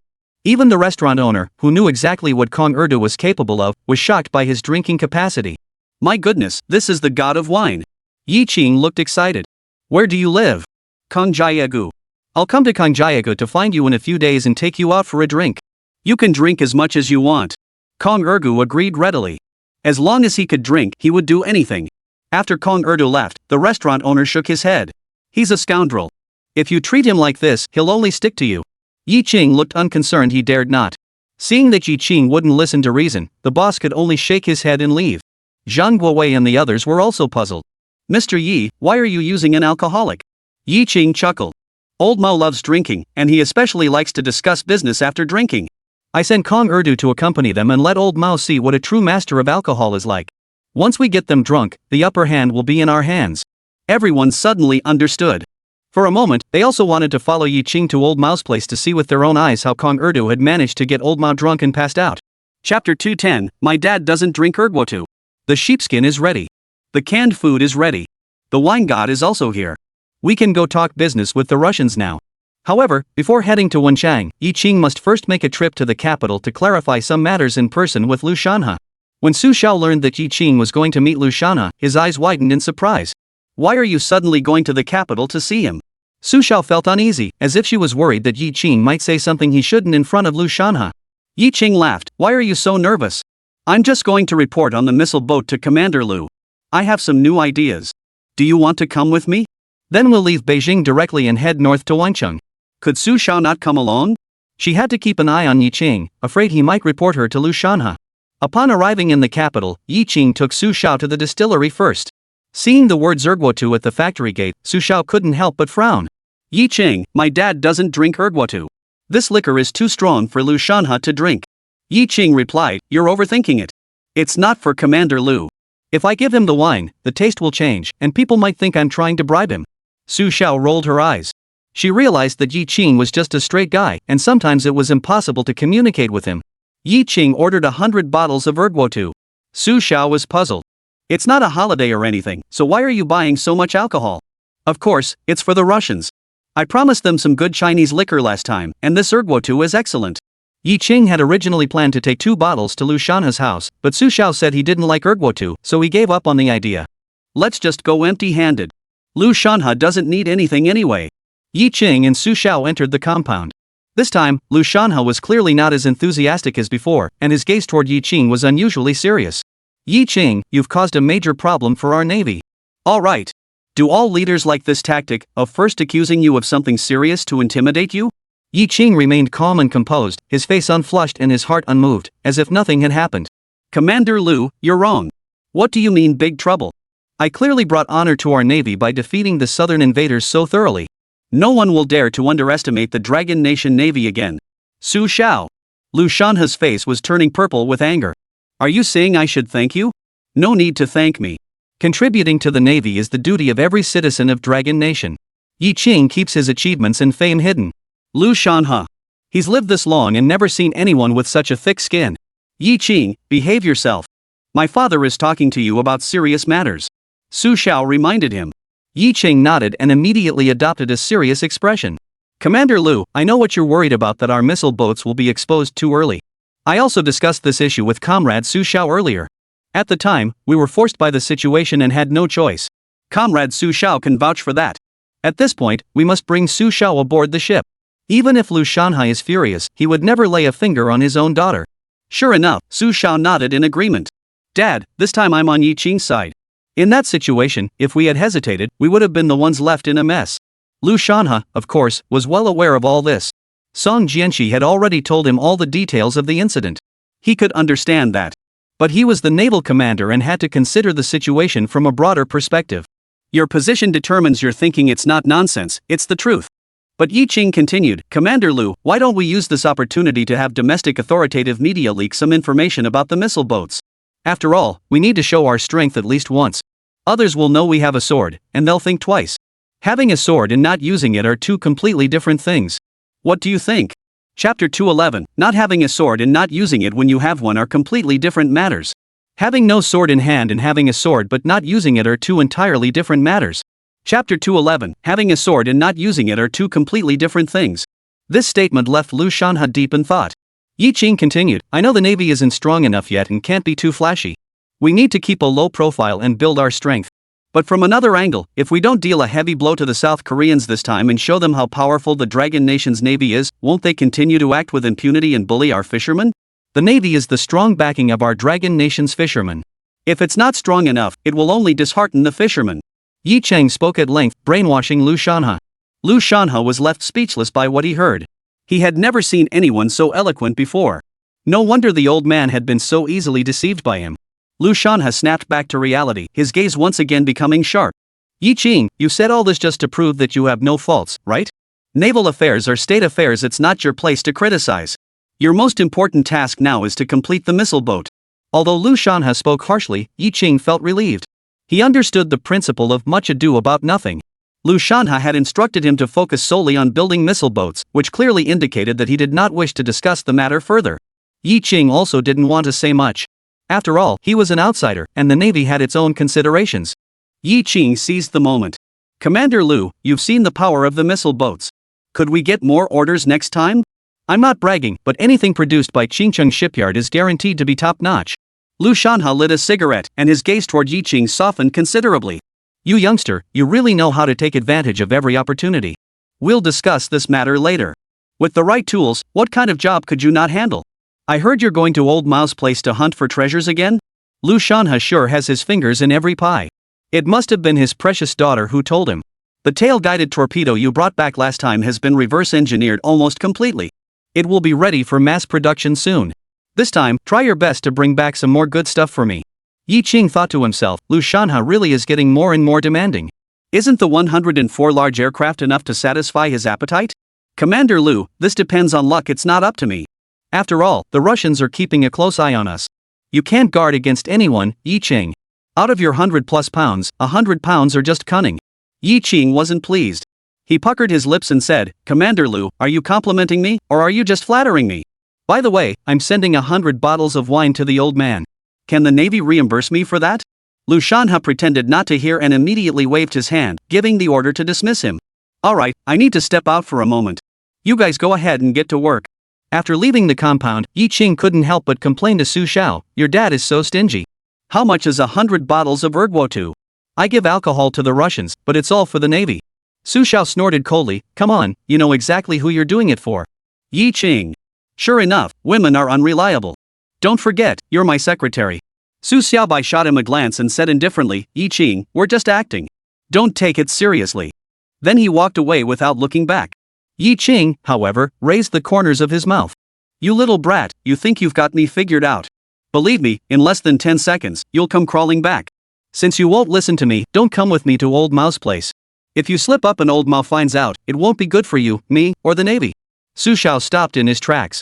Though she gritted her teeth in anger, she could do nothing about it. Yi Qing, you're ruthless. Chapter 212, Returning to Wencheng.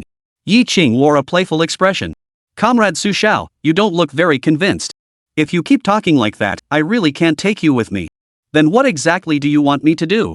Be gentler, obey me, and do what a secretary is supposed to do. Yi Qing wasn't exaggerating, Su Xiao was completely under his control.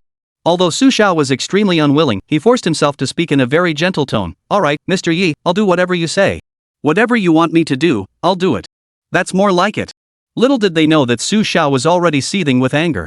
That day, Yi Ching and Su Xiao left the capital and headed to Jinmen, where they boarded a cargo ship to meet up with Kong Erdu and Feng Luan, the factory director of Qinggang Steel Plant. Feng Luan insisted on coming along, saying he wanted to see the world. On the cargo ship, Yi Ching kept his distance from him the entire time. He always sensed a foul, sheep-like odor emanating from Feng Luan. Looking out at the vast ocean before him, Feng Luan felt full of vigor and couldn't resist composing a poem. Ah, on the vast sea, the wind is gathering dark clouds. Between the clouds and the sea, the seagulls are flying like black lightning, soaring proudly. In the corner, Kong Erdu glanced at Feng Luan. These leaders are all crazy. Instead of wasting their time talking nonsense, they should just get a few bottles of wine and drink until they're drunk. At least then it's their own, and they can enjoy it. Su Shiola dragged Yi Ching into the cabin, looking displeased. Why did you bring two lunatics here? Especially that Kong Erdu, he looks like a thug to me. Taking him to Old Mao's place will only embarrass our country. Su Xiao always judges people by their appearance, and that's very wrong. Yi Ching smiled slightly. You're wrong to say that. Don't judge Kong Erdu by his appearance. This time, it was all thanks to him that he brought honor to our country. Su Xiao was furious. Could a rough and tumble guy really bring honor to the country? Yi Ching was deliberately toying with him. Comrade Su Xiao, you don't understand Kong Erdu's situation. This guy has great potential. Just wait and see. This time, Yi Ching isn't just going to Wencheng. He's going to have Sergei take him around, especially to the military factories, to see if he can find anything valuable.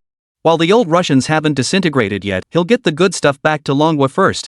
Every time he arrived at a place, he had to drink, and it was all thanks to Kong Erdu who helped him hold back the alcohol. After the boat docked, Feng Luan looked at the various pointed buildings and expressed his admiration. This is where the Russians live. The buildings are so tall. They really know how to enjoy life. Yi Ching corrected him. What do you mean, the Russians' territory? This used to be our territory. One day, we'll take it back. Kong Erdu spread his arms to block Yi Ching's path. Yi factory director, didn't you say there'd be alcohol once we got here? Where is it? Give it to me now. Why are you in such a hurry? You'll have plenty to drink when the time comes. As they walked down the streets of Wencheng, Feng Luan saw the tall, sexy girls and his eyes went wide. For Feng Luan, who had been single for years, this place felt like entering a land of women. Yi Ching teased him, which one do you like? Go up and say hello. Maybe she'll go with you. Feng Luan was taken aback. Yi factory director, are you joking? She'd probably call me a hooligan and report me to the police, and they'd arrest me on the spot. No way. Mao Mei is very open-minded. If you buy her a drink, she'll throw herself at you, especially someone like you, a diamond bachelor. Feng Luan is a very traditional man. Upon hearing this, he immediately got goosebumps all over his body. This kind of woman is off limits. He wants a virtuous wife, not a promiscuous woman. The four of them found a hotel to stay in. Yi Ching warned Kong Erdu, stay in the room and don't go anywhere. If you go out to steal wine, you'll get your legs broken. I'll take you out for a drink tonight. Chapter 213, I'm out, you guys do as you please. To welcome Yi Ching and his party, Sergei had specially prepared a grand banquet. The banquet was lavish, featuring famous ham and grilled meat, as well as countless bottles of vodka. Tonight, let's drink until we're satisfied, no one leaves until they're tipsy. Of course, where there's alcohol, there must be beautiful women. There were over a dozen bunny girl waitresses on site, each with blonde hair, blue eyes, a hot figure, a beautiful face, and eyes that could stop traffic. Feng Luan was dazzled and couldn't take it all in. Especially when a bunny girl came over and offered him some wine, his eyes lit up. Unfortunately, he didn't speak Russian, otherwise he would have immediately engaged in a deeper conversation with the Russian girl in front of him. Kong Erdu's eyes were equally wide. However, it was because he had spotted the fine wine, beautiful women and delicious food could all take a back seat. Only Su Xiao remained frowning the entire time. The old man's life is too corrupt. What's the difference between this and capitalism? How did they end up going down the wrong path? She suddenly recalled something Yi Ching had once said. The old man is already in his twilight years, not far from collapse. The scene before her eyes made her believe that what Yi Ching had said was highly likely to come true. Sergei gripped Yi Ching's hand tightly, his face beaming with a smile. As soon as Yi Ching arrived, he was happier than seeing his own mother, because he knew he was about to strike it rich again. Through the previous few deals, he had already made a fortune. In Sergei's eyes, Yi Ching was a money-making angel and must be treated with the utmost hospitality. He brought several friends from the military today to throw a big party and relax. Sergei, I brought you a real party animal today. I bet you can't keep up with him. I'll wager he could drink all of you under the table by himself. Yi Ching's words instantly ignited the fighting spirit of the warrior nation. Yi, stop bragging. It seems you have no idea how much we can drink. Yi Ching called out to Kong Erdu. Kong Erdu had already secretly drunk 2 glasses of vodka earlier. He had never tried this kind of alcohol before, and he was hooked after just one sip. He even muttered under his breath, "Foreigners' stuff is really good. It's a shame it ends up in their stomachs." "Sergey, this is my friend Kong Erdu, who can drink 1,000 cups without getting drunk." At Yi Qing's gesture, Kong Erdu immediately picked up a bottle of vodka and showed it off. "I'll drink first, you guys can have some if you want." Kong Erdu finished the bottle in one go, looking extremely cool, stylish, and clean. Sergey and the others weren't to be outdone. They all grabbed bottles and started chugging them down. But Kong Erdu downed one bottle after another, finishing 3 bottles in no time, and then acted as if nothing had happened. In contrast, Sergey and the others had flushed faces and could barely stand on their feet. It seems that the Russians' drinking tolerance isn't all that impressive after all. Su Xiao suddenly understood. So Yi Qing had brought Kong Erdu along to help him avoid drinking. But now that the old Russian is drunk, how can we talk business? Su Xiao walked over and whispered, "Yi Qing, don't let Kong Erdu get them drunk. We still have business to discuss later." Yi Qing understood. He walked over to Kong Erdu and said, "Stop for now. Let them calm down." Kong Erdu said disdainfully, "Factory Director Yi, I thought the Russians were so powerful. This isn't working either. What a waste of time." Yi Qing, however, gave him a cold look and didn't give him a friendly response. "Do you think everyone is immune to alcohol like you? Stop just drinking. The Russians' grilled meat is pretty good. Learn from Mr. Feng and eat more meat." At that moment, Feng Luan was devouring the grilled meat with gusto, showing no trace of his usual factory director demeanor. Several bunny girls kept bringing him more meat, thinking he was a big eater. A few others kept sending him flirtatious glances. After all, those invited by Sergey weren't ordinary people. They were either powerful or wealthy. If they could get their hands on his money, they wouldn't mind spending the night with him. Kong Erdu, however, sneered at him. "Meat doesn't taste as good as wine. Wine is the essence of grain. The more you drink, the younger you feel." After saying that, he couldn't resist drinking half a bottle more. Yi Qing pulled Kong Erdu behind him and smiled at Sergey. "How about that? My friend can really hold his liquor, can't he? You guys aren't a match for him." Chapter 214, Swearing Eternal Enmity with Gambling, Prostitution, and Drugs. Sergey's eyes were unfocused, and his body couldn't stop swaying. It seemed that alcohol had numbed his cerebellum, making it impossible for him to maintain his balance. But Sergey still wouldn't give up. "Yi, I'm not drunk. We've only just started. Let's continue. Don't just stand there. Come drink with us." Yi Qing grabbed Sergey by the arm. "Good, you're not drunk. We should talk. This time I brought 10,000 pieces of sheepskin and 5,000 cans of canned goods." Before Sergey got completely drunk, he had to hurry up and discuss the business deal with him. Sure enough, when Sergey heard the word sheepskin, a gleam flashed in his eyes. Sheepskin was a valuable commodity, used to make sheepskin coats. The Russians are in desperate need of coats. There's nothing they can do about it. It's just too cold where they live. "Yi, what do you want this time? You can choose any of our retired warships." Seeing Yi Qing and Sergey talking privately, Feng Luan quickly swallowed the grilled meat in his mouth and hurried over. "Mr. Yi, have the two of you already started discussing business? Could you see if you can get them to take a few more of their warships? I've gone to great lengths to secure those sheepskins." Yi Qing nodded. "Sergey, you know that sheepskin is valuable. Your warships are just scrap metal. It's not an equal exchange." Sergey looked disappointed. Yi Qing was right. Once a warship was decommissioned, it had no value whatsoever. "Then what do you want?" "Here's the deal. I'll trade you the canned goods for your decommissioned warship, and then you'll take me around to various places to find suitable items to trade for sheepskin. How does that sound?" Sergey agreed readily. "No problem. I'm on vacation this month, so I'll take you to see the beautiful scenery of our motherland." Sergey narrowed his eyes and whispered, "Yi, the women in our homeland are also quite charming. Tonight, you can choose any of them." Yi Qing immediately refused. "Are you kidding me? I've always kept myself pure. How could I do such a thing? As Yi Qing, I have sworn to never associate with gambling, prostitution, or drugs in my entire life." Sergey continued to persuade him. "Yi, don't be shy. Being with them will open the door to a new world for you. The experience is simply too wonderful. It will leave you longing to return." Yi Qing. "Damn Sergey, he's tempting himself to commit a crime. Sergey, let's talk about something else. Playing with Mao Mei is not worth it." Sergey thought Yi Qing had a secret about men, but when he turned to look at Su Xiao, he immediately gave a knowing smile. So that's how it was. "I never thought Yi Qing was so infatuated with that secretary. That said, Yi Qing does have good taste. The secretary is indeed beautiful, with the unique charm of an Eastern woman." Feng Luan, standing nearby, couldn't understand Russian and was pacing back and forth in frustration. "Factory Director Yi, what are you discussing? I feel like this old Russian guy's expression is off. He's not trying to trick us, is he? No, he's just telling me that there are many interesting projects here, but I refused. We're here to do business, not to play around." Feng Luan's gaze toward Mao Mei was all caught by Yi Qing's eyes. If he found out what Sergei had just said, this guy would probably drag a bunny girl into the bathroom and do the deed right there. Sex doesn't require a common language. Such a thing must never happen. The factory director of Manhwa must always remain pure and must never be corrupted by Mao Mei. Yi Qing returned to the main topic. Sergei, tomorrow we'll go pick out a warship first. Starting the day after tomorrow, you'll be our guide. It'd be best to visit some military factories. The scrap metal there is of very good quality, and I can sell it for a good price once I bring it back. Military factories are probably hard to get into, but I'll try my best to arrange it. Yi, come on, let's keep drinking. We have to have a good time tonight. Yi Qing quickly pulled Kong Erda to his side. This guy had secretly drunk another bottle just now. Arguzi, keep them company and drink with them. Get them all drunk and you'll have done a great job. Chapter 215, Lao Maozi should thank himself. That night, Kong Erda performed as usual, while Sergei and the others drank themselves into a stupor, collapsing under the table. However, Kong Erdu, who had successfully completed his task, hadn't had enough to drink.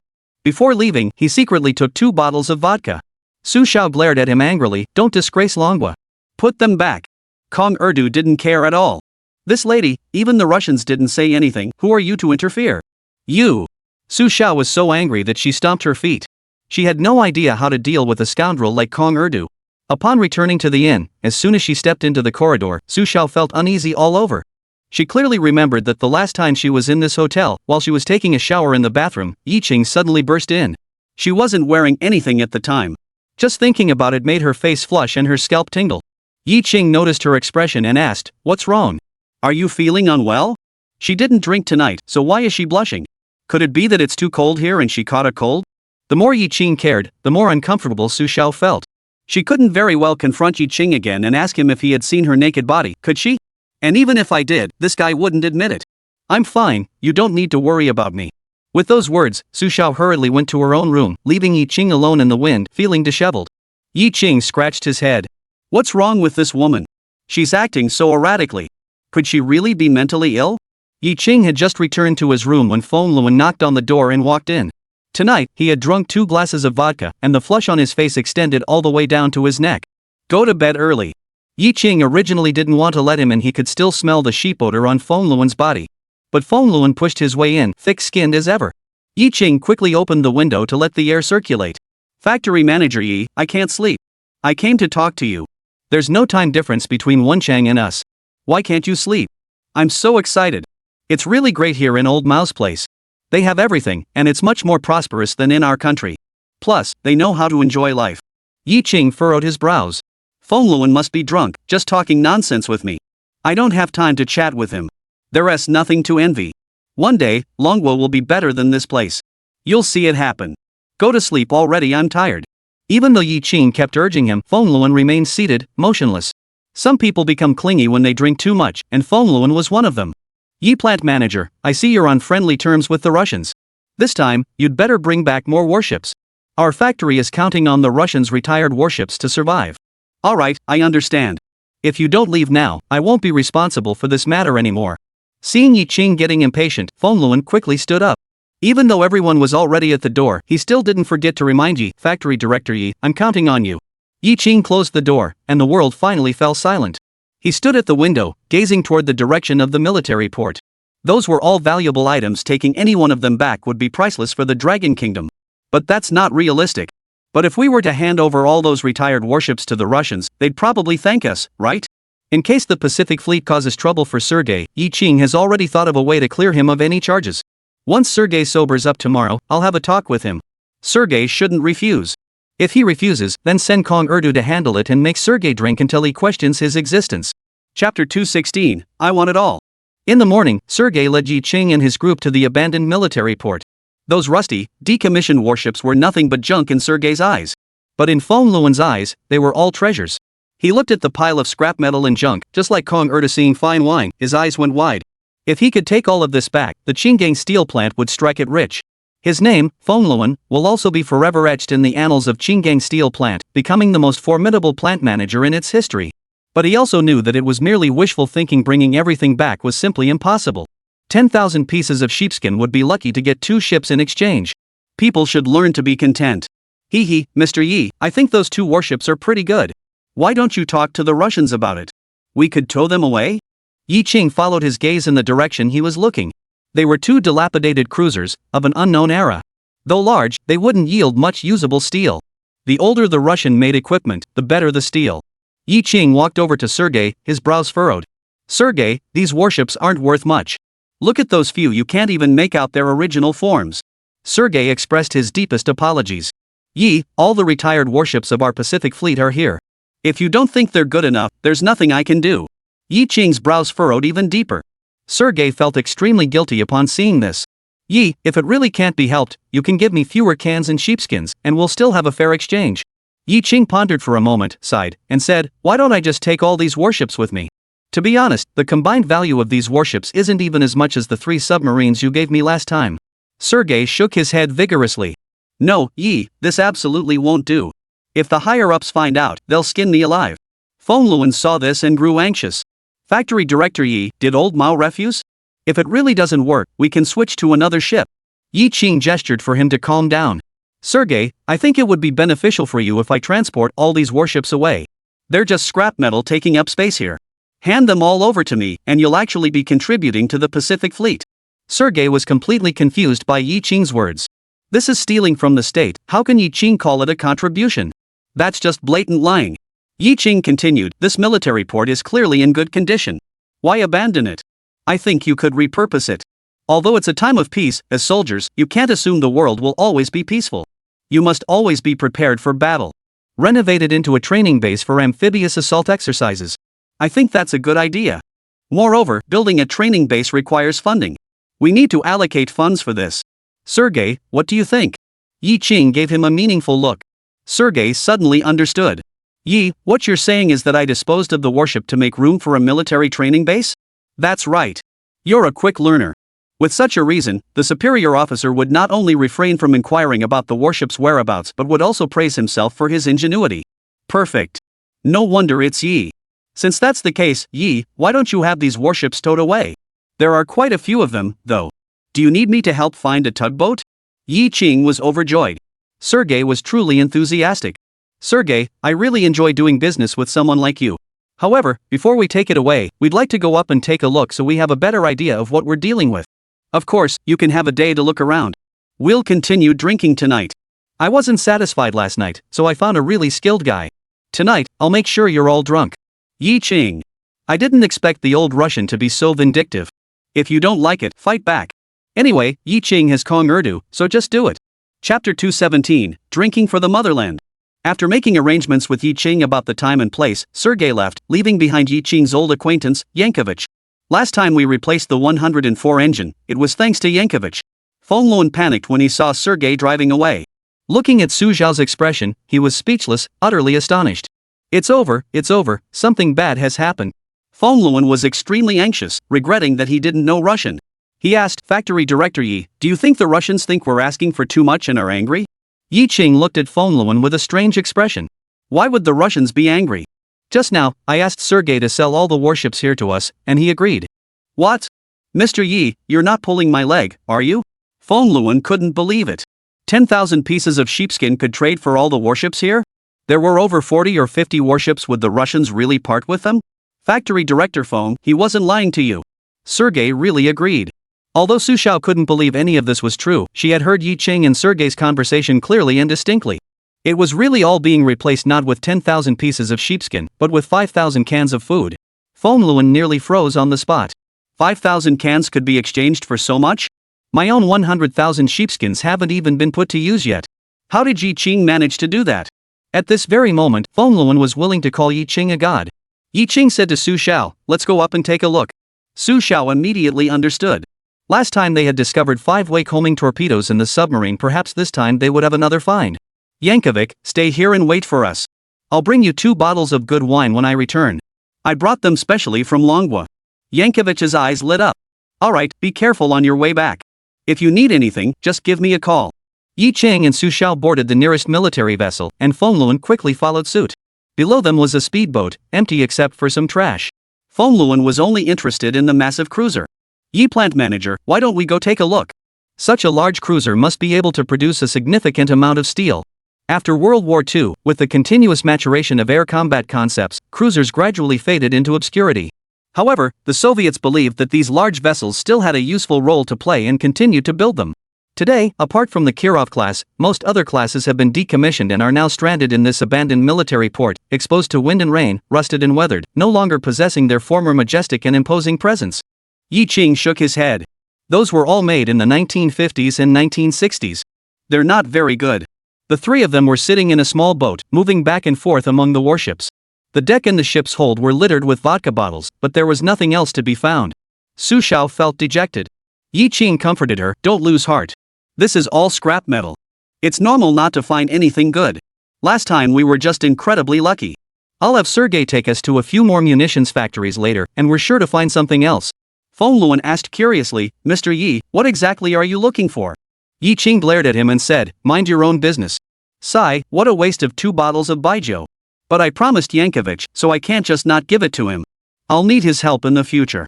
The sky was growing dark. Let's go back. We still have to continue dinner with old Mao tonight. Su Xiao frowned. Not more drinking, I hope? Of course we have to drink.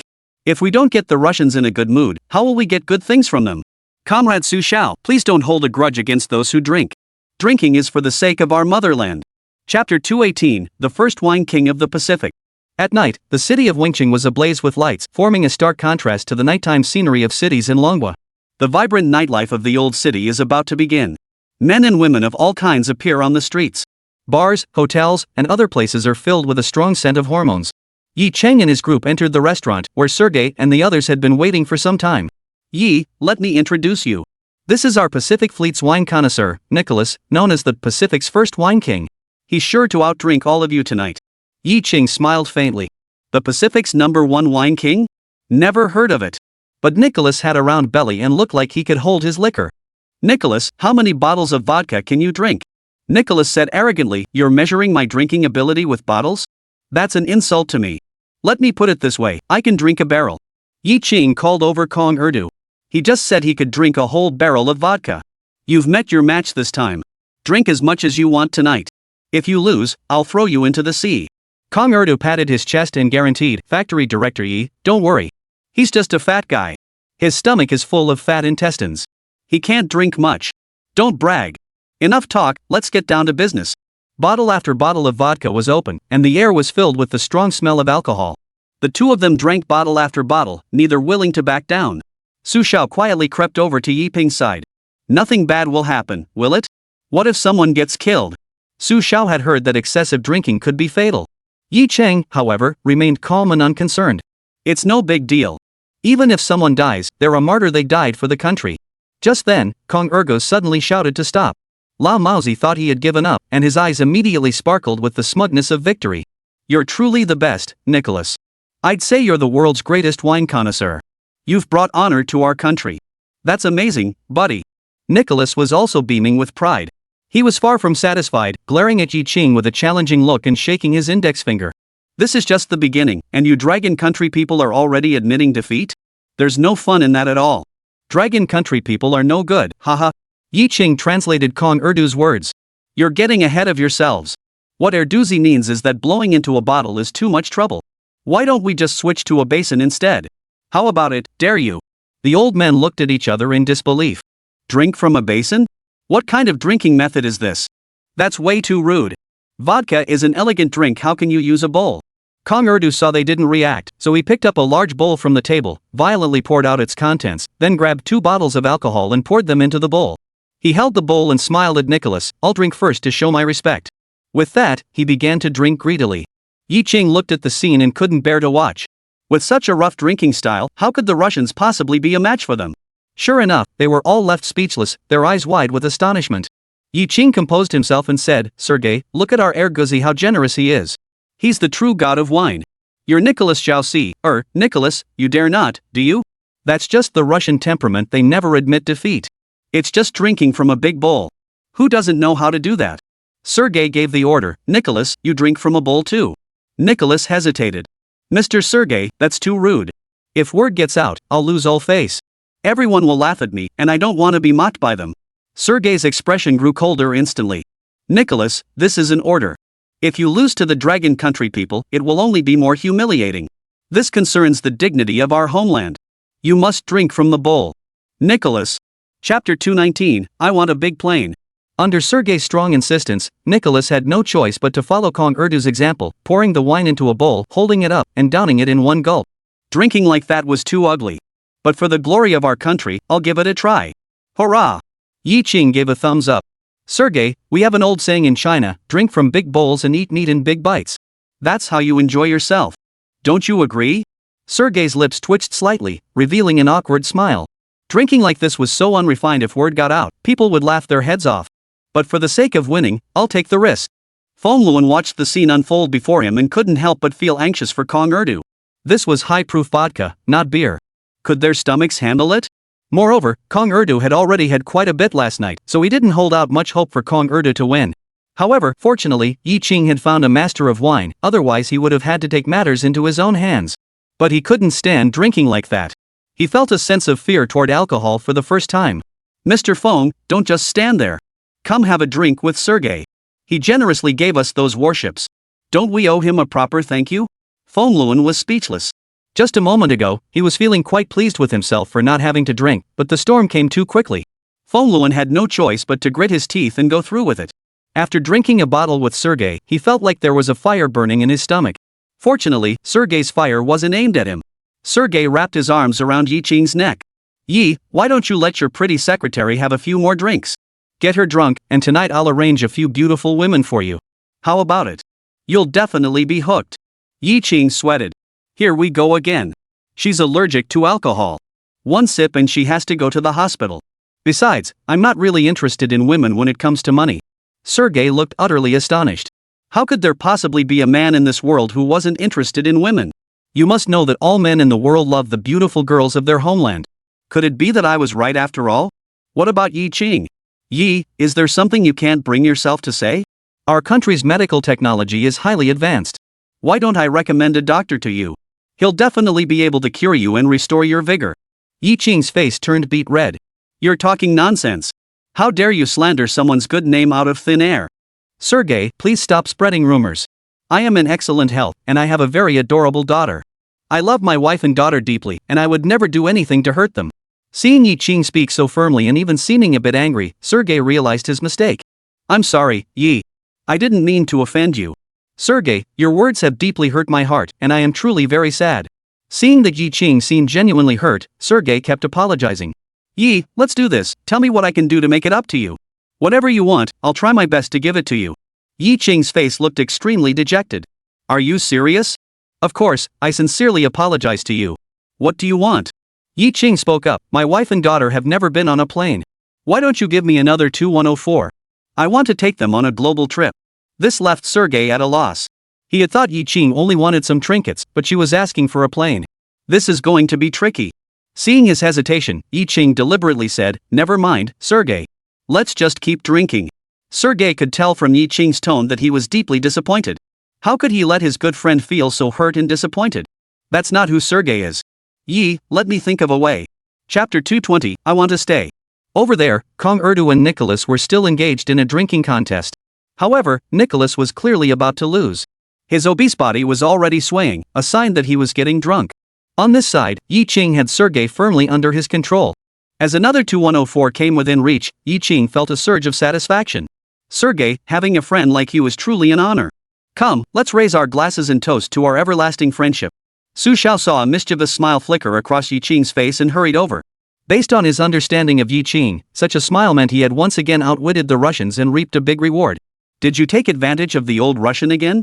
Hurry up and tell me, what did you get this time? Su Xiao asked impatiently. Your dad insisted I get him another 2104. I had to work really hard, but finally the Russians agreed. Su Xiao immediately became excited. Really? What should we trade with them this time? Sheepskin? Yi Qing was about to say it wasn't necessary, but then he thought better of it. If he told Su Xiao the truth, given the Navy's attitude, they definitely wouldn't give him a single penny in compensation. Then all his acting earlier would have been for nothing. No way. Yi Qing changed the subject. That's right, 10,000 pieces of sheepskin. Su Xiao was delighted. 10,000 pieces of sheepskin for a large airplane, what a bargain. But Feng Luan wasn't happy about it. Large aircraft are useless to the Qinggang steel plant. What he wants is steel. Factory director Yi, you gave all the sheepskins to the Russians. What about the steel we need? Those 10,000 sheepskins were bought with great effort. You have no idea how much I suffered. Feng Luan couldn't help but complain. Su Xiao glared at him. Factory director Feng, what's wrong with you? You have no sense of duty. Changing the plane is for the needs of the motherland. Besides, there are so many retired warships, aren't they enough for you to eat? People should know when to be satisfied. After being scolded by Su Xiao, Feng Luan dared not say another word. Although he didn't know Su Xiao's true identity, Yi Qing had told him that Su Xiao was someone with a special background and shouldn't be crossed. All the suffering, Feng Luan could only swallow it all down. At that moment, the competition between Kong Erdu and Nicholas finally came to an end. Nicholas collapsed under the table, unconscious. Kong Erdu was also pretty drunk. He sat on the sofa, looking satisfied. This was definitely the most he had ever drunk in his entire life, and it was the most enjoyable and satisfying experience he had ever had. There must have been at least 10 bottles of vodka. That was refreshing. As the victor, Yi Qing said to Sergei, "You guys still can't beat me, Sergei. Do you admit defeat?" "Of course not. That's how Russians are, they're all stubborn. Even when they lose, they refuse to admit it." Yi Qing didn't bother to argue with them. "Don't forget to take us to the military factory tomorrow. I need a lot of scrap metal. Don't forget, I still have 10,000 pieces of sheepskin. You can definitely sell them for a good price. Oh, and don't forget the plane you promised me." After returning to the hotel that evening, Yi Qing convened a small meeting. "Mr. Feng, you will return to your country tomorrow and have all the warships towed away. Not a single one should be left behind." Feng Luan replied, "Factory Director Yi, can I stay?" He wanted to stay and see what other treasures Yi Qing might uncover, fearing he might miss out on something. "If you don't leave, what if the Russians change their minds and don't give us the warship? Better safe than sorry. Listen to me." Yi Qing's reason was not rejected by Feng Luan. "Will Kong Erdu come with me?" Kong Erdu didn't attend the meeting, he was sound asleep in his room. He wasn't going anywhere, there were still several more rounds of drinking waiting for him. Feng Luan instantly felt a pang of envy. But then he thought about it again. Who was Kong Erdu? How could he compare himself to him? He was a legitimate factory director, with a whole factory depending on him for their livelihoods. Chapter 221, I Want to Get Off the Plane. The next day, Old Ma was greeted by fine weather. The sky was blue and white, and the wind was gentle and the sun was shining. Sergei boarded a plane with Yi Qing and the others and flew westward. "Yi, today I'm taking you to Anai City, where there's a very famous shipyard." The journey from Wenqing to Nichi City spans nearly the entire border of the old Maoist territory. One is in the far east, and the other is in the far west. In later generations, Anai City no longer belonged to the old Maozis but was given to the second Maozis, and all the resources of Anai City were also left to the second Maozis. Kong Erdu was taking a plane for the first time and was very excited. He never imagined in his entire life that he would ever have the opportunity to fly. All his experiences in Russia would be enough for him to brag about for the rest of his life. As the plane took off, there was a sudden jolt, and Kong Erdu, not knowing what was happening, turned pale with fear. He suddenly started shouting loudly, "Stop! I want to get off! I want to get off! I'll never get on a plane again! It's too scary!" Everyone turned to look at him, as if he were a monster. Fortunately, the old Russian didn't understand the Dragon Country language and didn't mock Kong Erdu. Yi Qing saw that he was unusually agitated and slapped him across the face. "What's the big deal about a wolf? It's normal for planes to shake. It'll be fine in a moment. Sit still, or I'll throw you out of here and you'll be turned into mincemeat." Kong Erdu looked dejected. "Mr. Yi, that was so scary. I thought the plane was going to crash. The plane is safe, and we still have several hours to go. Just close your eyes and go back to sleep." Yi Qing immediately looked at Sergei and the others, gave an awkward smile, and apologized, saying he had just had a nightmare where zombies were trying to catch him. The old Russian suddenly understood. After the plane entered the stratosphere, it flew smoothly, and Kong Erdu's tension and anxiety gradually dissipated. Before long, he fell asleep, snoring so loudly that it woke everyone else in the cabin. Yi Qing kicked him and said, "Erguzi, wake up." Kong Erdu wiped the drool from the corner of his mouth and complained, "You factory director, I was just dreaming about getting married. I was about to enter the bridal chamber." "What are you doing? Go sleep in the back. Your snoring is disturbing others." Kong Erdu rolled his eyes. "Isn't snoring normal? Just go when you're told to go. Why are you talking so much?" Yi Qing had a flight attendant take Kong Erdu to the economy class section at the back of the plane. The world finally fell silent. Su Xiao took the opportunity to ask Yi Qing, "Why are we going to the military factory in Anai City? That place is full of secrets. Will they let us take anything with us?" As a member of the Navy, Su Xiao had some understanding of the Soviet Union's military-industrial layout. The military factory in Anai City is capable of constructing cruisers, destroyers, and frigates. What she didn't know was that the military factory was now building aircraft carriers. In such a place, even if visits were permitted, one would only be allowed to tour the exhibition hall, and even then, it would be impossible to find anything of value. Go try your luck, you never know. Don't overthink it, just get some rest and recharge your batteries. Meanwhile, with Yankovic's assistance, Fonluan organized personnel to tow the decommissioned warships one by one out of the harbor. What the Russians saw as scrap metal was a treasure trove in Fonluan's eyes. Ship it back, have the shipyard dismantle it, then melt it down, it's all money. However, towing is a major undertaking.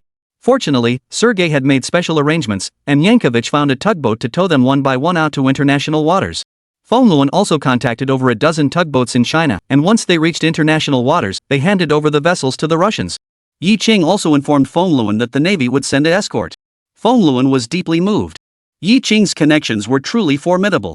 His connections were so strong that he could walk all over people, even on the Russians' turf. Didn't you see how the Russians were all taken aback by him? It's really enviable. At the same time, Dragon Country. Commander Lu called Song Jianxi over. His face was filled with excitement, as if he had just won a major victory. Song, the chief of staff, ordered the Beihai fleet to immediately set sail northward to receive a shipment of goods. Commander Lu, what kind of cargo is it?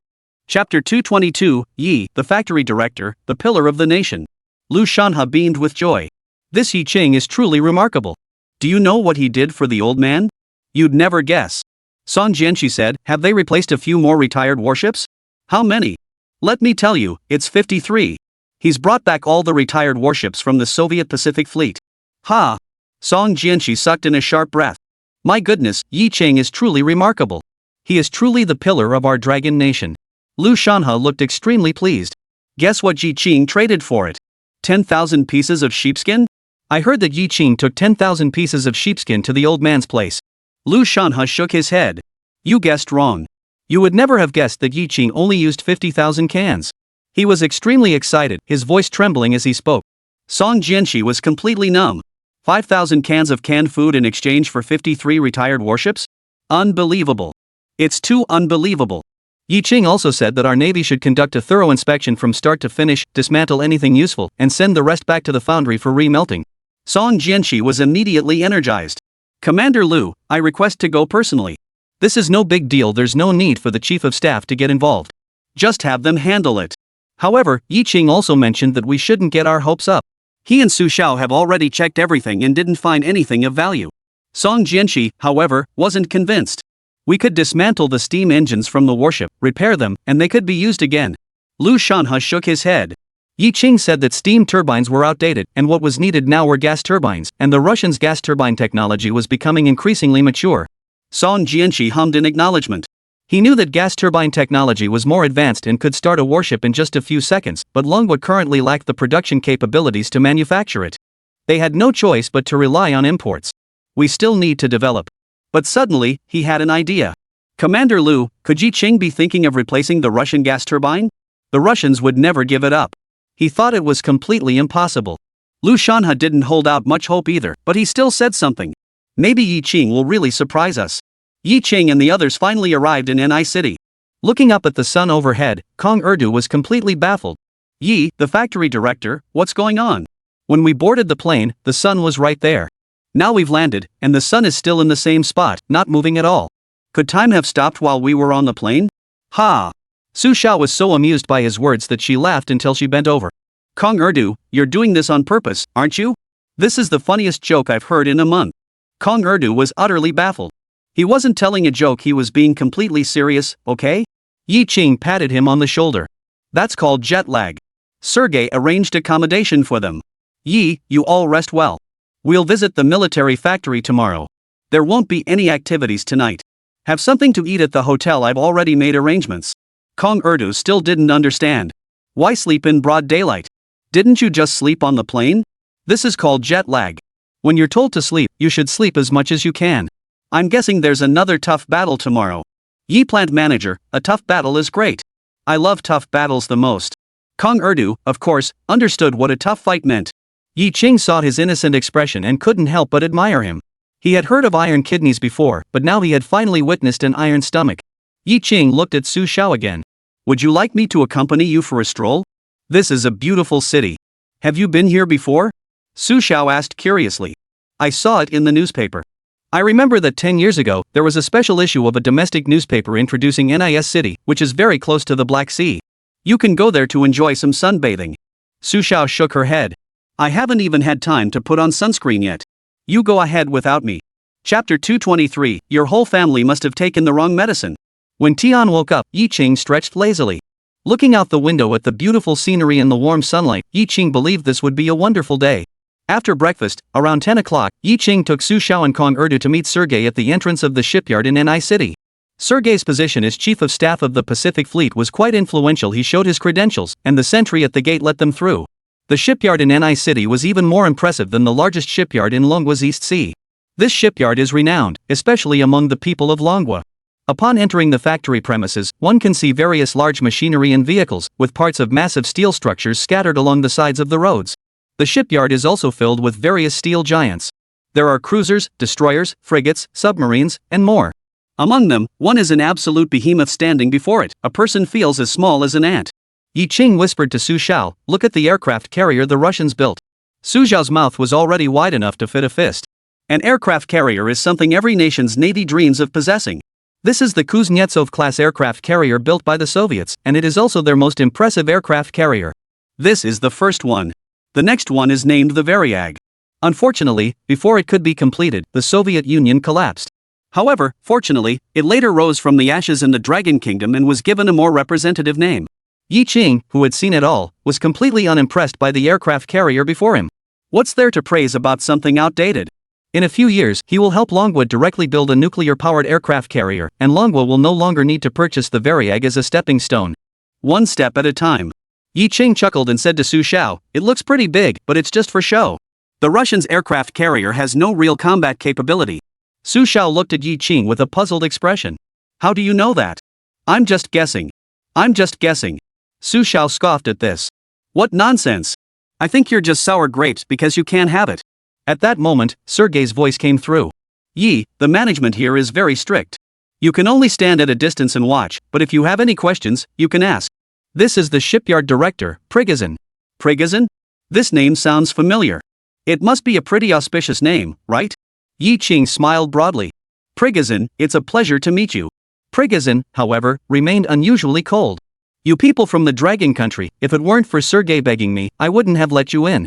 He seems to harbor a deep hostility toward Yi Qing. Yi Qing was clueless. He didn't know him, and he hadn't done anything to offend him, had he? Sergei quickly smoothed things over, saying, "Yi, Prigozhin may have a bad temper. He may have taken the wrong medicine recently." "You're the one who's taken the wrong medicine. Your whole family has taken the wrong medicine." "Sergei, shut your filthy mouth." Prigozhin is so powerful that he doesn't even give Sergei any face. Sergei can only shrug his shoulders. Since the other party was so irritable and difficult to deal with, Yi Qing decided to get straight to the point. "Prigozhin, let's cut to the chase. We're here at your shipyard to collect scrap metal. We heard you have a lot of it here. Look, it's taking up the entire factory area. It really needs to be cleaned up properly." Prigozhin replied impatiently, "You've come to the wrong place. We don't have any scrap steel here. Those are all our prototypes." Although Prigozhin's attitude was extremely cold, Yi Qing maintained a smile on his face, giving others the impression of being bathed in spring breeze. Prigozhin said it was a prototype, and Yi Qing believed him. He clearly saw a large machine in the distance, a gas turbine. If this could be transported back to the country and installed on a warship, it would be another major achievement. "Prigozhin, I think that big thing is just scrap metal, taking up too much space. We'll dispose of it for you. How about that?" Prigozhin's veins bulged. "Are you kidding me? That's a gas turbine engine. How could it be scrap metal? Do you have eyes just for decoration?" He immediately looked at Sergei. "Sergei, I don't have time to waste with your friends. I'm very busy. Hurry up and take them out of here." Prigozhin issued the order to leave. Chapter 224, This wine is truly exquisite. Prigozhin's fiery temper was giving Sergei a headache. This guy doesn't understand the slightest bit of human relations. Yi Qing is an angel, specifically sent to bring them money. He has no sense of smell at all. I have no idea how he managed to become the factory manager. Sergei pulled Prigozhin aside. "Prigozhin, can you control your temper? Do you know who he is? He has something valuable in his hands." Prigozhin seems unmoved. "What does that have to do with me? How is it none of my business? The goods he provides are urgently needed by our country. You can sell them for a profit." "Prigozhin, you don't seriously believe that being a factory director and collecting a salary will make you rich, do you?" You need to learn how to flexibly allocate the resources at your disposal. But what's the matter? It's lunchtime. Let's hurry up and arrange lunch. I'm starving. By the way, Yiko brought a type of liquor called ergwotu from Manhwa. It tastes pretty good. Do you want to try some?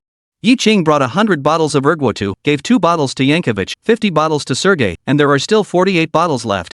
Today, Yi Ching brought 8 bottles. Upon hearing about the fine wine, Prigozhin's expression immediately changed. He also liked to drink. He had never tried ergwotu from Manhwa before and didn't know what it tasted like. The craving in his stomach was suddenly aroused. Alright, Sergei, for your sake, I'll arrange a meal for them, but our shipyard has limited facilities, so don't be too picky. No problem, no problem. Yi laughed. Prigozhin went to the cafeteria. Sergei walked over to Yi Ching's side. Prigozhin is actually a good guy, but he has a stubborn temper. Some things need to be discussed with him slowly. He's gone to prepare lunch for us now. Upon learning that the shipyard provides meals, Kong Erdu seized the opportunity, chuckling, is there any alcohol? You can drink when I say so. Don't mess up my plans. Yi Ching glared at him fiercely. Soon, Prigozhin led Yi Ching and the others to the canteen. The midday meal was simple, consisting only of bread slices and salad dressing, with not even a single piece of meat. Sergei feared Yi Ching might misunderstand, so he immediately said, the shipyard in Ni City is currently facing financial difficulties, so this is all we can offer for meals. Please bear with us. Yi Ching was secretly delighted. The Russian economy was in a downturn, and the shipyard canteen was facing financial difficulties, which presented him with an opportunity. No problem, I'll eat whatever is available. I'm the most laid-back person around. Comrade Su Xiao, bring out the baijiu we brought so the old man can try some. 8 bottles of ergwotu were placed on the table. Kong Erdu wanted to take it. Slap. Yi Ching slapped his hand away. I didn't tell you to drink it. Keep it in, or I'll throw you into the Black Sea to feed the turtles. Yi Ching poured a glass each for Prigozhin and Sergei. This is a wine we often drink in our dragon country. Prigozhin, try it and see how it tastes. Sergei picked up the glass and drank it. He had already tasted the flavor of ergwotu, and it wasn't bad, especially that spicy kick, which was quite intoxicating. After taking a tentative sip, Prigozhin's eyes lit up. The taste was quite strong, but he liked it. Good wine. The 2 old men took turns taking sips, leaving Kong Erdu to nibble on bread crusts, making him so hungry he could hardly stand it. He really wanted to grab a bottle and pour it down his throat. Yi Ching saw right through his little scheme. Guzi, go out for a moment. I have something very important to discuss with them. Leave him here, he'll cause trouble. If I had known the food at the shipyard was this bad and there was no drinking competition, I wouldn't have brought him along. Kong Erdu reluctantly left the canteen. Yi Ching got straight to the point. Prigozhin, how's the wine? Prigozhin sipped the wine and said, this wine is truly exquisite. If you want some, I'll get you more later. After drinking, we'll have the motivation to crank up production at the shipyard, right? Su Xiao saw Yi Ching smiling broadly and knew he was setting a trap for Prigozhin. Chapter 225, Saving a life is better than building a 7-story pagoda. Prigozhin maintained his final vigilance. This wine must be very expensive, right? Yi Ching nodded. It was indeed very expensive. In Manhwa, it was much more expensive than a bottle of vodka. But if you want to drink it, I'll get it for you. Prigozhin shook his head regretfully. But I don't have the money to buy it. He sighed deeply.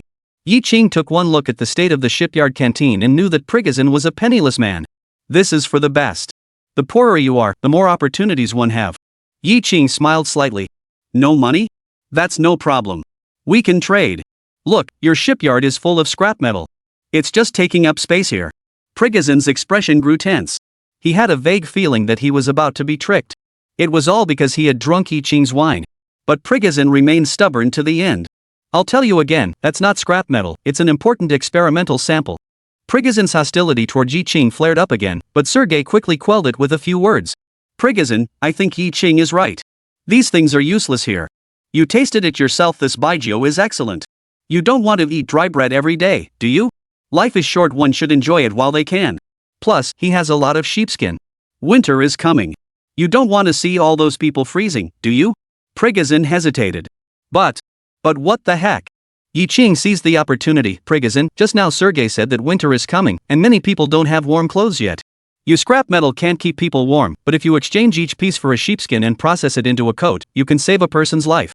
In our dragon country, there's a saying, saving a life is better than building 7 tiers of a pagoda. I believe that what you're doing would also be approved by God. Su Xiao was speechless after hearing Yi Ching's words. How could he make embezzling public funds sound so refreshingly unique? Yi Ching is really good at spinning a yarn. Thinking of this, she shifted her body slightly outward. Could it be that one day, Yi Qing would also deceive herself? It's better to keep your distance from him. Prigozhin thought for a moment and said, but these things belong to the state, not to me personally. Sergei scoffed at this. What country and what person are you talking about, Prigozhin? How can you be so indecisive? I have no idea how you became the factory director. You are the director, you have the authority to dispose of these things. Didn't you just say that you were trying to save people? Such behavior is truly noble and worthy of praise.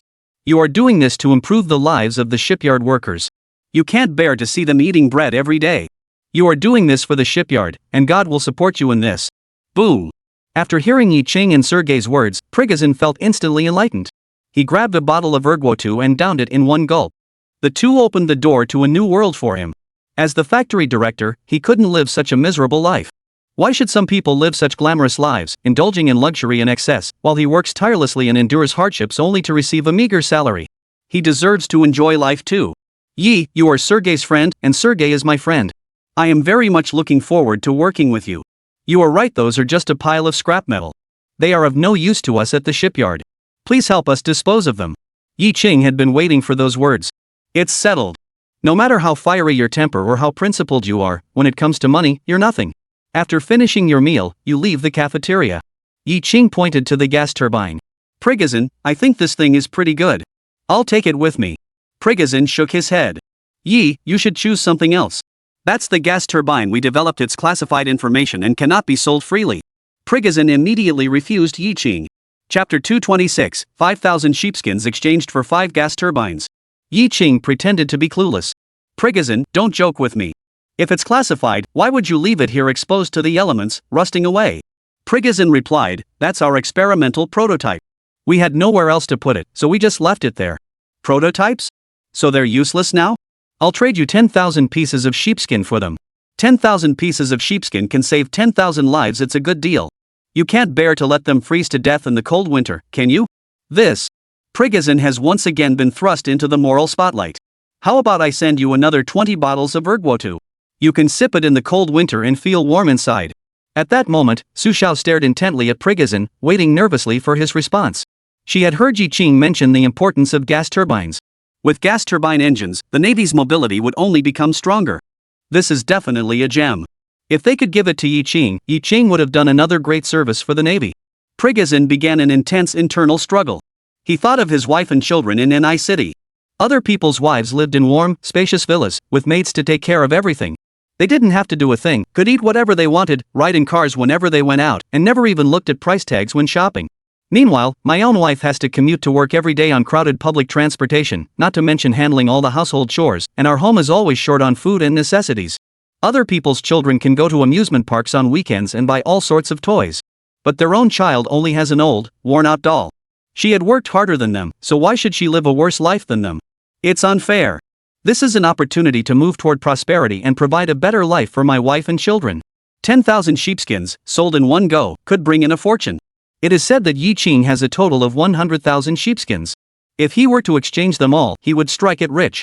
Prigozhin gritted his teeth and said, Yi, fine, I agree to trade you that pile of scrap metal. Take a look around the factory and see if there's anything else you like, you can pick it out. Yi Qing and Su Xiao both sighed in relief. It's done. No matter how powerful the Russians are, they can't escape the attack of sugar-coated bullets. Yi Qing's hand was tightly clasped with Prigozhin's. Prigozhin, I believe the two of us will become very good friends. In the future, we can continue to collaborate. I, Yi Qing, will never let a good friend down. Sergei can vouch for that. You're right, Prigozhin. You'll come to like Yi. And just like that, the gas turbine became Yi Qing's prize. After being transported back to the country, it was handed over to the relevant authorities for reverse engineering. I am confident that significant results will be achieved in no time. With the addition of gas turbine technology, the Navy's warships will soon undergo a major upgrade, achieving a true leap forward in development. Let's see which petty aggressors dare to come and flex their muscles in front of the Dragon Nation then. Destroy them. After closing the deal, Yi Qing still had 90,000 pieces of sheepskin left, which he could continue to trade. Prigozhin, your test subjects must not be limited to just this one, right? There must be others. Hand them all over to me. Yi Qing demanded exorbitantly. If it's good, I want it all. Prigozhin hesitated for a moment but eventually agreed. There are 4 more in the factory, I'll give them all to you, making a total of 5, for 50,000 pieces of sheepskin. Deal. Prigozhin kept reassuring himself that he was doing this to help the shipyard dispose of scrap metal and that there was no exchange of benefits involved. Even if he gave it to others, they wouldn't want it either. Thinking this way, his sense of guilt gradually diminished until it vanished completely. The group continued on their way, and the aircraft carrier under construction came into view. Chapter 227, The Aircraft Carrier with Inherent Shortcomings. That was the first Kuznetsov-class aircraft carrier under construction. In another decade or so, after the Soviet Union collapsed, the Kuznetsov-class aircraft carrier would become the last glory of their navy. Yi Qing wasn't impressed by this inherently flawed aircraft carrier, but Su Xiao was drooling with envy. Having an aircraft carrier was the ultimate dream of the Dragon Nation's navy. With an aircraft carrier, the Navy gains the capability for distant sea operations, no longer confined to passive defense, and can repel enemies beyond the nation's borders. When will the Navy also have its own aircraft carrier? Yi Qing saw the envy in her eyes and whispered comfortingly, "There's no need to envy them. This is just an ordinary aircraft carrier with average combat capabilities. It won't be long before our Dragon Nation has more advanced aircraft carriers. Bread will come, and everything will come." Su Xiao took it as Yi Qing comforting himself. "Our resources are limited, and building an aircraft carrier is too difficult. My father once said that within 30 years, Manhwa will not be able to build an aircraft carrier." Lu Shanha's words are not exaggerated. According to the normal course of historical development, it wasn't until the 2020s that the Dragon Nation finally had its own aircraft carrier. However, Yi Qing has been reborn, and everything will change. Sergei also had no interest in this aircraft carrier, and even harbored a deep hatred for it. Once completed, the aircraft carrier will be delivered to the Northern Fleet and has no connection whatsoever with the Pacific Fleet. Damn it! Yi Qing looked at the aircraft carrier inside. Prigozhin narrowed his eyes. "Yi, what's with the sigh? This is our aircraft carrier. Your dragon country could never build something like this. I don't understand aircraft carriers, but I think a ski jump deck isn't conducive to enhancing combat effectiveness." "How do you know that? If you change it to a straight runway, wouldn't you be able to accommodate more planes?" Yi Qing merely said it offhandedly, but he was fully aware of the implications. The Kuznetsov-class aircraft carrier uses a ski jump deck, which was also a necessity. The Russians didn't have the same catapult technology as the Americans, so they had to go with the simplest option available. Yi Qing didn't point this out, as he was giving the Russians some face. After all, they still needed to do business with them. Moreover, he couldn't say it outright, as doing so would reveal his own capabilities. Sure enough, Prigozhin burst into laughter. "Yi, it seems you really are an outsider. This 12-angle design is actually more advantageous for fighter jets to take off." Yi Qing nodded, looking as though he had suddenly understood. This type of sliding deck was invented by the English and is highly suitable for their Sea Harrier fighter jets. However, the Russians lacked catapult technology and could only imitate the British sliding deck design. Prigozhin continued, "Yi, our shipyard is only responsible for construction. Design decisions are not within our purview." Yi Qing suddenly understood. "Prigozhin, I know nothing about ships. I'm afraid I've embarrassed you. You're just a businessman, it's normal not to know. Yi, let's go check out some other places." Yi Qing hummed in response. What followed was just a quick look around. With 5 gas turbines in place, Yi Qing lost all interest in anything else. The rest were nothing but scrap metal. Those 50-plus retired warships are more than enough for shipyards to dismantle for a long time. There's no need to bring back a bunch of scrap steel. Keep the 50,000 pieces of sheepskin, they might still have other uses. After all, they still have to go to other cities. Yi Qing didn't find anything he liked, and Prigozhin was very disappointed to have missed out on 50,000 pieces of sheepskin. "Yi, why don't you take another look? Next time, give me a call when you have something good, and I'll definitely come." Yi Qing believed that Prigozhin, having tasted success once, would definitely get in touch with him. Because some things are addictive. Chapter 228, The Secretary Must Obey. Returning from the shipyard in Ni City with a full load, Yi Qing was in a good mood. 5 gas turbine engines, worth far more than 5 tail-guided torpedoes. This time, I can report back to Lu Shanha. With this device, not only will the warship's startup speed be faster, but it also takes up less space than a steam turbine, has higher power, and can free up space to allow the warship to carry more weapons. Before nuclear propulsion, gas turbines were the best option. Yi Qing asked Sergei, "Where should we go next?" Sergei took a leisurely puff on his cigar. "How about a vacation by the Black Sea? I've wanted to go there for a long time but never had the chance." Of course. Yi Qing also wanted to give himself a break. After sacrificing so much for the country, taking a break isn't too much to ask, is it? He turned to look at Su Xiao, who was deep in thought. "I wonder what this woman is up to now. Secretary Su, you don't want to go to the Black Sea, do you? Why don't you ship that pile of scrap metal back to China first?" Su Xiaozhu frowned. What does Yi Qing mean by trying to send her away? "Mr. Yi, as your secretary, it is my duty to take care of your daily needs. We should be inseparable. Yi Qing switched to the Dragon Country language and said, "You said yesterday that you didn't want to go to the Black Sea beach. I completely respected your opinion. Why did you change your mind today? Women's faces are like June weather." Su Xiaojin spoke confidently, "Yesterday I didn't want to go, but today I want to go.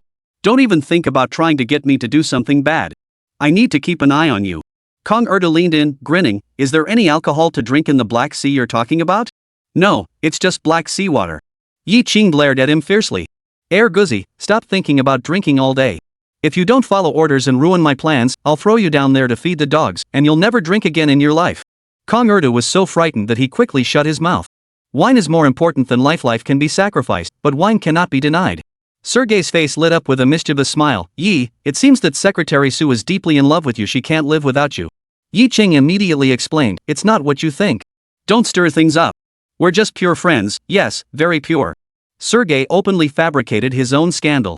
Su Xiao was about to confront Sergei, but Yi Qing quickly signaled her to shut up. "Don't forget your place. Secretaries don't speak out of turn. They are supposed to obey orders." The car continued on its way. Sergei couldn't help but start showing off. "Yi, I have 2 villas by the Black Sea. You can stay there. My wife and daughter are already waiting for me there. I can't wait to see them." No need to guess, Sergei must have made a fortune. Otherwise, how could he afford a villa by the Black Sea? "That's wonderful. Once we get there, we'll have a drink with your wife." "Of course. My wife is a beautiful and kind woman, and she can hold her liquor too." The car drove on, arriving at the Black Sea before nightfall. As the sun set, many people were enjoying the last rays of sunlight on the beach. Of course, most of them are couples. Yes, that's right, couples. Sergei led Yi Qing and the others into his villa. His wife, Sharapova, and his daughter, Sweetheart, warmly welcomed them. It seems that Sharapova is in her late 20s and has maintained her figure well. However, once she hits her mid-30s, her figure will start to expand, and she'll start to look like an older woman. This is an inescapable fate for most young women. "Dear Yi, I often hear Sergei talk about you. He says you're an outstanding businessman and an even better friend. Tonight, I finally get to show you some hospitality. How about some grilled meat?" "Of course, it's a pity. Thank you for your kind hospitality, Mrs. I didn't expect Sergei to have such a beautiful and gentle wife. He has excellent taste. The usual polite formalities must be exchanged." Sure enough, Sharapova's face lit up with a smile. She looked at Su Xiao again. "Oh, Yi, this beautiful lady must be your wife. She is so beautiful." Su Xiao's face turned green at that moment. What wife? How dare this woman talk nonsense? Chapter 229, A Lonely Man and Woman Alone in a Room. Yi Qing saw that Sharapova had misunderstood and hurried to explain. "Madam, she is not my wife. She is my secretary, Su Xiao. My wife is in Manhwa, and I also have a daughter who is just as adorable as Sweetheart." "Oh, Yi, I'm very sorry. I'm sorry. It was a misunderstanding on my part." "It's okay." Sergei suggested, "Let's have barbecue. Sharapova's barbecue is exceptional, and you will definitely enjoy it." The atmosphere that evening was warm and joyful. The well-traveled and knowledgeable Yi plant manager told Sergei's family many old stories about the Russians that even they didn't know, making them laugh heartily. "Yi, I never expected you to know so much about our culture. You're truly my kindred spirit." Yi Qing replied modestly, "I learned all of this from the newspaper." By 11:30 p.m., the gathering dispersed. Yi Qing and Su Xiao went to the neighboring villa to rest. Meanwhile, Kong Erga was already sound asleep inside. Yi Qing hadn't brought him along to tonight's gathering. At heart, he was still a rogue. Attending private gatherings would only bring shame to Manhwa. Su Xiao didn't return to her own room but instead followed Yi Qing the entire time. "Why are you in my room instead of sleeping?" Yi Qing was highly suspicious of Su Xiao's motives. Could it be that his behavior over the past few days had been so charming that she had become his little fan, and was now planning to offer herself to him tonight? That won't do. I am a principled person who has always remained chaste and would never do such a beastly thing. Yi Qing, I want to ask you, what newspaper are you reading? I haven't seen any publications with detailed information about the old man. Tonight, he discussed old mouse culture with Sergei endlessly, as if he were a native who had always lived there. Yi Qing said he had gained this knowledge from reading newspapers. Su Xiao didn't believe him. Yi Qing yawned. "Miss Su, it's so late. Why aren't you sleeping? You come here to ask me such a boring question. Do you think that's interesting?" "Of course it's interesting. Hurry up and tell me what newspaper it is. I want to take a look too." Yi Qing's expression was stern, even tinged with a hint of irritation. It felt like Su Xiao was interrogating him like a criminal. "You're in the Navy, that's impressive. You're Commander Lu Shanhe, that's impressive. Why should I answer you just because you asked? It's too late, I need to go to bed." But Su Xiao showed no intention of leaving. No way, you have to explain it to me clearly. I can't sleep otherwise. What newspaper is it? I'm going back to check it out. Yi Ching. What newspapers? They're all fake, aren't they? I'm a reincarnated individual. Information asymmetry is my trump card. It's been too long, I don't remember. Was it called the Urban News or the People's Evening News? I really don't remember. Su Xiao was angry, her little mouth puckered up high. Yi Ching did it on purpose.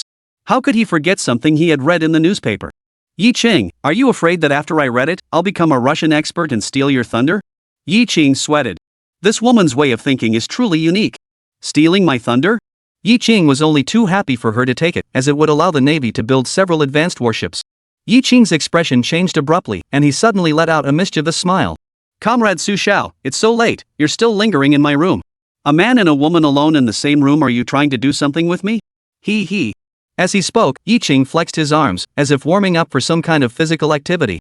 Su Xiao saw his evil expression and was so scared that she shrunk back, like a frightened kitten. Yi Ching, what are you doing? Of course, I'm going to do what a man should do. You've been staying here all this time, not leaving. Don't you also want to do some things a female secretary should do? Alright, I'll grant you your wish. Hee hee. Chapter 230, I'm not pretending anymore, I'm laying my cards on the table. In Su Xiao's eyes, Yi Ching suddenly transformed into an evil demon, ready to devour someone in the next moment. Her face turned pale, and she grabbed the door handle and fled the room as quickly as she could. Upon returning to her own room, she hurriedly locked the door, fearing that Yi Ching might burst in. Her heart was pounding wildly, and she was still trembling with fear. Men are all scum. Yi Ching is a beast. He actually dared to make a move on her. Su Xiao grew increasingly furious, her eyes flashing with cold anger. Yi Ching, you just wait and see. Wait until I return to Manhwa, and you'll see how I deal with you. After a few minutes, Su Xiao's racing heart finally began to calm down. She suddenly furrowed her brows. Oh no, I fell for Yi Ching's trick. After spending so much time with Yi Ching, it seems like he's not the kind of guy who would make a move on someone. His actions just now were probably just a way to get me to leave. I've been deceived by him.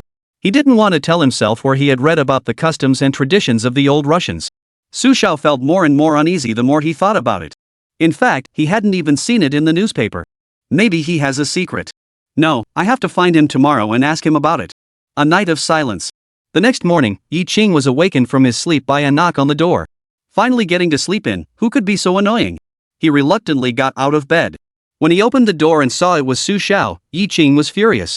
Is this woman really her fate's nemesis? I must have owed her from a previous life. What a sin! Yi Ching was about to let her go, but Su Xiao suddenly smiled like a spring breeze. Mr. Yi, this is the breakfast I made for you myself.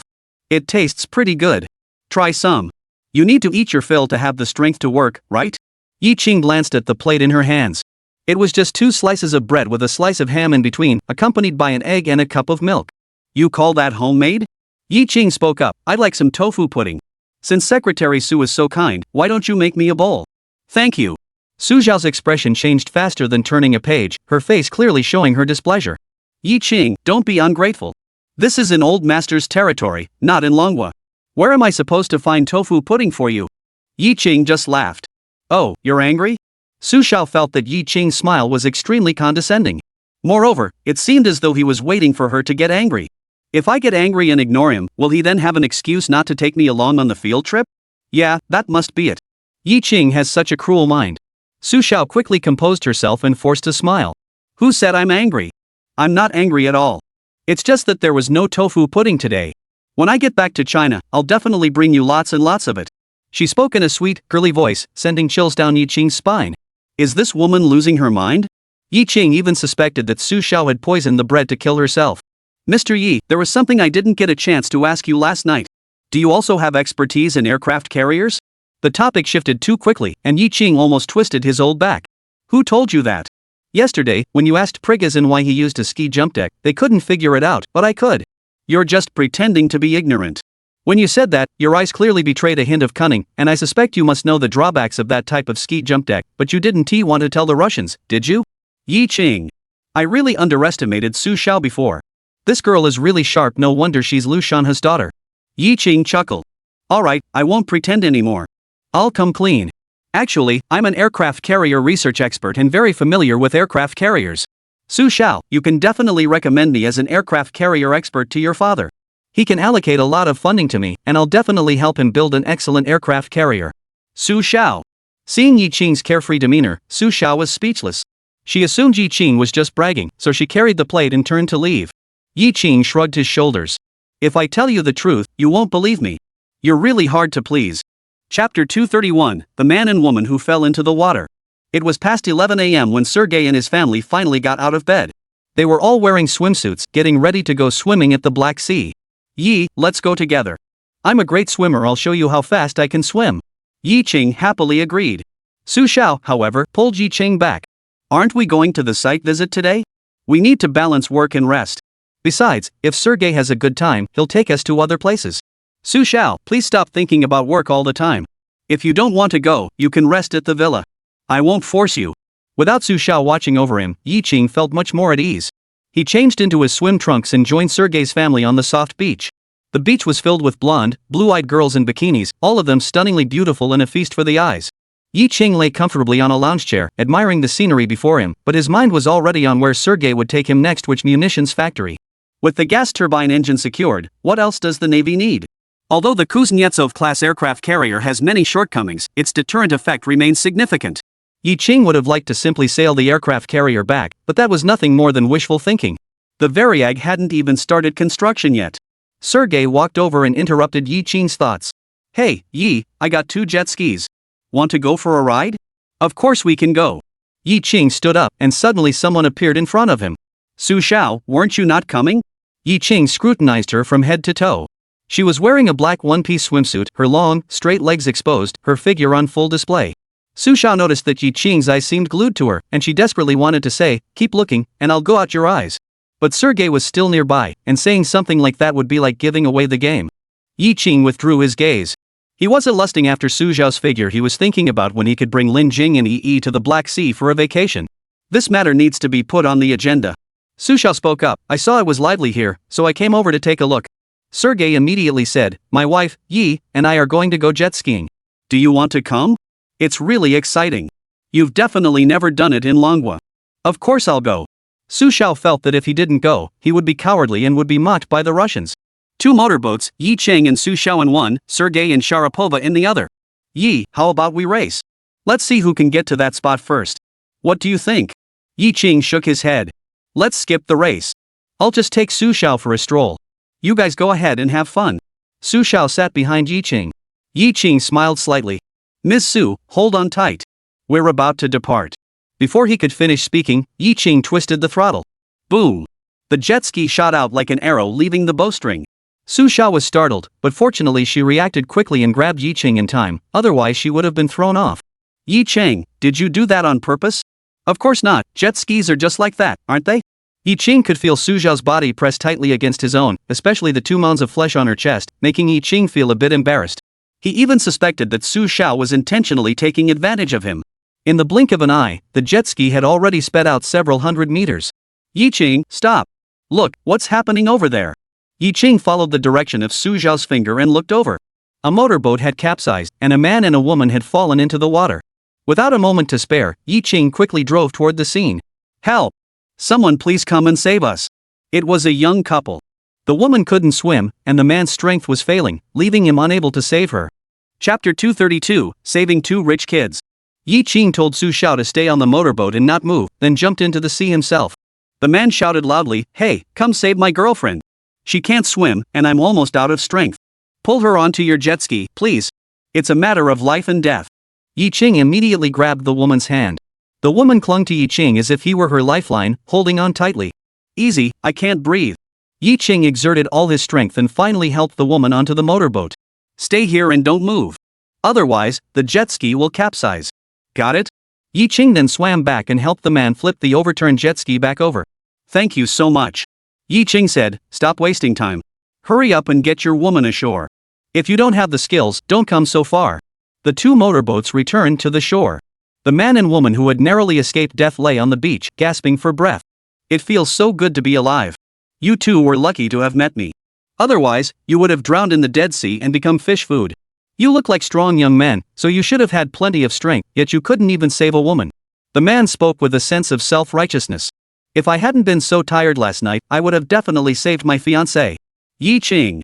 He really wanted to ask what the 2 of them had done, but in the end, he couldn't bring himself to say it.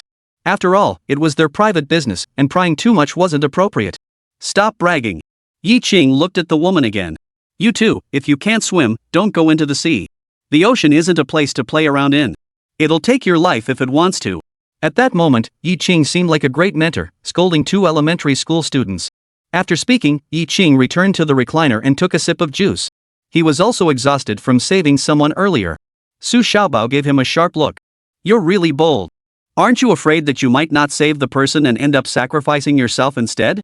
If I didn't have a chance, I wouldn't have gone to save them either. Su Xiao wouldn't let it go. You're not allowed to do such dangerous things in the future. Do you know how important you are to Longhua? If something happens to you, it would be a huge loss for Longhua. Yi Qing furrowed his brows. It seemed that Su Xiao wasn't concerned about himself, but rather the losses of the Dragon Kingdom. This is truly heartbreaking. Yi Qing ignored Su Xiao. Little did he know that Su Xiao had no intention of stopping, continuing to speak non-stop. Comrade Yi Qing, let me make this clear to you, your body isn't just your own, it belongs to our motherland. For the sake of our country, you can't go to dangerous places. Do you understand? These words made Yi Qing feel very resentful. Although it makes sense, you can't just force me like that. I was trying to save someone, not do anything else. Just as Su Xiao was about to say something, the couple walked over. Thank you so much for saving us. My name is Ivanov, and this is my fiancée, Irina. The name Yevgeny sounded familiar to Yi Qing. Perhaps it was because all Russians had names ending in F. Are you from Mo City? Yi Qing asked cautiously. Ivanov was stunned. How do you know? My father is the director of the state-owned bank in Mo City, and my future father-in-law is the director of the state-owned steel plant. Old Mo is just like that, he spills all his information without hesitation. Yi Qing heard this and was overjoyed. He had accidentally saved two rich kids. Their family patriarchs hold positions of great power and privilege. If we maintain good relations with them, it might come in handy in the future. No wonder you can afford to vacation in the Black Sea. Our villa is right over there. How about joining us for a drink tonight? Of course. Yi Qing agreed readily. Upon hearing the words drinking, Su Xiao looked utterly helpless. Does old Mao know how to do anything besides drinking? Chapter 233, The Bull Die First. Evening. Yi Qing and Su Xiao dressed up for the occasion. Kong Erdu glanced at their attire and guessed they were probably going out for drinks, so he insisted on tagging along.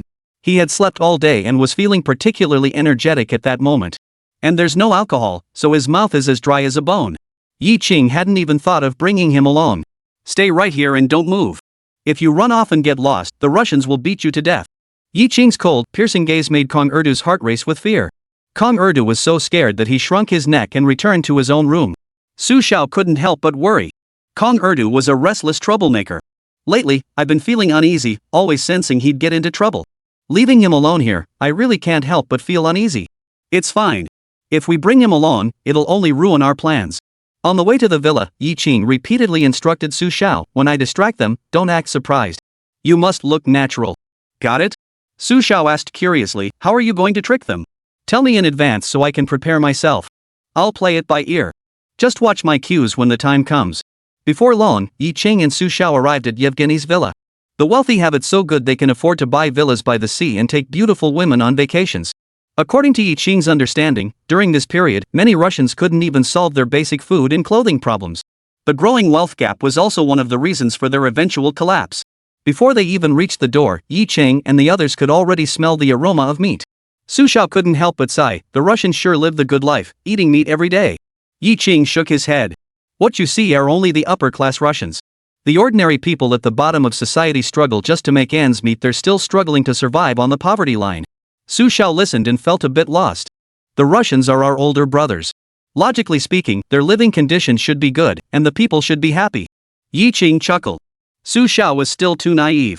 Or perhaps she was born with a silver spoon in her mouth, and will never understand the pain of the lower classes, nor will she ever see that pain. Comrade Su Xiao, just take the propaganda from the old Russians with a grain of salt. Don't take it seriously. Who would voluntarily tell others about their own shortcomings, right? Yevgeny and Irina came into view. Upon learning that Yi Qing was a close friend of Sergei, the chief of staff of the Pacific Fleet, the two became even more enthusiastic toward him and brought out their finest wine. Yi, let's drink until we're drunk tonight. Of course. You have to try my fiancé's barbecue. I swear to God, it's the most delicious barbecue I've ever had in my life. That line sounds familiar. That's right, Sergei said the same thing about Sharapova. Russian men don't think that women who can barbecue are attractive, do they? Or do their women only know how to grill meat? The villa design here is very human-centric. Stepping out the front door leads to a large terrace, with the Black Sea coastline visible in the distance, offering an unobstructed view. Ivanov couldn't resist showing off and quickly cut a piece of grilled meat. "Yi, try some." Yi Qing put it in his mouth. It does taste pretty good. But it's nowhere near as good as my wife Lin Jing's cooking. My wife's culinary skills are the best in the world, Yi Qing said very modestly. Ivanov was a bit taken aback. "Yi, don't brag. I don't believe you." "I'm not bragging. You can go to Manhwa and I'll have my wife cook you a big feast." "Alright, I'll definitely go." After a few drinks, Yi Qing got down to business. "Ivanov, are you short on cash?" Upon hearing this, Su Xiao, who was standing nearby, froze. What is Yi Qing up to? He wouldn't be trying to bribe Yevgeny, would he? He's the son of a bank president, he doesn't need money. However, she remained calm, quietly watching what Yi Qing intended to do. Little did she know that Yevgeny's next words would come as a harsh blow to Su Xiao. "Shortage? Of course there's a shortage. Yi, do you have a way to make money? I heard from Sergey that you helped him make a fortune. Can you teach me?" "Well, that depends on how bold you are. I can fight a brown bear." Yi Qing chuckled. "Fighting a brown bear is called courage, not being bold. If you're bold enough, you can do business in this villa and be guaranteed to make a fortune." Ivanov's eyes lit up. "Really? Yi, tell me quickly." Chapter 234, The Path to Wealth. Yi Qing smiled slightly, his gaze turning toward the Black Sea in the distance. "Look, there are many people vacationing at the Black Sea, not just your fellow countrymen, but also many Western Europeans, Asians, and North Americans. They all have US dollars, which aren't accepted in your country. You can exchange them for rubles, of course, at a slightly higher rate. Otherwise, how would you make a profit?" Ivanov shrugged his shoulders. "But I don't have that many rubles." "It doesn't matter. Isn't your father the bank manager? He has it." Yevgenyevich stared at Yi Qing with wide eyes. "Yi, what do you mean? I don't understand." At that moment, Su Xiao tugged at Yi Qing's sleeve. "You wouldn't be asking him to embezzle money from the bank, would you? Such illegal activities are strictly prohibited. You're putting their entire family at risk." Yi Qing's expression turned serious. "What do you take me for? I'm trying to save lives, not harm people. Don't interfere." Yi Qing continued to address Yevgeny. "You can take out a loan from your father's bank. As for whether to pay interest or how much interest to pay, that's all up to your father to decide. Once you make money from the currency exchange business, whether you need to repay it or not is also up to your father." After hearing Yi Qing's words, Yevgeny and Irina were stunned. Is this really a good idea? If something goes wrong, it could be a big problem. Su Xiao was also speechless. Yi Qing still claimed he wasn't harming anyone, but wasn't this effectively sending their entire family into danger? But Yi Qing whispered again, "Ivanov, you must be aware of the current state of your country. If you don't take it and I don't take it, others will. Why should they get to enjoy it? Even if we take it, no one will stop us. No one's hands are clean. Think about it, doesn't that make sense?" When Yi Qing said this, Yevgeny immediately felt his heart racing. Who doesn't want to get rich? Yi Qing seized the moment, "And I have a secret information channel. Let me tell you something, the ruble is about to devalue. If you exchange it into dollars now, you'll make a fortune. The opportunity is right in front of you. Whether you seize it or not is entirely up to you. Do you want to become a wealthy individual and live a carefree, happy life, or do you want to keep asking your father for money every day? The choice is yours." Ivanov was stunned. Only the highest levels of the government and the bank know that the ruble is going to devalue. A few days ago, my father mentioned it to me in passing. How did Yi Qing find out? Could it be that he knows someone in the government? That must be it. There's no other reasonable explanation. Thinking of this, Yevgeny felt even more admiration for Yi Qing. This was truly a hidden powerhouse. No wonder Sergey even provided him with a villa to live in. It turns out he was trying to curry favor with Yi Qing. Ivanov suddenly understood. Having witnessed the entire scene, Su Xiaojian noticed Yevgeny's peculiar expression and assumed he was angry. "Yi Qing, let's leave quickly. If they mistake you for a bad guy, it could get very complicated, and we might even need the embassy to intervene." Before she could finish speaking, Yevgenyov tightly grasped Yi Qing's hand. "Yi, thank God for bringing you into my life. You're right, I should be braver. Tomorrow, I'll go to Mo City to ask my father for a loan. Why should this opportunity go to someone else?" Yi Qing nodded with satisfaction. Yevgenyev had shown good understanding, his efforts had not been in vain. Yi Qing turned to look at Irina. "This is also a resource, we can't just let it go to waste. Irina, I also want to discuss something with you." Chapter 235, Love Only Makes Women Lose Their Reason. "Irina, your father works at the steel plant in Mo City. I'd like to purchase a batch of the best steel from him. Could you help me make the connection? The steel from the Mo City steel plant is used to build warships. It's top-notch quality. Once purchased, Yi Qing could use it to build destroyers. This." Irina hesitated. Although her father was the director of a steel factory, he did not allow private transactions, as that would violate regulations. Seeing this, Yevgeny also spoke up for Yi Ching. Dear, you saved our lives. For that alone, we should agree to his request. Moreover, he has shown us a path to prosperity, and our lives will be even better in the future. Shouldn't we show our gratitude? Yevgeny's response pleased Yi Ching greatly. This guy is very aware and has great potential. Sure enough, women always listen to their men. Love only makes women lose their rationality. Under Ivanov's persuasion, Irina finally nodded. Alright, Yi, I'll talk to my father about this tomorrow. Then I'll leave it to you. Your father sold me the steel, and I'll give him a tip. I'm not the type to take advantage of others. Su Xiao rolled her eyes. Yi Ching is such a smooth talker. You're better than anyone at taking advantage of others.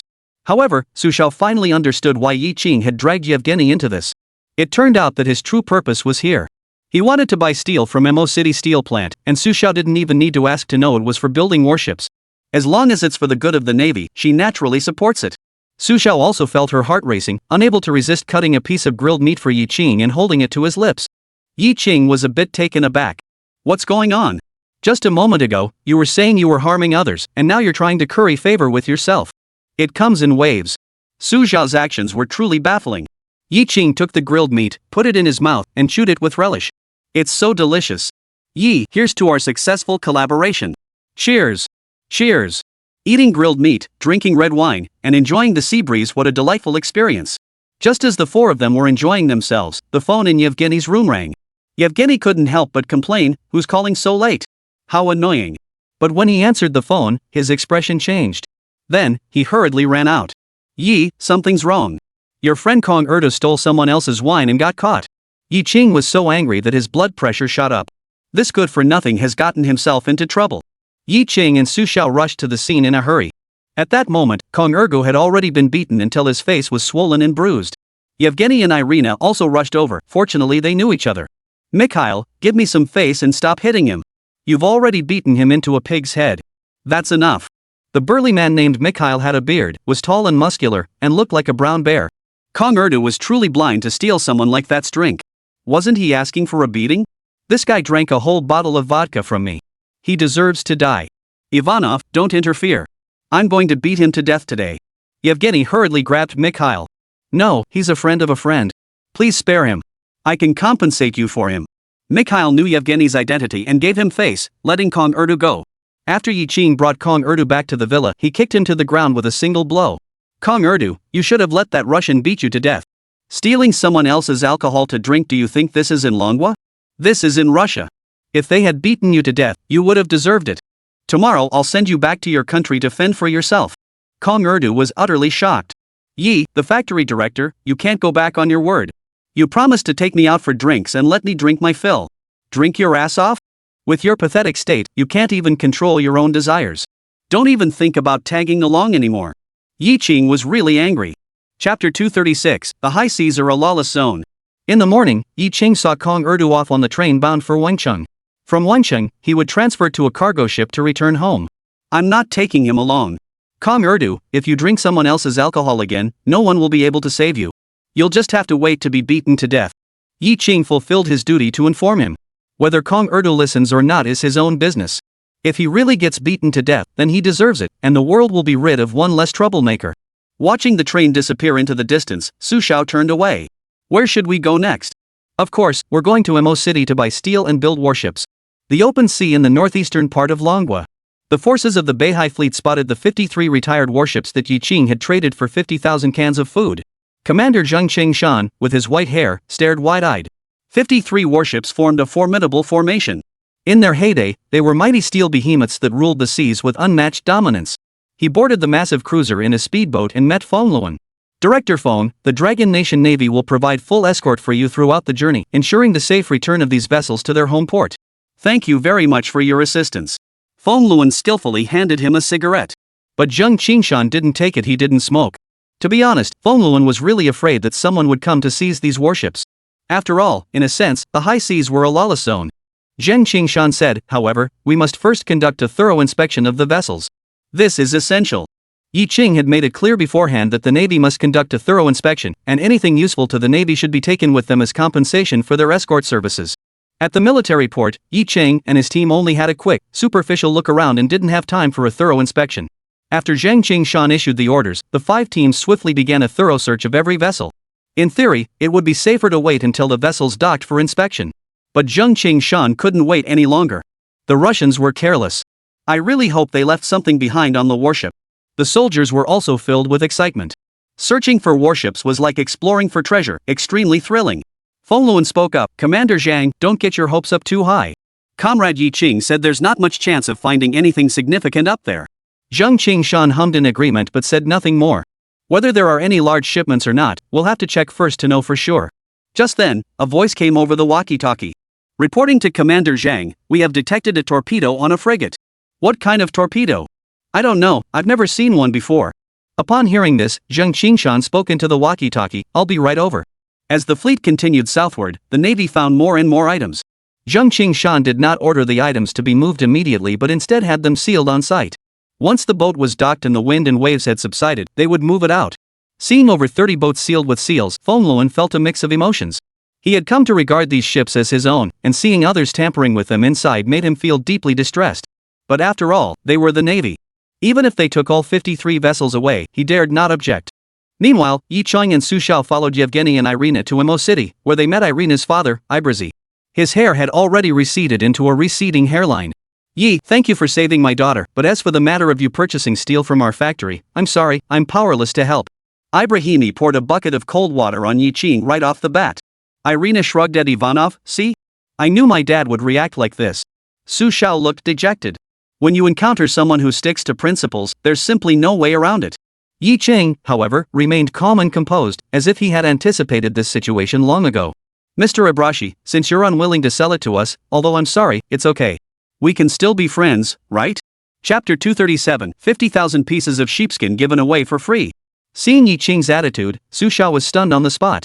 Since Ibraxi had refused, Yi Qing didn't try to persuade him further. This isn't Yi Qing's style at all. What if Ibrahima is using this as a tactic to gain the upper hand, or is trying to negotiate a higher price? What's Yi Qing up to now? But Ibraxi nodded. "Of course, you're the one who saved my daughter's life. We're definitely very good friends." Yi Qing smiled slightly. "As long as they're friends, it'll be easy. Good friends together, how can we do without wine? I brought a few bottles of good wine from Longwood for you to try." Yevgeny's eyes lit up. "Yi, you have such good wine and didn't tell me? You didn't even bring me a few bottles that night. That's so stingy." His offhand remark inadvertently gave Yi Qing a helping hand. Yi Qing kept his eyes fixed on Ibrashi's eyes.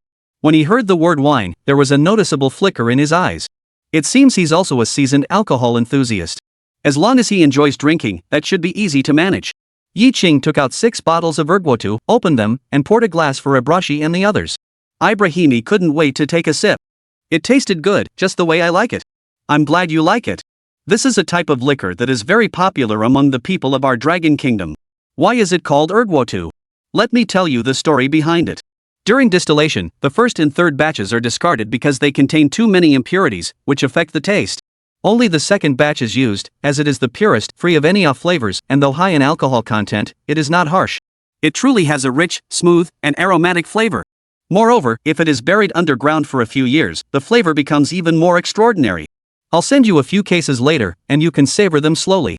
Ibrahim exclaimed in surprise, "I never knew a single glass of wine could have so many stories behind it." After downing a glass of ergwotu, Ibrashi took off his jacket, and his mood became increasingly excited. Yi Qing saw that the time was right and spoke again. "Ibraxi, I still have 5,000 sheepskins. Are you interested?" Ibraxi shook his head. "What would I need sheepskins for? I don't need them." Yi Qing continued, 5,000 pieces of sheepskin can make 5,000 coats. I hear coats are very expensive in your country. Selling 5,000 coats would definitely make a lot of money." Ibrahim's eyes widened for a moment before he shook his head. "I am the director of a steel mill. All I care about is how to produce high-quality steel. Making money is not my concern." Yi Qing hummed in response, "All right, since you don't need it, I'll just give it to someone else." Ibrasi paused. "What did you just say? Give away?" "Yeah, I'm giving it to you. You didn't think I was going to sell it to you, did you? We're good friends." Yi Qing spoke with genuine emotion. Seeing this, Irina tugged at Ibrashi's arm. "Dad, don't be so generous. Are you really willing to let Yi Qing give the sheepskin to someone else and watch them get rich while you stand by?" "But." "Don't say but. If you don't want it, I will." Then I'll sell it and make money, and I'll be a rich woman, haha. Ivanov raised his hand. I want it too. Yi, give it to me. Su Xiao, sitting next to Yi Qing, was completely dumbfounded. What was Yi Qing doing now? That was something Feng Luan worked so hard to buy, and now he's just giving it away for free? If Feng Luan finds out, he'll be heartbroken. At least they should replace some things, right? She couldn't help but remind Yi Qing, giving it away for free isn't a good idea, is it? Chapter 238, The Lavish Gift. Yi Qing gestured to Su Xiao not to worry. Yi Qing deliberately spoke loudly. I become good friends with Ibrahim and wanted to give him 5,000 pieces of sheepskin as a gift, but I never expected Ibrahim to refuse. It's truly heartbreaking. Ibraxi's lips twitched slightly. A greeting gift? I thought the Dragon Kingdom was supposed to be poor. Why are they so extravagant? A mere greeting gift is 5,000 pieces of sheepskin. Ibrasi whispered to Yevgeny, who exactly is this Yi Qing? Yevgeny leaned closer to Ibrashi's ear. He's a remarkable man. Let me tell you a secret, Yi Qing knows high-ranking officials in our country. He even knows about the impending devaluation of the ruble. This guy is no ordinary person. Ibrasi was startled and found it hard to believe. He stared intently at Yi Qing. Are you really going to give me 50,000 pieces of sheepskin for free? You're not joking, are you? Yi Qing chuckled and said, Ibrahimi, I'm a very serious person. I never joke around with people. Seeing that Ibraxi was moved, he seized the moment and continued, I know you're shy, but it's okay. We're good friends. Su Xiao was stunned by Yi Qing's move. They didn't want it, but he forced it into their hands. What is he trying to do? So, Ibrashi, don't feel burdened. Your family also needs to improve your living conditions. Oh, and Irina is about to get married. You must prepare a generous dowry for her. 5,000 pieces of sheepskin, consider it my wedding gift to you. With that, Yi Qing waved his hand generously, and the 5,000 pieces of sheepskin were given away for free. Although Su Xiao's heart was breaking, he could do nothing about it. The 5,000 pieces of sheepskin had become Ibraxi's property, and as for the matter of purchasing steel from his steel mill, Yi Qing did not mention it again. After finishing their drinks and meal, Yi Qing and Su Xiao returned to the hotel. It was Ivanov who had booked the hotel for them. On the way, Su Xiao asked in a reproachful tone, Ibraxi accepted the gift. Why didn't you mention the steel purchase to him? That was a very good opportunity. Yi Qing shook his head. Su Xiao, you are an outstanding naval officer, but in the business world, you can only be called a novice. Su Xiao heard these words and was furious, his veins bulging. Just as she was about to explode, Yi Qing interjected, I'm saying this to you, and you're still not convinced.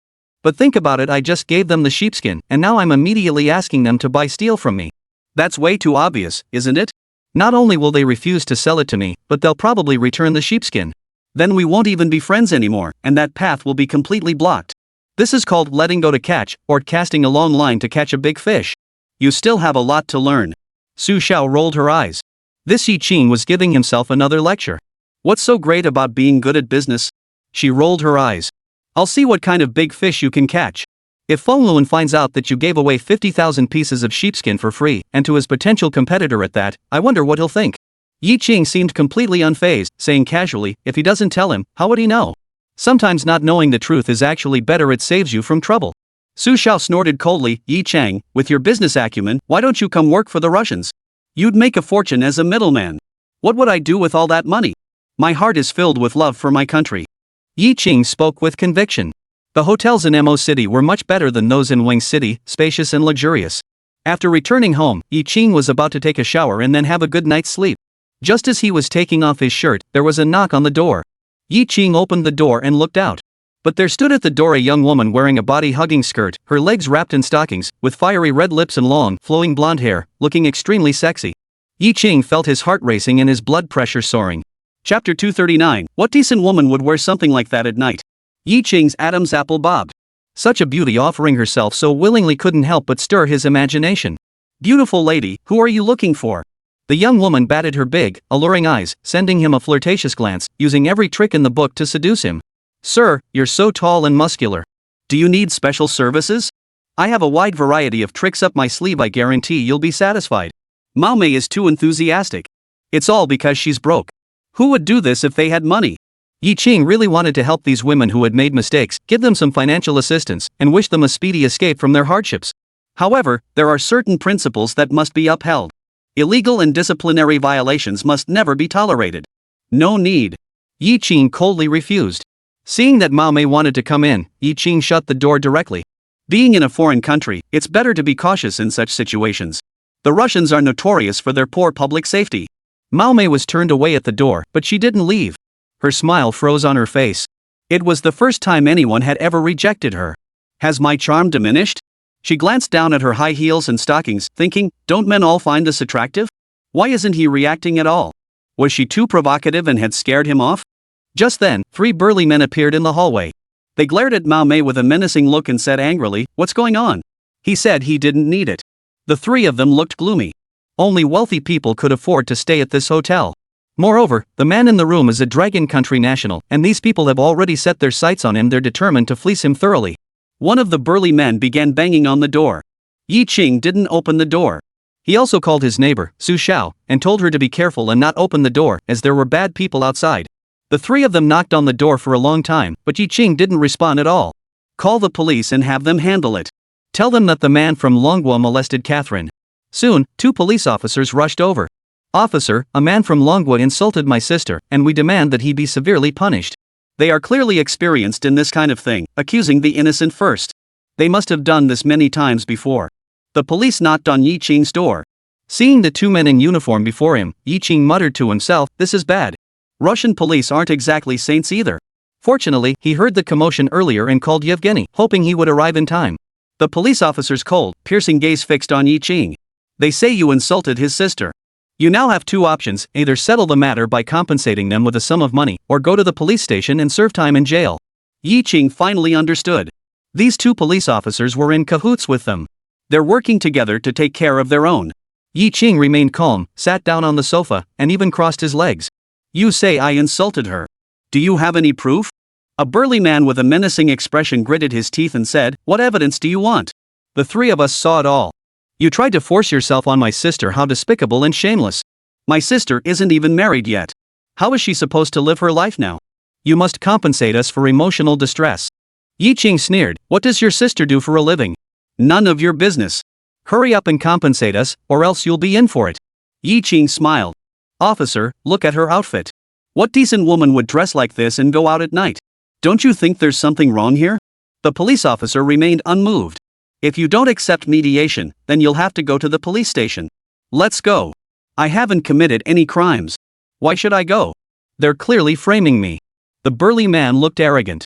Don't waste your breath. If you don't want to go to the police station, compensate my sister for her mental distress. $1,000, not a penny less. I don't have any money. Seeing this, the 2 police officers stepped forward and tried to grab Yi Qing's arms. Let go of me. You'll regret this. You're framing me. Yi Qing shouted loudly. He was furious. Damn it, what the hell are these Russians thinking? Chapter 240, Poor Public Safety. Su Xiao opened a crack in the door and listened to the sounds coming from Yi Qing's side. Seeing that they had already started attacking Yi Qing, she felt helpless and was about to rush forward to reveal her identity and save Yi Qing. But if she revealed herself, all the efforts Yi Qing had made under old Mao would be in vain. Moreover, he might even be arrested as a spy. But there was no time to think about that now. Yi Qing is of great use to the Navy, we must save him. She opened the door and was about to rush over when she saw Yevgenyevich arriving with a police officer in a hurry. She was saved. Su Xiao shouted loudly, Ivanov, hurry up. They're trying to take Yi Qing away. Go save him. Yevgeny and the police rushed into the room. Stop. What are you doing?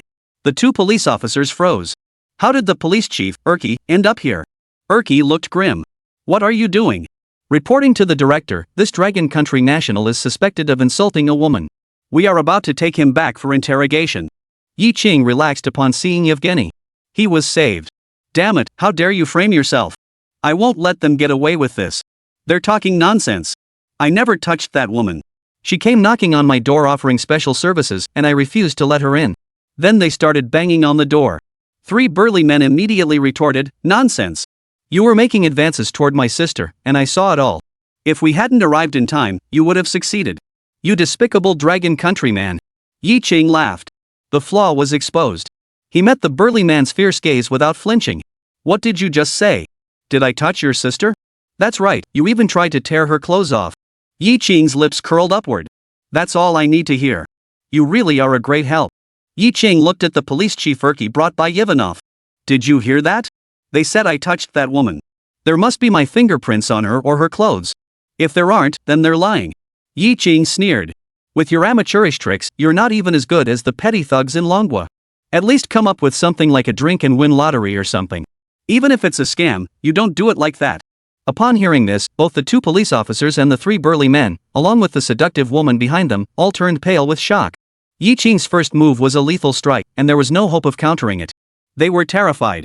Yi Qing struck with a lethal move, leaving no room for counterattack, and they were terrified. The two police officers exchanged glances, then glared fiercely at the three burly men. You dare to frame someone else? You bastards, come with us to the police station. I'll teach you a lesson you won't forget. The two of them are incredibly adaptable. One of them switched sides at the last minute, leaving the three burly men and the woman who had made a mistake completely caught off guard.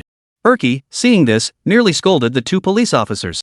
Yi Qing was well aware that the police station wouldn't do anything to those four people. They might even release them halfway there. Don't count on the Russians to stand up for you. Ivanov said a bunch of thank you words to Erky. Su Xiao looked up and down at Yi Qing. They didn't hurt you, did they? Are you injured? Yi Qing smiled slightly. Comrade Su Xiao, are you concerned about me? I'm fine. Fortunately, Yevgeny arrived in time. Yevgeny, I owe you a big favor. Yevgeny looked apologetic. Sorry, Yi, for scaring you. I didn't expect these fraudsters to target you. Why don't you come stay at my place? Yi Qing refused. Yi Qing wasn't going to his house, he just wanted to make Ivanov feel guilty. This hotel was booked by Yevgeny, so let him feel guilty forever. Su Xiao, we're leaving Mo City early tomorrow morning. The security here is too poor. It's time to go back home. As for the 50,000 pieces of sheepskin given to Ibra, that was a seed planted by Yi Qing. Chapter 241, Don't Push Too Hard. The next morning, after breakfast, Yi Qing and Su Xiao boarded the flight leaving Mo City. Their destination was Wengcheng. The 5 gas turbines obtained from the shipyard in Ni City are currently being transported by land to Wengcheng and will then be shipped back to the country from Wengcheng. In the eyes of Yi Qing and Su Xiao, these 5 gas turbines are more important than 53 warships, so the two of them are personally escorting the shipment. As for last night's minor incident, no one mentioned it again. Su Xiao heard everything clearly from the next room. It was those Russians trying to set up a scam to lure Yi Qing into it. But Yi Qing didn't fall for it. Yi Qing resisted the temptation of the beauty trap. Su Xiao's feelings for him also gradually grew stronger. Yi Qing, when do you plan to come back to Mo City next time? Old Mao, that's too dangerous. I probably won't be coming back anytime soon. Su Xiao furrowed his brows. But you gave the Russians 50,000 pieces of sheepskin. Isn't that just giving it away for free? Didn't you think about getting something in return? I think we should stay in touch with Ibrashi more often. Yi Qing shook his head. When it came to business matters, Su Xiao was a complete novice. Don't push too hard, or those 50,000 pieces of sheepskin might really go down the drain. Su Xiao asked again, when Feng Luan asked you where the 10,000 sheepskins went, how did you respond? I couldn't answer, so I decided to go find your dad first and have him reimburse me for the money for the 10,000 sheepskins. We can't let Mr. Feng, the factory director, lose out on this, right? Su Xiao wasn't happy about that. Isn't this just robbery, Yi Qing? Why should the Navy cover the expenses? Yi Qing was speechless. You were so happy eating it, but asking you to spit out a little is harder than climbing to the moon? Comrade Su Xiao, you can't talk like that. Without those 100,000 pieces of sheepskin, where would we get the 53 retired warships? Where would we get the 5 gas turbines? The Navy giving factory director Feng some compensation isn't unreasonable, is it? Logically speaking, I should also get a bonus. Without me, where would all these good things come from? Su Xiao puffed out his cheeks in disapproval, completely rejecting Yi Qing's arguments. As a citizen of the Dragon Kingdom, can't you make a sacrifice? Contributing is fine, I really enjoy contributing, and I'm more than happy to do so. But you can't keep asking me to contribute all the time, can you? Haven't I contributed enough already? Even a milk cow needs a rest now and then, you can't just keep milking it dry. The country has already opened up and reformed, yet Su Xiao still insists on talking about sacrifice. She'll be left behind by the tide of the times. However, it doesn't matter. She has a good father. Yi Qing had made up her mind. Once he returned to China, he must find Lu Shanhe. It's not just about the money.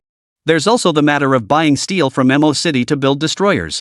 5 gas turbines were successfully loaded onto the cargo ship bound for Longwa with Sergei's assistance and will depart tomorrow for their return journey.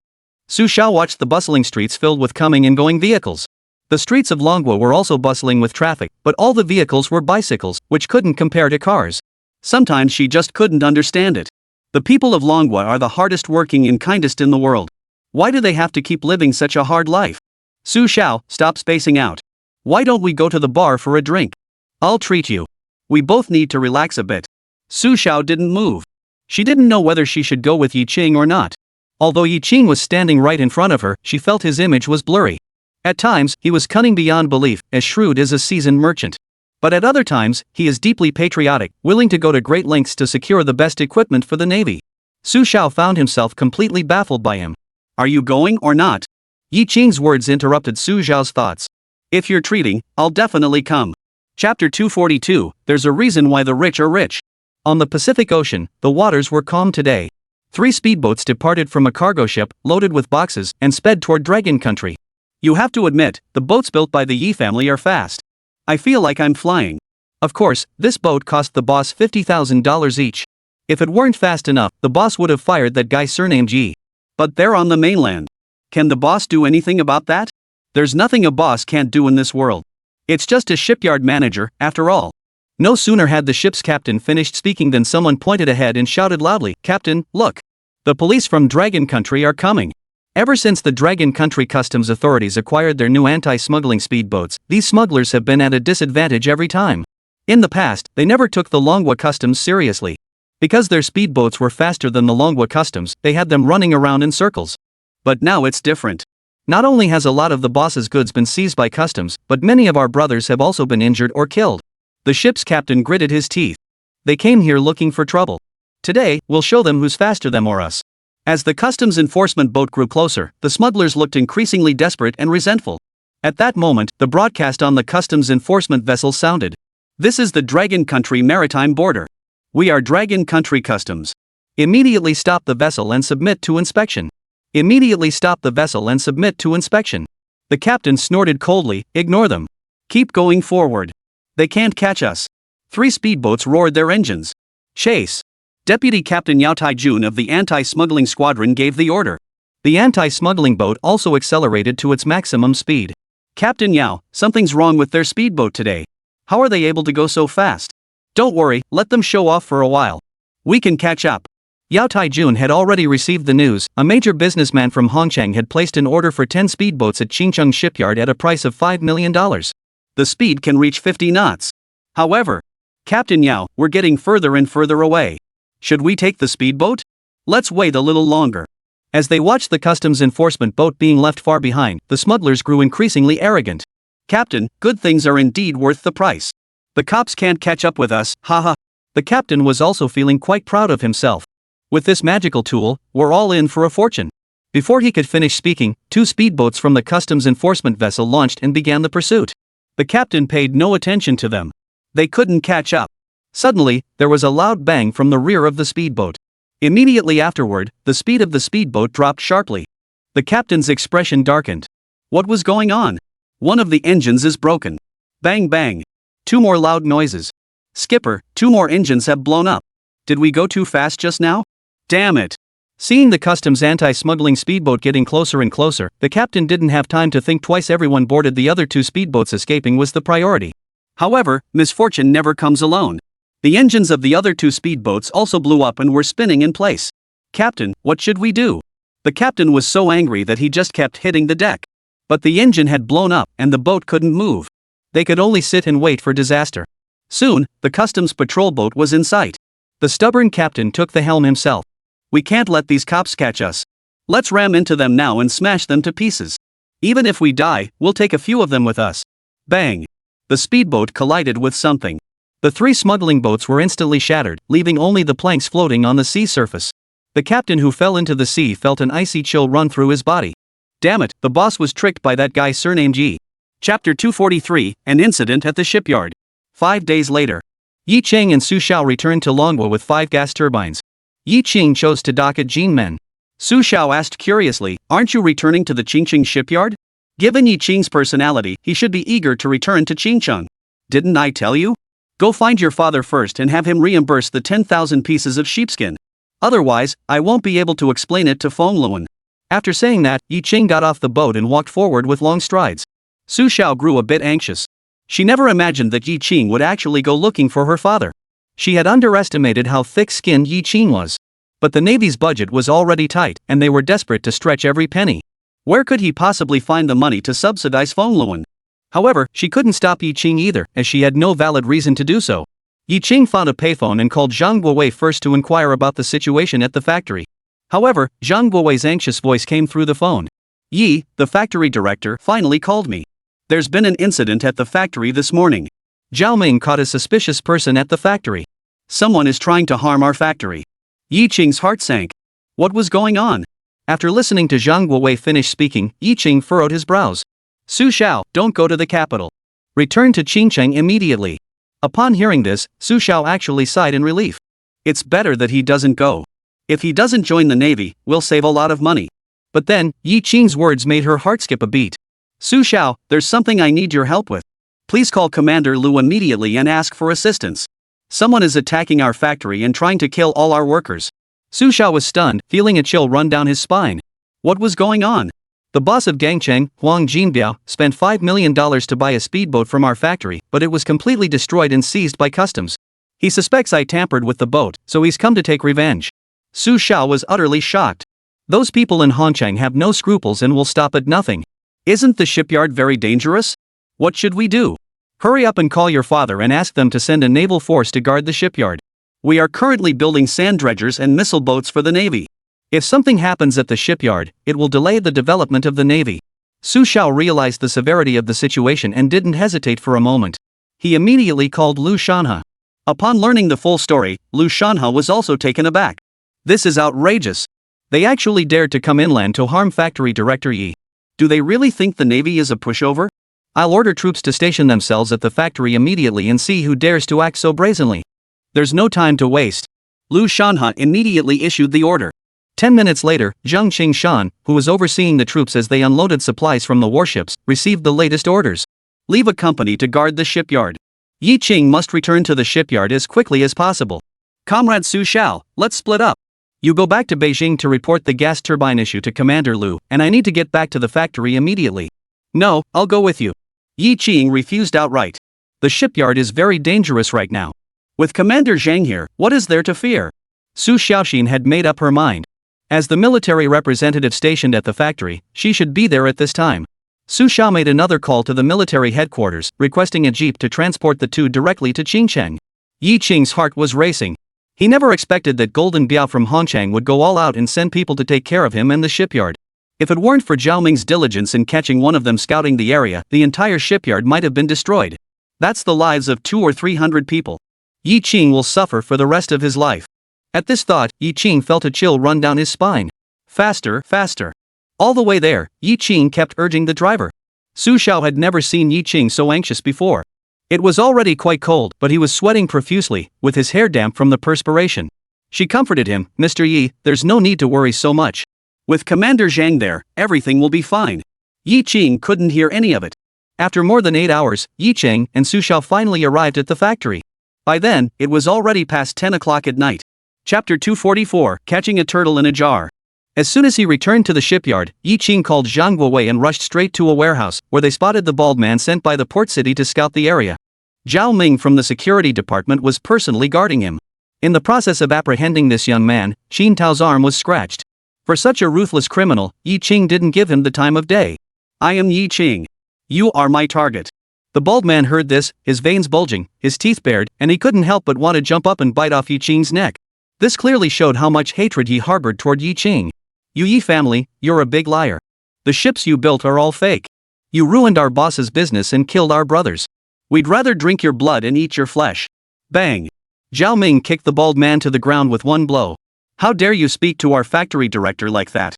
You're a bunch of smuggling criminals, and you still dare to shout here? Zhao Ming looked at Yi Qing. Factory Director Yi, don't be intimidated by this guy. He's just a coward. He's already confessed everything. There were over 30 of them who came here. They plan to storm in within the next 2 days and kill all the workers in the factory. Yi Qing's expression was as cold as ice, dark and ominous. Fortunately, Zhao Ming had spotted this bald man, otherwise, the entire shipyard would have been doomed. Hand him over to the Navy for handling. In the shipyard conference room, Yi Qing met Zhang Qingshan. Mr. Yi, we have already stationed sentries at various locations throughout the shipyard. If they dare to come, they will not return alive. This will ensure absolute safety. However, Yi Qing had a different perspective. Commander Zhang, this approach is acceptable for now, but it cannot prevent future incidents. You cannot remain stationed at the shipyard indefinitely. While you are there, they dare not act recklessly, but once you leave, they will rush in. Zhang Qingshan nodded. The Navy couldn't stay at the shipyard forever, just as Yi Qing had said. Mr. Yi, do you have any good ideas? Why not try catching a turtle in a jar? Yi Qing blurted out. On the way there, he thought about it the whole time.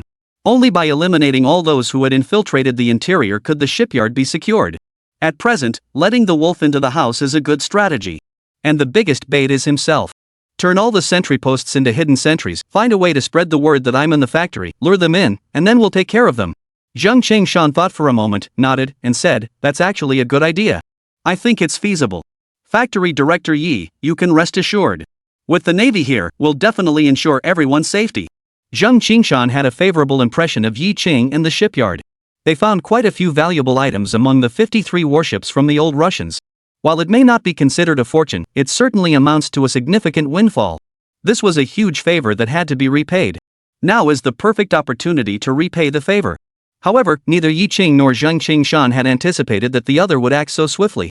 In an abandoned house in Xincheng, over 20 people had gathered, each holding a knife in their hands. There's still no word from the bald guy. I hope they haven't discovered him yet. The bald guy who went to scout the area hasn't returned in 2 days, leaving everyone feeling anxious and uneasy.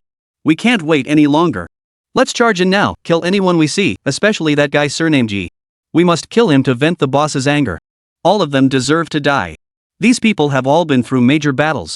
In their eyes, shipyard workers were no different from chicks. They could go in and hack away at them as easily as slicing watermelons. They act on their decisions without hesitation. They hid the knives in their hands, got into several vans, and rushed toward the Xincheng shipyard with great urgency. A major battle was about to erupt. Chapter 245, Military Training. A large group of people got off the bus and charged into the Xincheng shipyard with great momentum. But the further they went inside, the more uneasy they felt. Why is there no one in this factory? Are they not working today? No, it's not the weekend. At that moment, someone offered an explanation that seemed perfectly reasonable to them. Do you think they were so scared that they didn't dare to come out? Everyone suddenly realized what had happened and burst into laughter. That's right, they must be cowards hiding somewhere. Let's charge in, cut anyone we see, and smash everything in sight to vent our anger for Mr. Huang. But before he could finish speaking, one by one, figures suddenly appeared in their field of vision. Seeing the People's Liberation Army soldiers armed with rifles in front of them, they froze in place. How could there be soldiers here? What's going on? Although they had fought and stabbed people on the streets of Hongqiang, they were still being dragged into the sky. But they had never fought against the military before. The military was their nemesis. Some people were trembling with fear. What should we do? Don't be afraid, they won't dare to shoot us. We haven't done anything. At that moment, a soldier shouted loudly, drop your weapons immediately and get down on the ground with your hands on your heads. But those people stood frozen in place, not moving. They looked at each other, completely bewildered, not knowing what to do. They had never encountered such a situation before. Should they put down their weapons or not? If I don't, will they really shoot? The naval soldiers were imposing, while the thugs were just thugs. In the face of the military, they were nothing. Why don't we just throw away the knives we're holding? Those gun barrels are terrifying. If they go off by accident, we'll be dead. Everyone threw down their knives, then crouched on the ground with their heads between their knees. The soldiers rushed forward and subdued all the thugs. Before they could even react, they were all captured. Zheng Qingshan chuckled, Yi plant manager, you can rest assured now, right? Yi Qing, however, furrowed his brows. His expression not only failed to relax but remained tense throughout. Commander Zhang, they're just a bunch of thugs. The real boss, Huang Jinbiao, is still hiding in Hong Kong City. If this doesn't work, they might come back again. Our factory workers are living in constant fear, and we can't properly build warships for the Navy. Although Yi Qing seemed to be morally blackmailing himself, Zheng Qingshan agreed with Yi Qing. If that ruthless criminal from Hongqing sends more men, and without naval protection, the consequences would be unimaginable. Mr. Yi, I will report this matter to my superiors and request that this organization be eradicated once and for all. Yi Qing's expression finally eased slightly. That's best. Until the enemy is completely defeated, a naval company will remain stationed at the shipyard. The workers now feel secure and have refocused their attention on shipbuilding. I thought that once we finished dismantling those 3 submarines, there would be no more work, and all of us in Chaoyangou would have to go back to farming. Seeing the 53 ships on the beach, their hearts swelled with excitement. These are all valuable items, we can dismantle them and sell them for money. What you think is just what you think. Lin Manchan's son-in-law is a very capable man. Working under Yi, the factory director, there will definitely be plenty of work and plenty of money to be made. You can rest assured. Just then, Yi Qing happened to walk by. Everyone stepped forward to greet him. Mr. Yi, when will they start dismantling these ships? We'll start tomorrow. It'll take you 3 to 5 years to dismantle them all. After giving the workers a reassuring word, Yi Qing hurriedly went to find Zhao Ming. This time, you've done a great service for the factory. I've decided to promote you and officially appoint you as the head of the security department. Zhao Ming was so excited he nearly jumped 3 feet in the air. Yi Qing added, by the way, there are Navy soldiers here. This is a great opportunity for you to learn. Have the security personnel follow them for military training. Zhao Ming's face immediately fell. Military training? It starts tomorrow. I've already made arrangements with the Navy. This is also a great opportunity to enhance your combat effectiveness.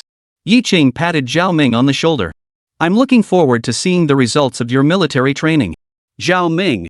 Upon learning that Yi Qing had returned, Feng Luan, the plant manager of Qingqing Steel Plant, rushed over in a hurry. Yi plant manager, you're finally back. I've been waiting for you so long that the flowers have wilted. What did you bring back in exchange for the 10,000 pieces of sheepskin? Did you bring back many good things? Chapter 246, Having the Best of Both Worlds. Yi Qing shrugged his shoulders. 10,000 pieces of sheepskin were traded for 53 warships. What else could be better? Feng Luan was completely baffled. Yi, the factory director, don't try to fool me. Weren't the warships traded for canned goods? You're right, that's how it was before, but then Sergei changed his mind. He suddenly said that 50,000 cans weren't enough and we had to add 100,000 pieces of sheepskin. There was nothing I could do, so I had to give him the sheepskin. Yi Qing also looked helpless. Feng Luan was very annoyed by Sergei's backtracking behavior. Yi factory director, aren't you and Sergei very good friends? How could he do this? Isn't this just setting people up? Even the best of friends can't help it. He's already asked, so how can I refuse? If you don't believe me, you can ask Su, the representative. Su Xiao. Su Xiao, standing nearby, looked astonished. Fortunately, she reacted quickly and nodded immediately.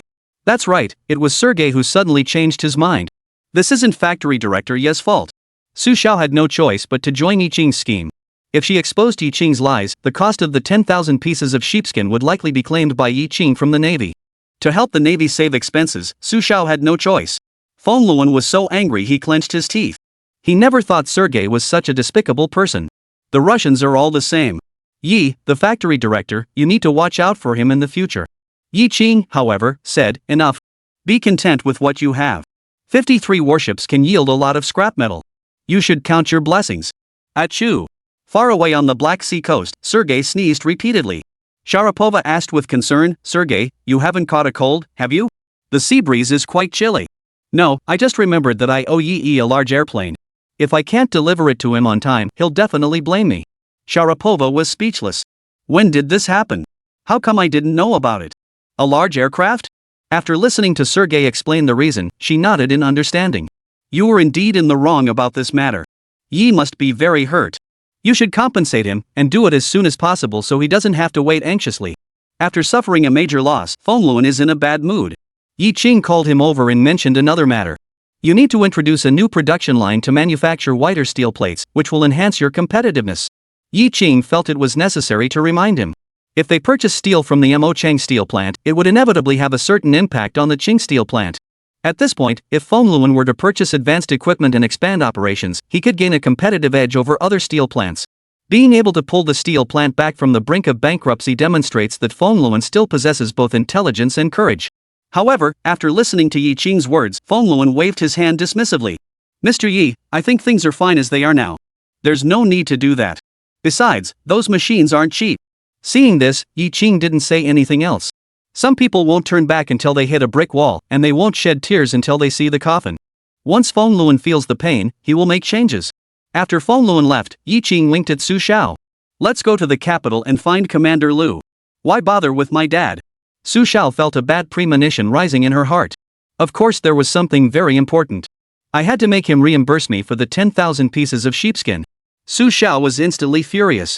Didn't you tell factory director Feng back then that the sheepskins were exchanged for warships? Why are you going to my father to claim reimbursement now? I did tell factory director Feng, but the fact is that we traded them for 5 gas turbines for the Navy. That's a completely different matter. Yi Qing wants to have his cake and eat it too.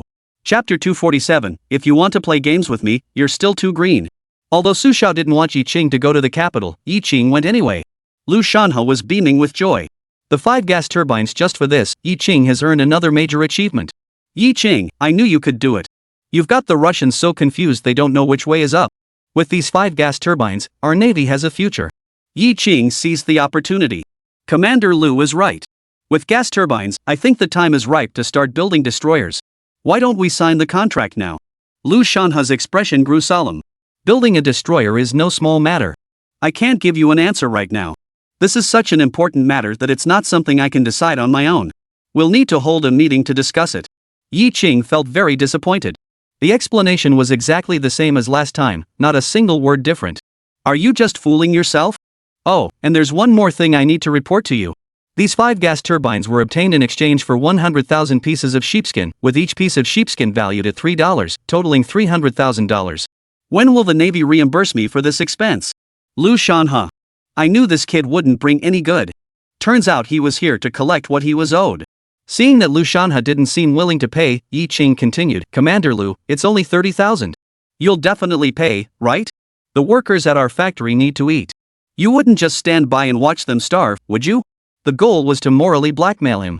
Otherwise, with his thick skin, he'll definitely come up with some excuse like the Navy budget is tight and drag things out. Lu Shanha couldn't help but think that Yi Qing was a cunning little fox. He lit a cigarette, his eyes growing deep and intense. Mr. Yi, let me break it down for you. Zheng Qingshan's company is stationed at your factory, and the daily expenses amount to 10,000 yuan, which is 30,000 yuan a month. They are protecting your shipyard, so this expense should be covered by you, right? Yi Qing. Lu Shanha's expression was serious, but he was secretly smiling inside. You think you can play games with me? You're still too green. Also, I've already ordered the South China Sea Fleet to keep an eye on Golden Biao in Port City and find an opportunity to eliminate him completely. Golden Biao hates you to the core. He has no moral boundaries. If he failed this time, he'll definitely try again. Deploying the South China Sea Fleet will be another major expense. Mr. Yi, aren't you going to reimburse us for that as well? Yi Qing had no words to refute. He had actually been outmaneuvered by Lu Shanha. This topic has been discussed to death. We can't talk about money anymore. Yi Qing changed the subject. Commander Lu, I hope you can reach a decision as soon as possible. Once the destroyer is launched, even Golden Biao, let alone old me and old Mao, will have to think twice before acting. Yi Qing returned empty-handed. No sooner had he left than Li Songjiang, the director of the shipyard in Binchang, also arrived in the capital. The Binchang shipyard had just completed a batch of small naval vessels for the Navy and had just delivered them. This time, he was there to secure new orders.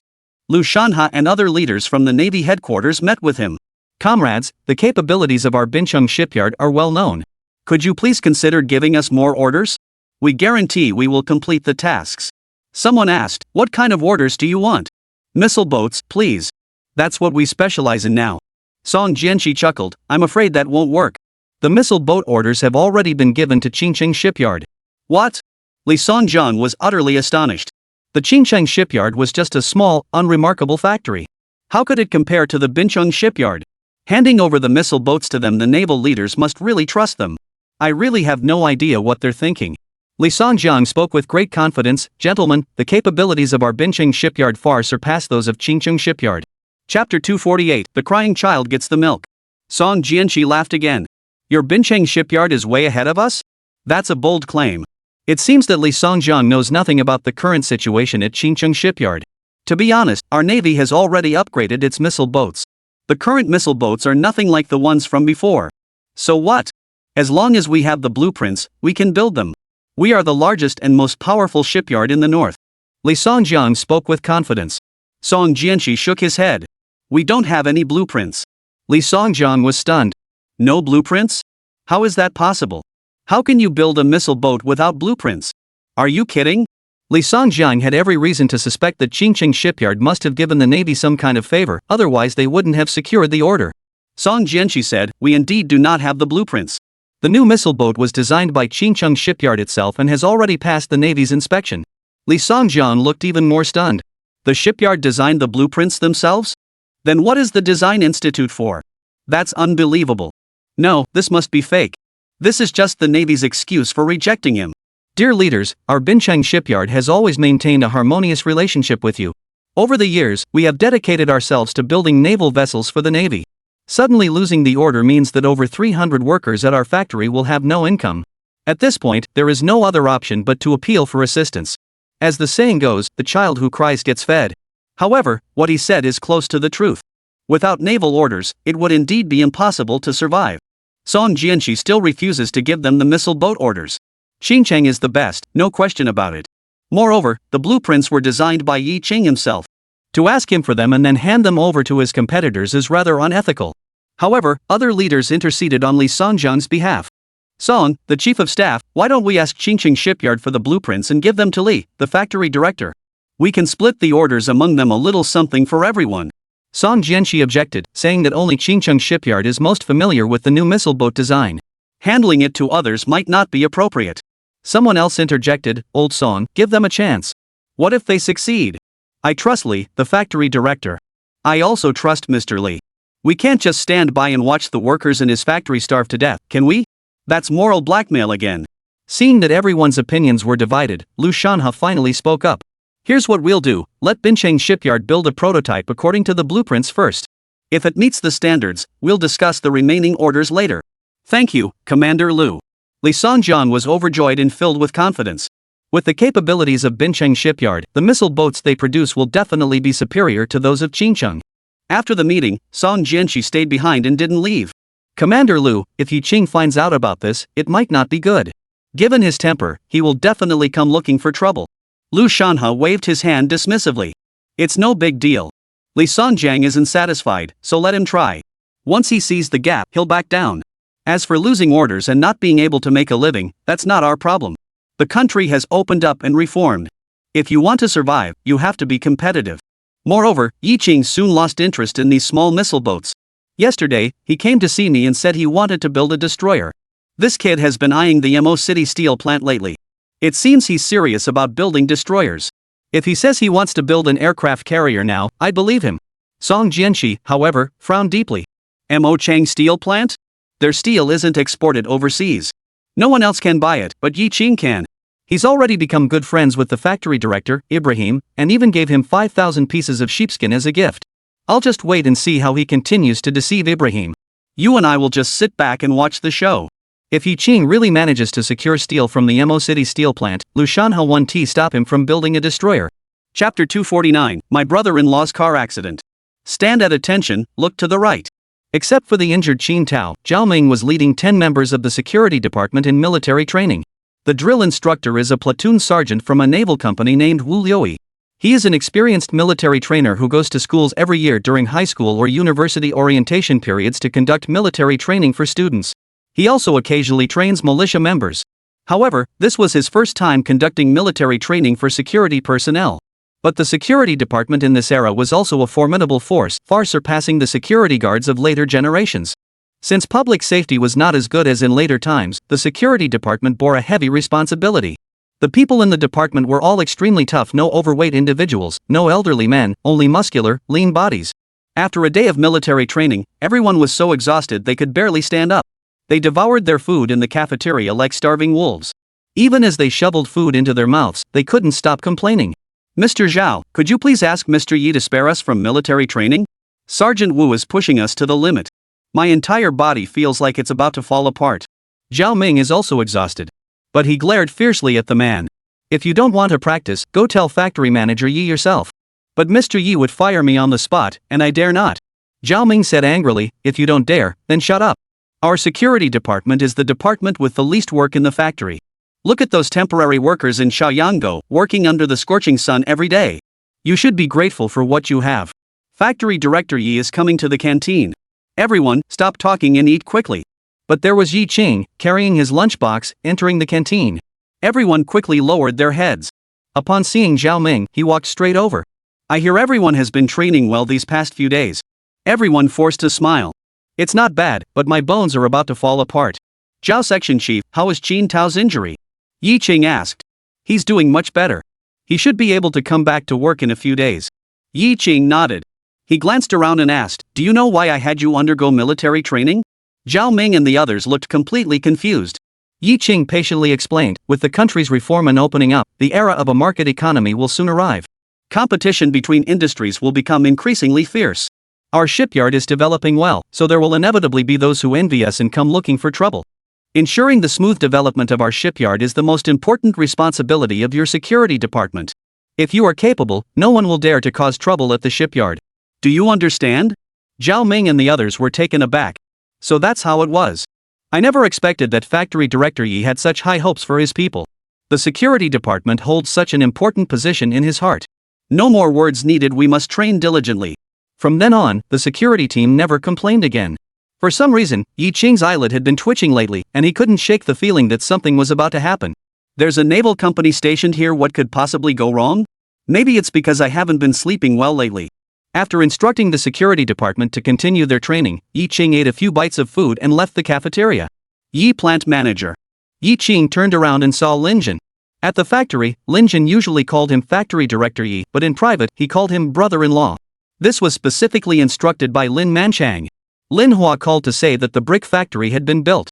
Since it was funded by our shipyard, he wanted to invite you to attend the ribbon-cutting ceremony. Yi Qing initially wanted to refuse. There's been a lot going on at the factory lately, and it's not worth the trouble to go all the way there. But then I thought about it again. I should probably go. The commune director, Lu Kuan, isn't someone to mess with. If he starts demanding bribes or favors, he might even shut down the brick factory. Such incidents are quite common. I understand. I'll go there tomorrow. Since we're going back to Chaoyangdo, we'll definitely bring Lin Jing with us. Lin Manchang hadn't seen them in a long time and naturally missed them dearly. Big brother-in-law, you're driving the Lada. Let's go back together. Alright, I'll drive ahead and pick up some things. We'll leave early tomorrow morning. Lin Jin was very excited. Since he wasn't able to be by his father's side to fulfill his filial duties, it was only right to return home with some gifts. Yi Qing returned to his office. After work, he would inform his family and ask Lin Jing and Yi to take 2 days off from school. Winter is almost here, and it gets dark early now. By around 5 o'clock, it was already dark outside. Lin Jin hadn't come back yet, and no one knew how much his brother-in-law had bought. A grown man shopping and taking his sweet time. Just then, Zhang Guowei rushed frantically to the door of Yi Qing's office. Yi, the factory director, something's wrong. Lin Jin was in a car accident. Chapter 250, what the other party really wanted was Yi Qing. Lin Jin was in a car accident? Yi Qing and Zhang Guowei rushed to the hospital in a hurry. Lin Jin was lying in the operating room. Yi Qing, anxious and frantic, grabbed a nurse and asked urgently, "What's the patient's condition now?" The nurse shook her head. "I don't know the details either. When he was brought to the hospital, he was covered in blood, and the doctors are currently doing everything they can to save him." Covered in blood?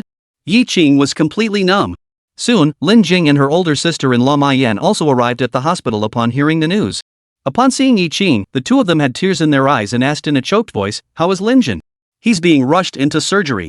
Don't worry, your brother-in-law will be fine." In this situation, Yi Qing didn't know how to comfort them either. Yi Qing furrowed his brows. There weren't many cars on the road in Xinjiang at that time, and Lin Jin was always a careful driver. He had never been in an accident while driving a truck. So how did the accident happen this time?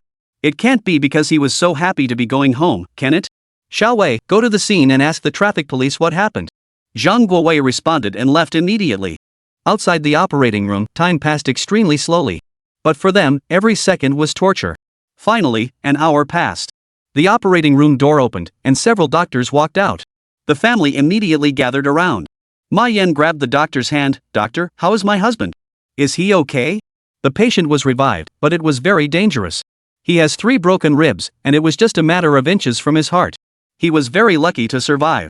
Yi Qing sighed in relief. As long as he's saved, that's all that matters. However, the patient will need to stay in the hospital for observation for a while. Please go pay the bill and prepare some essential items. Yi Qing immediately went to the cashier's office to pay the fees. Lin Jin was also pushed into a regular ward. After the anesthetic wore off, he gradually regained consciousness. He was pale and looked extremely exhausted. Having narrowly escaped death, how could he not look haggard? The first words he uttered upon waking were, "Brother-in-law, I can't go back to Chaoyangdo. Please don't tell the family, or they'll worry." Yi Qing nodded. "Brother-in-law, what happened in the car accident?" "I was driving on the road when a large truck suddenly lost control on the opposite lane and barreled toward me. Luckily, I quickly turned the steering wheel, and a large tree beside me took the brunt of the impact. Otherwise, I would have lost my life." Thinking back to the scene, Lin Jin still feels a chill run down his spine. A big truck? Yi Qing fell into deep thought. His intuition told him that things were probably not that simple. You should rest properly and not worry about anything else.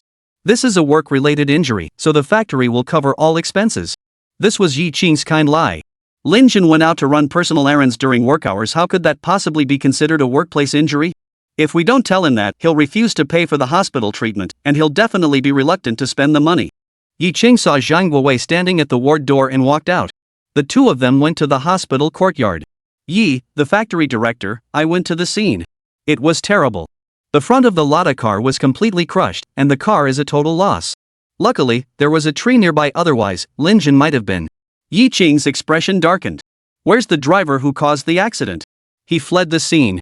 The traffic police are currently investigating. Fled? Yi Qing was nearly driven to fury. He hit someone and ran away. In this day and age, without surveillance cameras, finding someone is like looking for a needle in a haystack. Who does the truck belong to? The truck doesn't have a license plate, so we don't know who it belongs to. Yi Qing clenched his teeth and glared angrily. This was definitely not an ordinary car accident. Yi Qing grew increasingly terrified as he thought about it. The person the other party was aiming to hit wasn't Lin Jin at all, it was himself. Because he was the one who usually drove that Lada. The other party was after his life.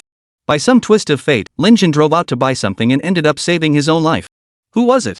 Chapter 251, Is there another mastermind behind the scenes? That night, Yi Qing didn't sleep at all.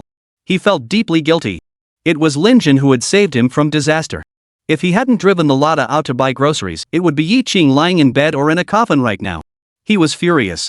Who the hell wants to die? Yi Qing first thought of Huang Jinbiao. The last time Huang Jinbiao sent men, they were all arrested by the Navy.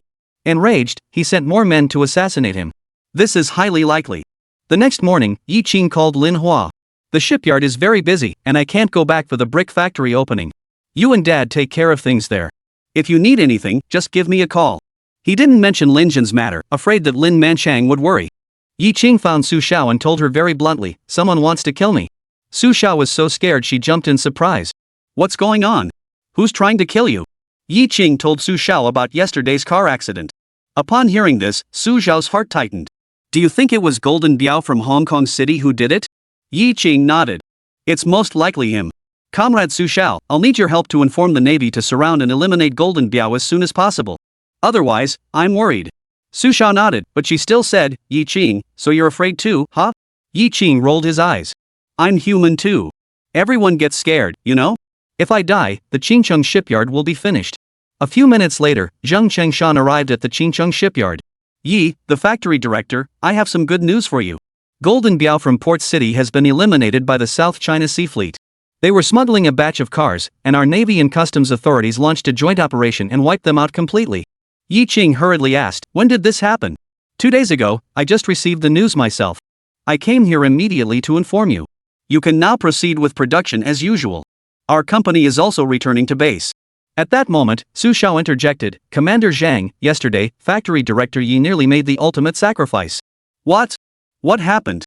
After listening to Su Xiao's account, Zheng Qingshan furrowed his brows.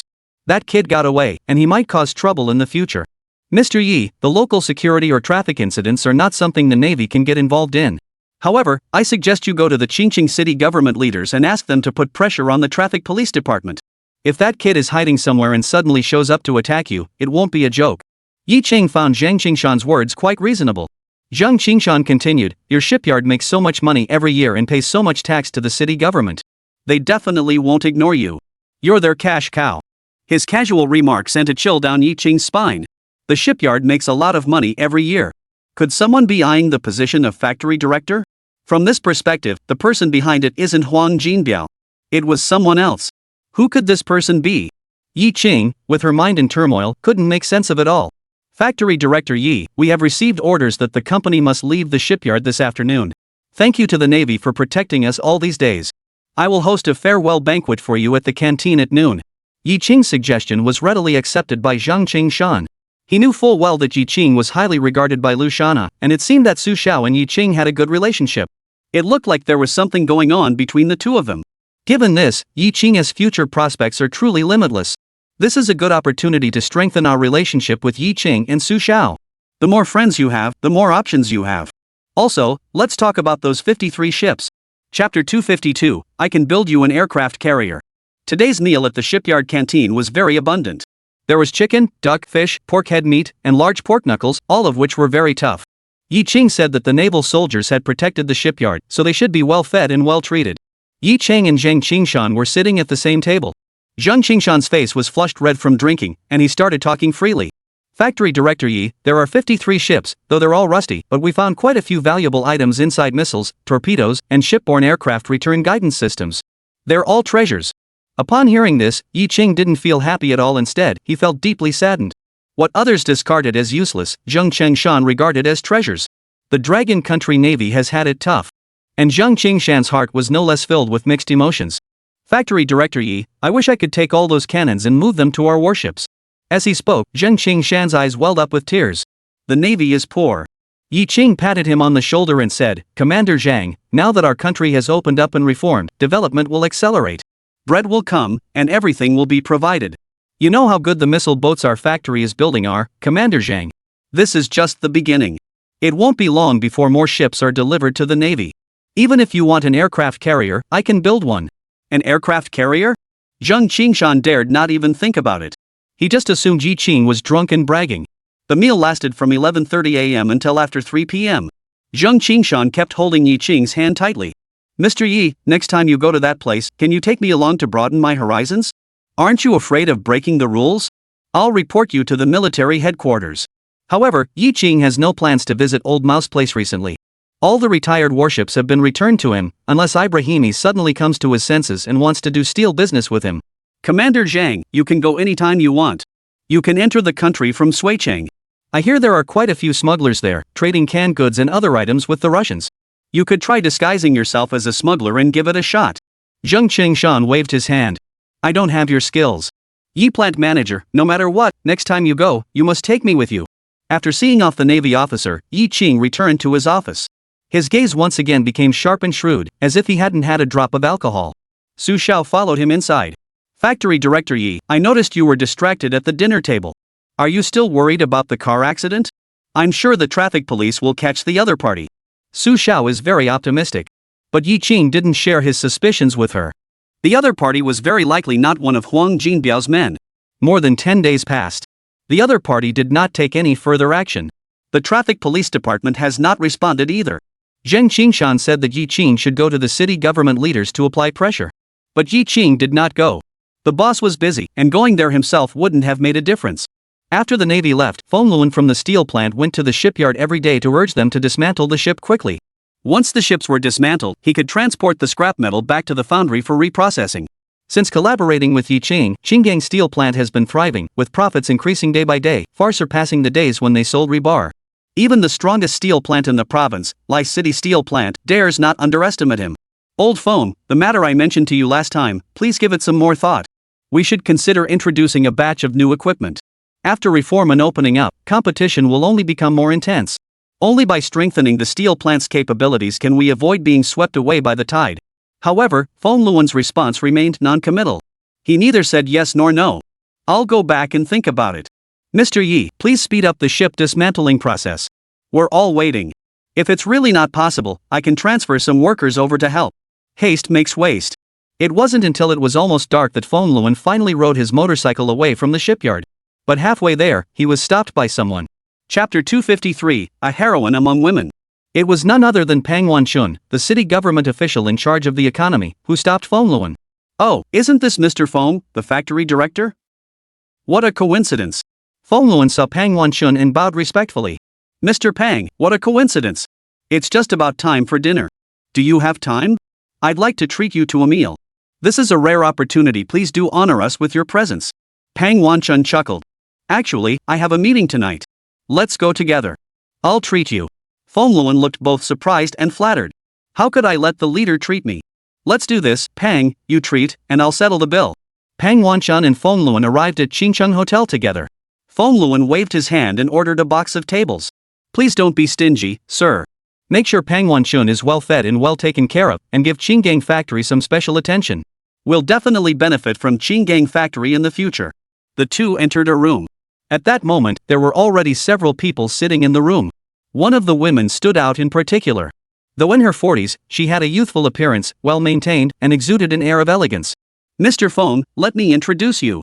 This stunning woman is Ms. Luo Lan, the factory director of Qingcheng Food Processing Plant. She is a true trailblazer in her field. As fellow entrepreneurs, you two will certainly have much in common. I encourage you to stay in touch and exchange ideas in the future. Pang Wanchun then pointed to a young man and said, this is her son, Wei Xian. He currently works at Bincheng Steel Plant. Don't let his youth fool you, he's already a section chief. Feng Luan didn't think much of it and shook hands with the mother and son. The others were all low-level officials from various bureaus. These people don't matter to Feng Luan. All he cares about is Pang Wanchun. Taking care of Pang Wanchun, the leader in charge of the economy, is more important than anything else. But Luo Lan kept interrupting Feng Luan's rhythm, pulling him aside to talk. This woman can really hold her liquor. After downing 2 glasses, she was fine except for a slight flush on her face. She truly was a woman of extraordinary courage. Mr. Feng, you have managed the steel plant so successfully that you are a role model for us all. We look forward to your continued guidance in the future. During their conversation, Feng Luan learned that Luo Lan was a widow whose husband had passed away when her son Wei Xan was still very young. She raised her son alone with great difficulty. In her career, she is also a strong woman. Starting as an ordinary worker in a food processing factory, she gradually worked her way up to become the factory manager. That's no easy feat. Although there was only Roland, a woman, in the entire room, she handled everything with ease and grace, effortlessly entertaining the group of men until they were laughing heartily. Especially with Feng Luan, she showed him special attention. Feng Luan, on the other hand, was feeling a bit restless. Everyone here is a leader. If you're so close to me, what will they think? I've stolen their thunder, they must hate me to death. He tried hard to keep his distance from Roland. A bold thought suddenly popped into Feng Luan's mind. Could this woman have taken a liking to him? Just then, Roland approached again, holding a wine glass. Mr. Feng, with your exceptional abilities, serving as the director of a steel plant is truly a waste of your talent. You deserve a broader stage. Why not ask Mr. Pang to give you a helping hand and help you advance further? Feng Luan dismissed Roland's words as a joke and didn't take them to heart. However, Pang Wanchun, who was standing nearby, heard it clearly. He spoke up, Mr. Feng, you've achieved such remarkable results at the steel plant. Taking it further isn't out of the question. Your capabilities are beyond doubt. If you truly have such aspirations, I might be able to lend a hand. If anyone else had heard those words, they would have been overjoyed and filled with delight. With Pang Wanchun's help, getting into a municipal government agency and becoming a bureau chief shouldn't be a problem. But Feng Luan only wanted to be the plant manager of a steel factory. Thank you for your trust, but I am not a man of ambition, I just want to do my best as plant manager. What Feng Luan didn't know was that upon hearing this, Roland's expression darkened, and his face clearly turned grim. Chapter 254, Factory Director Feng refuses to progress. After arriving at work the next day, Feng Luan was about to head back to the Qingcheng shipyard to continue overseeing the ship dismantling when he received a call from Pang Wanchun. Mr. Feng, please come to my office this morning. I have a few issues I'd like to discuss with you.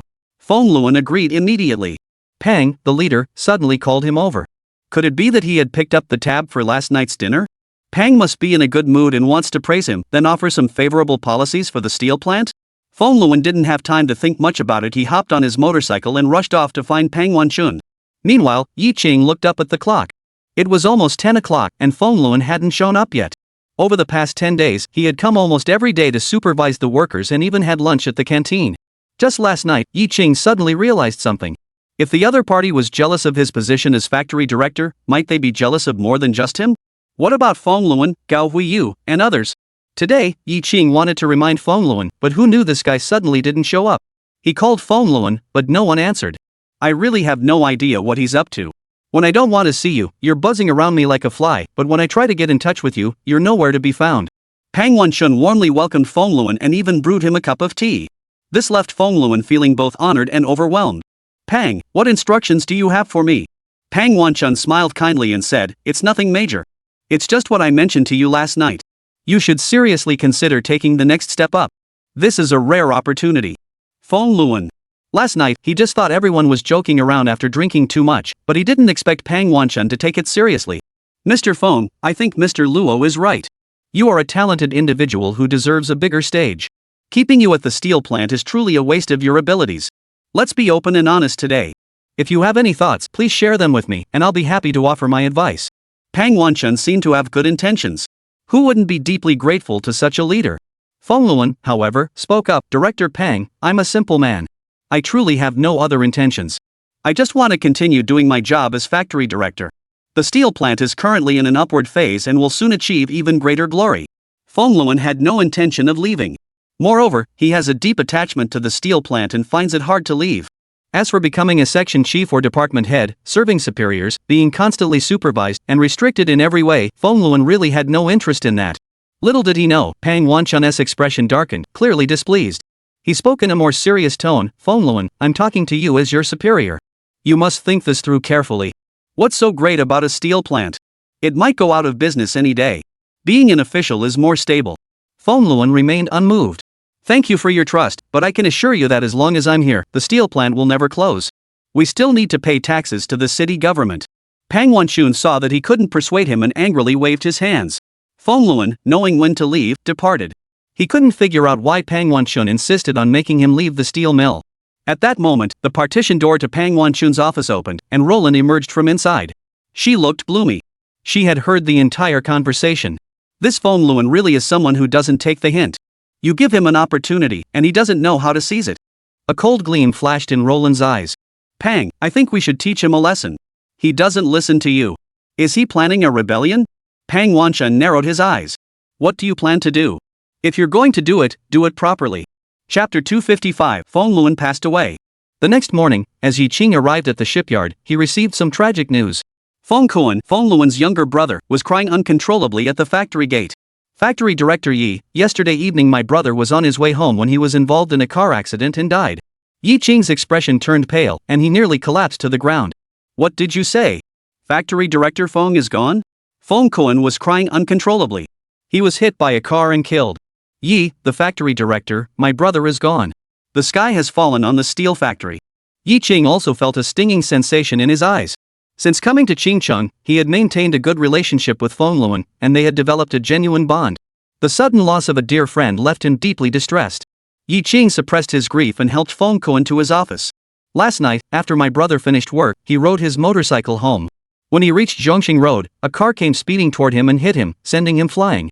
My brother was left unrecognizable. Has the driver who caused the accident been found? No. Yi Qing's heart skipped a beat.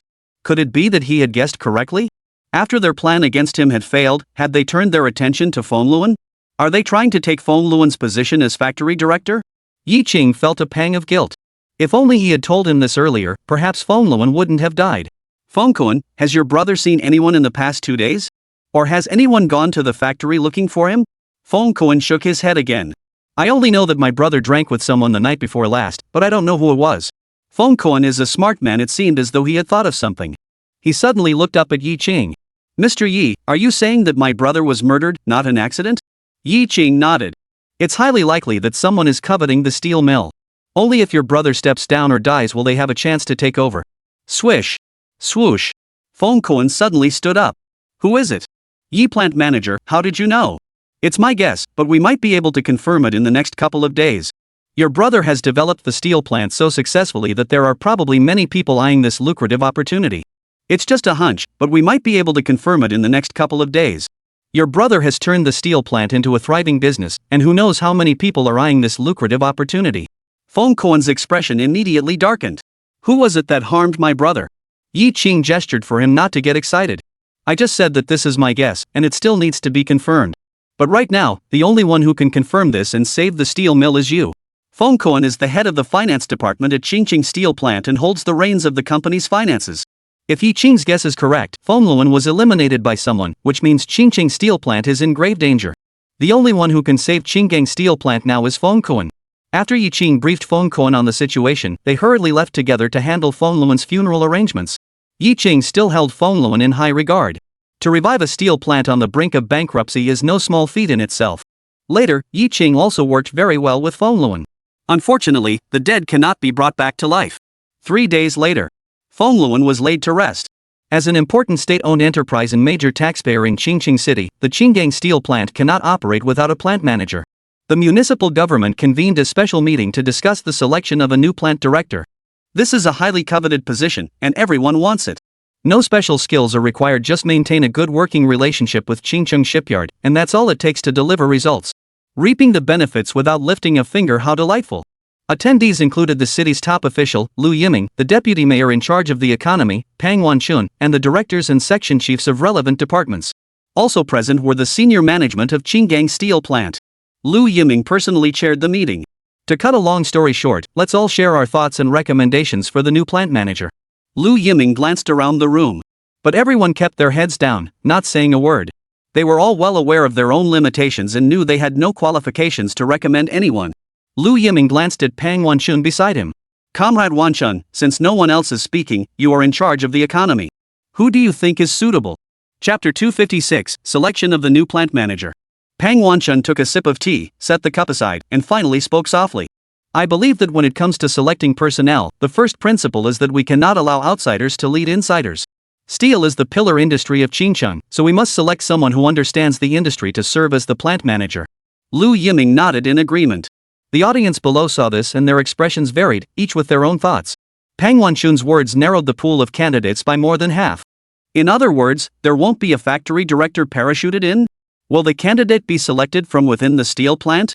I only heard Pang Wanchun say, actually, I have someone in mind. He is from Chingcheng. After graduating, he went to work at the Bincheng steel plant and is now a section chief. He is very familiar with the steel industry and can be transferred back. Lu Yiming's expression froze. He hadn't expected Pang Wanchun to recommend someone so quickly. It was a bit too fast. Old Pang, who is this person you're talking about? Wei Xian, the son of Lu Alan, the factory director of Chingcheng food processing plant. He has a keen business sense and is also an expert in the steel industry. I think he would be the perfect choice for this position. The people below were also stunned into silence. Wei Xian? I've never heard of him before. How could Pang Wanchun recommend him? I've just called Wei Xian over. Let him come out and meet everyone. This will also give everyone a chance to assess him. When everyone saw Wei Xian, their expressions were all very strange. Lu Yiming whispered, this Wei Xian, isn't he a bit too young? Mr. Lu, heroes emerge in youth. Yi Qing from the shipyard is even younger than him, yet he manages the steel plant exceptionally well. Pang Wanchun was clearly siding with Yi Qing, making no attempt to hide his preference. Lu Yiming asked him a few simple questions, and Wei Xian answered them all fluently. He worked at the Bincheng steel plant and was indeed very familiar with the steel industry. Lu Yiming glanced around. If anyone had any questions, they could ask Wei Xian. Although Lu Yiming had spoken up, no one dared to ask. Asking would only offend Pang Wanchun. What good would come of that? Wei Xian felt smug inside. The Chingcheng steel plant was already in the bag. Once I take office, I'll become a leader and can enjoy all the perks. The path his mother had laid out for him was indeed excellent, and he liked it. Pang Wanchun, seeing this, prompted Wei Xian, little Wei, say a few words to everyone and make your position clear. Lu Yiming furrowed his brows. What do you mean by make a statement? I, as the top leader, haven't agreed yet. Whether Wei Xian can take the position is still up in the air. What's there to state? Pang Wanchun is causing trouble. But Wei Xian was no less arrogant and spoke up immediately. I've been in this industry for 5 or 6 years now. I'll work with everyone to do a good job and lead Chingcheng steel plant to new heights of glory. As he finished speaking, there was no response from the audience below. These people were all shrewd and saw through the situation clearly. Lu Yiming hasn't made a decision yet, and you're already rushing to make a statement? Do you really think you're the factory director? Do you even respect the city government's top official? Although you are Pang Wanchun's man, Pang Wanchun is still far below Lu Yiming in terms of rank. Are you stupid? Sure enough, Lu Yiming's expression was very unpleasant. Just then, Feng Kuan stood up. Mr. Lu, why don't I first report on the current financial status of the factory so that all the leaders can have a clear understanding? Seeing Lu Yiming nod, Feng Kuan took out the prepared draft and began to read it aloud. Under the joint efforts of plant manager Feng and all employees, Qinggang Steel Plant achieved a total profit of 7 million yuan last year, paid 1.5 million yuan in taxes, and has 5.5 million yuan remaining in its accounts. Upon hearing this figure, everyone was stunned. The steel plant is impressive. Making a profit of 7 million isn't something an ordinary company can achieve. Wei Xian was even more pleased with himself. 550 million. Once I take office, this money will be under my control, and I can spend it however I see fit. I've really hit the jackpot. Chapter 257, the steel plant owes 10 million. Feng Kuan continued, last month, plant manager Feng signed contracts with several companies from the island nation in Germany to purchase a batch of new production equipment, with a total contract value of 15 million. What? Everyone was stunned. Feng Luan signed a contract worth 15 million? In other words, the current financial situation is that the company owes nearly 10 million? Wei Xian's face turned ashen. The once coveted prize had suddenly turned into a hot potato. Pang Wanchun's facial muscles twitched a few times, and his expression looked as if he were constipated. Damn it, the steel plant used to be a deep pit. And I actually jumped in on my own. Wei Xian looked at Feng Kuan in disbelief. Can I understand it this way? The steel plant is now in debt by 10 million, right? Feng Kuan nodded. That's correct. Wei Xian was a straightforward person. Knowing it was a difficult task, he declined directly, I'm sorry, but I, Wei Xian, am not capable enough to take on the role of factory director. You'd be better off finding someone else. With that, he left, leaving the senior officials with only a grand departing figure. The others were also stunned. I've never seen such a spoiled person before. It wasn't until Wei Xian's figure completely disappeared that Feng Kuan finally looked away. A fleeting expression crossed his eyes. Wei Xin, he remembered this man. Lu Yiming was so angry he was almost happy. Old Pang, where did you find someone like this? He comes and goes as he pleases, treating this place like a vegetable market. Pang Wanchun. Pang Wanchun was so angry that his face turned green. Let's just consider that a minor incident. Let's continue with the meeting. Feng Kuan, do you have anything else to add? Feng Kuan nodded. Anyway, his older brother had been killed by someone else, so Feng Kuan wasn't afraid of anything now. Mr. Lu, to be honest with you, the situation at the factory is more complicated than you imagine. The debt of 10 million yuan is just the tip of the iceberg. Once the new production lines from the island nation in Germany arrive, we'll need to bring in a batch of highly skilled technicians to operate them. Ordinary workers won't be able to handle it. Moreover, the new equipment is fully automated, which may result in the layoff of some workers. As a result, the workers' morale is currently quite unstable. Upon hearing this, everyone was stunned. How can a steel plant that looks so impressive on the surface have so many problems? Moreover, these issues are extremely complex and difficult to resolve. This hot potato is now too much for anyone to handle. Lu Yiming also felt overwhelmed. He never imagined that the steel mill would be such a mess. $10 million. If this shortfall cannot be covered, the steel plant will go bankrupt. He looked at Pang Wanchun. Old Pang, don't just stand there. Do you have any other good candidates? Recommend them quickly. Pang Wanchun felt a chill run down his spine. From Lu Yiming's tone, it was clear that he was very dissatisfied with him. At that time, in order to help Wei Xin rise to power, he had also gone all out. Once Wei Xin became the factory director, he and his mother would definitely shower me with benefits. Now, he was filled with dread. Wei Xin is a lost cause. It's not worth it to offend the top guy just for a spoiled Wei Xin. Pang Wanchun felt awkward. Mr. Lu, I still stand by what I said earlier. We must find an expert in the field. As for the specific candidate, I think we need to discuss it thoroughly. Lu Yiming chuckled. You didn't consult me back then, but now you want to consult me? Lu Yiming was very disappointed in him. He looked down at the audience and said, everyone, don't let the little incident just now disrupt your train of thought. Let's all speak up. Who do you think would be suitable for the position of factory director? But no one spoke up. Recommending anyone at this point would be setting them up for failure. You can't do something that will make people angry. I do have someone in mind, Leader Lu. Take a look and see if they're suitable. Lu Yiming looked at the person who spoke. Who was it? Chapter 258, A Sudden Appearance of Lu Yanan. The man who spoke earlier was named Lu Yanan. He had just been transferred to the economic department and was also attending this kind of meeting for the first time. Seeing that no one else was speaking, he decided to speak up. Mr. Lu, the person I recommend is also a young man. His name is Yi Qing, and he is currently the plant manager at Qingqing Shipyard. The leaders present here should have heard of him. Lu Yiming was taken aback. Clearly, the person recommended by Lu Yanan was completely unexpected. He spoke up. Yi Qing is already the plant manager of the shipyard. Making him the plant manager of the steel plant is inappropriate, isn't it? It is inappropriate, Leader Lu.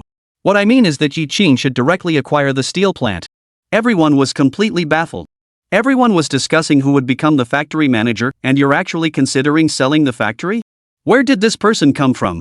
He's really bold. Feng Kuan glanced at him and couldn't help but mutter to himself. Could this Lu Yanan also be someone Yi Qing arranged? Lu Yiming stared intently at Lu Yanan and suddenly found this man quite intriguing. Go on. Lu Yanan wasn't shy either. There's something I think the leaders here might be too embarrassed to say, but I think it's necessary to make it clear. The steel plant is a complete mess, and no one is willing to take it over. No matter how many meetings we hold, it won't make a difference. Rather than continue like this, it would be better to sell the steel plant and settle the debts. Looking at the state-owned factories in Qingcheng, only the shipyard has the financial strength to make such a purchase, so I recommend Yi Qing. Everyone suddenly understood. After going around in circles, it all made sense. This kid is really bold, but this suggestion is probably the best solution for now. Lu Yiming paused for a moment and asked, what do you all think of Comrade Yanan's proposal? Please share your opinions. Finally, someone spoke up. Mr. Lu, given the current situation, this is probably the only option left. Some also said, the idea is good, but will Yi Qing agree to the acquisition? After all, it's a debt of 10 million. Everyone knows the truth. Yi Qing definitely won't agree. In fact, even Lu Yanan himself wasn't sure. This was the only solution he could think of to save the steel mill, so he spoke up. After the meeting that day, Feng Kuan rushed straight to the shipyard and gave a brief overview of the meeting's contents. Lu Yanan is indeed a talented individual. Feng Kuan was more concerned about who had killed his older brother Feng Luan. I think Wei Xin is highly suspicious. He didn't dare mention Pang Wanchun's name. This Wei Xin is from the Bincheng steel plant, yet he shows up in Qingcheng? That's way too coincidental. Plus, the way he spoke, he's already positioned himself as the plant manager, not a bit humble. My brother's death must be connected to him. Yi Qing hummed in response. Feng Kuan's analysis was spot on. Bringing up Wei Xin is just the beginning. As for the 10 million yuan debt, it was all made up by Yi Qing and Feng Kuan. With Feng Luan's passing, many people will be eyeing this lucrative opportunity. We must not allow them to steal Feng Luan's hard-earned achievements and reap the benefits without putting in the effort. Therefore, Yi Qing instructed Feng Kuan to announce publicly that the steel plant was in debt by 10 million yuan and forged several contracts. Anyway, those leaders who sit in their offices all day drinking tea and reading newspapers wouldn't understand anyway. This will scare everyone away. Yi Qing instructed Feng Kuan, don't act rashly for now. We don't have conclusive evidence yet that Wei Xin is responsible. Calm the workers at the factory. Yi Qing was completely preoccupied with Lu Yanan. He is becoming increasingly interested in this person. It's no small feat to come up with the idea of having a shipyard acquire a steel mill. As the workday was winding down, Gao Huiyu, the plant manager of Qingchai factory, came to find Yi Qing. And he brought someone with him. It was Lu Yanan. Factory manager Yi, my cousin has really done you a big favor today. Chapter 259, buying a steel plant for $1. What favor did you do for me? Yi Qing looked at Gao Huiyu and Lu Yanan with a blank expression, pretending to know nothing. Gao Huiyu beamed with joy. You didn't know, did you? The city government leaders just had a meeting to discuss the selection of the plant manager for Qinggang steel plant. After learning that the plant is in debt by 10 million, no one was willing to take the position. My cousin recommended you. Yi Qing was stunned. The Qinggang steel plant is in debt by 10 million yuan, and you want me to be the plant manager? Are you helping me, or are you trying to ruin me? Yi Qing was getting a bit worked up. Lu Yanan laughed and said, Mr. Yi, 10 million is an astronomical figure to some people, but to you, it's just a drop in the bucket. You've acquired the steel mill, so you can produce and sell your own products. Building ships would be even more convenient, wouldn't it? I suspect the city government officials will soon want to discuss this with you. Mr. Yi, you might want to give it some serious thought. Your shipyard really needs its own steel plant. Yi Qing stared intently at Lu Yanan. He had no recollection of this man whatsoever. But now, Yi Qing had no choice but to take him seriously. This man has something going on in his head. Is this the protagonist Sora at work, attracting capable people to help him? However, Yi Qing also considered another possibility. Lu Yanan wanted to use him as a stepping stone to advance further. Therefore, he specifically came to persuade himself to accept the steel mill. If he succeeded, he would have done a great service, earn Lu Yiming's favor, and have a bright future ahead of him. What a clever plan. Gao Huiyu chuckled, Mr. Yi, isn't my cousin quite reliable? Under your leadership, the steel plant is sure to achieve new heights. Gao Huiyu assumed that Lu Yanan had helped Yi Qing. Last time, Yi Qing had purchased all the substandard engines from the Qingchai factory, which was a huge favor. This incident provided the perfect opportunity to repay the favor. The next morning, Yi Qing received a call from the municipal government secretariat. Lu Yiming wanted to see him and asked Yi Qing to come immediately. Needless to say, it must be about the acquisition of the steel plant. Yi Qing went. Lu Yiming was very enthusiastic. Comrade Yi Qing, there is a very important matter I need to discuss with you regarding Qingqing steel plant. Director Feng is no longer with us, and the municipal government needs to select a new director. After much consideration, I still believe you are the most suitable candidate. To be honest with you, the steel plant is currently in debt by 10 million yuan. Comrade Yi Qing, do you think you could contribute 10 million yuan to acquire it? Yi Qing immediately refused. Mr. Lu, are you joking? Where would our shipyard get 10 million yuan? We've been building missile boats and dredgers for the Navy, and customs patrol boats for the Customs Department. We've advanced 2 million, but neither department has settled the accounts. Our factory is on the brink of collapse. Right now, there's only 2,000 left in the account. Lu Yiming. The shipyard only has 20,000 yuan left in its accounts? Lu Yiming was startled. Comrade Yi Qing, don't lie to me. How dare I? If Leader Lu doesn't believe me, you can go to the shipyard to check. The wages for the factory over the next few months are going to be a real headache. I was hoping Leader Lu could help us contact the bank to arrange a loan. Or, Mr. Lu, you have influence. Why don't you go to the Navy or Customs to help us collect the overdue payments? Lu Yiming's heart sank instantly. Go find the Navy and Customs? Are you kidding me? They're all big shots. Why would they bother with me? It seems that relying on the shipyard to acquire the steel mill is out of the question. Such a large factory with so many workers, is there really no hope for it? But Yi Qing added, if the leadership really wants us to take over the shipyard, it's not impossible, but the price has to be lower. Lu Yiming perked up. Name your price. $1. Lu Yiming. Yi Qing, are you joking with me? Buying a steel plant for $1? Yi Qing replied very seriously, exactly 1 yuan. Chapter 260, Establishing the Qingcheng Shipbuilding Industry Group. Lu Yiming was getting annoyed. Comrade Yi Qing, you're being unreasonable. The steel plant's assets are worth tens of millions. How could we possibly sell it to you for just $1? Yi Qing shrugged it off. The books don't work that way. The steel plant has a debt of 10 million. If I acquire it, I'll have to cover that 10 million. While it may seem like a 1 yuan acquisition, I'm actually paying 10 million and 1 yuan. Lu Yiming was tricked by Yi Qing. Upon closer inspection, he realized that was indeed the case. I have one condition: once you acquire the steel mill, you must not lay off any workers. It seems like he's going to agree to let Yi Qing buy it for $1. Yi Qing, however, said, Mr. Lu, I haven't finished speaking yet. I also have a condition: approve the vacant land near the shipyard for us. We want to expand our production scale. Lu Yiming was a bit confused. You say you have no money one moment, then you want to expand production the next. Yi Qing, I need a reasonable explanation. It's simple. All difficulties will pass. Our shipyard will only get better and better. In the future, we'll be building ships for foreign companies, so expanding is inevitable. Taking advantage of the fact that land is currently free, Yi Qing is only thinking about acquiring as much land as possible. Once the real estate industry becomes a pillar of the economy, securing land will no longer be so straightforward. Yi Qing continued, Mr. Lu, as long as you agree to our shipyard's request, we will immediately acquire the steel plant. Furthermore, I can assure you that the annual tax contributions from the steel plant will only increase and never decrease, and not a single worker will be laid off. Yi Qing knew full well that Lu Yiming was most concerned about this. The entire city government's operations were entirely supported by these taxes. Let me think about it. Mr. Lu, you're the boss, your word is final. If we can't come up with a solution, it'll just be another headache. Delays only make things worse, and time is of the essence. The steel plant can't afford to wait any longer. Yi Qing pressed on relentlessly. He wanted Lu Yiming to settle the matter today. Once the meeting starts, it will take a month to come up with a result. Lu Yiming thought it over and over again and finally agreed to Yi Qing's proposal. As you said, the amount of taxes the steel plant pays each year can only increase, not decrease. Lu Yiming is most concerned about taxes. As for who becomes the plant manager, he really doesn't care. Moreover, there is also the matter of Pang Wanchun. Yesterday, Pang Wanchun actually brought someone along without consulting me first. Does he even consider me the top person here? In theory, Yi Qing is his man. Having Yi Qing in charge is better than having that guy named Wei Xin in charge. Yi Qing nodded in agreement. No problem. We should sign the contract as soon as possible. After signing the contract, Yi Qing felt at ease. Mr. Lu, there's one more thing. Lu Yiming felt a pang of unease. Why is there so much going on with Yi Qing? The Qingcheng shipyard has acquired the steel plant. If we continue to call it the shipyard, it might not be appropriate. I propose restructuring and establishing the Qingcheng Shipbuilding Industry Group, with subsidiaries including the shipyard and the steel plant. This would facilitate management.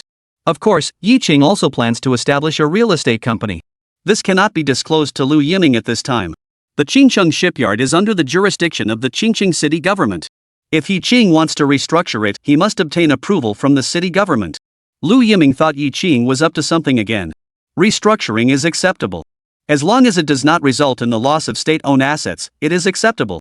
Just submit a report, and we'll go through the approval process. It should be fine. Seeing that Lu Yiming was very supportive of him, Yi Qing felt a little comforted. The matter of them previously assigning a factory representative to him was now completely forgotten. However, some accounts must be settled clearly. For example, the grudge against Fengluan. Chapter 261, We Only Steal Money. At noon, Yi Qing simmered a pot of old hen soup and brought it to the hospital while it was still hot to visit her older brother-in-law, Linjin. His complexion had improved significantly. Yi Qing urged him to take good care of himself and recover quickly. Don't worry about the money, the factory will reimburse you. The brick factory in Chayango has also opened smoothly, and the bricks are selling well. You can rest assured and focus on your recovery.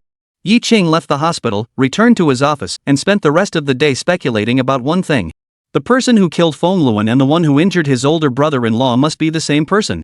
Find the murderer, avenge Fengluan, and settle the score for my older brother-in-law. To catch the culprit, one must first target a specific individual. He called Zhao Meng. I have a task for you. The son of Luo Lan, the factory director of Qingcheng Food Processing Plant, is named Wei Xin. This guy is highly likely to be one of the masterminds behind the hit and run that killed factory director Feng and injured Linjin. Keep a close eye on him. Zhao Ming was taken aback. He had already heard that Linjin had taken the brunt of a crisis for Yi Qing. Yi Qing was like a second parent to him. Without Yi Qing, forget about being the head of the security department, he might very well be behind bars right now.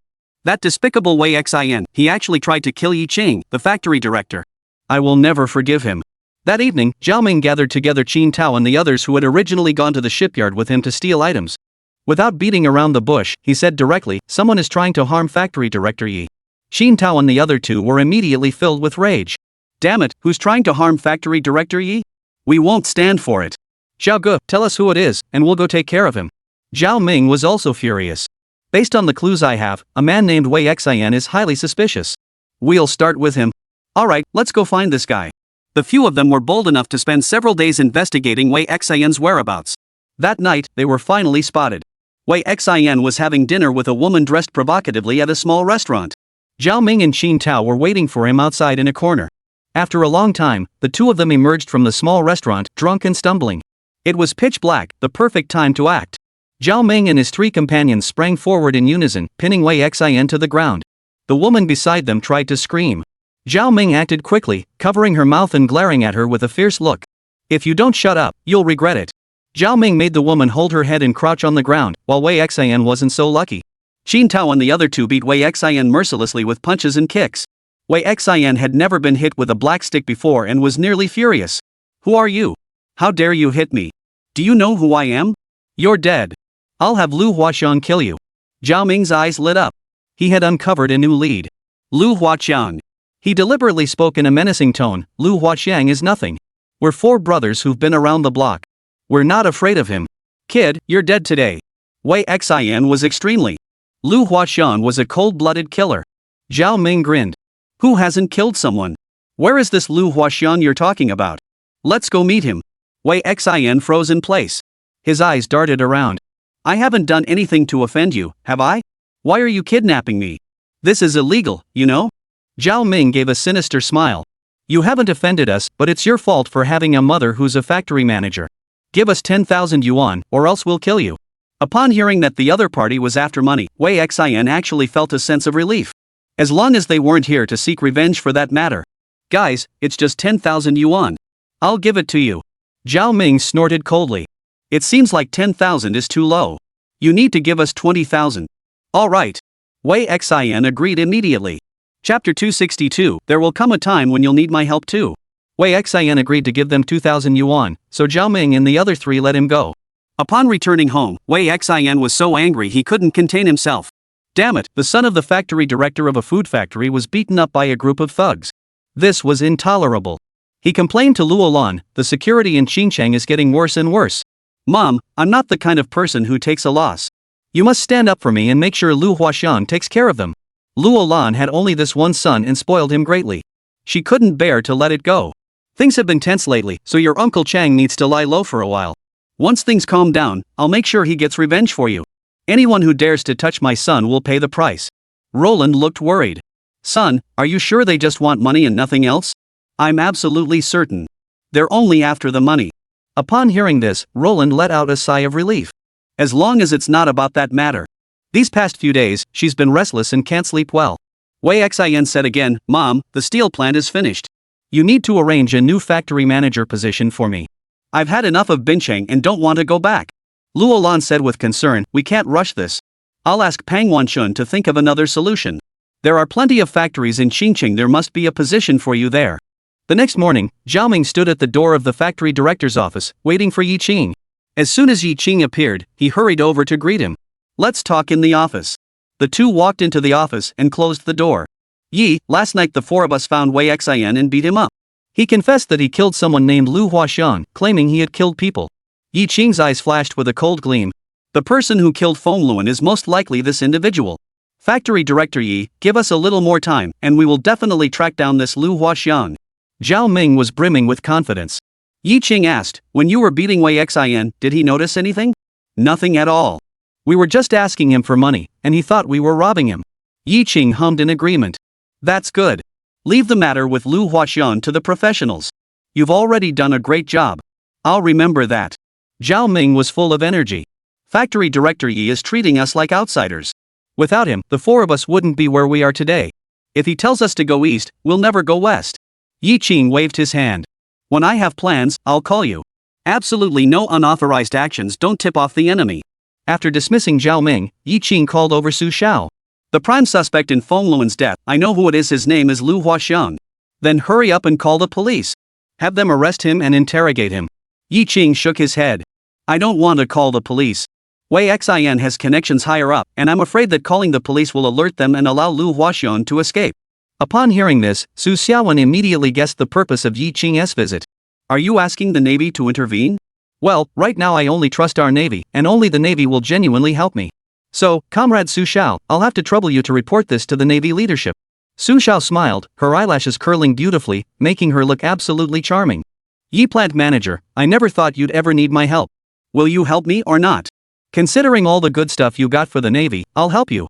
I'll go report to the boss right away. Su Xiao didn't refuse. She was a person with a big picture perspective. This wasn't just Yi Qing's personal matter. A day later, Yi Qing signed a contract with the municipal government to acquire the steel plant. Of course, the specific acquisition amount was known only to Yi Qing, Lu Yiming, and a few other key individuals, and it was not appropriate to disclose it publicly. After signing the contract, Yi Qing immediately went to the steel plant. Chapter 263, Old Mao doesn't understand human nature. Upon arriving at the steel mill gate, Yi Qing felt a mix of emotions, with Feng Luan's image constantly on his mind. He had helped Feng Luan sell scrap metal at a high price to Mei Chuan Ku, helped Feng Luan introduce hot-rolled steel equipment, and instructed Feng Luan to prepare 10,000 pieces of sheepskin before taking him to Lao Maozi's place. All of those past events are still vividly etched in my memory.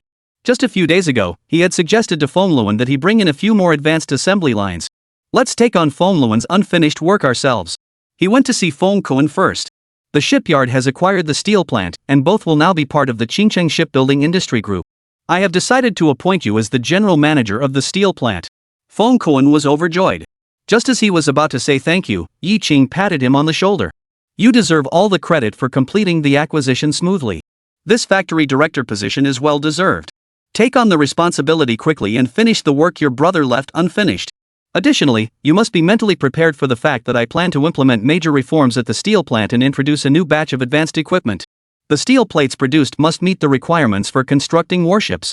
Having the steel mill under control is akin to accelerating Yi Qing's progress in building warships. After giving Feng Kuan a private briefing, Yi Qing instructed him to organize a meeting for all employees. At the meeting, Yi Qing announced the acquisition of the steel plant by the shipyard. What he didn't expect was that thunderous applause erupted from the audience. The workers were happy and joyful. Everyone knows that the of shipyard workers is the best in all of Qingcheng. Everyone envies them and dreams of one day becoming a shipyard worker, even if it's just a temporary job. Now that the steel plant has been acquired by the shipyard, the benefits are sure to improve. They'll even get pork heads during the new year. How could they not be happy? Yi Qing then announced Feng Kuan's appointment.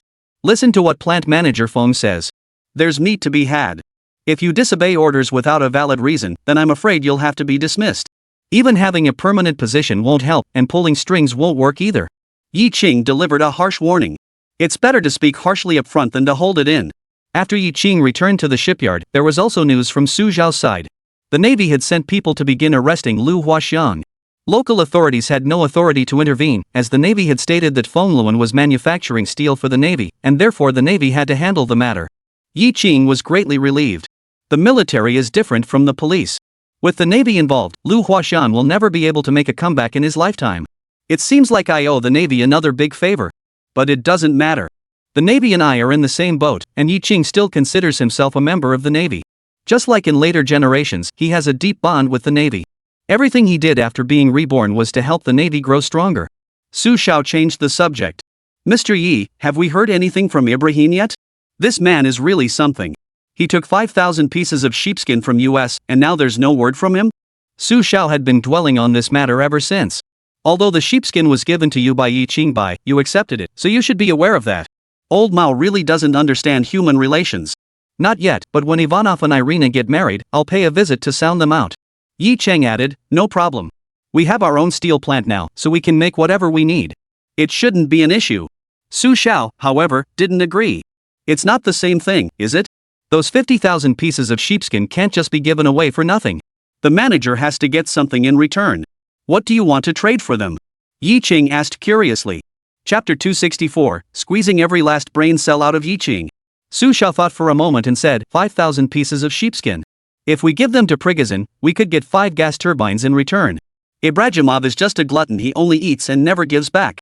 Su Xiao seemed to have gotten himself into a dead end and couldn't find a way out for the moment. Yi Qing didn't pursue the topic further. When we go back to Old Mao's place later, I'll call you. The 5,000 sheepskins are already in the past, there's no need to bring it up again. By the way, please thank the naval leadership on my behalf. During the period when they were pursuing Lu Huaxiang, our shipyard took care of their meals, and the canteen welcomed them. Su Xiao rolled her eyes. No need. The Navy isn't going to let a few meals go. Another busy day. When Yi Qing returned home, it was already completely dark. However, the joy of having a home is that you can always enjoy a warm meal as soon as you return. When Yi Qing saw his mother, Mei Ting, he suddenly thought of Chao Digang. Since the steel plant didn't fall into their hands, could Chao Digang be their next target? After selling 100,000 pairs of jeans, the clothing factory's business improved and became a hot commodity. We should remind Chao Digang about this later. At the dinner table, Mei Ting tried to speak several times but stopped herself. Mom, is there something you want to tell me? Did something happen at the factory? Suddenly, Yi Qing felt a pang of anxiety in her heart. Have they already taken action against Chao Digang? But then he noticed a faint smile on Mei Ting's face, and he finally relaxed. Factory Director Chao asked us, the members of the leadership team, to come up with some good suggestions to help the garment factory continue to develop. I've been thinking about it for days but haven't come up with anything. Xiao Qing, you're full of ideas. Help your mother think of one. Yi Qing hesitated for a moment. After all, he had given Chao Digang 2 suggestions, to produce jeans and suits. Within 30 years, you're sure to make a fortune.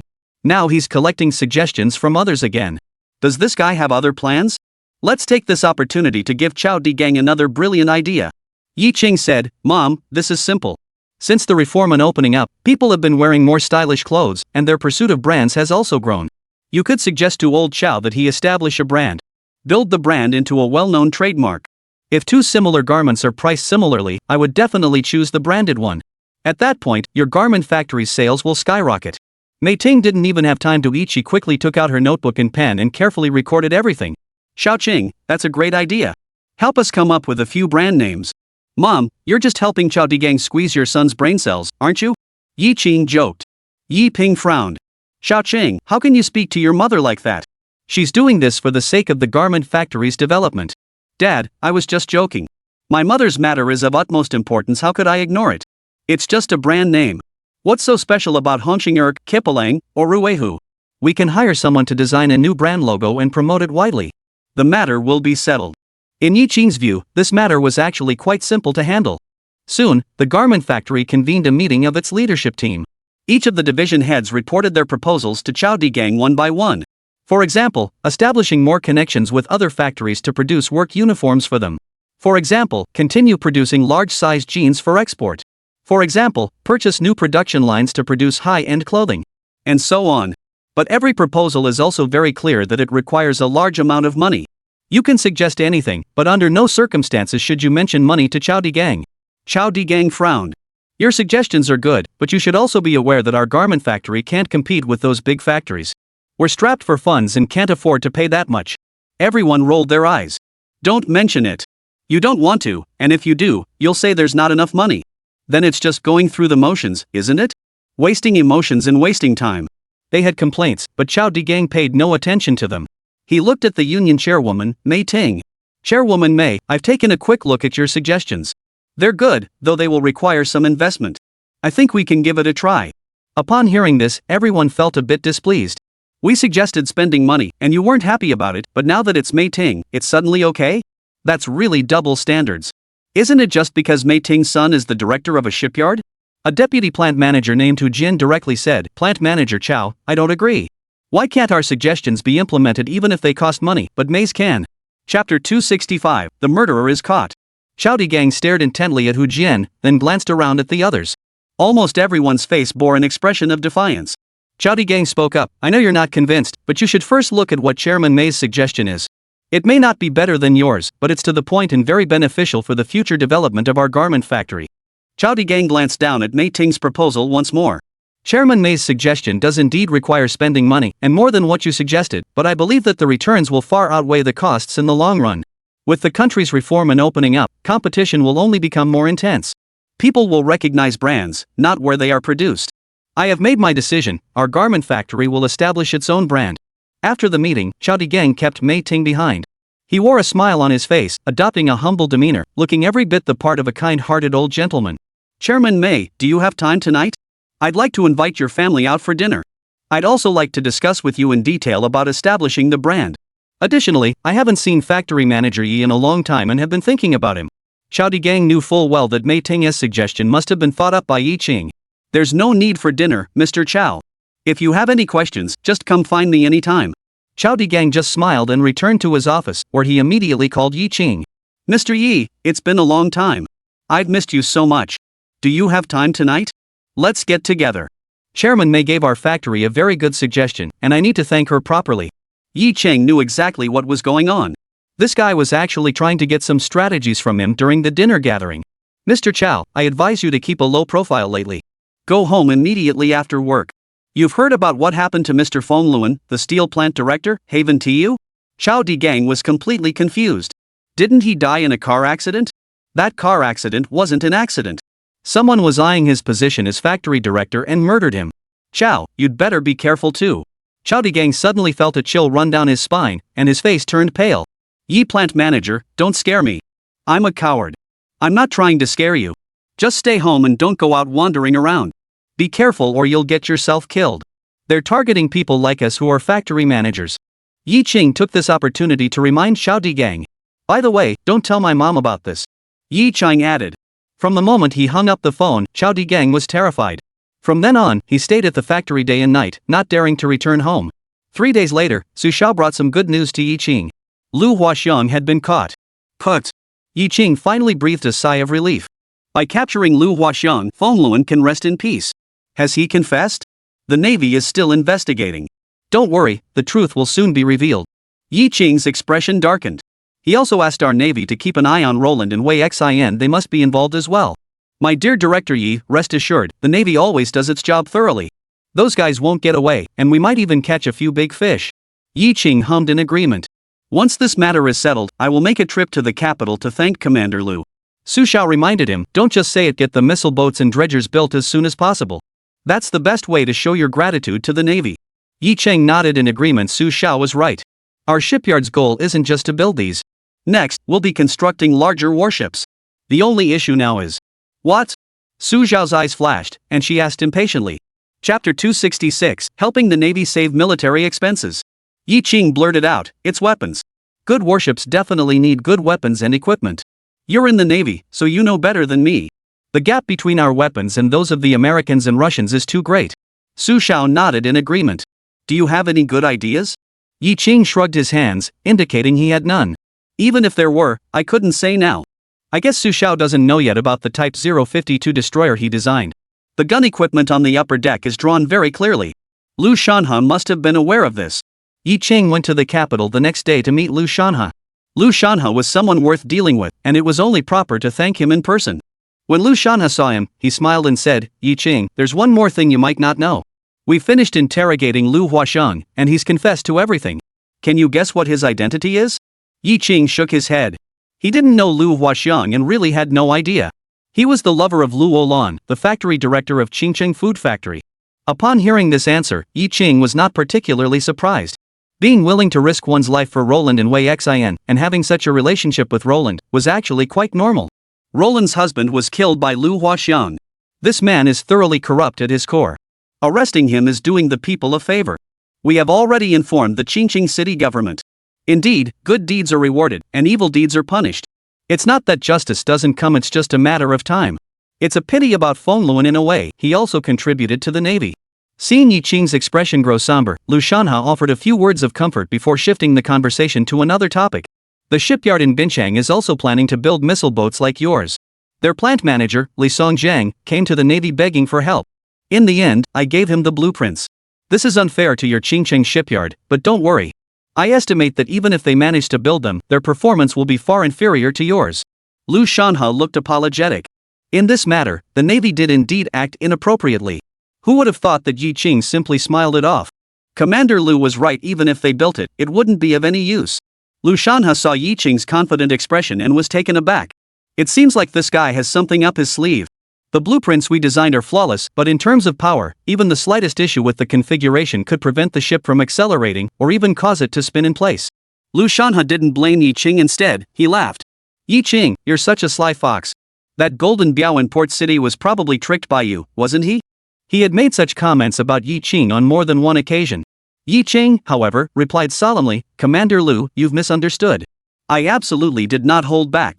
It was to prevent the blueprints from being stolen by those with ulterior motives and exposing our Navy's secrets. Yi Qing spoke in a very lofty manner.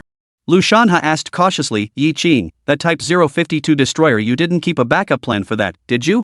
Although Yi Qing remained non-committal, Lu Shanha grew increasingly convinced that it was possible. Yi Qing felt there was no need to dwell on the matter and moved on to the next topic. Commander Lu, we can give the blueprints to Bincheng this time, but what about next time? They can't keep relying on ready-made designs forever. I'd like to suggest to the Navy that anyone who wants to build warships for them should go through a bidding process. Lu Shanha was curious. What bidding process? The Navy's budget is already tight. Why should they just sit back and make money? I think the shipyards should design the vessels themselves and then bid for the contracts. This way, the Navy would save on design costs. Upon hearing this, Lu Shanha's eyes lit up. However, he still had some doubts. Shipyards don't know how to design. If you ask them to design it, they won't be able to come up with anything. Do you think they're all like you? After the initial surprise faded, Lu Shanha realized this approach wouldn't work either. Chapter 267, Survival of the Fittest. Yi Qing continued, they can't design it themselves, they can hire a design institute. There are so many design institutes nationwide, what are they there for? Shifting the design costs to the shipyard benefits the Navy without any drawbacks. Lu Shanha still had reservations, as this approach might lead to the closure of half the shipyards nationwide. That's not the Navy's concern. The country has opened up to reform and opening up. Competition should be allowed to thrive, and the fittest should survive. Lu Shanha fully agreed with Yi Qing's viewpoint. He had previously discussed this with Song Jianxi and others as well, stating that those unable to adapt to competition would inevitably face a dead-end path. Yi Qing was even bolder, directly instructing the shipyard to develop its own design. Although Yi Qing's proposal had some personal motives, it was extremely advantageous for the Navy. Yi Qing, if this matter can be done, even if they criticize me in every way, I must do it for the sake of the Navy. Lu Shanha is still quite bold. Yi Qing, I heard you acquired Qingqing Steel Plant. Are there any big moves coming up next? Tell me about it. Lu Shanha seemed quite eager. There aren't any major developments, but I'd like to start building the destroyers as soon as possible. However, many of the weapons designed cannot be manufactured with Longwa's current industrial capabilities. It looks like I'll have to pay a visit to the Russians. If you can purchase advanced equipment from the United States or other countries, that would be even better. Yi Qing really wants to build the destroyer as soon as possible. From the time he designed it in Chaoyanggo to now, over a year has passed, and it still hasn't been put on the agenda. With such a powerful weapon as a destroyer, we can further develop aircraft carriers.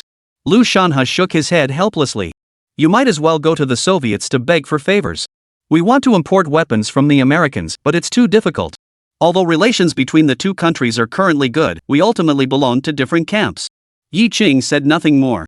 Sigh, it seems I'll have to rely on myself after all. Commander Lu, we'll definitely need some supplies to go to Old Mouse Place. Why don't you prepare some more? Lu Shanha. The meeting room of the Qingqing city government was in an uproar. The director of the food processing plant, Luo Lan, was actually a criminal. Lin Jinji's injury and Feng Luan's death were orchestrated by Roland and Wei Xin. Moreover, Lu Huaqian also confessed to several murder cases from years ago. Several years ago, the former plant manager of a food processing factory and several of his deputies died one after another, and the mastermind behind it all was also Roland. What a heartless and cruel woman. Pang Wanshan felt as if he were sitting on pins and needles. He was close to Roland, and Wei Xin was the person he had recommended. Now trouble had come knocking on his door. Lu Yiming looked at him with a grim expression. Pang Wanchun, I'm representing the organization to give you an opportunity. Do you know anything about this matter? Pang Wanchun was on the verge of tears. Mr. Lu, I really don't know. They deceived me. I'm also a victim. Just then, Lu Yiming's secretary, Yang Rong, walked in holding a file folder. Mr. Lu, the accounts for the food processing plant have been checked. Everything is written in the file. Lu Yiming opened it and was immediately filled with dread. The factory's profits over the years were actually negative. Where is the money? Where has the money from the processing plant gone over the years?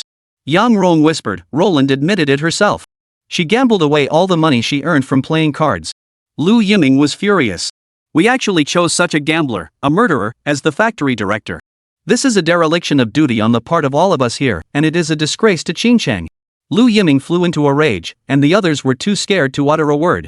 After a long while, Yang Rong spoke again. Mr. Liu, there's another detailed list at the back, detailing the whereabouts of the money handed over by Roland over the years.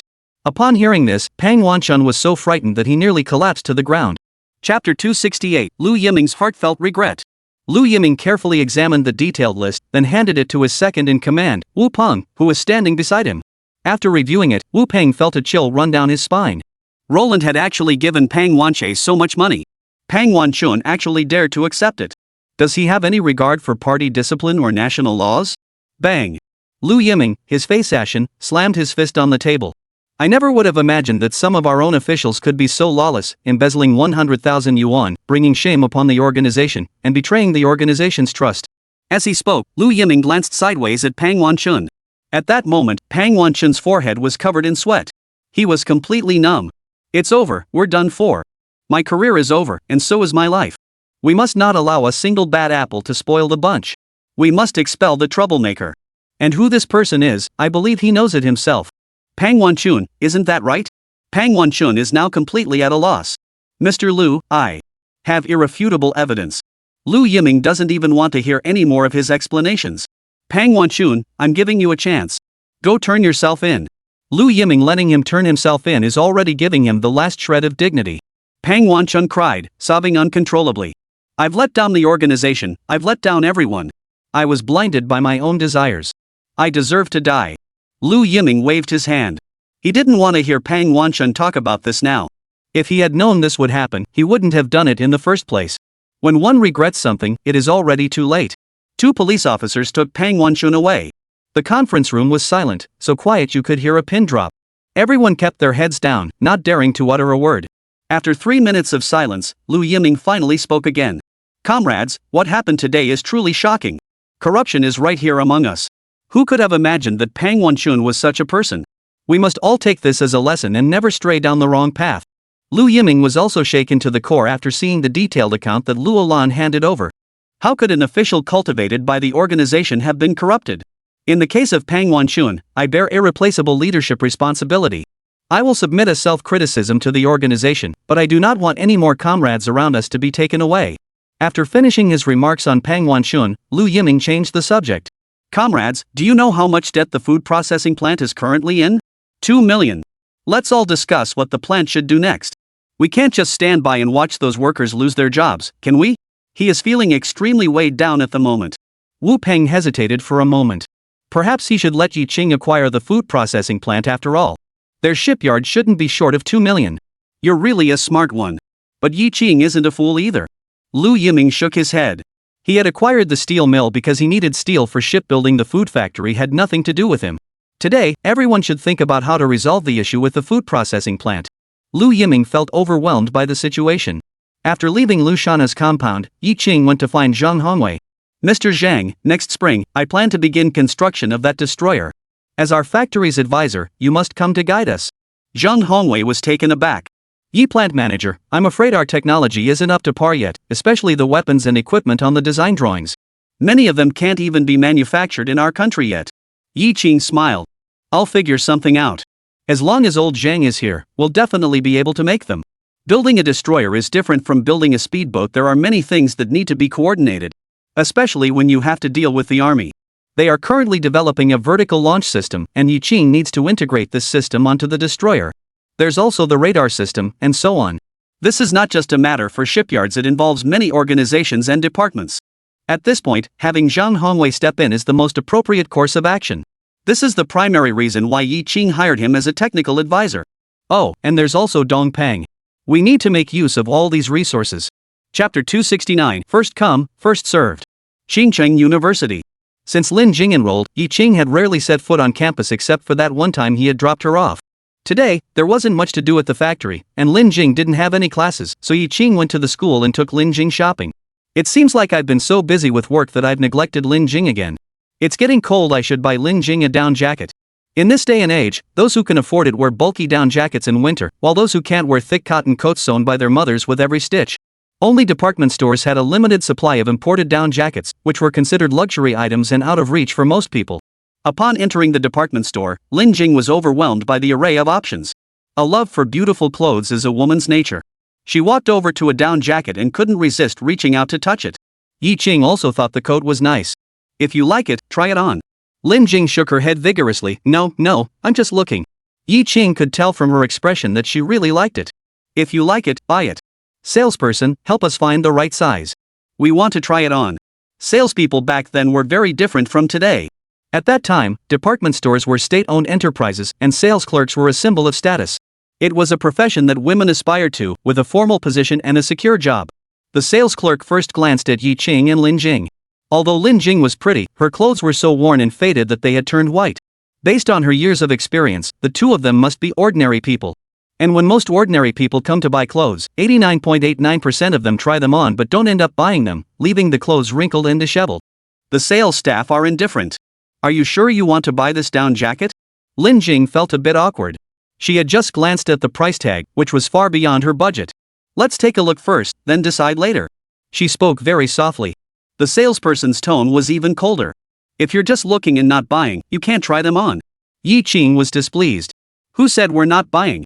Since we came to look, we're definitely going to buy something. However, the salesperson didn't pay any attention to Yi Qing and instead went to attend to another customer. She spotted her regular customer, Qin Dongdong. Ms. Dongdong, hello. What style are you looking for today? I can give you a discount. The saleswoman approached the woman with a warm smile, as if she were greeting her own sister. Qin Dongdong pushed past Lin Jing with an air of superiority and walked over to the down jacket. She saw Lin Jing as soon as she entered. Looking at this younger, more beautiful woman, her heart burned with jealousy at that moment. And the only thing she had left to defeat her was money. Then use money to defeat her completely. This down jacket is nice.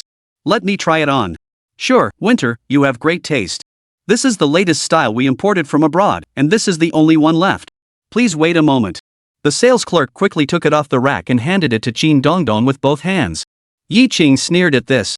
This down jacket was chosen by my wife first. Why didn't you let us try it on first? Before the salesperson could say anything, Qin Dongdong rolled her eyes. This is a department store, not a street stall. Have you seen the price tag up there? 200 yuan. Can you afford that? Yi Qing retorted, is 200 yuan really that expensive? Qin Dongdong replied disdainfully, you probably only make 30 yuan a month at most. Don't try to act like you're something you're not. This isn't the place for people like you. Qin Dongdong had always been jealous of Lin Jing's beauty, and now he had a reason to confront them, speaking with utter contempt. Yi Qing looked at the salesperson with a displeased expression. My wife chose this first. First come, first served. We should try it first. The sales clerk didn't expect him to be so stubborn and kept arguing endlessly. Let me give you some friendly advice, you can't afford to offend Sister Dongdong. If you know what's good for you, don't argue with her. Lin Jing just wanted to avoid trouble, so she pulled Yi Qing's arm and said, forget it, let us go. Leaving wasn't an option. Yi Qing could tell that Lin Jing really liked that down jacket, and she had to buy it today. It's only 200 yuan. Who does she think she is? Yi Qing directly pulled out a wad of cash from his bag. Chapter 270, Old Phone, Deal with them. Yi Qing placed the money on the table. The clothes his wife liked, he had to buy. Here's 10,000 yuan. Wrap up all of these, and the down jacket she's holding, and give it all to me. The salesperson was speechless. Wrap it all up? That bundle of cash looks like about 10,000 yuan. Turns out he's a big shot. I was blind not to notice earlier. Yi Qing saw she didn't react and coldly said, not enough money? Money is the last thing I lack. Money makes you the boss. The salesperson dared not dare to be rude anymore, and didn't even care about saving face. Their attitude did a complete 180-degree turnaround. She apologized to Qin Dongdong, took the down jacket from her hands, and began packing the clothes that Yi Qing had pointed out earlier. She had never encountered such a bold and arrogant person before.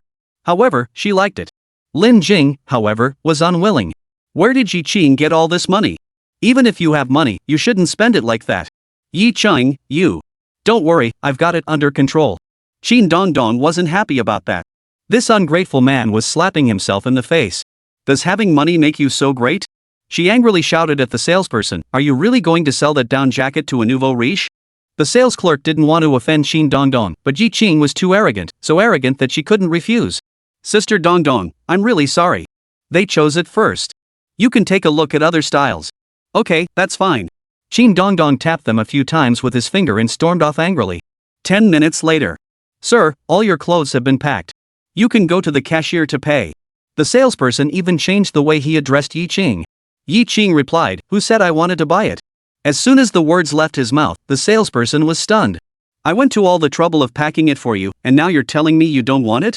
The salesperson struggled to control her emotions. Sir, weren't you the one who asked me to pack these? As she spoke, her eyes couldn't help but glance at Yi Qing's bag. Yi Qing nodded. Yeah, we said we'd just take a look, but you said if we only look and don't buy, we can't try it on.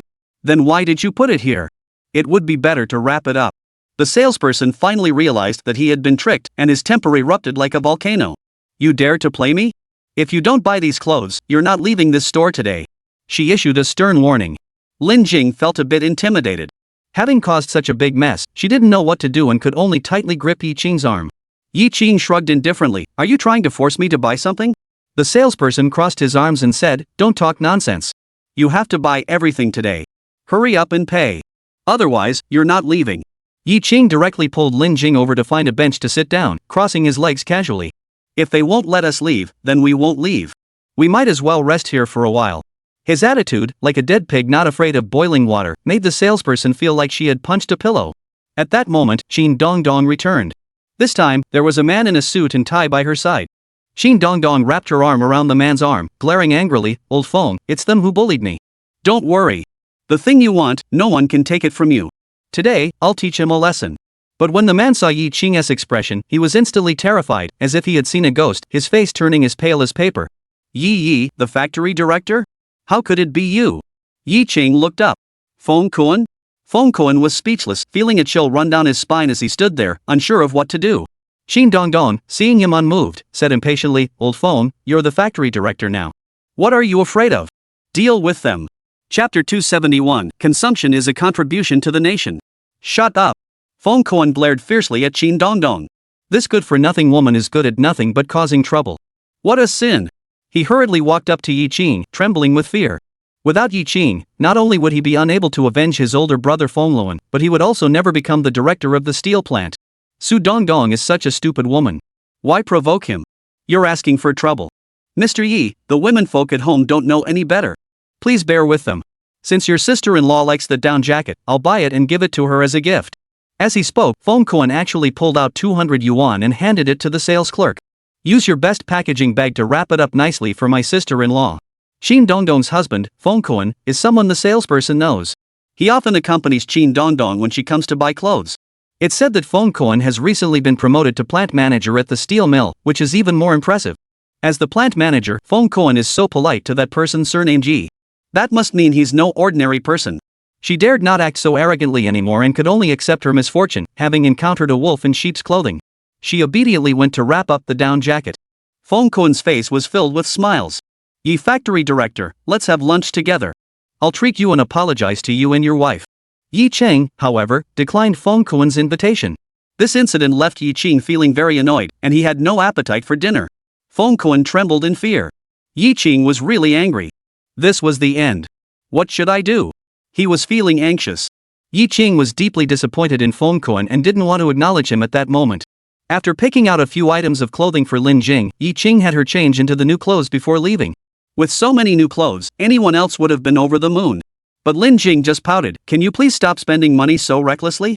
I'm buying clothes for my wife, how is that wasting money? There are so many clothes, how am I supposed to wear them all? Wouldn't it be better to save the money in the bank? That won't do. If you don't spend it and I don't spend it, how will the country's GDP grow? Consumption is how we contribute to the nation. After buying clothes for Lin Jing, Yi Qing also wanted to treat himself. He wanted to buy a mobile phone to make it easier to contact others or be contacted in the future.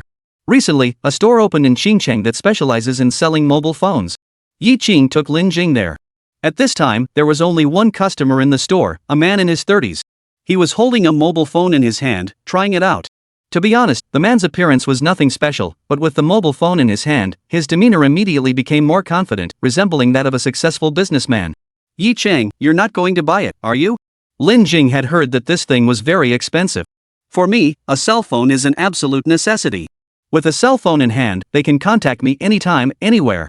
Yi Qing stared at the mobile phone in the glass cabinet, looking curious. Even before his rebirth, he had never used such a device, though he had seen it in Hong Kong police and gangster films, where triad bosses held them with an air of authority. One costs over 30,000, and Lin Jing was about to say we couldn't afford it, but then she remembered the cash in Yi Qing's bag and swallowed it back. Just then, the sales clerk walked over. Sir, would you like to buy a cell phone? I can give you a discount. Let me take a look. The salesperson carefully handed the mobile phone to Yi Qing, keeping a close eye on him. Rumor had it that the mobile phone was as heavy as a brick and could even be used as a weapon in a fight. Yi Qing held it in his hand and felt it weighed just over a pound.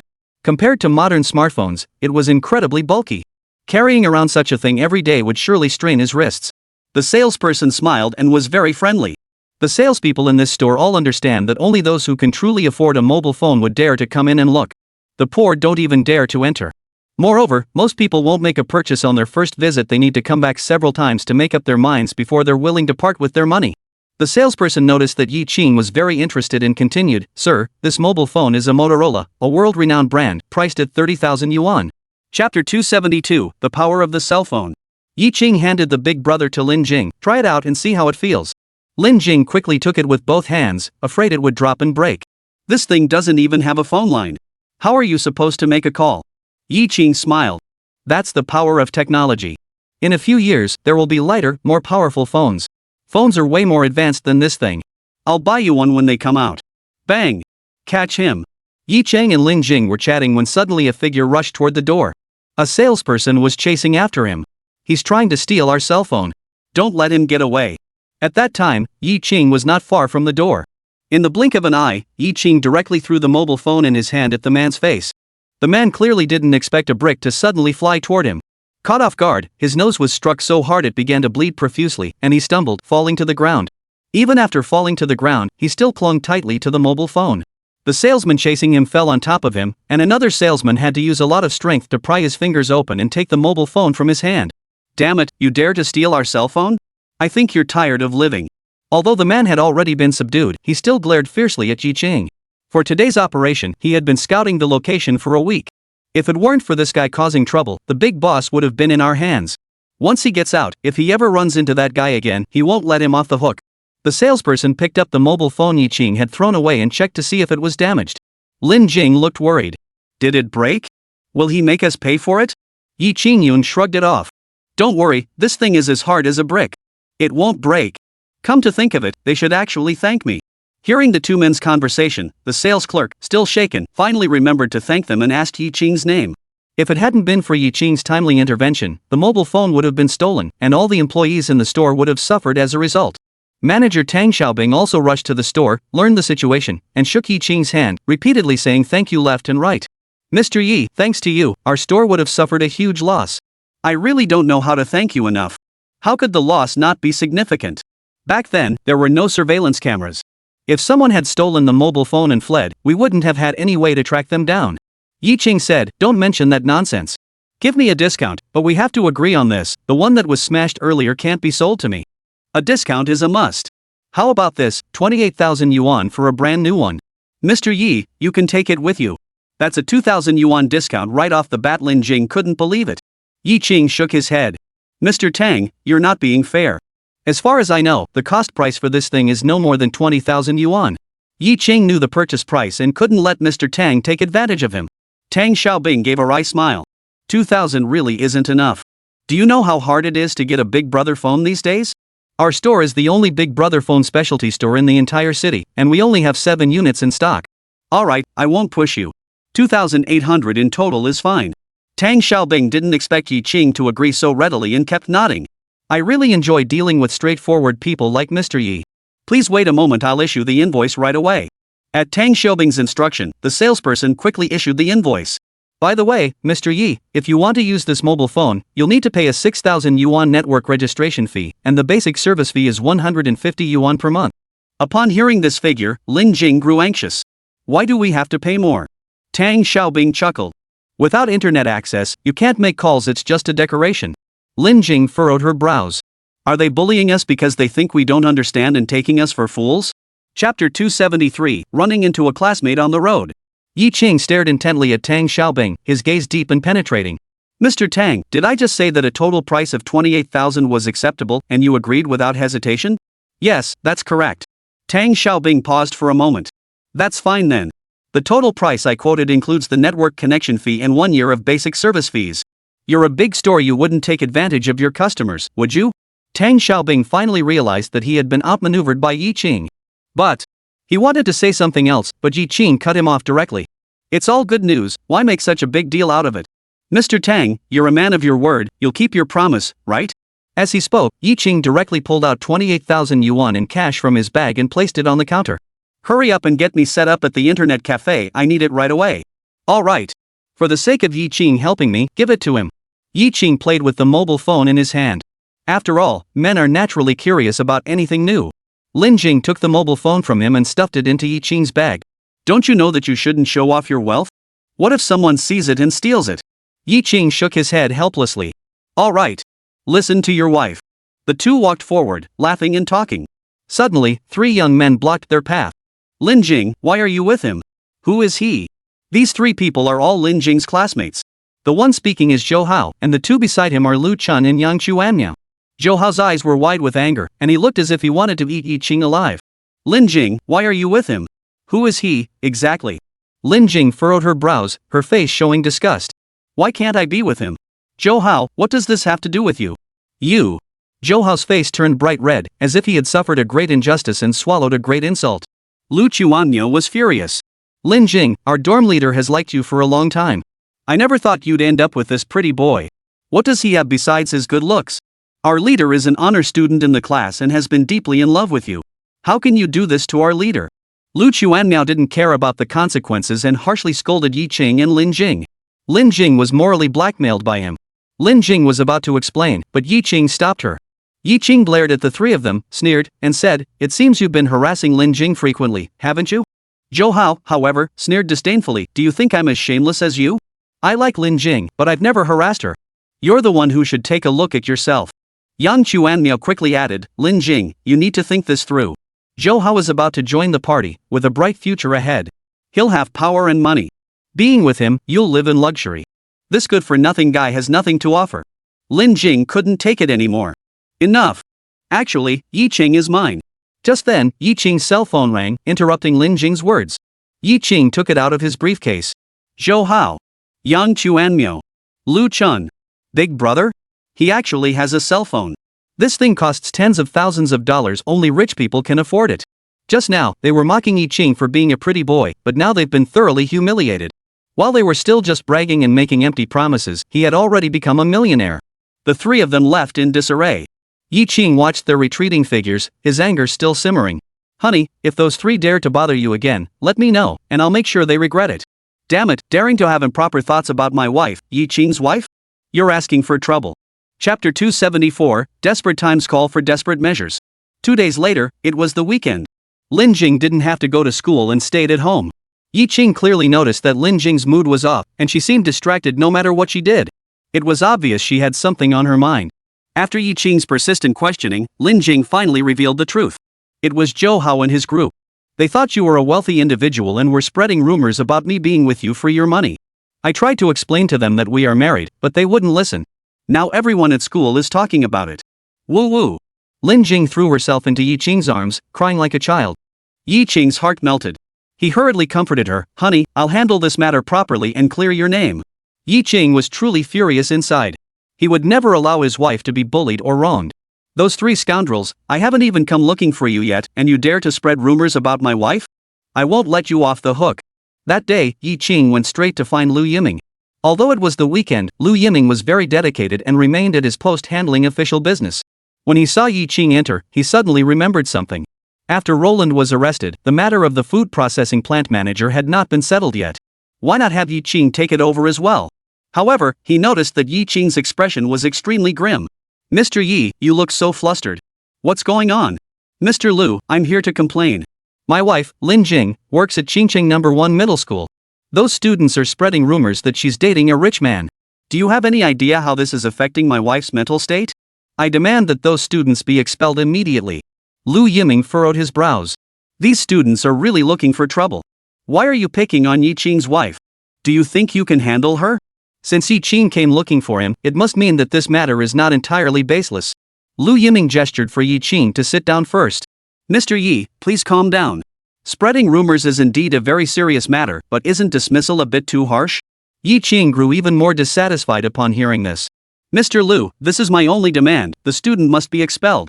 If you cannot meet this demand, then fine, I will handle it myself." Seeing Yi Qing about to leave, Lu Yiming hurriedly called him back. "Mr. Lu, please don't be so hasty. I haven't made a decision yet. I will personally go to the principal of Qingqing No. 1 Middle School, Zhu Yixue, and have him handle it seriously. Mr. Yi, please don't be in such a hurry. I haven't made a decision yet. I will personally go to the principal of Qingqing No. 1 Middle School, Zhu Yixue, and have him handle this matter seriously. Such hollow words left Yi Qing unmoved. Yi Qing turned his head again and walked toward the door. Lu Yiming, seeing this, didn't bother pretending anymore and directly revealed his true intentions. Yi plant manager, please don't rush off. Let's talk this over calmly. I will personally go find Zhu Yixue and have him give you both a satisfactory response. However, there is one more thing I need your help with. You are aware of the situation involving Luolan and Lu Huaxiang. The food processing plant is currently operating at a loss, and no one is willing to take it over. Perhaps your shipyard the shipbuilding industry group could consider acquiring it. Yi Qing. Lu Yiming is acting like a wealthy landlord. He doesn't have that kind of money. Is Lu Yiming planning to take all the factories in Qingqing for himself? Mr. Lu, you must be joking. The food factory and the shipyard have nothing to do with each other. Acquiring it would be useless. You can't resort to desperate measures. Lu Yiming was at a loss.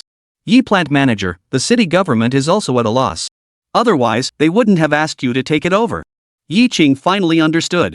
If he didn't find a suitable solution for the processing plant, Lu Yiming might not help his wife seek justice and might even choose to sweep the matter under the rug.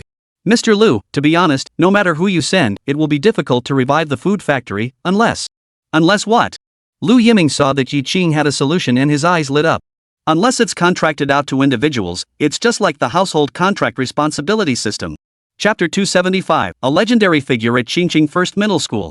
Mr. Lu, I can assure you with the utmost responsibility that after the reform and opening up, many industries needed to be liberalized, and state-owned factories would only become increasingly difficult to sustain. The best way to save them is to privatize them and hand them over to individuals. Yi Qing spoke very sincerely.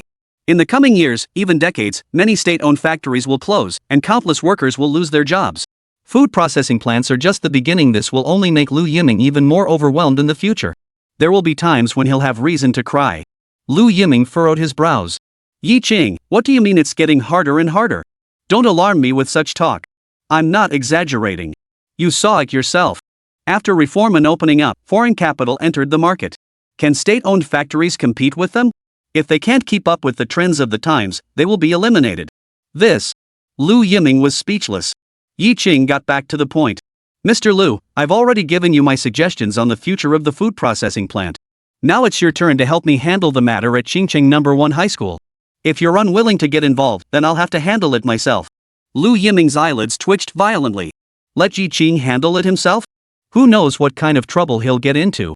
Give me 3 days, and I'll definitely handle it properly. Although Lu Yiming said this, Yi Qing was still worried that he would try to sweep things under the rug, turning major issues into minor ones. As he was leaving, he reminded Lu Yiming, Mr. Lu, our shipbuilding industry group is a major taxpayer. I only want to contribute to the Navy and the Qingqing city government. But with this incident occurring, I am deeply saddened. I hope Mr. Lu will not leave me with any regrets. After saying that, Yi Qing left. Lu Yiming's lips twitched slightly. This Yi Qing, though young in age, is no pushover. You students from Qingcheng, why did you pick on him of all people? The Qingcheng shipyard absolutely cannot have another incident. There's no way around it. That afternoon, Lu Yiming summoned Zhu Yixue, the principal of Qingqing No. 1 High School, to his office and gave him a severe reprimand. Upon learning the details of the incident, Zhu Yixue was so frightened that he broke out in a cold sweat. He never imagined that Qingqing First High School harbored such a formidable figure. The wife of the shipyard director was actually attending the high school. Those students of Zhouhao are really asking for trouble.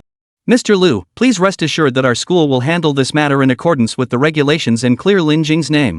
Meanwhile, at Qingqing No. 1 High School, in a classroom on the first floor of the senior high school building, Zhouhao and a few others kept glancing at Lin Jing. Suddenly, someone walked up to Zhouhao. Zhouhao, is it true that Lin Jing is dating a rich guy? I don't think she's the type. Yang Chuanmiao, sitting beside them, said sarcastically, of course it's true. Look at the down jacket she's wearing. It costs hundreds of dollars. That rich guy bought it for her, and she has the nerve to wear it out in public. She's not ashamed at all. Zhouhao also said, I finally understand why. How could I have ever fallen for such a materialistic woman? I must have been blind back then. His mindset had already completely shattered. Since he couldn't have her, he would destroy her. How shameless. In an instant, everyone turned their heads and pointed at Lin Jing. These harsh words fell on Lin Jing's ears, and she could no longer endure it.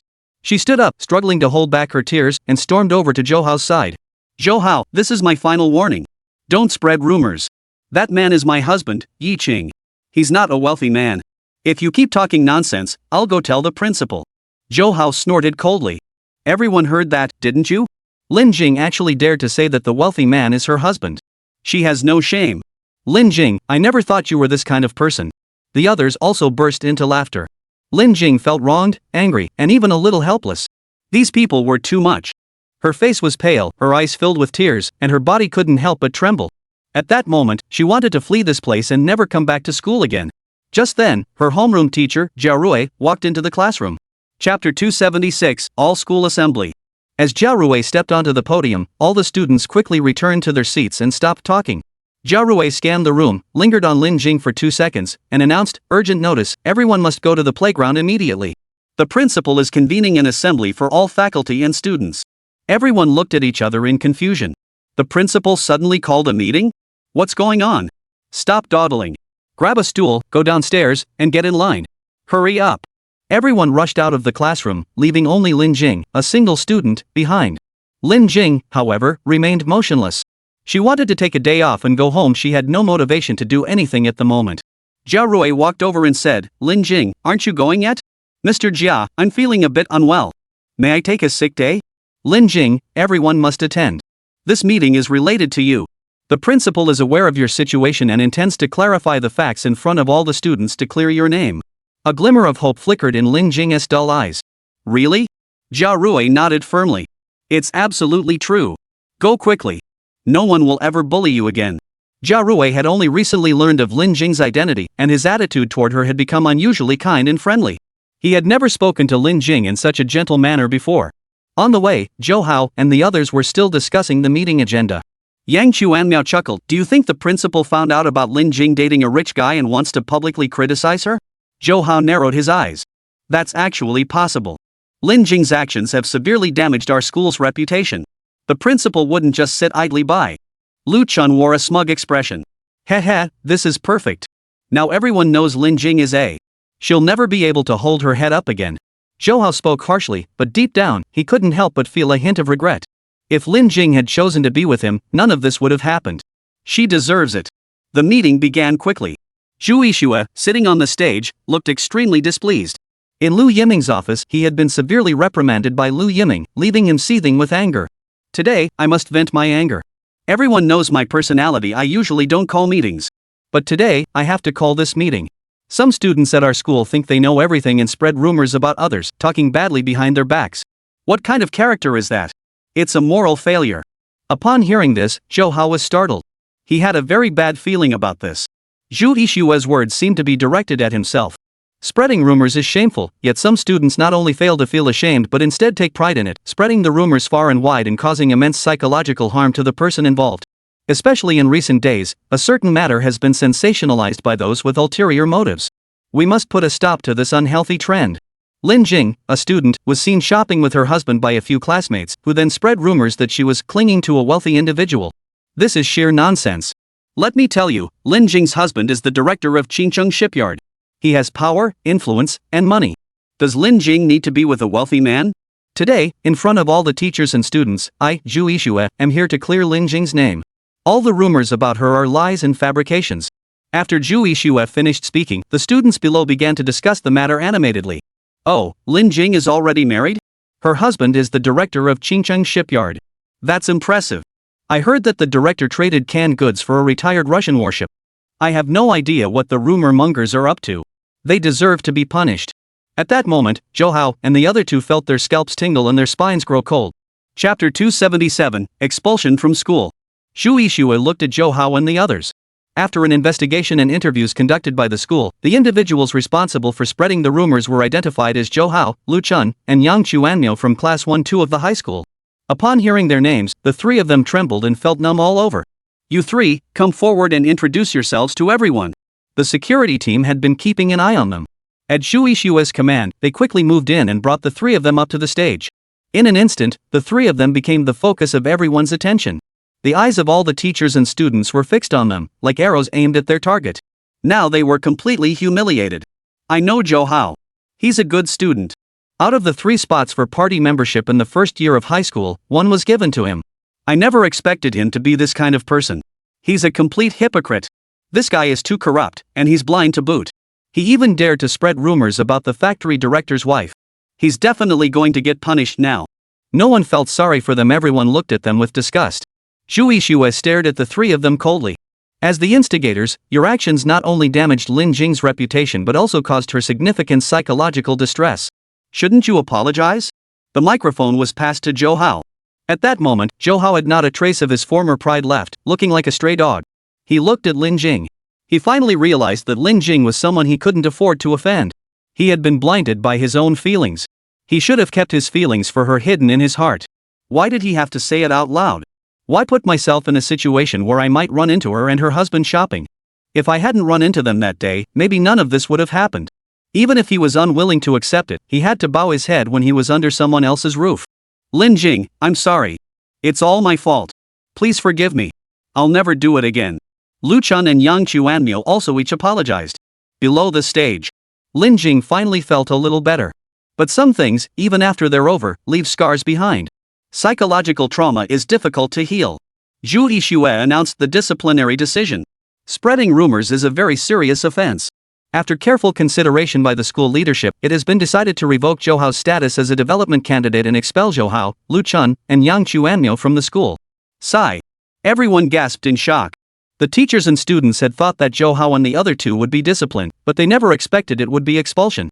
The three of them were speechless. Expulsion would ruin their lives. Zhou Hao was the first to react. Principal Zhu, I know I was wrong, and I've already apologized to Lin Jing. Please give us another chance. I really made a mistake. Principal Zhu Yixue gave them a cold glance. Since you know you were wrong, you should be clear about the consequences of your actions. What were you doing earlier? If an apology were enough, why would we need the law? Zhu Yixue also felt that the punishment was a bit severe. However, Lu Yiming personally intervened in the matter, and before the meeting, a high-ranking official from the school came to exert pressure on him. To vent his anger on behalf of Lin Jing and to clear her name, he had no choice but to dismiss Zhou Hao and the other two. Zhu Yixue waved his hand, signaling the security department to take Zhou Hao and the other two away, pack their belongings, and leave. Zhou Hao's incident served as a warning to everyone. The school hopes that all faculty and students will take this as a lesson and refrain from spreading rumors in the future. Anyone found guilty of doing so will be severely punished without exception. All faculty and students remained silent. This was the first time they had ever seen Zhu Yixue lose his temper. After a minute of silence, Zhu Yixue changed the subject. Next, we will move on to the next agenda item. Today, we have a very distinguished guest at Qingqing No. 1 Middle School. He will share some stories with all the teachers and students. Please give him a warm round of applause. As she saw the figure walking up to the podium, Lin Jing was speechless. How could it be Yi Qing?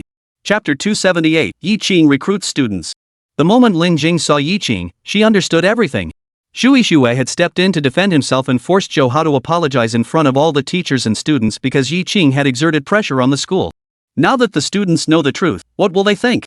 Lin Jing is just too cautious, always living in the eyes of others, which is why she sometimes feels so exhausted. Yi Qing sat down next to Zhu Yixue, his expression stern. Although Zhou Hao and the other two had already been expelled, he was still in a terrible mood. Their actions had already caused Lin Jing significant psychological trauma. What good would expulsion do? Zhu Yixue's face lit up with a smile as he exchanged a few polite words with Yi Qinghan. Yi Qing's position was factory director, while Zhu Yixue's was principal. Their ranks were roughly equivalent. In the past, Zhu Yixue wouldn't have dared to fear him. However, in the municipal government office, Lu Yiming gave Zhu Yixue a detailed introduction to Yi Qing. This was the first time Zhu Yixue had gained a deep understanding of Yi Qing. After listening, he was completely stunned. Yi Qing not only had connections with the Navy, but also had the islanders and the Russians wrapped around his finger, giving them whatever they wanted. More importantly, he has developed the shipyard into the largest enterprise in Qingcheng, with no rivals in sight. Such individuals are truly remarkable. Zhu Yixue was deeply impressed. Let me introduce you all to the person next to me. This is Yi Qing, the plant manager of Qingcheng Shipyard. Upon hearing this, all the teachers and students were stunned. This Mr. Yi is way too young. He's so talented at such a young age. At that moment, all the female students envied Lin Jing. Next, Zhu Yixue spent 10 minutes giving a detailed account of Yi Qing's glorious achievements. Exchanging 100,000 pairs of jeans for a sand dredging ship and a submarine. Selling scrap metal at a sky-high price of $200 per ton to islanders. Exchanging 50,000 cans for 53 retired warships from the Russians. Improve the working conditions of workers at Qingcheng Shipyard to the best in the country, and so on. Teachers and students were amazed, and their admiration for Yi Qing flowed like a mighty river, endless and unceasing. Then, Zhu Yixue handed the microphone to Yi Qing and said, "Mr. Yi, please say a few words." Yi Qing did not refuse. But his gaze kept drifting toward Lin Jing from time to time. This little girl probably never imagined that she would return to her school today. I wonder if she feels surprised or scared. Yi Qing started talking. "I came to Qingqing No. 1 High School today for one reason and one reason alone, my wife, Lin Jing. She has been the victim of rumors, and while I am angry, I am even more heartbroken. What right do those three have to do this? All of you here, if your family members were bullied, you would feel just as upset, so I believe you can understand me, right?" Yi Qing paused for a moment before continuing, "My presence here may cause some inconvenience for Lin Jing. As a high school student, she got married, which might seem unbelievable to some. I don't think it's a big deal. The college entrance exam has only been reinstated for a short while. I'm sure there are others here who have married and started families, not just my wife. If you've been married, please raise your hand." About 1/10 of the students raised their hands. Lin Jing saw this and her anxious heart gradually calmed down. She realized she wasn't the only one. Her psychological pressure suddenly eased considerably. All she heard was Yi Qing say again, "I'm here to support my wife." That's not too much to ask, is it? It's not unreasonable. Many people in the audience nodded in agreement. They suddenly realized that although Yi Qing was the factory director, he was actually a very interesting person, with a witty sense of humor that instantly made people like him. "I have a request. My wife, Lin Jing, is a very kind person, though she may be a bit naive in nature. I hope you could take good care of her." "Thank you." As he listened to Yi Qing's words, Zhu Yixue's brows couldn't help but furrow. Something's not right here. Didn't Yi Qing say he was coming to teach the students? How did he end up recruiting them? This won't do. If this gets out, it will have a very negative impact on the school. I need to remind him about this. Chapter 279, Even Pigs Can Fly. Zhu Yixue whispered to Yi Qing, "Mr. Yi, don't worry. We'll take good care of Lin Jing. Should we get down to business now?" Yi Qing hummed in response. He had come to Qingqing First Middle School specifically to support Lin Jing, so what did he mean by the main topic? Zhu Yixue chuckled and said, "Mr. Yi, you're a successful person. Why don't you give our students a few words of encouragement?" Yi Qing nodded. Since it's just a few words of success theory, who doesn't know that? He cleared his throat and said, "Everyone, you've been born in a great era of reform and opening up. In this golden age, even pigs can fly." At this remark, laughter erupted from the audience. "Don't laugh, I'm serious. This is the best of times. Opportunities are everywhere. If you seize them, you will be the pride of your generation. Actually, I have a little personal plan. Once you take the college entrance exam, graduate from university, and become top students, I really want to hire you at our shipyard. The shipyard is desperately in need of talent. But I also know that by then, you probably won't even give our shipyard a second glance. In any case, education is the best path forward. Study hard now, and you will never regret it in the future." Yi Qing's speech began abruptly and ended just as suddenly, leaving everyone taken aback. Zhu Yixue, seeing this, didn't say anything else and could only announce the end of the meeting. "Yi, the factory director, don't leave tonight. Let's have dinner together." Yi Qing shook his head. "I won't eat dinner, but I have an idea. I want to donate 100 computers to the school for the students to study." Zhu Yixue was taken aback. "What is a computer?" Yi Qing. Zhu Yi is older, so it's normal that he hasn't heard of computers. Yi Qing doesn't blame him. A computer is a computer. It's already widespread abroad and will gradually become more common in China as well. Operating a computer will eventually become a basic skill for everyone. Zhu Yixue smiled awkwardly, feeling ashamed. As the principal, I'm afraid I'm falling behind the times. But upon hearing that Yi Qing had donated computers, he couldn't help but feel overjoyed inside. The school loved people like that. Yi Qing continued, "Prepare 2 classrooms. As the first school in Qingqing to offer computer courses, Qingqing No. 1 High School will surely be recorded in history. If we don't give the school some benefits, they won't care about Lin Jing. If you donate to them, the results will be different. Go back and ask Tang Xiaobing, the guy who sells cell phones, for more information. If he can get a mobile phone, he can definitely get a computer." After school, Yi Qing drove the car, picking up Lin Jing to go home for dinner. Lin Jing felt a bit conflicted. Is it really a good idea for Yi Qing to pull this stunt at school? Yi Qing seemed to have read her mind and smiled. "Honey, don't put pressure on yourself. Your classmates will only envy you. Just focus on your studies." Zhou Hao, Lu Chun, and Yang Chuanmiao pooled their money to buy a bunch of gifts and went to their homeroom teacher Jia Rui's house. Expulsion from school meant the end of their future prospects, and they refused to accept it. "Mr. Jia, please help us plead with Principal Zhu. We promise to change and never do it again. Zhou Hao is an outstanding student in the class with a high chance of getting into a good university. Jia Rui has high hopes for him. But now that this has happened, he is powerless and helpless. This was the decision made after Principal Zhu and several other leaders discussed it. I can't do anything about it either. You'll have to figure things out for yourselves from now on. As a homeroom teacher, how could he possibly influence the principal? Besides, Lin Jing's husband is Yi Qing, the top figure in Xincheng. In the end, he refused to accept Zhou Hao's gift and let them leave. The three were extremely angry. It's all because of Yi Qing, boss. This matter can't just end like this. Zhou Hao clenched his teeth, his eyes cold and fierce. Since Yi Qing won't leave us any room to survive, we'll bring him down. If it comes to it, we'll go down together. Leader, have you come up with a plan? Chapter 280, Yi Qing was reported. Zhou Hao's expression turned grim. This Yi Qing isn't a good person. Do you two remember that Yi Qing had a big mobile phone? I heard that thing wasn't cheap, over 30,000 yuan for one. Where did Yi Qing get that much money to buy it? Lu Chun narrowed his eyes. Boss, what do you mean? Yi Qing must have embezzled funds. Let's write a letter to report him and have him sent to prison. He's just a big shot. Yang Chuanmyo immediately nodded in agreement. Right, report Yi Qing. Boss, we'll go write the letter right now. He won't let us live in peace, so we'll make him go to jail. Who's afraid of who? That night, Lin Jing tossed and turned, unable to sleep. You said we should donate 100 computers to our school. Won't that cost a lot of money? Lin Jing, who had grown up in poverty, placed a particularly high value on money. She inherited the fine traditions of her elders, refusing to spend money unless absolutely necessary, and even then, she spent it sparingly. Yi Qing embraced her in his arms. It doesn't cost much, and I'm not just doing it for my wife. Teaching high school students computer skills will truly benefit their future development. In the future, computers will be ubiquitous, and without them, you won't be able to work. Yi Qing said this intentionally to make Lin Jing feel better. After handling Lin Jing's matter, Yi Qing returned to his intense work. He contacted Manhwa Kura on the island nation in Closen, Germany to help coordinate the most advanced steel production line. The steel plant must be upgraded and renovated. Purchasing equipment requires tens of millions of dollars, and the steel plant does not have sufficient funds. Yi Qing couldn't use the shipyard's funds to cover the costs, as that would easily lead to chaos. So, he decided to go to the bank to take out a loan. Right, since the bank can give loans, why not take it?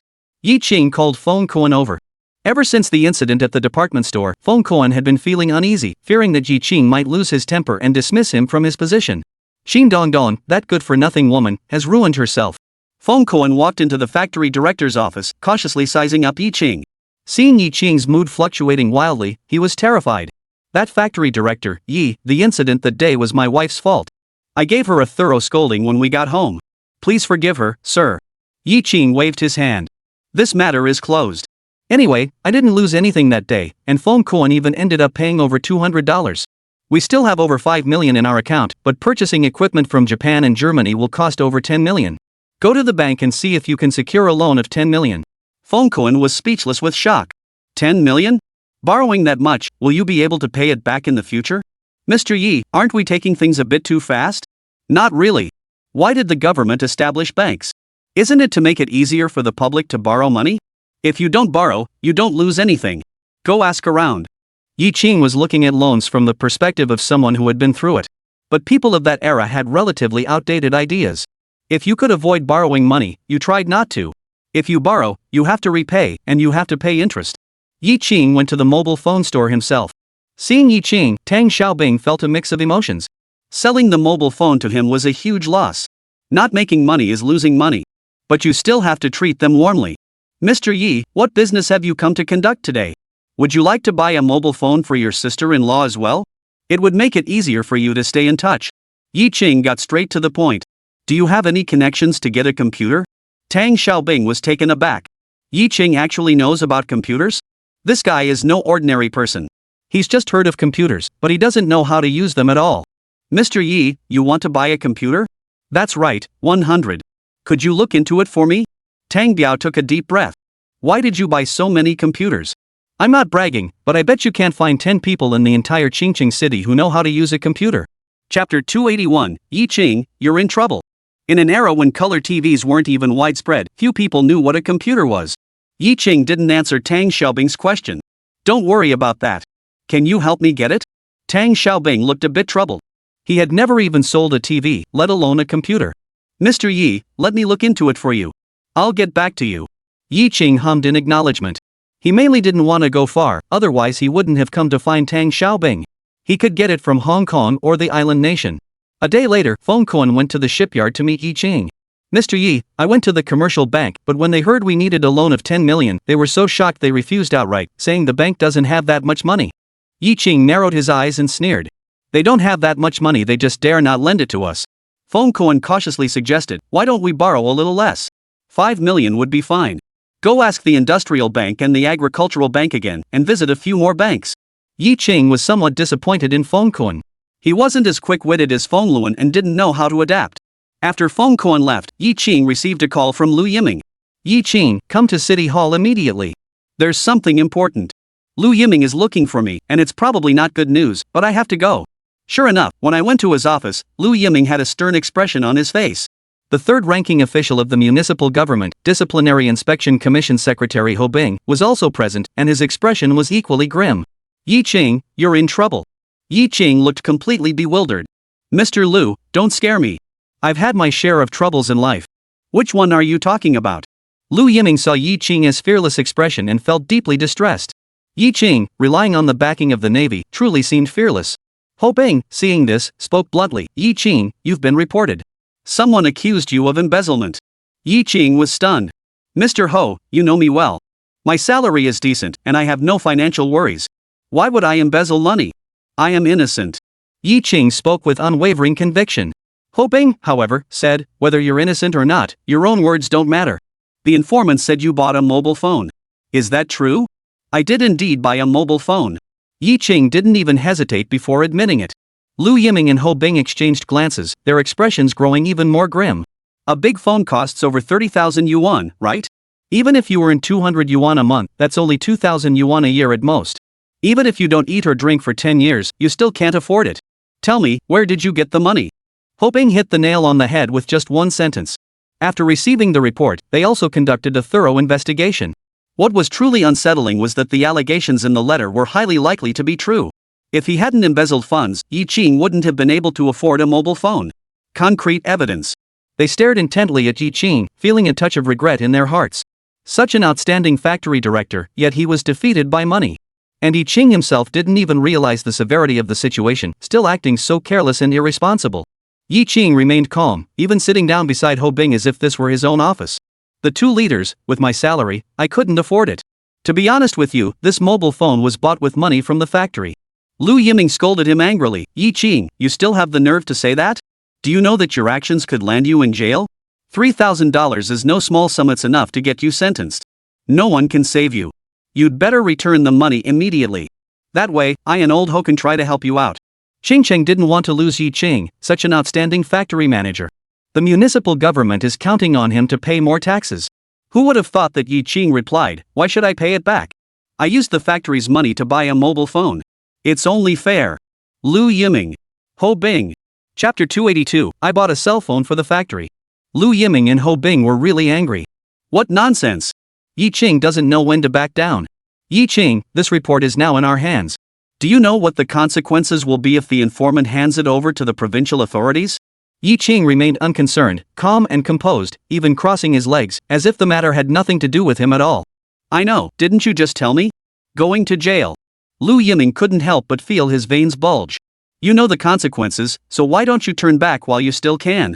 I didn't do anything wrong, both leaders. This mobile phone wasn't bought for myself, it was purchased for the shipyard. As the factory director, I need to stay in constant contact with various business contacts, and that's why I bought the mobile phone. Although it costs 3,000 yuan, it can bring in 30,000, 300,000, or even 3 million yuan in benefits. For example, if I'm in Russia negotiating a deal and the factory suddenly receives an urgent order that they can't handle on their own, if they can't reach me, the shipyard or steel plant might lose the order, and the losses would be significant. But with a mobile phone, things are different.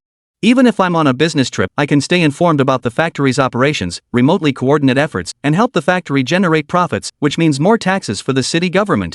What do you think, leaders? Do you agree with me? Lu Yiming and Ho Bing were once again speechless. Could it really be explained that way? How should I put it? Should I call it shameless, or reasonable? Lu Yiming pondered for a moment. Your explanation is barely acceptable, but if the whistleblower persists, you may still encounter trouble. Yi Qing, however, spoke boldly, let him go to the provincial capital or even Beijing to report it. Anyway, I've been reported before, so what's the big deal? Upon hearing this, Lu Yiming's lips twitched slightly. Yi Qing clearly had something else on his mind. Yi Qing clearly had something else to say. It seems he hasn't resolved the misunderstanding from last time involving Wu Peng and Li Xinghe. Seeing that the two hadn't spoken further, Yi Qing stood up. If there's nothing else, I'll take my leave. After Yi Qing left, Lu Yiming and Ho Bing looked solemn. This Yi Qing really doesn't play by the rules. If the provincial leaders find out, how can the two of us explain it using his excuses from earlier? As the disciplinary commissioner, Ho Bing felt the pressure mounting. Lu Yiming also felt a bit helpless. Let's wait until the provincial authorities inquire about it. This letter of complaint was written by Zhou Hao's students. I suspect they are seeking revenge against Yi Qing. Speaking of which, after Zhou Hao, Lu Chun, and Yang Chuanmiao were expelled, they didn't leave Qingcheng. They still harbored hopes that there might be a way to reverse the situation. A week passed. Boss, we submitted the report so long ago. Why haven't we heard anything yet? You said the city government would come to negotiate with us to protect Yi Qing, didn't you? Zhou Hao also felt something was off. Yi Qing was an important figure in Qingcheng City. The municipal government couldn't just ignore him. Logically, they should have come to talk to me to understand the details. At that point, I could have stated my conditions. As long as they reinstated the 3 students' academic status, they wouldn't dwell on this matter and would let Yi Qing off the hook. But why is the municipal government taking so long to send someone? The work efficiency is way too low, isn't it? Boss, do you think the city government officials know where we live? Will they be able to find us? Impossible. I left the phone number of the nearby convenience store on the complaint letter. Before Zhou Hao could finish speaking, there was a knock on the door. Who is it? Does Zhou Hao live here? Zhou Hao's lips curled upward. They've come to find us. Our plan is about to succeed. Chapter 283, Loan Difficulties. Zhou Hao opened the door, and 2 men wearing baseball caps and masks entered the room. After quickly scanning the room, they asked in a low voice, "Are you 3 Zhou Hao, Lu Chun, and Yang Chuanmiao?" The 3 nodded instinctively. Finally found you. You wrote that letter of complaint, didn't you? The 3 nodded again, exchanging glances, and smiles appeared on their faces. Finally, they had arrived. The plan is about to succeed. Zhou Hao couldn't hide his inner joy. You 2 leaders are here to investigate the details, aren't you? We made it very clear in the report that Yi Qing is a hypocrite who embezzles and corrupts. You must investigate thoroughly. Zhou Hao acted first to gain the upper hand, accusing Yi Qing of serious wrongdoing so that he could take the initiative during negotiations. The 2 men sneered. It seems you know a lot about Yi Qing's situation. We simply cannot tolerate Yi Qing's behavior of exploiting socialism for personal gain, which is why we reported him. We must request that the authorities conduct a thorough investigation and handle this matter strictly. We absolutely cannot allow someone like Yi Qing to evade justice. The 2 did not respond to this remark. Zhou Hao, Lu Chun, and Yang Chuanmiao, the 3 of you have been expelled from Qingcheng First Middle School. Why aren't you going home instead of staying at a hotel? The 3 of them froze, looking at each other in shock. What did the other party mean by that? The 3 of them were at a loss for words. The 2 of them sneered again. After all, they were just high school students. One sentence was enough to throw them off balance. You were expelled for spreading rumors and causing trouble. Now you're writing a report accusing Yi Qing. Doesn't that count as retaliation? The man speaking had a piercing gaze, his eyes like a sharp knife, making it impossible to look him in the eye. Let me guess, you're trying to report Yi Qing to negotiate the restoration of his academic status, right? Your tricks are too amateurish. You're just high school students, and the leaders were also high school students before. Do you really think they can't see through your little schemes? And you're way too naive. Yi Qing can go head-to-head with the Russians. Do you really think he'd lose to the 3 of you high school kids? Don't be so self-righteous. Your behavior only makes you look ridiculous. Zhou Hao and the others, who had never experienced any real challenges, felt a chill run down their spines. They realized that these 2 weren't here to gather information. They were here to. We have already investigated, and the contents of your complaint letter are all slander. This matter should be dropped here. If you persist, it won't be as simple as a verbal warning. You should take care of yourselves. After speaking, the 2 hurriedly departed. Lu Chun and Yang Chuanmiao were terrified, their faces ashen. Boss, what should we do now? Yi Qing is the factory director. He knows a lot of people, and it seems like we can't really stand up to him. Zhou Hao collapsed onto the bed, his face ashen. The uproar over the whistleblower letter quickly subsided. On that day, Feng Kuan led Zhang Fei, the director of the industrial bank, to meet Yi Qing. Mr. Yi, regarding the loan matter, Director Zhang would like to discuss it with you personally. Zhang Fei first lavishly praised Yi Qing, saying he was young and talented, a prodigy, and a role model for the younger generation, before getting to the point. Mr. Yi, we are very pleased that your factory is seeking a loan, but lending 1 million is a bit challenging as it may not pass approval. You could consider borrowing 500,000 first, which would be approved much more quickly. Yi Qing furrowed his brows. But 5 million is nowhere near enough. I need 10 million. There's still room for negotiation on the loan, and Yi Qing is at a loss. When a profitable business opportunity comes knocking, shouldn't you be happy to approve the loan immediately?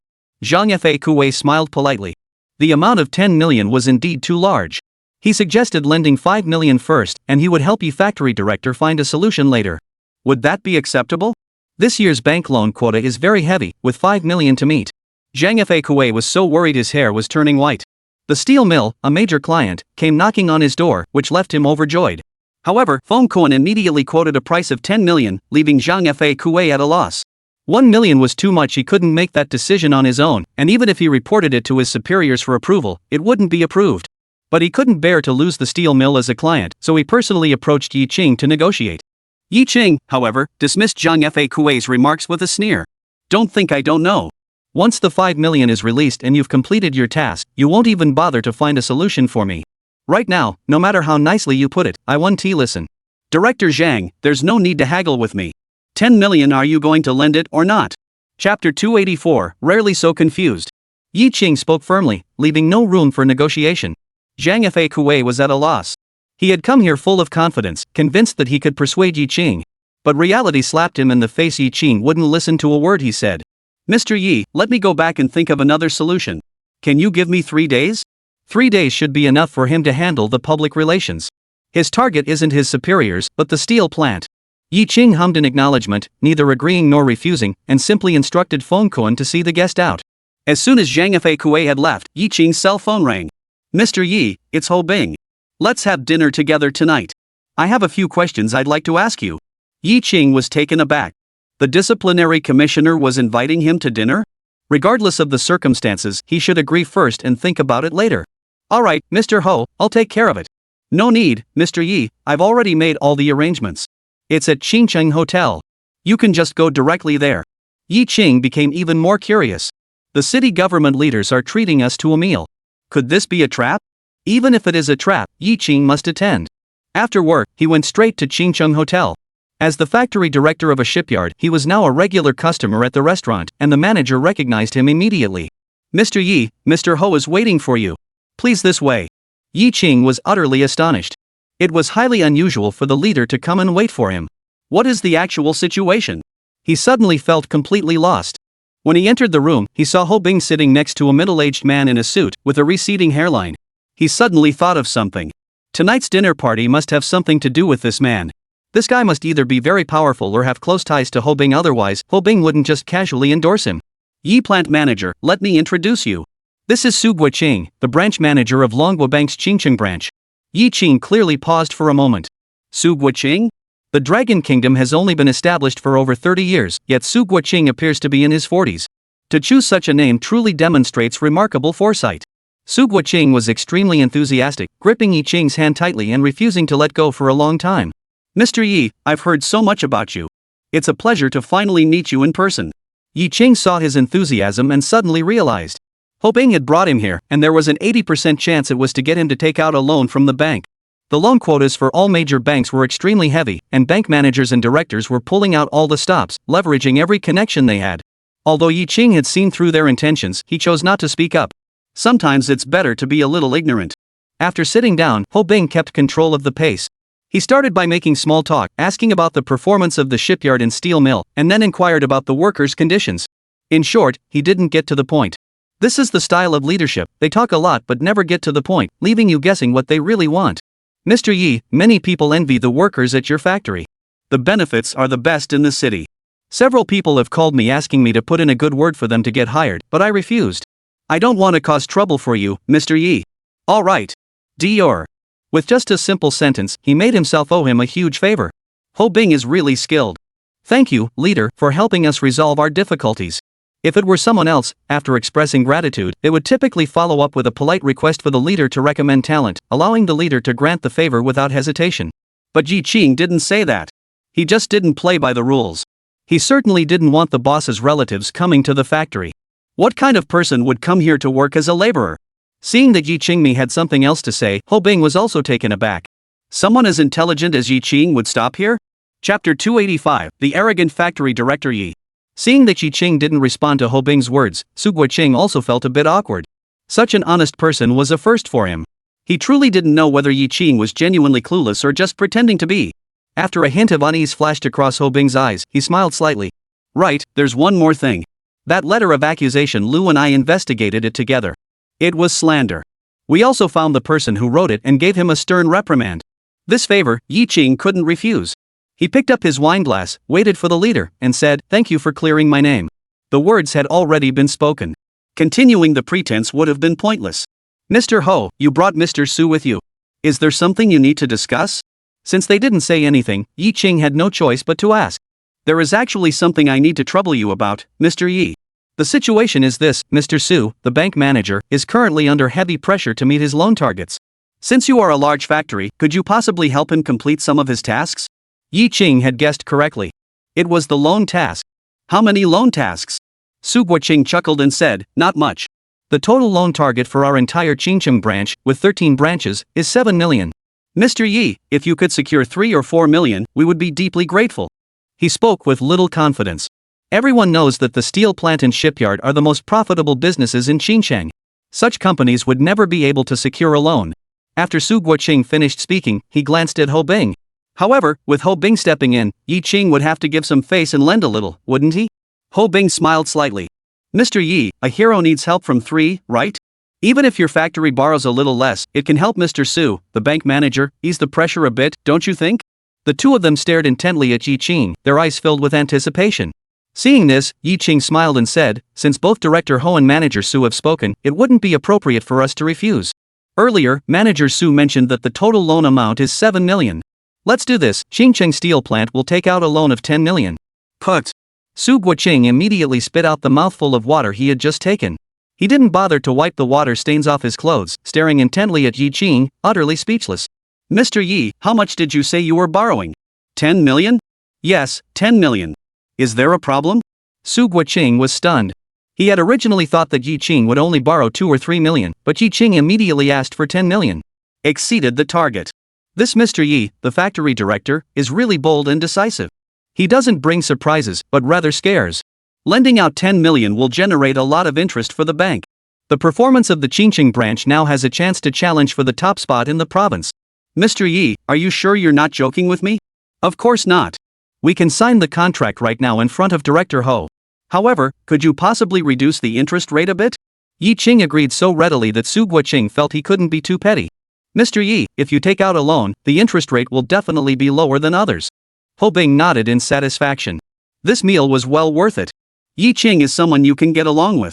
He thought Yi Qing was just saving face for him, but he didn't know that Yi Qing had already been planning to take out a loan.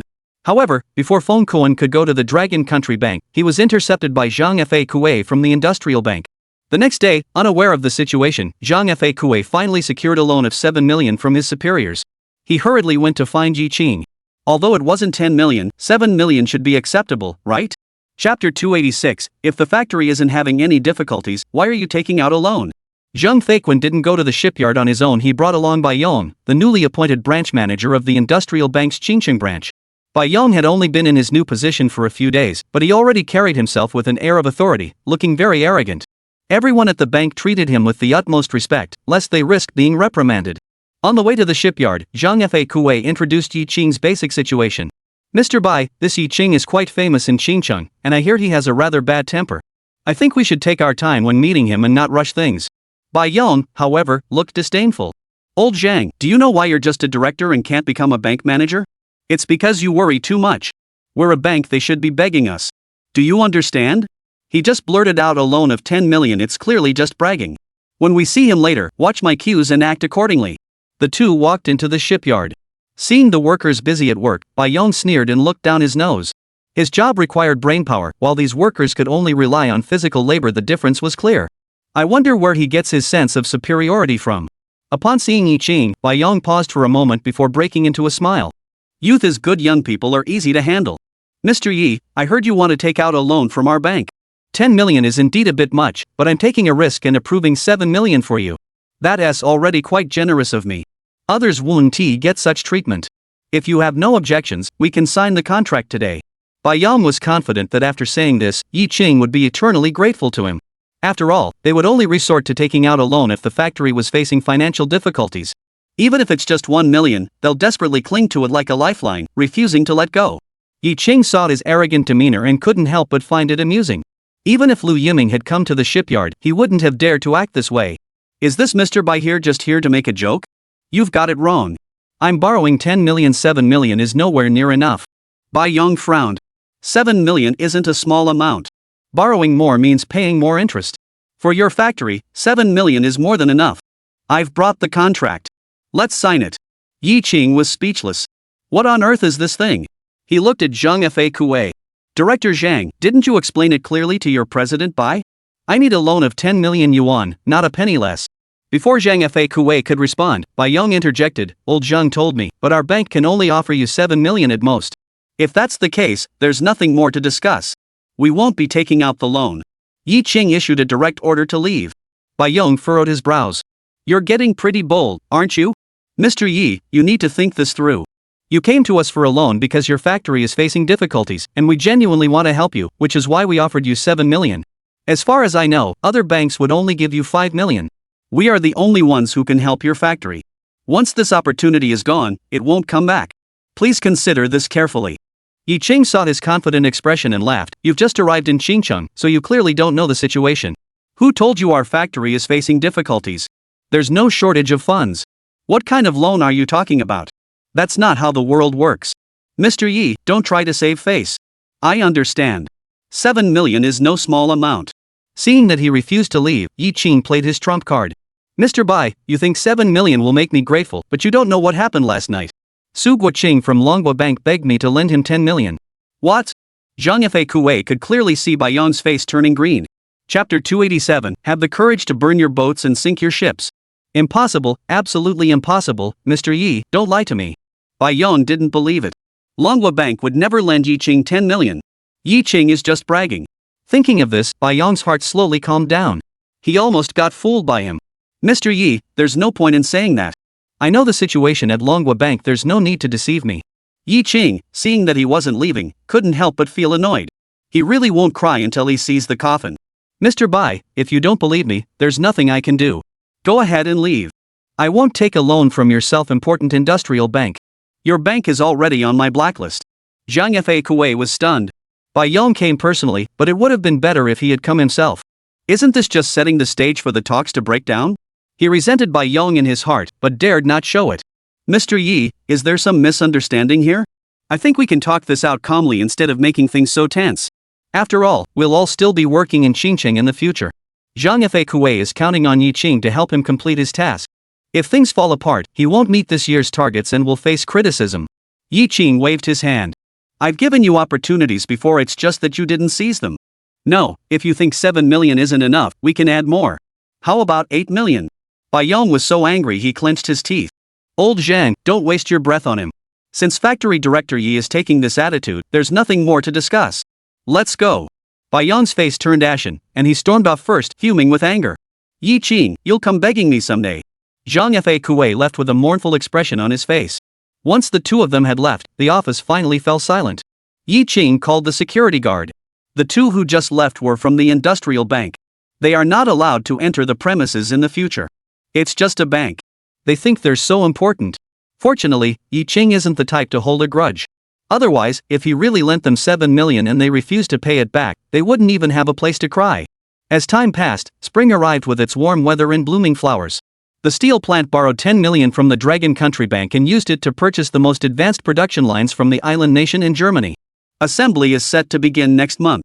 The steel plant is undergoing renovation and upgrading. Feng Kuan found Yi Ching. Factory Director Yi, what should we do with the old production line? The workers all want to keep it. We can still produce ordinary steel plates and sell them for extra income. Yi Ching shook his head, disagreeing with Feng Kuan's suggestion. There's something new, so why keep the old? Tear it all down and sell it to other steel mills. From now on, we'll only produce high-end ship plates for naval vessels. Feng Kuan still felt a bit reluctant. Mr. Yi, isn't it a bit of a shame to sell it? He was actually very conflicted inside. If the high-end steel plates don't work out, he can still have a backup plan. Yi Ching replied, what's there to regret? Mr. Feng, you're not planning to be a miser, are you? You're the factory director now, not the finance manager. You need the courage to burn your bridges. By the way, don't let the workers idle during this period. Start training them. They need to be able to operate the new production line. As for who to sell the old production line to, Yi Ching already has an idea. Isn't there a steel plant in the county where Chayango is located? Let's sell it to them. Thinking of this, Yi Ching felt he had to make a trip to Chayango. There was also a subsidiary brick factory there. I didn't have time to go back during the new year, but now that I have some free time, I should take Lin Jing and Yi back to Chayango to take a look. Let's just go. Yi Ching drove his Lada straight toward Chayango. Chapter 288, Standing in the Wind, Even Pigs Can Fly. The Lada was bouncing violently on the road. Seeing Lin Jing and Yi both feeling carsick and about to vomit, Yi Ching secretly made up his mind to replace it with a Santana next time. Of course, the Santana wasn't his first choice, it was the Tiger Headbands. Unfortunately, the Tiger Headbands didn't come out until 10 years later. Before seeing Chayango, we first saw the brick factory. One after another, tractors loaded with bricks were leaving. It seems like the brick factory is doing good business. Arrived at the gate of my father-in-law Lin Manchang's house. They hadn't returned from working in the fields yet. Chayango has implemented a household contract responsibility system, with each family allocated a plot of land. Farmers' enthusiasm has significantly increased, and they now work with renewed vigor. Brother-in-law, what brings you here? Lin Jin is home alone. His broken leg has healed, and he is eager to return to work at the factory. For safety's sake, Yi Ching told him to return to his hometown to take care of his parents and wait until after the May Day Labor Day holiday before officially returning to work. Upon returning to Chayango, Lin Jin's family did not ask him to do any chores and instead allowed him to continue resting at home. This drove Lin Jin crazy. Seeing Yi Ching, Lin Jin felt as though he had seen a savior. He had made up his mind. Following Yi Ching back to Qingcheng, his legs were fully recovered, and driving was no problem at all. We didn't come back for the new year, but we finally found some time to come back and visit. Both Lin Jing and I miss our parents. Brother-in-law, sister, wait here. I'll go get dad and mom right now. Come over, they'll be overjoyed to see you.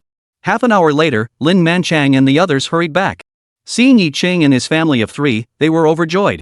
Lin Jing looked at her parents' sunburned faces and felt deeply moved. Mom and Dad, didn't I tell you to work less? You're getting older, you should rest more. Lin Manchang chuckled, your dad can't sit still. Don't worry, the land is our family's own plot. The more we plant, the more we have for ourselves. The household contract responsibility system is truly a good thing. Lin Manchang asked around about the factory. Upon learning that the shipyard had acquired the steel mill, Lin Manchang couldn't stop smiling. His son-in-law's business is really expanding. At that moment, Lin Hua rushed in. Brother-in-law, you're back. Let's go check out the brick factory. Business is booming right now. Lin Hua couldn't wait to pull Yi Ching into the brick factory.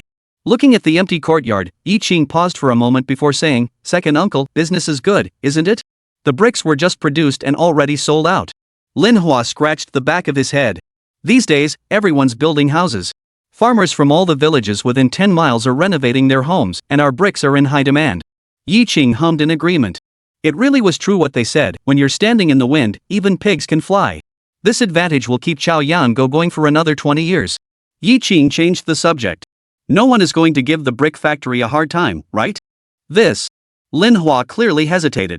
No one made things difficult for us, but the commune director Lu Kuan came to inspect us every other day, and every time he came, we had to feed him. Yi Ching furrowed his brows. This Lu Kuan treats the brick factory like his own family's canteen? If this continues, the brick factory will definitely go bankrupt, and it will be because Lu Kuan ate it out of business. Remember this, no matter who comes, if they stay for a meal, only provide a work meal, no alcohol or beverages will be provided. Lin Hua felt a bit torn. While that was the policy, it was easier said than done. If they caused any trouble, the brick factory wouldn't be able to handle it. Yi Ching admitted that his second cousin's husband was absolutely right. Someone like the commune director, who holds a position of power that is neither too great nor too small, is the most difficult to deal with. This time, I'm going to meet with the county leaders. I'll mention it to them, and they'll handle it. I plan to go to the county tomorrow. With someone backing him up, Lin Hua now felt more confident. Brother-in-law, I'll go with you. That's fine. Let you show off in front of the county leaders. Chapter 289, Eating the Brick Factory Out of Business. The next day, after breakfast, Yi Ching drove Lin Hua to the county seat. Upon arriving at the county government office, Yi Ching handed over his business card. The security guard had never seen a business card before and was confused. What is this? My business card. Please pass it on to Mr. Jiang Gaiwan, the leader. I know him, and I'll wait here for him. The security guard noticed that the two had arrived by car and guessed that Yi Ching was no ordinary person, so he did not ask any further questions and quickly went to Jiang Gaiwan's office. A moment later, he rushed out, his face beaming with a smile. Mr. Yi, Mr. Jiang is waiting for you in the office. Please come in quickly. He was puzzled. Earlier, when he handed the business card to Leader Jiang, Leader Zhang's reaction was one of sheer delight. Having worked as a gatekeeper at the county government for so long, this was the first time he had ever seen Jiang Gaiwen act that way. It seems that this Yi Qing is no ordinary person. Fortunately, I didn't cause any trouble for him earlier. Yi Cheng and Lin Hua entered the county government reception room. Jiang Gaiwen was very enthusiastic. Mr. Yi, it's been over a year since we last met. Did you come to see me for a specific reason? Jiang Gaiwen remained calm on the surface, but deep down, he was very hopeful that Yi Qing would return more often to visit and consider investing in the development of his second hometown. Currently, regions across the country are competing fiercely to attract investment, but Yanshui County has an average geographical location and lacks distinctive local products, making it difficult to attract investors. It can be said that Yi Qing is Jiang Gaiwen's greatest hope. Yi Qing had limited time and didn't beat around the bush. Director Jiang, I came to see you about two matters. The first is the steel plant. What is its current operational status? Speaking of which, I must thank you, Yi Plant Manager. Thanks to your idea of producing reinforcing bars, the steel plant was revived, and now it's doing quite well. Jiang Gaiwen chuckled. That's good. However, we must prepare for the future. As far as I know, steel mills across the country have all set their sights on the rebar market and are now producing rebar. In 2 or 3 years, the market will be saturated, and rebar prices will plummet. Yi Qing's words left Jiang Gaiwen unsettled, his expression growing somber. The steel plant had only just climbed out of the abyss. It hadn't even been a few days of good times. Could it be that they were about to return to the days before liberation? Jiang Gaiwen doesn't understand the market, so he believes everything Yi Qing says. However, don't worry. Now that other steel mills haven't reacted yet, we should purchase several sets of advanced equipment for producing steel plates. This will give us a head start. In the future, steel plates will be in high demand. Yi Qing said slowly. If you're interested in purchasing them, I can help you make the arrangements. There's no need to buy brand new ones. Used ones work just fine. Yi Qing transformed into a salesperson. However, he kept it brief, knowing that saying too much would be counterproductive. He wanted to leave enough room for Jiang Gaiwen to imagine the possibilities. The second matter concerns our brick factory in Shaoyanggo. Since its establishment, it has contributed significantly to the county's tax revenue, yet it is now on the brink of closure. Lin Hua, who was nearby, was stunned upon hearing this. The brick factory was doing just fine. Why is it closing down? Is Yi Qing intentionally trying to scare Jiang Gaiwen? Jiang Gaiwen's expression darkened. Mr. Yi, what's going on?